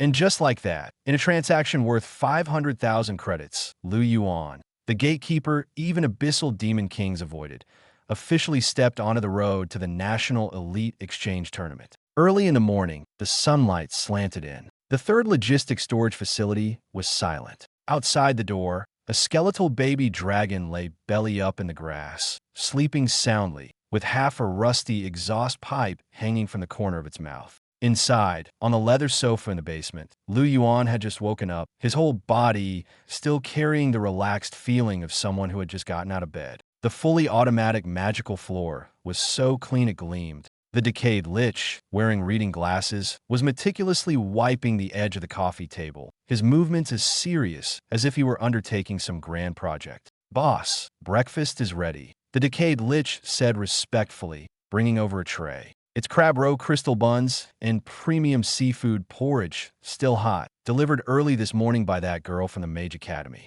Lu Yuan nodded, stretched lazily, and felt quite satisfied. He had just taken on the principal's big job yesterday, 30,000 a day plus a 5 million bonus. And today, even the air smelled like money. Just as he picked up his chopsticks, there was a gentle knock on the basement door. Principal Niet Sangxiong, dressed in a sharp suit and holding a gold-edged folder, walked in with a beaming smile. "Good morning, Senior Lu. I hope I'm not interrupting your breakfast." His attitude was so polite that he seemed more like a student handing in homework than a principal. "Principal Nya, have a seat." Lu Yuan swallowed a crystal bun and gestured to the sofa opposite him. "Coming over so early. Are you here to deliver the contract and the competition roster?" Yes, it's all here." Niet Sangxiong quickly handed over the folder and placed a black gold card on the coffee table. "There's already 100,000 credits loaded on it as an advance payment." Lu Yuan unceremoniously pocketed the card in his pajama pocket before leisurely opening the roster. Initially, he thought that since the Kyoto War God Academy was one of the nation's top institutions, the team they sent to the exchange competition would at least consist of elite students capable of dominating the field. That way, he could sit back, drink tea, watch the show, and wait for them to win the championship, securing his 5 million bonus with ease. But as soon as he saw the 4 names on the roster, his expression immediately changed. "Sukingan, Xiaoting, Diaoya, Wang Duyu." Lu Yuan looked up, his gaze at Nya Sangxiong filled with disbelief, as if he were looking an idiot. "Old Nya, are you serious?" He tossed the roster back onto the table, tapping heavily on the names with his finger. "I'm in logistics, so I don't know much about your frontline stuff, but I'm not blind. Let's not even talk about Su Qinghan. At least she's still an S-class mage. But she doesn't even use a staff anymore. She clings to that black pot I use as a table leg like it's some kind of treasure. And Xiao Ting, the top sophomore, right? But his dragon is still lying in the beast pen on an 4 drip. It got struck by lightning yesterday, and now he's a knight without a mount." Lu Yuan paused, his expression growing even darker. "And then there's Xiao Jie, who broke 3 ribs during wilderness training a few days ago, even losing his gold tooth. And finally, Wang Duyu, a chubby guy from a wealthy family who gets out of breath after running 2 steps. What do you expect him to do in the competition? Belly bump the opponents." He leaned back on the sofa, rubbing his temples, his tone full of exhaustion and skepticism. "Old Nya, this is supposed to be the main team of Kyoto Academy? This is just a makeshift team of the old, the weak, the sick, and the disabled. Are you trying to mess with me so I can't get that 5 million bonus?" After hearing this, Niet Sangxiong showed no sign of guilt. Instead, he wore an expression that said, "I understand, I really do." He leaned in closer and lowered his voice. "Senior Liu, you've misunderstood me." He sighed and explained, "Actually, our real third-year main team went to explore an S-class composite abyssal relic half a month ago. But the entrance to the relic suddenly collapsed, trapping them inside. The earliest they can come out is next week. As for the second-year elites, well, you saw it yourself yesterday." Yet, Sangxiong sighed again, his expression full of helplessness. That Lei Wuji from the Magic City caused too much trouble at the martial arts arena yesterday. The combat power of the top 20 ranked students in our sophomore year was all sent to the intensive care unit by his thunder ability, and they're still convulsing on hospital beds. Lu Yuan was stunned for a moment. So, the unlucky guy who got burned into a bald charcoal by a puppy's sneeze yesterday wasn't an ordinary person? So, with no other choice, I had to temporarily assemble this team from the freshmen and sophomores. As he said this, yet Sangxiong's eyes suddenly lit up, and his tone carried a kind of near-reverent excitement. "However, I understand that all of this was actually part of your calculations, Senior." A question mark slowly appeared above Lu Yuan's head. "What did I calculate?" Niet Sangxiong looked at him with deep eyes. "You don't need to hide it from me." Niet Sangxiong nodded heavily, his voice trembling with excitement. "The 4 people on this list are all individuals who have personally received opportunities from you. Su Qinghan got your black iron pot. Xiao Ting received your old folding stool. Xiao Jie and Wang Duayu even spent a fortune to acquire that thermos and that seemingly unremarkable wrench from you." As he spoke, his eyes turned red. "You must have foreseen that the Academy would face trouble, so you deliberately left these items with them. Others see them as junk, but in your hands, they're all life-saving treasures. With these 4 people, plus you overseeing from the rear, this exchange competition will not only be a victory for our Kyoto Academy, but a glorious one that will crush the momentum of the Magic City Academy." After hearing this, Lu Yuan fell silent. He looked down at the list on the table, and images of the sticky black iron pot, the broken folding stool missing a leg, and the chipped, leaking army green thermos flashed through his mind. He almost couldn't hold it together. These cultivators have way too vivid imaginations. A bunch of old junk that even he found cumbersome had somehow turned into treasures capable of determining victory in their eyes. What's even more absurd is that they actually plan to use these items in the national finals. Lu Yuan internally ranted furiously, but didn't let it show on his face. At this point, explaining was useless. If he said those items were just random junk he picked up, Niet Sangxiong would probably think it was an even higher level test. Once some people are convinced of something, there's no pulling them back. This kind of self-induced delusion is the most troublesome. But Lu Yuan quickly thought of another problem. If those 4 really went on stage with a broken pot and thermos and got knocked out in one move, wouldn't the 5 million championship bonus he agreed to be completely lost? No way. Absolutely not. Everything else could be negotiated, but his money was untouchable. Lu Yuan cleared his throat, put away the list, and his expression suddenly became serious. "Old Nya, no matter how powerful a treasure is, it depends on whether the person knows how to use it," he said slowly. "If their foundation is too weak, not only will they fail to unleash its power, but they might even hurt themselves first." He spoke with such conviction that it seemed entirely plausible. The foundation of these 4 is indeed lacking. Lu Yuan set down his teacup, his tone firm. "Here's the plan. Since I've accepted the school stipend, I can't just take the money and do nothing. Have them come to the logistics department to find me at 8 p.m. tonight. The exchange competition is still 10 days away, so there's enough time. I'll personally give them a lesson and help them improve their survival skills." What he was really thinking was more practical. At the very least, he needed to ensure these guys could withstand the first wave of attacks on stage and not lose too quickly or embarrassingly. Otherwise, how would he collect the remaining payment later? Hearing that Lu Yuan would personally guide them, Niet Sangxiong became visibly excited. To him, this wasn't ordinary training. It was a rare opportunity granted by a master. "Understood. I'll notify them right away." The old principal nodded repeatedly and turned to leave, his steps so quick that he didn't seem like someone over 100 years old. Lu Yuan watched his departing figure, unable to resist rubbing his temples as he let out a long sigh. 001. Go check the ingredients in the fridge. For people are coming for dinner tonight. Make something substantial, nothing too shabby. His thoughts were simple. Those young masters and ladies probably hadn't endured much hardship in their lives. If they really got beaten up, it would be quite pitiful. Since he was now being paid to do the job, he might as well see it through. At the very least, he needed to prepare something nourishing and fortifying for them. While Yuan was pondering what to cook for the evening, in a distant abyss of another world,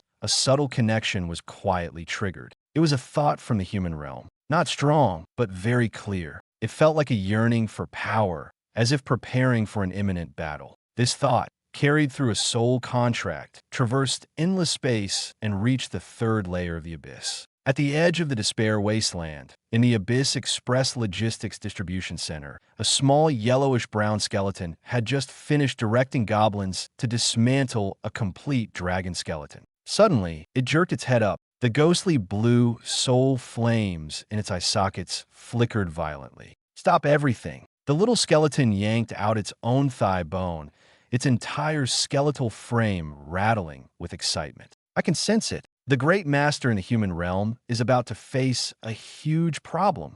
He urgently needs high-level supplies, desperately needs logistical support." The more it spoke, the more excited it became, as if it could already see the scene of a great battle unfolding. What does this mean? It means the master is about to take action. The little skeleton grabbed the collar of a nearby headless knight, its voice turning fervent. "Immediately lead a team to the Abyss Blood Sea and slaughter that LV.60 Abyss Blood Jade Mammoth for me. Extract all the most nourishing marrow from its body. The master is going to war, and our Abyss branch must keep up with logistics." Thus began an absurd cross-world preparation for battle. Outside, 4 figures stood in a row, their expressions solemn. Xiao Ting wore a brand-new security uniform, clutching a folding stool with one broken leg tightly in his hand. Su Qinghan, dressed in a white dress, carefully cradled a flat black pan in her arms, as if it were a priceless treasure. Xiao Jie, his chest wrapped in thick bandages, held a leaking army green thermos cup in both hands. His face was pale, but he dared not relax for a moment. Wang Duiyu, drenched in sweat, carried a rusty wrench on his shoulder, the strong smell of engine oil wafting from it. The 4 of them standing together looked for all the world like a scavenging team fresh out of a junkyard. But in their own eyes, tonight's mission held a completely different significance. This wasn't an ordinary meeting. This was a true opportunity. Whether they could seize, it depended on whether they were worthy of stepping through that senior's door today. "Stay sharp," Xiao Ting said in a low voice, his expression more serious than ever. "The person inside is no ordinary man. He's a true big shot. The fact that he's willing to personally guide us today is a blessing we've earned over several lifetimes. Once we're inside, speak less, observe more, remember everything, and don't act recklessly." "Understood." The other 3 nodded repeatedly, their heads bobbing like garlic being pounded. Xiao Ting took a deep breath and pushed open the iron door leading to the basement. Creak! As the door opened, the 4 of them descended the dim staircase. The further they went, the quieter the air became, until even their breathing sounded loud. When they finally stepped into the basement, all but Xiao Ting froze in place. There was none of the dampness, mold, or clutter they had imagined. What appeared before them was a space that completely defied their understanding. The floor was made of millennium-old agarwood, its grains smooth and warm, as if meticulously polished. A luxurious leather sofa sat quietly in the center of the living room. The air still carried a special scent that calmed the mind, thick like some high-level spirit-gathering array slowly operating. Even the decorations on the walls were made of crystal wallpaper that could automatically adjust energy fluctuations. How could this be a basement? This was clearly a top-tier cultivation sanctuary hidden underground. Su Qinghan stared blankly at her surroundings, her heart surging with waves of shock. Outside, it was just a dilapidated warehouse, but inside, it was like another world. Such methods could no longer be explained by mere wealth. The strength of this senior was likely at a level she couldn't even begin to fathom. Xiao Jie and Wang Duiyu were so nervous they didn't even dare to breathe heavily. They instinctively slowed their steps, afraid that the dirt on their shoe soles might dirty the floor, which was even more extravagant than their own secret chambers. "You're here." A calm voice came from ahead. "Sit wherever you like." The 4 of them finally looked up. Lu Yuan was standing in the center of the living room, wearing pajamas and slippers, casually fiddling with some homemade food on an induction cooker. His expression was relaxed, his movements unhurried, completely devoid of any airs of a master. Yet, the more he acted like this, the more unsettled the four of them felt. True experts were often like this, seemingly ordinary but unfathomable in reality. Just as they were about to greet him, Lu Yuan turned around first, raising his hand to cast the most basic universal skill, detection. A faint white light swept over the four of them. The next second, four pale blue panels appeared mid-air, visible only to Lu Yuan. Su Qinghan, S-rank Ice and Snow Mage, second transition, with high mental attributes but pitifully low constitution, a classic glass cannon. Xiao Ting, S-rank Dragon Knight, second transition, but his mount was injured, significantly reducing his combat power.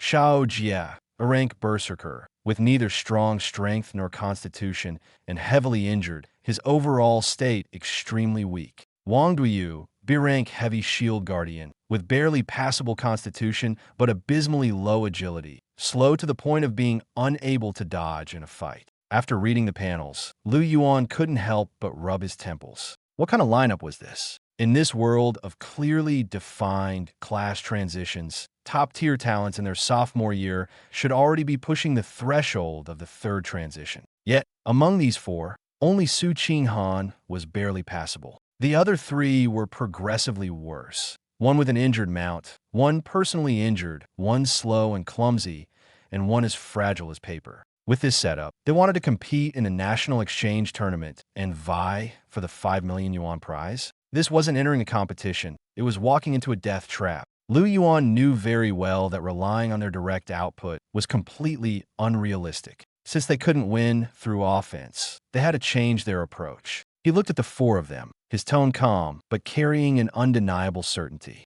"Forget it. Counting on you for output isn't realistic," he said. "The only strategy moving forward is to take hits." The four of them froze, unable to react. Lu Yuan continued, "As long as you can withstand the opponent's attacks and not collapse at the start, dragging the match to the end, we'll still have a chance to secure a draw. If we can hold a draw, half of the 5 million prize is guaranteed." As his words fell, the four exchanged glances. Taking hits? Was this the special training the senior had arranged for them? Yet strangely, despite how absurd it sounded, they felt an inexplicable sense of reassurance. Because when Lu Yuan said it, he was so calm as if it were something already planned out. Just then, buzz. The space above the basement suddenly trembled violently. The next second, the spatial barrier in midair was forcibly torn apart with extreme brute force. A pitch-black rift abruptly opened, and a thick stench of blood gushed out, instantly filling the entire basement. Boom!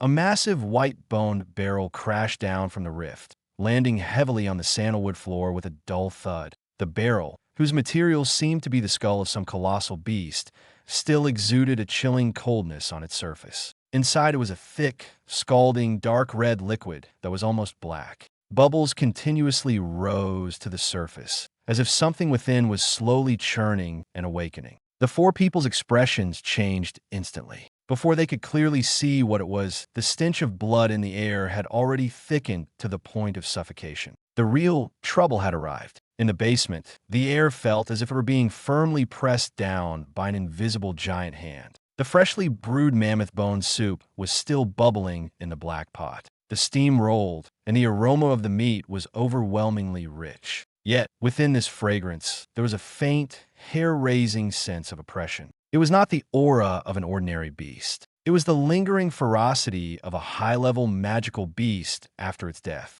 Lu Yuan, however, stood calmly in front of the induction cooker as if nothing had happened, even casually turning down the heat a little. He could feel that, with the system notification appearing, his body had been strengthened once again. His blood energy surged, his bones became tougher, and his confidence grew stronger. But for Su Qinghan and the other three, this was far from being a nourishing soup. It was a brutal refinement forcibly poured into their bodies. "Say, Senior, is this really for us to drink?"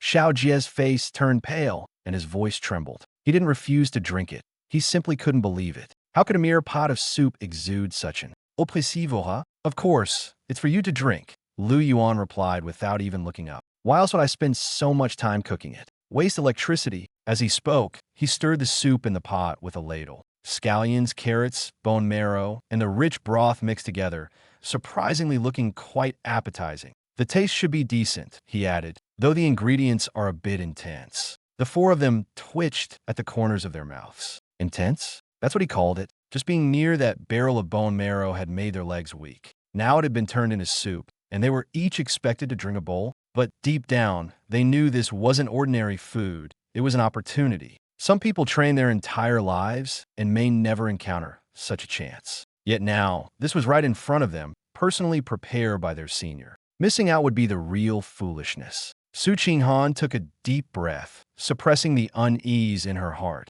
and accepted the paper bowl with both hands. Her fingertips trembled slightly. "Thank you, senior," she said softly, her gaze resolute. She understood that to grow stronger, she couldn't always fear pain. True growth never came from sitting comfortably and waiting. Xiaoting followed suit and took a bowl. As the security team leader, he usually appeared steady, but deep down, he cared deeply about his pride. If he backed down from something personally bestowed by their senior, he'd become a laughingstock. "I'll drink first," he said, then tilted his head back and downed it in one go. As the soup entered his mouth, the rich aroma of meat hit him first, followed by a scorching force that surged down his throat and coursed through his meridians, spreading to every corner of his body. The next second, Xiaoting's expression changed. He clenched his teeth, veins bulging on his forehead, his entire body trembling as if engulfed in flames. But he didn't cry out, holding on with all his might. He knew that this pain signified transformation. Su Qinghan also took a sip. As soon as the soup reached her stomach, her body tensed up instantly.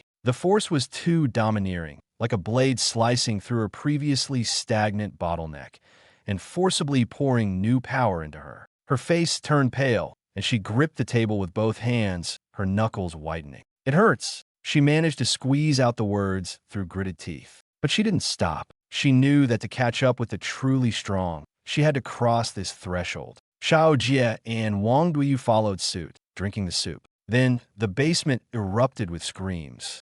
Xiao Jie was the first to give in, curling up into a ball and collapsing to the ground, writhing in pain. Wang Duyu was even more exaggerated, his whole body of fat trembling, his face contorted as if all the bones in his body were being reassembled. He screamed in agony while frantically slapping the ground, tears and snot streaming down his face. "It hurts. It hurts so much. I'm going to die. I won't drink it anymore. I really won't drink it anymore." But as soon as the words left his mouth, he was forcibly pressed back down by that overwhelming force, unable to even complete his plea for mercy. Although Su Qinghan and Xiaoting weren't as disheveled as him, their situation wasn't much better. Both of them gritted their teeth, enduring the pain as the bones in their bodies emitted a series of fine cracking sounds, as if being hammered inch by inch and then reassembled. Yuan sat leisurely on the sofa, taking a slow sip of goji berry tea. His expression as calm as if he were watching 4 students doing warm-up exercises. "Such big reactions from all of you." He shook his head. "Young people are so delicate. If word of this got out, it would probably infuriate a lot of people." But in Yuan's eyes, this was really nothing. He had seen far more extreme scenes and knew that true strength was never achieved by shouting, but by enduring pain again and again. This pot of soup he made wasn't meant to taste good. It was meant to help them transform in the shortest time possible. Time passed bit by bit. The screams gradually weakened until only heavy breathing remained. Half an hour later, the 4 of them climbed up from the ground, drenched as if they had been fished out of water. Their faces were pale, but their eyes were completely different from before. Amidst the weakness, there was now a sharpness, as if something within them had been ignited. Yuan raised his hand and cast a detection spell on them. In the next second, a few lines of faint blue text appeared in midair. Su Qinghan's constitution had skyrocketed, and her aura had become significantly more stable. Xiaoting's strength had also improved dramatically. Standing there, he resembled a newly awakened beast. Xiao Jie,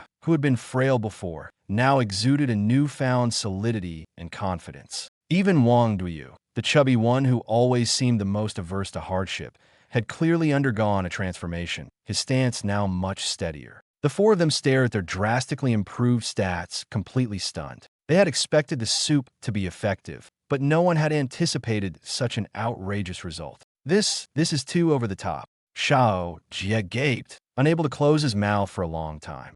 I feel like I could take on two of my old selves right now. Wang Duiyu panted, looking down at his hands, his eyes filled with shock. Su Qinghan said nothing, merely clenching her fists slowly. She could feel an unprecedented power coursing through her body. The bottlenecks that had once trapped her now seemed as thin as paper. Just one more step forward, and she could tear through them completely. For the first time, she truly realized that the gap between herself and the truly strong could be closed so quickly. And all of this was because the man before her had casually brewed a pot of soup. All right, Yuan stood up and covered the pot with its lid. Don't wander around tonight. Go back and get a good night's sleep. Be ready to head to the arena with me tomorrow. The four of them immediately snapped out of their daze and nodded quickly. This time, there was no hesitation. They all knew they were no longer the same as before. This wasn't just an ordinary bowl of soup. It was their first step toward a higher level. Chapter 53, The Endless Abyss, Third Layer, Desolate Wasteland. The dark red sky hung like a blood-soaked heavy cloth, pressing down on the horizon. There was no wind here, only the stinging smell of sulfur permeating the air, making one's nasal cavity ache. In the center of the wasteland, a temporary camp glowed with rows of firelight. Surrounding the camp were piles of giant beast bones, forming a ghastly white wall. Inside the camp, a small skeleton sat on a wide bone chair. Beneath the chair was the pelt of an abyssal demon bear, providing both stability and comfort. In its hand, it held the leg bone of some unknown magical beast, using it as a pen to quickly sketch a route map on. A piece of tattered parchment. It was planning the next transportation route for Abyss Express. The chassis of the ancient dragonbone heavy truck had already been assembled. Only one sufficiently powerful abyssal magic crystal engine was missing, and the entire vehicle could hit the road. But at that moment, the little skeleton's movements suddenly froze. Crack! The thigh bone in its hand was directly snapped by a sudden burst of force. The next second, it abruptly stood up. The ghostly blue soul flames in its eye sockets surged violently, like an ignited barrel of oil, frantically roiling. The flames even spilled out of its sockets, leaving two long blue trails in midair. Through the contract connecting to the soul's origin, it clearly sensed, far away in the human realm, near its master, four extremely intense surges of vitality had suddenly appeared. It wasn't just strong. It was as if the power had been forcibly amplified, skyrocketing to an absurd degree. That kind of force felt like it was tearing through the flesh, breaking some invisible shackles. The residual waves transmitted through the contract made the little skeleton's entire frame tremble. It froze for a few seconds, then slammed its bony hand heavily onto the white bone table in front of it. Something's happened. Its voice exploded across the camp. The master in the human realm must be in big trouble. In its completely skewed, yet eerily self-consistent reasoning, the situation was simple. The great master had been hiding in a small warehouse in the human realm, quietly laying out plans. But now, some powerful will or higher-level existence in the human realm had finally discovered the master's whereabouts and directly exerted pressure. To defend his base, the master had no choice but to personally intervene, forcibly pushing four ordinary people around him into combat mode to withstand the brunt of the pressure. The more the little skeleton thought about it, the more reasonable it seemed. It even automatically filled in the scene. Yuan, covered in blood, standing at the warehouse door, expressionlessly commanding his four subordinates to hold off the powerful enemies. This wasn't training, it was trading lives for time. No wonder the master asked me to extract the marrow of the LV.60 blood jade mammoth yesterday. The little skeleton slammed the table again. He wasn't planning to drink night soup. He was preparing the final explosive potion for the suicide squad. The more it thought, the heavier its heart grew. It imagined an extremely tragic scene, the master bearing the storm alone, clearly under immense pressure and on the verge of collapse, yet pretending to be calm, taking on the most dangerous tasks himself. A surge of intense loyalty and anger instantly rushed to its skull. The master is fighting desperately on the front lines, and we're still here, slowly building a cargo truck. It turned and shouted toward the back of the camp. long legs, headless. Get over here now. As soon as the words fell, a series of hurried footsteps sounded from behind. The void-web spider crawled out from a pile of materials, and the headless horseman, clutching its head, sprinted over. "Boss, what are your orders?" the headless horseman asked breathlessly, its tone tinged with nervousness. The little skeleton grabbed its cloak, the ghostly blue flames almost touching its face. "Enter level 1 combat readiness immediately. Stop all non-combat production. The Master's War has already begun. What our Abyssal Branch needs to do now isn't transporting goods. It's building the toughest defensive armor for the Master." The Headless Horseman was visibly stunned. "But boss, we only have 2,000 goblins doing odd jobs, and they can't even hold a hammer properly. How can they forge armor? If they can't, they'll learn." The little skeleton's voice grew colder. "If there aren't enough people, go capture some. If there's no skill, force them to learn. Now isn't the time to talk about rules. It's the time to talk about efficiency." It drew the steel broadsword at its waist, already dulled from use, and pointed fiercely toward the endless black mountain range in the wilderness. "Over by the Black Iron Mountains, isn't there the largest black goblin tribe? I heard there are over 30,000 of them, right?" The Headless Horseman swallowed hard and nodded. "Yes, quite a lot." "Good." The flames in the little skeleton's eye sockets burned even fiercer. "Bring all the magic-powered Gatling guns. Tonight, I want to capture them all. From now on, no one is allowed to slack off. I want to turn this barren land into a fully automated military factory by tonight." The camp fell silent for a moment. Then, all the skeletons, spider swarms, and undead soldiers suddenly moved as if struck by an invisible whip. 2 hours later, the Black Iron Mountains. The black-skinned goblin tribe, which had once dominated the region through plunder and brutality, was now facing an unforeseen disaster. 7 a.m. Kyoto War God Academy, 3rd Logistics Storage Depot. Yuan yawned as he climbed out of the overly soft bed. He had slept so deeply last night that he still felt groggy. As he walked into the living room, the automatic magical floor beneath his feet gleamed like a mirror. In the center of the room, however, there was an incongruous snakeskin bag covered in dust.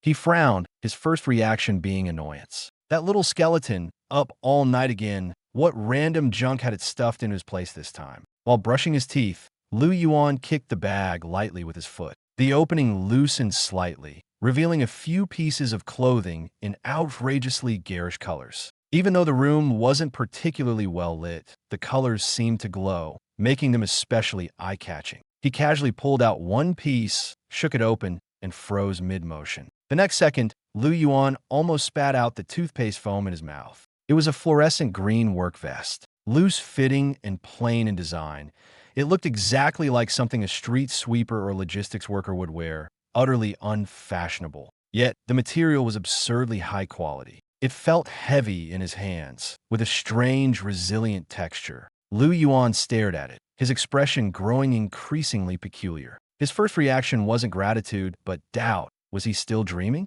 Was this thing really meant for him? Or had that little skeleton spent so much time in the abyss that its sense of aesthetics had completely derailed? He looked down at the glaring green fabric, stayed silent for 2 seconds, and finally put the vest back into the bag. No matter what, the fact that it had been placed in this bag meant it wasn't just some random piece of junk. That little guy might joke around a lot, but it had never made a serious mistake when it came to important matters. Yuan had a vague suspicion. Maybe it was meant for him to use while working in a logistics depot, or maybe it was specifically prepared for him. Either way, it pointed to one thing. The situation outside might already be becoming more precarious. Thinking of this, Yuan's previously casual demeanor gradually became more serious. He wasn't afraid of trouble, but he knew very well that the more critical the situation, the more he couldn't afford to let his guard down. After all, what he was guarding now wasn't just a logistics depot.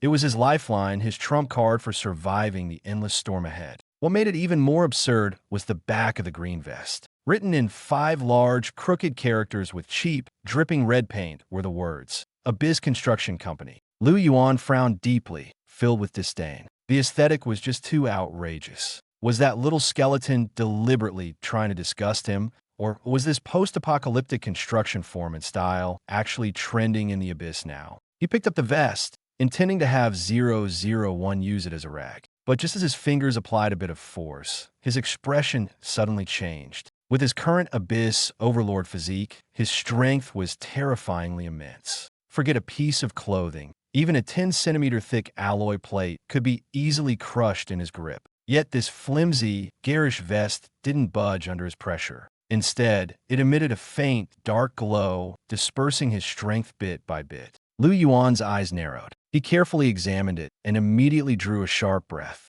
The inner lining was made from the hide of a high-tier, magic-infused earth dragon. The outer green fabric was even more astonishing. It was woven from the life threads of an abyssal void spider. This wasn't just a work vest. It was a top-tier piece of armor capable of withstanding the full-force attack of a 7th-tier martial god.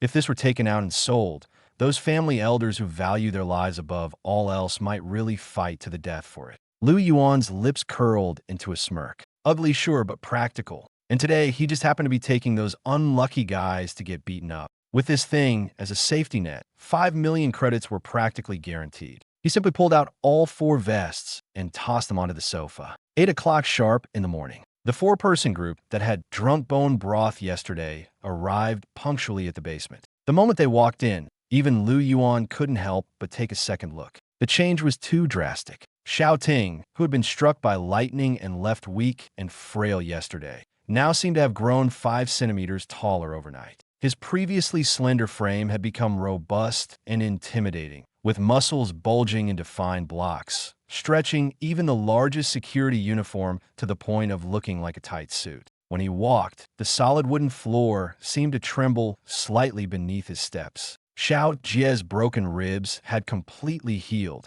and his entire aura had transformed. His body exuded a raw, ferocious energy, like a beast that had just charged out of an ancient jungle. Wang Duyu was still fat, but it was a different kind of fat. Previously, it was flabby fat. Now it resembled an astonishingly thick, elastic armor. He looked round and plump, but in reality, he was shockingly resilient, like a meatball that was nearly impossible to break no matter how hard you hit it. As for Su Qinghan, her figure hadn't changed, but her skin now faintly glowed with a jade-like luster, exuding a quiet yet chilling aura of transformation. This was the hallmark of achieving mastery in the art of ice and snow jade bones, signifying that her physique had undergone a qualitative leap. The moment the 4 saw Lu Yuan, they immediately dropped to one knee, their eyes brimming with uncontrollable fervor. "Thank you, Senior, for your life-saving grace." Lu Yuan waved his hand dismissively.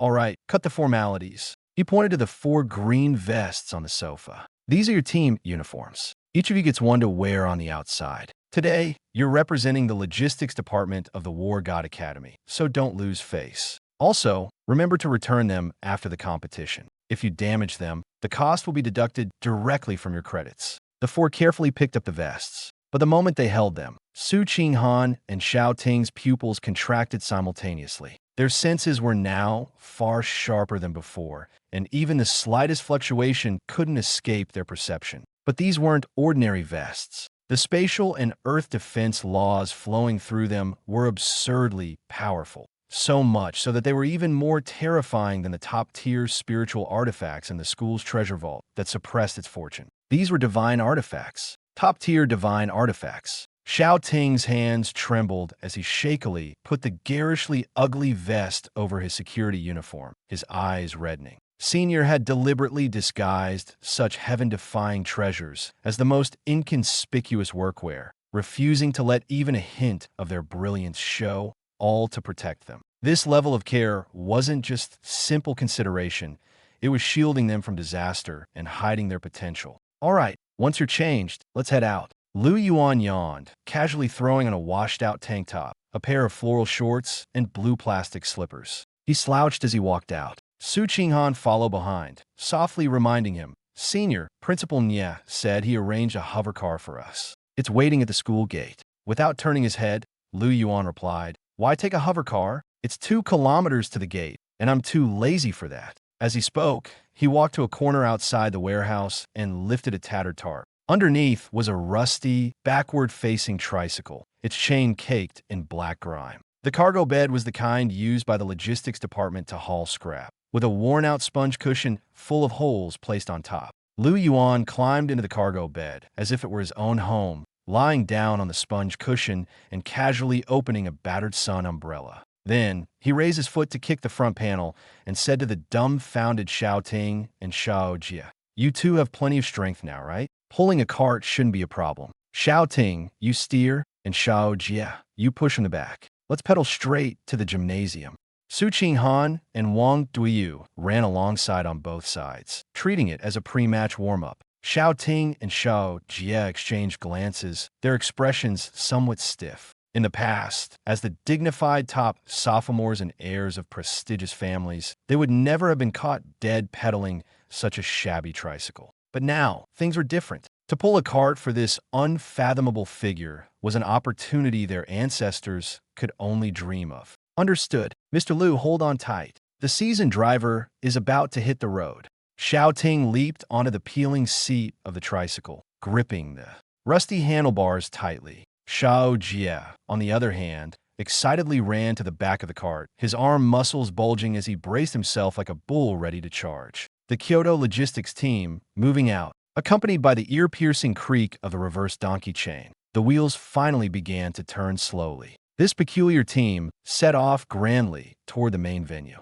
At 9 a.m., in the central main stadium of Kyoto War God Academy, the massive venue, capable of holding 100,000 people, was already packed to capacity. Media cameras were set up all around the stands, and flashlights flickered incessantly. Present today were the top talents from the most prestigious universities in Longwa, as well as key figures from various factions. Everyone was waiting for the exchange competition to officially begin. The entrance ceremony had already started. Stirring music echoed through the stadium, and the announcer's voice pushed the atmosphere to its peak. The representative teams from the top universities began to enter one by one. Next to enter is the Northern Beast Taming Academy representative team. As soon as the words fell, the entire venue erupted in exclamations. The Northern team members were all riding 4th-tier Arctic ice wolves, and their captain was even seated on an extremely rare 5th-tier two-headed frost dragon. The oppressive aura was almost tangible. They wore matching snow-white mink battle robes, their expressions cold and proud, like kings emerging from the depths of the tundra. Even the audience in the front rows shivered from a chill. Following them is the Magic City Ability Academy. In the sky, a custom-made luxury hover battleship slowly descended, its exterior shimmering with purple electric light, dazzlingly extravagant. The Magic City team members, dressed in deep purple uniforms, exuded an air of nobility, like meticulously groomed celebrities, descending the gangway step by step. Although their team captain, Lei Wuji, was absent due to an accident, the substitute captain's strength had still reached the early S rank, drawing waves of screams from the crowd. One team after another entered the venue. None of them were ordinary. Some arrived riding beasts, others in war chariots, and some even descended from the sky, walking on air. Each team was impeccably equipped and exuded an imposing aura, as if they wanted to plaster, "Our school is the strongest and most prestigious," across their faces. But everyone knew that the real highlight had yet to come. Finally, all the guest teams had entered. At that moment, the lights in the stadium suddenly dimmed. The next second, an exaggeratedly thick spotlight shone directly on the massive alloy gate of the player's passage. The announcer's voice, nearly breaking with excitement, rang out, "Ladies and gentlemen, now entering is the host of this exchange competition, the defending champion, the highest institution of Longwa, Kyoto War God Academy's representative team."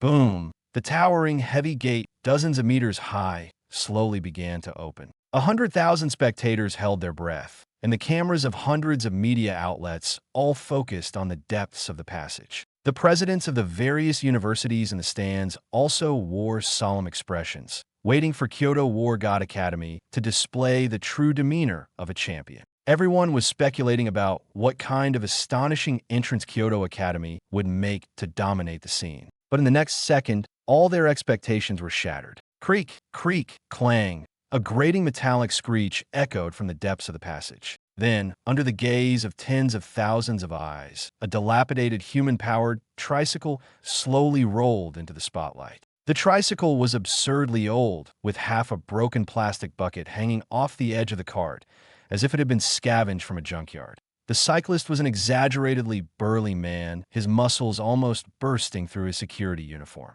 In the cart behind him lay a delicate-looking young man dressed in a tank top and oversized shorts, lazily sprawled on a worn-out sponge mat, holding a steaming army green thermos cup. Around him, four other young men stood on all sides. They weren't wearing luxurious battle robes or top-tier armor. Instead, they were uniformly dressed in glaring fluorescent green work vests, with four large, crooked characters painted in faded red on the back. Abyss Construction Company. And their weapons were even more bewildering. Su Qinghan, the S-rank campus beauty hailed as the ice goddess, was holding a soot-covered frying pan as if cradling a baby. Xiao Ting, the sophomore chief dragon knight, had a broken wooden stool with one leg missing strapped to his waist. Another chubby guy carried a large, rusted wrench reeking of motor oil on his shoulder. This didn't look like a team competing in the national finals. It looked more like a makeshift construction crew that had just scavenged scrap from a city junkyard.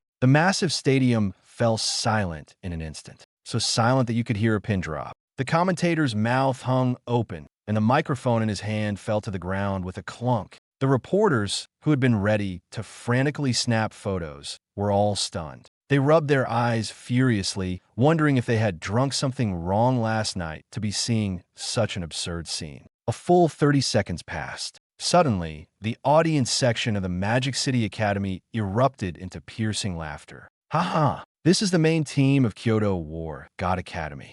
I'm dying. They rolled in with a scrap-collecting tricycle, and they're wearing sanitation worker vests? Has Kyoto Academy fallen so low they can't even afford proper uniforms? Abyss Construction Company? Are they planning to mix cement for us live on the stage? The mocking laughter spread like a plague. Soon, the entire stadium was in an uproar. Boos, whistles, and jeers surged toward the 5 people in the center of the arena like a tidal wave, almost swallowing them whole. But standing at the eye of the storm, Yuan didn't care in the slightest. In fact, he seemed a bit annoyed. He reached up to dig at his ear and complained with a frown. These people have no manners. So noisy. After saying that, he leisurely blew on the wolfberry tea in his thermos and took a sip, not even sparing a glance at the people mocking them. Beside him, Xiao Ting, Su Qinghan, and the others listened to the harsh laughter around them, their expressions darkening. They all knew in their hearts that at this moment, it wasn't just them being humiliated. They represented the entire Kyoto War God Academy. If they bowed their heads today, they would never be able to lift them again. So, even though everyone was laughing, even though the entire stadium was waiting to see them make fools of themselves, they could only keep moving forward. Because from a moment they stepped into the stadium, there was no turning back. As the torrent of ridicule rained down, the people of Kyoto War God Academy showed no trace of embarrassment. On the contrary, they looked at the extravagantly dressed, arrogant geniuses from other schools around them with calm eyes, even tinged with a hint of pity. Laugh. Laugh all you want. Once we're on the stage, you'll understand who the real joke is. Those flashy, glamorous pieces of equipment are worthless in the face of true power. In the VIP viewing area, the dean of Northern Frontier Academy pointed at the shabby tricycle, laughing so hard he was in tears. He turned to Nye Sangxiong, who was seated in the center, his tone dripping with mockery. Old Nye, if your school's budget is tight this year, just let me know. Even renting a few magical bees to make an impression would have been better than rolling in with a broken tricycle. This is just embarrassing. Nye Sangxiong gripped the armrests of his seat tightly, his face showing no trace of embarrassment, because others couldn't see it. But he stared intently at the few fluorescent green vests below, his breathing growing heavier, the shock in his heart almost impossible to suppress. The power hidden within them was beyond the comprehension of ordinary people. That aura was ancient, heavy, and unfathomable, as if even space itself was being suppressed by it. Nye Sangxiong not only didn't feel embarrassed, but grew increasingly alarmed the more he looked, even breaking out in a cold sweat on his forehead. Suddenly, he turned his head and coldly swept his gaze over the principals who were laughing uncontrollably, then said in a deep voice, "A bunch of frogs in a well who only know how to look at things with their eyes. When the competition starts later, you'd better not drop your jaws in shock." The dilapidated tricycle screeched to a halt, finally stopping in the central preparation area of the main venue. The Kyoto War God Academy team officially made their entrance under the complex gazes of 10,000 spectators. The surrounding teams were all grand and imposing.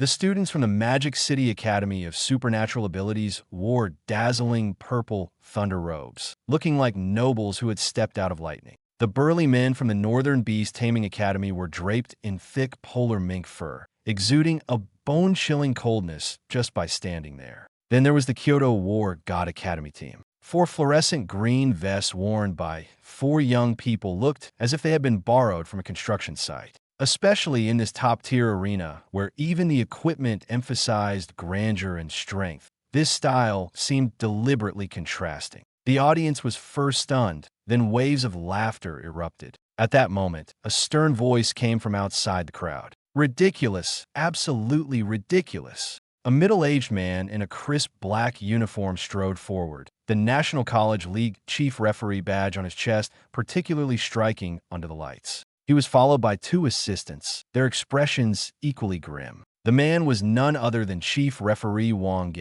a 7th-turn peak formation master known for his ironclad impartiality and intolerance for rule-breaking. Yuan stopped in front of the dilapidated tricycle, first glancing at Lu Yuan, who was lying on a foam mat drinking goji berry tea, then at the contestants wearing green vests. His face instantly darkened. What on earth is Niet Sangxiong up to?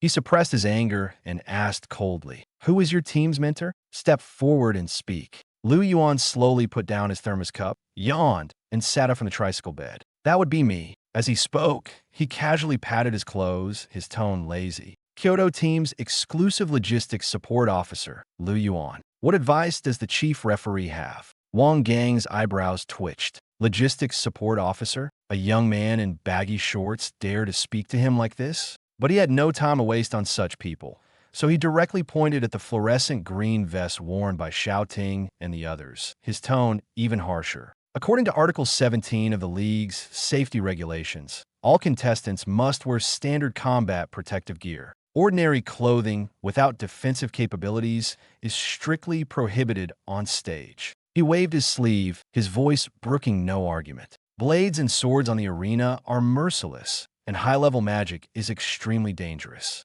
Dressed like this, are you playing with your lives or deliberately causing trouble? Change immediately. Otherwise, Kyoto Academy will be disqualified from the competition. As soon as he finished speaking, the surrounding teams from other schools watching the spectacle burst into even louder laughter. Did you hear that? Even the chief referee couldn't stand it anymore. Hurry up and take them off. You're embarrassing yourselves on a national level. Clothes like that on the arena? Absolutely absurd. However, faced with the chief referee's reprimand and the surrounding ridicule, Xiao Ting and the others showed no trace of shame. Their expressions didn't even change. Xiao Ting couldn't help but roll his eyes, looking at Yuan as if he were someone completely clueless. Ordinary clothing? He sneered. You call this ordinary clothing? This is a protective vest made from abyssal dragonhide and void spider silk, imbued with special laws. You, a formation master, can't even see its true value, yet you have the nerve to stand here and meddle in the competition. Lu Yuan jumped down from the vehicle, raised his hand to rub his hair, his face full of feigned helplessness, while his mind raced with calculations. These vests weren't just randomly acquired. To ensure these guys could hold their ground on stage for a while longer, he had spent a fortune and put in considerable effort. If they were really forced to take off the vests and ended up being knocked down as soon as they entered the arena, who would he turn to for his 5 million prize money? So today, no matter who came, these vests were not coming off. Lu Yuan looked at Yuan, his tone calm but unwavering. Chief referee, this is the uniform of our Kyoto battle team. It's not just for show. It truly is fireproof, puncture-resistant, and capable of withstanding most impacts. According to your standards, it exceeds safety requirements, not falls short. Yuan listened and almost laughed in anger. He coldly stared at the glaring green vest and pointed at the loose, unfinished fabric on Su Qinghan's body. Fireproof? Puncture-resistant? Do you think I haven't seen materials before? This kind of fabric can't even withstand a first-level fireball spell, yet you dare call it protective gear. His voice grew colder. I'll say this one last time. Change it immediately. Don't force me to disqualify you on the spot. The atmosphere instantly became tense. Everyone was waiting to see the Kyoto War God Academy bow their heads. But they didn't, because they knew better than anyone that this wasn't just an ordinary competition. This was their chance to turn things around, their chance to silence everyone. Wang Gang's face darkened and his anger surged. Fine, you're not convinced? Then I'll make you completely convinced. He suddenly turned around and shouted at his assistant behind him, "Go, bring over the high-energy material testing machine from Channel 2. In less than half a minute, a large silver machine was laboriously pushed to the center of the preparation area. Its cold exterior was adorned with flickering, eerie magical runes, resembling a silent steel beast. Wang Gang raised his hand and patted the machine, speaking coldly. This is an A-grade magical energy spectrum cutting tester specifically designed to assess the armor level of contestants.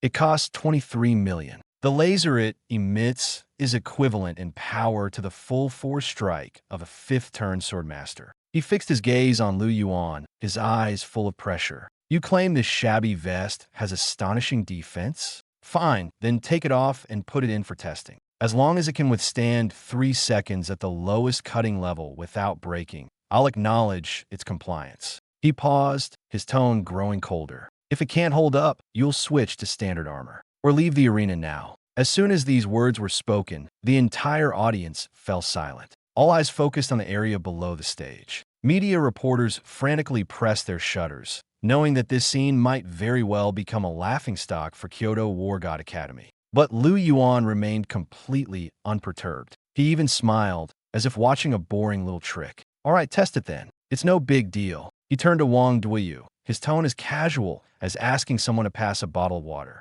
Fatty, take off your vest and let him see for himself. Be careful, don't get it dirty. Got it, Senior Liu. Wang Duyu chuckled, quickly took off the oversized fluorescent green vest, and held it in both hands as if it were a rare treasure, carefully placing it into the transparent testing chamber. Wang Gang watched this, and a cold smile immediately appeared on his lips. No matter how convincing they acted, it wouldn't change the outcome. He personally stepped forward and forcefully pressed the red start button. Buzz! The machine roared to life, its low-charging sound grating on the nerves. The next second, a blinding red light erupted inside the testing chamber. A high-energy laser, sharp as a blade, descended from the top of the machine, slashing directly at the seemingly ordinary green vest. Everyone held their breath. They were all waiting for that ridiculous vest to be shredded on the spot. The substitute captain of Magic City Academy had already revealed a mocking smile, as if the outcome was written all over his face.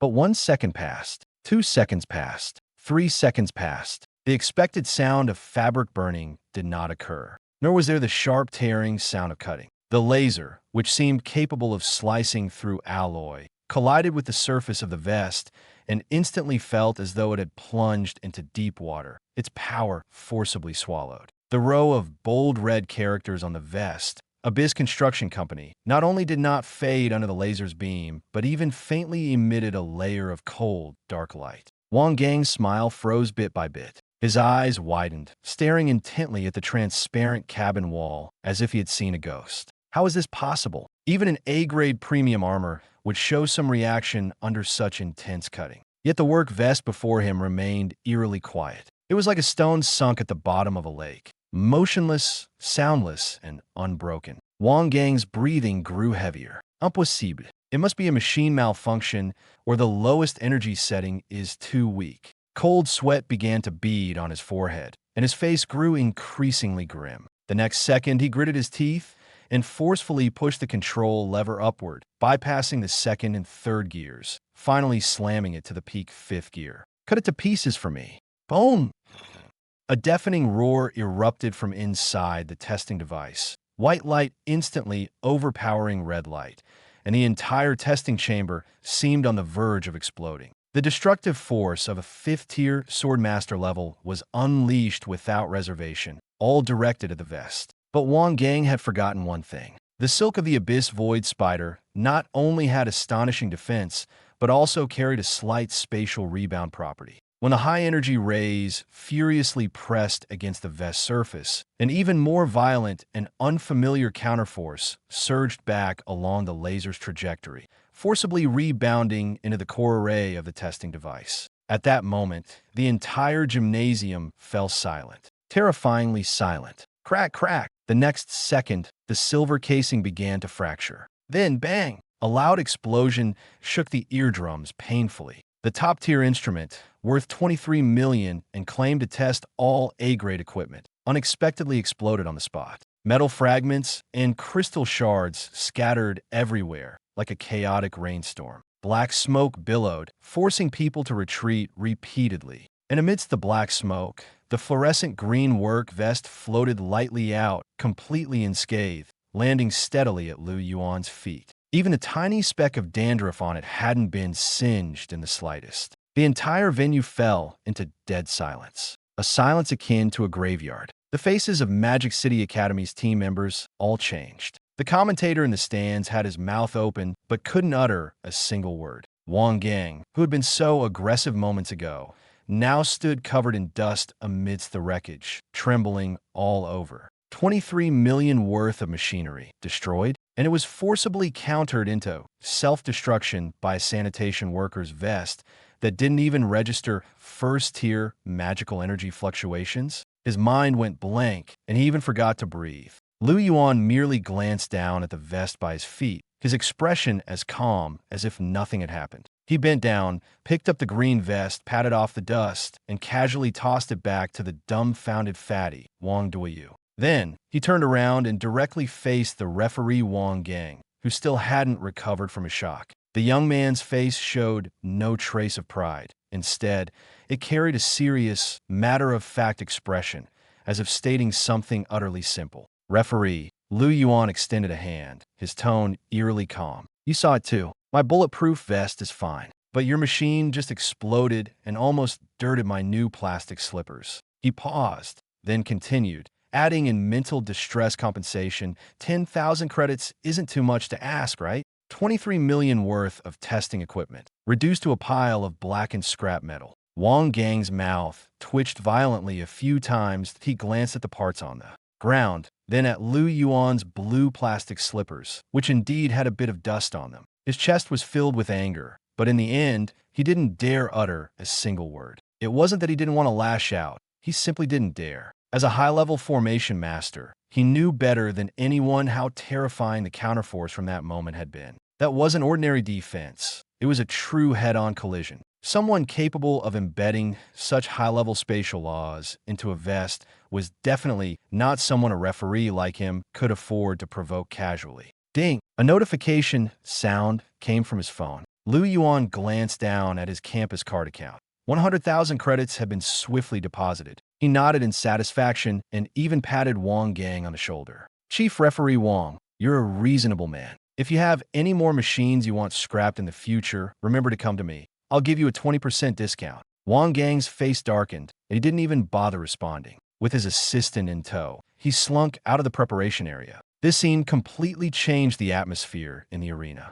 If, at the beginning, everyone had treated the Kyoto team as a joke, now the situation was entirely different. Those 4 green vests, capable of shattering high-energy lasers, were like a bucket of cold water, instantly extinguishing much of the disdain. The team leaders and students from various universities now had a hint of apprehension in their eyes, and even a trace of barely concealed greed. In the preparation area of the Magic City Academy of Abilities, Zhao Su, the vice captain temporarily filling in as team leader, stared intently at the green vests worn by Su Qinghan and the others, his gaze dark and brooding, as if it could drip water. No wonder they're so arrogant, muttered a tall, thin student from Magic City, gritting his teeth. Turns out they're wearing all the school's prized possessions. Vice captain, with defensive artifacts of this level, how are we supposed to break through when we're on the stage? Zhao Su snorted coldly, forcing himself to stay calm. What's there to panic about? Though his tone was steady, he wasn't entirely confident.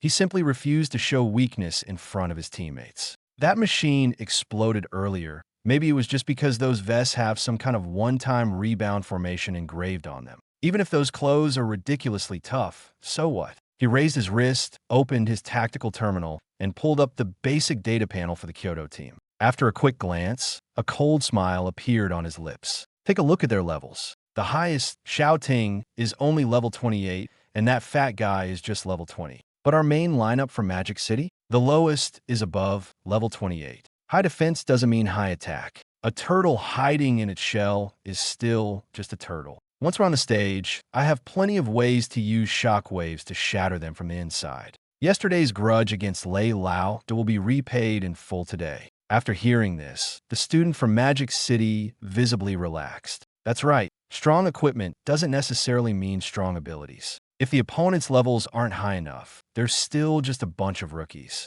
While various factions were secretly scheming, the floating screen in the center of the stadium suddenly lit up with a dazzling red glow. Ladies and gentlemen, contestants, the most exciting moment has arrived. The announcer switched to a new microphone, his voice booming over the noise of the crowd. The equipment inspection phase is officially over. Next, the central AI will conduct a fully randomized draw for group assignments. 16 top university teams will be divided into 4 groups for a single-round elimination tournament. On the big screen, the school emblems began spinning wildly, moving so fast they were dizzying. A few seconds later, a notification sound rang out. Stop! The names of the 4 groups finally froze in place. When the 10,000 spectators saw the lineup for Group A, the entire stadium fell silent for a moment, followed by an uproar so loud it seemed to shake the roof. Group A: Kyoto War God Academy, Magic City Academy of Abilities, Northern Beast Taming Academy, Jiangnan Water Village Academy. Oh my god, what kind of grouping is this? This is absolutely insane. The strongest teams from Magic City and the Northern Territory actually collided with the host team from Kyoto in the group stage. The entire audience erupted in an uproar. Those in the know understood that, aside from the Jiangnan Watertown Academy, which was clearly there just to make up the numbers, the remaining 3 teams were all super strong contenders capable of winning the championship.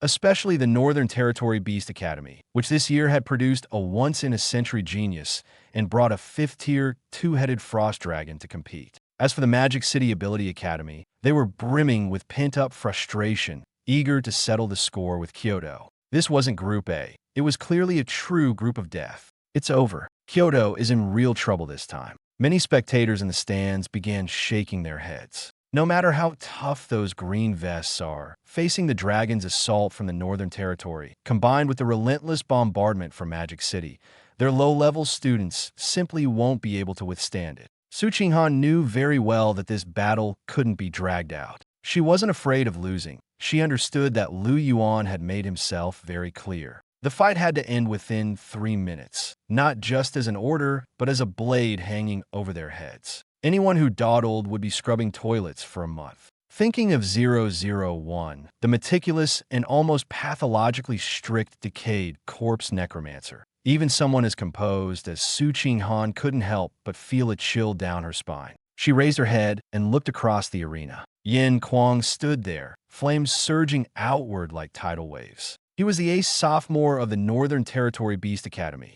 with high-level skills and a solid foundation. The fire element crystal core on his staff was clearly of considerable value. Such an opponent would be enough to give any other team a headache for a long time. But Su Qinghan didn't retreat. She simply tightened her grip on the blackened cast iron frying pan in her hand, her gaze as cold as winter night's ice. The fluorescent green work vest she wore looked utterly ridiculous on her, but at this moment, her entire aura seemed to be sharpened by this strange outfit, exuding a different kind of edge. The laughter from the audience grew louder. Many were waiting to see the Kyoto team make a fool of themselves. They thought that an ice mage wielding a frying pan was nothing but a joke. But those who truly understood, Su Qinghan knew that she never relied on appearances to win. Her strength lay not in flamboyance, but in suppression. The calmer she was, the more dangerous she became. The referee raised his hand, and the countdown began. 10, 9, 8. Su Qinghan didn't rush to make a move. She was waiting for her opponent to reveal a flaw. Yin Kuang clearly didn't take her seriously either. Flames climbed steadily up his staff, and he stood like a volcano ready to erupt at any moment. He wanted to crush her with sheer presence. But Su Qinghan knew better than anyone that real battles were never won by who shouted louder. Victory was always determined by timing. 3, 2, 1. The moment the countdown hit 0, Yin Kuang finally moved. He abruptly raised his staff, and the fire array beneath his feet exploded instantly. A scorching wave of flames surged forward like a ferocious beast, clawing straight at Su Qinghan. At that moment, the entire Arena 1 seemed to ignite, with even the air crackling and popping from the heat. But Su Qinghan's movements were faster than the flames. With a flick of her wrist, the frying pan was raised horizontally in front of her, and an intense burst of cold erupted. It wasn't the kind of cold that slowly accumulated. It was an instantaneous, unannounced extreme frost. The fire wave collided with the ice, producing a piercing screech, as if the entire space had been forcibly torn apart. For the first time, the mocking laughter from the audience stopped, because they saw that the flames weren't just blocked, they were suppressed. Su Qinghan stepped forward, and a thin layer of frost instantly formed on the ground beneath her feet. Her gaze remained calm, but her eyes held an unyielding determination. She knew very well that she wasn't here to put on a show today. She was here to win, and to win cleanly, decisively, and in a way that silenced everyone waiting to see her fail. Yin Kuang's expression changed, clearly not expecting her ice element power to be so domineering. He was about to summon the fire element again when Su Qinghan had already lifted the iron pan, wielding it like a battle shield, and thrust it forward with force. A cold wave exploded with a roar. The flames were forcibly crushed, and the surrounding temperature plummeted. Yin Kuang's movements noticeably slowed, and a layer of cold sweat even appeared on his forehead. He finally realized that he had underestimated his opponent. But on the battlefield, the most fatal mistake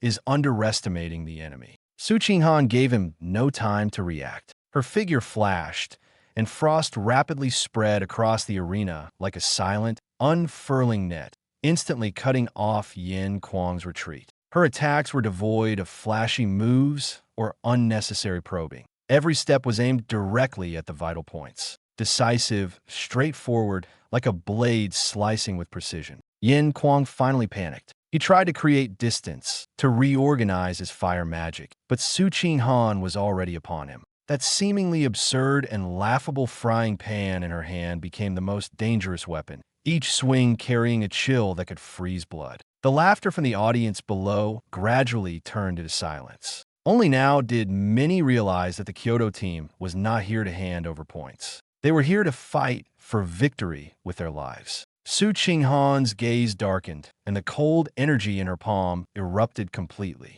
In the next second, the flames beneath Yin Kuang's feet froze, forcing him to retreat several steps, his spell-casting rhythm utterly disrupted. At this moment, the outcome was no longer in doubt. She won quickly, and she won steadily. This victory was only the beginning. Is there really no one else? Yin Kuang stared at Su Qinghan, his grin widening. He raised his staff, laughing wildly. You can't even afford a decent staff, and you bring a pan up here? What? Are you planning to fry me an egg on the stage and beg me to let you off? From the northern audience stands, a burst of piercing laughter erupted. But Su Qinghan didn't look at him. Her gaze remained fixed on the massive electronic timer above the arena. The seconds ticked away. 02, 59, 02, 58. In her mind, only one cold sentence from Lu Yuan before the match echoed. If you can't finish this in 3 minutes, you'll be scrubbing toilets for a month. The thought of the level 15 decayed lich butler in the basement, with its near-pathological obsession with cleanliness, sent a shiver down Su Qinghan's spine. Compared to that punishment, losing this match seemed like a lighter consequence. No more delays. She took a deep breath, her gaze instantly turning icy. She gripped the pan's handle tightly with both hands, her legs slightly bent, assuming a stance that looked remarkably like she was preparing to swing a bat. Yin Kuang froze for a moment, then laughed even harder. You're not defending yourself, and instead taking that stance? What? Are you trying to make your defeat look more dignified? Su Qinghan still said nothing. This kind of disregard was more infuriating to Yin Kuang than any retort. Fine, since you're in such a hurry to die, I'll grant your wish. Yin Kuang roared, unleashing the full force of his LV.29 magic. He raised his staff high, chanting a spell at lightning speed. Above the arena, fire elements gathered frantically. Soon, a massive dark red fireball, over 3 meters in diameter, formed in midair. The fireball resembled a miniature sun, radiating intense heat waves that caused the protective barrier outside the arena to emit a sharp sizzling sound. Advanced magic molten burst bomb.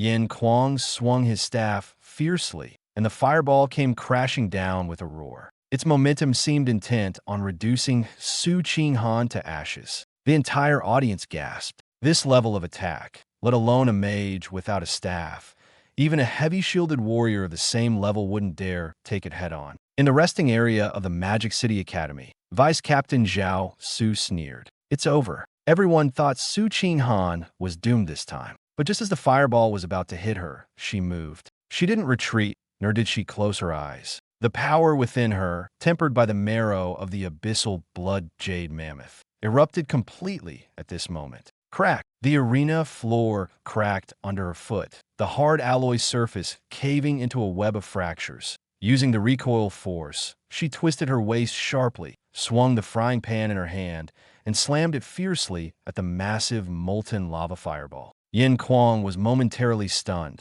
then burst into wild laughter. Using a frying pan to block lava? Are you insane? The next second, clang! A deafening sound exploded, making everyone's eardrums ache. The pan wasn't burned through, nor was Su Qinghan blasted away. At the very moment the pan's bottom touched the fireball, a trace of void shadow lingering deep within the pan seemed to suddenly detect something repulsive. It opened an invisible devouring mouth. It didn't forcibly swallow the fireball shell, but instead drained all the heat and fire energy from within, leaving it completely hollow. The fireball, which had been scorching hot enough to melt everything just a second ago, suddenly changed color. The dark red faded, replaced by an eerie, icy blue. The raging flames were forcibly compressed into an energy core as cold as the extreme. The entire audience of 100,000 fell into complete silence. Su Qinghan's eyes showed no hesitation. Using the terrifying strength granted by the mammoth bone marrow,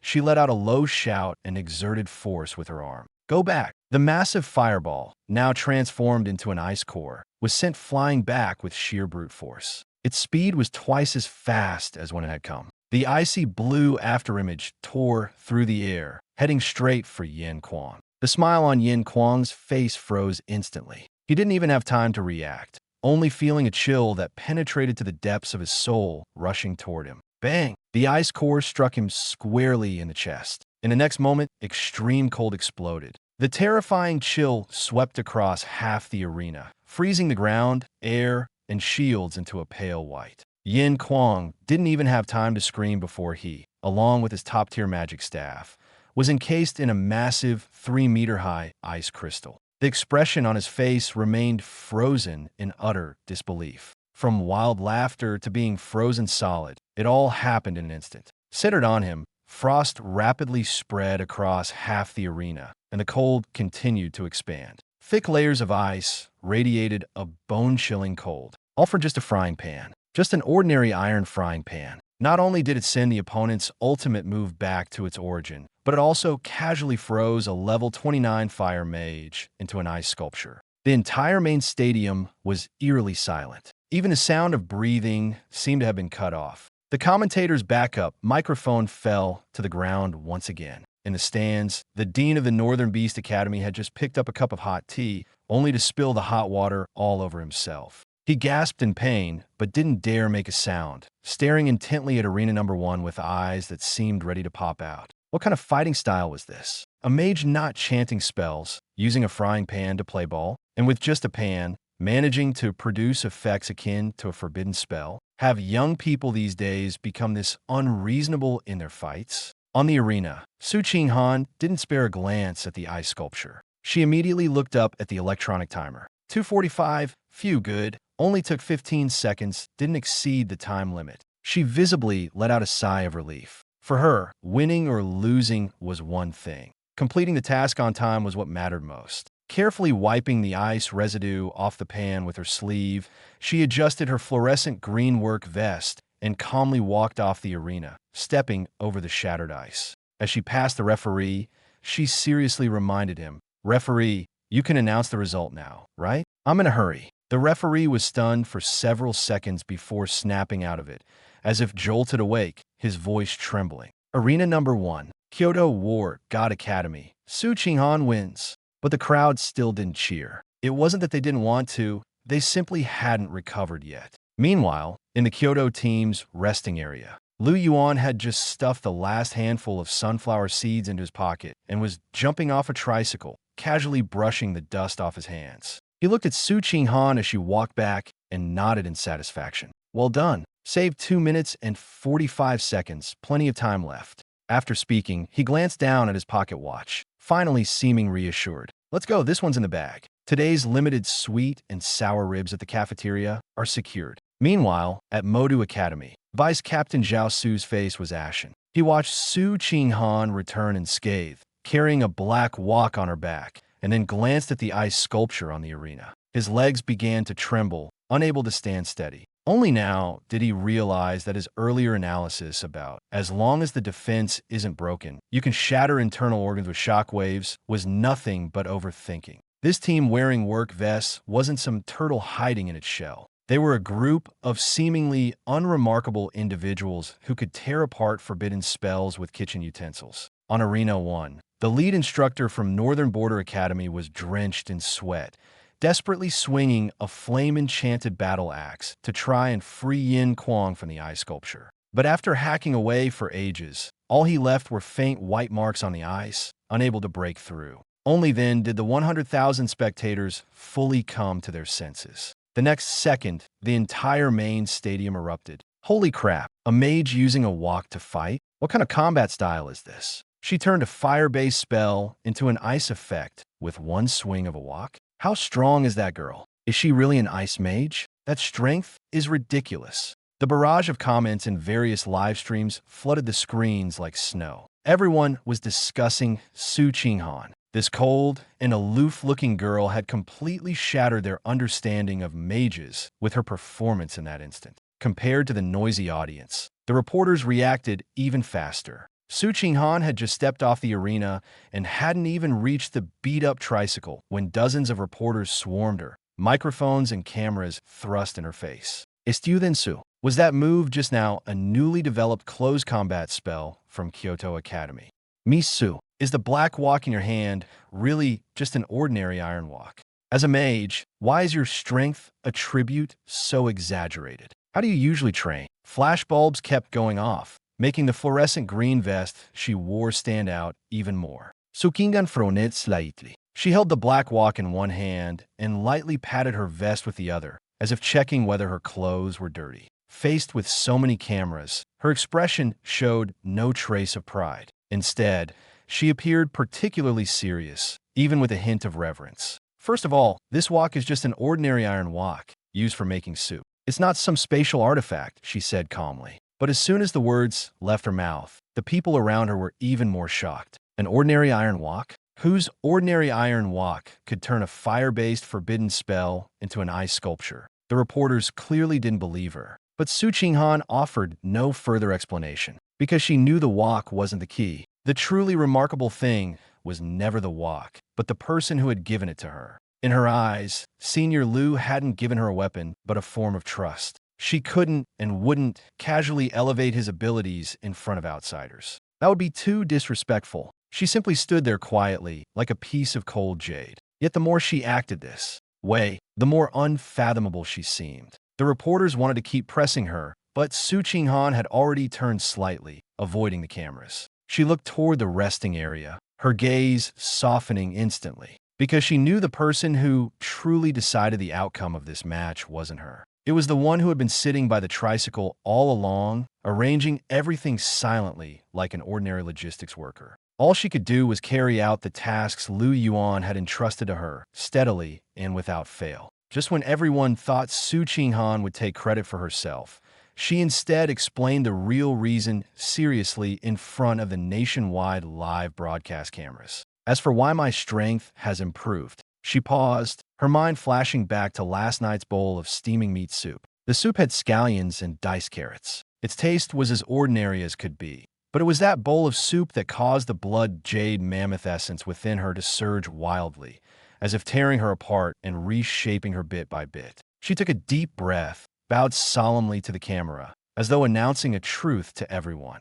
This victory doesn't belong to me alone. The one who truly helped me was our team's logistics officer, Yuan. The scene fell silent. The reporters exchanged glances, wondering if they had misheard. A logistics officer? Someone who handles miscellaneous tasks could turn a relatively weak mage into a monster capable of sending opponents flying with a single strike? A female reporter couldn't help but ask, "Miss Sue, are you saying that your improvement in strength is entirely thanks to this logistics officer?" Su Qinghan nodded, her expression exceptionally serious. "Yes, Senior Lu Yuan never forced us into any harsh training. He simply took care of us in a very ordinary way. Last night, he personally used that black pot to make us a pot of carrot and bone soup as a midnight snack." She looked at the camera, her eyes full of respect. "It was that bowl of soup that completely changed me. Without that midnight snack, I wouldn't be standing in the ring today." After a brief silence, the entire venue erupted. A simple bowl of bone soup could transform a second-tier mage into someone capable of directly confronting strong opponents of the same level. That was too absurd. But Su Qinghan's expression was so earnest that it was impossible to dismiss her words as a joke.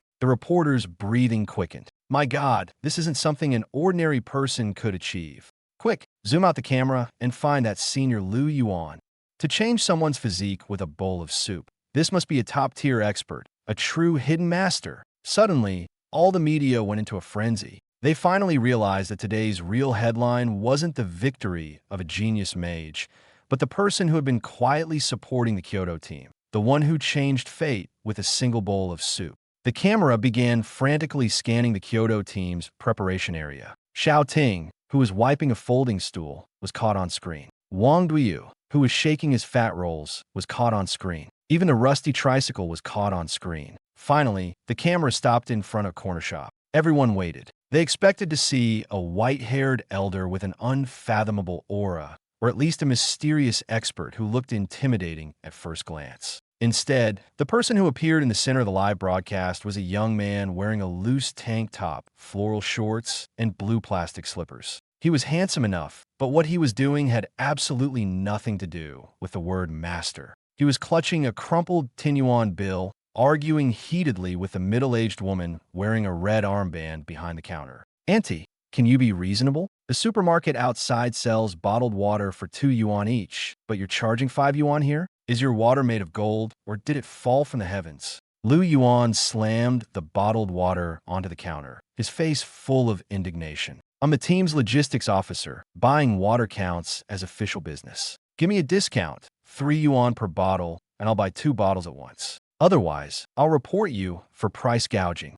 The woman was unmoved, rolling her eyes. "This is the national competition's main venue. The standard price is 5 yuan. Buy it or leave. If you don't have money, go drink tap water." Lu Yuan gritted his teeth, as if making a very painful decision. Finally, he stuffed the 10 yuan bill back into his pocket and turned a point at Wang Duyu behind him. "Fatty, drink 1 less sip later. The 4 of us will share 2 bottles of water. No one is letting them profit from their shady pricing." After saying this, he reluctantly scanned the payment code and walked back with 2 bottles of water, looking miserly. At that moment, the national live broadcast fell silent for a full minute. Then, the comments section exploded, filling the screen with messages. "Oh, this is the legendary logistics officer who created a prodigy with a bowl of soup, arguing with a shopkeeper for 3 minutes over 2 yuan. He couldn't even bring himself to buy a bottle of water for each team member, even if it only cost 5 yuan per bottle. Goddess Sue, wake up. Have you been deceived by him? How could he be some hidden master? He's clearly just someone stingy to the extreme.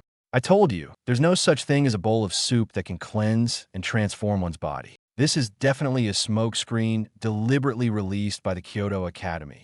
The netizens were on the verge of breaking down. The reporters on site were all dumbfounded as well. They looked down at the microphones in their hands, then looked up at the flip-flop-wearing youth who insisted on having 4 people share 2 bottles of water just to save 4 yuan. Supreme cultivation? Su Qinghan, the master Lu you mentioned, could it be this young man buying water? A reporter swallowed hard, his fingers trembling as he pointed at Lu Yuan, his voice quivering. "How dare you?" Su Qinghan, who had been cold and aloof just moments ago, immediately turned icy upon hearing the words, "young man." She looked at Lu Yuan's obviously stingy and even somewhat calculating figure, but deep down, she felt an almost fervent admiration. In her eyes, Lu Yuan's realm was so high that she couldn't even comprehend it. A person who clearly possessed the power to change everything yet chose to haggle over 2 yuan with ordinary people.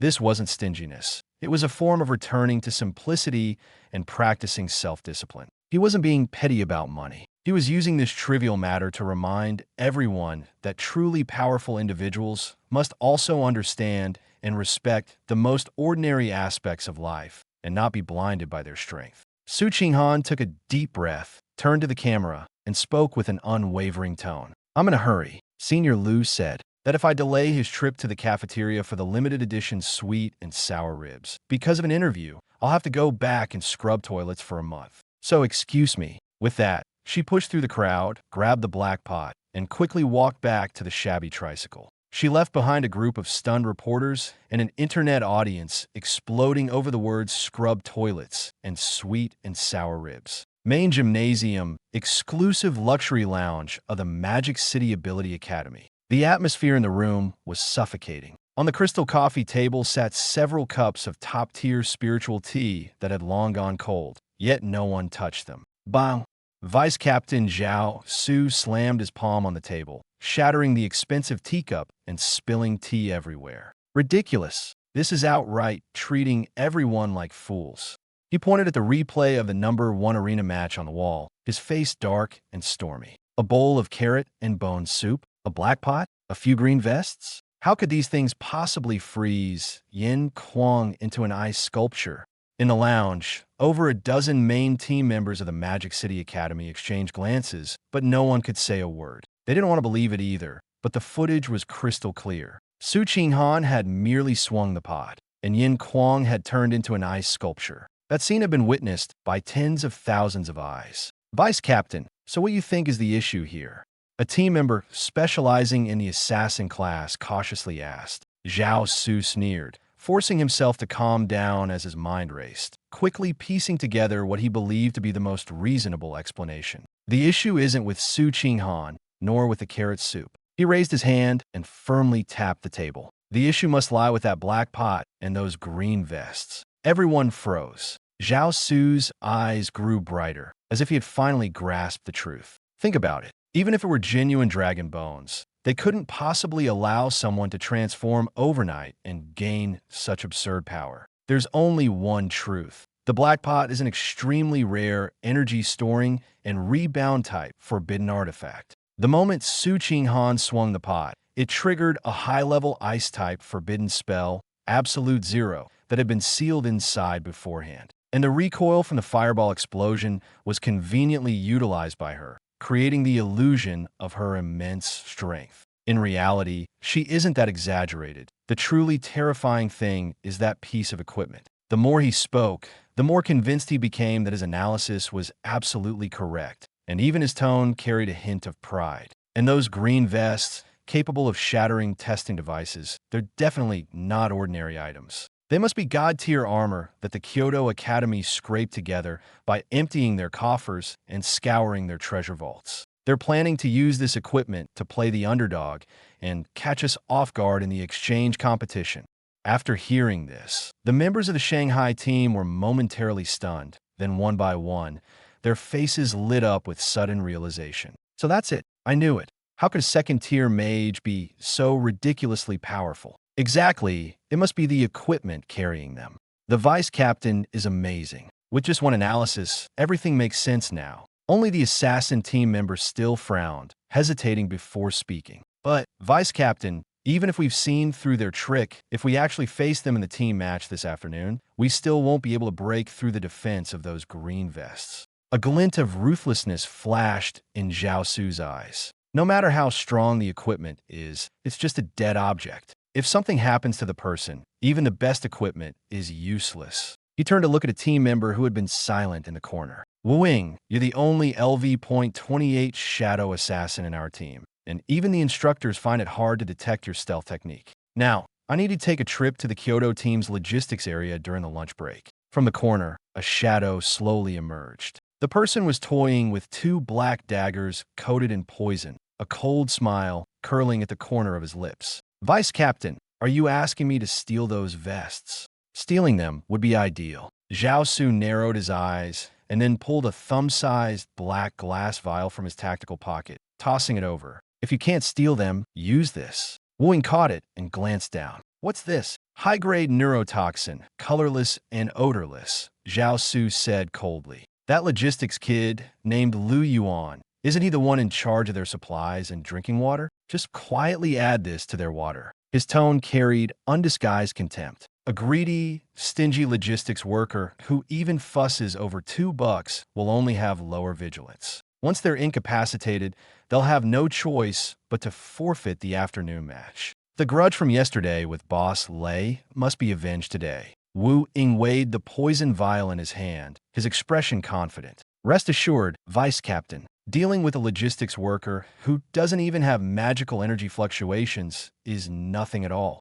Overkill for a mosquito. 10 minutes, and you'll have good news from me. As soon as he finished speaking, Wu Ying's figure melted into the shadows like a drop of ink falling into water, vanishing without a trace. Meanwhile, in the Kyoto team's preparation area, the corner was shrouded in shade. Su Qinghan, Xiao Ting, and the other two had already gone to the organizing committee to submit the lineup for the afternoon match. A battered tricycle sat quietly against the wall, looking like a pile of unwanted scrap metal. Yuan lay sprawled out on the sponge mat in the tricycle's cargo bed, completely unkempt, with an old newspaper of unknown origin covering his face as he slept soundly. Underneath the tricycle, in the shadows, a skeletal baby dragon lay on the ground, idly gnawing on a discarded solid iron dumbbell. As it chewed, it made faint crunch sounds as if passing the time. This morning, the cleanliness-obsessed Lich 001 had adamantly refused to let the little creature, which constantly shed bone fragments, stay in the basement. Annoyed by its noise, Yuan had simply grabbed it and tossed it onto the tricycle, bringing it along for some fresh air. The entire preparation area was eerily quiet. Only Yuan's steady breathing and the occasional faint sound of iron being gnawed came from under the tricycle. At that moment, the air trembled slightly. In the shadow beside the tricycle, the space rippled ever so faintly. Wu Ying slithered along the wall's shadow like a venomous snake, gliding silently toward his target. He first poked half his head out from the shadows, cautiously scanning the surroundings to confirm there were no surveillance formations or guards watching the area. Only then did a cold smile appear on his face. He couldn't help but mock inwardly. The Kyoto War God Academy was far too careless. Such a high-level treasure, casually hung on the handlebar of a tricycle. Wu Ying's gaze fell on the fluorescent green-glowing vest labeled Abyss Grand Constructor hanging on the handlebar, and greed immediately surfaced in his eyes. He knew very well that if this item were sold on the black market, it would be enough for him to live a life of luxury for the rest of his days. But he didn't act immediately. As an assassin, he trusted not luck but caution. His gaze shifted to the boy sleeping soundly in the tricycle's cargo bed, and the 2 bottles of mineral water beside him, the same bottles that had caused a stir across the internet due to a recent price negotiation. Don't touch the armor for now, Wu Ying quickly decided in his mind. This kind of item is likely marked with a soul imprint. Poisoning first is the safest approach. Once the person is incapacitated, all these things will naturally belong to the Magic City. He stealthily extended a hand from the shadows, his fingertips holding a small glass vial filled with paralyzing toxin. His movements were as light as possible. Slowly, he reached for the half-drunk bottle of mineral water with its cap already unscrewed, even regulating his breathing to avoid making the slightest noise. But just as his fingers were about to touch the bottle crack, a crisp sound of bone friction suddenly exploded in the quiet preparation zone. Wu Ying's movements froze instantly. His muscles tensed up in an instant like a startled falcon, and he quickly turned his gaze toward the source of the sound, under the tricycle. In the depths of the shadows, 2 clusters of ghostly blue flames had somehow ignited, quietly staring at him. Wu Ying looked closer and realized it was a small skeletal beast about the size of a mutt.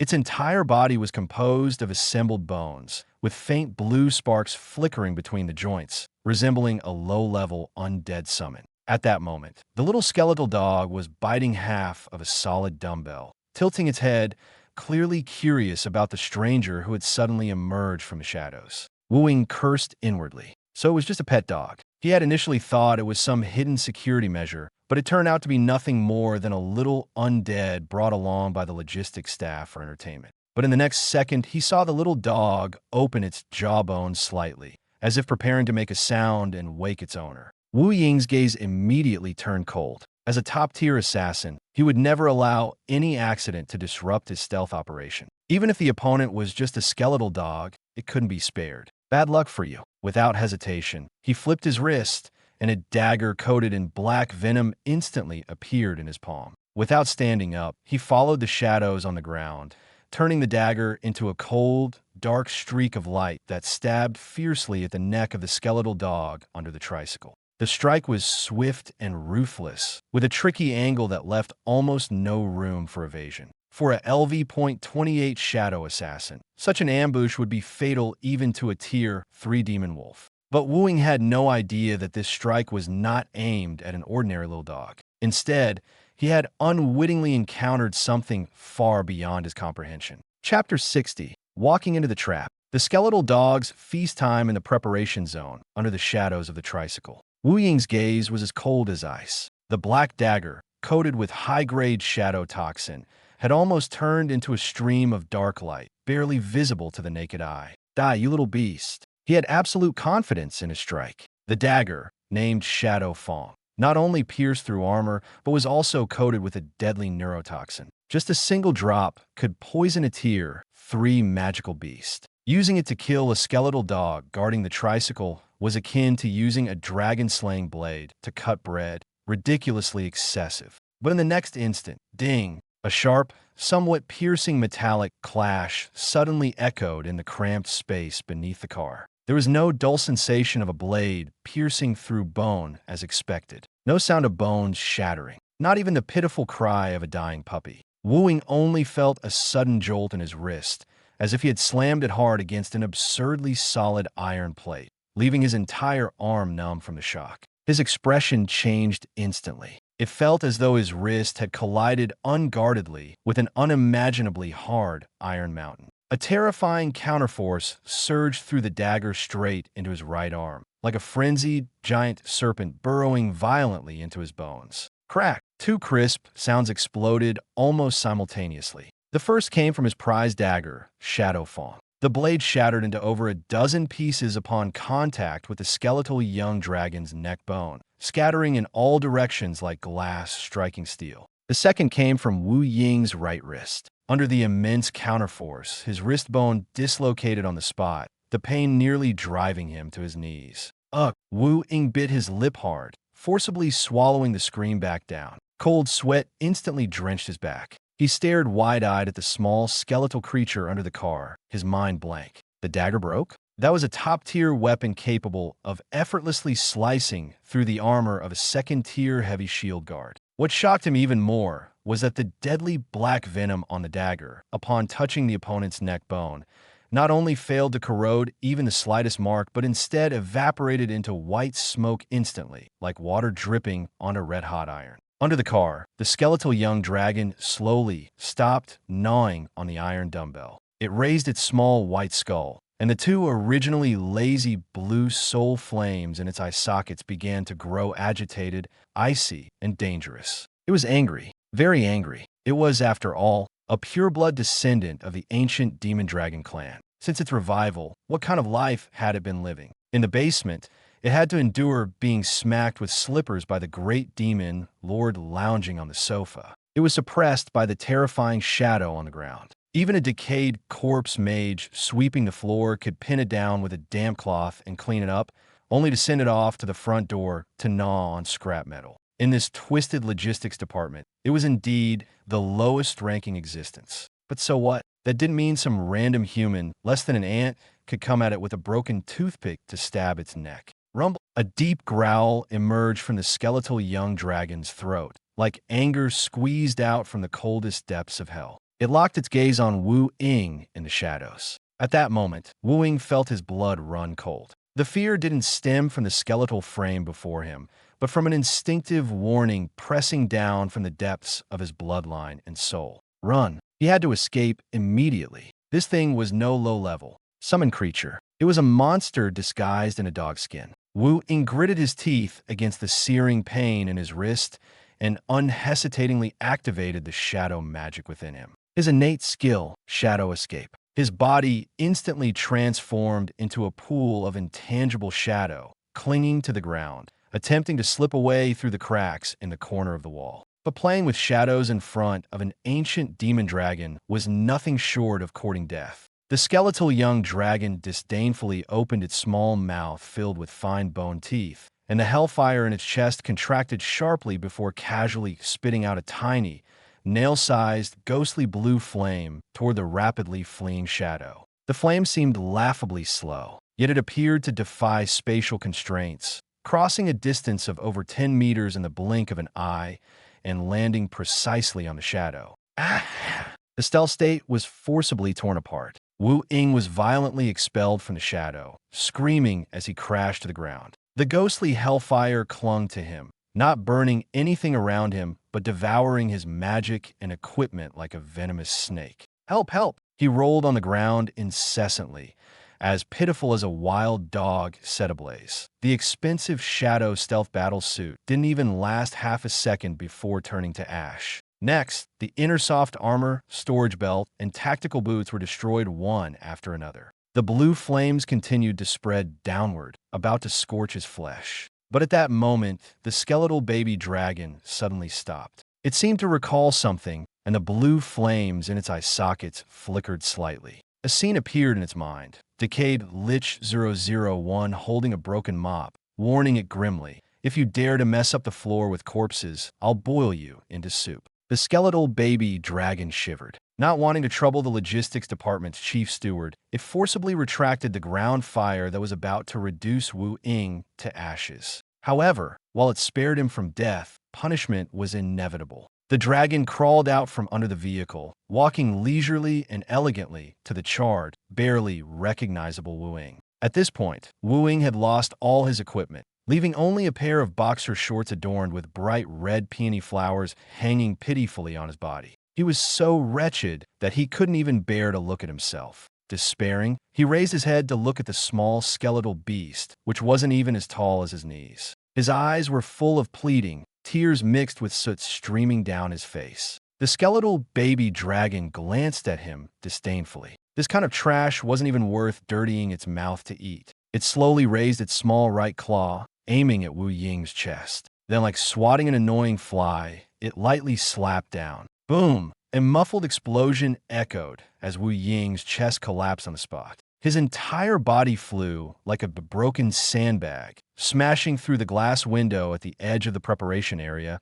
and tumbling out of the gymnasium. Whoosh splat! The next second, a duller crash sounded from the street outside the main gymnasium. Wu Ying was now hanging like a rag on the lampshade of a solar streetlight, over 10 meters tall. His body was charred black, with only the peony-patterned boxers left on him, his posture as miserable as could be. The autumn wind blew, making the floral boxers flutter in the air, as if reminding everyone just how pitiful he had been. Wu Ying rolled his eyes, white foam bubbling from his mouth, and passed out completely. Back in the preparation area, a shard of broken glass fell to the ground with a clink. Yuan, who had been napping in the tricycle's cargo bed, was awakened by the noise. He frowned, pulled the old newspaper off his face, rubbed his eyes, and sat up slowly. Strange, where did the broken glass come from?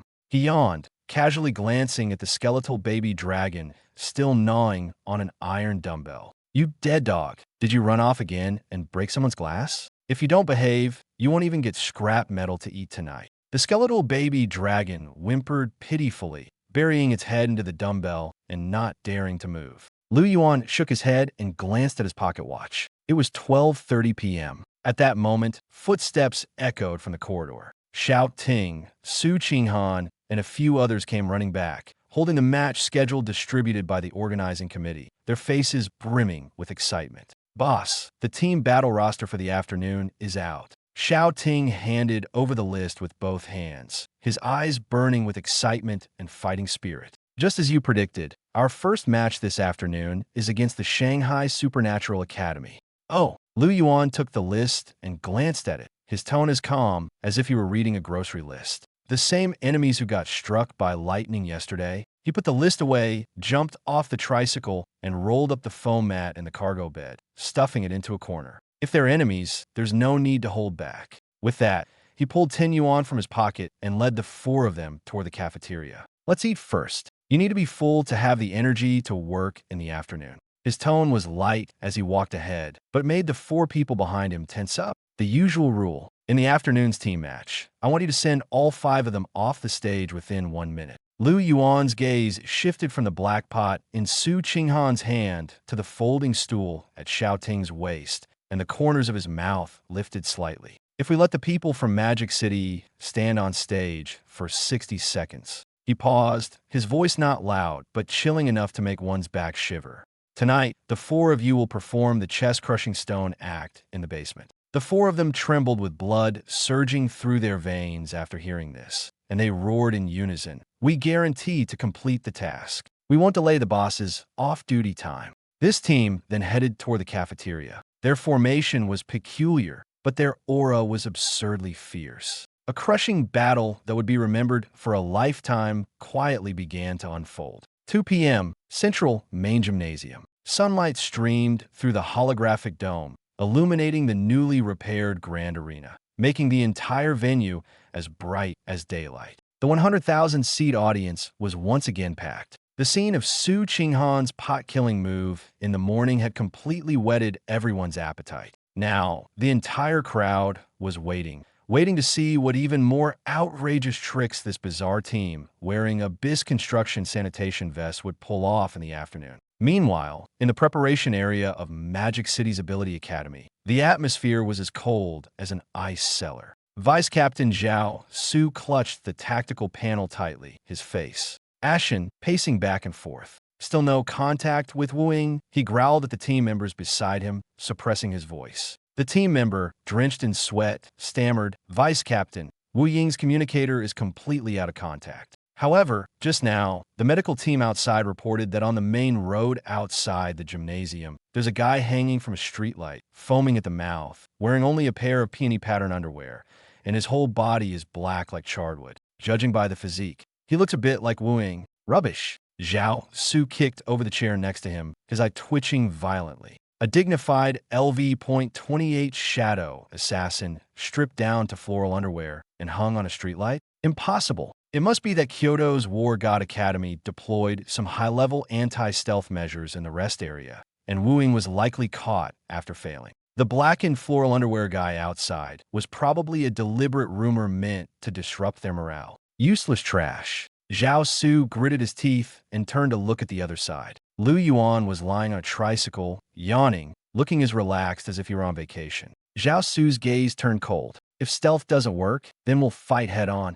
I refuse to believe that their 4 people can completely overturn Magic City's foundation. The afternoon team battle adopted the classic KOF King of the Hill format. Each side sent out 5 players to compete one-on-one in turns. The winner continued to defend the stage until one side's 5 players were all eliminated. This format tested not just explosive power, but sustained combat ability and the depth of one's trump cards. First match, Lin Feng, you're up.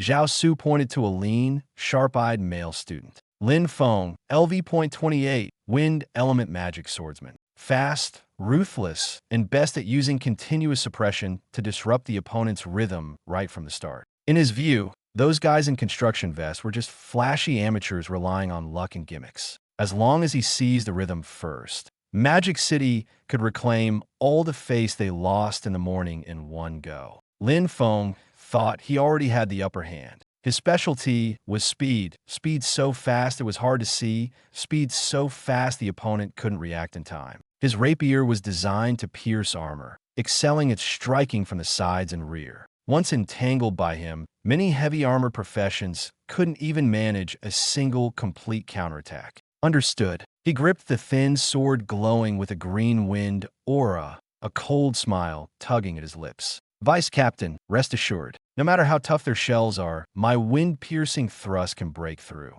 As long as I avoid direct confrontation, I can wear them down one strike at a time. After speaking, he tapped his toes, his entire body spinning like a whirlwind as he landed in the center of the arena. His movements were graceful, his posture flamboyant, instantly drawing cheers from the Magic City audience. On Kyoto's side, however, the atmosphere was entirely different. Yuan sat up from the tricycle, casually pulled the white towel from around his neck, wiped his face, and glanced at the old pocket watch in his hand. "Shouting, you're up for the first match." His tone was calm, as if he were arranging something utterly ordinary. "Do you remember what I told you during lunch this morning?" Shouting stood beside him, his posture straight. His muscles, reinforced by the blood jade mammoth marrow, were exceptionally solid, making him resemble a silent wall. He took a deep breath and replied in a deep voice, 60 seconds. "If I can't finish him in 60 seconds, I'll go back and scrub toilets." "Good." Yuan nodded. "Go, make it quick."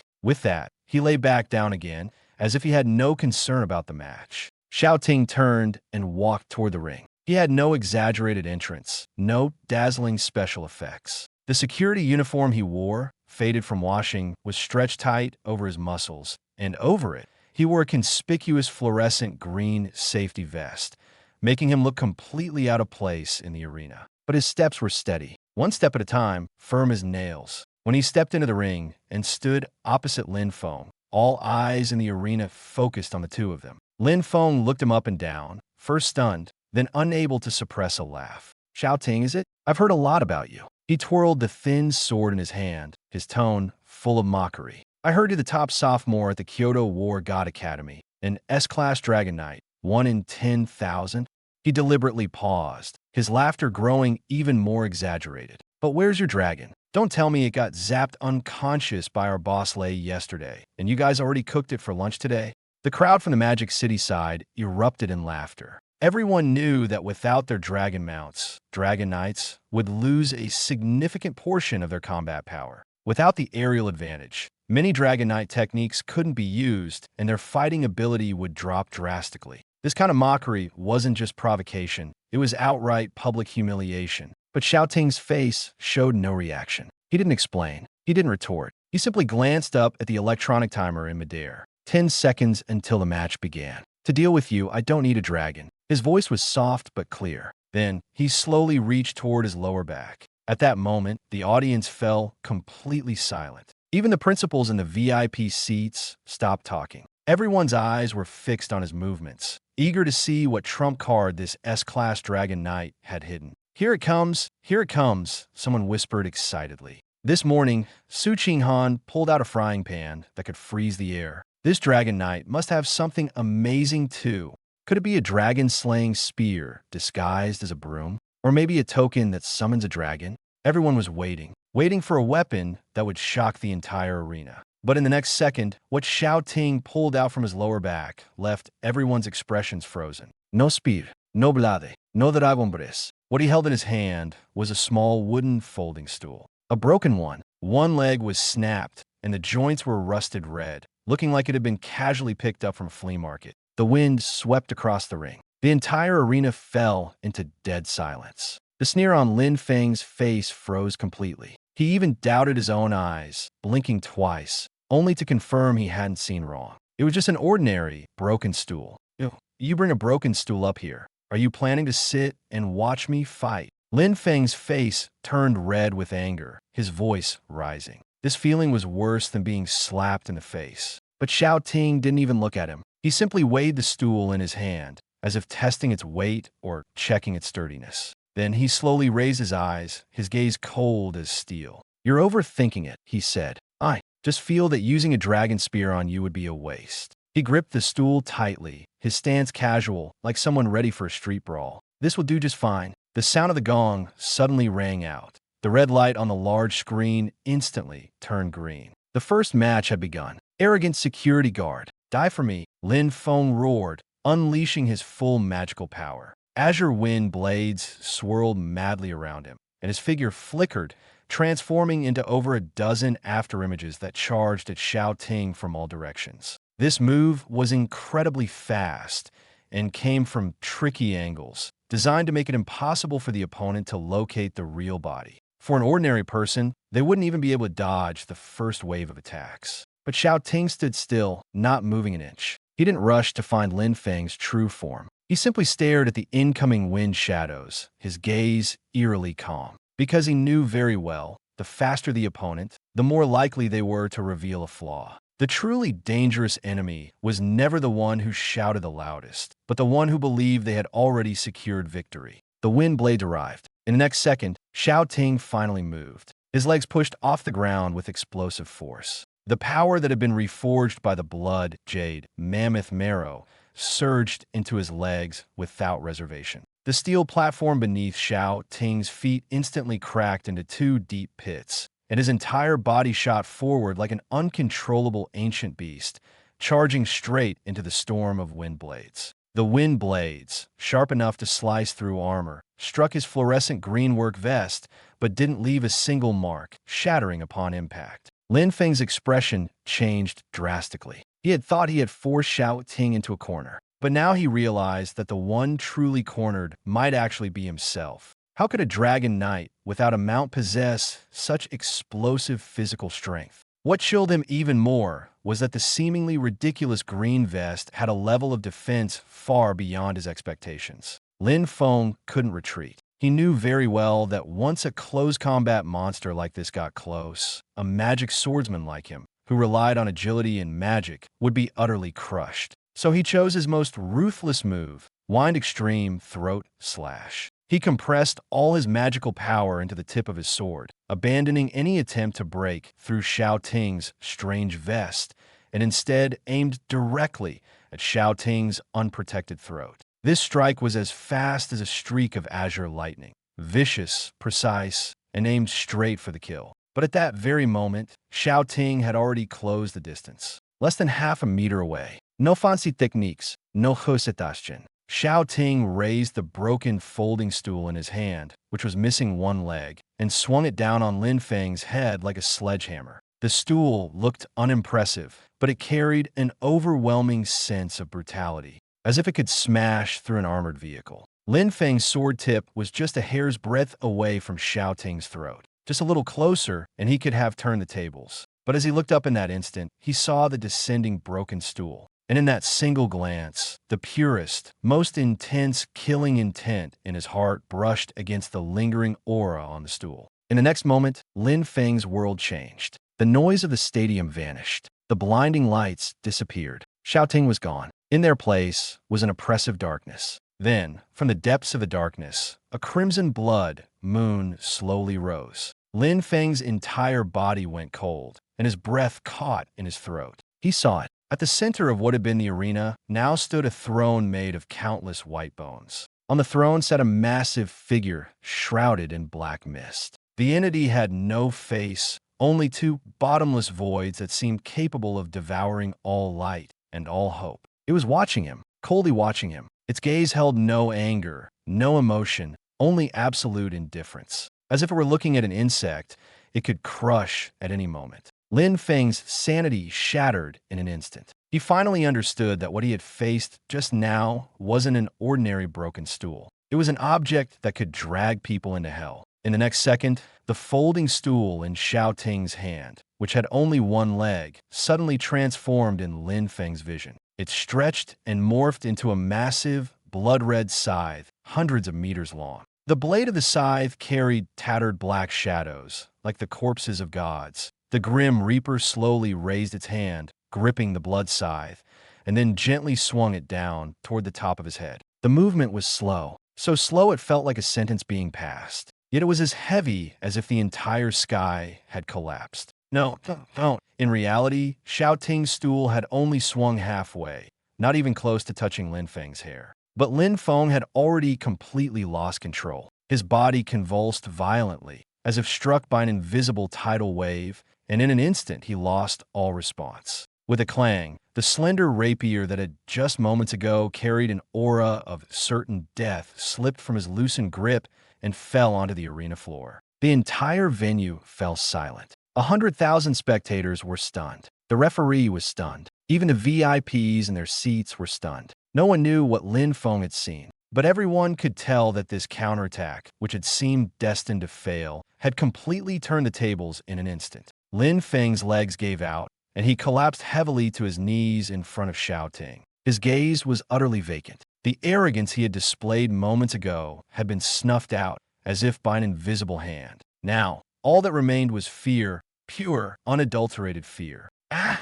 He let out a heart-wrenching scream, clutching his head with both hands, his entire body trembling uncontrollably, unable even to stand. The next second, a pungent smell quickly spread through the air. His pants were wet, and not just a little. The stain ran down his thighs, dripping onto the arena floor, a sight so pitiful it was hard to look at directly. The once proud ace of the Magic City Ability Academy, a top-tier LV.28 genius, had been scared into complete collapse in front of tens of thousands of onlookers. "Don't kill me. Don't cut me with that thing. I surrender. I give up." He was utterly broken, shouting incoherently, as if he had seen the most terrifying thing in his life. He didn't even care about his sword anymore, scrambling on all fours toward the edge of the arena, as pitiful as a dog cornered with no way out. "I'm done. Help me. Spare me." The entire venue was deathly silent. No one spoke. No one dared to make a sound. When Lin Feng reached the edge of the arena, he didn't even bother with the steps, tumbling straight off and landing face first on the ground. His body twitched once before he passed out.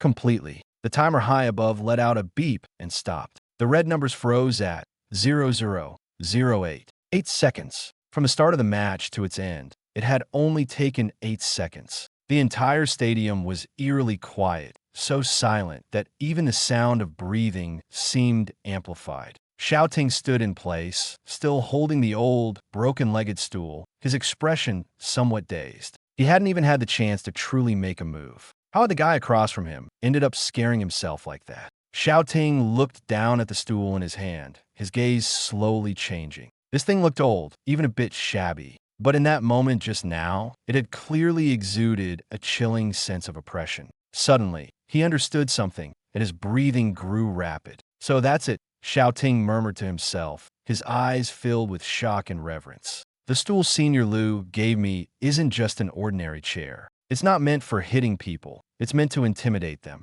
Without even touching anyone, just taking out can scare a top-tier genius into this state. This is the true skill of a master." At this thought, Xiaoting's admiration for Liu Yuan deepened. He carefully wiped the surface of the stool, his movements as meticulous as if he were polishing a priceless treasure, then reattached it to his waist and stood up straight. "Referee." His voice wasn't loud, but it carried clearly across the entire venue. "You can announce the result now. I'm in a bit of a hurry." The referee, covering his nose, glanced at the unconscious Lin Feng below the stage, then at the calm Xiaoting above it. His throat bobbed as he forced himself to speak. "First round of the team battle. Kyoto War God Academy. Xiaoting wins." As the words fell, the audience erupted. What did I just witness? Did Lin Feng go insane from fear? Why did he suddenly kneel? That folding stool has a problem. Absolutely has a problem. When Xiaoting lifted it, Lin Feng's entire demeanor changed. "This is absurd, truly absurd. A cursed pot in the morning, a folding stool in the afternoon.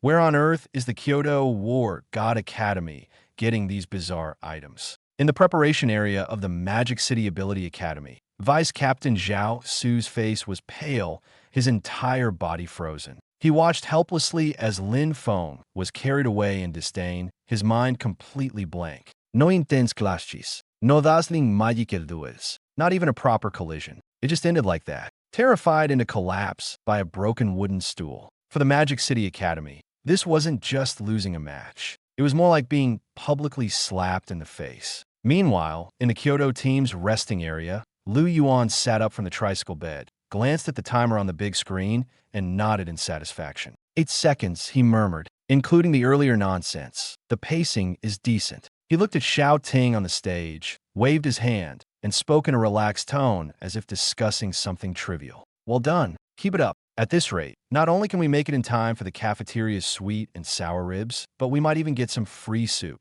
In the floating VIP panoramic viewing box above, the air felt as if it had been gripped tightly by an invisible hand, suffocating everyone. No one seated here was an ordinary person. They were either principals of the top vocational schools in Longhua or individuals with real power in the military and political spheres. These were people whose casual words could shake an entire city. But now, their faces were grim as they stared at the arena below, as if witnessing something utterly incomprehensible. "Bang!"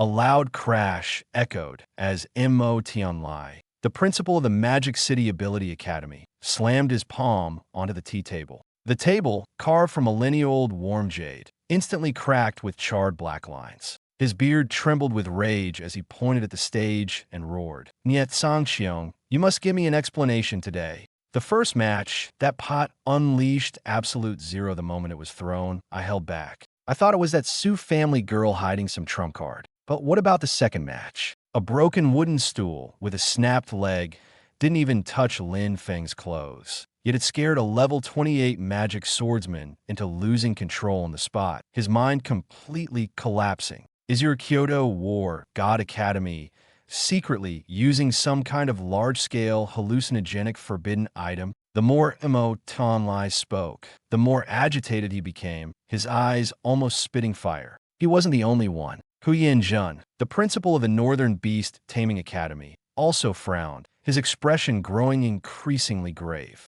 2 consecutive matches, and the Kyoto team's victories were too bizarre. These weren't normal wins. It was as if someone had forcibly brought things that shouldn't exist onto the stage. Those items, which looked like they were scavenged from a junkyard, displayed powers that even these 8th-tier experts couldn't comprehend. It defied all logic, and it was impossible for a group of 2nd-tier students to possess such things. But faced with the crowd's questioning, Nie Sangxiong, seated in the main position, remained calm. He leisurely picked up a cup of premium Da Hong Pao tea, gently blew on the leaves floating on the surface, and took a sip. On the surface, he appeared as steady as a mountain. In reality, his hand holding the teacup was trembling ever so slightly, because the spiritual pressure released by that broken stool earlier had almost unsettled even him, an 8th-tier martial god. For a moment, he even felt as if his soul had been fiercely suppressed. But he couldn't show it. In front of these old rivals, any sign of weakness would make it impossible to maintain control later.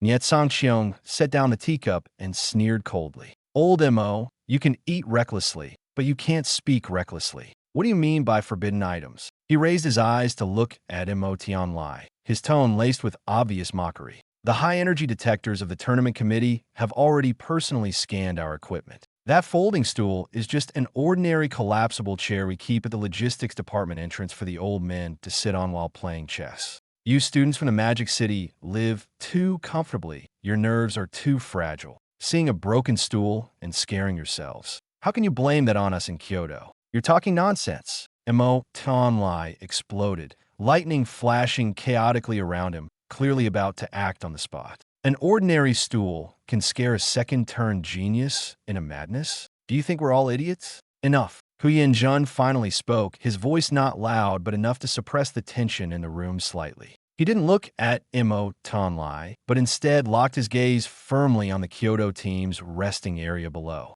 There, a young man was lazily lying in the bed of a tricycle, his posture so relaxed it seemed like he was sunbathing in his own backyard. Old Nya, we all understand what's going on, so let's not beat around the bush, Huyan Jun said slowly. We evaluated the level of your 4 students before the match. Logically, they shouldn't be performing this outrageously. He pointed at Yuan, his eyes filled with evident apprehension. That kid wearing floral shorts and plastic slippers is clearly not just an ordinary logistics worker. Those geniuses who usually act so high and mighty are now serving him tea and water as soon as they step off the stage, not even daring to breathe heavily. As soon as he said this, the other high-ranking officials in the box fell silent, all turning to look at Yuan. On the high-definition holographic screen, the camera happened to zoom in on the young man. The mysterious logistics grandpa was leisurely picking his teeth with a plastic toothpick he had somehow found. His expression so carefree,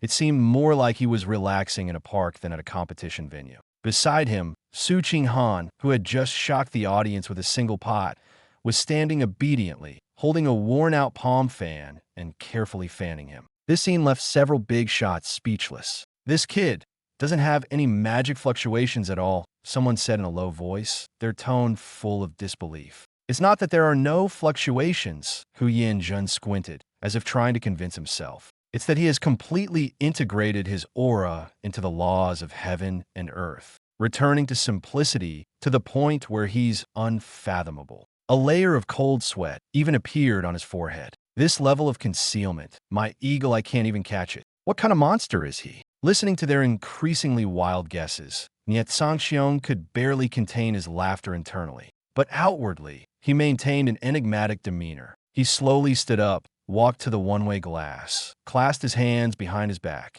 and spoke in a tone as heavy as if discussing something of utmost importance. Some things are not for you to ask. He paused, then turned to look at Mo Tan Lai and Huyin Jun, his gaze profound. I can only remind you of one thing. In the eyes of that existence, this so-called national top-tier exchange competition is nothing more than a playground for children playing in the mud. The fact that he's willing to sit by this mud pit and take a glance is already a blessing for the Dragon Kingdom's job-changing community. Xiong's voice was not loud, but it silenced the entire box. Everyone stared at him, but their hearts were in turmoil, because they could all tell that the young man lying in the bed of the tricycle in the Kyoto team was absolutely extraordinary. But no one knew just how strong he was, and no one dared to easily touch this mystery. Xiao Ting squatted beside the broken tricycle with a lunchbox, eating sweet and sour ribs with Su Qinghan and Xiao Jie. The rich aroma wafted out in waves, even suppressing some of the tension in the arena.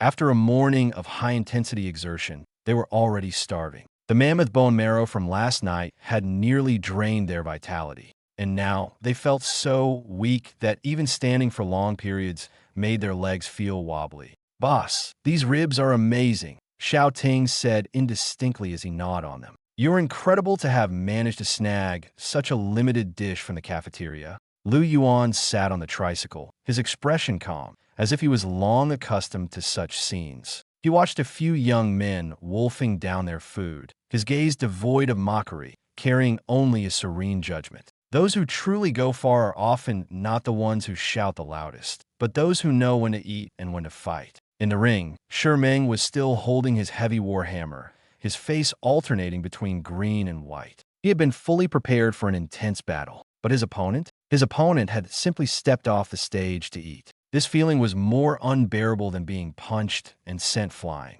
It wasn't that he hadn't encountered strong opponents before, nor that he hadn't lost. But this attitude of treating him like air, of completely ignoring him, was what truly stung. "Are you insulting me?" Shi Meng suppressed his anger, his voice rumbling like thunder. Xiao Ting swallowed a mouthful of ribs, looked up at him, and replied with an innocent expression, "Not at all." He spoke with confidence. "We really need to eat. The match can wait, but cold food doesn't taste good." As soon as he said this, Shi Meng felt even more stifled. He wanted to explode, but the words got stuck in his throat. Because he suddenly realized a more terrifying truth, his opponent wasn't disregarding him. They simply didn't care about the outcome of the match. What did this mean? It meant that, in their eyes, he wasn't even worth taking seriously in a fight. This realization weighed heavier than a war hammer striking his body. Meanwhile, in the resting area of the moated team, Zhao Su's face had turned extremely grim. He had been counting on Shi Meng to turn the tide and at least make the Kyoto team hold back a little.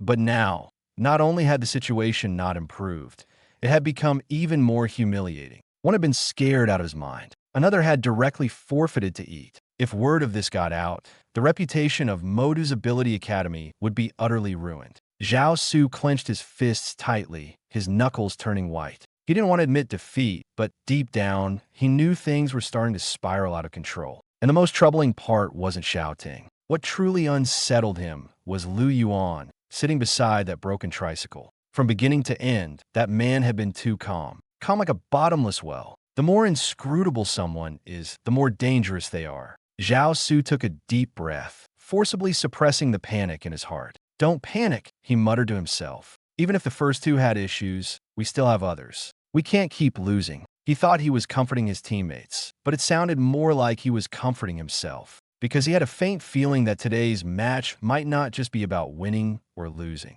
It might be a battle that would completely change everyone's perception. Xiao Ting, still wolfing down his food, mumbled indistinctly as he flattered, "Less talk, eat your food." Lu Yuan sat on a foam cushion, picked up a rib with the most meat, and slowly chewed it. Without even lifting his eyelids, he turned to look at the chubby Wang Duyu, who had been swallowing his saliva but hadn't dared to pick up his lunchbox. "What are you looking at?" "The boss's rule is, you eat after you've done your job." Lu Yuan pointed with his chopsticks at the muscular giant still fuming in the ring. The man's face was almost black with anger. There, it's your turn. A B-class heavy shield defender. Just the right counter to his berserker. Go, take care of that big guy, and I'll save you 2 ribs.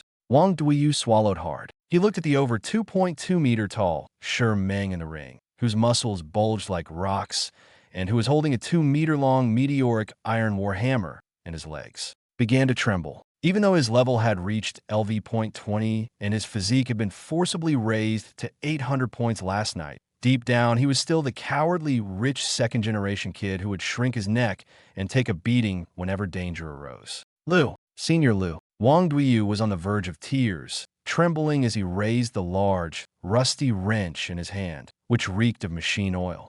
Will I really not be smashed into a meat patty if I go up with this? This wrench was something he had begged for from Lu Yuan, spending a full 500,000 credits to get it. Lu Yuan had boasted endlessly, claiming this thing could stabilize the situation. But in Wang Duiyu's eyes, it looked like nothing more than a car repair tool, hardly resembling a weapon capable of blocking a heavy hammer. Just go. Lu Yuan waved his hand impatiently. This wrench is solid. Remember, you have only one task. Don't interrupt my nap. Wang Duiyu felt bitter inside. He knew he had no way out. If it didn't go, he'd anger this living ancestor, and what awaited him would be a fate worse than death. The 001 Special Edition Toilet Scrubbing Hell. Let's do this. 4 sweet and sour ribs. For not scrubbing toilets. Gritting his teeth, Wang Duiyu clutched the rusty iron wrench tightly, dragging his 300-plus pound body onto the stage. Under the extremely complex gazes of the 10,000 spectators, he waddled forward like a penguin marching to its doom. Round 2, prepare, begin. The referee wiped the cold sweat from his forehead, quickly struck the gong, and retreated to the edge of the stage, afraid of being caught in the crossfire. Courting death. As soon as the gong sounded, Shi Meng, who had been holding back a bellyful of anger, let out a deafening roar. His LV.29 berserk vitality erupted without reservation, and a thick, earthy yellow glow instantly enveloped his body. Earth Dominator, immune to all mental control and knockback effects below his level. Trash from Kyoto. Do you really think wearing a shabby vest means I can't deal with you? Shi Meng stomped hard with both legs, and his massive body leapt 7 or 8 meters into the air. Like a meteor descending from the heavens, he raised his enormous meteoric iron warhammer and smashed it down toward Wang Duiyu's head. Berserk mode, Mount Time meteor strike. The terrifying wind pressure instantly sucked the air out of the stage. Even before the hammer landed, the steel floor was already emitting a teeth-grinding creak. This strike was something even a level 30 pure defense knight wouldn't dare to take head-on. Faced with the shadow that blotted out the sky and the hammer wind rushing toward him, Wang Duiyu's mind went blank. His usual tricks, dodging skills, and quick reactions were all useless at this moment. Don't hit my face. The fat man let out a heart-wrenching scream, instinctively hugging his head, closing his eyes tightly, and raising the rusty wrench over his head. Boom! A deafening explosion erupted. The warhammer struck the rusty iron wrench with pinpoint accuracy. At the same time, part of the force was transferred through the wrench, pressing heavily against Wang Duiyu's fluorescent green, abyss construction worker vest. But the expected scene of broken bones, flying flesh, and blood didn't occur. Wang Duiyu's freakish 800-point physique, combined with the vest's abyssal void spider silk shock-absorbing effect, turned this mountain-splitting strike into something akin to hitting an oversized bouncy ball. Buzz. The warhammer was jolted high into the air. Wang Duiyu's 300-pound body merely swayed in place, without even a scratch. Yet in that instant, Shi Meng's berserk strike inadvertently activated something on the wrench. It was a substance from the second layer of the endless abyss, left behind by those yellowish-brown skeletons who had worked day and night, frantically assembling the abyssal dragon skeleton heavy truck. High-concentration abyssal industrial oil accidentally smeared onto the wrench. Under the intense impact, the oil, originally clinging to the rusted surface, instantly vaporized. Bang! A faint yet eerily dark yellow gas exploded around the wrench, enveloping Shi Meng entirely. Shi Meng, still airborne, took a deep breath, preparing for his second combo strike. The next second, An indescribably horrifying stench surged into his nasal cavity. The smell was like 10,000 abyssal venomous lizards rotting underground for a month, mixed with 10 years of fermented sewer sludge, and topped off with a pungent blast of industrial waste gas, twisted into an invisible poisonous needle that stabbed straight into his brain. Shermang's face turned green in an instant. His entire body froze mid-air, his eyes widened sharply, and a dry gag escaped his throat. The momentum of his hammer strike dissipated by more than half in an instant. In the audience, 100,000 pairs of eyes widened simultaneously. No one could understand what had just happened. All they saw was Shermang, who had charged out like a ferocious beast moments ago, suddenly freeze in mid-motion as if he had been punched squarely in the face by something invisible. Below the stage, Yuan finally raised his eyes slowly. He looked at the cloud of dark yellow smoke, and the corner of his mouth moved imperceptibly. Now, this is getting interesting. The pungent smell was finally being drawn away bit by the ventilation system, but the faces of the audience remained pale and green, with many still unable to recover. When Shermang was carried away by the medical staff, his entire body was trembling. It wasn't that he didn't want to stand up, he simply couldn't. In that instant, his pride and his strength, his rage, his fighting spirit, all of it had been shattered by that bizarre smell. He had always thought that he would lose only to someone stronger than him. But now he understood that the truly terrifying thing wasn't a direct confrontation. It was a method so far beyond reason that it left no time to react. Wang Duiyu stood in place, still clutching the rusty wrench tightly in his hands, as if it were some rare treasure. He was still a bit dazed. Just moments ago, he had charged forward with his eyes practically closed and his nerves steeled. He had thought for sure that this time he would be severely injured, maybe even carried out on a stretcher. But the result was completely the opposite. He had won, and he had won in a way so inexplicable that even he couldn't believe it. I really won. He looked down at his trembling hands, his chest swelling with heat. It wasn't just sheer luck or an extraordinary stroke of fortune. It was an indescribable thrill. For the first time, he felt that he could stand on the stage and silence those who looked down on him. The 50,000 yuan had not been spent in vain. Yuan hadn't lied to him. This wasn't some ordinary item for concealing one's presence. It was a ruthless trick that could completely strip an opponent of their ability to fight. As long as it was used, it could force the enemy to stay far away, unable to even approach. The more Wang Duiyu thought about it, the more excited he became, and a newfound confidence began to grow in his heart. It turned out that true combat didn't always rely on brute force. Sometimes, brains were more important than fists. He carefully wrapped the wrench in his sleeve, his movements even carrying a hint of reverence. Then he straightened his back and deliberately walked off the stage with exaggerated steps. This time, he no longer shrank back timidly as he had before. He could feel the eyes of the entire audience fixed on him. Those gazes carried shock, disgust, disbelief, and deep fear. But Wang Duiyu didn't retreat, because he knew that from this moment on, he was no longer just the fat guy everyone mocked. He had won this match in his own way. The timer on the big screen finally froze at 45 seconds. A mere 45 seconds, yet it felt as if the entire arena had been thrown into chaos. First, there was a brief silence. Then, the audience erupted into a cacophony of coughing and exclamations. What on earth did he use?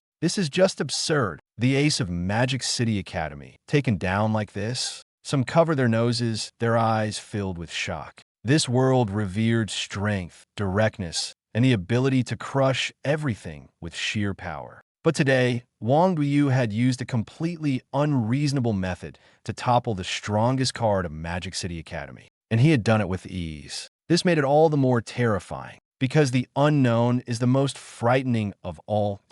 In the preparation area of the Magic City Academy of Supernatural Abilities, the atmosphere had completely sunk. Zhao Su sat on the ground, unable to get up for a long time. He watched as Shermang was carried away by medical staff, his face ashen and his eyes hollow, as if the last bit of fighting spirit had been drained from him. He knew very well that this round was already unwinnable. Direct attacks didn't work. Mental shocks didn't work. Close combat didn't work either. The group of people in labor vests on the opposing side looked unremarkable, but each one seemed to have a hidden trump card. You had no idea what they would pull out next or what method they would use to drag you into a trap. This wasn't a competition. It was more like a ruleless hunt. Zhao Su's throat tightened, and for the first time, a deep sense of helplessness arose in his heart. If even Sherming had fallen, what was the point of sending anyone else up? He even began to suspect that they had chosen the wrong opponent from the very beginning. On the other side, in the resting area of Kyoto War God Academy, the atmosphere was so relaxed it was almost absurd.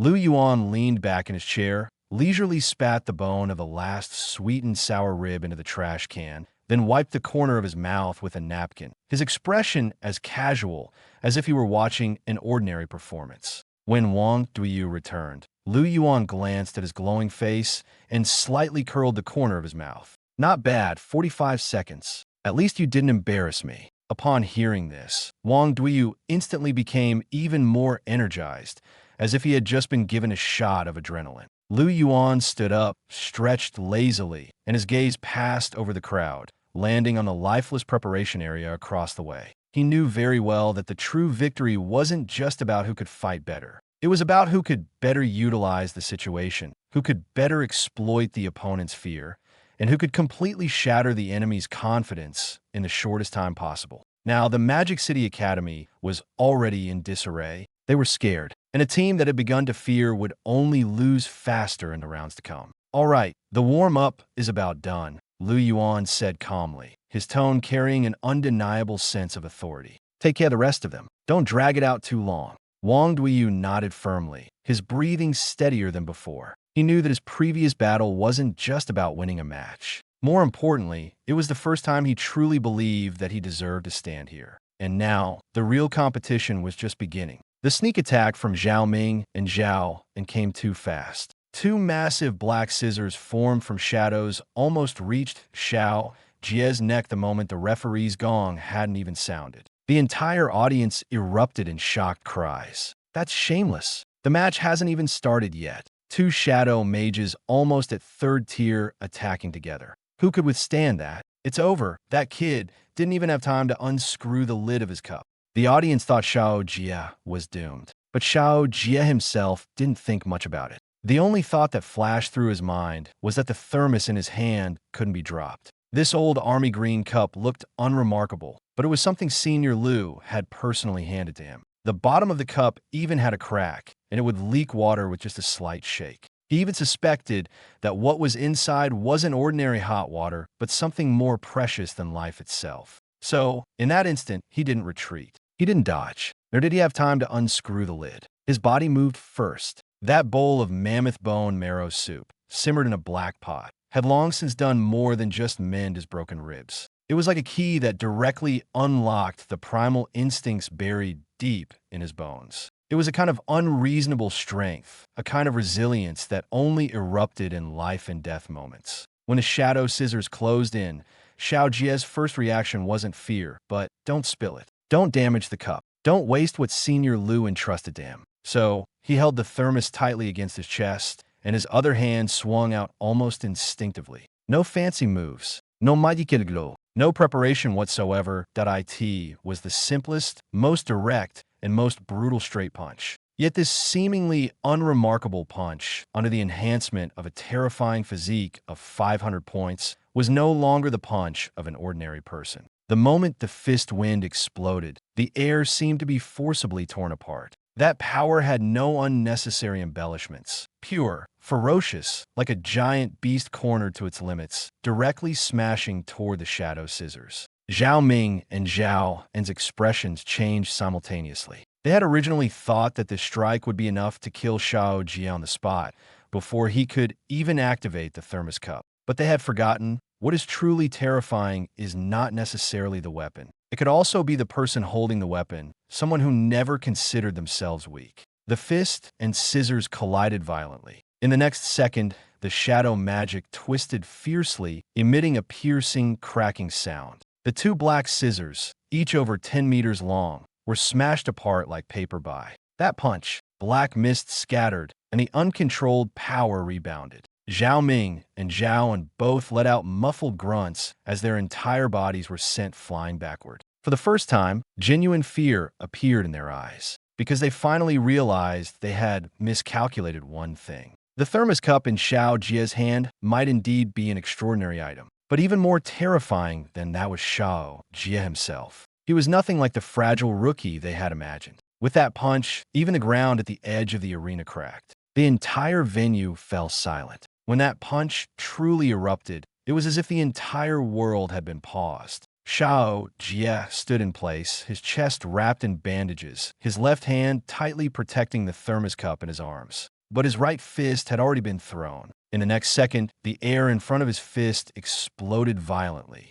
A ring of white sonic boom clouds visibly spread outward, like an invisible giant hammer smashing forward. It wasn't magic, nor was it aided by any magical artifact, and it certainly wasn't luck. It was the most primal, most direct, and most ferocious power, pure physical strength. The black scissors, formed with the combined full effort of two shadow mages, didn't even last a moment before shattering into countless fragments in midair. Like black mist blown away by the wind, they disappeared without a trace in an instant. But it wasn't over yet. The force of the punch didn't stop. It was like a rampaging beast, continuing to crush forward at a speed so fast that no one could react in time. The smugness on Zhao Ming and Zhao En's faces hadn't even faded before fear had already consumed them. They didn't even have time to realize what had happened before their chests were simultaneously struck by that terrifying impact. Two muffled sounds rang out almost simultaneously. Both spat out a mouthful of blood, their ribs breaking on the spot.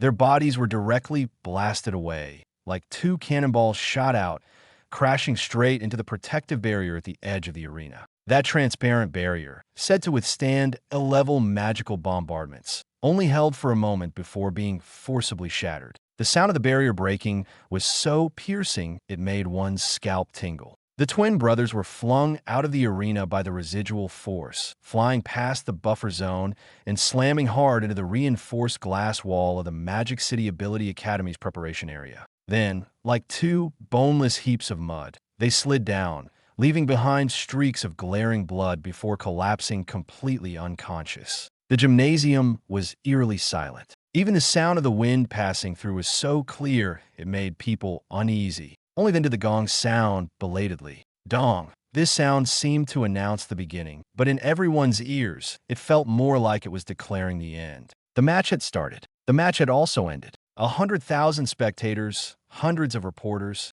and the big shots in the VIP boxes were all frozen in place, as if their souls had been snatched away on the spot. They stared blankly at the young man in the center of the arena, their minds completely blank. Xiao Jie still maintained his punching posture, his left hand clutching the thermos cup tightly, as if that punch just now hadn't been thrown by him, but was merely a casual stretch of his arm. From the gap at the bottom of the cup, a drop of murky tea slowly seeped out, falling onto the metal arena with an almost imperceptible sound. But it was this insignificant bit of commotion that felt like a heavy hammer striking everyone's chest. No divine artifact was triggered. No cup lid was opened. Not even the defense of that abyss construction worker vest was used. He only used one punch to pierce through his opponent. Monster, this is something no human could possibly achieve. A seasoned martial arts instructor in the stands trembled as he spoke, his eyes bulging as if they were about to fall out. This isn't a second-tier berserker. Even a fourth-tier melee master couldn't produce such a sonic boom with just their physical body. So the Kyoto team wasn't relying on magical artifacts to hold their ground, after all. They've been hiding their true strength all along. More and more people snapped out of their shock, and the entire venue erupted. Some were stunned, some were fervent, and some even stood up in excitement. What they were witnessing wasn't magical artifacts or flashy techniques, but the most direct and pure display of overwhelming power. That kind of brutality, taken to the extreme, yet impossible to look away from, was far more impactful than any dazzling magic. On the other side, Zhao Su, the vice captain of the Magic City Ability Academy, was already kneeling on the ground. His face was pale, his gaze vacant, and he looked as if the last shred of his pride had been shattered. He had thought his calculations were precise, believed his ambush would exploit the opponent's weakness, and assumed this match would be a victory for Magic City. But reality had slapped him hard in the face. Their 5 main players had given it their all, yet they hadn't even touched a single hair of their opponent. Instead, they were cleanly defeated with a score of 0-5.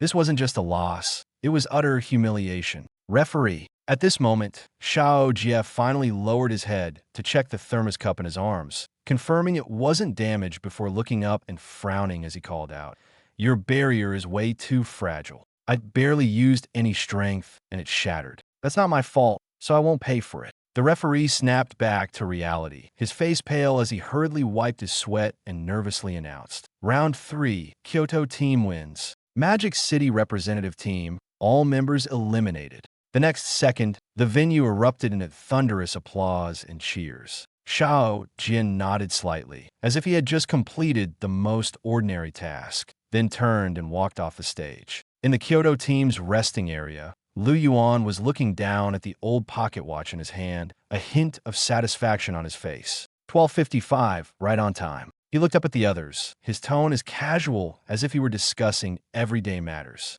Just in time for the cafeteria rush. Not bad. The timing was perfect. He swiftly rolled up the old foam mat on the ground, tossed it into the cargo bed of a tricycle, and then waved to Xiao Jie and the others who had just returned. "Let's go. Back to the school cafeteria. My treat today. Everyone gets an extra chicken leg." With that, Yuan climbed onto the creaky, reverse-pedaling tricycle. Xiao Ting and Xiao Jie followed in sync, one pedaling and the other stabilizing, their movements so practiced it was clear they'd done this countless times before. Under the gaze of 10,000 pairs of eyes, this group, dressed in worn-out work vests and pushing a tricycle, looking like a temporary crew of odd-job workers, had just crushed Magic City's brightest talents with overwhelming force. And so, they left the main venue in the most down-to-earth, huffing and puffing manner possible. All that remained was a terrifying legend about the logistics uncle and form monsters, which spread like wildfire among universities nationwide.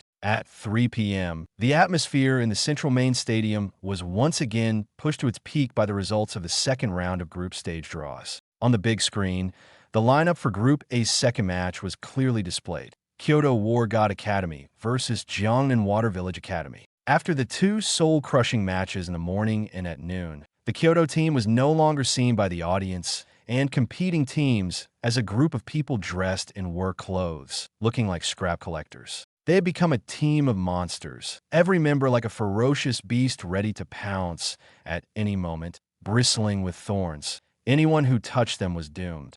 Even the top-tier teams from the Magic City, known for their head-on clashes, were utterly defeated by them without any chance to fight back. Now, who would dare to willingly provoke these four freaks? Yet, in the preparation zone of Jiangnan Water Village Academy, the captain and core strategist, Muron Ro, a LV.28 exceptional water-based control mage, remained unusually calm. She even leisurely adjusted her light blue water ripple-patterned robe, as if what lay ahead wasn't a group of monsters capable of crushing the Magic City, but rather a performance she was already certain to win. "Captain, are we really going up?" a teammate beside her asked, voice trembling. Even Magic City's Sherming and those twins were taken down with a single punch. "Why panic?" Muron Ro sneered, her eyes brimming with confidence. Magic City lost because they were too stupid. She raised her chin, as if she had already seen through the opponent's hand. "Haven't you noticed? The Kyoto team's 4 members all follow the most extreme pure melee route. Either they rely on brute force or swing weapons as big as pots wildly.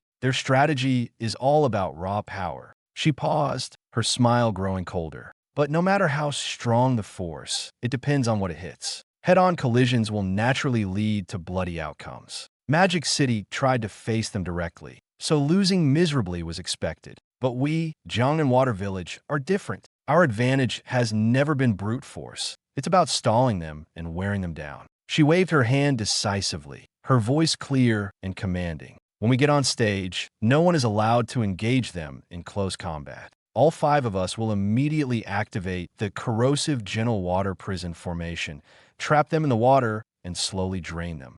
That water can corrode even A-grade alloys. As long as we trap them for 10 minutes, forget their green shell, even their bodies will dissolve." The teammates' eyes lit up as they listened, their initial tension instantly replaced by excitement. "Captain, you're brilliant. Yes, counter brute force with finesse, wear them down slowly. This time, it's our turn to make a name for ourselves. To them, this was no longer just a match, but a golden opportunity tailor-made for their rise. As long as they exploited the Kyoto team's weakness, everyone would remember the name Jiangnan Water Village today. But what they didn't know was that true monsters never play by conventional rules. On the other side, below the arena, Yuan sat in the cargo bed of a tricycle, impatiently fanning himself with an old newspaper. This lousy stadium cost billions to build, yet they can't even afford to crank up the air conditioning. It's suffocatingly hot. The early autumn afternoon was already stifling,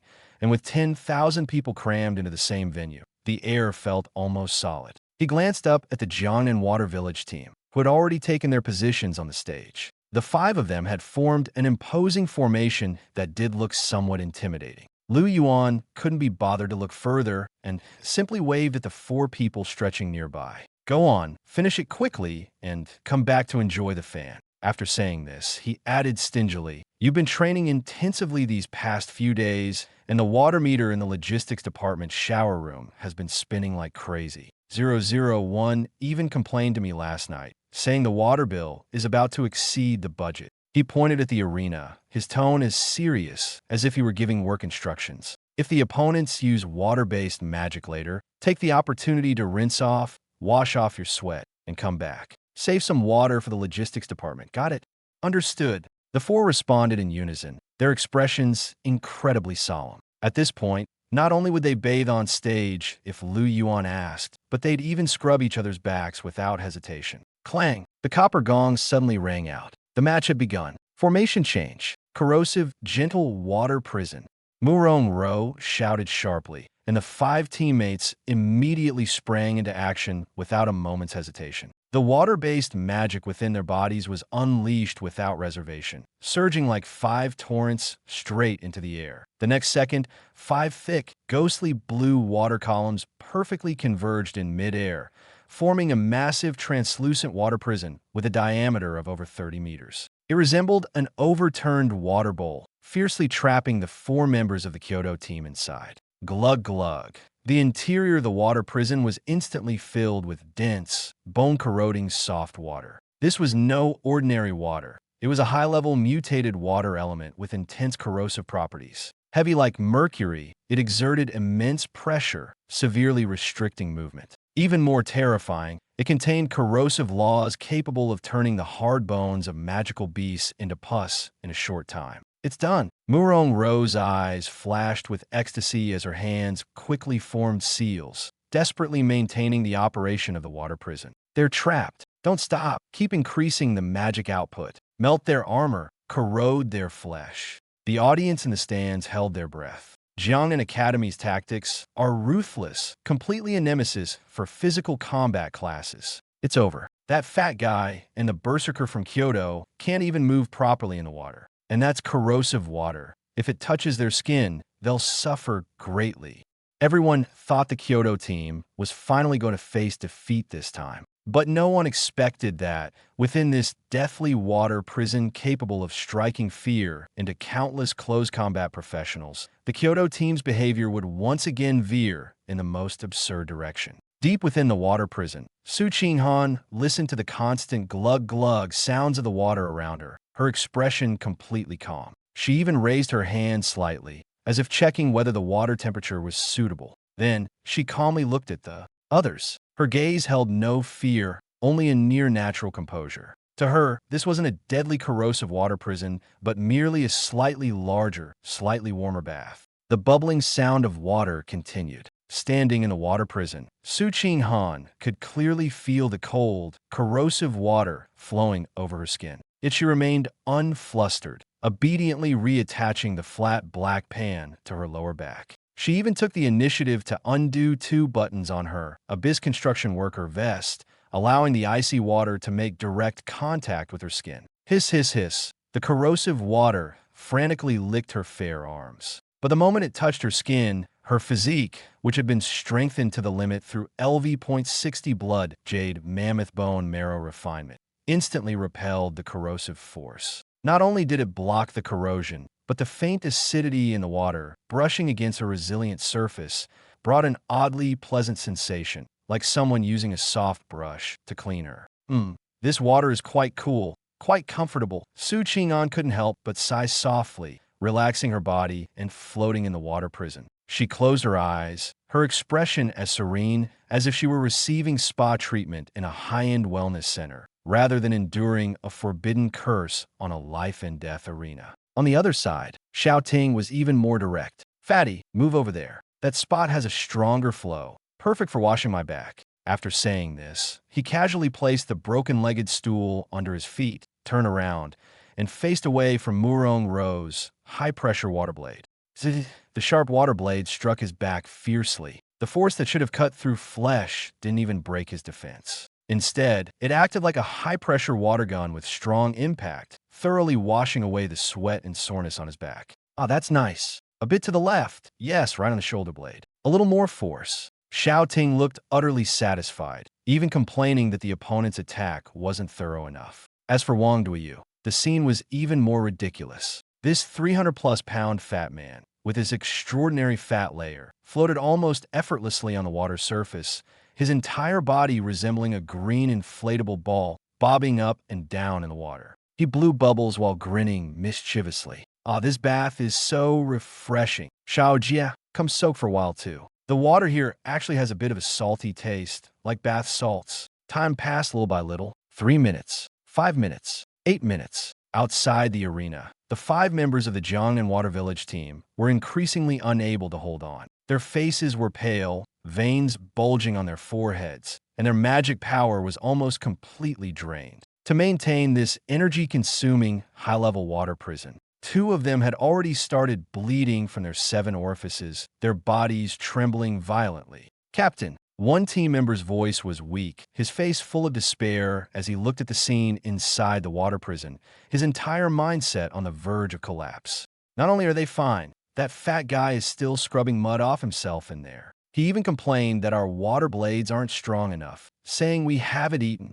Murong Ro bit her lip hard, her face gradually losing color. She had been full of confidence. This was the bone-corrosive, gentle water, capable of melting even armored vehicles, her trump card. According to her judgment, no matter how strong the opponent was, they should have been forced into a chaotic state. But now, not only were these people unharmed, they seemed to be enjoying a free bath. Her attack was actually less effective than a bath sponge. She couldn't understand. What were these people's bodies made of? Steel? Dragon scales? Or something even more absurd than steel and dragon scales? Impossible. How could there be such physical bodies in this world? Murong Ro's eyes burned, almost shedding tears. Her pride, her tactics, her ultimate move that she had poured all her effort into were crushed at this moment. She hadn't lost in terms of skill. She had lost to a group of monsters who didn't even seem human.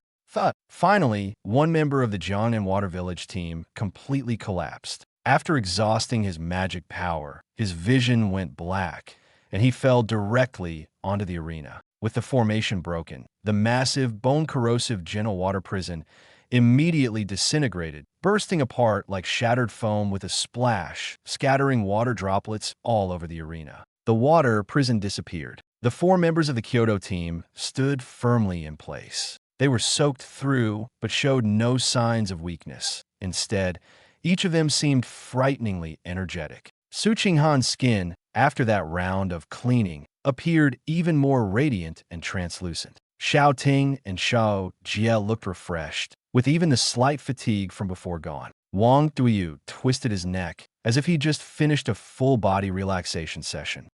It's over already." Wang Duiyu shook off the water droplets on his body, looking dissatisfied as he glanced at the Jiangnan team, who could barely stand. "I haven't even finished rinsing my armpits." "Don't stop now. Give me another 10 minutes. I'll pay you extra, okay?" As soon as he said this, Murong Ro's expression completely collapsed. Wah! She burst into tears on the spot. It was too much. They had desperately burned their magic power, desperately unleashed their ultimate moves, only to be treated as free bath attendants by the other side. This wasn't a battle. This was outright humiliation. Sobi. We surrender. We're not fighting anymore. This isn't a match humans can play.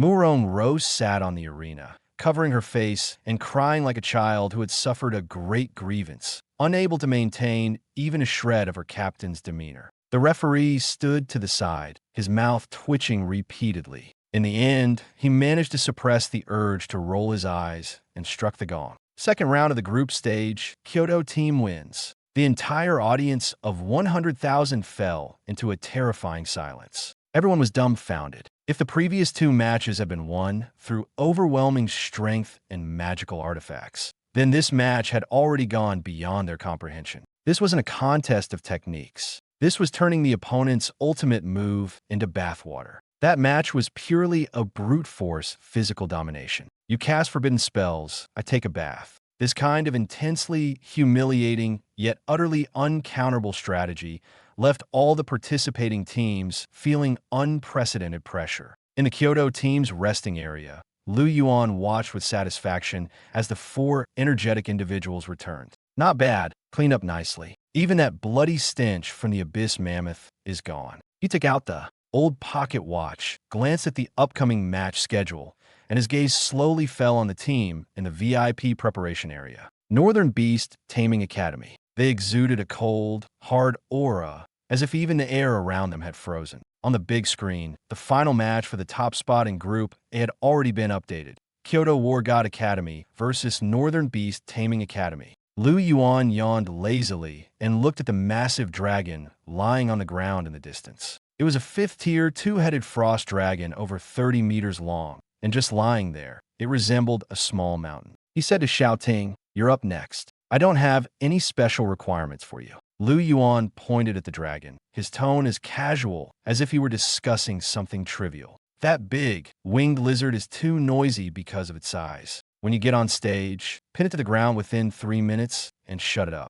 I still need my nap." Xiaoting's body trembled, and the blood in his chest seemed to ignite instantly. A powerful sense of pressure erupted in his eyes. He replied in a deep voice, "Don't worry, boss. Even if a true dragon shows up today, I'll break its horns." Whoosh! A sudden, unexpected gust of cold wind swept through the entire stadium. The stands, packed with 100,000 spectators, fell silent for a moment. Then, the temperature in the stadium began to plummet rapidly. Within seconds, the air was filled with a bone-chilling cold. The residual heat from the previous match was instantly frozen away. The surface of the arena began to ice over, and a layer of ghostly blue frost spread across the ground like a living entity. Roar! A deafening dragon's roar suddenly erupted from deep within the contestant tunnel. The sound seemed to pierce directly through people's eardrums, pressing down on their very souls. In the stands, several weaker spectators turned pale, clutching their chests as their breathing became labored. "It's here, the ace of Northern Beast Taming Academy. That's a fifth-tier, two-headed frost dragon, a pure-blood descendant of the dragon race. Its power is already close to that of a human fifth-turn peak expert."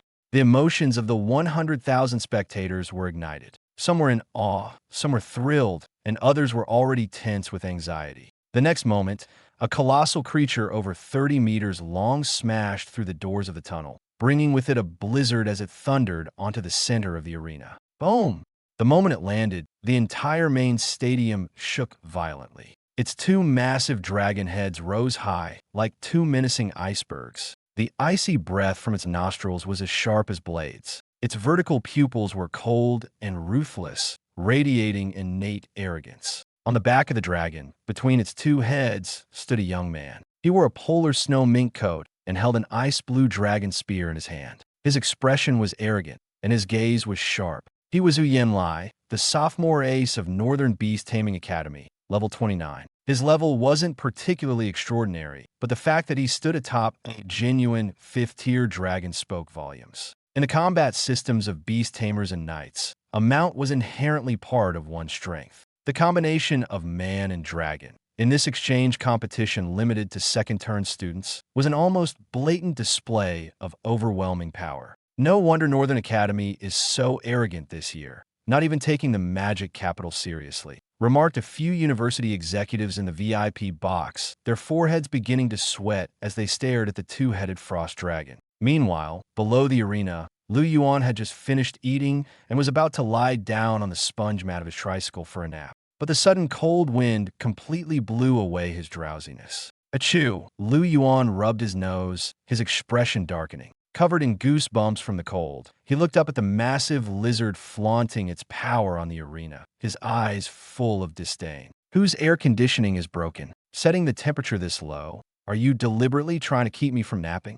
He sat up straight on the tricycle, glanced at Wang Duyu, who was also shivering from the cold, and then turned his gaze to Xiao Ting. Xiao Ting. Lu Yuan raised his hand and pointed at the arena, his tone carrying obvious impatience. Go, turn off that broken air conditioner. Within 3 minutes, I don't want to hear that big lizard roar again. Understood. Xiao Ting's chest surged with energy. The power within him, reshaped by the blood marrow of the blood jade mammoth, operated like a furnace, instantly dispelling the cold invading his body. Step by step, he walked toward the arena, his stride steady, like a silent beast approaching its prey. As he unfastened the small broken stool from his waist, his movements suddenly paused. He glanced at the roaring dragon on the stage, then casually handed the stool, an object even magic swordsmen would fear, to Su Qinghan beside him. Brother Xiao, what are you? Su Qinghan froze.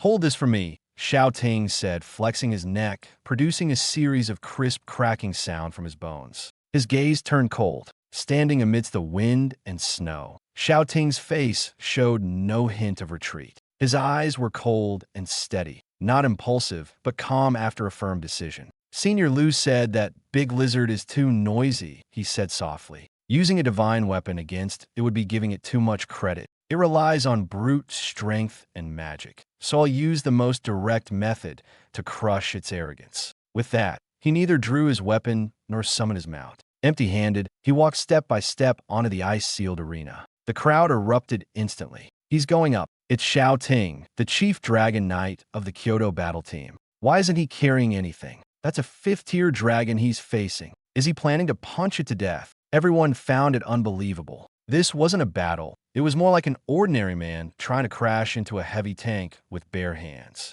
On the arena, Huyan Lai stood atop the twin-headed frost dragon, looking down at Xiao Ting with undisguised mockery. So it's you, he sneered. A big shot from Kyoto's War God Academy. Coming here alone to die today? He deliberately knocked on the hard scales of the frost dragon beneath him, the piercing metallic sound echoing throughout the venue. I heard your blazing dragon got fried a few days ago and is still lying in the beast pen? How pitiful. Can't even protect your own mount, and you dare call yourself a dragon knight?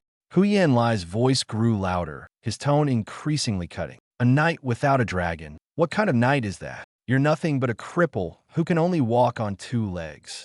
A man who has lost his mount dares to stand before me and my frost dragon? What do you have to win with? Roar! The twin-headed frost dragon seemed to echo its master's taunts, lowering its 2 massive heads and letting out a deafening roar at Xiao Ting. The dragon's breath, mixed with icy winds, surged forward, freezing even the air. Xiao Ting's fluorescent green vest flapped wildly in the wind. Anyone else would have buckled by now, but Xiao Ting didn't retreat. Not even a furrow crossed his brow. He simply raised his head, calmly looking at the dragon, his eyes devoid of anger, filled only with a cold, calculating judgment. You're right, he said. Without a dragon knight is indeed incomplete. Huyan Lai's smirk deepened, thinking he had cornered his opponent. But in the next moment, Xiao Ting slowly raised his hands, his fingers suddenly clenching into fists. Boom! A violent surge of energy erupted from his body, shooting skyward like a volcanic eruption. The force was so overwhelming that it condensed into a faintly visible phantom of an ancient mammoth in midair, forcibly pushing back the surrounding ice and snow. Huyan Lai's smile faltered slightly. Xiao Ting stared at the frost dragon, his lips curling into a slow grin. So, to complete my profession, today I'll borrow the beast beneath your feet. As his words fell, the ground beneath him suddenly exploded. Bang! Steel and black ice shattered together, and the ground was stomped into a deep pit. Xiao Ting's entire being shot forward like an arrow loose from a bow, charging straight into the oncoming dragon's breath. No shiuji, no magical artifacts, no manchi. Just a pair of fists and a body with bones as hard as iron. Chapter 68. What does it mean to be a dragon knight? Bare-handedly suplexing a dragon. Boom! The force from Xiao Ting's legs shattered the half-meter-thick platform of black ice and steel beneath him. He shot upward like a meteor in reverse, wearing a loose fluorescent green vest, barehanded, heading straight for the 30-meter-long behemoth in midair. Courting death, Yuan, standing on the dragon's back, flashed a cruel grin. Since you're so eager to die, I'll grant your wish. Frostbite, teach him a lesson. Absolute zero, twin dragon's breath.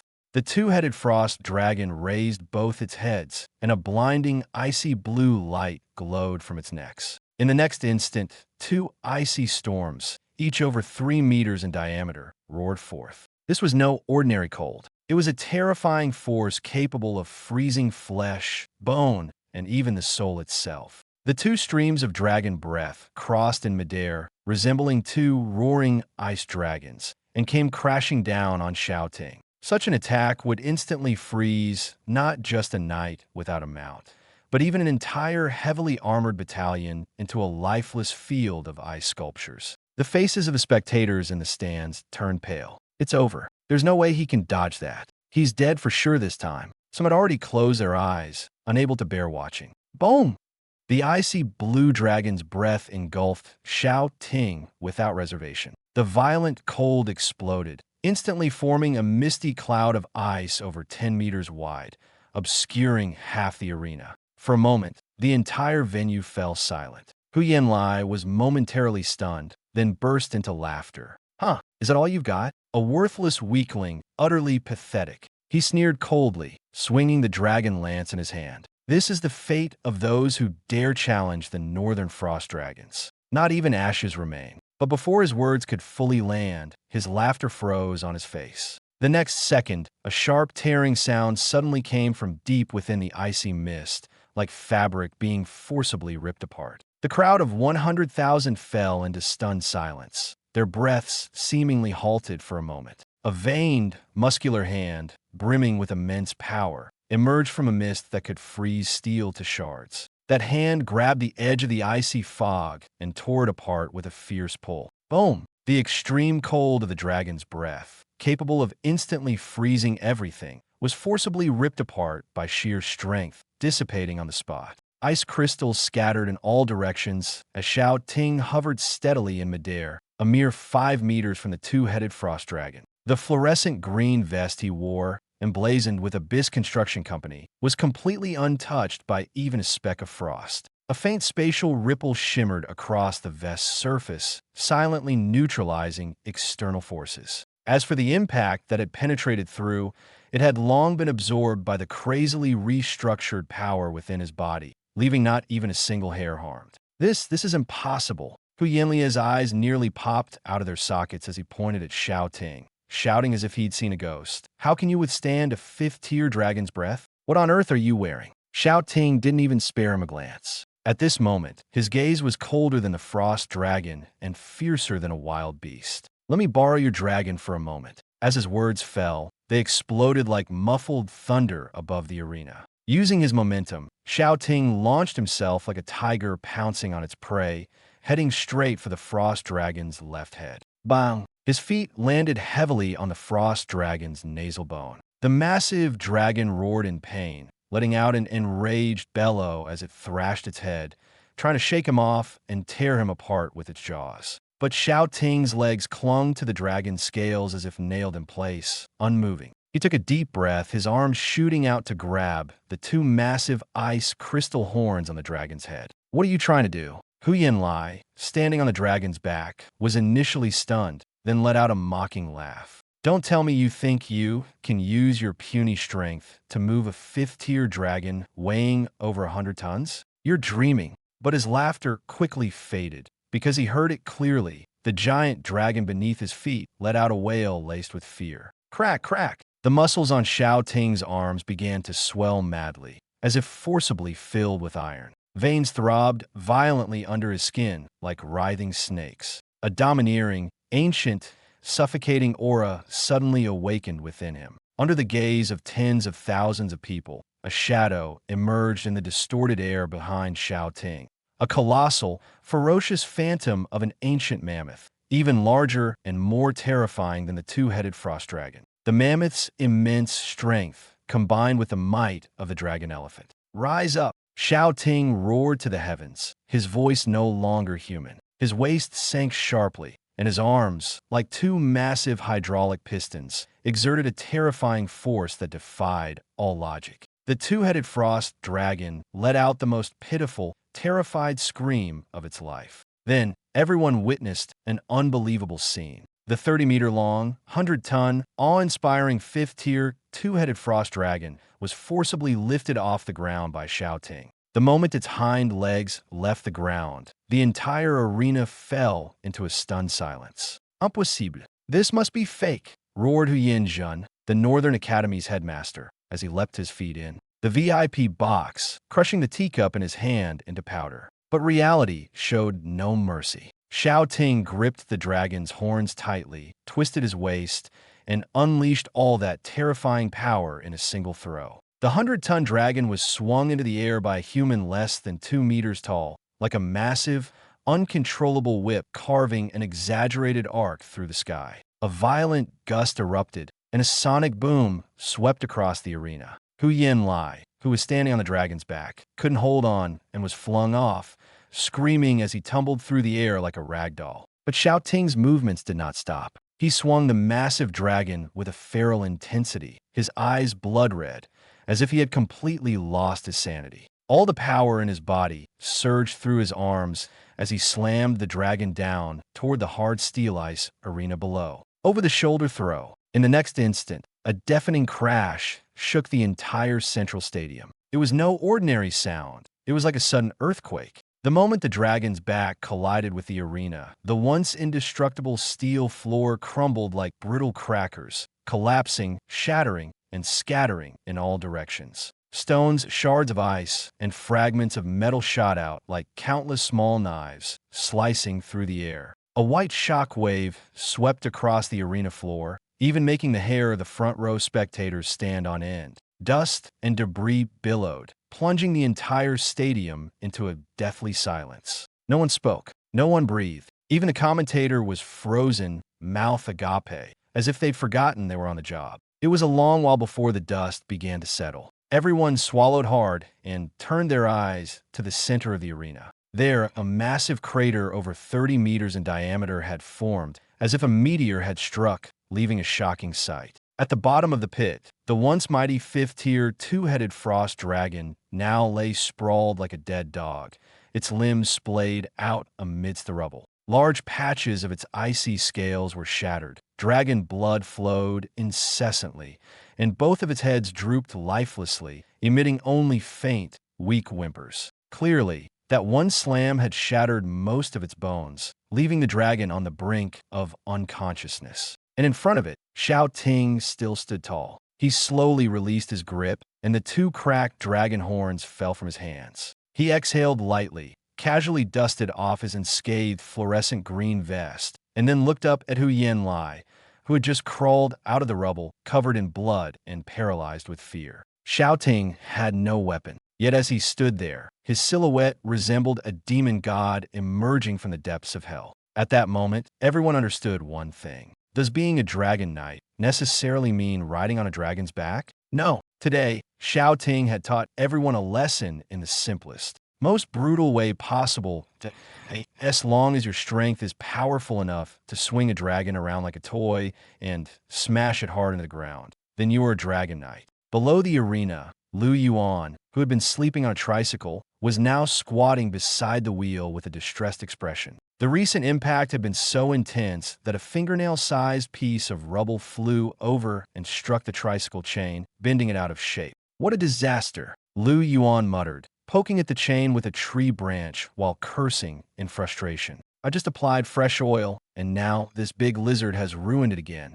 He raised his head and shouted toward the arena. "Xiao Ting, if you're gonna fight, fight, but can you tone it down a bit? Also, confiscate the wallet of that guy riding the dragon over there. The $30 for fixing my tricycle today. Northern Beast Academy has to compensate me." Loose rubble continued to roll down the edge of the pit, and the air was thick with dust and the stench of blood. At the bottom of the pit lay the two-headed frost dragon, its previous ferocity replaced entirely by instinctive fear. Its once proudly raised head was now lowered, so close to the ground that it dared not even glance at Xiaoting. Xiaoting walked toward it step by step, his boots crunching on shattered ice and bloodstains, the sound clear and distinct. He stopped in front of the frost dragon, looked down at it briefly, then reached out and gently patted its broken dragon horn. Whimper, the 30-meter-long, 100-ton dragon shuddered all over at that moment, like a frightened puppy, not even daring to move its tail. Not only did it not resist, but it cautiously nudged its head closer to Xiaoting's hand,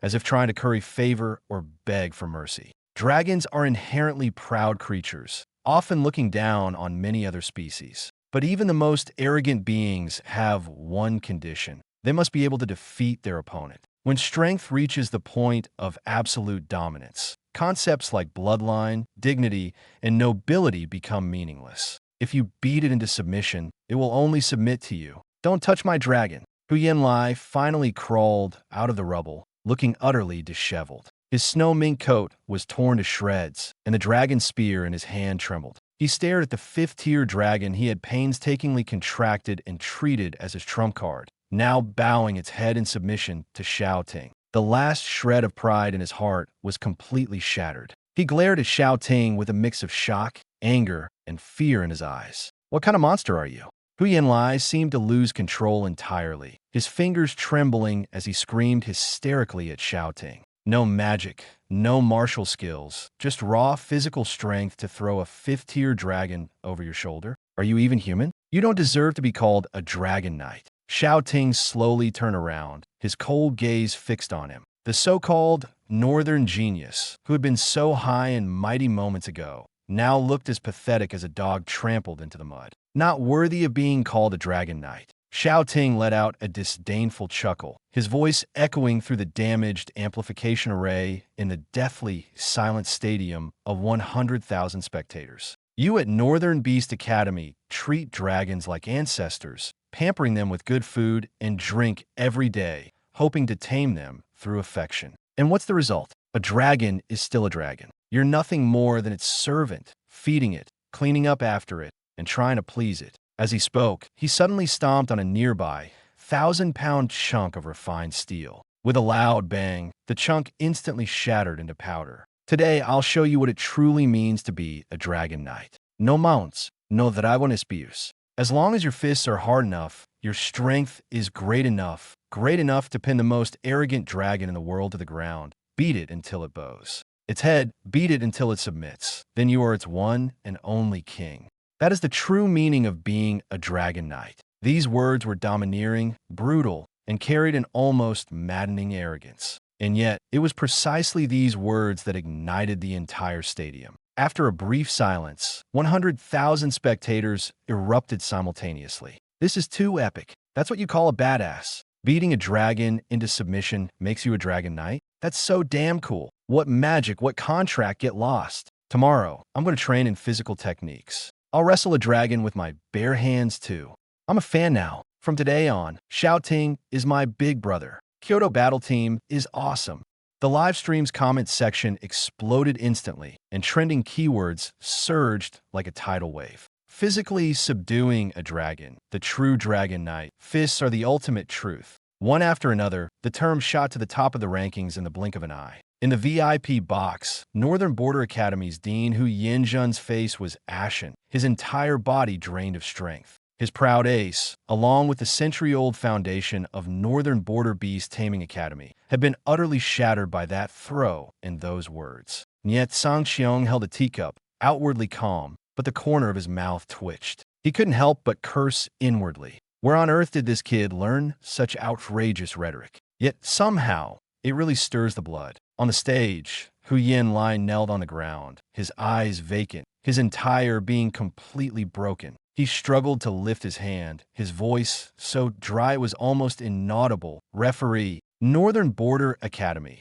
concedes. The referee swallowed hard, suppressing the shock in his heart, raised the slightly deformed copper gong, and struck it heavily. Final match of Group A, Kyoto War God Academy. Xiaoting wins. Kyoto War God Academy, undefeated in the group stage, advances as the top seed. As the announcement fell, the entire venue erupted once more, cheers surging like a tsunami into the sky. Xiao Ting listened to the applause from all directions, and a faintly smug smile finally appeared on his lips. He patted the dust off his hands, turned, and walked off the stage. His back was straight, his steps steady like a blade unsheathed. This should be cool enough now. The boss must have seen it from the audience and will definitely be pleased. Maybe, just maybe, I'll get 2 extra ribs later. As he thought this, he walked toward the Kyoto team's rest area, his mood noticeably lighter. But when he reached the side of shabby 3-wheeled bike, he suddenly froze. He saw Lu Yuan squatting by the rear wheel, his hands covered in black grease, holding a small twig,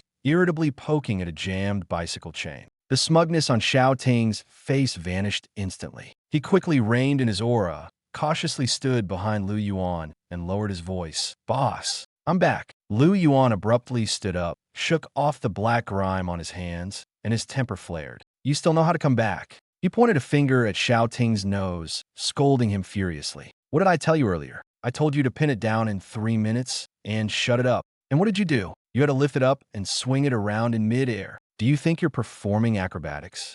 The more Lu Yuan spoke, the more distressed he became. He pointed at the drooping chain on the ground, his face full of pain. "Look at this. Look at this. That throw of yours not only dented my mudguard with flying rocks, but also knocked the chain I just fixed off track. This bike belongs to the logistics department. Fixing the chain costs 30, and the mudguard sheet metal repair will cost at least 50. Just moments ago, Xiao Ting had been worshipped by thousands and hailed as a god across the internet. Now, he was being scolded so harshly that he couldn't lift his head. He could only stand there obediently, softly admitting his mistake. "Boss, I was wrong. I got too carried away at the time and couldn't hold back. Carried away, my foot." Lu Yuan snapped irritably, his chest heaving with anger. He glared at Xiao Ting impatiently and extended his hand. "Go, get that Dragon Rider's wallet and add the $50 for the bike repair. Also, since I was woken up today, Northern Border Academy owes me compensation for emotional distress. Not a penny less." Yes, I'll go right away." Xiao Ting, as if suddenly granted a reprieve, immediately turned and ran off. The Dragon Rider, who had been so imposing just moments ago, was now no longer an opponent in his eyes, but a machine from which he had to recover debts. This stark contrast left everyone around utterly dumbfounded. He strode back to the edge of the ring, pointed at Huyen Lai, who was about to be carried away by the medical team, and shouted loudly, as if he were arguing, "Hey, you and the big lizard, don't leave yet. Settle the repair fee first." This scene was clearly seen by the 100,000 spectators in the stands and was captured unaltered by the live broadcast cameras. The entire venue fell eerily silent once again. Everyone felt their brains couldn't process what was happening. The man who could shoulder throw a 5th-tier giant dragon didn't receive a hero's cheer after stepping off the stage. Instead, he was scolded like a student who had done something wrong by a logistics guy in floral shorts for breaking the chain of a shabby tricycle. Even more absurdly, he actually turned around to pay the $50 for the repair fee. What kind of team is this? The commentator clutched his hair, his voice trembling. After working in this field for so many years, he finally realized today that the matches he'd seen before were on a completely different level compared to this team. This wasn't ordinary strength. This was a complete disregard for conventional rules. Every member of this team seemed to be telling everyone one thing. True fear doesn't just come from power, but from the confidence to trample rules underfoot. "Here, boss, $50 for the repair fee, not a penny less." By the ruins at the edge of the ring, Xiao Ting handed a crumpled 50 yuan bill to Lu Yuan with both hands. The money had been forcibly dug out of Hu Yanlai's pocket while Xiao Ting was stepping on his chest earlier. Lu Yuan disdainfully pinched the bill with 2 fingers, held it up to the sunlight to check it, and after confirming it was fine, casually stuffed it into the pocket of his floral shorts. "All right, you know your place." He clapped the grease off his hands, glanced at the tricycle with the newly fixed chain, and yawned. "Work's done. Afternoon shift's over. Let's head back to the logistics department and enjoy the air conditioning." Xiao Ting and Xiao Jie immediately hopped onto the tricycle, one on each side. Su Qinghan and Wang Duyu naturally stood guard nearby, as if they were long accustomed to such scenes. This team, wearing fluorescent green Abyss Construction Company vests, left the arena with an undefeated record and an intimidating aura, leisurely heading toward the exit tunnel. Little did they know, the commotion they caused today was like a massive stone thrown into the waters outside the arena, stirring up waves that no one could suppress. Creak. As the tricycle entered the spacious contestant tunnel, the alloy gate ahead was suddenly pushed open from the outside. There they are. The Kyoto team is coming out. A sharp, distorted shout rang out. Media reporters who had been lying in wait outside charged forward like wolves smelling blood. They carried cameras of all sizes, their eyes gleaming, moving so quickly as if afraid to miss a historic scoop. Flashlights merged into a blinding white light. Dozens of microphones bearing logos of major media outlets surrounded the tricycle tightly, leaving no gaps. Xiao Ting, I'm the editor-in-chief of Dragon Nation Extraordinary Martial Arts World. Can you tell us what secret technique you use to shoulder throw a 5th-tier frost dragon with your bare hands? Chief Xiao, some say the reason you could unleash such overwhelming power to crush the dragon is because you fused with the bloodline crystal core of an ancient behemoth beast. Is that true? Jiao? Yeah. How did you train your physical sonic boom punch? Questions bombarded them like a machine gun. All the reporters had gone mad, because everything that happened today had completely shattered their previous understanding of common sense. In their view, anyone capable of such feats must either possess a top-secret legacy or be hiding an earth-shattering secret. Otherwise, it was simply inexplicable. Faced with this overwhelming wave of interviews, Xiao Ting, who was pedaling the tricycle, had no choice but to stop. He frowned and turned to look at Lu Yuan in the cart. Lu Yuan scratched his ear, his face full of impatience, and rolled his eyes. Give them 1 minute. Don't delay my clock-out time. Anyone still blocking the way in 1 minute, just run them over with the tricycle. Following the boss's orders, Xiao Ting immediately straightened up. His towering physique of over 1.9 meters, combined with the residual aura from his earlier feat of wrestling a dragon barehanded, instantly quieted the reporters who had been frantically pushing forward. Some even unconsciously stepped back half a pace. Xiao Ting cleared his throat and looked seriously at the dozens of cameras. Friends from the media, I'll address your questions collectively. His expression was sincere, without a hint of arrogance or mystery. First, I haven't practiced any ancient forbidden techniques. Second, I haven't fused with any behemoth bloodline crystal cores. He paused here, sweeping his gaze across the crowd. The reporters collectively held their breath, thinking the real answer was about to be revealed. But in the next second, Xiao Ting's voice was unexpectedly calm. My strength doesn't come from some extraordinary talent or shortcuts. It's because I followed the right people and did the right things. Some people always dream of instant success, relying on secrets, bloodlines, or opportunistic tricks to achieve results. But those who truly stand at the end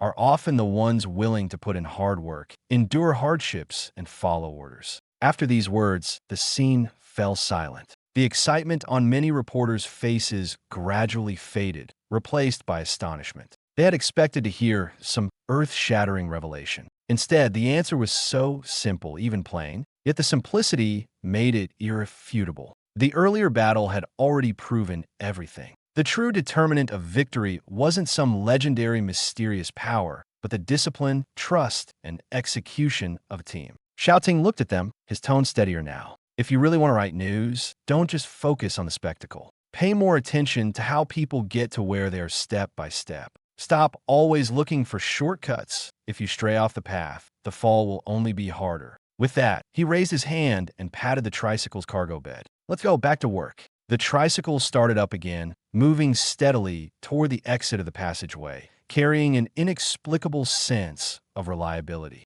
Beast bloodline. I'm just an ordinary second-tier dragon knight who lost his mount. Upon hearing this, the reporters on site were all stunned. Ordinary? You call someone who can single-handedly lift and slam a 100-ton dragon into the ground a monster, then call that ordinary? Do you have some misunderstanding about the word ordinary? Then, Xiao Ting, a female reporter, stammered, swallowing hard as she pushed the microphone forward. Since you didn't use forbidden techniques or special bloodlines, how did you train your godlike physical strength? It couldn't have been innate, right? How did I train it? Xiao Ting froze for a moment. His mind immediately flashed back to the scene from last night, in that ridiculously luxurious underground room. After drinking a bowl of meat soup simmered in a black pot, It felt as if every bone in his body had been shattered and reassembled. The pain was almost enough to tear a person apart. But it was that very bowl of soup that caused the power within him to erupt like a volcano. His dragon elephant strength, Xiao Jie's mammoth might, and Wang Duiyu's absurdly exaggerated physical endurance all began with that midnight meal. And the host of that meal was none other than the seemingly unremarkable yet profoundly skilled logistics master. Thinking of this, Xiao Ting's expression changed. There was no trace of boasting, only a near fanatical reverence. He looked at the cameras, his expression incredibly serious. Actually, the method to get stronger is very simple. There are no flashy shortcuts. Eat more meat during the day and stay up less at night. He paused here, his tone becoming even more solemn. Most importantly, Grandpa Lu's carrot and bone soup is truly delicious and incredibly nourishing. The strength I have today is all thanks to that bowl of soup. The entire venue fell silent. The contestant passage, which had been as noisy as a marketplace, suddenly became eerily quiet. Even the seasoned reporters, who had seen it all, momentarily doubted their ears. Carrot bone soup? This morning, when Su Qinghan defeated a fire mage in one move, she claimed it was because of the midnight snack prepared by the logistics master. And now you're telling me that you wrestled a dragon barehanded because you drank the bone soup made by that same logistics master? Are you filming some kind of bizarre culinary documentary? Xiao, classmate Xiao, are you joking? A reporter's mouth twitched, but he couldn't help asking, a simple bowl of carrot bone soup can really give you the strength to wrestle a dragon? What exactly is in that soup? It can't possibly be made from dragon bones, can it? Simple soup. Xiao Ting let out a cold laugh, his tone full of disdain. These mortals had no idea what true power was. That was no ordinary soup. It was something personally brewed by Senior Lu. While the ingredients might seem incomprehensible to outsiders, the truly terrifying aspect was never the ingredients themselves, but the person making the soup. However, Lu Yuan had instructed him to keep a low profile and not exaggerate his abilities. So Xiao Ting suppressed his reverence and simply said with conviction, "It's just the most common big bones from the market, along with 2 of the cheapest carrots. The key isn't the ingredients, it's the heart our master puts into making the soup." After speaking, he glanced at his watch. "Time's up. Step aside. Our master is clocking out." He raised his hand to push aside the 2 reporters blocking his way and climbed back onto the tricycle. Ring, ring, ring. The sound of the old bicycle bell echoed. Yet, it was this unremarkable tricycle that carried a group of absurdly powerful young people, leaving the scene like a gust of wind. All that remained was a field of shock and a group of reporters whose minds had completely short-circuited. 10 minutes later, the largest job changer forum in Dragon Country was directly overwhelmed by this news. The servers didn't last long before crashing on the spot. It took a full 5 minutes for the system to recover, and when it did, the trending topics exploded across the screen, completely dominating the internet. Hashtag barehanded dragon wrestling. The true power of a dragon knight. Hashtag shocking. The secret of a peerless prodigy turned out to be a bowl of carrot bone soup. Hashtag the mysterious logistics master behind Kyoto's War God Academy. Hashtag countless netizens stared at their screens, both excited and bewildered. This is insane. The world has truly gone mad. I drink bone soup every day, so why can't I even catch a chicken? Wake up, you upstairs. Do you really think that's ordinary bone soup? Didn't you understand what Goddess Su said this morning? That's just a cover story from a master hiding their true skills. Exactly. That bone soup is definitely not ordinary. It's probably some kind of heaven-defying elixir. That so-called logistics master must be a top-tier expert in disguise. True or not, I'm buying it. My mom just bought some pork ribs, and I've already started boiling them. The online frenzy spread to the real world at an absurd speed. The instincts of capital are always sharper than anyone else's. Less than half an hour after Xiao Ting's interview aired, the top extraordinary private dining restaurants in Kyoto worked overnight to remove their signature dishes like deep-sea dragon sashimi and fiery spirit mushroom soup. In their place was a new dish that looked as ordinary as could be, but was marketed as incredibly high-end. War God Special. Dragon-slaying Arhut carrot bone soup.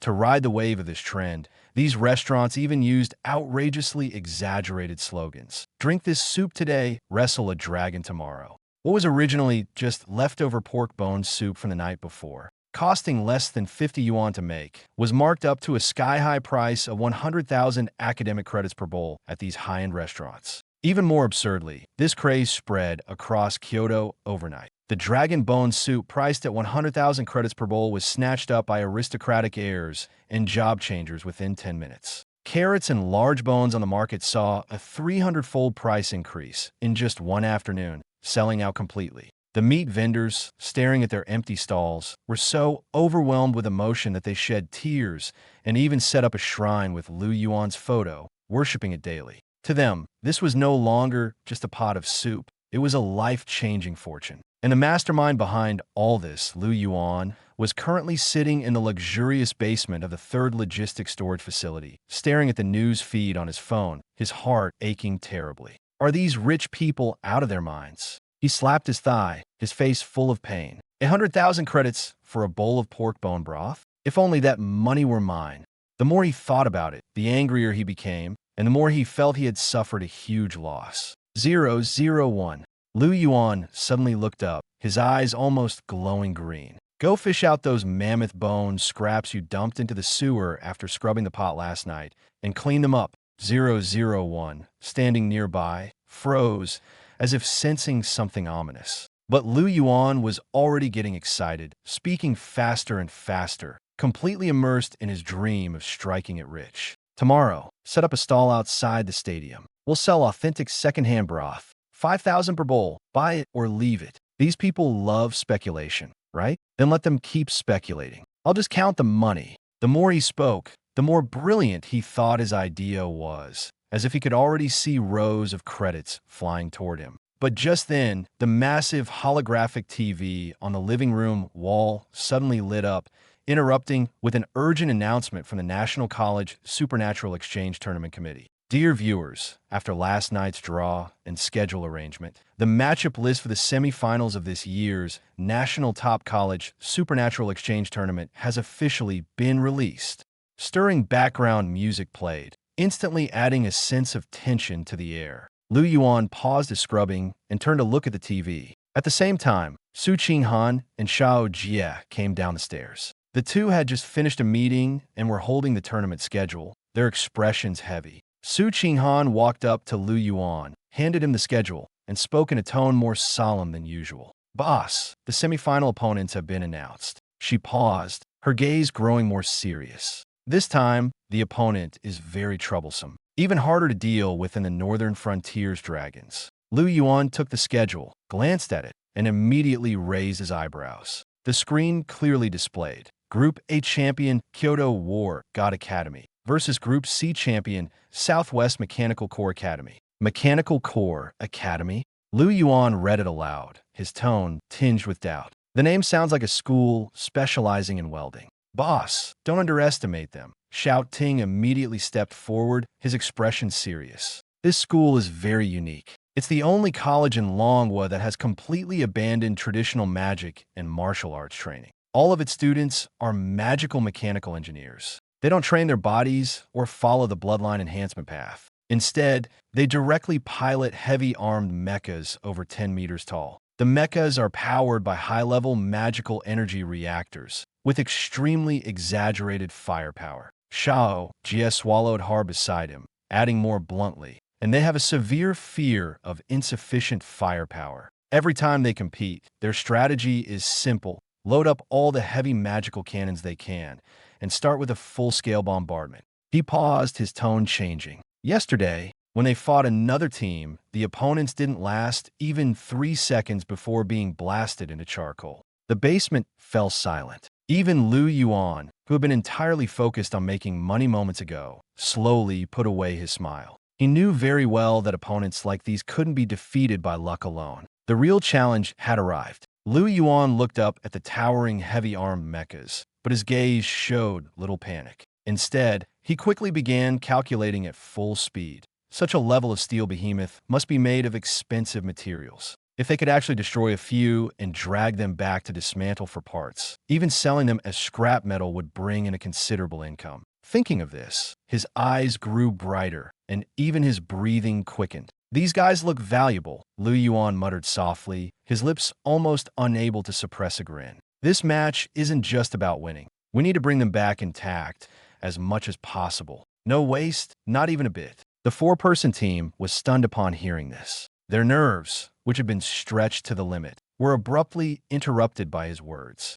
They had originally thought that facing such oppressive steel mechas, Yuan would at least take things seriously. But now it seemed his focus wasn't on survival, but on whether he could dismantle the enemy's equipment and sell it for money. This line of thinking had completely exceeded the scope of ordinary understanding. Meanwhile, in the second layer of the abyss, the desolate wasteland, in a temporary camp of Abyss Construction Company, the yellow-brown little skeleton stood in front of a massive, ancient dragon bone heavy truck, so satisfied that even its sole fire was glowing brightly. The truck was as enormous as a small mountain. Its body was equipped with 12 Abyss magic crystal engines, and the front was welded with 10 barrels of blue flaming magic Gatling guns, making it look less like a transport vehicle and more like a monster ready to charge into the battlefield and tear everything apart. The headless knight stood nearby, reporting with a flattering expression. "Boss, the first batch of cross-border logistics trucks is ready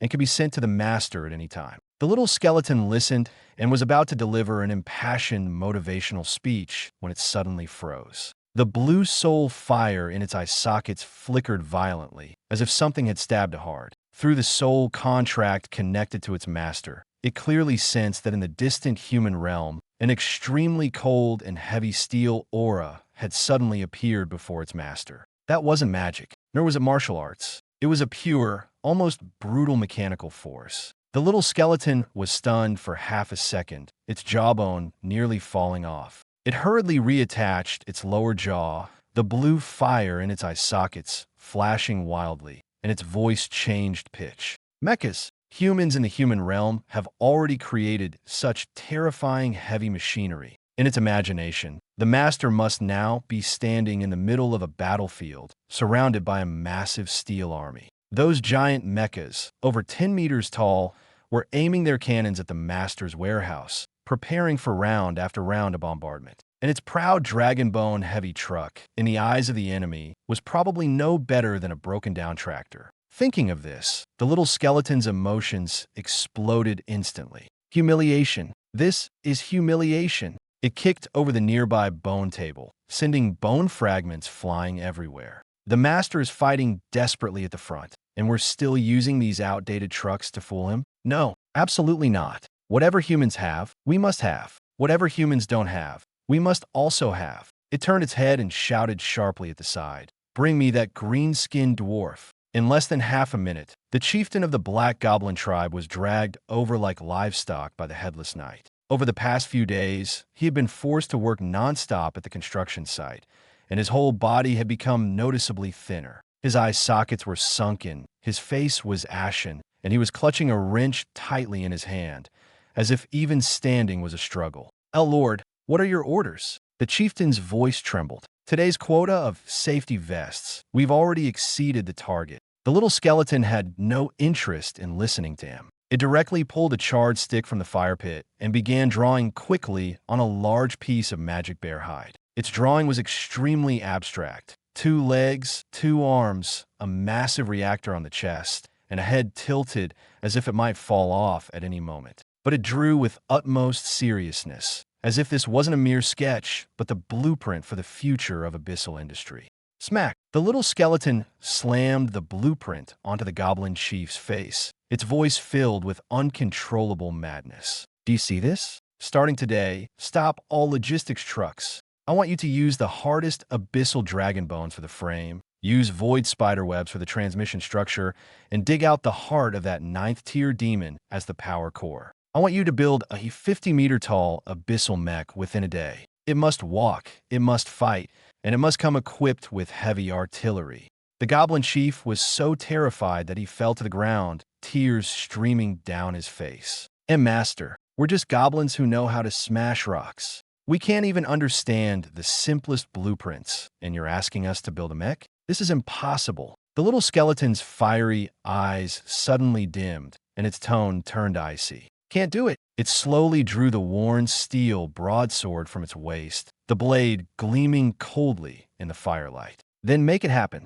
It swung the sword down, decapitating a passing abyssal demon wolf, its blood splattering all over the chief's face. In the abyss, I call the shots. If you don't produce this bone mech to support my master by today, all 30,000 of you goblins will be thrown into the blast furnace as materials. As soon as the little skeleton issued this command, chaos erupted across the despair wasteland. 30,000 goblins, barely literate, cried, cursed, and trembled, but were forced to pick up hammers and wrenches to start building the bone mech. They had no understanding of technology, only the knowledge that disobedience meant death. Meanwhile, in the human realm, Yuan was completely at ease. He took a sip of goji berry tea, already calculating in his mind how many servings of sweet and sour ribs he could trade for after dismantling the mech from Southwest Academy into scrap metal tomorrow. The situations on both sides were spiraling in completely different directions at this moment. In the central main sports arena, the ring that had been repaired overnight was once again welcoming a new storm. Boom, boom, boom. Heavy footsteps pounded, the ground like muffled thunder. 5 massive heavy mechs, each 15 meters tall, made entirely of dark silver alloy, stepped onto the ring like 5 towering steel giants. The representative team from Southwest Mechanical Corps Academy had finally made their entrance. Their mechs had no flashy decorations, only the most straightforward weapons. Dual arms mounted with 6-barrel magic Gatling guns, shoulders carrying half-meter-thick fusion plasma cannons, and their chest-mounted magic energy reactors roaring continuously. This was nothing like a student competition. It was more like a heavily armed battalion ready to crush the battlefield. In the stands, many people held their breath. The display was simply terrifying. Even standing below, one could feel the overwhelming sense of oppression. In the Southwest Academy's preparation area, the substitute team members were shouting slogans like mad. They treated mechanics as their faith and firepower as their truth. In their eyes, no matter how strong flesh and blood might be, it could never withstand this level of firepower. Inside the central mech, named Destroyer 1, Typhon coldly stared at the 4 individuals walking up from the other side through the holographic screen. "Captain, the Kyoto team is coming up," a teammate's voice came through the communication channel. "Should we test the limits of their green vest with a shockwave first?" Typhon smirked, his eyes full of disdain. "Test? That's something only the weak do. Against absolute firepower, no defense is effective. That green vest might block blades, but can it withstand plasma cannons at thousands of degrees? Our Southwest Academy strategy is simple: flatten them directly." On the other side, Xiao Ting, Su Qinghan, Xiao Jie, and Wang Duyu were leisurely walking onto the ring, wearing their blinding fluorescent green vests. Wang Duyu pinched his nose while fanning the air in disgust. "These hunks of metal look intimidating, but the smell is just too strong. Compared to the wrench the old man gave me, this one still falls short." Xiao Ting didn't respond. His gaze had already fallen on the joints and chest reactors of the mechas across from him. He remembered clearly that before going on stage, Yuan had specifically instructed them. They could fight, but they couldn't damage the core reactors or the main armor plates. Those parts were worth money. Anyone who broke them would lose a month's worth of sweet and sour ribs. Thinking of this, Xiao Ting's expression turned serious. He turned to the other 3 and said in a low voice, "Remember, the boss said these are assets of our logistics department. When we make our move later, aim for the joints. Don't break the valuable parts." "Understood." The 3 nodded immediately. Their expressions were serious, as if they were treating this match as a salvage operation. Across from them, Taifeng's face darkened instantly upon seeing this. He had thought that when the other side saw these 5 heavy mechas, they would at least show some fear. But now, not only were these people unafraid, they were even discussing how to dismantle his mechas into scrap metal. This was an insult, a blatant insult. Arrogant, Typhon roared, not even bothering to wait for the referee's signal. He directly pushed the fire control lever to its maximum. "All units, prepare. Main cannon charging, Gatling guns firing, open fire." The next second, the entire main arena seemed to be dragged into the depths of a war-torn hell. 5 15-meter-tall heavy mechas opened fire simultaneously. 30-barrel magical Gatling guns spun wildly, unleashing a torrential rain of armor-piercing explosive rounds onto the stage. Half-meter caliber fusion plasma cannons followed, spewing 5 thick blue beams of light. The temperature was so terrifyingly high, it seemed to scorch the very air. The half of the stage where the Kyoto team stood was instantly engulfed in a sea of fire. It's over. There's no way to dodge this. Southwest Academy is too ruthless, clearing the field with firepower right at the start. The spectators in the stands turned pale with fright. Such an attack would be devastating, not just for ordinary students, but even for defensive experts who would pay a heavy price to withstand a single round. The blinding light and deafening explosions seemed to shatter eardrums. The entire steel stage, under the barrage of firepower, was instantly charred black, with heat waves rolling and debris flying everywhere, turning it into a fiery pit of destruction. Inside the cockpit, Tai Feng's lips curled into a maniacal grin. Do you see this? This is the power of technology. Against firepower like this, your brute strength is nothing. But before he could finish, the smile on his face froze. A sharp, hair-raising vibration suddenly emanated from the depths of the smoke. The next second, everyone witnessed an unbelievable scene. The 5 devastating blue plasma beams and the countless armor-piercing rounds flying through the air all stopped upon hitting an invisible barrier at the center of the smoke. They weren't detonated. They weren't suppressed. They were simply halted mid-air, as if they had collided with an invisible wall. The smoke slowly dispersed. Xiao Ting and his 3 teammates were still standing in their original positions. They hadn't even taken a single step back. The fluorescent green vests labeled Abyss Construction Company they wore were now emitting an eerie, profound glow. The 5 crude red characters on their backs, illuminated by the firelight, exuded an indescribable sense of oppression. This wasn't ordinary fabric. It was woven from the silk of abyssal void spiders. Silk so resilient it could cause a $2 million testing device to explode upon recoil, let alone these crudely made magical cannons. The defense of void spider silk, combined with the power of spatial refraction, had turned this attack into a mirror that reflected everything back. This is impossible. Tai Feng stared at the energy not penetrated alert flashing on his screen, utterly dumbfounded. Such high temperatures, such powerful firepower. Yet when it hit that seemingly flimsy fabric, it didn't even produce a spark. But the most terrifying part was yet to come. Beep, beep, beep, beep. The superintelligence system inside the mech suddenly emitted a piercing alarm. Warning, energy reaction backflow, spatial structure distortion. Attack is returning. What? Tai Feng felt a chill run through his body, his scalp tingling instantly. Before he could react, the armor-piercing explosive rounds that had been blocked by the mech's armor, along with 5 thick plasma beams, rebounded back at an even faster speed. And their velocity was now twice as fast as when they came. They traced deadly arcs through the air, hurtling back toward the 5 heavy mechs with brutal force. Activate the shields. Dodge! Tai Feng roared hoarsely, but was already too late. This was their own most powerful. Firepower, now forcibly accelerated by the power of that armor, making it even more devastating. Boom!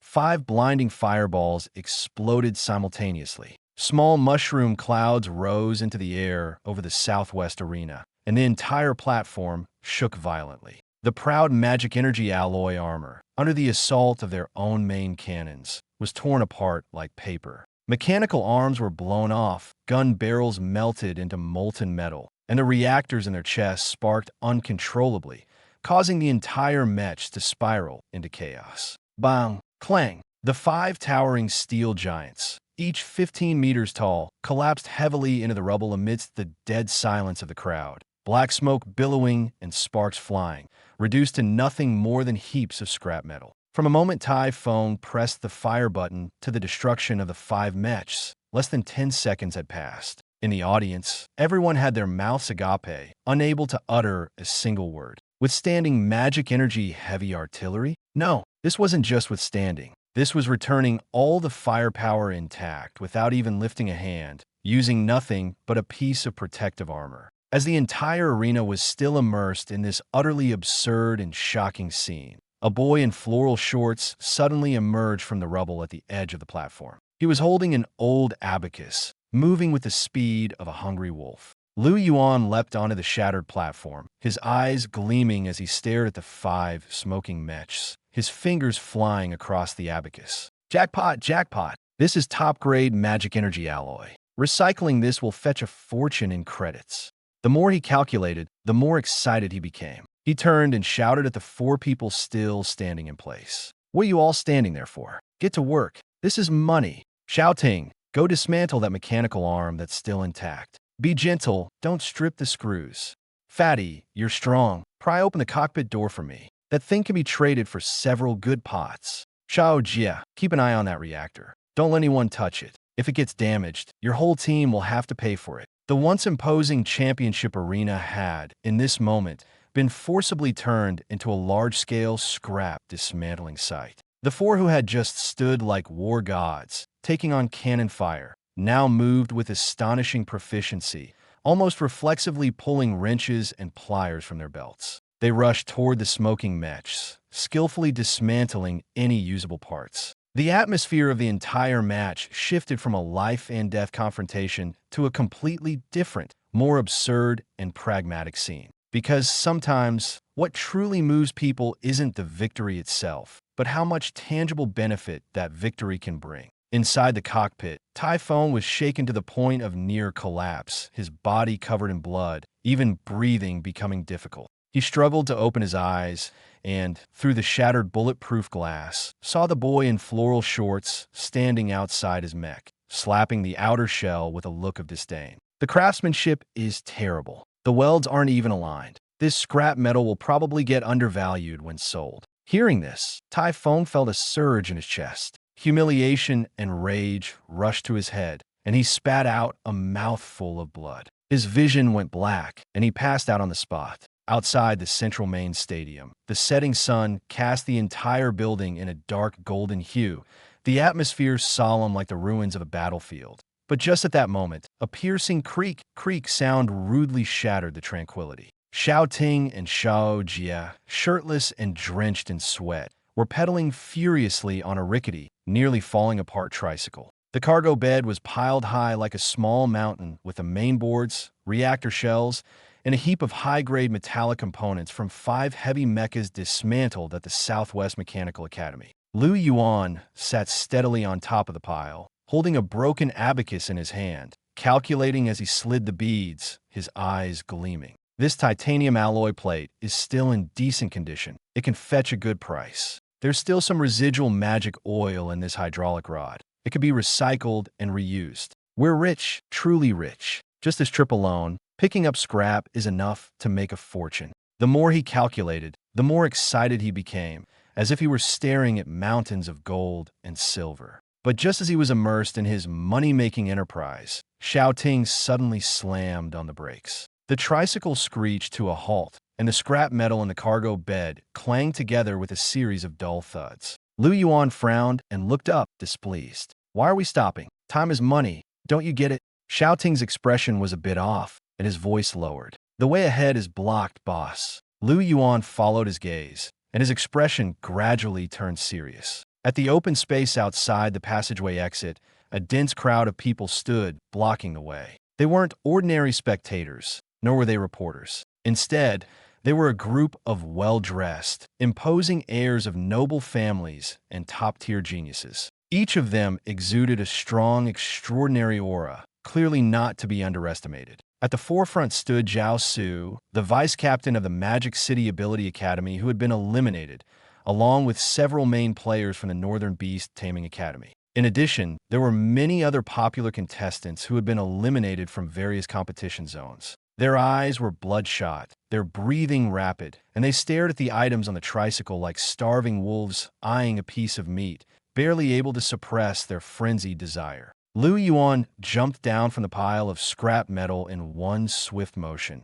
pulling a wrench he often used for car repairs from his waistband. His expression immediately turned vigilant. "What? Couldn't beat me in the arena, so now you want to make a move outside?" He swept his gaze over the group, his tone turning cold. "Or are you planning to rob my scrap metal? Let me tell you, all of this belongs to the Academy. Anyone who dares to mess around, I'll send them straight to the military tribunal." No, Senior Liu, you've misunderstood." Zhao Su was so frightened that he quickly waved his hands, his face turning pale. Was he joking? Trying to rob this monster, who could walk a 5th-tier dragon like a pet? and take a direct hit from a fusion cannon? He wasn't ready to die yet. Taking a deep breath, Zhao Su forced himself to look at the few fluorescent green vests hanging around Su Qinghan and the others' necks. Just moments ago in the arena, these seemingly ragged pieces of cloth had miraculously reflected a plasma cannon blast of over 10,000 degrees back at its source. That scene had completely shattered their previous understanding.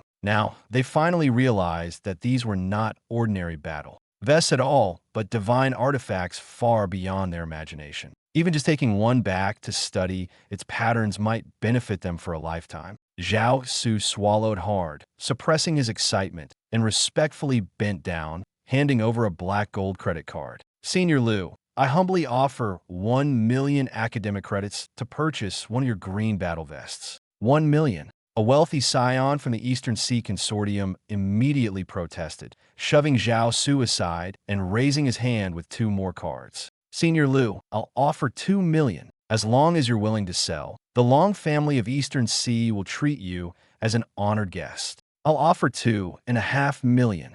I'll throw in an S-Class Ice Element Forbidden Spellbook, plus 1 million credits for one.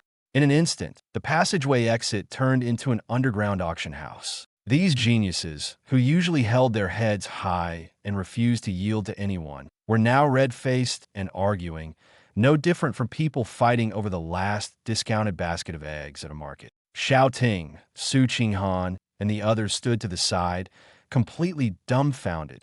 They looked down at the loose, faded green vest in their hands, then at the group of people frantically raising their bids, and their minds couldn't quite process it. This thing, was it really worth that much money? But Lu Yuan didn't speak immediately. He stood there, holding a wrench, staring at the group of aristocratic youths arguing heatedly, his mind racing with calculations. 2 million for one? It would be 8 million. Lu Yuan's breathing quickened instantly, and his heart started pounding. He almost nodded in agreement, ready to take off the vest and sell it to them. But he forced himself to hold back. He knew very well that this wasn't just about the money in front of him. That green vest wasn't just ordinary clothing. It was the work gear that allowed his people to perform, work, and hold their ground. If he sold it now, the next time they showed up, they wouldn't even have anything decent to wear. Lu Yuan quickly did the math in his head. Making a big one-time profit was certainly satisfying, but real, long-term earnings came from sustained value. With this in mind, he forced himself to calm down, took a deep breath, and when he looked up again, the greed on his face had been completely suppressed, replaced by an inscrutable, indifferent attitude toward money. Everyone, he said calmly, his voice not loud, but carrying an undeniable sense of authority that silenced the crowd instantly. Truly valuable things depend on fate. This vest contains profound power, not something you can simply buy with a few million. Lu Yuan clasped his hands behind his back, deliberately paused, and then continued, Moreover, this item has already chosen its owner. Even if I sold it to you, you might not be able to handle it. Forcing it on could not only fail to benefit you, but might even harm you. As soon as he finished speaking, the aristocratic youths around him didn't feel disappointed. Instead, they became even more excited. In their eyes, Lu Yuan wasn't rejecting them. He was enlightening them. Did you hear that? This is a true master. Millions in front of him, and he doesn't even blink. Incredible.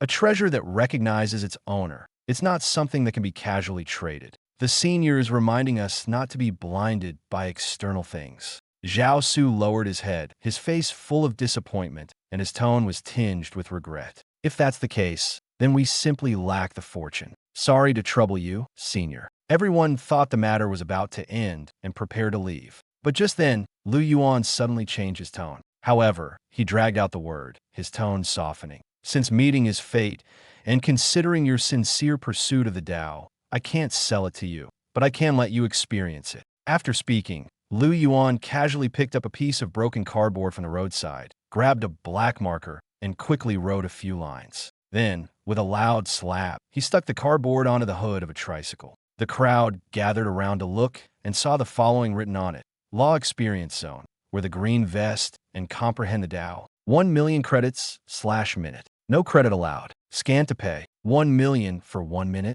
Everyone was stunned. The price was outrageous, blatantly daylight robbery. But after a brief moment of shock, Zhao Su's eyes lit up. For people like them, stuck at a bottleneck, even just experiencing this power up close, let alone for 1 million a minute, would be worth it even if it were several times more expensive. I'll do it. Zhao Su was the first to rush forward, pulling out his phone and scanning the QR code. 5 minutes first. I'll pay 5 million.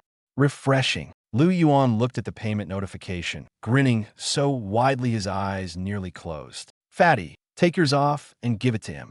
Wang Duyu looked reluctant but still took off his oversized green vest and tossed it to Zhao Su. The clothes were clearly stretched out on him, with sweat and the smell of motor oil clinging to the surface, a stench so strong it made people wrinkle their noses. Yet Zhao Su took them with trembling hands as if holding some priceless treasure. As soon as the clothes touched his hands, a strange odor, sour, foul, and mixed with motor oil, immediately assaulted his nostrils. But in Zhao Su's mind, which had been completely brainwashed by the guidance of a master, this smell was not foul at all. It was a unique aura of cultivation. Is this the great path the senior spoke of? He thought feverishly. It looks dirty and chaotic on the surface, but there's hidden profundity. The senior is deliberately using the most ordinary appearance to temper my character. With this thought, Zhao Su hesitated not a moment longer and directly put the oversized,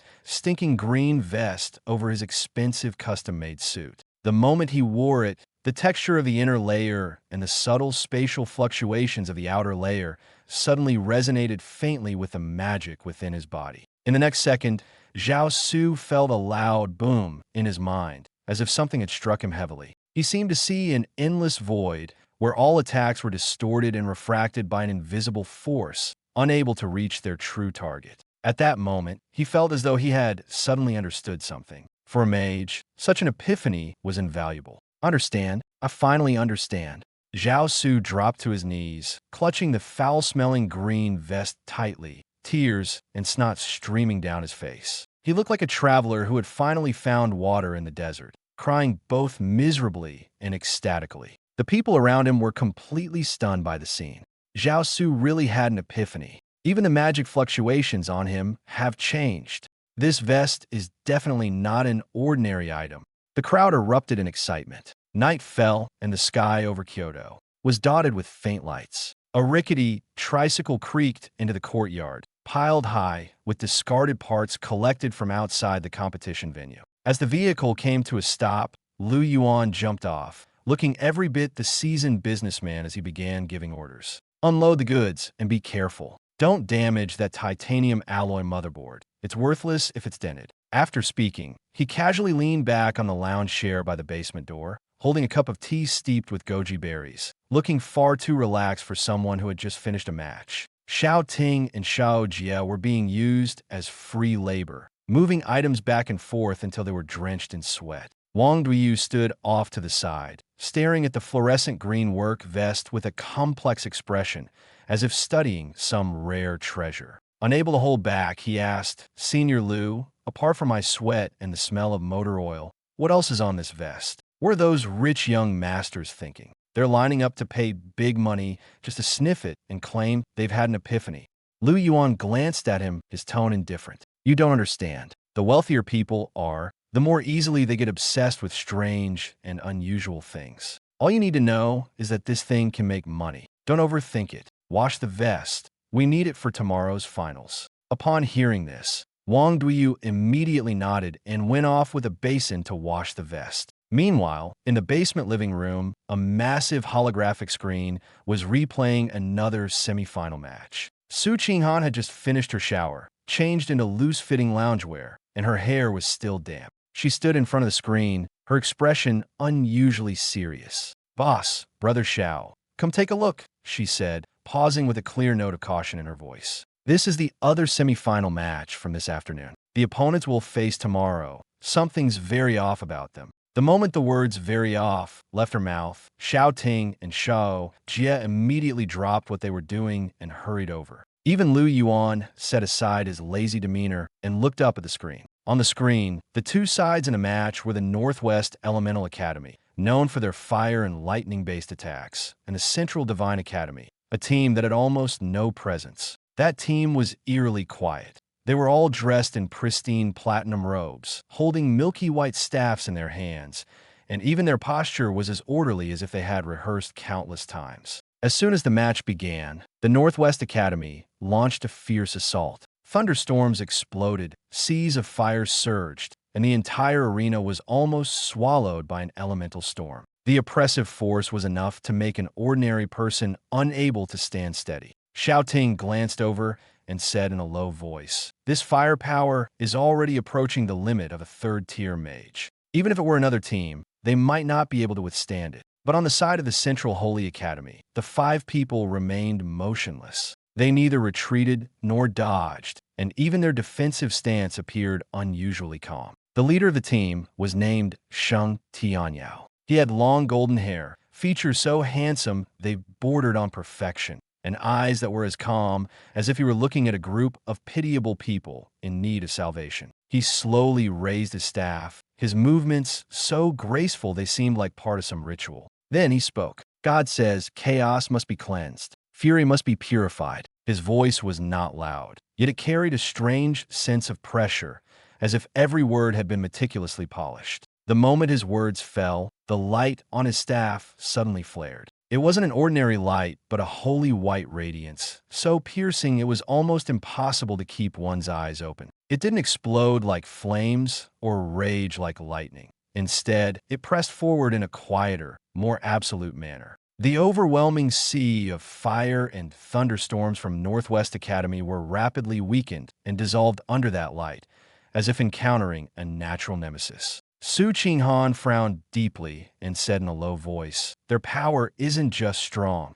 It seems specifically designed to counter others' attacks. The more aggressive the opponent, the greater their advantage." Lu Yuan didn't respond immediately. He stared at the man named Sheng Tianyao on the screen, his gaze gradually darkening. He could tell that the most troublesome thing about this kind of person wasn't how strong he was, but how calm and confident he remained. Such a person wouldn't act impulsively, wouldn't expose flaws, and wouldn't easily give you an opening. Once he found his rhythm, his opponents would be gradually crushed. "Interesting," Lu Yuan finally said, his tone light but tinged with evident caution. "This kind of team won't be easy to deal with." Xiao Jie also nodded, his expression unusually serious. "They don't win by brute force alone, but by exerting a strange sense of suppression. The more you face them, the easier it is to get drawn into their rhythm." Su Qinghan looked at Lu Yuan, her gaze carrying a hint of concern. "Tomorrow's finals probably won't be as easy as before." Lu Yuan didn't deny it. He simply set down his teacup slowly, his eyes growing colder bit by bit. He understood that the real trouble was only just beginning, and tomorrow, they wouldn't just be facing a strong opponent.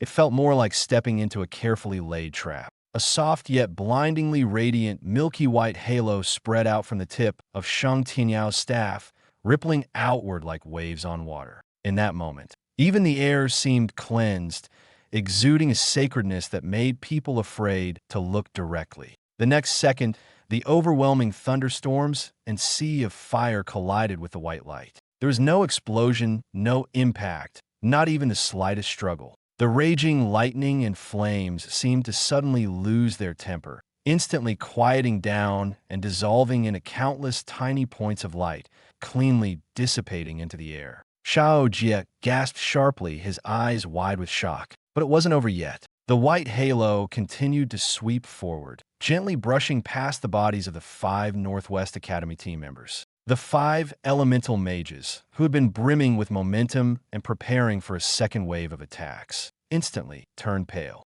The magic within them melted away like ice under a blazing sun, rapidly depleting until there was no room for resistance. Even more terrifying, the fighting spirit in their eyes was completely extinguished. 0.5 geniuses who were once high and mighty suddenly fell to their knees on the arena floor with a collective thud, covering their faces with their hands and crying uncontrollably. "I am guilty. I shouldn't have used such violent magic. I shouldn't have stolen my roommate's instant noodles last night. Please forgive me, O divine being." And just like that, the match was over. No bloodshed, no screams, not even a real confrontation. The Central Divine Academy had used just one move to utterly crush a top-tier team with championship potential, forcing them to collapse on the spot and admit defeat on their knees. The holographic screen froze on Sheng Tianyao's face, which bore a compassionate yet mocking smile. The basement fell into a dead silence.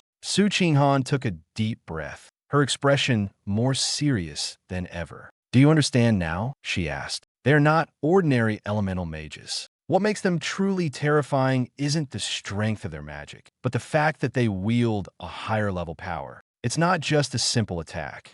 It's something that can directly affect the human heart and the very source of one's power." She paused, her voice growing colder. This kind of power is particularly adept at countering pure physical enhancements and anything with a strong corrosive nature. It bypasses surface defenses and directly dismantles you on a deeper level. Xiao Ting's face darkened as well. He quickly realized this wasn't a minor issue, it was a major problem. The reason the four of them had been able to dominate so far was because of the mammoth bone soup that Lu Yuan had prepared for them. That concoction had transformed their vitality and made their physical bodies absurdly strong. But therein lay the problem. Their power source was too solid, too direct. Whether it was the lingering void shadow aura on the cast iron pan or the abyssal spider silk wrapped around their disguises, all of it leaned toward darkness and corrosion. And holy power was the natural nemesis of such forces. This wasn't a gap that could be bridged with technique.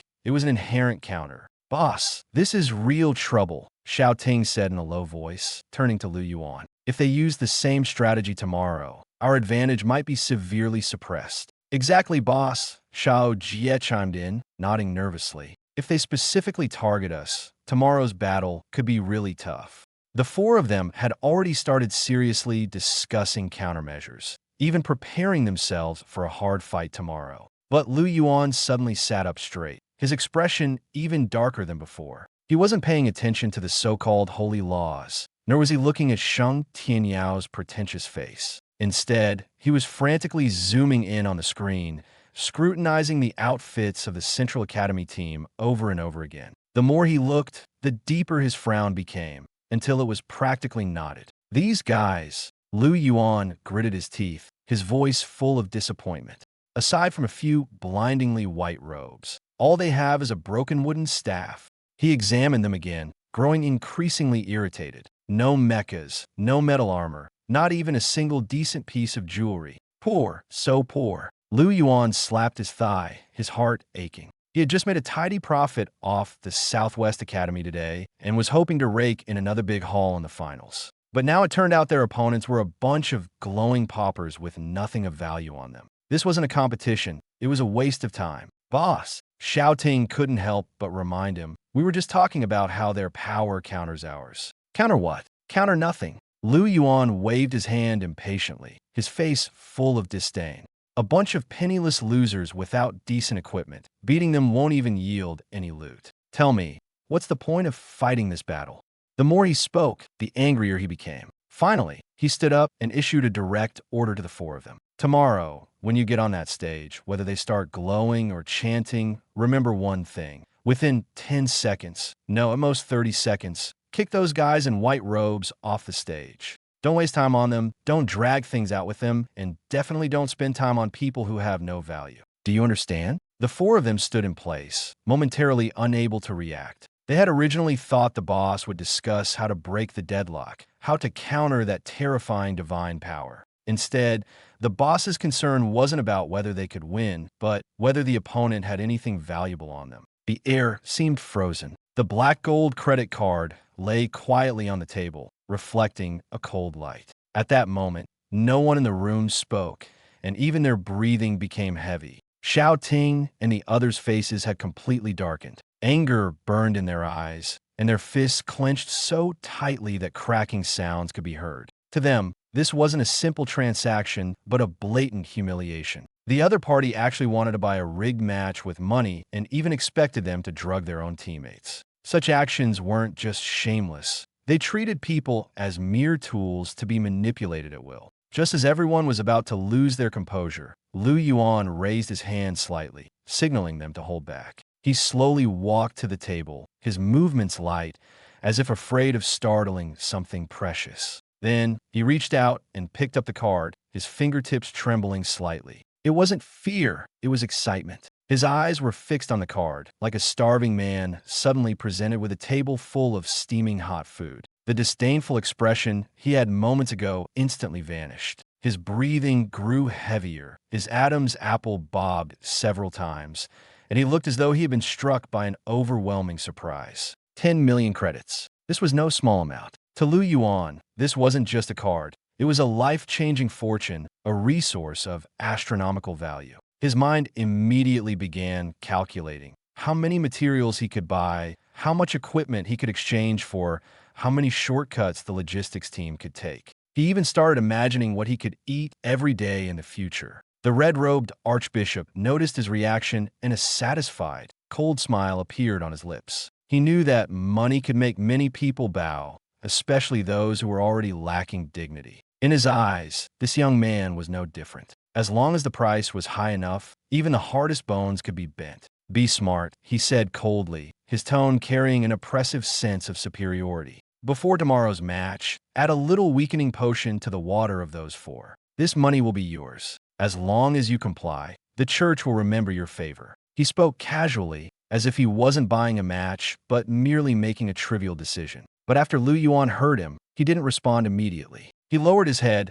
staring at the card without blinking, as if seriously weighing his options. The red-robed archbishop thought he had already won him over and felt even more confident. He had seen too many people like this. No matter how tough they talked, when faced with money, they would eventually bow. Human nature often succumbs, not to fear, but to greed. However, what he didn't know was that Lu Yuan's true interest wasn't just in the money, nor was it in betrayal. It was in the opportunity this money represented, a chance to turn the tables and use the opponent to his advantage. Lu Yuan raised his head, the fervor in his eyes still lingering. But now there was a layer of calm calculation beneath it. He looked at the archbishop as if he were a prey willingly offering up its neck, outwardly excited, but inwardly already plotting his next move. "Take the money, buy your four subordinates a beating. This deal is a win-win for you," the archbishop said arrogantly, his tone almost condescending. Hearing this, Xiao Ting and the others standing behind clenched their fists so tightly their knuckles turned white, and their nails nearly dug into their palms. But they dared not act. In their eyes, Lu Yuan was holding that black gold card, his hand trembling. It wasn't out of greed or excitement. It was the restraint of a true strongman, forcibly suppressing the fury within. Xiao Ting even silently filled in the answer in his mind. The senior must be enduring. Endure to the limit. Only then did he resist uprooting this group of people on the spot. And that foolish bishop had no idea he was already standing on the edge of a cliff, still probing forward. Yet at this very moment, standing at the center of everyone's gaze, Lu Yuan was indeed in great distress. However, the reason for his distress was entirely different from what everyone imagined. He stared intently at the black gold card in his hand, with only one thought left in his mind. Is this money really worth it? Beep, beep, beep. In the eerily quiet basement, a sudden piercing sound of button presses echoed. The red-robed archbishop froze, lowering his head to look. Lu Yuan had pulled out an old phone with a half-shattered screen from the pocket of his floral shorts, expressionlessly opened the calculator, and began pressing buttons rapidly. Units, tens, hundreds, thousands, 10,000, 10 million. He calculated while frowning, his face growing darker and darker. This isn't right. The source of this money is dirty. If I deposit it directly into an account, the authorities will definitely keep an eye on me. He raised his head, his expression extremely serious, as if discussing a matter of life and death. According to regulations, any amount exceeding 1 million is subject to the highest tax bracket. He continued pressing the calculator, his tone growing heavier. 10 million. After taxes, how much is left? Add in the money laundering fees, and then it has to go through the black market, with cuts taken at every step. How much will be left in the end? As he calculated, his face completely changed. The next second, Lu Yuan slapped his thigh fiercely, looked up at the red-robed archbishop, his eyes filled with the fury of being humiliated. "You're trying to fool me with 10 million? He directly threw the black gold card back onto the table, his voice rising sharply. "To put it bluntly, this is the pre-tax amount. By the time it reaches me, after taxes and fees, it might not even be 4.5 million.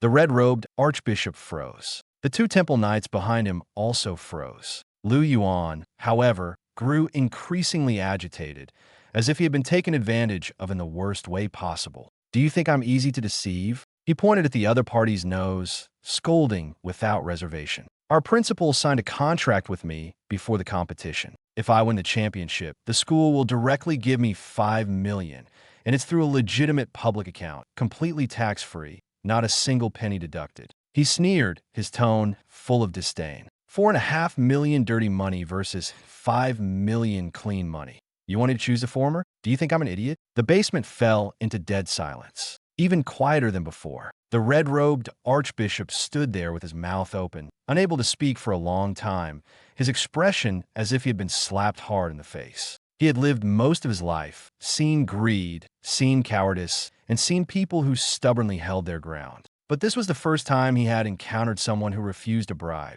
not because of morality, not because of integrity, but because he had carefully calculated the numbers and found that the money offered was less cost-effective than the school's prize. What kind of thought process was this? Why would transfer professional be so familiar with tax laws and money laundering procedures? The red-robed archbishop was so furious his hands were trembling, pointing at Lu Yuan, unable to form a complete sentence for a long time. Lu Yuan, however, grew even more impatient. "What are you stammering about?" He waved his hand dismissively, as if shooing away an annoying fly. "If you don't have money, don't pretend to be a big spender. Using pre-tax income to trick me into throwing a match. Are you even qualified?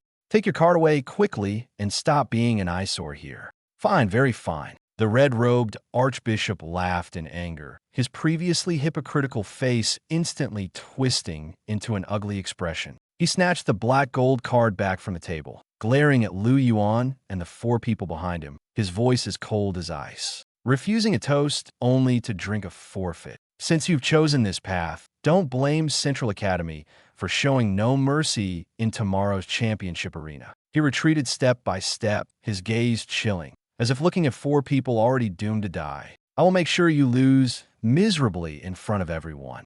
Let me tell you, opposing us will lead to dire consequences. Let's go." With that, he flung his red robe dramatically and turned to leave. Accompanied by two Templar knights, he awkwardly stepped into the elevator. Ding! The elevator doors slowly closed. That nauseating aura of sanctity was finally sealed outside the basement. Lu Yuan irritably slumped back into his recliner, picked up the now slightly cold cup of goji berry to Hong Pao tea, and took a big gulp. What bad luck, coming to cause trouble in the middle of the night, and still acting all high and mighty. These sanctimonious frauds, even their actions reek of stinginess. He set down the teacup and turned to look at the four people beside him. Xiao Ting, Xiao Jie, Su Qinghan, and Wang Duiyu stood ramrod straight, but their expressions hadn't yet recovered from the scene earlier. Lu Yuan's tone turned cold. "Did you all understand what that old geezer just said?" He stared at them, his gaze as sharp as a knife. "That $5 million tax-free bonus is my meal ticket for the rest of my life.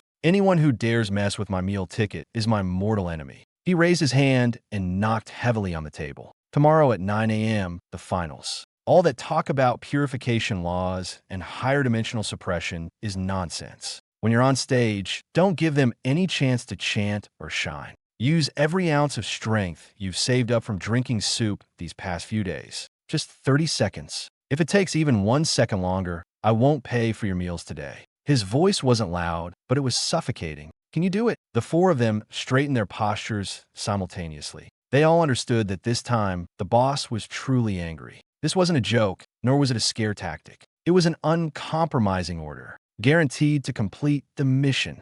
Xiao Ting was the first to shout. "We won't let those sanctimonious frauds last more than 30 seconds. Xiao Jie followed immediately. Su Qinghan and Wang Duiyu also responded in unison, their voices echoing in the basement, brimming with irrepressible fighting spirit. This night was destined to be anything but peaceful. An unreasonable, no-holds-barred final had quietly begun. Chapter 76. The finals begin. Format changed to 5v5 team battle the next day at 9 a.m. Dragon Nation's Central Main Stadium. The morning sunlight streamed through the holographic dome, illuminating the central arena. The arena had just been recast the previous night, made of top-grade S-class vibranium composite material, sturdy enough to withstand high-intensity impacts. But no matter how solid the arena was, it couldn't suppress the atmosphere, which had already reached a fever pitch. A crowd of 100,000 filled the stadium, their cheers rising wave after wave.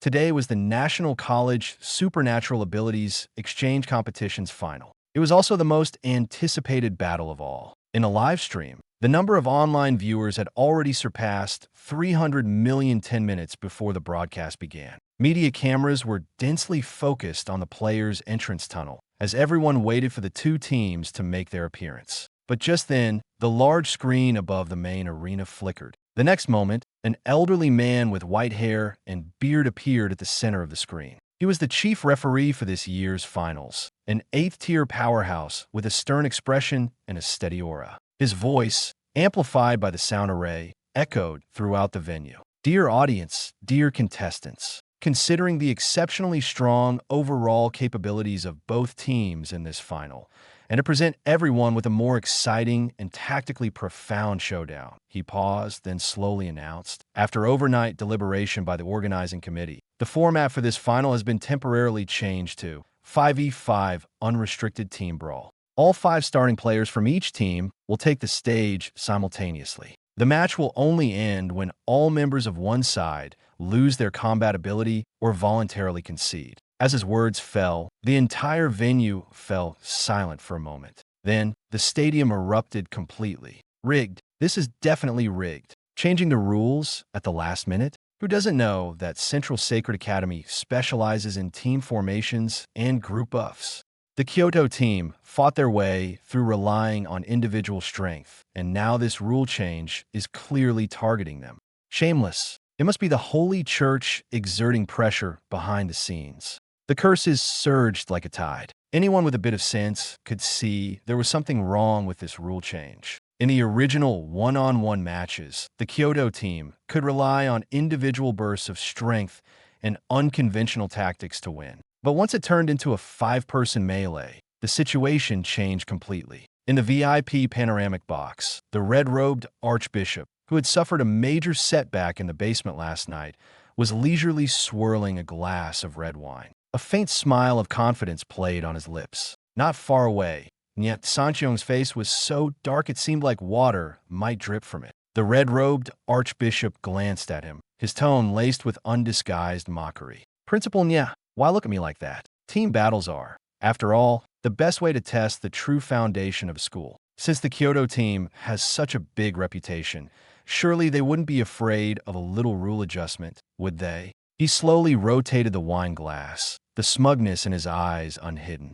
Last night, he had been so infuriated by Lu Yuan's absurd yet irrefutable arguments that he had almost spat blood. After returning, he immediately mobilized the church's influence in the secular world to push for an overnight rule change by the organizing committee. He was well aware of the Kyoto team's weaknesses. Their individual combat strength was high, and their tactics were unconventional. But what truly suited them was one-on-one combat. Once it turned into a team battle, the Central Academy could immediately form their ridiculously powerful formation at the start. As soon as the formation was complete, the Holy Radiance would suppress everything. Abyssal techniques and physical berserk transformations would be completely neutralized. He was confident that this time, the outcome no longer mattered. What mattered was that the Kyoto team wouldn't even have a chance to establish their rhythm. There's no need for your concern, Archbishop, yet Sancheong said coldly. Xiao Ting stood in place, his palms sweaty, his hands clenched into fists inside his sleeves. He admired Lu Yuan, almost to the point of blind faith.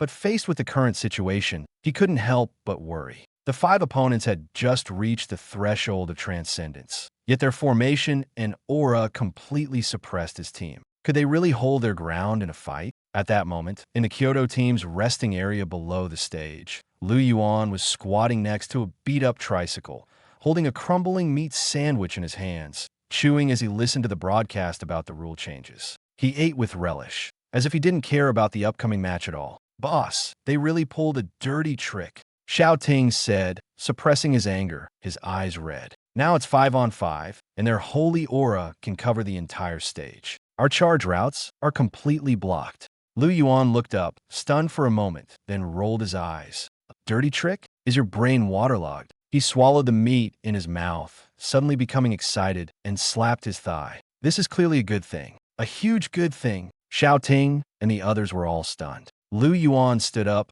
pointed at the stage, and looked at them with an expression of exasperation. Do you even know how to do the math? If it were one-on-one, you'd have to go up 5 times. Even if each match lasted just a minute, plus the referee's nonsense and the opponent's trash talk, it would drag on for at least 10 to 20 minutes. His eyes lit up, as if he had just seen a mountain of gold. But now, all 5 of you go up at once. Do you know what that means? He grew more and more excited, his voice rising. It means you can knock all 5 of them down at once. We can finish 4 matches. Early, Xiao Ting opened his mouth, but couldn't respond for a long time. Lu Yuan glanced down at the old pocket watch in his hand, his expression suddenly turning serious. What did I tell you last night? That 5 million tax-free prize money is my meal ticket for the rest of my life. Now, they're not just trying to ruin my meal ticket. They're trying to delay my clock-out time. He looked up at them, his tone as cold as a blade. 30 seconds. I'll only give you 30 seconds. Get those 5 guys dressed like curtains off the stage for me.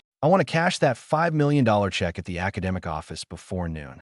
As soon as these words were spoken, Xiao Ting, Su Qinghan, Xiao Jie, Wang Liu, and even the substitute player who had been pulled in at the last minute were all ignited by this momentum. 5 million. This wasn't just a number, it was the boss's lifeline. Whoever dared to block him from getting the money was bound to have bad luck. Clang! The sound of the gong suddenly rang out, echoing throughout the venue. To the stage, Xiao Ting was the first to charge forward, followed closely by Su Qinghan, Xiao Jie, and Wang Duoyu. Even the substitute player, who had initially looked bewildered, was swept up by the energy and leaped onto the stage. On the other side, the 5 members of the Central Divine Academy team entered the arena at a measured pace. Their captain, Shang Tianyao, had golden hair that fluttered in the wind, and his expression was one of arrogance, as if he were looking at a group of people destined to fail. He gazed at the Kyoto team with a condescending pity in his eyes. Blinded by greed and darkness, your winning streak ends here. He didn't even give Xiao Ting a chance to speak. He knew very well that this team had explosive close combat power and couldn't be allowed even the slightest opportunity to get near. For the glory of the Lord, form the array. Shang Tianyao raised his scepter high, and a blinding white light suddenly burst forth, like a small sun suspended in midair. The other 4 team members immediately spread out, positioning themselves around him. They simultaneously bit the tips of their tongues, spitting out a mouthful of blood imbued with divine magic, which quickly formed a massive hexagram array on the steel floor. The next second, the entire stage began to tremble. A suffocating divine pressure descended from the heavens, like an invisible hand pressing down on the entire venue. A collective gasp escaped from the 100,000 spectators. At the center of the hexagram array, the blinding white light condensed madly, eventually forming a towering 20-meter-tall phantom. The figure had 6 wings, wielded a giant sword, and exuded an aura of holiness, majesty, and indifference, like a true arbiter descending upon the mortal world. Archangel Descent Holy Array. This was the Central Divine Academy's ultimate forbidden spell formation, reserved for the most critical moments. Under the blessing of the Archangel's Phantom, the aura of Shang Tianyao and his 4 teammates surged dramatically, forcibly breaking through the limits of the 2nd tier and approaching the early stage of the 4th tier. Feel the wrath of the divine. Shang Tianyao hovered in midair, his entire being almost merging with the Archangel. He looked down at the Kyoto team, his voice crashing down like thunder. In the face of true light, your crude physical strength and dark artifacts will melt like snow under the sun. Grand purification, divine judgment. The Archangel's Phantom raised its massive sword of light high and then slashed it down fiercely toward the Kyoto team's position. A torrent of milky white holy radiance poured down instantly, like an unavoidable storm, engulfing Xiao Ting and his teammates completely. In the stands, the red-robed archbishop finally revealed a smug smile. The moment the light dissipated, the entire venue fell silent. Everyone had assumed that the Kyoto team would be crushed under this divine judgment. After all, this was the Archangel Descent Holy Array, Anything tainted with the aura of the abyss would be forcibly purified and stripped away, leaving only a weakened body, barely able to stand. But the scene before them defied all expectations. Xiao Ting did not kneel. Su Qing'an did not fall. Wang Duiyu and the others were the same. All four stood firm, their expressions surprisingly calm. There was no pain, no despair, only a clear sense of irritation, as if they had been rudely interrupted in the middle of something important. Xiao Ting glanced down at the electronic watch on his wrist, his brows furrowing deeply. 5 seconds. He raised his head, his eyes now bloodshot with thick veins of red. That look in his eyes didn't suggest injury. It was the fury of someone whose patience had been utterly exhausted. They were showing off and wasted 5 seconds of my time. With that, he casually tossed the small, broken folding stool from his waist to the edge of the stage.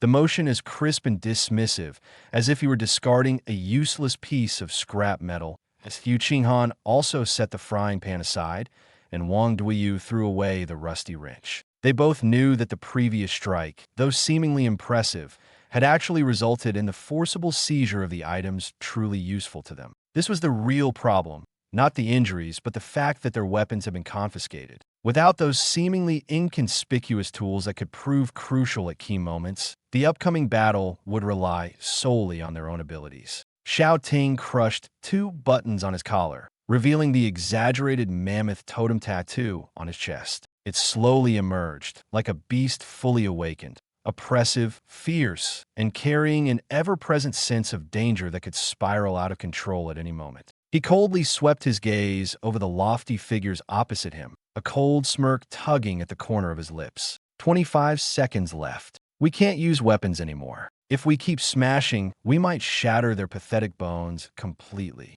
He flexed his wrist, his voice low and ruthless. Then we'll fight barehanded. Rip these pretentious fools apart completely. Meanwhile, above the arena, Shang Tianyao stood within the projection of the Archangel, looking down at the center of the light with an air of superiority. A cold smile of assured victory graced his face, as if he had already envisioned the Kyoto team collapsing in disgrace. To him, the previous move had already ended everything. But in the next second, he sensed something amiss. Within the light, there was no sign of the collapse and screams he had anticipated. Instead, faint traces of abyssal energy were forcibly resisting his divine laws. Shang Tianyao's gaze darkened. As expected, you still harbor evil artifacts. He had long suspected that the Kyoto team's streak of victories was not due to their inherent strength, but rather those peculiar, yet undeniably effective pieces of equipment. If those items were stripped away, they would be nothing. With this thought, his expression grew colder. Since you rely so heavily on these things, I'll help you get rid of them completely. He clasped his hands together and chanted obscure divine words, his voice high-pitched and icy. Sacred supreme sequence, heretical deprivation, disarmament judgment. As his words fell, the 6 radiant wings behind the Archangel projection suddenly spread wide. Countless chains of light descended from the heavens, like a pack of hunting hounds precisely targeting their prey, rushing toward the center of the arena. These chains did not aim to harm people. Their target was clear, the lifeless objects tainted with so-called abyssal energy. In the next moment, 100,000 spectators simultaneously widened their eyes. For fluorescent green vests were forcibly pulled out from the light, followed by the iron frying pan, the broken-legged stool, and the rusty wrench that reeked of motor oil. These items, once shocking and feared, now seemed to have lost all their power, pinned crudely to the edge of the arena, unable to move again. The entire venue fell silent. Everyone understood what had happened. The Kyoto team's most relied upon items had been taken away. The real battle was only just beginning. They've been stripped. It's over. All their trump cards are exposed. Without those items for protection, how can a few second-tier melee students possibly withstand the 4th-tier level Archangel judgment? Above the arena, Shang Tianyao burst into laughter, his voice filled with contempt and triumph. Ha ha! Foolish heretics! He raised his scepter, pointing arrogantly at the dissipating light below, his tone as condescending as if he were sentencing a group of doomed souls. Without the disguise of those wicked items, your pitiful selves are utterly insignificant before God. Now, kneel before me and repent like dogs. The light finally faded. At the center of the arena, the 4 members of the Kyoto team were fully revealed, gone with the oversized fluorescent green vests. Xiao Ting once again displayed his security guard uniform, stretched to its limits by his bulging muscles. Su Qinghan wore a fitted black combat suit, her figure agile and her gaze steady. Xiao Jie, with bandages wrapped around his chest and a pale complexion, still stood tall and straight.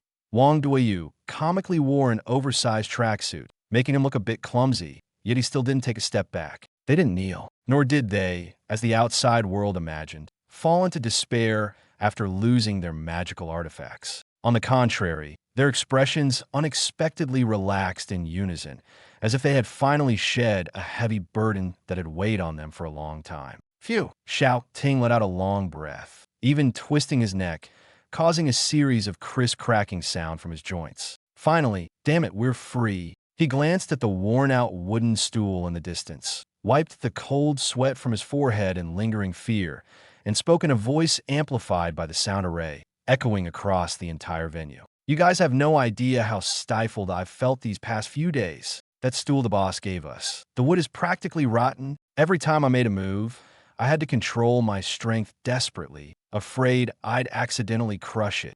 I've been holding back 99% of my strength just to keep that nearly broken stool leg intact. It's been unbearable. Beside him, Su Qinghan, who is usually calm, also nodded, her expression carrying a hint of lingering fear. She raised her hand and gently massaged her wrist, letting out a sigh. Tell me about it. That black pot the boss gave me is so thin. Last time I cast a fireball, I felt like the bottom of the pot was about to warp from the impact. If I broke the boss's cookware, I'd definitely be punished by having to scrub toilets for a month. I've even been afraid to sleep, worried I'd dream about cleaning bathrooms. Exactly.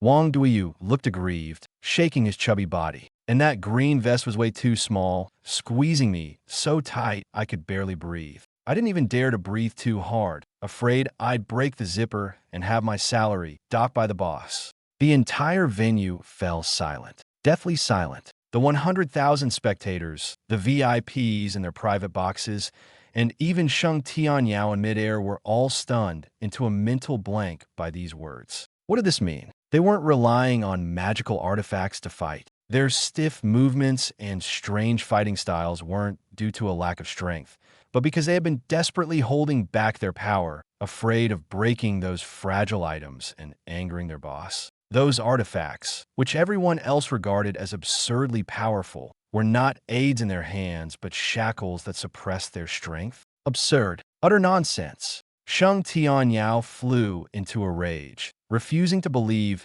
such a completely illogical claim. On the brink of death, you still dare to spout lies. Suppress them for me. The Angela projection once again raised its massive sword of light, and the holy pressure descended instantly, as if even the air was about to be crushed. But this time, the 4 members of the Kyoto team didn't even glance at the sword of light. Xiao Ting slowly lowered his head, looking at the electronic watch on his wrist. 20 seconds left. His voice was low and hoarse, sounding less like a human and more like a long-repressed beast growling from deep within its chest. Since they've so kindly taken away the magical artifacts, since the boss said, we don't need to hold back. Xiao Ting slowly raised his head. High-definition cameras captured this moment clearly and broadcast it across the entire internet. Audiences across the Dragon Kingdom watched in horror as the eyes of Xiao Ting, Xiao Jie, Su Qinghan, and Wang Duiyu all turned blood red, devoid of any rationality. In that instant,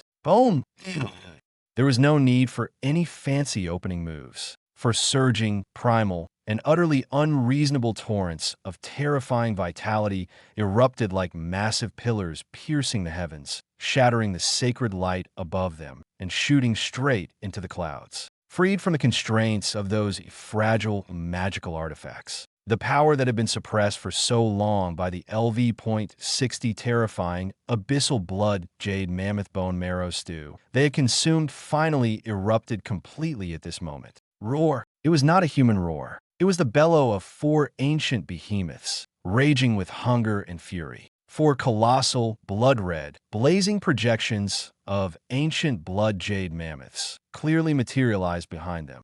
The pure and extreme sense of physical oppression actually caused the Archangel's phantom in midair to tremble uncontrollably. What kind of monster is this? Shang Tianyao face changed. Drastically, his eyes widening in disbelief. The purification law he prided himself on, upon shining on these four berserk bodies, felt as though it had struck an immovable iron wall. It was bizarrely deflected outright. Indeed, divine laws can suppress abyssal powers. This was not wrong. But the problem was, these opponents weren't using any magic or relying on elemental countermeasures. What sustained them now was nothing but the purest physical strength, direct, savage, and nearly unstoppable. It was the oppressive force of bodies honed to their absolute peak. As long as the opponent's attack couldn't surpass the defensive limits of these bodies, no matter how intricate the techniques or dazzling the brilliance, it was all just for show. During the boss's off hours, no one gets to interfere.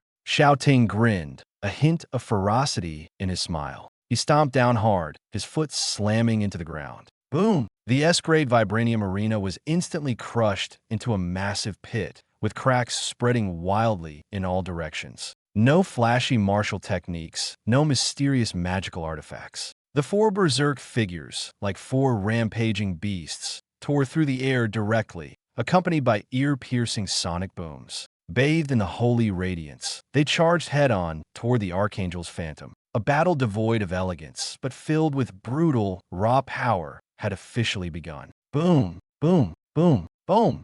Four deafening explosions erupted almost simultaneously around the arena. Without the restraint of magical artifacts, the S-grade vibranium composite floor beneath the Kyoto team cracked like brittle cookies. They didn't rely on any fancy displacement spells, but instead used the terrifying muscles enhanced by LV.60 blood, jade, mammoth marrow to crush the air underfoot, transforming into four afterimages too fast for the naked eye to follow, charging straight at the Archangel formation in midair. Stop them. Absolute holy barrier. The composure on Shang Tianyao's face finally vanished completely. For the first time, he showed genuine fear, desperately channeling the magic within him. The Archangel's phantom folded its 6 wings, quickly forming a thick golden light wall in front of the 5-person formation. The light wall was covered in layers of sacred runes, forming a defense that seemed utterly impenetrable.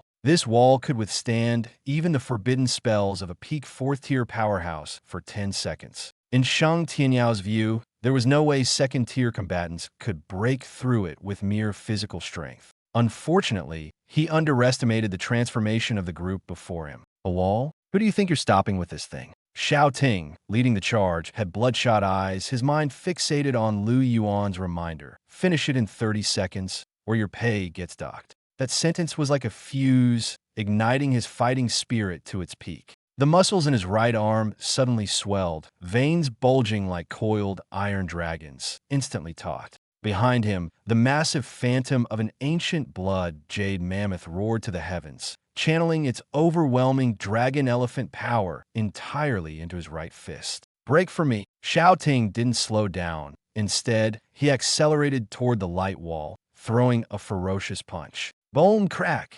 The moment his fist collided with the golden light wall, there was no stalemate, no energy drain, and no clash of attributes. There was only the most direct, most brutal force. The so-called absolute defense of the holy barrier, under the stunned gaze of 10,000 spectators, shattered like thin glass struck by a giant hammer. It didn't last even half a second before exploding into countless fragments of light. The formation was forcibly broken, and Shang Tianyao, along with the other 4 core team members, simultaneously spat blood, their faces pale as death. But this was only the beginning. Fatty's gonna crush you. Who told you to delay my off hours? Wang Duyu roared, his entire body like an out-of-control heavy tank, barreling into the center of the Central Academy's formation with terrifying momentum. The 2 holy mages, who were preparing to recover their magic, didn't even have time to react before their vision suddenly went black. Boom! Wang Duyu's highly elastic body fat, carrying the impact force strong enough to overturn a truck,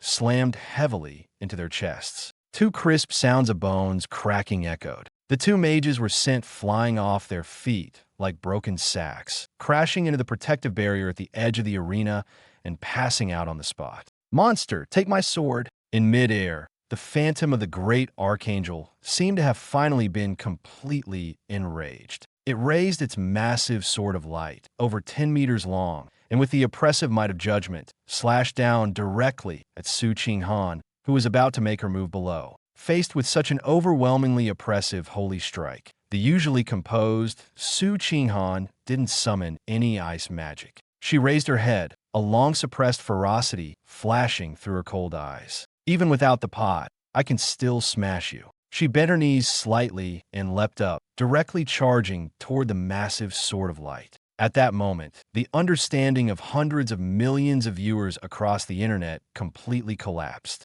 In midair, Su Qinghan twisted her body, her core muscles engaging, and her long legs swept out like a battle axe, carrying the brute force of an ancient mammoth capable of shattering mountains and rivers. Her kick landed precisely on the side of the massive sword of light. Clang! A deafening explosion rang out. The massive sword of judgment, formed entirely from pure holy laws, was forcibly kicked into two pieces by her. But it wasn't over yet. Using the recoil, Su Qinghan flipped in midair, her movements as sharp as an unsheathed blade. She didn't stop or retreat, but instead lunged toward the Archangel's phantom again. Her foot struck the Archangel Phantom's face with a heavy kick. Bang!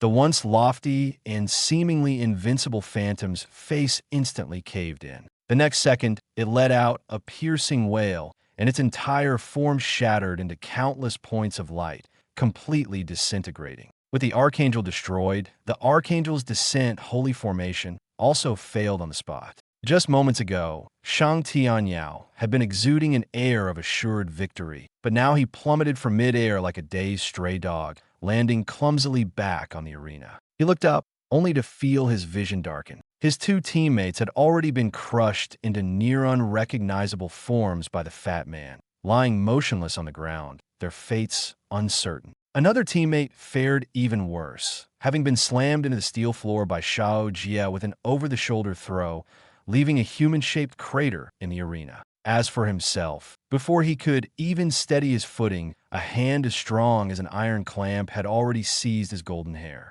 What are you trying to do? I'm the holy son of the sacred church. How dare you touch me?" Shang Tianyao's voice trembled, and the arrogance he had displayed earlier was now completely gone, replaced by sheer terror. He finally understood that the people before him weren't rule-abiding professionals. They were a group of maniacs who had completely let loose and cared only about results. "Screw your holy son." 10 seconds left. Shao Ting's eyes were bloodshot as he hoisted Shang Tianyao off the ground like a dead dog. There were no magical duels, no flashy skills, and no strategic formation battles. All that remained was the most primal, direct, and brutal street brawl. Shao Ting raised his fist, as large as a sandbag, and smashed it into Shang Tianyao's still handsome face. Bang! "This punch is for the boss. You took dirty money to humiliate him. You deserve it." Bang! "This punch is for me. I've held back long enough." Bang! "This punch has no other reason, just to save time." Each punch landed with raw force. Blood splattered everywhere. The once arrogant holy mage, without the protection of magic distance or formations, couldn't last even a single round against these close combat monsters. In just 3 punches, Shang Tianyao's face was unrecognizable. His nose was flattened, his teeth shattered, and he spat out a mouthful of blood mixed with fragments of teeth before passing out completely. "Time's up." Below the arena, Yuan pressed his pocket watch and nodded in satisfaction. The next second, Shao Ting directly grabbed the unconscious Shang Tianyao and, like throwing a bag of trash, hurled him fiercely out of the ring's boundary. Shang Tianyao's body traced a pathetic arc in midair before crashing heavily onto the stands below the VIP box where the red-robed archbishop was seated. The electronic timer in midair abruptly stopped, the red numbers freezing at 0:28. 28 seconds. From the moment the starting gong sounded to the moment all 5 members of the Central Divine Academy team were defeated and thrown out of the ring like dead dogs. The entire process took only 28 seconds. This was no grand final. It was a complete and utter one-sided annihilation. No technique, no aesthetics, just the most brutal, straightforward, and decisive victory. In the face of absolute physical power, formations, counters, and divine pressure all became laughable, pinning you to the ground and beating you so hard you can't even chant a spell. That's the Kyoto team style. In the vast central stadium, the 100,000 live spectators, along with the hundreds of millions watching the live stream, were all silenced as if someone had pressed the mute button. The entire world was eerily quiet. The commentator's microphone had long since fallen to the ground. His mouth hung open, but tears streamed uncontrollably down his face. These weren't tears of sadness, but tears of excitement, trembling with emotion after witnessing history and having his worldview utterly shattered. We won. Someone in the corner of the audience shouted with a trembling voice. And then, boom! The next second, the entire stadium seemed to explode. Cheers, screams, and shouts erupted, soaring to the heavens, almost tearing the dome apart. Kyoto team is awesome. This is what real men do. If you're not convinced, fight. Let fists do the talking. Damn, a mage flying, kicking an archangel. I'll remember this scene for the rest of my life. This is total domination, an unprecedented dimensional reduction attack. The national championship belongs to Kyoto War God Academy. Confetti flew, cannons roared. In the VIP box, the red-robed archbishop watched helplessly as his most prized holy son was beaten into a pulp and then thrown at his feet like trash. He let out a piercing scream and fainted on the spot. On the other side, Niet Sangxiong, the 8-turn martial god, completely abandoned his image at this moment, laughing heartily, freely, and joyfully. He turned to look at the low-profile figure below the ring, his eyes filled with uncontrollable respect. On the ring, Xiao Ting, Su Qinghan, Xiao Jia, and Wang Duyu listened to the explosive cheers from all directions but didn't rush to bask in the victory. Instead, they turned around in unison, quickly running to the edge of the ring to carefully remove the broken folding chair, black pot, and rusty wrench nailed to the protective shield. Then, they picked up the large green vests on the ground, still bearing footprints, and meticulously dusted off the dirt. Their movements were practiced and serious, as if tidying up their most treasured belongings. Below the ring, Yuan had already leisurely tucked the old pocket watch back into his pocket. He glanced at the crowd, celebrating wildly, frowned, and impatiently dug at his ear. So noisy. Can't stand this place for even a second. Yuan skillfully jumped onto the old tricycle and shouted at the four on the stage. What are you standing around for? Hurry up and get down here to pedal. Work's done early today. First, let's go to the administration office to cash that $5 million tax-free check. This afternoon, your boss is in a good mood. I'll treat you to the deluxe hot pot from the logistics department. Hearing this, the four war gods who had just pinned the nation's prodigies to the ground immediately ran off the stage like obedient students, skillfully jumping onto the tricycle. Got it, boss. Let's go eat hot pot. The 100,000 spectators stood frozen in place, their expressions stiff. They could never have imagined that the team that had swept through the competition and claimed the national championship would leave the stage in such a manner. The worn-out wheels creaked, and the bike chain clattered rhythmically. The four war gods followed Yuan, low-key and inconspicuous, like an ordinary street team, slowly riding out of the central main stadium. All that remained was an inexplicable legend and the mysterious name Logistics Master, forever etched in the history of Dragon Country's job changers. The sixth layer, the desolate wasteland. This place was once a hunting ground for high-level demons and ferocious beasts. The air was perpetually filled with the stench of sulfur, the ground barren and lifeless. Even the wind carried a hint of blood. But today, if someone stood atop the wasteland and looked down, they might wonder if they had come to the wrong place. Clang, bang, zzz, deafening hammering sounds, piercing cutting noises, and explosive bursts from high-temperature welding with netherworld fire combined into a frenzied industrial symphony. Looking out, over 30,000 black-skinned goblins were working in perfect order. These abyssal creatures, who once survived through plundering and bloodlust, were now all dressed in fluorescent green safety vests and wearing yellow helmets crafted from polished beast skulls. They pushed carts, carried skeletal parts, and ran back and forth through the black smoke, so busy their feet barely touched the ground. Faster, you dwarves on the third assembly line.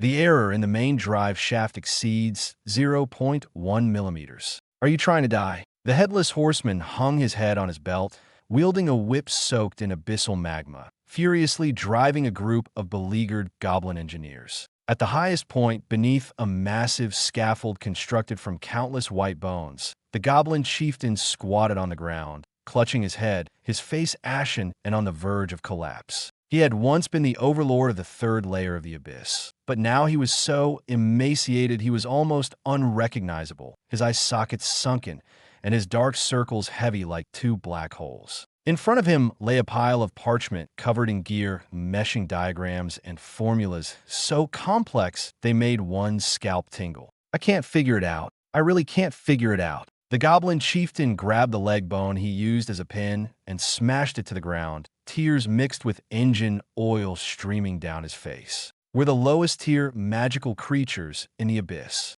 We have to count on our fingers for addition and subtraction under 10. And now you're forcing us to calculate things like magical mechanical hydraulic transmission rates and aerodynamics. This isn't work we should be doing. This is beyond our brains. Just kill me already, boo! Snap! A whip cracked sharply, shattering a boulder instantly. A small yellow-brown skeleton sat on a boss chair made from the skull of a high-level demon, holding an exquisite skull-shaped teacup filled with abyssal blood leeches and goji berries. After listening to the goblin chieftain's complaints, the ghostly blue soul fire in its eye sockets flared violently, as if suppressed rage had finally reached its peak. It jabbed its bony finger at the goblin chieftain's head, its rattling jawbone opening and closing, its voice sharp as a knife. Even crying counts as time. Can't figure it out? If you can't figure it out, then use your life to fill the gap, use your teeth to bite, use your bones to grind. You useless bunch. Do you even know what real competition is? The small skeleton grabbed the goblin chieftain by the collar and lifted him entirely off the ground, its voice carrying an almost maddening sense of oppression.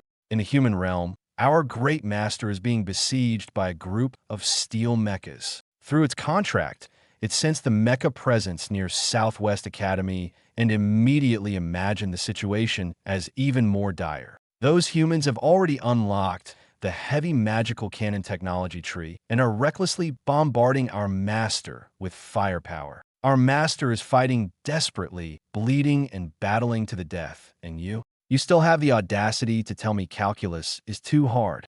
The small skeleton grew increasingly agitated, waving its arms wildly, its tone like issuing a final ultimatum to the entire army. I'm telling you, the Abyss Heavy Industries doesn't keep freeloaders. If this supreme bone mecha isn't ignited and started before sunset today, all 30,000 of you useless eaters will jump into the blast furnace and become the most glorious biological fuel for me.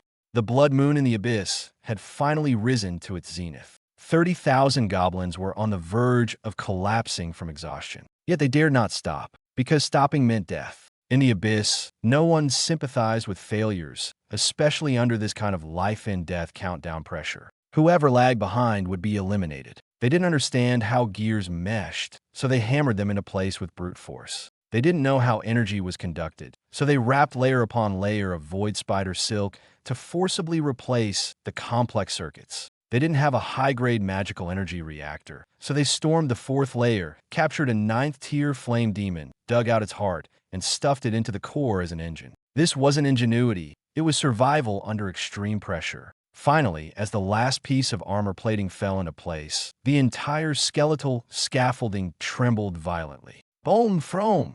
A soul-shattering roar erupted from the mecha's core. It worked. The 30,000 goblins froze for a moment, then erupted into a heart-wrenching cheer. They cried and laughed, as if they had finally crawled out of a nightmare destined to end in death. The little skeleton was so excited that its jaw almost flew off. It fumbled to reattach its bone, then looked up at the colossal machine before it, its soul flames trembling. This was a true monster. A 50-meter-tall steel mecha, its main frame constructed from the complete skeleton of a 9th-tier ancient abyss frost dragon, its exterior clad in thick black magic iron armor. Its arms weren't equipped with any fancy melee weapons, but instead bore 12 heavy abyssal magic cannons powered by high-tier fire demon crystal cores. The most terrifying part was its chest. It wasn't an ordinary cockpit, but a still-beating flame demon heart. With every beat, it seemed to inject new life into this killing machine. Perfect. The little skeleton reached out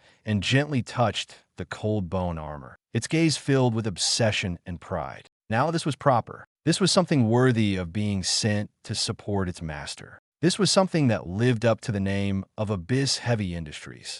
Quick, activate the cross-realm summoning array, it shouted excitedly. Send this unit 0-1 over and let those piles of scrap metal in the human world see what real industrial violence looks like. The Headless Horseman immediately led a group of nearly collapsing goblins to start carving a teleportation array at the mecha's feet. Everyone thought that what followed would be a perfect delivery. But 5 minutes later, the teleportation array glowed blindingly bright, yet the mecha remained stuck in place, like an oversized, overhyped giant truck that simply couldn't fit into the tunnel. The smile on the little skeleton's face froze. What's going on? The Headless Horseman held its head in its hands, looking aggrieved. Boss, our mecha is too big. The contract portal the master opened in the human world is only as wide as a tricycle. It just won't fit through. The air fell silent. The little skeleton stared blankly at the imposing giant delivery that couldn't be sent because it was too large.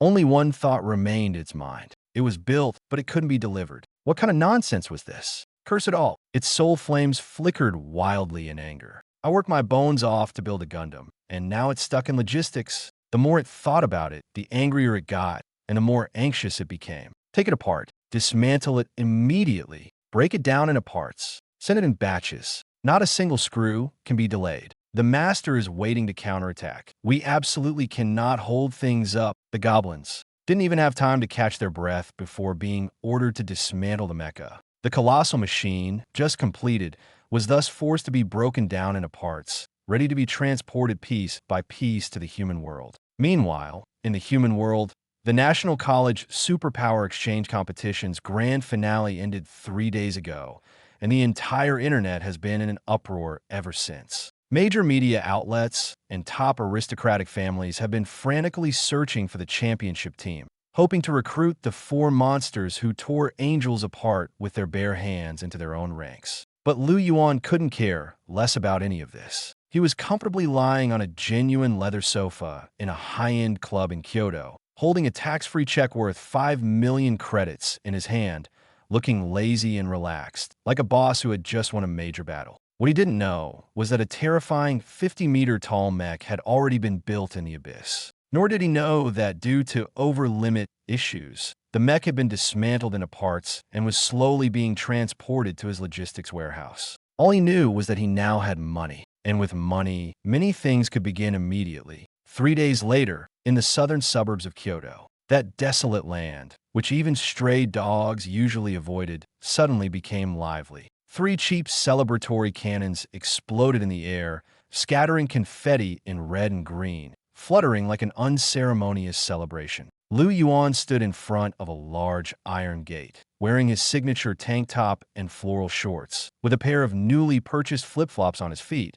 his expression unexpectedly serious. He looked at the wooden sign that had just been hung on the gate and nodded in satisfaction. Kyoto Scrap Recycling and Cross-Border Logistics Distribution Center. The words were big enough, eye-catching enough, and direct enough. Not bad. Yuan clapped the dust off his hands. Starting today, this place is officially open for business. He didn't squander the 5 million prize money as others might have expected, nor did he buy any luxury goods. He was simply very clear about one thing. Real wars don't just happen in the arena. Real resources can't be fought for with words alone. To win, you first need to bolster your logistics. To survive, you first need to pave the way. And this scrap recycling station was his first step. Unlike other job changers who spent large amounts of resources on top-tier potions or high-level skill books, Yuan saw those things as tempting but ultimately short-lived consumables. The real moneymakers were always fixed assets and businesses that could generate sustained profits.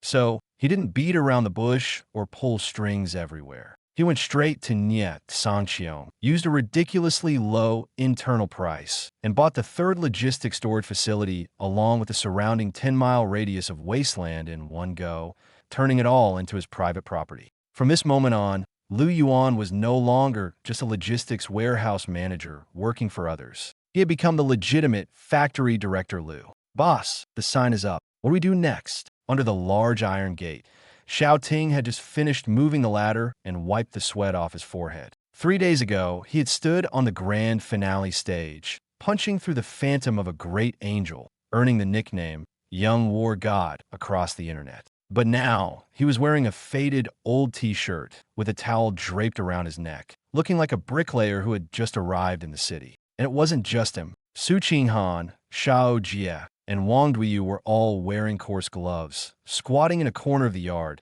busily dismantling the mountain of Southwest Academy mech scrap. What do we do? Work, of course. Lu Yuan walked over and kicked Wang Duiyu's oversized butt. Fatty, stop slacking off. Sand down that titanium alloy main armor plate until it's shiny. That's high-grade stuff that can sell for a lot of money. And you, Su Qinghan, use your ice magic to freeze the coolant in those magic energy engines into ice blocks and separate it out. That stuff can also be recycled and sold. Watching these geniuses, who have been unbeatable in the arena, now being bossed around by him, Lu Yuan felt a strange yet satisfying sense of accomplishment. It turns out that truly good employees aren't judged by their background or fame. As long as they can work, they have value. In the eyes of the four-person team, this was not just about moving scrap metal. They even felt it was an extremely profound form of training. Huff, so heavy. Xiao Jie gritted his teeth as he hoisted a hydraulic arm of a mech weighing several tons. Under the immense pressure, the mammoth strength within him was gradually growing. In that instant, it was as if he understood something and his gaze changed. Come on, everyone, push harder, Xiao Ting said in a low voice as he crushed the mech's outer shell with his bare hands. The boss is deliberately training us. He wants us to return to the most basic labor after winning the championship, to stabilize our surging energy and mindset. Exactly. Wang Duiyu's eyes reddened with emotion, and his hands moved even faster. Truly capable people often don't spell things out. He's helping us build a solid foundation. Lu Yuan sat in a rocking chair, watching the four of them work fervently, nodding in satisfaction. At this rate, this batch of scrap metal sponsored by Southwest Academy can be sold by tomorrow morning. As the dismantling work at the scrapyard continued in full swing, night gradually fell. In the dead of night, in the southern suburbs of Kyoto, not a soul could be seen. The streetlights, long in disrepair, flickered dimly, their light as feeble as dying candle flames. On an abandoned road, less than 2 kilometers from the scrapyard, the air suddenly twisted, as if forcibly parted like water. In the next second, 3 figures cloaked in black appeared out of thin air. They emitted no obvious magical energy, yet their presence caused the surrounding temperature to plummet. The withered grass on the ground began to yellow and die rapidly. The Central Holy Church, Heresy Tribunal, Divine Punishment Assassination Squad. All members were level 35, third-tier shadow assassins. Is it that rundown yard up ahead? Asked the lead assassin, codenamed Poison Blade. His pupil-less white eyes appeared particularly chilling in the night. Captain, the intel is confirmed. One of the assassins beside him replied in a low voice. The target, Lu Yuan, is ostensibly a logistics manager for the Kyoto War God Academy. But in reality, he's the heretical source supplying abyssal abominations to the Kyoto battle team. The Archbishop has already ordered that we must bring his head back to the church tonight to cleanse the shame of the day. After hearing this, Poison Blade's lips curled into a cold smile. Just a pretentious logistics guy. In his eyes, the students who had won the championship likely relied on some one-time sinister artifact. By now, the artifact's power must have been nearly depleted. As for Lu Yuan, who was hiding in the background, he was nothing more than an ordinary person. Against the 3 of them, all third-tier assassins, he wouldn't last a second. Activate Silent Divine Radiance for stealth, infiltrate, and finish this quickly. Yes. The 3 shadows instantly merged into the night, like drops of ink dissolving into the sea, crossing the scrapyard's rusty gate without making a sound. Meanwhile, in the deepest part of the scrapyard's basement, Lu Yuan was sitting in his pajamas at a workbench, checking the day's scrap inventory records. Suddenly, a blinding blue light erupted from the corner of the basement, where a small storage room for miscellaneous items was located. Boom! A muffled sound, as if space itself was being forcibly torn apart, reverberated through the ground. The basement began to shake violently. "What's going on?" "An earthquake." Startled, Yuan jumped up, quickly rushing to the storage room door and yanking it open. As soon as the door opened, a pungent mix of sulfur and acrid industrial oil hit him like a storm, making him instinctively squint his eyes. What he saw was the summoning circle drawn on the floor, which he occasionally used to receive abyssal specialties from the little skeleton, was now operating in overdrive. Clang! A massive dragon thigh bone, as large as a truck's front end, pitch black and radiating a bone-chilling cold, struggled out of the magic circle and crashed heavily onto the ground. Immediately after, clang, clang, thud, a heap of enormous, menacing black skeletal parts, several thick void spider silk drive shafts, and a gigantic demon heart that was still furiously beating and spewing hellfire sparks poured out of the magic circle like spilled beans. In less than half a minute, the spacious storage room was completely filled with these abyssal components that exuded an overwhelming sense of dread. Yuan stood frozen in place, utterly dumbfounded. He had no idea what these things were, but one glance was enough to tell him they were definitely not cheap. The terrifyingly cold aura and the heart that thumped like a furnace both screamed that this was a batch of incredibly valuable goods. At that moment, Cleaner 001, the Lich, emerged from the corner, holding a parchment inventory list in its hands. "Boss, the shipment from the branch office has arrived," 001 said respectfully, handing over the list. "The new branch manager over there, Little Skeleton, said this was specially customized for you to support your business expansion in the human realm. A large, heavy-duty logistics device. Because of its size, it had to be disassembled into parts for shipping, and you'll need to assemble it yourself." "A large, heavy-duty logistics device? And it's in parts?" Yuan froze for half a second before slapping his thigh and lighting up with excitement. "I get it. A heavy-duty forklift, right?" The more he thought about it, the more thrilled he became. He had been worrying earlier in the day about the main armor plates of those scrap mech from Southwest Academy being too heavy for Xiao Ting and the others to move. But now, the headquarters had been so considerate as to send him a high-powered engineering forklift. In Yuan's straightforward understanding, a pile of black metal frames paired with an engine that spews fire could only be a forklift or an excavator. What else could it be? "Great! This is fantastic!" Yuan rubbed his hands together in delight and immediately turned around, shouting upstairs to the four-person team, still sleeping on the floor. "Xiao Ting, stop sleeping. Get down here now. Headquarters sent us a brand new heavy-duty forklift. It's all in parts. Get your team to the backyard and assemble this forklift for me. I want to see it running in the yard by tomorrow morning." Upstairs, Xiao Ting, who had just fallen asleep, sat up abruptly, half his drowsiness scared away by the shout. He didn't dare delay and quickly rolled out of bed. "Coming, boss." Wearing only his boxers, he first hoisted the forklift chassis, which was about the size of a truck's front end, and then called Xiao Jie and Wang Duiyu to help carry the forklift engine. The three of them grunted and groaned as they moved the parts to the backyard. The night was deep and the wind was biting cold. Just as they finished moving the mountain-like pile of parts to the backyard, the God Punishment Assassination Squad, led by Poison Blade, silently crept onto the abandoned container behind Scrapyard. Poison Blade hung upside down on the edge of the container like a venomous spider lurking in the shadows, coldly observing the scene below. "Captain, the target isn't here, just those students who won the finals during the day," an assassin whispered in a low voice. "It looks like they're moving something in the middle of the night. Whatever they're moving, since we've run into them, we'll take them out too," Poison Blade said, a ruthless glint flashing in his eyes. During the day, these students had been in the spotlight on the arena stage. But now it was nighttime, the perfect time for assassins to strike. As long as they were caught off guard, no matter how strong their physical bodies were, if a third-tier assassin got close enough to slit their throats, there would be no escape. Prepare to strike, kill them in one blow. Poison Blade was just about to give the order when his words suddenly got stuck in his throat. His gaze inadvertently fell below, where he hadn't initially paid attention to the pile of items. But at that moment, a gust of wind blew away the clouds obscuring the moon, and the cold moonlight illuminated the scene. In the next instant, the cold smile on Poison Blade's face froze completely.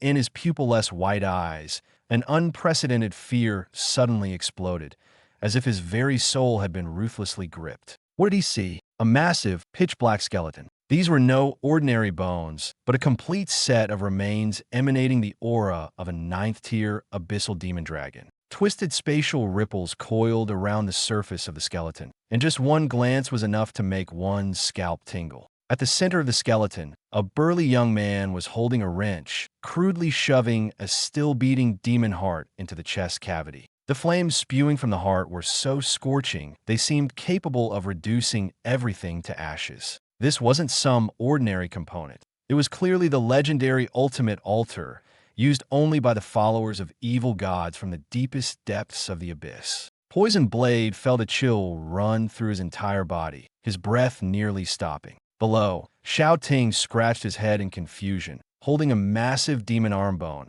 and complained to Xiao Jia, "Where's the forklift manual? Is this thick pipe an exhaust pipe or hydraulic rod? Why does it even have barbs on it?" On top of the container, Poison Blade and his two subordinates heard this, and their minds went completely blank, as if struck by a deafening buzz. "Huh? What's that noise?" Sitting in the cockpit, Xiao Ting was startled by the deafening roar of the new forklift starting up, his ears ringing. Instinctively, he looked up, his gaze sweeping toward the top of the container in the distance. There, three dark figures had just been forcibly exposed from their camouflage. They were covered in blood, their faces pale, their eyes filled with terror, as if they had just crawled out of hell. Xiao Ting frowned, immediately understanding the situation. Someone had infiltrated this place. And they weren't ordinary people, they were assassins. He had just won the championship during the day, and now someone had tracked him to this scrapyard at night. Clearly, they weren't here for a friendly chat. The intruders had been hiding in the shadows, observing everything clearly, waiting for the moment when they were most vulnerable to strike. Unfortunately for them, they had chosen the wrong target. Wang Duiyu was the first to react, his smile instantly vanishing, his gaze turning icy. "Tingji, someone's targeting us." Xiao Jia also stopped what he was doing, his palm still red-hot, but he didn't even flinch. He simply stared intently at the three figures. "These guys, have they been spying on us this whole time?" "Yes," Wang Duiyu nodded, "and judging by their appearance, they've been lying in wait for a while. If it weren't for the noise from this mech, they might have stayed hidden even longer." Xiao Ting didn't respond immediately. Sitting in the cockpit, his fingers slowly tightened, his gaze growing darker by the second. During the day's competition, he had come to understand one thing. This world is never short of people who exploit others' weaknesses to strike a fatal blow. The stronger you are, the more they want to eliminate you. The more you retreat, the more they will push their advantage. So tonight, he wouldn't retreat, nor would he let anyone lay a hand on him or his family. "Perfect." Xiao Ting raised his head, looking at the three exposed assassins, a cold smile curling at the corner of his lips. "I haven't tested how well this thing can fight yet." As his words fell, he suddenly pushed the control lever forward. The massive skeletal mech took its first step. Boom! The ground shook violently, sending debris flying in all directions.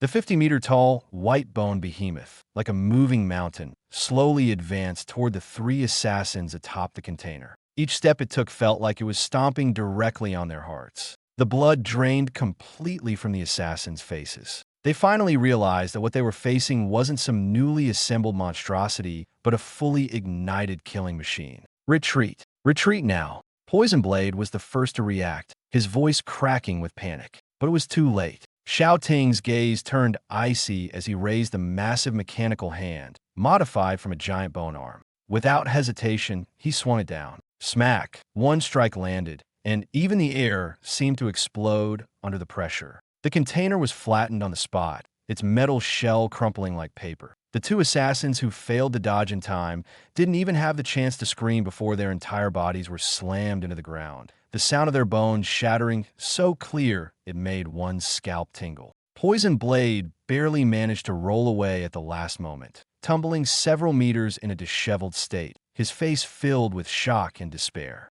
He couldn't understand it at all. He was a dignified, third-tier assassin, an elite in stealth, assassination, and explosive attacks. Yet now, he couldn't even withstand a single slap from the opponent. This wasn't a fight, it was outright domination. Xiao Ting didn't give him a chance to catch his breath. Without even glancing at the corpses on the ground, He manipulated the massive skeleton to raise its other hand and swung it down at Poison Blade like wielding a hoe. Poison Blade's pupils contracted sharply as he pushed his movement skills to the limit, his figure flickering several times in the night, trying to escape into the shadows. But this forklift, despite its brutish movements, reacted with absurd speed. As the infernal heart roared again, the enormous skeletal arm swept horizontally, completely cutting off all his escape routes. Poison Blade finally despaired. For the first time, he felt that his proud stealth technique was laughably useless in the face of absolute power.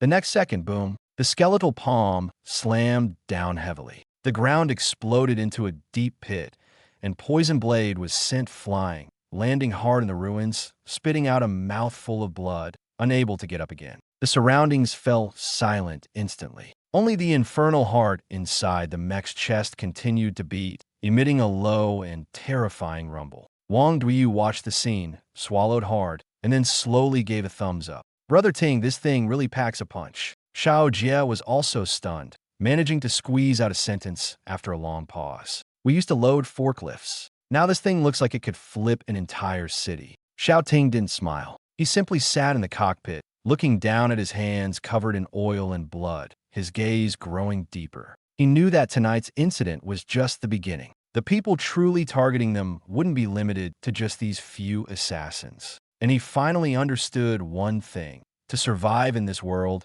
becoming stronger wasn't enough. You also had to make everyone who wanted to harm you learn to fear you first. His ears were still ringing. Just as Xiao Ting was about to figure out how to shift gears on this new mech, he suddenly sensed an unusual disturbance not far away. He slowly turned the mech's massive head. The red searchlights, like two cold and piercing eyes, instantly locked onto three black-clad figures lying atop a shipping container. Xiao Ting froze for a moment. In the dead of night, three black-clad, sneaky figures lying on top of a container. No matter how you looked at it, it was suspicious. Worse yet, the container was stacked next to the titanium alloy armor plates from Southwest Academy that they had just hauled back this afternoon, which the boss treasured most. In that instant, Xiao Ting's mind raced. Then, a surge of anger shot straight to his head. How dare you? Sitting in the cockpit, his eyes turned red with fury as he roared outside. Sneaking into our factory in the middle of the night to steal scrap metal? Do you even know how much that titanium alloy plate is worth? If you steal it, the boss will dock half a month's pay from me. Scrap metal thieves? Poison Blade, lying on the container, nearly passed out upon hearing this. You dare call the church's most elite divine punishment assassination squad scrap metal thieves? I'm here to take your life, an assassin. Do you understand what an assassin is? But now, any explanation was pointless, because that 50-meter-tall skeletal mech had already raised its massive mechanical arm equipped with a 12-barrel Abyssal Magitech Gatling gun. Run! Split up and run! Poison Blade let out a shrill, distorted scream, burning his life essence blood as his entire body transformed into a streak of black lightning, desperately charging toward the courtyard wall. Run? In front of my forklift, you still think you can escape with the boss's scrap metal? Xiao Ting sneered, gripping the control stick tightly and shoving it forward. Today, I'll use you little thieves to test out the hydraulic bucket on this new forklift. Take this basic attack of mine. Rumble, rumble. Accompanied by the deafening roar of the cylinders, the massive mechanical right arm of the skeletal mech didn't fire, but was instead wielded by Xiao Ting as a giant iron palm. With the momentum of a mountain crashing down, it slammed fiercely toward the shipping container. No fancy targeting, no complex magical effects, just the purest, most brutal display of raw power. No, Poison Blade and the other two assassins had just leaped into the air when the light above them was completely blocked out. The next second, boom! A deafening explosion erupted. The sturdy military-grade shipping container crumpled like an empty tin under the massive skeletal hand, instantly flattened into a sheet of iron. As for the three assassins, who were once feared in the assassination world, they didn't even have time to let out a full scream before they were smashed into the concrete ground along with the container, leaving behind only indistinct, bloody imprints. Blood slowly seeped out from the deformed metal seams.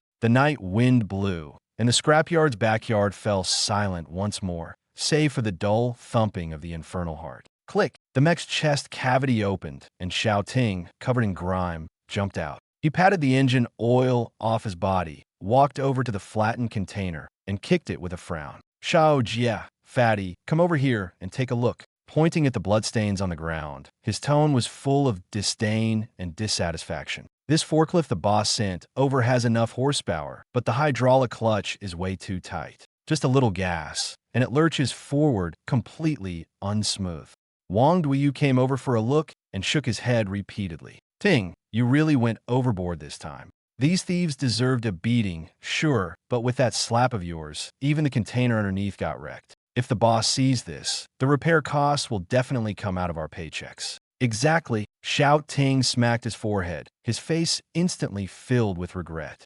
I was so focused on catching the thieves that I forgot to protect company property. Quick, before the boss wakes up, let's deal with these thieves' bodies and smooth out the ground. We can't let the boss find out. And so, the three geniuses who had just won the national championship found themselves, under the cover of a dark and windy night, expertly picking up shovels to dispose of the evidence in the scrapyard's backyard. As they dug, they grumbled about how poorly the new forklift handled. Meanwhile, in the basement of the main building, Yuan was irritably covering his ears with a pillow, turning over in bed. Those little brats, making such a racket assembling a forklift. Tomorrow morning, I'm docking $5 from their pay for noise disturbance. Muttering this textbook capitalist line, Yuan drifted back into a deep sleep. He had no idea that a deadly crisis sent by the church had just been casually dealt with by his employees, who mistook them for scrap metal thieves and smashed them into pulp with a new forklift.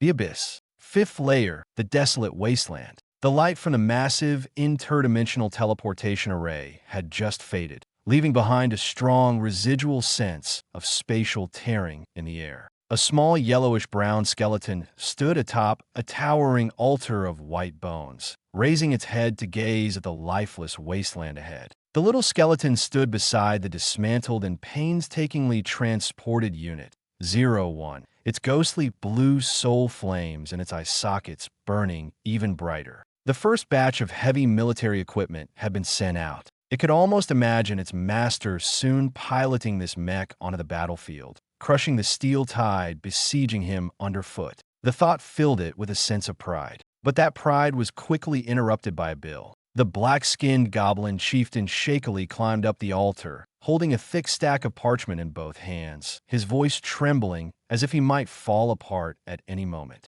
Boss, to build that Unit 01 just now, we've used up all the high-grade magical beast bones from the desolate wasteland and the black magic iron from the shallow mines. What? The little skeleton whipped its head around, its jawbone letting out a sharp, grating crack. It scanned its surroundings, and its expression darkened even further. The desolate wasteland, which had at least some resources left, was now stripped cleaner than a washed plate. Forget high-grade magical beast bones. Even the surface layer of the ground had been shaved off by the goblins rushing to meet deadlines. Resources were depleted. To the little skeleton, this was nothing short of catastrophic. In its mind, its master was waging war in the human realm, and the situation must be dire. The front lines could falter, but logistics absolutely could not fail. If it couldn't provide supplies, and its master suffered a setback, how could it hold its head high as the one responsible for logistics? How could it even dream of a year-end bonus? The little skeleton paced back and forth on the altar,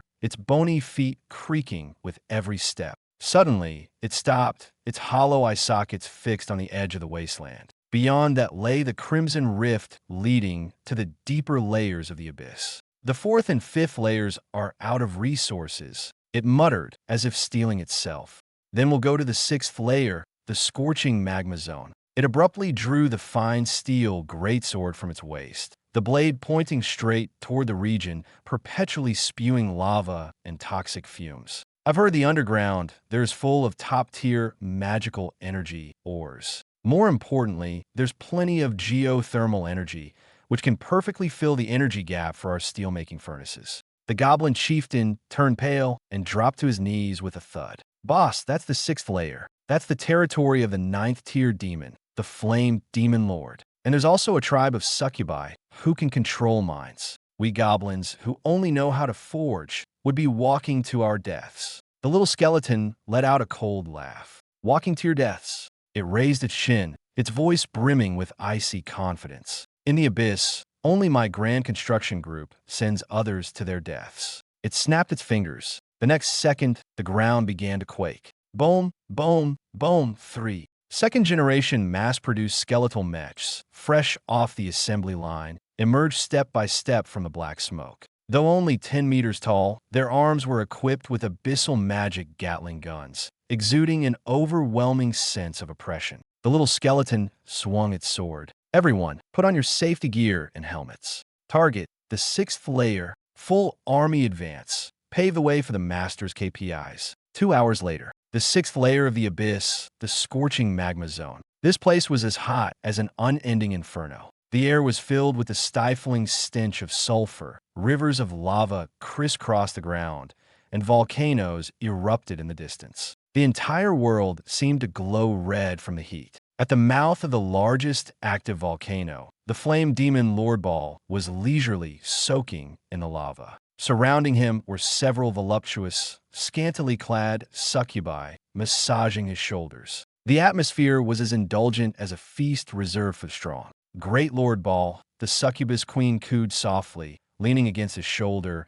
I heard that a rather arrogant skeleton has recently appeared on the 5th layer. It's taken over those lowly goblins and is constantly pushing for industrialization, making the place a smoky mess. Ball snorted disdainfully, his face full of contempt. Just a lowly blooded skeleton. He exhaled a puff of fiery smoke, his tone dripping with arrogance. If it dares to set foot even half a step into my 6th layer, I'll show it what true abyssal flames are. I'll burn it until not even bone dust remains. The words had barely left his mouth. Boom! A deafening explosion erupted. The thick volcanic wall at the crater was blasted apart from the outside. Rocks and dust flew everywhere. 3 skeletal mechs armed with Gatling guns, flanked by a swarm of goblins in fluorescent green vests, stormed directly into Bale's territory. I in the cockpit of the leading mech. The little skeleton held a large horn made from the bones of a magical beast and shouted toward the volcano crater. Hey, you big fire-playing brute in there. This mining area has been legally requisitioned by our Abyss Grand Construction Group. Put down your weapons immediately and accept labor reform. Ball was momentarily stunned, then burst into furious laughter. He had ruled the 6th layer for hundreds of years, and no one had ever dared to speak to him like this. Today, a skeleton with a shabby horn had the audacity to block his door. This was outright courting death. Foolish ants. Ball suddenly rose from the magma, his massive body towering over 20 meters high. You are seeking your own demise. He swung his arms and roared. Sea of hellfire. In an instant, the magma surged violently, transforming into countless terrifying fire meteors that rained down toward the little skeleton's position, blotting out the sky. The 9th tier magic was so powerful that it seemed as if the entire sky would be burned through. Yet, as the little skeleton watched the fiery rain falling, there wasn't the slightest trace of panic on its face. It didn't even bother to dodge. Playing firepower coverage with me? Do you think you're a heavy tank from the human world?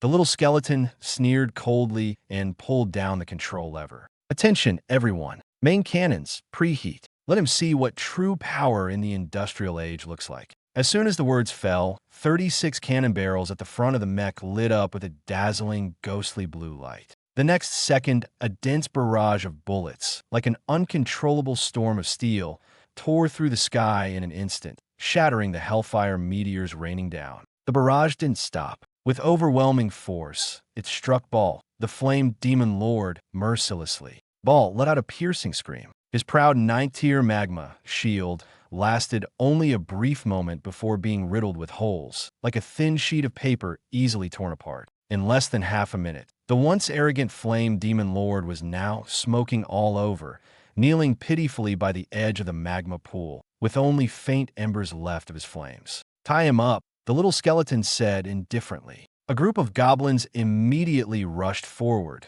carrying heavy enchanted iron chains, and bound Ball tightly.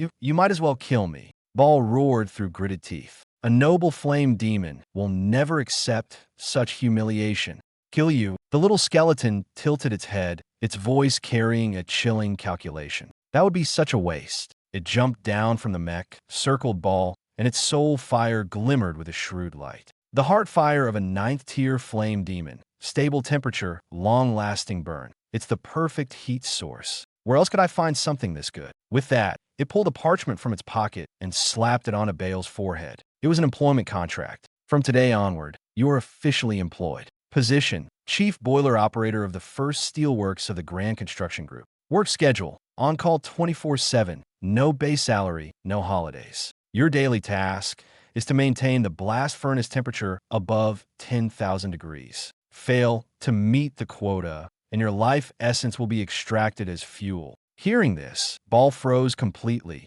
nearly fainting on the spot from rage. He could never have imagined that he, a dignified Abyss Lord, would end up being used as a free boiler. The little skeleton, however, didn't spare him another glance. Having resolved the critical energy issue, it turned toward the corner where the succubus tribe was trembling in fear. The succubus queen forced herself to stand, trying to muster a seductive smile. She knew there was no chance of winning in a fight, so she could only rely on her innate charm and beauty to negotiate a way out. Great Lord, her voice trembled, but she deliberately softened it.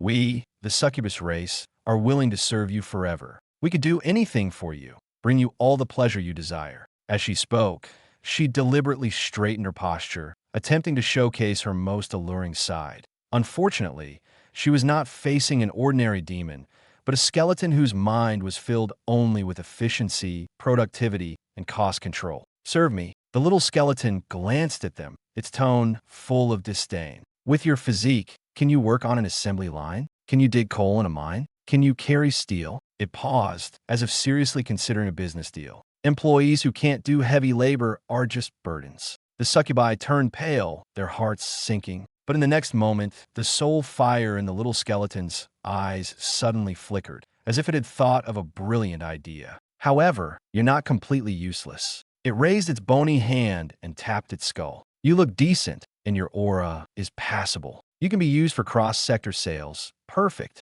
Under the terrified gazes of the succubi, goblins quickly brought over a large pile of clothes. These clothes were oversized and ugly, with garish colors and a pungent smell of synthetic fibers. The most eye-catching feature was the large characters printed on the chest. Abyss Construction Group. There were also cheap yellow safety helmets. Put them on, the little skeleton ordered coldly. The succubi were on the verge of tears, but they dared not resist and could only swallow their humiliation, putting on the fluorescent green work uniforms that were completely ill-fitting for their figures, along with the safety helmets. They looked like a group of models forcibly shoved onto a construction site. The little skeleton nodded in satisfaction. From today onward, you are the live-stream sales department of Abyss Construction Group. It pointed at the succubus queen, its voice leaving no room for argument. Every day, you will live stream in front of the Abyss Magic Communication Crystal, selling our black magic iron and secondhand military equipment to the lords of other Abyss layers. Anyone who slacks off, refuses to wear the uniform, or fails to sell products will be thrown into Bale's furnace to stoke the flames. The succubus queen's face turned pale, her body trembling. She never dreamed that she would one day fall to such a state, but reality left them no choice. Soon, an extremely absurd scene appeared in the abyss. A group of succubi, once renowned for their allure and seduction, were now uniformly dressed in oversized fluorescent green work uniforms, safety helmets on their heads, standing in front of the communication crystal. With tears in their eyes, they reluctantly began their sales pitch. Dear Abyss Lords, today Abyss Construction Group is having a clearance sale. 9th tier black magic iron, originally priced at $99,800, now only $9,800 in the live stream room. Family, please click follow and buy something. Otherwise, the boss will really throw us into the furnace. Their voices were filled with grievance and hoarseness, sounding pitiful to the extreme. Yet within this pitifulness lay a cruel reality. Here, those who cannot work have no value. Without value, they are eliminated. The large-scale development of the 6th layer of the Abyss thus achieved a phase victory in an extremely short time. And at the moment the little skeleton conquered the scorching ore zone, officially incorporating the entire premium ore vein into the Abyss Construction Group's territory, changes quietly occurred in the real world. In the basement of a scrap recycling station in the southern suburbs of Kyoto, Yuan, who had just fallen asleep, was still dreaming about the 5 million yuan bonus. But the next second, a clear and grand voice suddenly echoed deep in his mind. The system notification sounded. Ding! Your Abyss branch, under the command of the skeleton subordinate, has successfully conquered the third layer of the Abyss, scorching or zone. The 10,000-fold feedback system has been triggered, calculating cross-sector industry profits. Congratulations, host. You have received feedback from the Abyss Earth Vein Law. Absolute control over high-dimensional metals/earth elements. From this moment on, within a 100-mile radius, all metals and earth stones seem to become his possessions. With just a thought, he could alter their forms or even decide their fate. The previously dilapidated scrap station also quietly upgraded in an instant, transforming into a cross-sector premium extraordinary alloy forging center. Meanwhile, Yuan, still asleep, simply turned over comfortably. He still didn't know that when he woke up the next morning, the pile of scrap metal in front of him would undergo an absurd transformation. Even more so, he had no idea that from this moment on, the heavy industry and forging sectors of the world would be ruthlessly trampled underfoot by a small scrapyard. The morning sunlight filtered through the dusty, semi-underground window of the basement, falling on Yuan's face. He opened his eyes, sat up groggily at first, and then stretched lazily with satisfaction. He hadn't slept this soundly in a long time. Not only did his body feel relaxed, but he also had a vague sense that something about him had changed. When his feet touched the concrete floor, he could distinctly feel the layout of the rebar beneath it. He could even tell which water pipes were rusted and which electrical wires had too many impurities in their copper strands. The sensation was strange, neither like a dream nor a hallucination. It felt more as if the metals and soil had become an extension of his body. Yuan froze for a moment, then shook his head with a wry smile. Could it be that the 5 million yuan prize yesterday was so exciting that even my dreams are acting up now? He ruffled his messy hair, didn't think much of it, and casually threw on a washed-out tank top. Slipping into his slippers, he headed outside. As soon as he reached the backyard, he stopped in his tracks. In the center of the yard, the pile of Southwest Academy's mecha scrap that had been hauled in yesterday afternoon was still messily stacked like a small mountain, taking up quite a bit of space. But what really made him frown wasn't the pile of scrap metal. It was the massive pit next to it, about 7 or 8 meters in diameter and 2 meters deep. The concrete at the bottom of the pit was shattered beyond recognition, with clear marks of heavy impact around the edges. There was even a faint metallic tang of blood lingering in the air. What was even more outrageous was that Xiao Ting, Xiao Jie, Su Qinghan, and Wang Duyu were all standing there with dark circles under their eyes, shovels in hand, awkwardly filling the pit. Their movements were as stiff as 4 groundhogs caught red-handed. Yuan's face darkened immediately upon seeing this. What are you doing digging a pit here so early in the morning instead of sleeping? He walked over, nudging the broken concrete pieces on the ground with his slipper, his tone clearly displeased. I hired you to move goods, not to play at construction work. The 4 of them flinched at the sound of his voice, their bodies freezing in place. Xiao Ting, so embarrassed he nearly snapped the shovel in his hands, quickly hid it behind his back and forced a smile that looked more like a grimace. "The boss, you're awake," he hastily explained, afraid that Yuan would press further. "We just noticed the soil in the yard was too loose, so we thought we'd firm it up for you. That way, when it rains, you won't have to step in mud." Even he didn't believe his own words, but he couldn't tell the truth. How could he possibly explain to the boss that the church had sent assassins last night, and they had used the newly purchased forklift to smash the attackers, along with their vehicle and cargo, into the pit, which they were now trying to cover up? If he said that, forget about their wages. They might not even get to keep their lives. Yuan stared at them for 2 seconds, clearly sensing they were hiding something. But he didn't press further. Compared to the pit, he was more concerned about the pile of scrap metal in the center of the yard. "All right, stop dawdling," he said, waving them off and pointing to the mecha wreckage. "Sort these out first. Separate the titanium alloy, the magic energy circuits, and the cooling pipelines.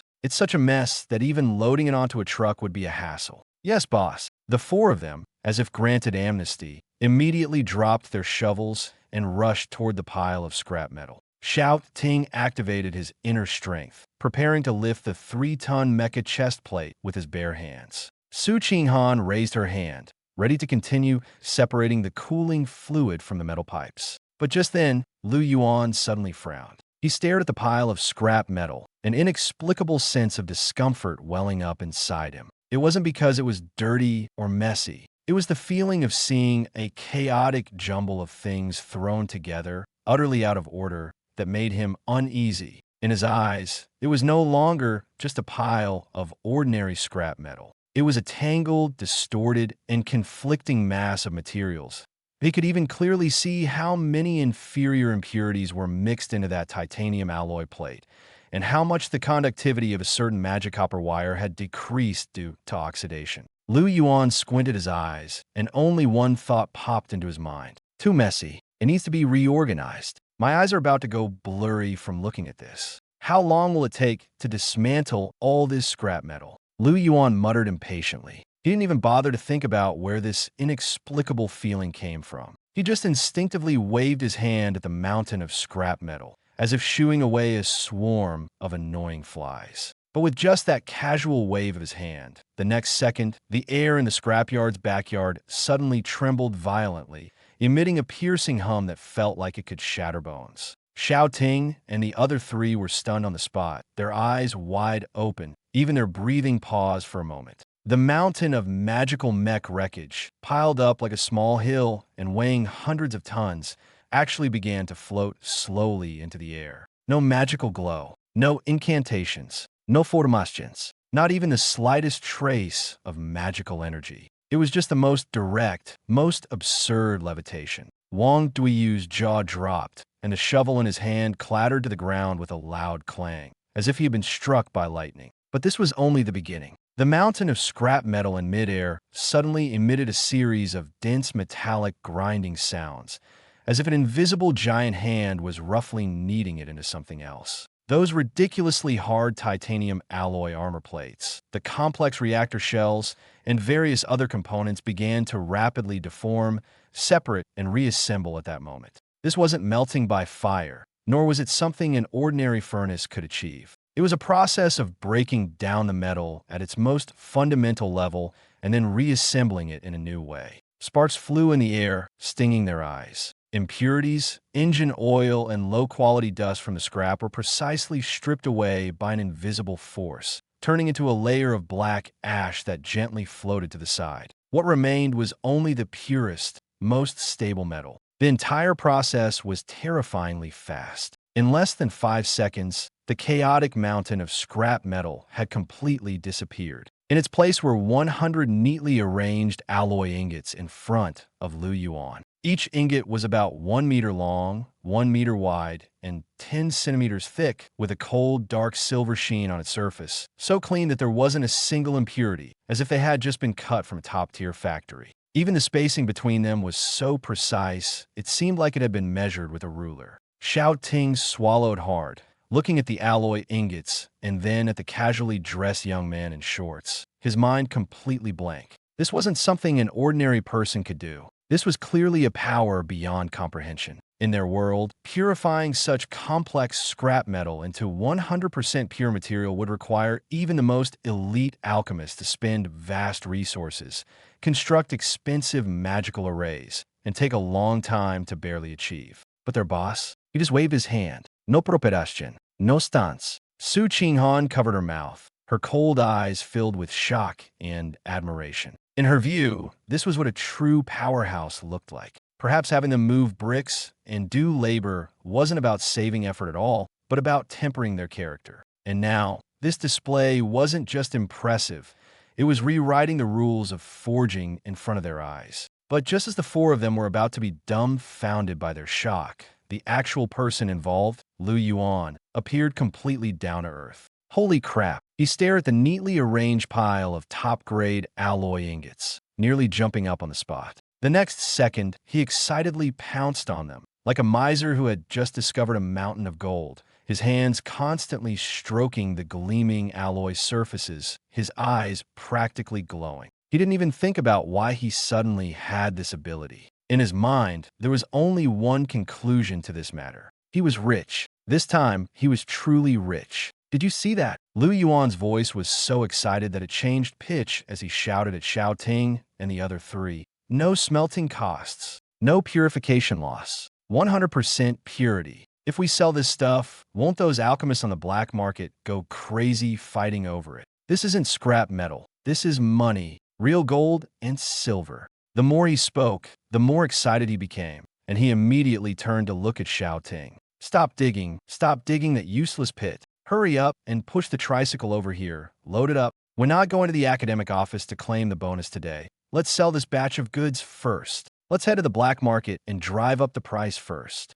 Xiao Ting and the other three stood frozen in place, exchanging glances, their expressions growing increasingly complex. They couldn't wrap their heads around it. A person capable of directly reassembling scrap metal into a miracle of the world wasn't thinking about shock or glory, but rather how to save on alchemy costs and make more money. This stark contrast only made them even more reluctant to underestimate Lu Yuan, because truly terrifying people are never those who just put on airs. They are the ones who are absurdly powerful, yet still calculate everything so meticulously. Half an hour later, the tricycle creaked and groaned as it wobbled out of the scrapyard, fully loaded with 100 premium titanium alloy ingots, heading toward the largest extraordinary black market in Kyoto. Lu Yuan sat on the edge of the cart in an unprecedentedly good mood. He was already calculating how much real gold and silver this batch of zero-cost alloy could fetch. This time, he was determined to give those high-end forgers in Kyoto a real shock. While shock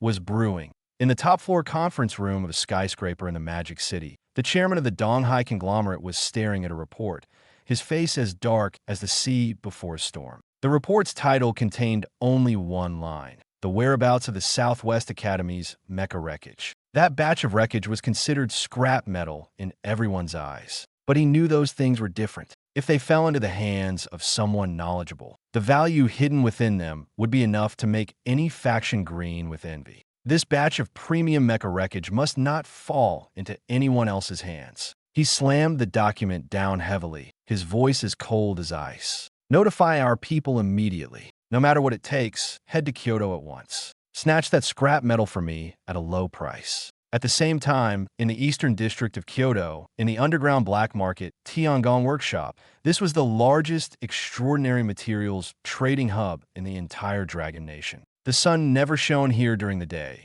Overhead were only massive glowing crystals that illuminated the entire street as brightly as daylight. Shops lined both sides of the street, packed tightly together. The people coming and going were either high-level alchemists or procurement managers sent by major conglomerates. Everyone moved with urgency, their eyes seeing nothing but profit. A sudden, ear-piercing creak broke the silence. A rickety, old tricycle slowly rolled over the smooth, obsidian-paved street. The vehicle was absurdly old, creaking all over, yet its bell was eerily silent, as if deliberately out of place in this high-status street. Xiao Ting, shirtless and drenched in sweat, pedaled the tricycle. In the cart bed, 100 neatly stacked metal ingots gleamed with a dark silvery sheen. Lu Yuan, wearing his familiar tank top and floral shorts, lounged comfortably on the metal ingots, as if sunbathing on his own bed. But today, he wasn't sleeping. With his eyes closed, his fingers casually tossed a fist-sized piece of titanium alloy scrap. He was adapting to the new ability the system had fed back to him last night. High-dimensional metal, earth element, absolute control. This wasn't ordinary enhancement, nor was it simple manipulation. It felt more like he had finally touched the rules of another layer of the world. With a thought, an invisible force flowed from his fingertips into the piece of scrap. The next second, a miracle occurred. The originally heavy alloy had its internal structure forcibly rewritten. Atoms were pulled apart, creating countless invisible microscopic gaps in between. Its appearance remained unchanged, its volume unchanged, but its weight seemed to have been completely hollowed out. Becoming so light, it was almost weightless. Lu Yuan held in his hand, feeling as if he were holding a feather. His eyes flickered slightly, and he continued experimenting. This time, the force exploded in reverse. The atomic structure collapsed madly in an instant, compressing against each other, and the density surged dramatically.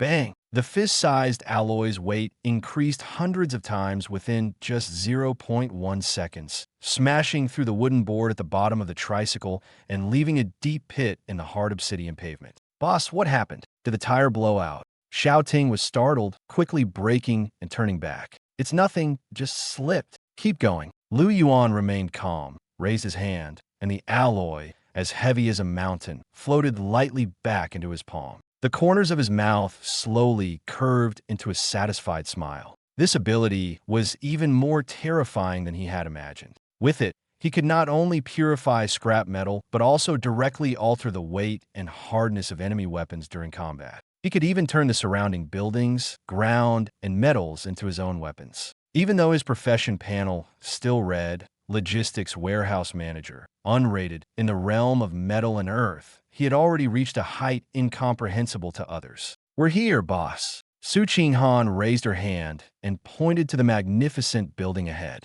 That's the largest trading house of Tiangong Workshop, the Divine Craft Pavilion. All right, this one. Lu Yuan jumped off the vehicle, stuffed the scrap piece into his pocket, and led the group straight inside. The first-floor hall of the Divine Craft Pavilion was spacious, brightly lit, and faintly scented with calming incense. Several appraisers were seated behind the counters, estimating prices for the guests coming and going. As soon as Lu Yuan's group appeared, they immediately attracted a lot of attention. A young man in a tank top and floral shorts. A burly man drenched in sweat, looking like he had just rushed over from a construction site. Plus, a few companions in the back whose demeanor was equally far from upper class. This combination didn't look like they were here for big business. But Lu Yuan didn't care about those gazes at all. He walked straight to the center of the hall, to the appraisal table carved from a single piece of premium warm jade. Bang!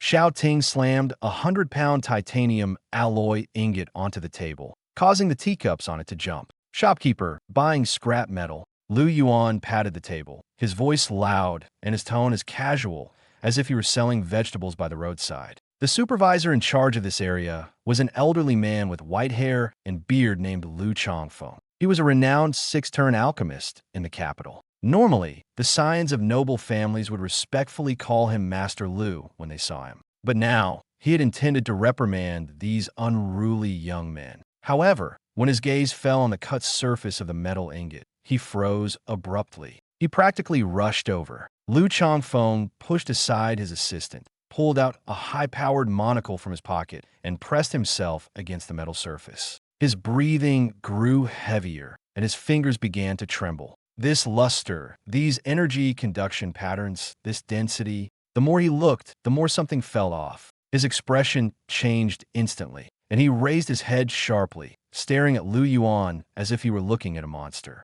Young man, this magic titanium alloy. Yeah, Lu Yuan replied casually. Took it apart from some second-hand goods yesterday. How's the quality? Second-hand. Lu Changfeng gasped, his voice sharp enough to draw the attention of other guests in the hall. How could this be second-hand? The purity of this alloy has reached 100%. No fire poison residue, no carbon impurities, not even the slightest flaw can be found. He swallowed hard, his eyes filled with shock. This level of flawless alloy can only be produced by the top-tier alchemists, using the most stringent purification arrays and working for many days straight. And you call it scrap metal? Lu Yuan stared at him coldly, his eyes showing no sign of backing down. 10,000 credits for 100 pieces of alloy?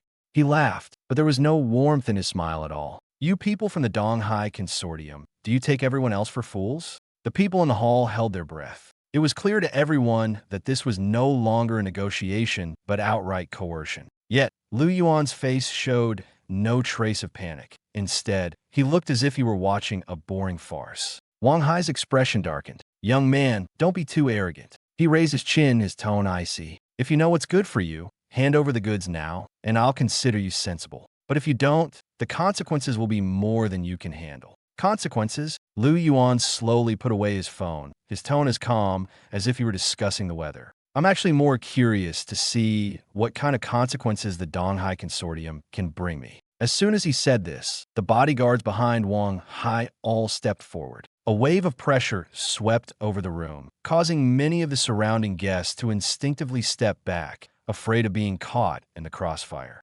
Xiao Ting's gaze had turned completely cold, his fists clenched so tightly that they cracked. Wang Duiyu stood in the back, his palms sweaty, but he still gritted his teeth and didn't retreat. They all knew that if Lu Yuan gave the word, blood would likely be spilled here today. But Lu Yuan still showed no anger. He simply looked at Wang Hai, as if watching someone eager to jump into a pit. You want this batch of goods? Fine. Lu Yuan suddenly spoke. Wang Hai was momentarily stunned. Then a trace of contempt appeared on his face. He knew it. No one dared to go head-to-head with the consortium. At least you know, but Lu Yuan interrupted him, his voice not loud but clear enough for everyone to hear, not at this price. The smile on Wang Hai's face froze instantly. Lu Yuan raised his hand and extended one finger. 100 units of alloy, 5 million credits. The hall fell into dead silence. Everyone doubted their ears. Wang Hai was stunned at first. Then, as if hearing the most absurd joke, he let out a cold laugh.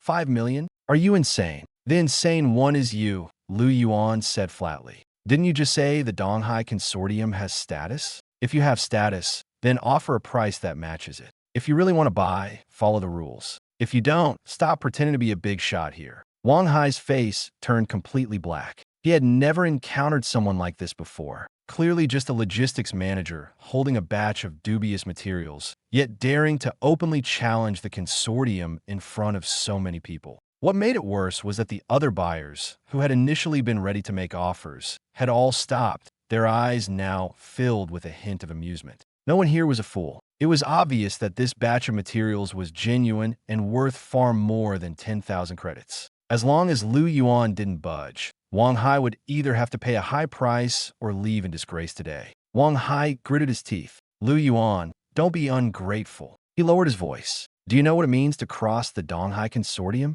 It means you won't find it so easy to take advantage of others in the future, Lu Yuan replied quickly. Let me tell you something too. This batch of goods today, I can sell it to anyone, but I won't sell it to people like you who bully others with your power. A trace of malice flashed in Wang Hai's eyes. He knew that using force might not work. This was the Divine Crafts Pavilion. If things got out of hand, both the Heavenly Workshop and the Extraordinary Inspection Bureau wouldn't stand idly by. But if he left like this, he wouldn't be able to explain himself when he returned. Just as the atmosphere reached a stalemate, Lu Changfeng suddenly spoke. Manager Wang. He adjusted his glasses, his tone calm, but carrying undeniable authority. This is the Divine Crafts Pavilion, not the Donghai Consortium's private warehouse. Transactions are voluntary on both sides. No one can force anyone. Wang Hai turned to look at Lu Changfeng, his expression even darker. Pavilion Master Lu, are you really going to side with a logistics manager against the Donghai Consortium? I'm not siding with anyone, Lu Changfeng said slowly. I'm standing up for the rules. If the rules are broken, today he can seize someone else's goods, and tomorrow someone else can come and ruin my reputation. You should understand this principle. Wang Hai's fingers tightened slightly. He knew that Lu Changfeng was clearly not siding with him, and the surrounding guests had also figured it out by now. Lu Yuan was not without backing, nor was he easy to bully. The fact that he dared to display such expensive materials for sale showed that he wasn't afraid of being targeted. In fact, today's conflict was not just about selling goods. It was also a message to everyone. Don't think of him as an easy target. Lu Yuan looked at Wang Hai, his tone still calm. I'll give you one more chance. 5 million, take it away. Otherwise, don't block me from doing business. Wang Hai's chest heaved, his gaze dark and ominous, as if it could drip water. He wanted to explode, but didn't dare to act here. He knew very well that if today's incident spread, the reputation of the Donghai Consortium for coercive buying and selling would be solidified. At that point, it wouldn't just be his personal disgrace, but the face of the entire consortium. A mere logistics manager had forced him into such a corner. Wang Hai couldn't swallow this humiliation, but in the end,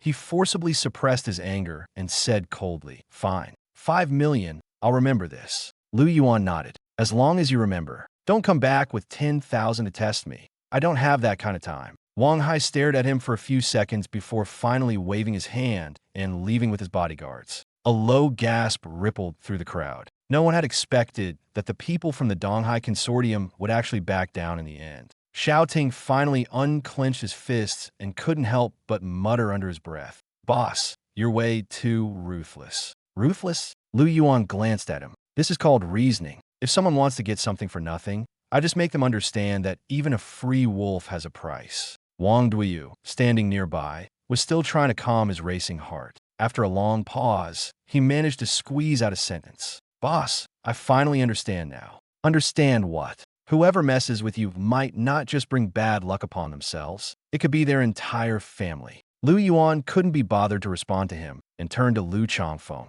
Pavilion Master Lu, does the deal we discussed earlier still stand? Lu Changfeng snapped out of his daze and quickly nodded. It stands of course it stands. I'll take all of this batch of materials. He had completely understood by now. This young man might appear casual on the surface, but he was terrifyingly shrewd at his core. While others saw a truckload of scrap metal, he saw profit, rules, and an opportunity to establish his reputation. More importantly, this man was utterly unafraid of trouble. People like him were best suited to thrive in a place like the capital. Lu Changfeng took a deep breath, suppressing the turmoil in his heart, and said solemnly, Mr. Lu, I'll purchase today's batch at the price you mentioned. If you have more of these materials in the future, Shengong Pavilion will take priority. Only then did Lu Yuan show a hint of satisfaction. Then, let's have a pleasant collaboration. The tense atmosphere in the hall finally began to ease. But everyone knew that today's incident wouldn't end here.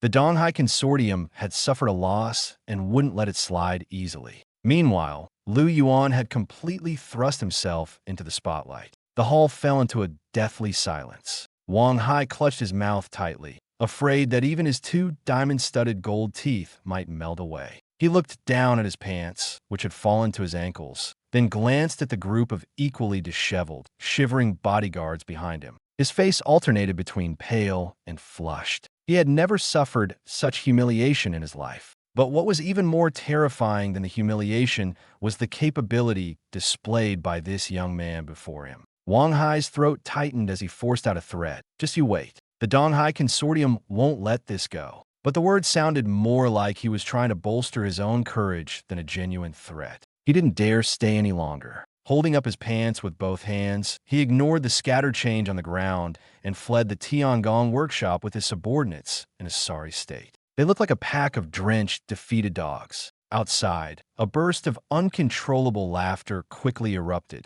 The person who was just strutting around arrogantly has now become the laughingstock of everyone. It was clear to all that once today's events spread, the reputation of the Donghai Financial Group would be utterly ruined. Lu Yuan, however, acted as if nothing had happened, clapped his hands, and turned to look at Lu Changfeng, who was frozen in place. Master Lu, the trouble has been dealt with. Now, can we talk business? Lu Changfeng seemed to have been pulled out of a dream, his breathing slightly strained. He looked at Lu Yuan, his gaze no longer just filled with shock, but with evident reverence. He understood clearly that what had just happened was not something an ordinary person could achieve. The metal equipment of more than a dozen third-tier professionals had all failed and melted in an instant. Such a method was absurd, so absurd that he didn't even dare to guess how it was done. This young man was definitely not as simple as he appeared on the surface. Lu Changfeng took a deep breath, forcing himself to calm down. He knew that at times like this, it was crucial not to mess things up.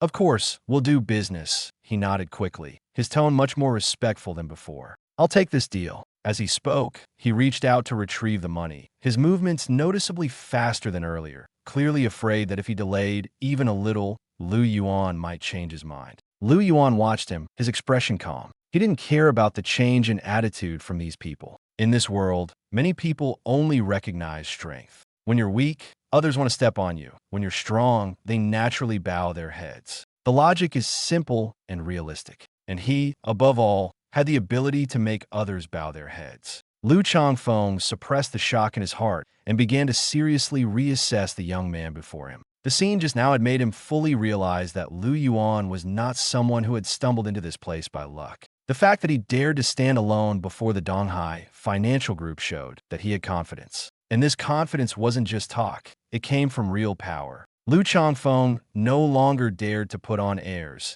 even speaking with much more caution. Mr. Lu, I apologize for my poor hospitality earlier. I will personally inspect the goods you're selling. Lu Yuan nodded slightly, his expression indifferent. He knew that the real transaction was only just beginning. At that moment, a series of urgent and heavy footsteps suddenly echoed from deep within the workshop, as if someone was storming over in anger. The atmosphere in the air instantly grew tense. A cash transfer of 1.8 million credits directly to your personal account, bypassing the public ledger. We'll take the entire batch of flawless titanium alloy with 100% purity for our divine craft pavilion. With a crisp notification sound, Yuan's crack screen phone lit up and the payment confirmation popped up. He looked at the long string of digits in his account balance, and finally, he couldn't suppress the smile on his lips. With almost no cost, he had made a profit of 1.8 million in one transaction. This kind of business was truly low risk and high reward. Pleasure doing business. If I have more scrap metal in the future, I'll bring it over for you to process, Yuan said casually, calling out to Xiao Ting and the others to get on the tricycle. Lu Chongfeng's I twitched at the words. Calling flawless gray divine materials scrap metal and talking about processing them, this didn't sound like business. It sounded like haggling at a street market. But he didn't dare to slack off and still escorted Yuan all the way to the door, even personally handing over a top-tier purple gold VIP card from the Divine Craft Pavilion, afraid of displeasing this god of wealth. The rickety tricycle creaked and groaned as it set off again, carrying the 1.8 million fortune away. Under the envious yet cautious gazes of the surrounding merchants, it slowly left the black market. Everyone could see that once this batch of 100% pure titanium alloy entered the market, the Donghai Financial Group's monopoly on the high-end metal industry in Kyoto would soon be broken.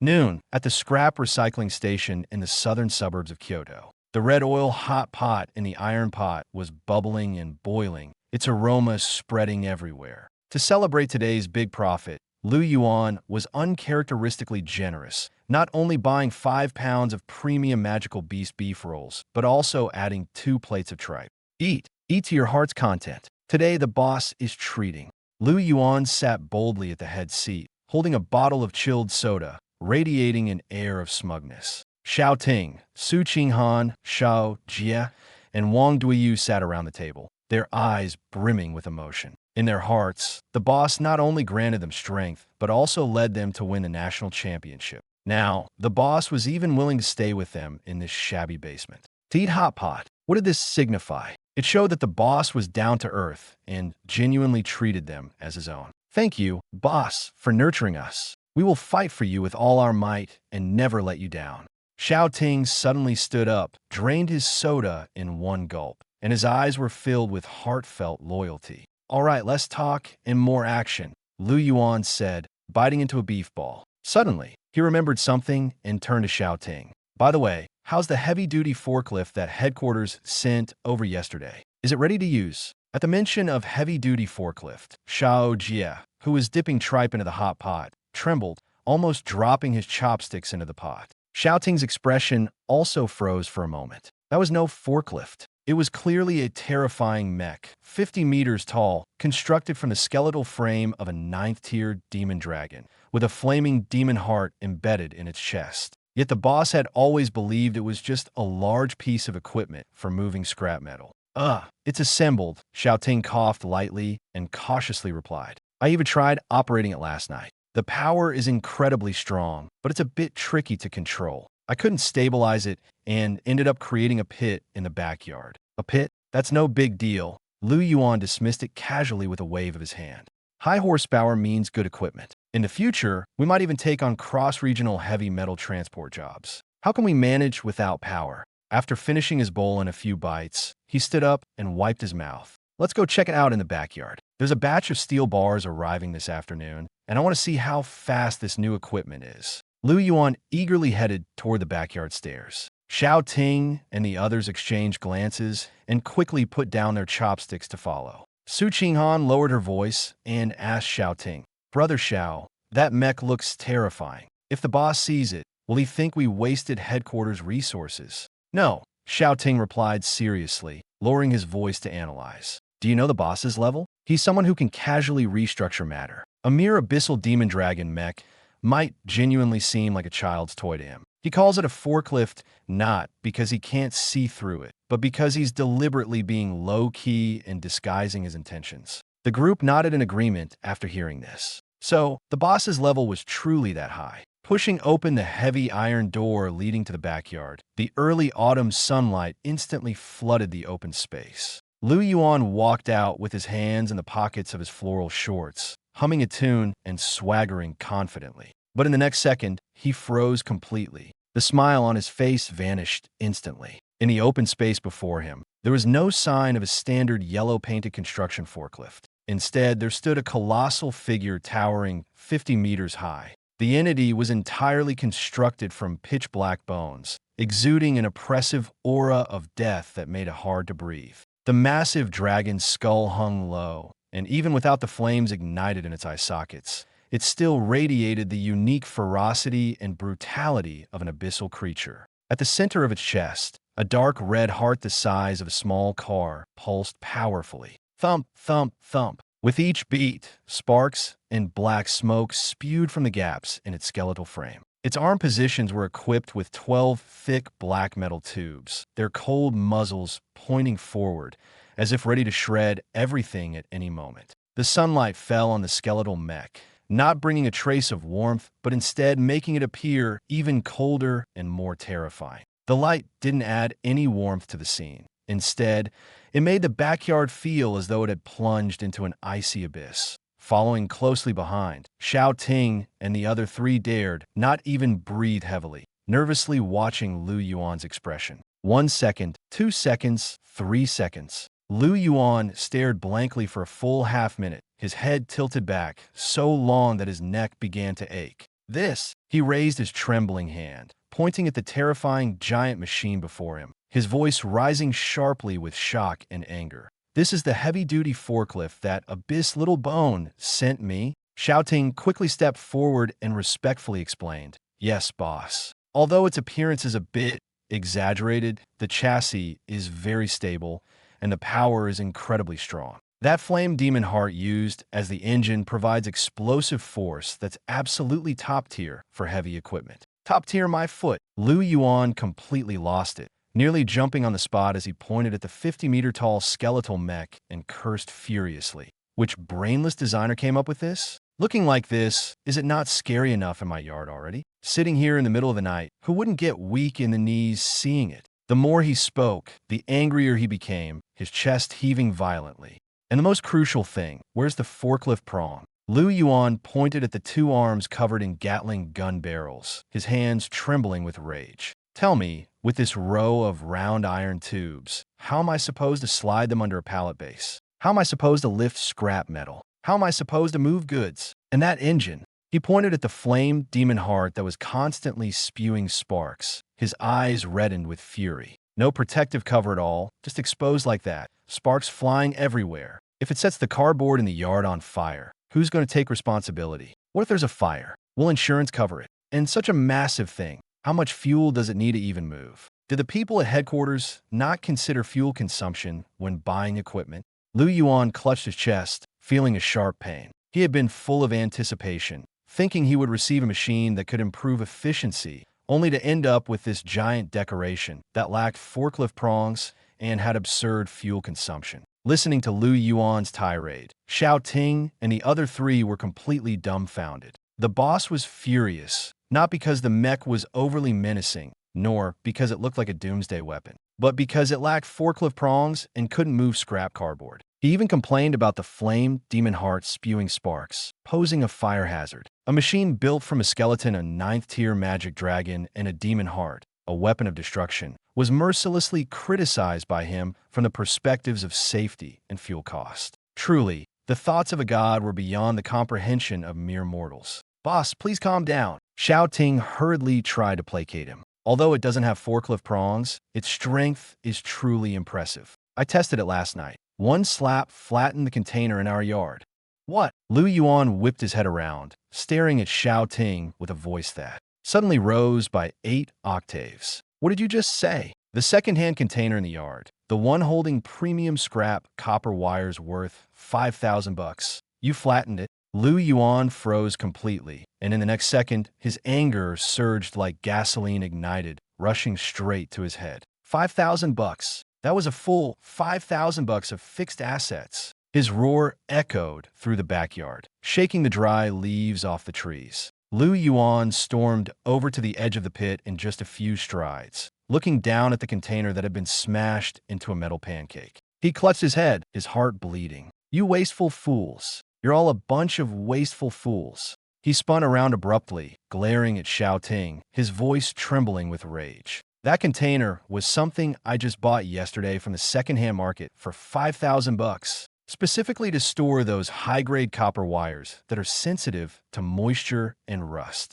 Of all the places to test the equipment, why did you have to use my container?" Xiaoting shrank back, his towering frame of nearly 2 meters suddenly resembling a child who had done something wrong. "Boss, let me explain." He wiped the cold sweat from his forehead and quickly pointed to the iron disc at the bottom of the pit. "Last night, in the middle of the night, 3 thieves dressed in black sneaked onto the container, trying to steal the titanium alloy plates we brought back yesterday. I got so angry when I saw them that I lost my head. I drove that new piece of equipment straight at them, hoping to scare them off. But who knew that thing was too powerful? I got nervous and couldn't control it, and then..." His voice trailed off. "And then I smashed it down." After hearing this, Su Qinghan, Xiao Jie, and Wang Duiyu all held their breath. In their eyes, the boss was definitely about to explode. Whether those 3 thieves survived or not was secondary. The most important thing was what the boss absolutely couldn't tolerate was someone damaging his property.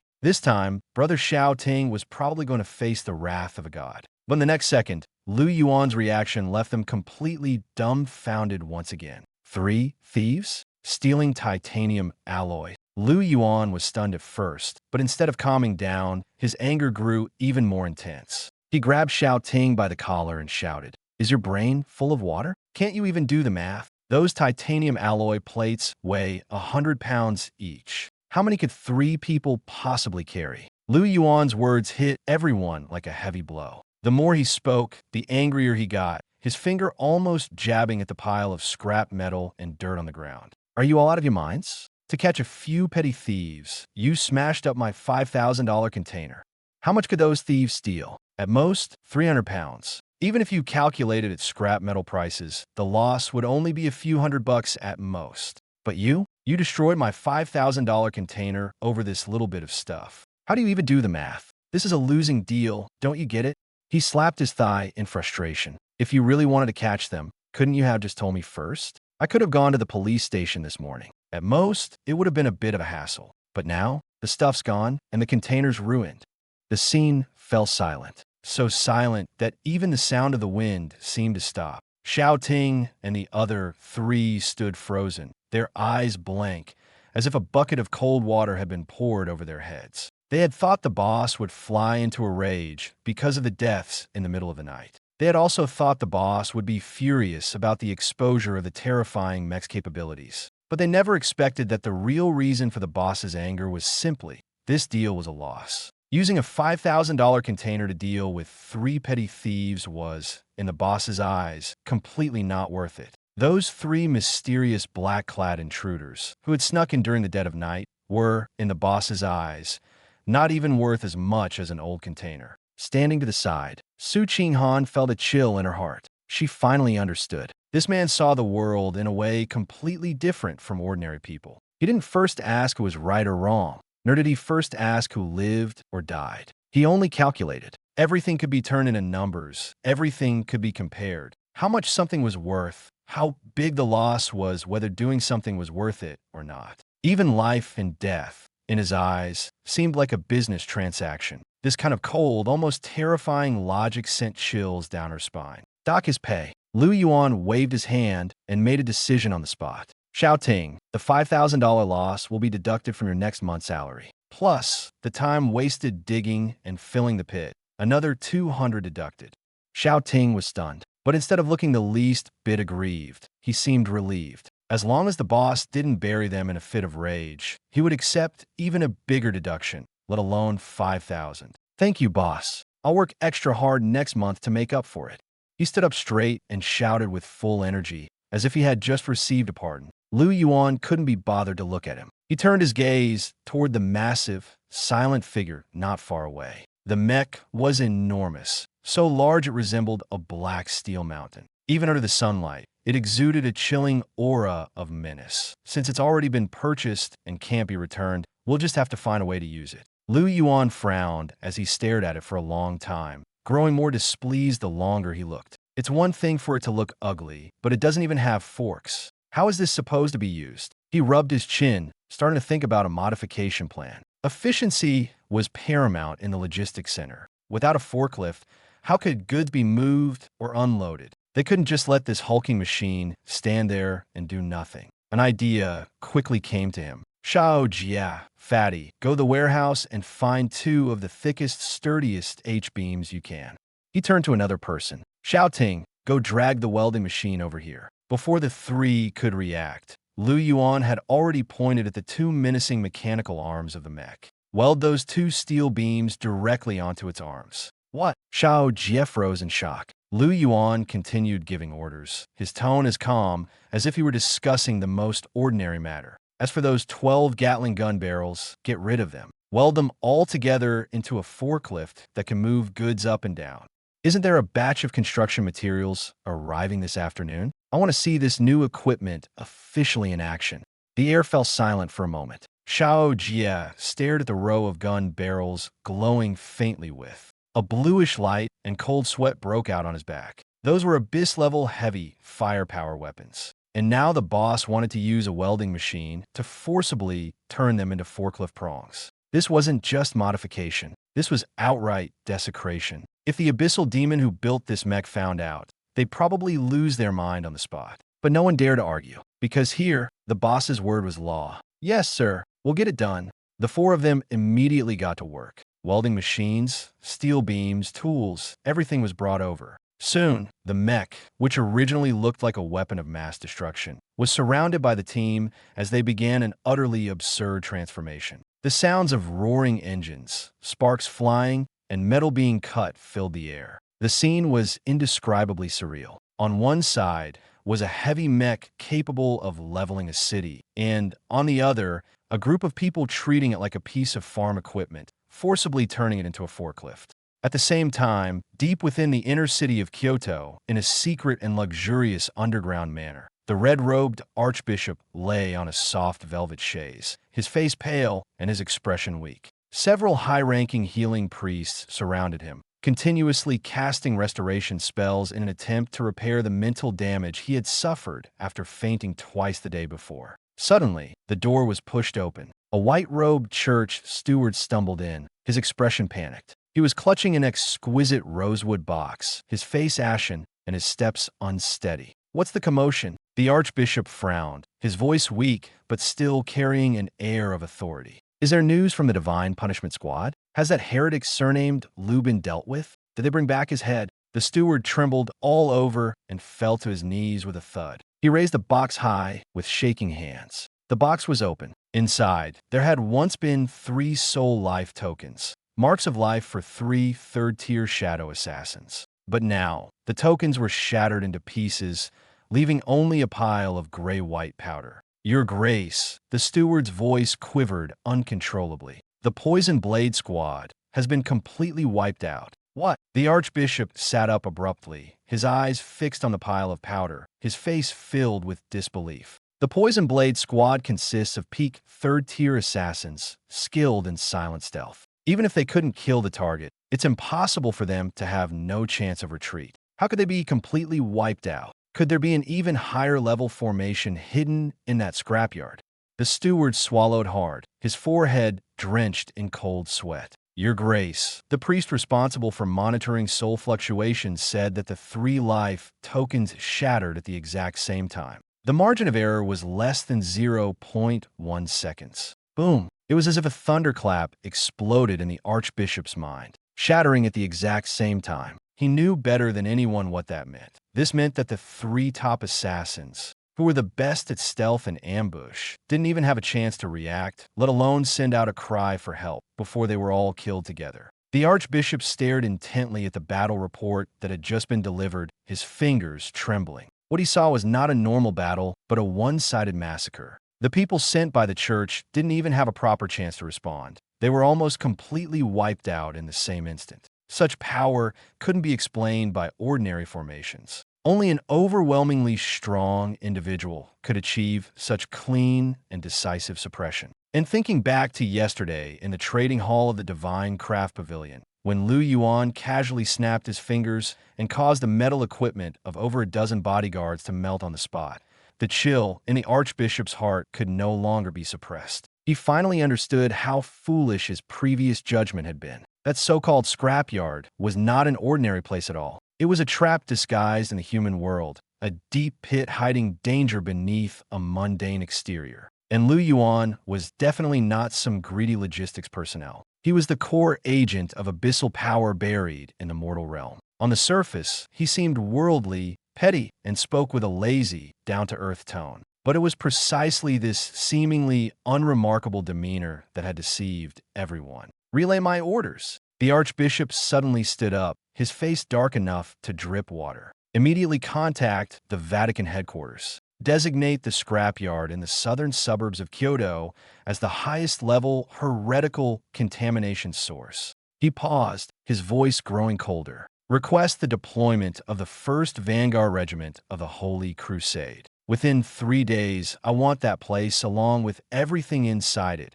completely eradicated from this world with the purest light." He knew very well that he had no retreat left. If he didn't act now, once that power fully spread, the consequences would only grow worse. By then, it wouldn't just be a few people dying, it would be the entire city, and perhaps even more innocent lives. Meanwhile, in the backyard of the Kyoto Scrap Recycling and Logistics Distribution Center, the afternoon sun was scorching. Waves of heat rose layer by layer, and the ground was bleached white by the sun. The piercing sound of welding crackled incessantly, blue sparks flying everywhere, and the air was filled with the choking smell of rust, burnt metal, and rosin. Xiaoting, wearing a dirty welding helmet, stood on scaffolding over 10 meters high, sweating profusely as he worked on modifying the 50-meter-tall Supreme Bone Mech. Calling it a modification was more like forcefully turning it into a working tool. "Weld it shut. Weld all the seams on those 12 pipes shut." Yuan shouted from below, cupping his hands into a makeshift megaphone to direct loudly. "Don't let them spin, otherwise they'll snag the packaging bags when sorting goods." In his eyes, those abyssal magic-powered Gatling guns, which could obliterate a mountain with a single shot, were not weapons at all, but merely 12 hollow iron pipes that got in the way. Xiaoting's mouth twitched as he listened. Holding onto the steel frame, he glanced at the thick H-shaped, load-bearing steel in his hand, then at the heavy weapon in front of him, which still carried traces of eerie blue magic light and an unmistakable aura of destruction. His mind was left with only one thought: sheer waste. This was legendary heavy military ordnance capable of shattering the void. Now he had to use the most ordinary civilian welding machine to weld them shut, then add 2 steel beams meant for building houses, forcibly turning them into a forklift for picking up scrap metal. Such a thing, in the past, he wouldn't even dare to imagine. But now, if the boss said to modify it, he had to modify it, because he had come to understand that in this place, the boss's word was law. Whether you understood it or not didn't matter, just do it. And often, after you finished, you'd find that those seemingly absurd decisions turned out to be the most practical. "Stop daydreaming," Yuan urged again from below. "There are still 3 truckloads of scrap steel to be stored this afternoon. If you delay unloading, I'll dock your full attendance bonus." "Yes, boss." Xiaoting gritted his teeth and pressed the welding torch against the surface. While cursing himself for being crazy, he couldn't help but laugh inwardly. To hell with Abyss Heavy Industries. If the boss says it's a forklift, then today it has to be a proper forklift. Zzz. Sparks burst forth again. Under Xiaoting's near-perfect control of force, the thick H-shaped steel was firmly fixed to the front end of the Gatling gun barrel. Thinking it wasn't sturdy enough, he had Wang Duiyu and Xiao Jia carry over several thick iron chains, wrapping the entire arm from top to bottom in multiple layers to ensure the new forklift wouldn't deform. After 2 full hours, the transformation was finally complete. When Xiaoting climbed down from the scaffolding, the once menacing first-generation mech had completely changed its appearance. Its arms no longer resembled battlefield butcher knives, but instead looked like 2 forcibly modified giant steel forks, each extending a thick H-shaped steel beam at the front. The result was bulky and comical, resembling two exaggerated steel teeth. The violently pulsating inferno heart on its chest was also covered with several pieces of scrap metal, for a simple reason: to prevent sparks from causing a factory fire. Not bad. Lu Yuan circled the mech, nodding in satisfaction. Much more pleasing to the eye now. He turned to Wang Duiyu. Fatty, give it a try. Pick up that pile of scrap car chassis in the corner and let me see how stable it is. Got it. Wang Duiyu responded briskly and climbed into the cockpit, which had been modified from the dragon bone pelvis. Gripping the two bone control levers, he took a deep breath and pushed forward sharply. Rumble. The inferno heart roared deeply. The 50-meter-tall bone mech slowly raised its arms, and the two rough yet sturdy H-shaped steel beams extended forward, precisely sliding under the pile of scrap car chassis weighing tens of tons in the corner. Start, lift, shift. The movements were so smooth there wasn't the slightest hitch. The tens of tons of scrap metal seemed as light as cotton, effortlessly picked up. Lu Yuan's eyes lit up instantly. Good, excellent. He slapped his thigh in excitement, his voice brimming with unconcealed enthusiasm. This power, this transmission, this stability, it's practically a logistics miracle. The more he looked, the more satisfied he became, his mind already calculating rapidly. With this equipment, the scrapyard's throughput could increase tenfold. Tasks that previously required several cranes and a dozen workers could now be handled by a single mech. More importantly, this thing wasn't just efficient. It saved money, manpower, and time. For a businessman, this was the real treasure. From now on, I'll monopolize the heavy metal recycling business in all of Kyoto. Lu Yuan's eyes began to gleam with the light of a capitalist. But just as he was immersed in the excitement of dominating the industry, the distant sky seemed to grow oppressively dark. As soon as Lu Yuan spoke, everyone in the yard froze. Niet Sanxiong was stunned for 2 seconds before reacting, his face full of disbelief. Senior, are you planning to personally go to the northern frontier? Lu Yuan was already fully in the zone, his eyes fixated on one thing: making money. He waved his hand decisively, his tone as crisp as placing an order. Of course I'm going. With such a big business in the northern frontier, if I don't go, should I let someone else take advantage? Xiao Ting and the others exchanged glances, all having the same thought. They had originally assumed that upon hearing about the northern frontier crisis, the boss's first reaction would be to rescue people, provide support, or suppress the threat. Instead, his immediate thought was business. And yet, this reaction seemed perfectly natural coming from Lu Yuan, because they all knew that while their boss appeared to be a small-time scrap dealer, every time he made a move, it was never him who ended up in trouble. It was those who thought they had taken advantage of him. Senior, the northern frontier is truly dangerous right now, Niet Sanxiong said in a low voice, his expression serious. This isn't an ordinary beast tide. Those monsters have already mutated, and there are too many of them. The people on the front lines won't hold out for long. If you go, you'll likely face the main battlefield directly. After hearing this, Lu Yuan didn't shrink back. Instead, he became even more excited. Danger? The thing he feared least was danger. The greater the danger, the more there was to scavenge. The more chaotic it was, the fewer people there would be to compete with him. Lu Yuan turned to look at Wang Duiyu and pointed to the pile of junk in the factory that hadn't been sorted yet. Leave these for now, set aside what can be sold, and pack up everything that can't. He paused, then added firmly, the northern border is the real treasure trove. Wang Duiyu's mouth twitched, and he fell silent. Having followed Lu Yuan for so long, he had already witnessed countless absurdities. But this time, his understanding was once again challenged. When others hear about a beast tide, their first reaction is to run for their lives. When Lu Yuan hears about a beast tide, his first reaction is to go stock up. His thought process was straighter than steel. Boss, that's not ordinary scrap metal over there. Wang Duiyu couldn't help but remind him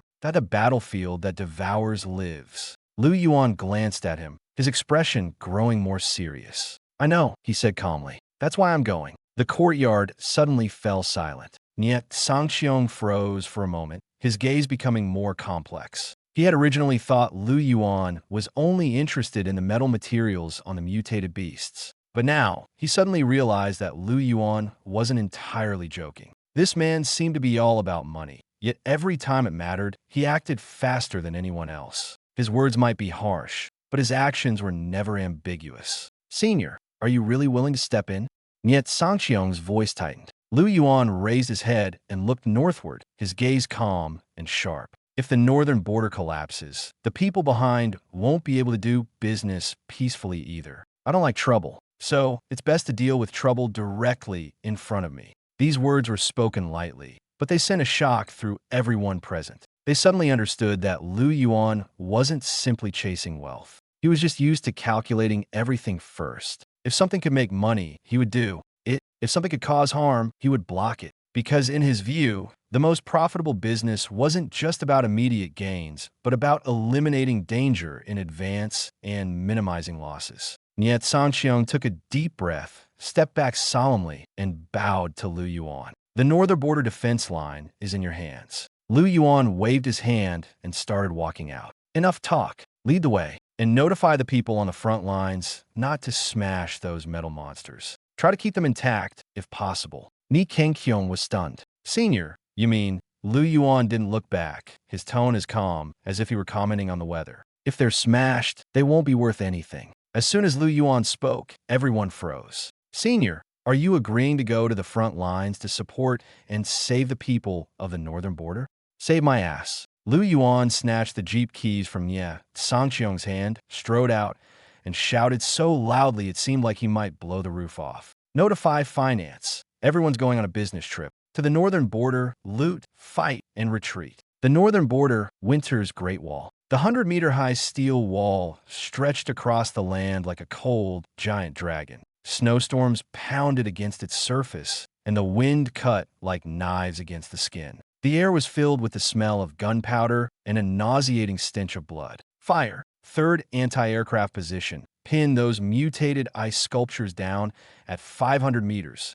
On the tower, a one-eyed commander roared hoarsely. His face was covered in soot, and his throat was already raw from shouting, but he didn't dare stop. Below the wall, it was no longer a battlefield, but more like a black sea. Millions of polar beasts were surging like an uncontrollable flood, frantically crashing against the defense line. Each attack was like throwing their lives against the wall. But the problem was, these creatures could no longer be considered ordinary magical beasts. A frost wolf, which should have been pure white and adept at ice magic, was now completely dyed black by a sticky, dark liquid. Its joints were forcibly embedded with rough metal gears, clanking noisily as it ran, like a cobbled-together, broken machine. Even more absurd, when it opened its mouth, it no longer spewed frost, but a sulfurous black smoke, reeking like a burnt-out furnace. Boom! A high-explosive armor-piercing shell struck the chest of a mutated giant bear. By all accounts, this shot should have blown it to pieces.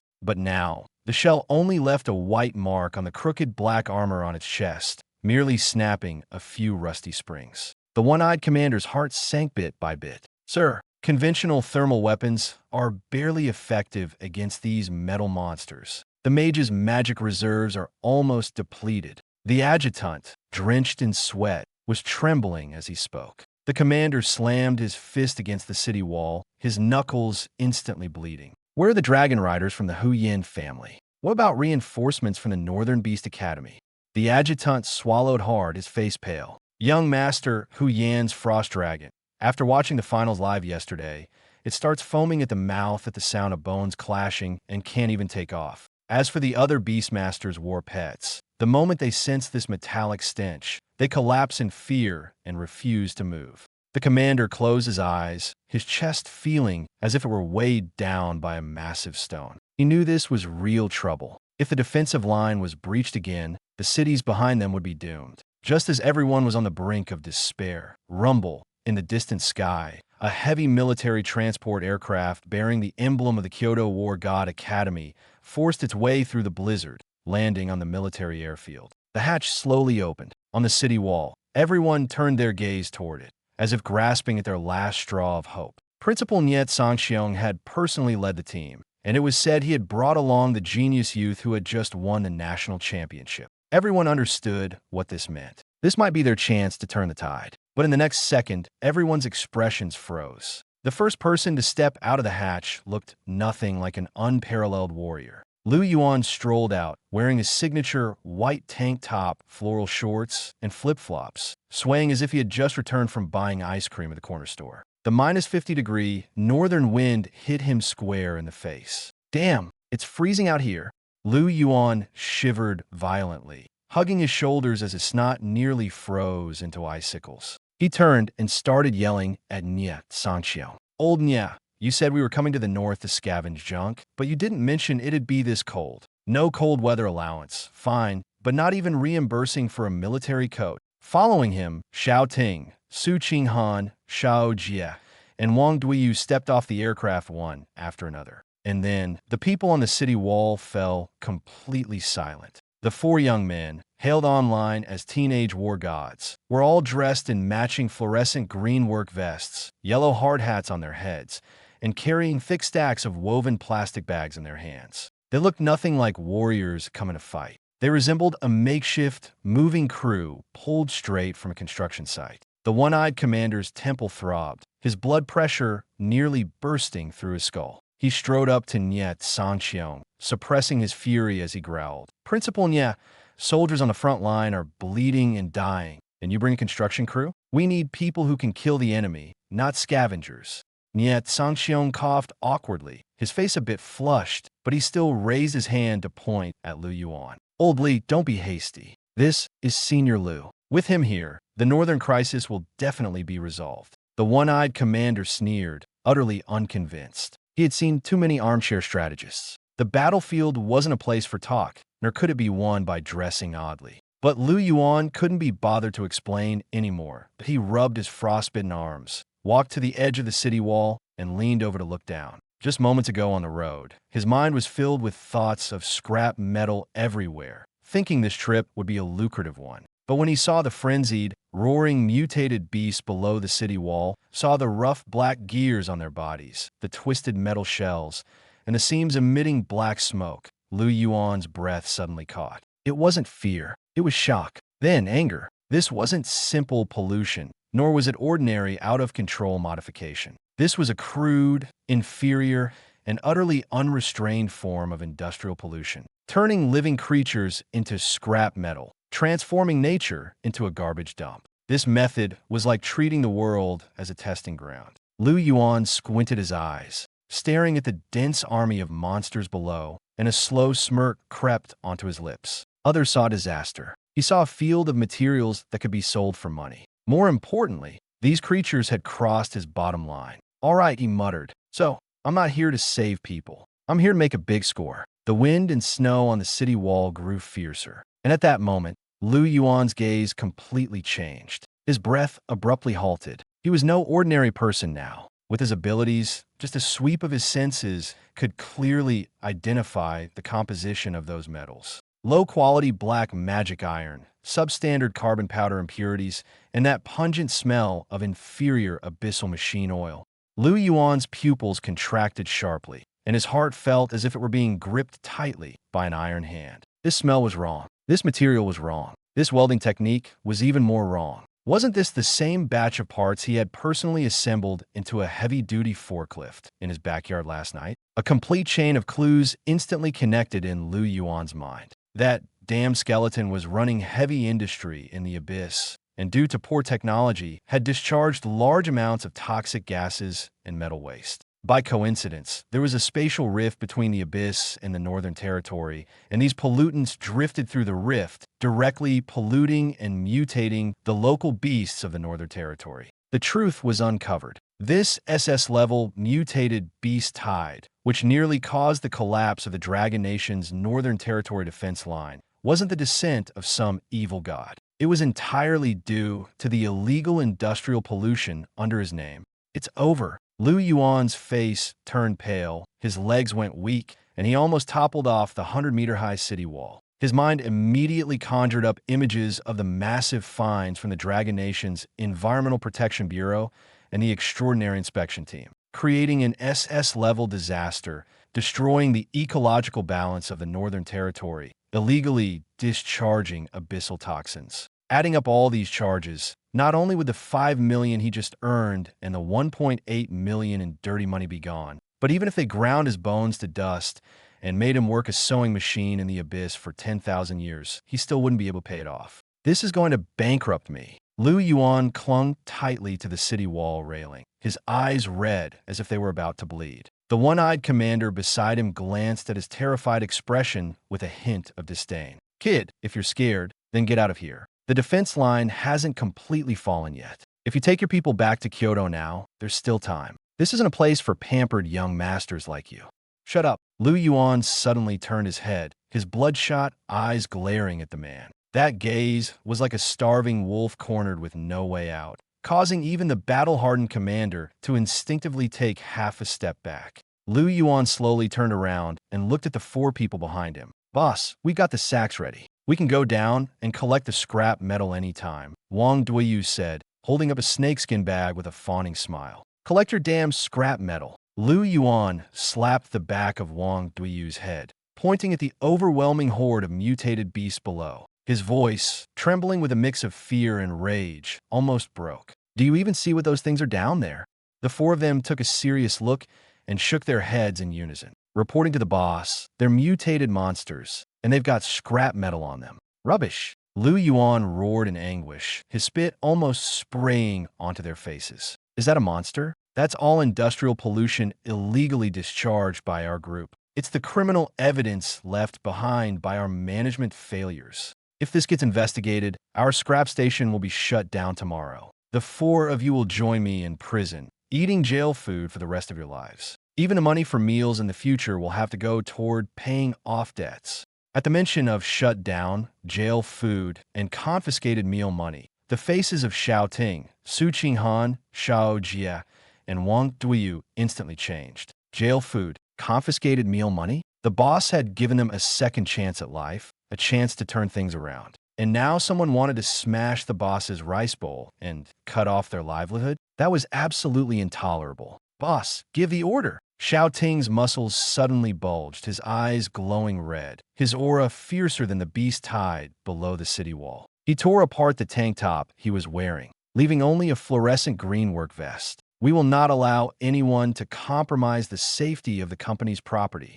Yuan took a deep breath, gazing at the endless tide of mutant beasts below, and finally issued a command so insane it was beyond belief, a green directive. All employees, listen up. Grab your sacks and charge down there. Knock off all the metal parts below and recycle them. Smash those environment-polluting monsters to pieces. Don't leave them even a single oily screw. Remember, our motto is destroy the evidence, cover the tracks, and never let anyone find a single clue linking this to the Jian construction group.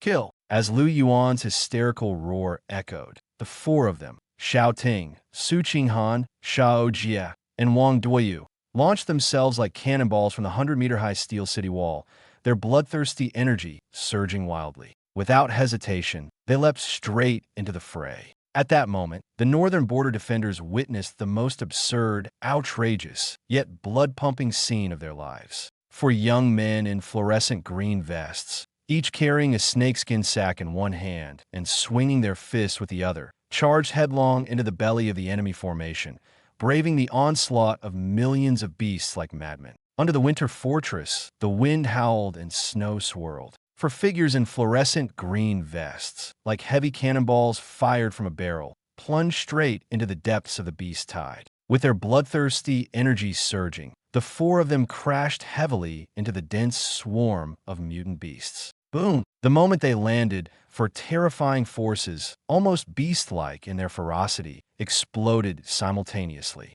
The dense beast horde was forcibly torn apart, creating a clearing dozens of meters wide. Ice, snow, and flesh flew into the air, resembling a storm of brutality taken to the extreme. On the city wall, the one-eyed commander Oldly clung tightly to the parapet, his single eye bloodshot and his mouth agape in shock. He had initially thought that these 4 young men, wearing nothing but civilian work vests instead of armor, would last no more than a second before being swallowed whole by the beast tide, leaving not even their bones behind. But reality slapped him hard in the face. The tall young man, Xiao Ting, faced a mutant ice bear as massive as an armored vehicle. Instead of dodging, he charged straight at the beast's blood-spewing maw, delivering a slap directly to its face. Bang! The muffled sound made everyone's teeth ache. The mutant ice bear, whose head could withstand high-explosive armor-piercing rounds, had its entire skull forcibly twisted by the slap, its neck snapping instantly.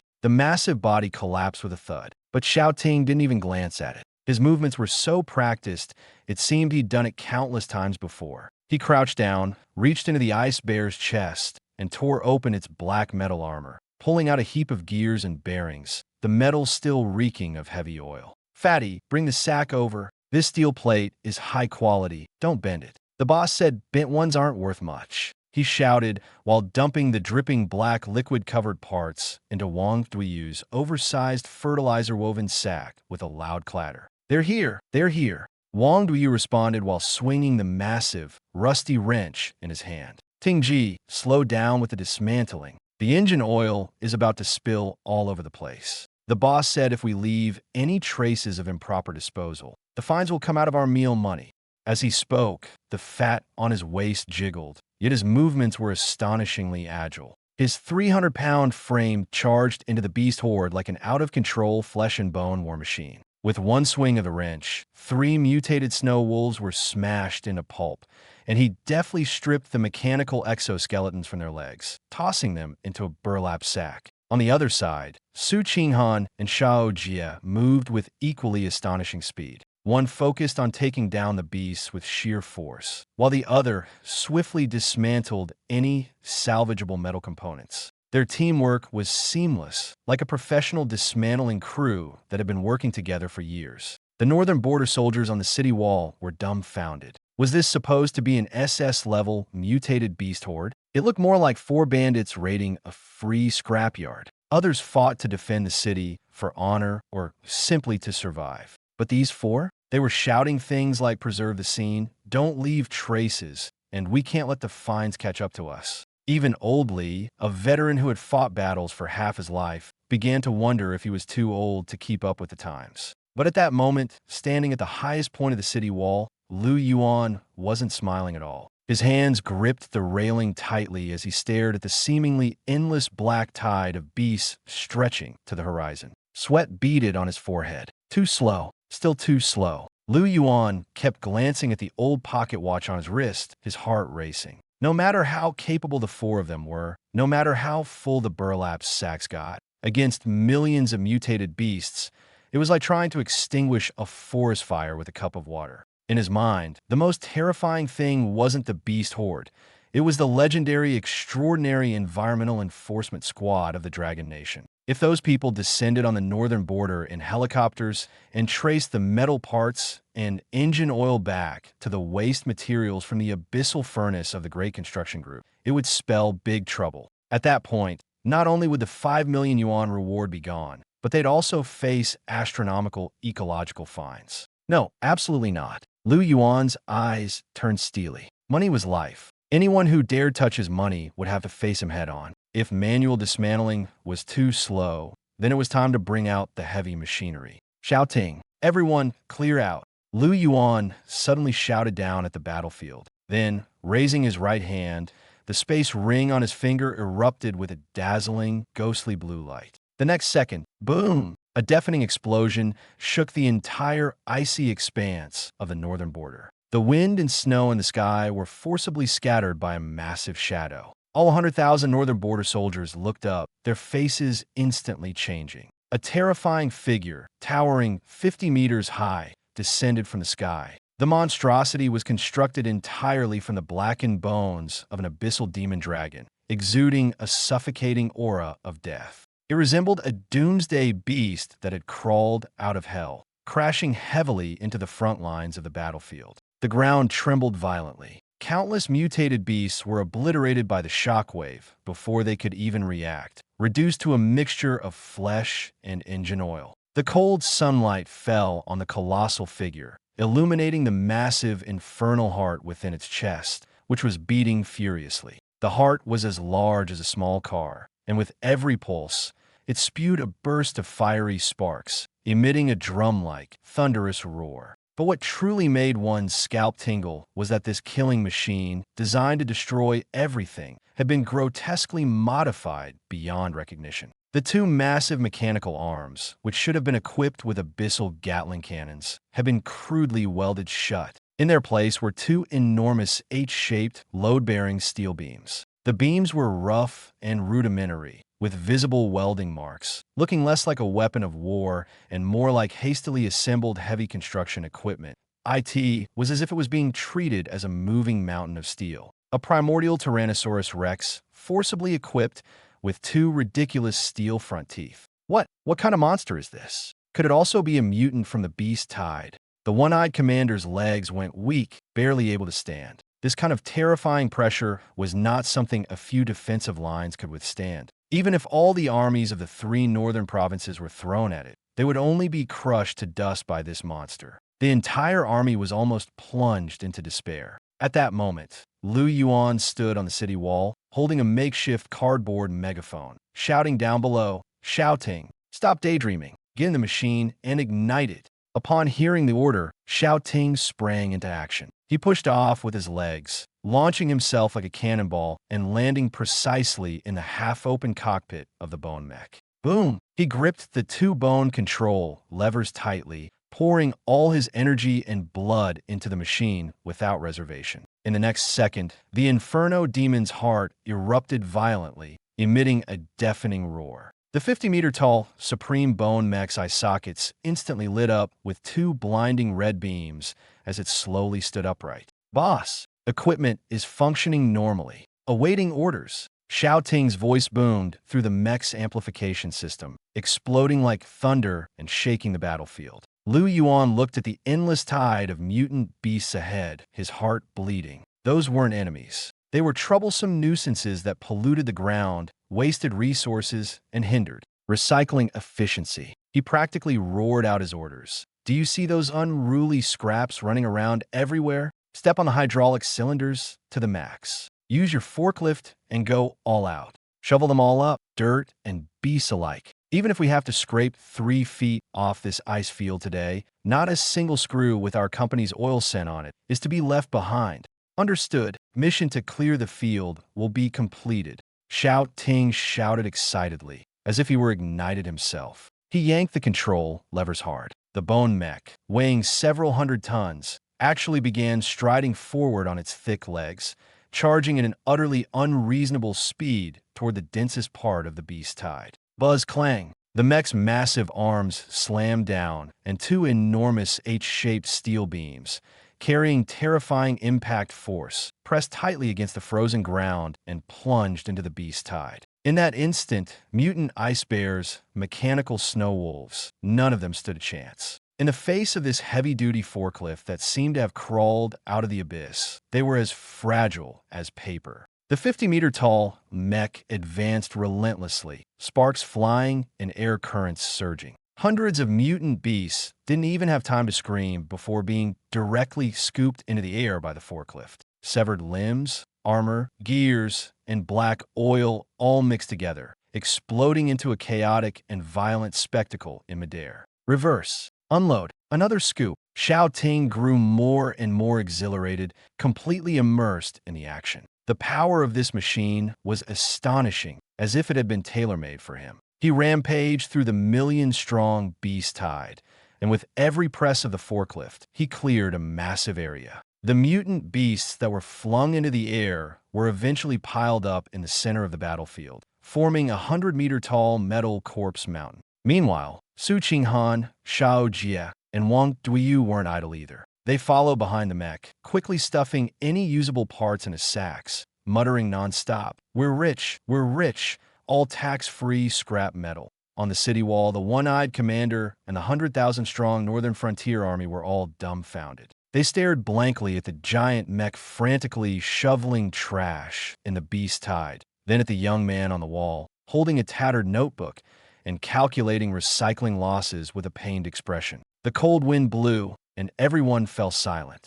Only one absurd thought remained in their minds. This SS-level beast tide that almost led to humanity's extinction. Could it really have been caused by industrial pollution accidentally leaked from the scrapyard? Beyond the winter wall, the deafening roars of the beasts had completely ceased. Amid the swirling snowstorm, Only the 50-meter-tall skeletal mech remained, emitting a low hiss-hiss exhaust sound. The beating of the flame demon heart within its chest gradually slowed, and the black smoke it spewed had significantly diminished. Beneath the mech, the once overwhelming tide of mutant beasts had vanished. In its place stood a towering mountain of garbage, reaching into the clouds. This mountain wasn't made of earth, but was piled up with countless severed limbs, black gears, and twisted armor plates. Xiao Ting pushed open the bone door of the cockpit and slid down along the dragon's ribcage. Shirtless, his body covered in black machine oil and snow, he was as excited as an employee who had just received their year-end bonus.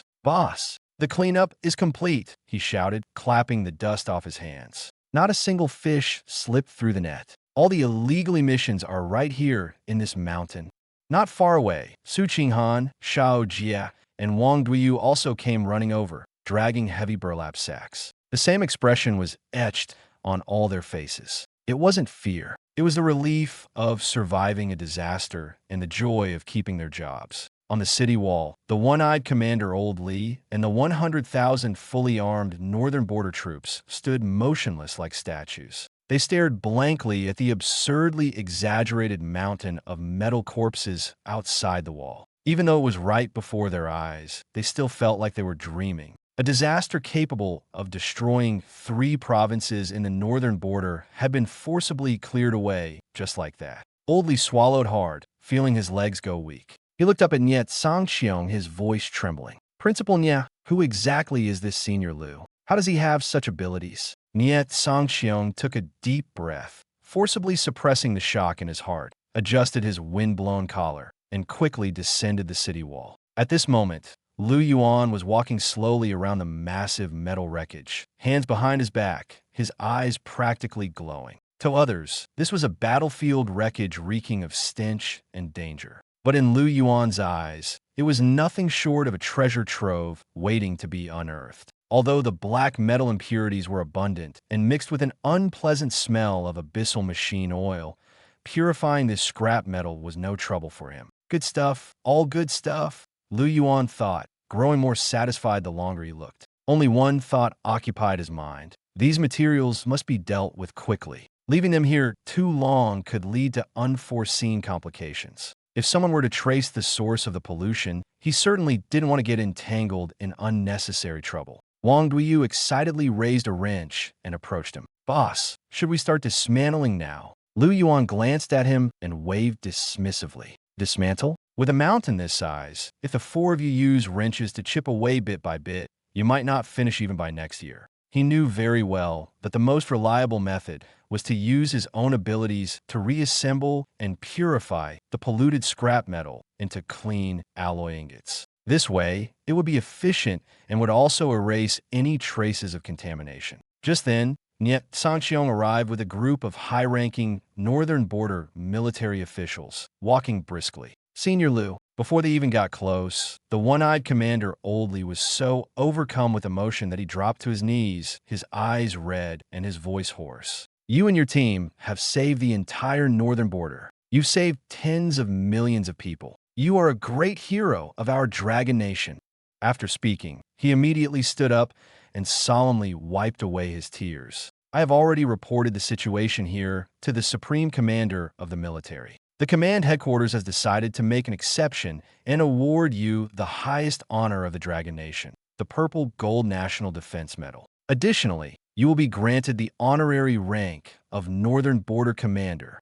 The surrounding officers, upon hearing this, all adopted solemn expressions. After all, this was the Purple Gold National Defense Medal. For ordinary people, that was an honor they wouldn't even dare to dream of. For many who had achieved countless military victories, it was a height they could never reach in their lifetime. But when Lu Yuan heard it, his reaction was completely unexpected. "Medal? Honorary commander." He scratched his ear, his expression showing obvious disdain. "Can that thing be sold for money? Is it pure gold? Can it be melted down and exchanged for gold bars at market value?" Old Li was stunned on the spot, stammering after a long pause.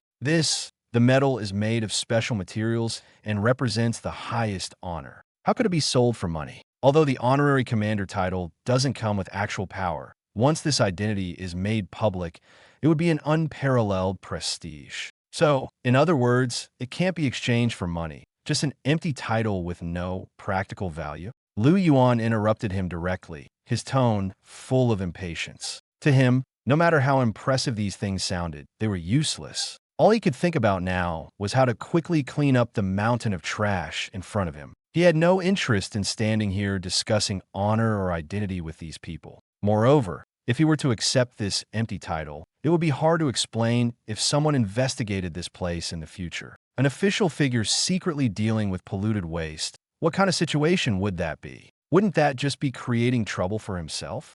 Stop with the useless stuff. Lu Yuan couldn't be bothered to listen anymore. He casually pulled a crumpled A4 sheet from the pocket of his floral shorts, walked up to Nia Sangxiong, and slapped it onto his chest with a smack. Old Nia, we're acquaintances, right? If you want to thank me, don't bother with the empty gestures. Help me with something practical. Nia Sangxiong took the paper with a bewildered look, glanced down, and froze completely. Written clearly on the paper was Northern Wasteland Waste Disposal and Land Lease Contract. His mind couldn't process it for a moment. Lu Yuan had already extended his hand, pointing at the contract, his tone quite serious. From now on, the battlefield and everything within 50 kilometers outward are mine. Lease term, 50 years. Every mutated beast corpse here, every piece of fallen scrap metal, all of it belongs to me and will be counted as assets of the Kyoto Scrap Recycling and Logistics Distribution Center. He spoke with confidence, even with a kind of natural authority. Of course, I won't take advantage of you for free. In return, I can help you clean up this heavily polluted battlefield at no cost. He paused, his gaze suddenly turning serious. But there's one thing that needs to be made clear first. Lu Yuan swept his eyes over every military high-ranking officer present and said word by word, "Since I've leased this land, it is now my private operational zone. To prevent commercial secrets from leaking, take your people and withdraw immediately. Withdraw 50 kilometers away and stand guard there. Without my permission, not even a fly is allowed to enter. Do you understand?" The wind howled past. Old Li, Nia Sangxiong, and the others stood frozen in place, unable to speak for a long time. They had originally thought that such a profoundly powerful figure, who risked his life to come to the battlefield, personally repelled the beast tide, and save the entire northern wasteland, would surely make some earth-shattering demands. But who could have imagined that he would refuse the highest honor, reject the commander rank, and not even bother to listen to a single word of praise for his heroism? What he truly wanted was merely to legally lease this land, so he could take away the mutated beast corpses and scrap metal as his trash. This was no longer just a matter of strength. It was a way of handling things they couldn't comprehend at all. Old Li was stunned for a long time, finally seeming to understand something, his gaze gradually becoming complicated. "I get it." Niet Sangxiong looked at Lu Yuan's indifferent demeanor, and a thought suddenly flashed through his mind. The next second, he was completely shaken by his own idea. "The senior is protecting us," Niet Sangxiong said in a low voice, his tone filled with excitement as he spoke to Old Li beside him. "The metallic toxins and abyssal aura on these mutated beasts are so dangerous that even a fourth-tier expert would be in trouble just by touching them. Senior is planning to shoulder all this danger alone, not wanting our brothers in the Northern Territory to suffer alongside him. He doesn't even care about his honor, fearing that the authorities might get involved in this matter. He'd rather bear the reputation of being greedy and scavenging for scraps, just to protect Dragon Country in the shadows." After hearing this, Old Li's body trembled violently, and tears welled up in his single eye. Such righteousness! Senior Lu, truly such righteousness. He immediately stood upright and gave Lu Yuan an impeccably standard military salute. "All units, listen up. Immediately retreat 50 kilometers and re-establish the defensive line. Not even a single mutated snowbird is allowed to fly in and disturb Senior Lu's battlefield cleanup." With the order given, hundreds of thousands of troops retreated in unison. They moved swiftly, yet no one complained. Everyone's eyes were red, as if they were bidding farewell to someone who was shouldering danger alone. Lu Yuan stood in place and finally let out a long sigh of relief. Finally managed to trick this bunch of eyesores into leaving. He raised his hand to wipe the cold sweat from his forehead, then turned to look at the massive mountain of metallic corpses. The tension in his eyes instantly transformed into uncontrollable excitement. Shouting, "Take your men and secure the perimeter."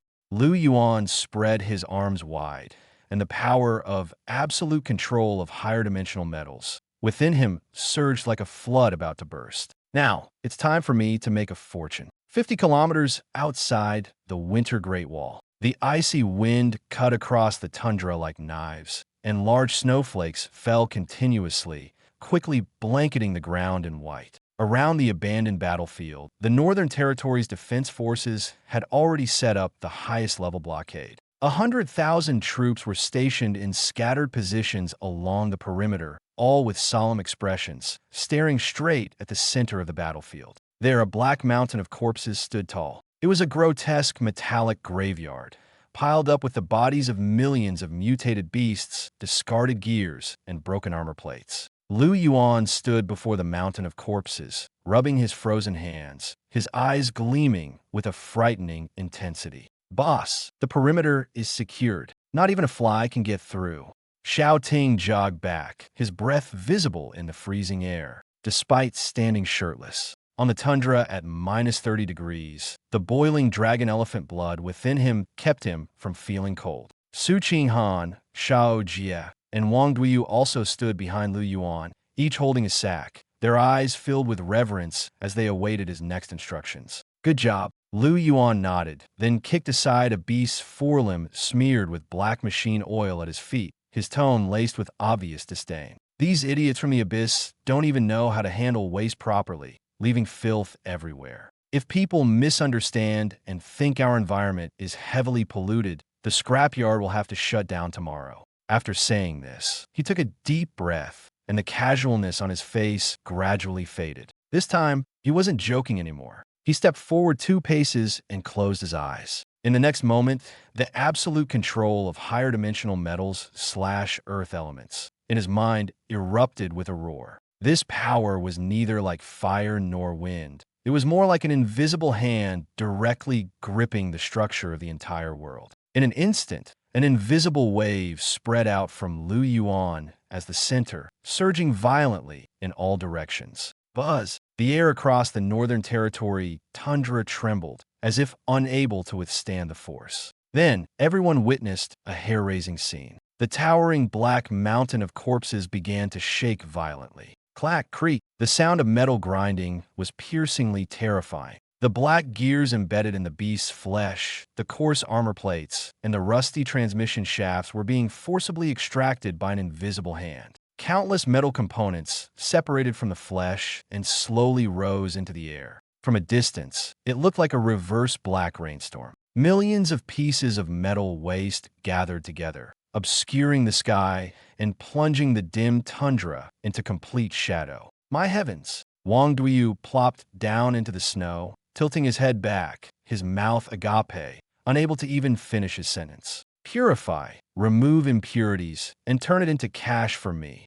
Yuan suddenly opened his eyes wide, his right hand clenching fiercely in the air. The power of high-dimensional laws fully manifested at this moment. The black metallic ocean in midair, without going through a furnace or forging, was forcibly dismantled, purified, and reassembled at the most fundamental level.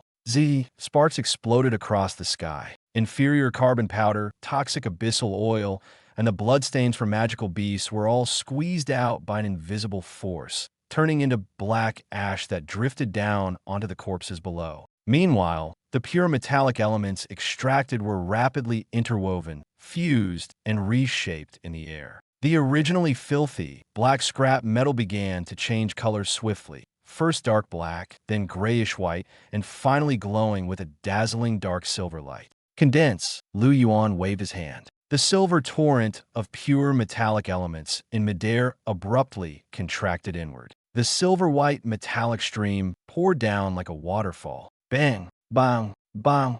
One metal ingot after another slammed onto the snowy ground in front of Yuan, their weight causing the snow to tremble. Each ingot was perfectly square and neatly aligned, as if cut by precision machinery. In just a few minutes, the foul-smelling, polluted black mountain of corpses had completely vanished. In its place stood a towering metallic mountain, hundreds of meters high, gleaming blindingly in the winter sunlight. This was no longer just money. This was a colossal fortune capable of shaking an entire nation, even influencing global markets. Lu Yuan exhaled deeply. The weight on his chest finally lifted. "Now it's stable," he said, wiping his forehead with his hand, though there was no sweat. The gesture, however, felt natural. All traces of illegal pollution are gone. The abyssal oil and impurities have turned into fertilizer, and the scrap metal has become high-purity alloy. Clean, thorough, and efficient. He turned around,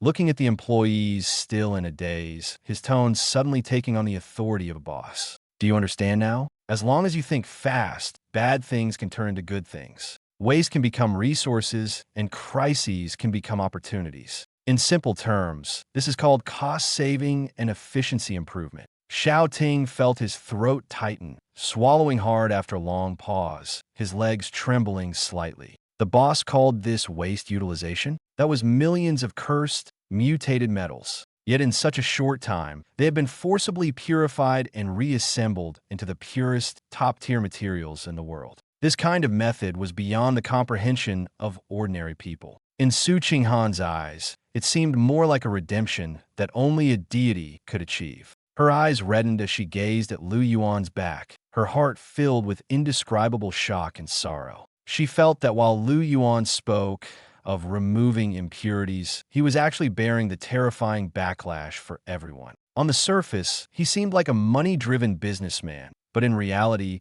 he was silently shouldering the most dangerous burden. Meanwhile, 50 kilometers away at the defensive line, the one-eyed commander idly held a high-powered magical telescope, staring intently at the distant battlefield, barely daring to breathe. Niet Sangqiong stood beside him, his expression tense. "Idly, what do you think? Senior Lu is standing alone in front of all those cursed corpses. He won't be in trouble, right?" Idly didn't answer immediately. His hands were trembling so much that he almost dropped the telescope. Through the lens, he saw an unbelievable scene. The black mountain of corpses, once lifeless and exuding despair, had vanished entirely after an invisible wave. In its place, a massive, silver-glowing mountain had risen from the ground. It was too bright enough to pierce through the darkness completely. The light was pure and sacred, like the cleanest first ray of morning sunlight in winter. Old Lee's eyes turned red instantly.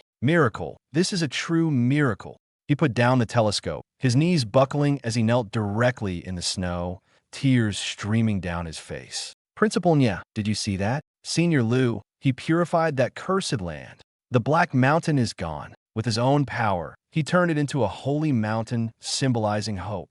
The surrounding officers, hearing this, all rushed over to grab the telescope. When they saw with their own eyes the silver mountain glowing under the sunlight, they were all stunned. In the minds of these battle-hardened men, Lu Yuan was no longer an ordinary person. That was not just a mine. It was a miraculous purification achieved by Lu Yuan burning his cultivation and exhausting his life force. It was his sheer power that forcibly suppressed the abyssal corruption. "Attention, everyone!"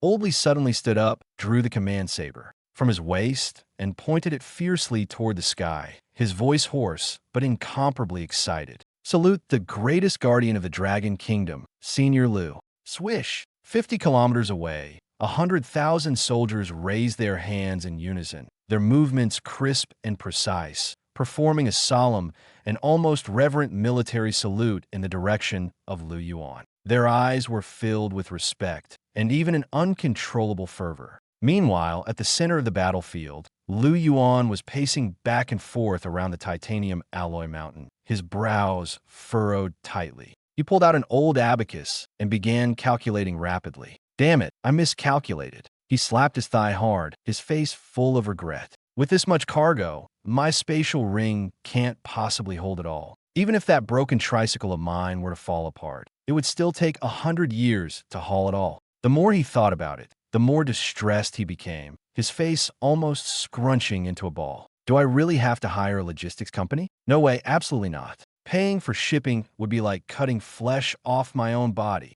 As he was anxiously pacing in circles, Xiao Ting cautiously raised his hand beside him. Boss, did you forget? We just bought a high-powered heavy-duty forklift. While it can't load directly, it can tow a flatbed trailer. Yuan froze for a moment, then suddenly turned his head to look at the 50-meter-tall mech standing quietly in the snow not far away. Of course, since this thing is powered by the core of an abyssal demon, its towing capacity must be far beyond that of ordinary machinery. His eyes lit up instantly. That makes sense. You've got potential. Yuan slapped his thigh, and the worry on his face immediately dissipated by more than half. I'll give you a 10 yuan raise. Base salary. Rubbing his hands together excitedly, Yuan immediately issued an order. Don't waste what's in front of us. Use these discarded armor plates to weld a large trailer for that forklift. Even if we burn out the clutch on this forklift today, I'm hauling every last piece of this duty-free cargo back to the capital.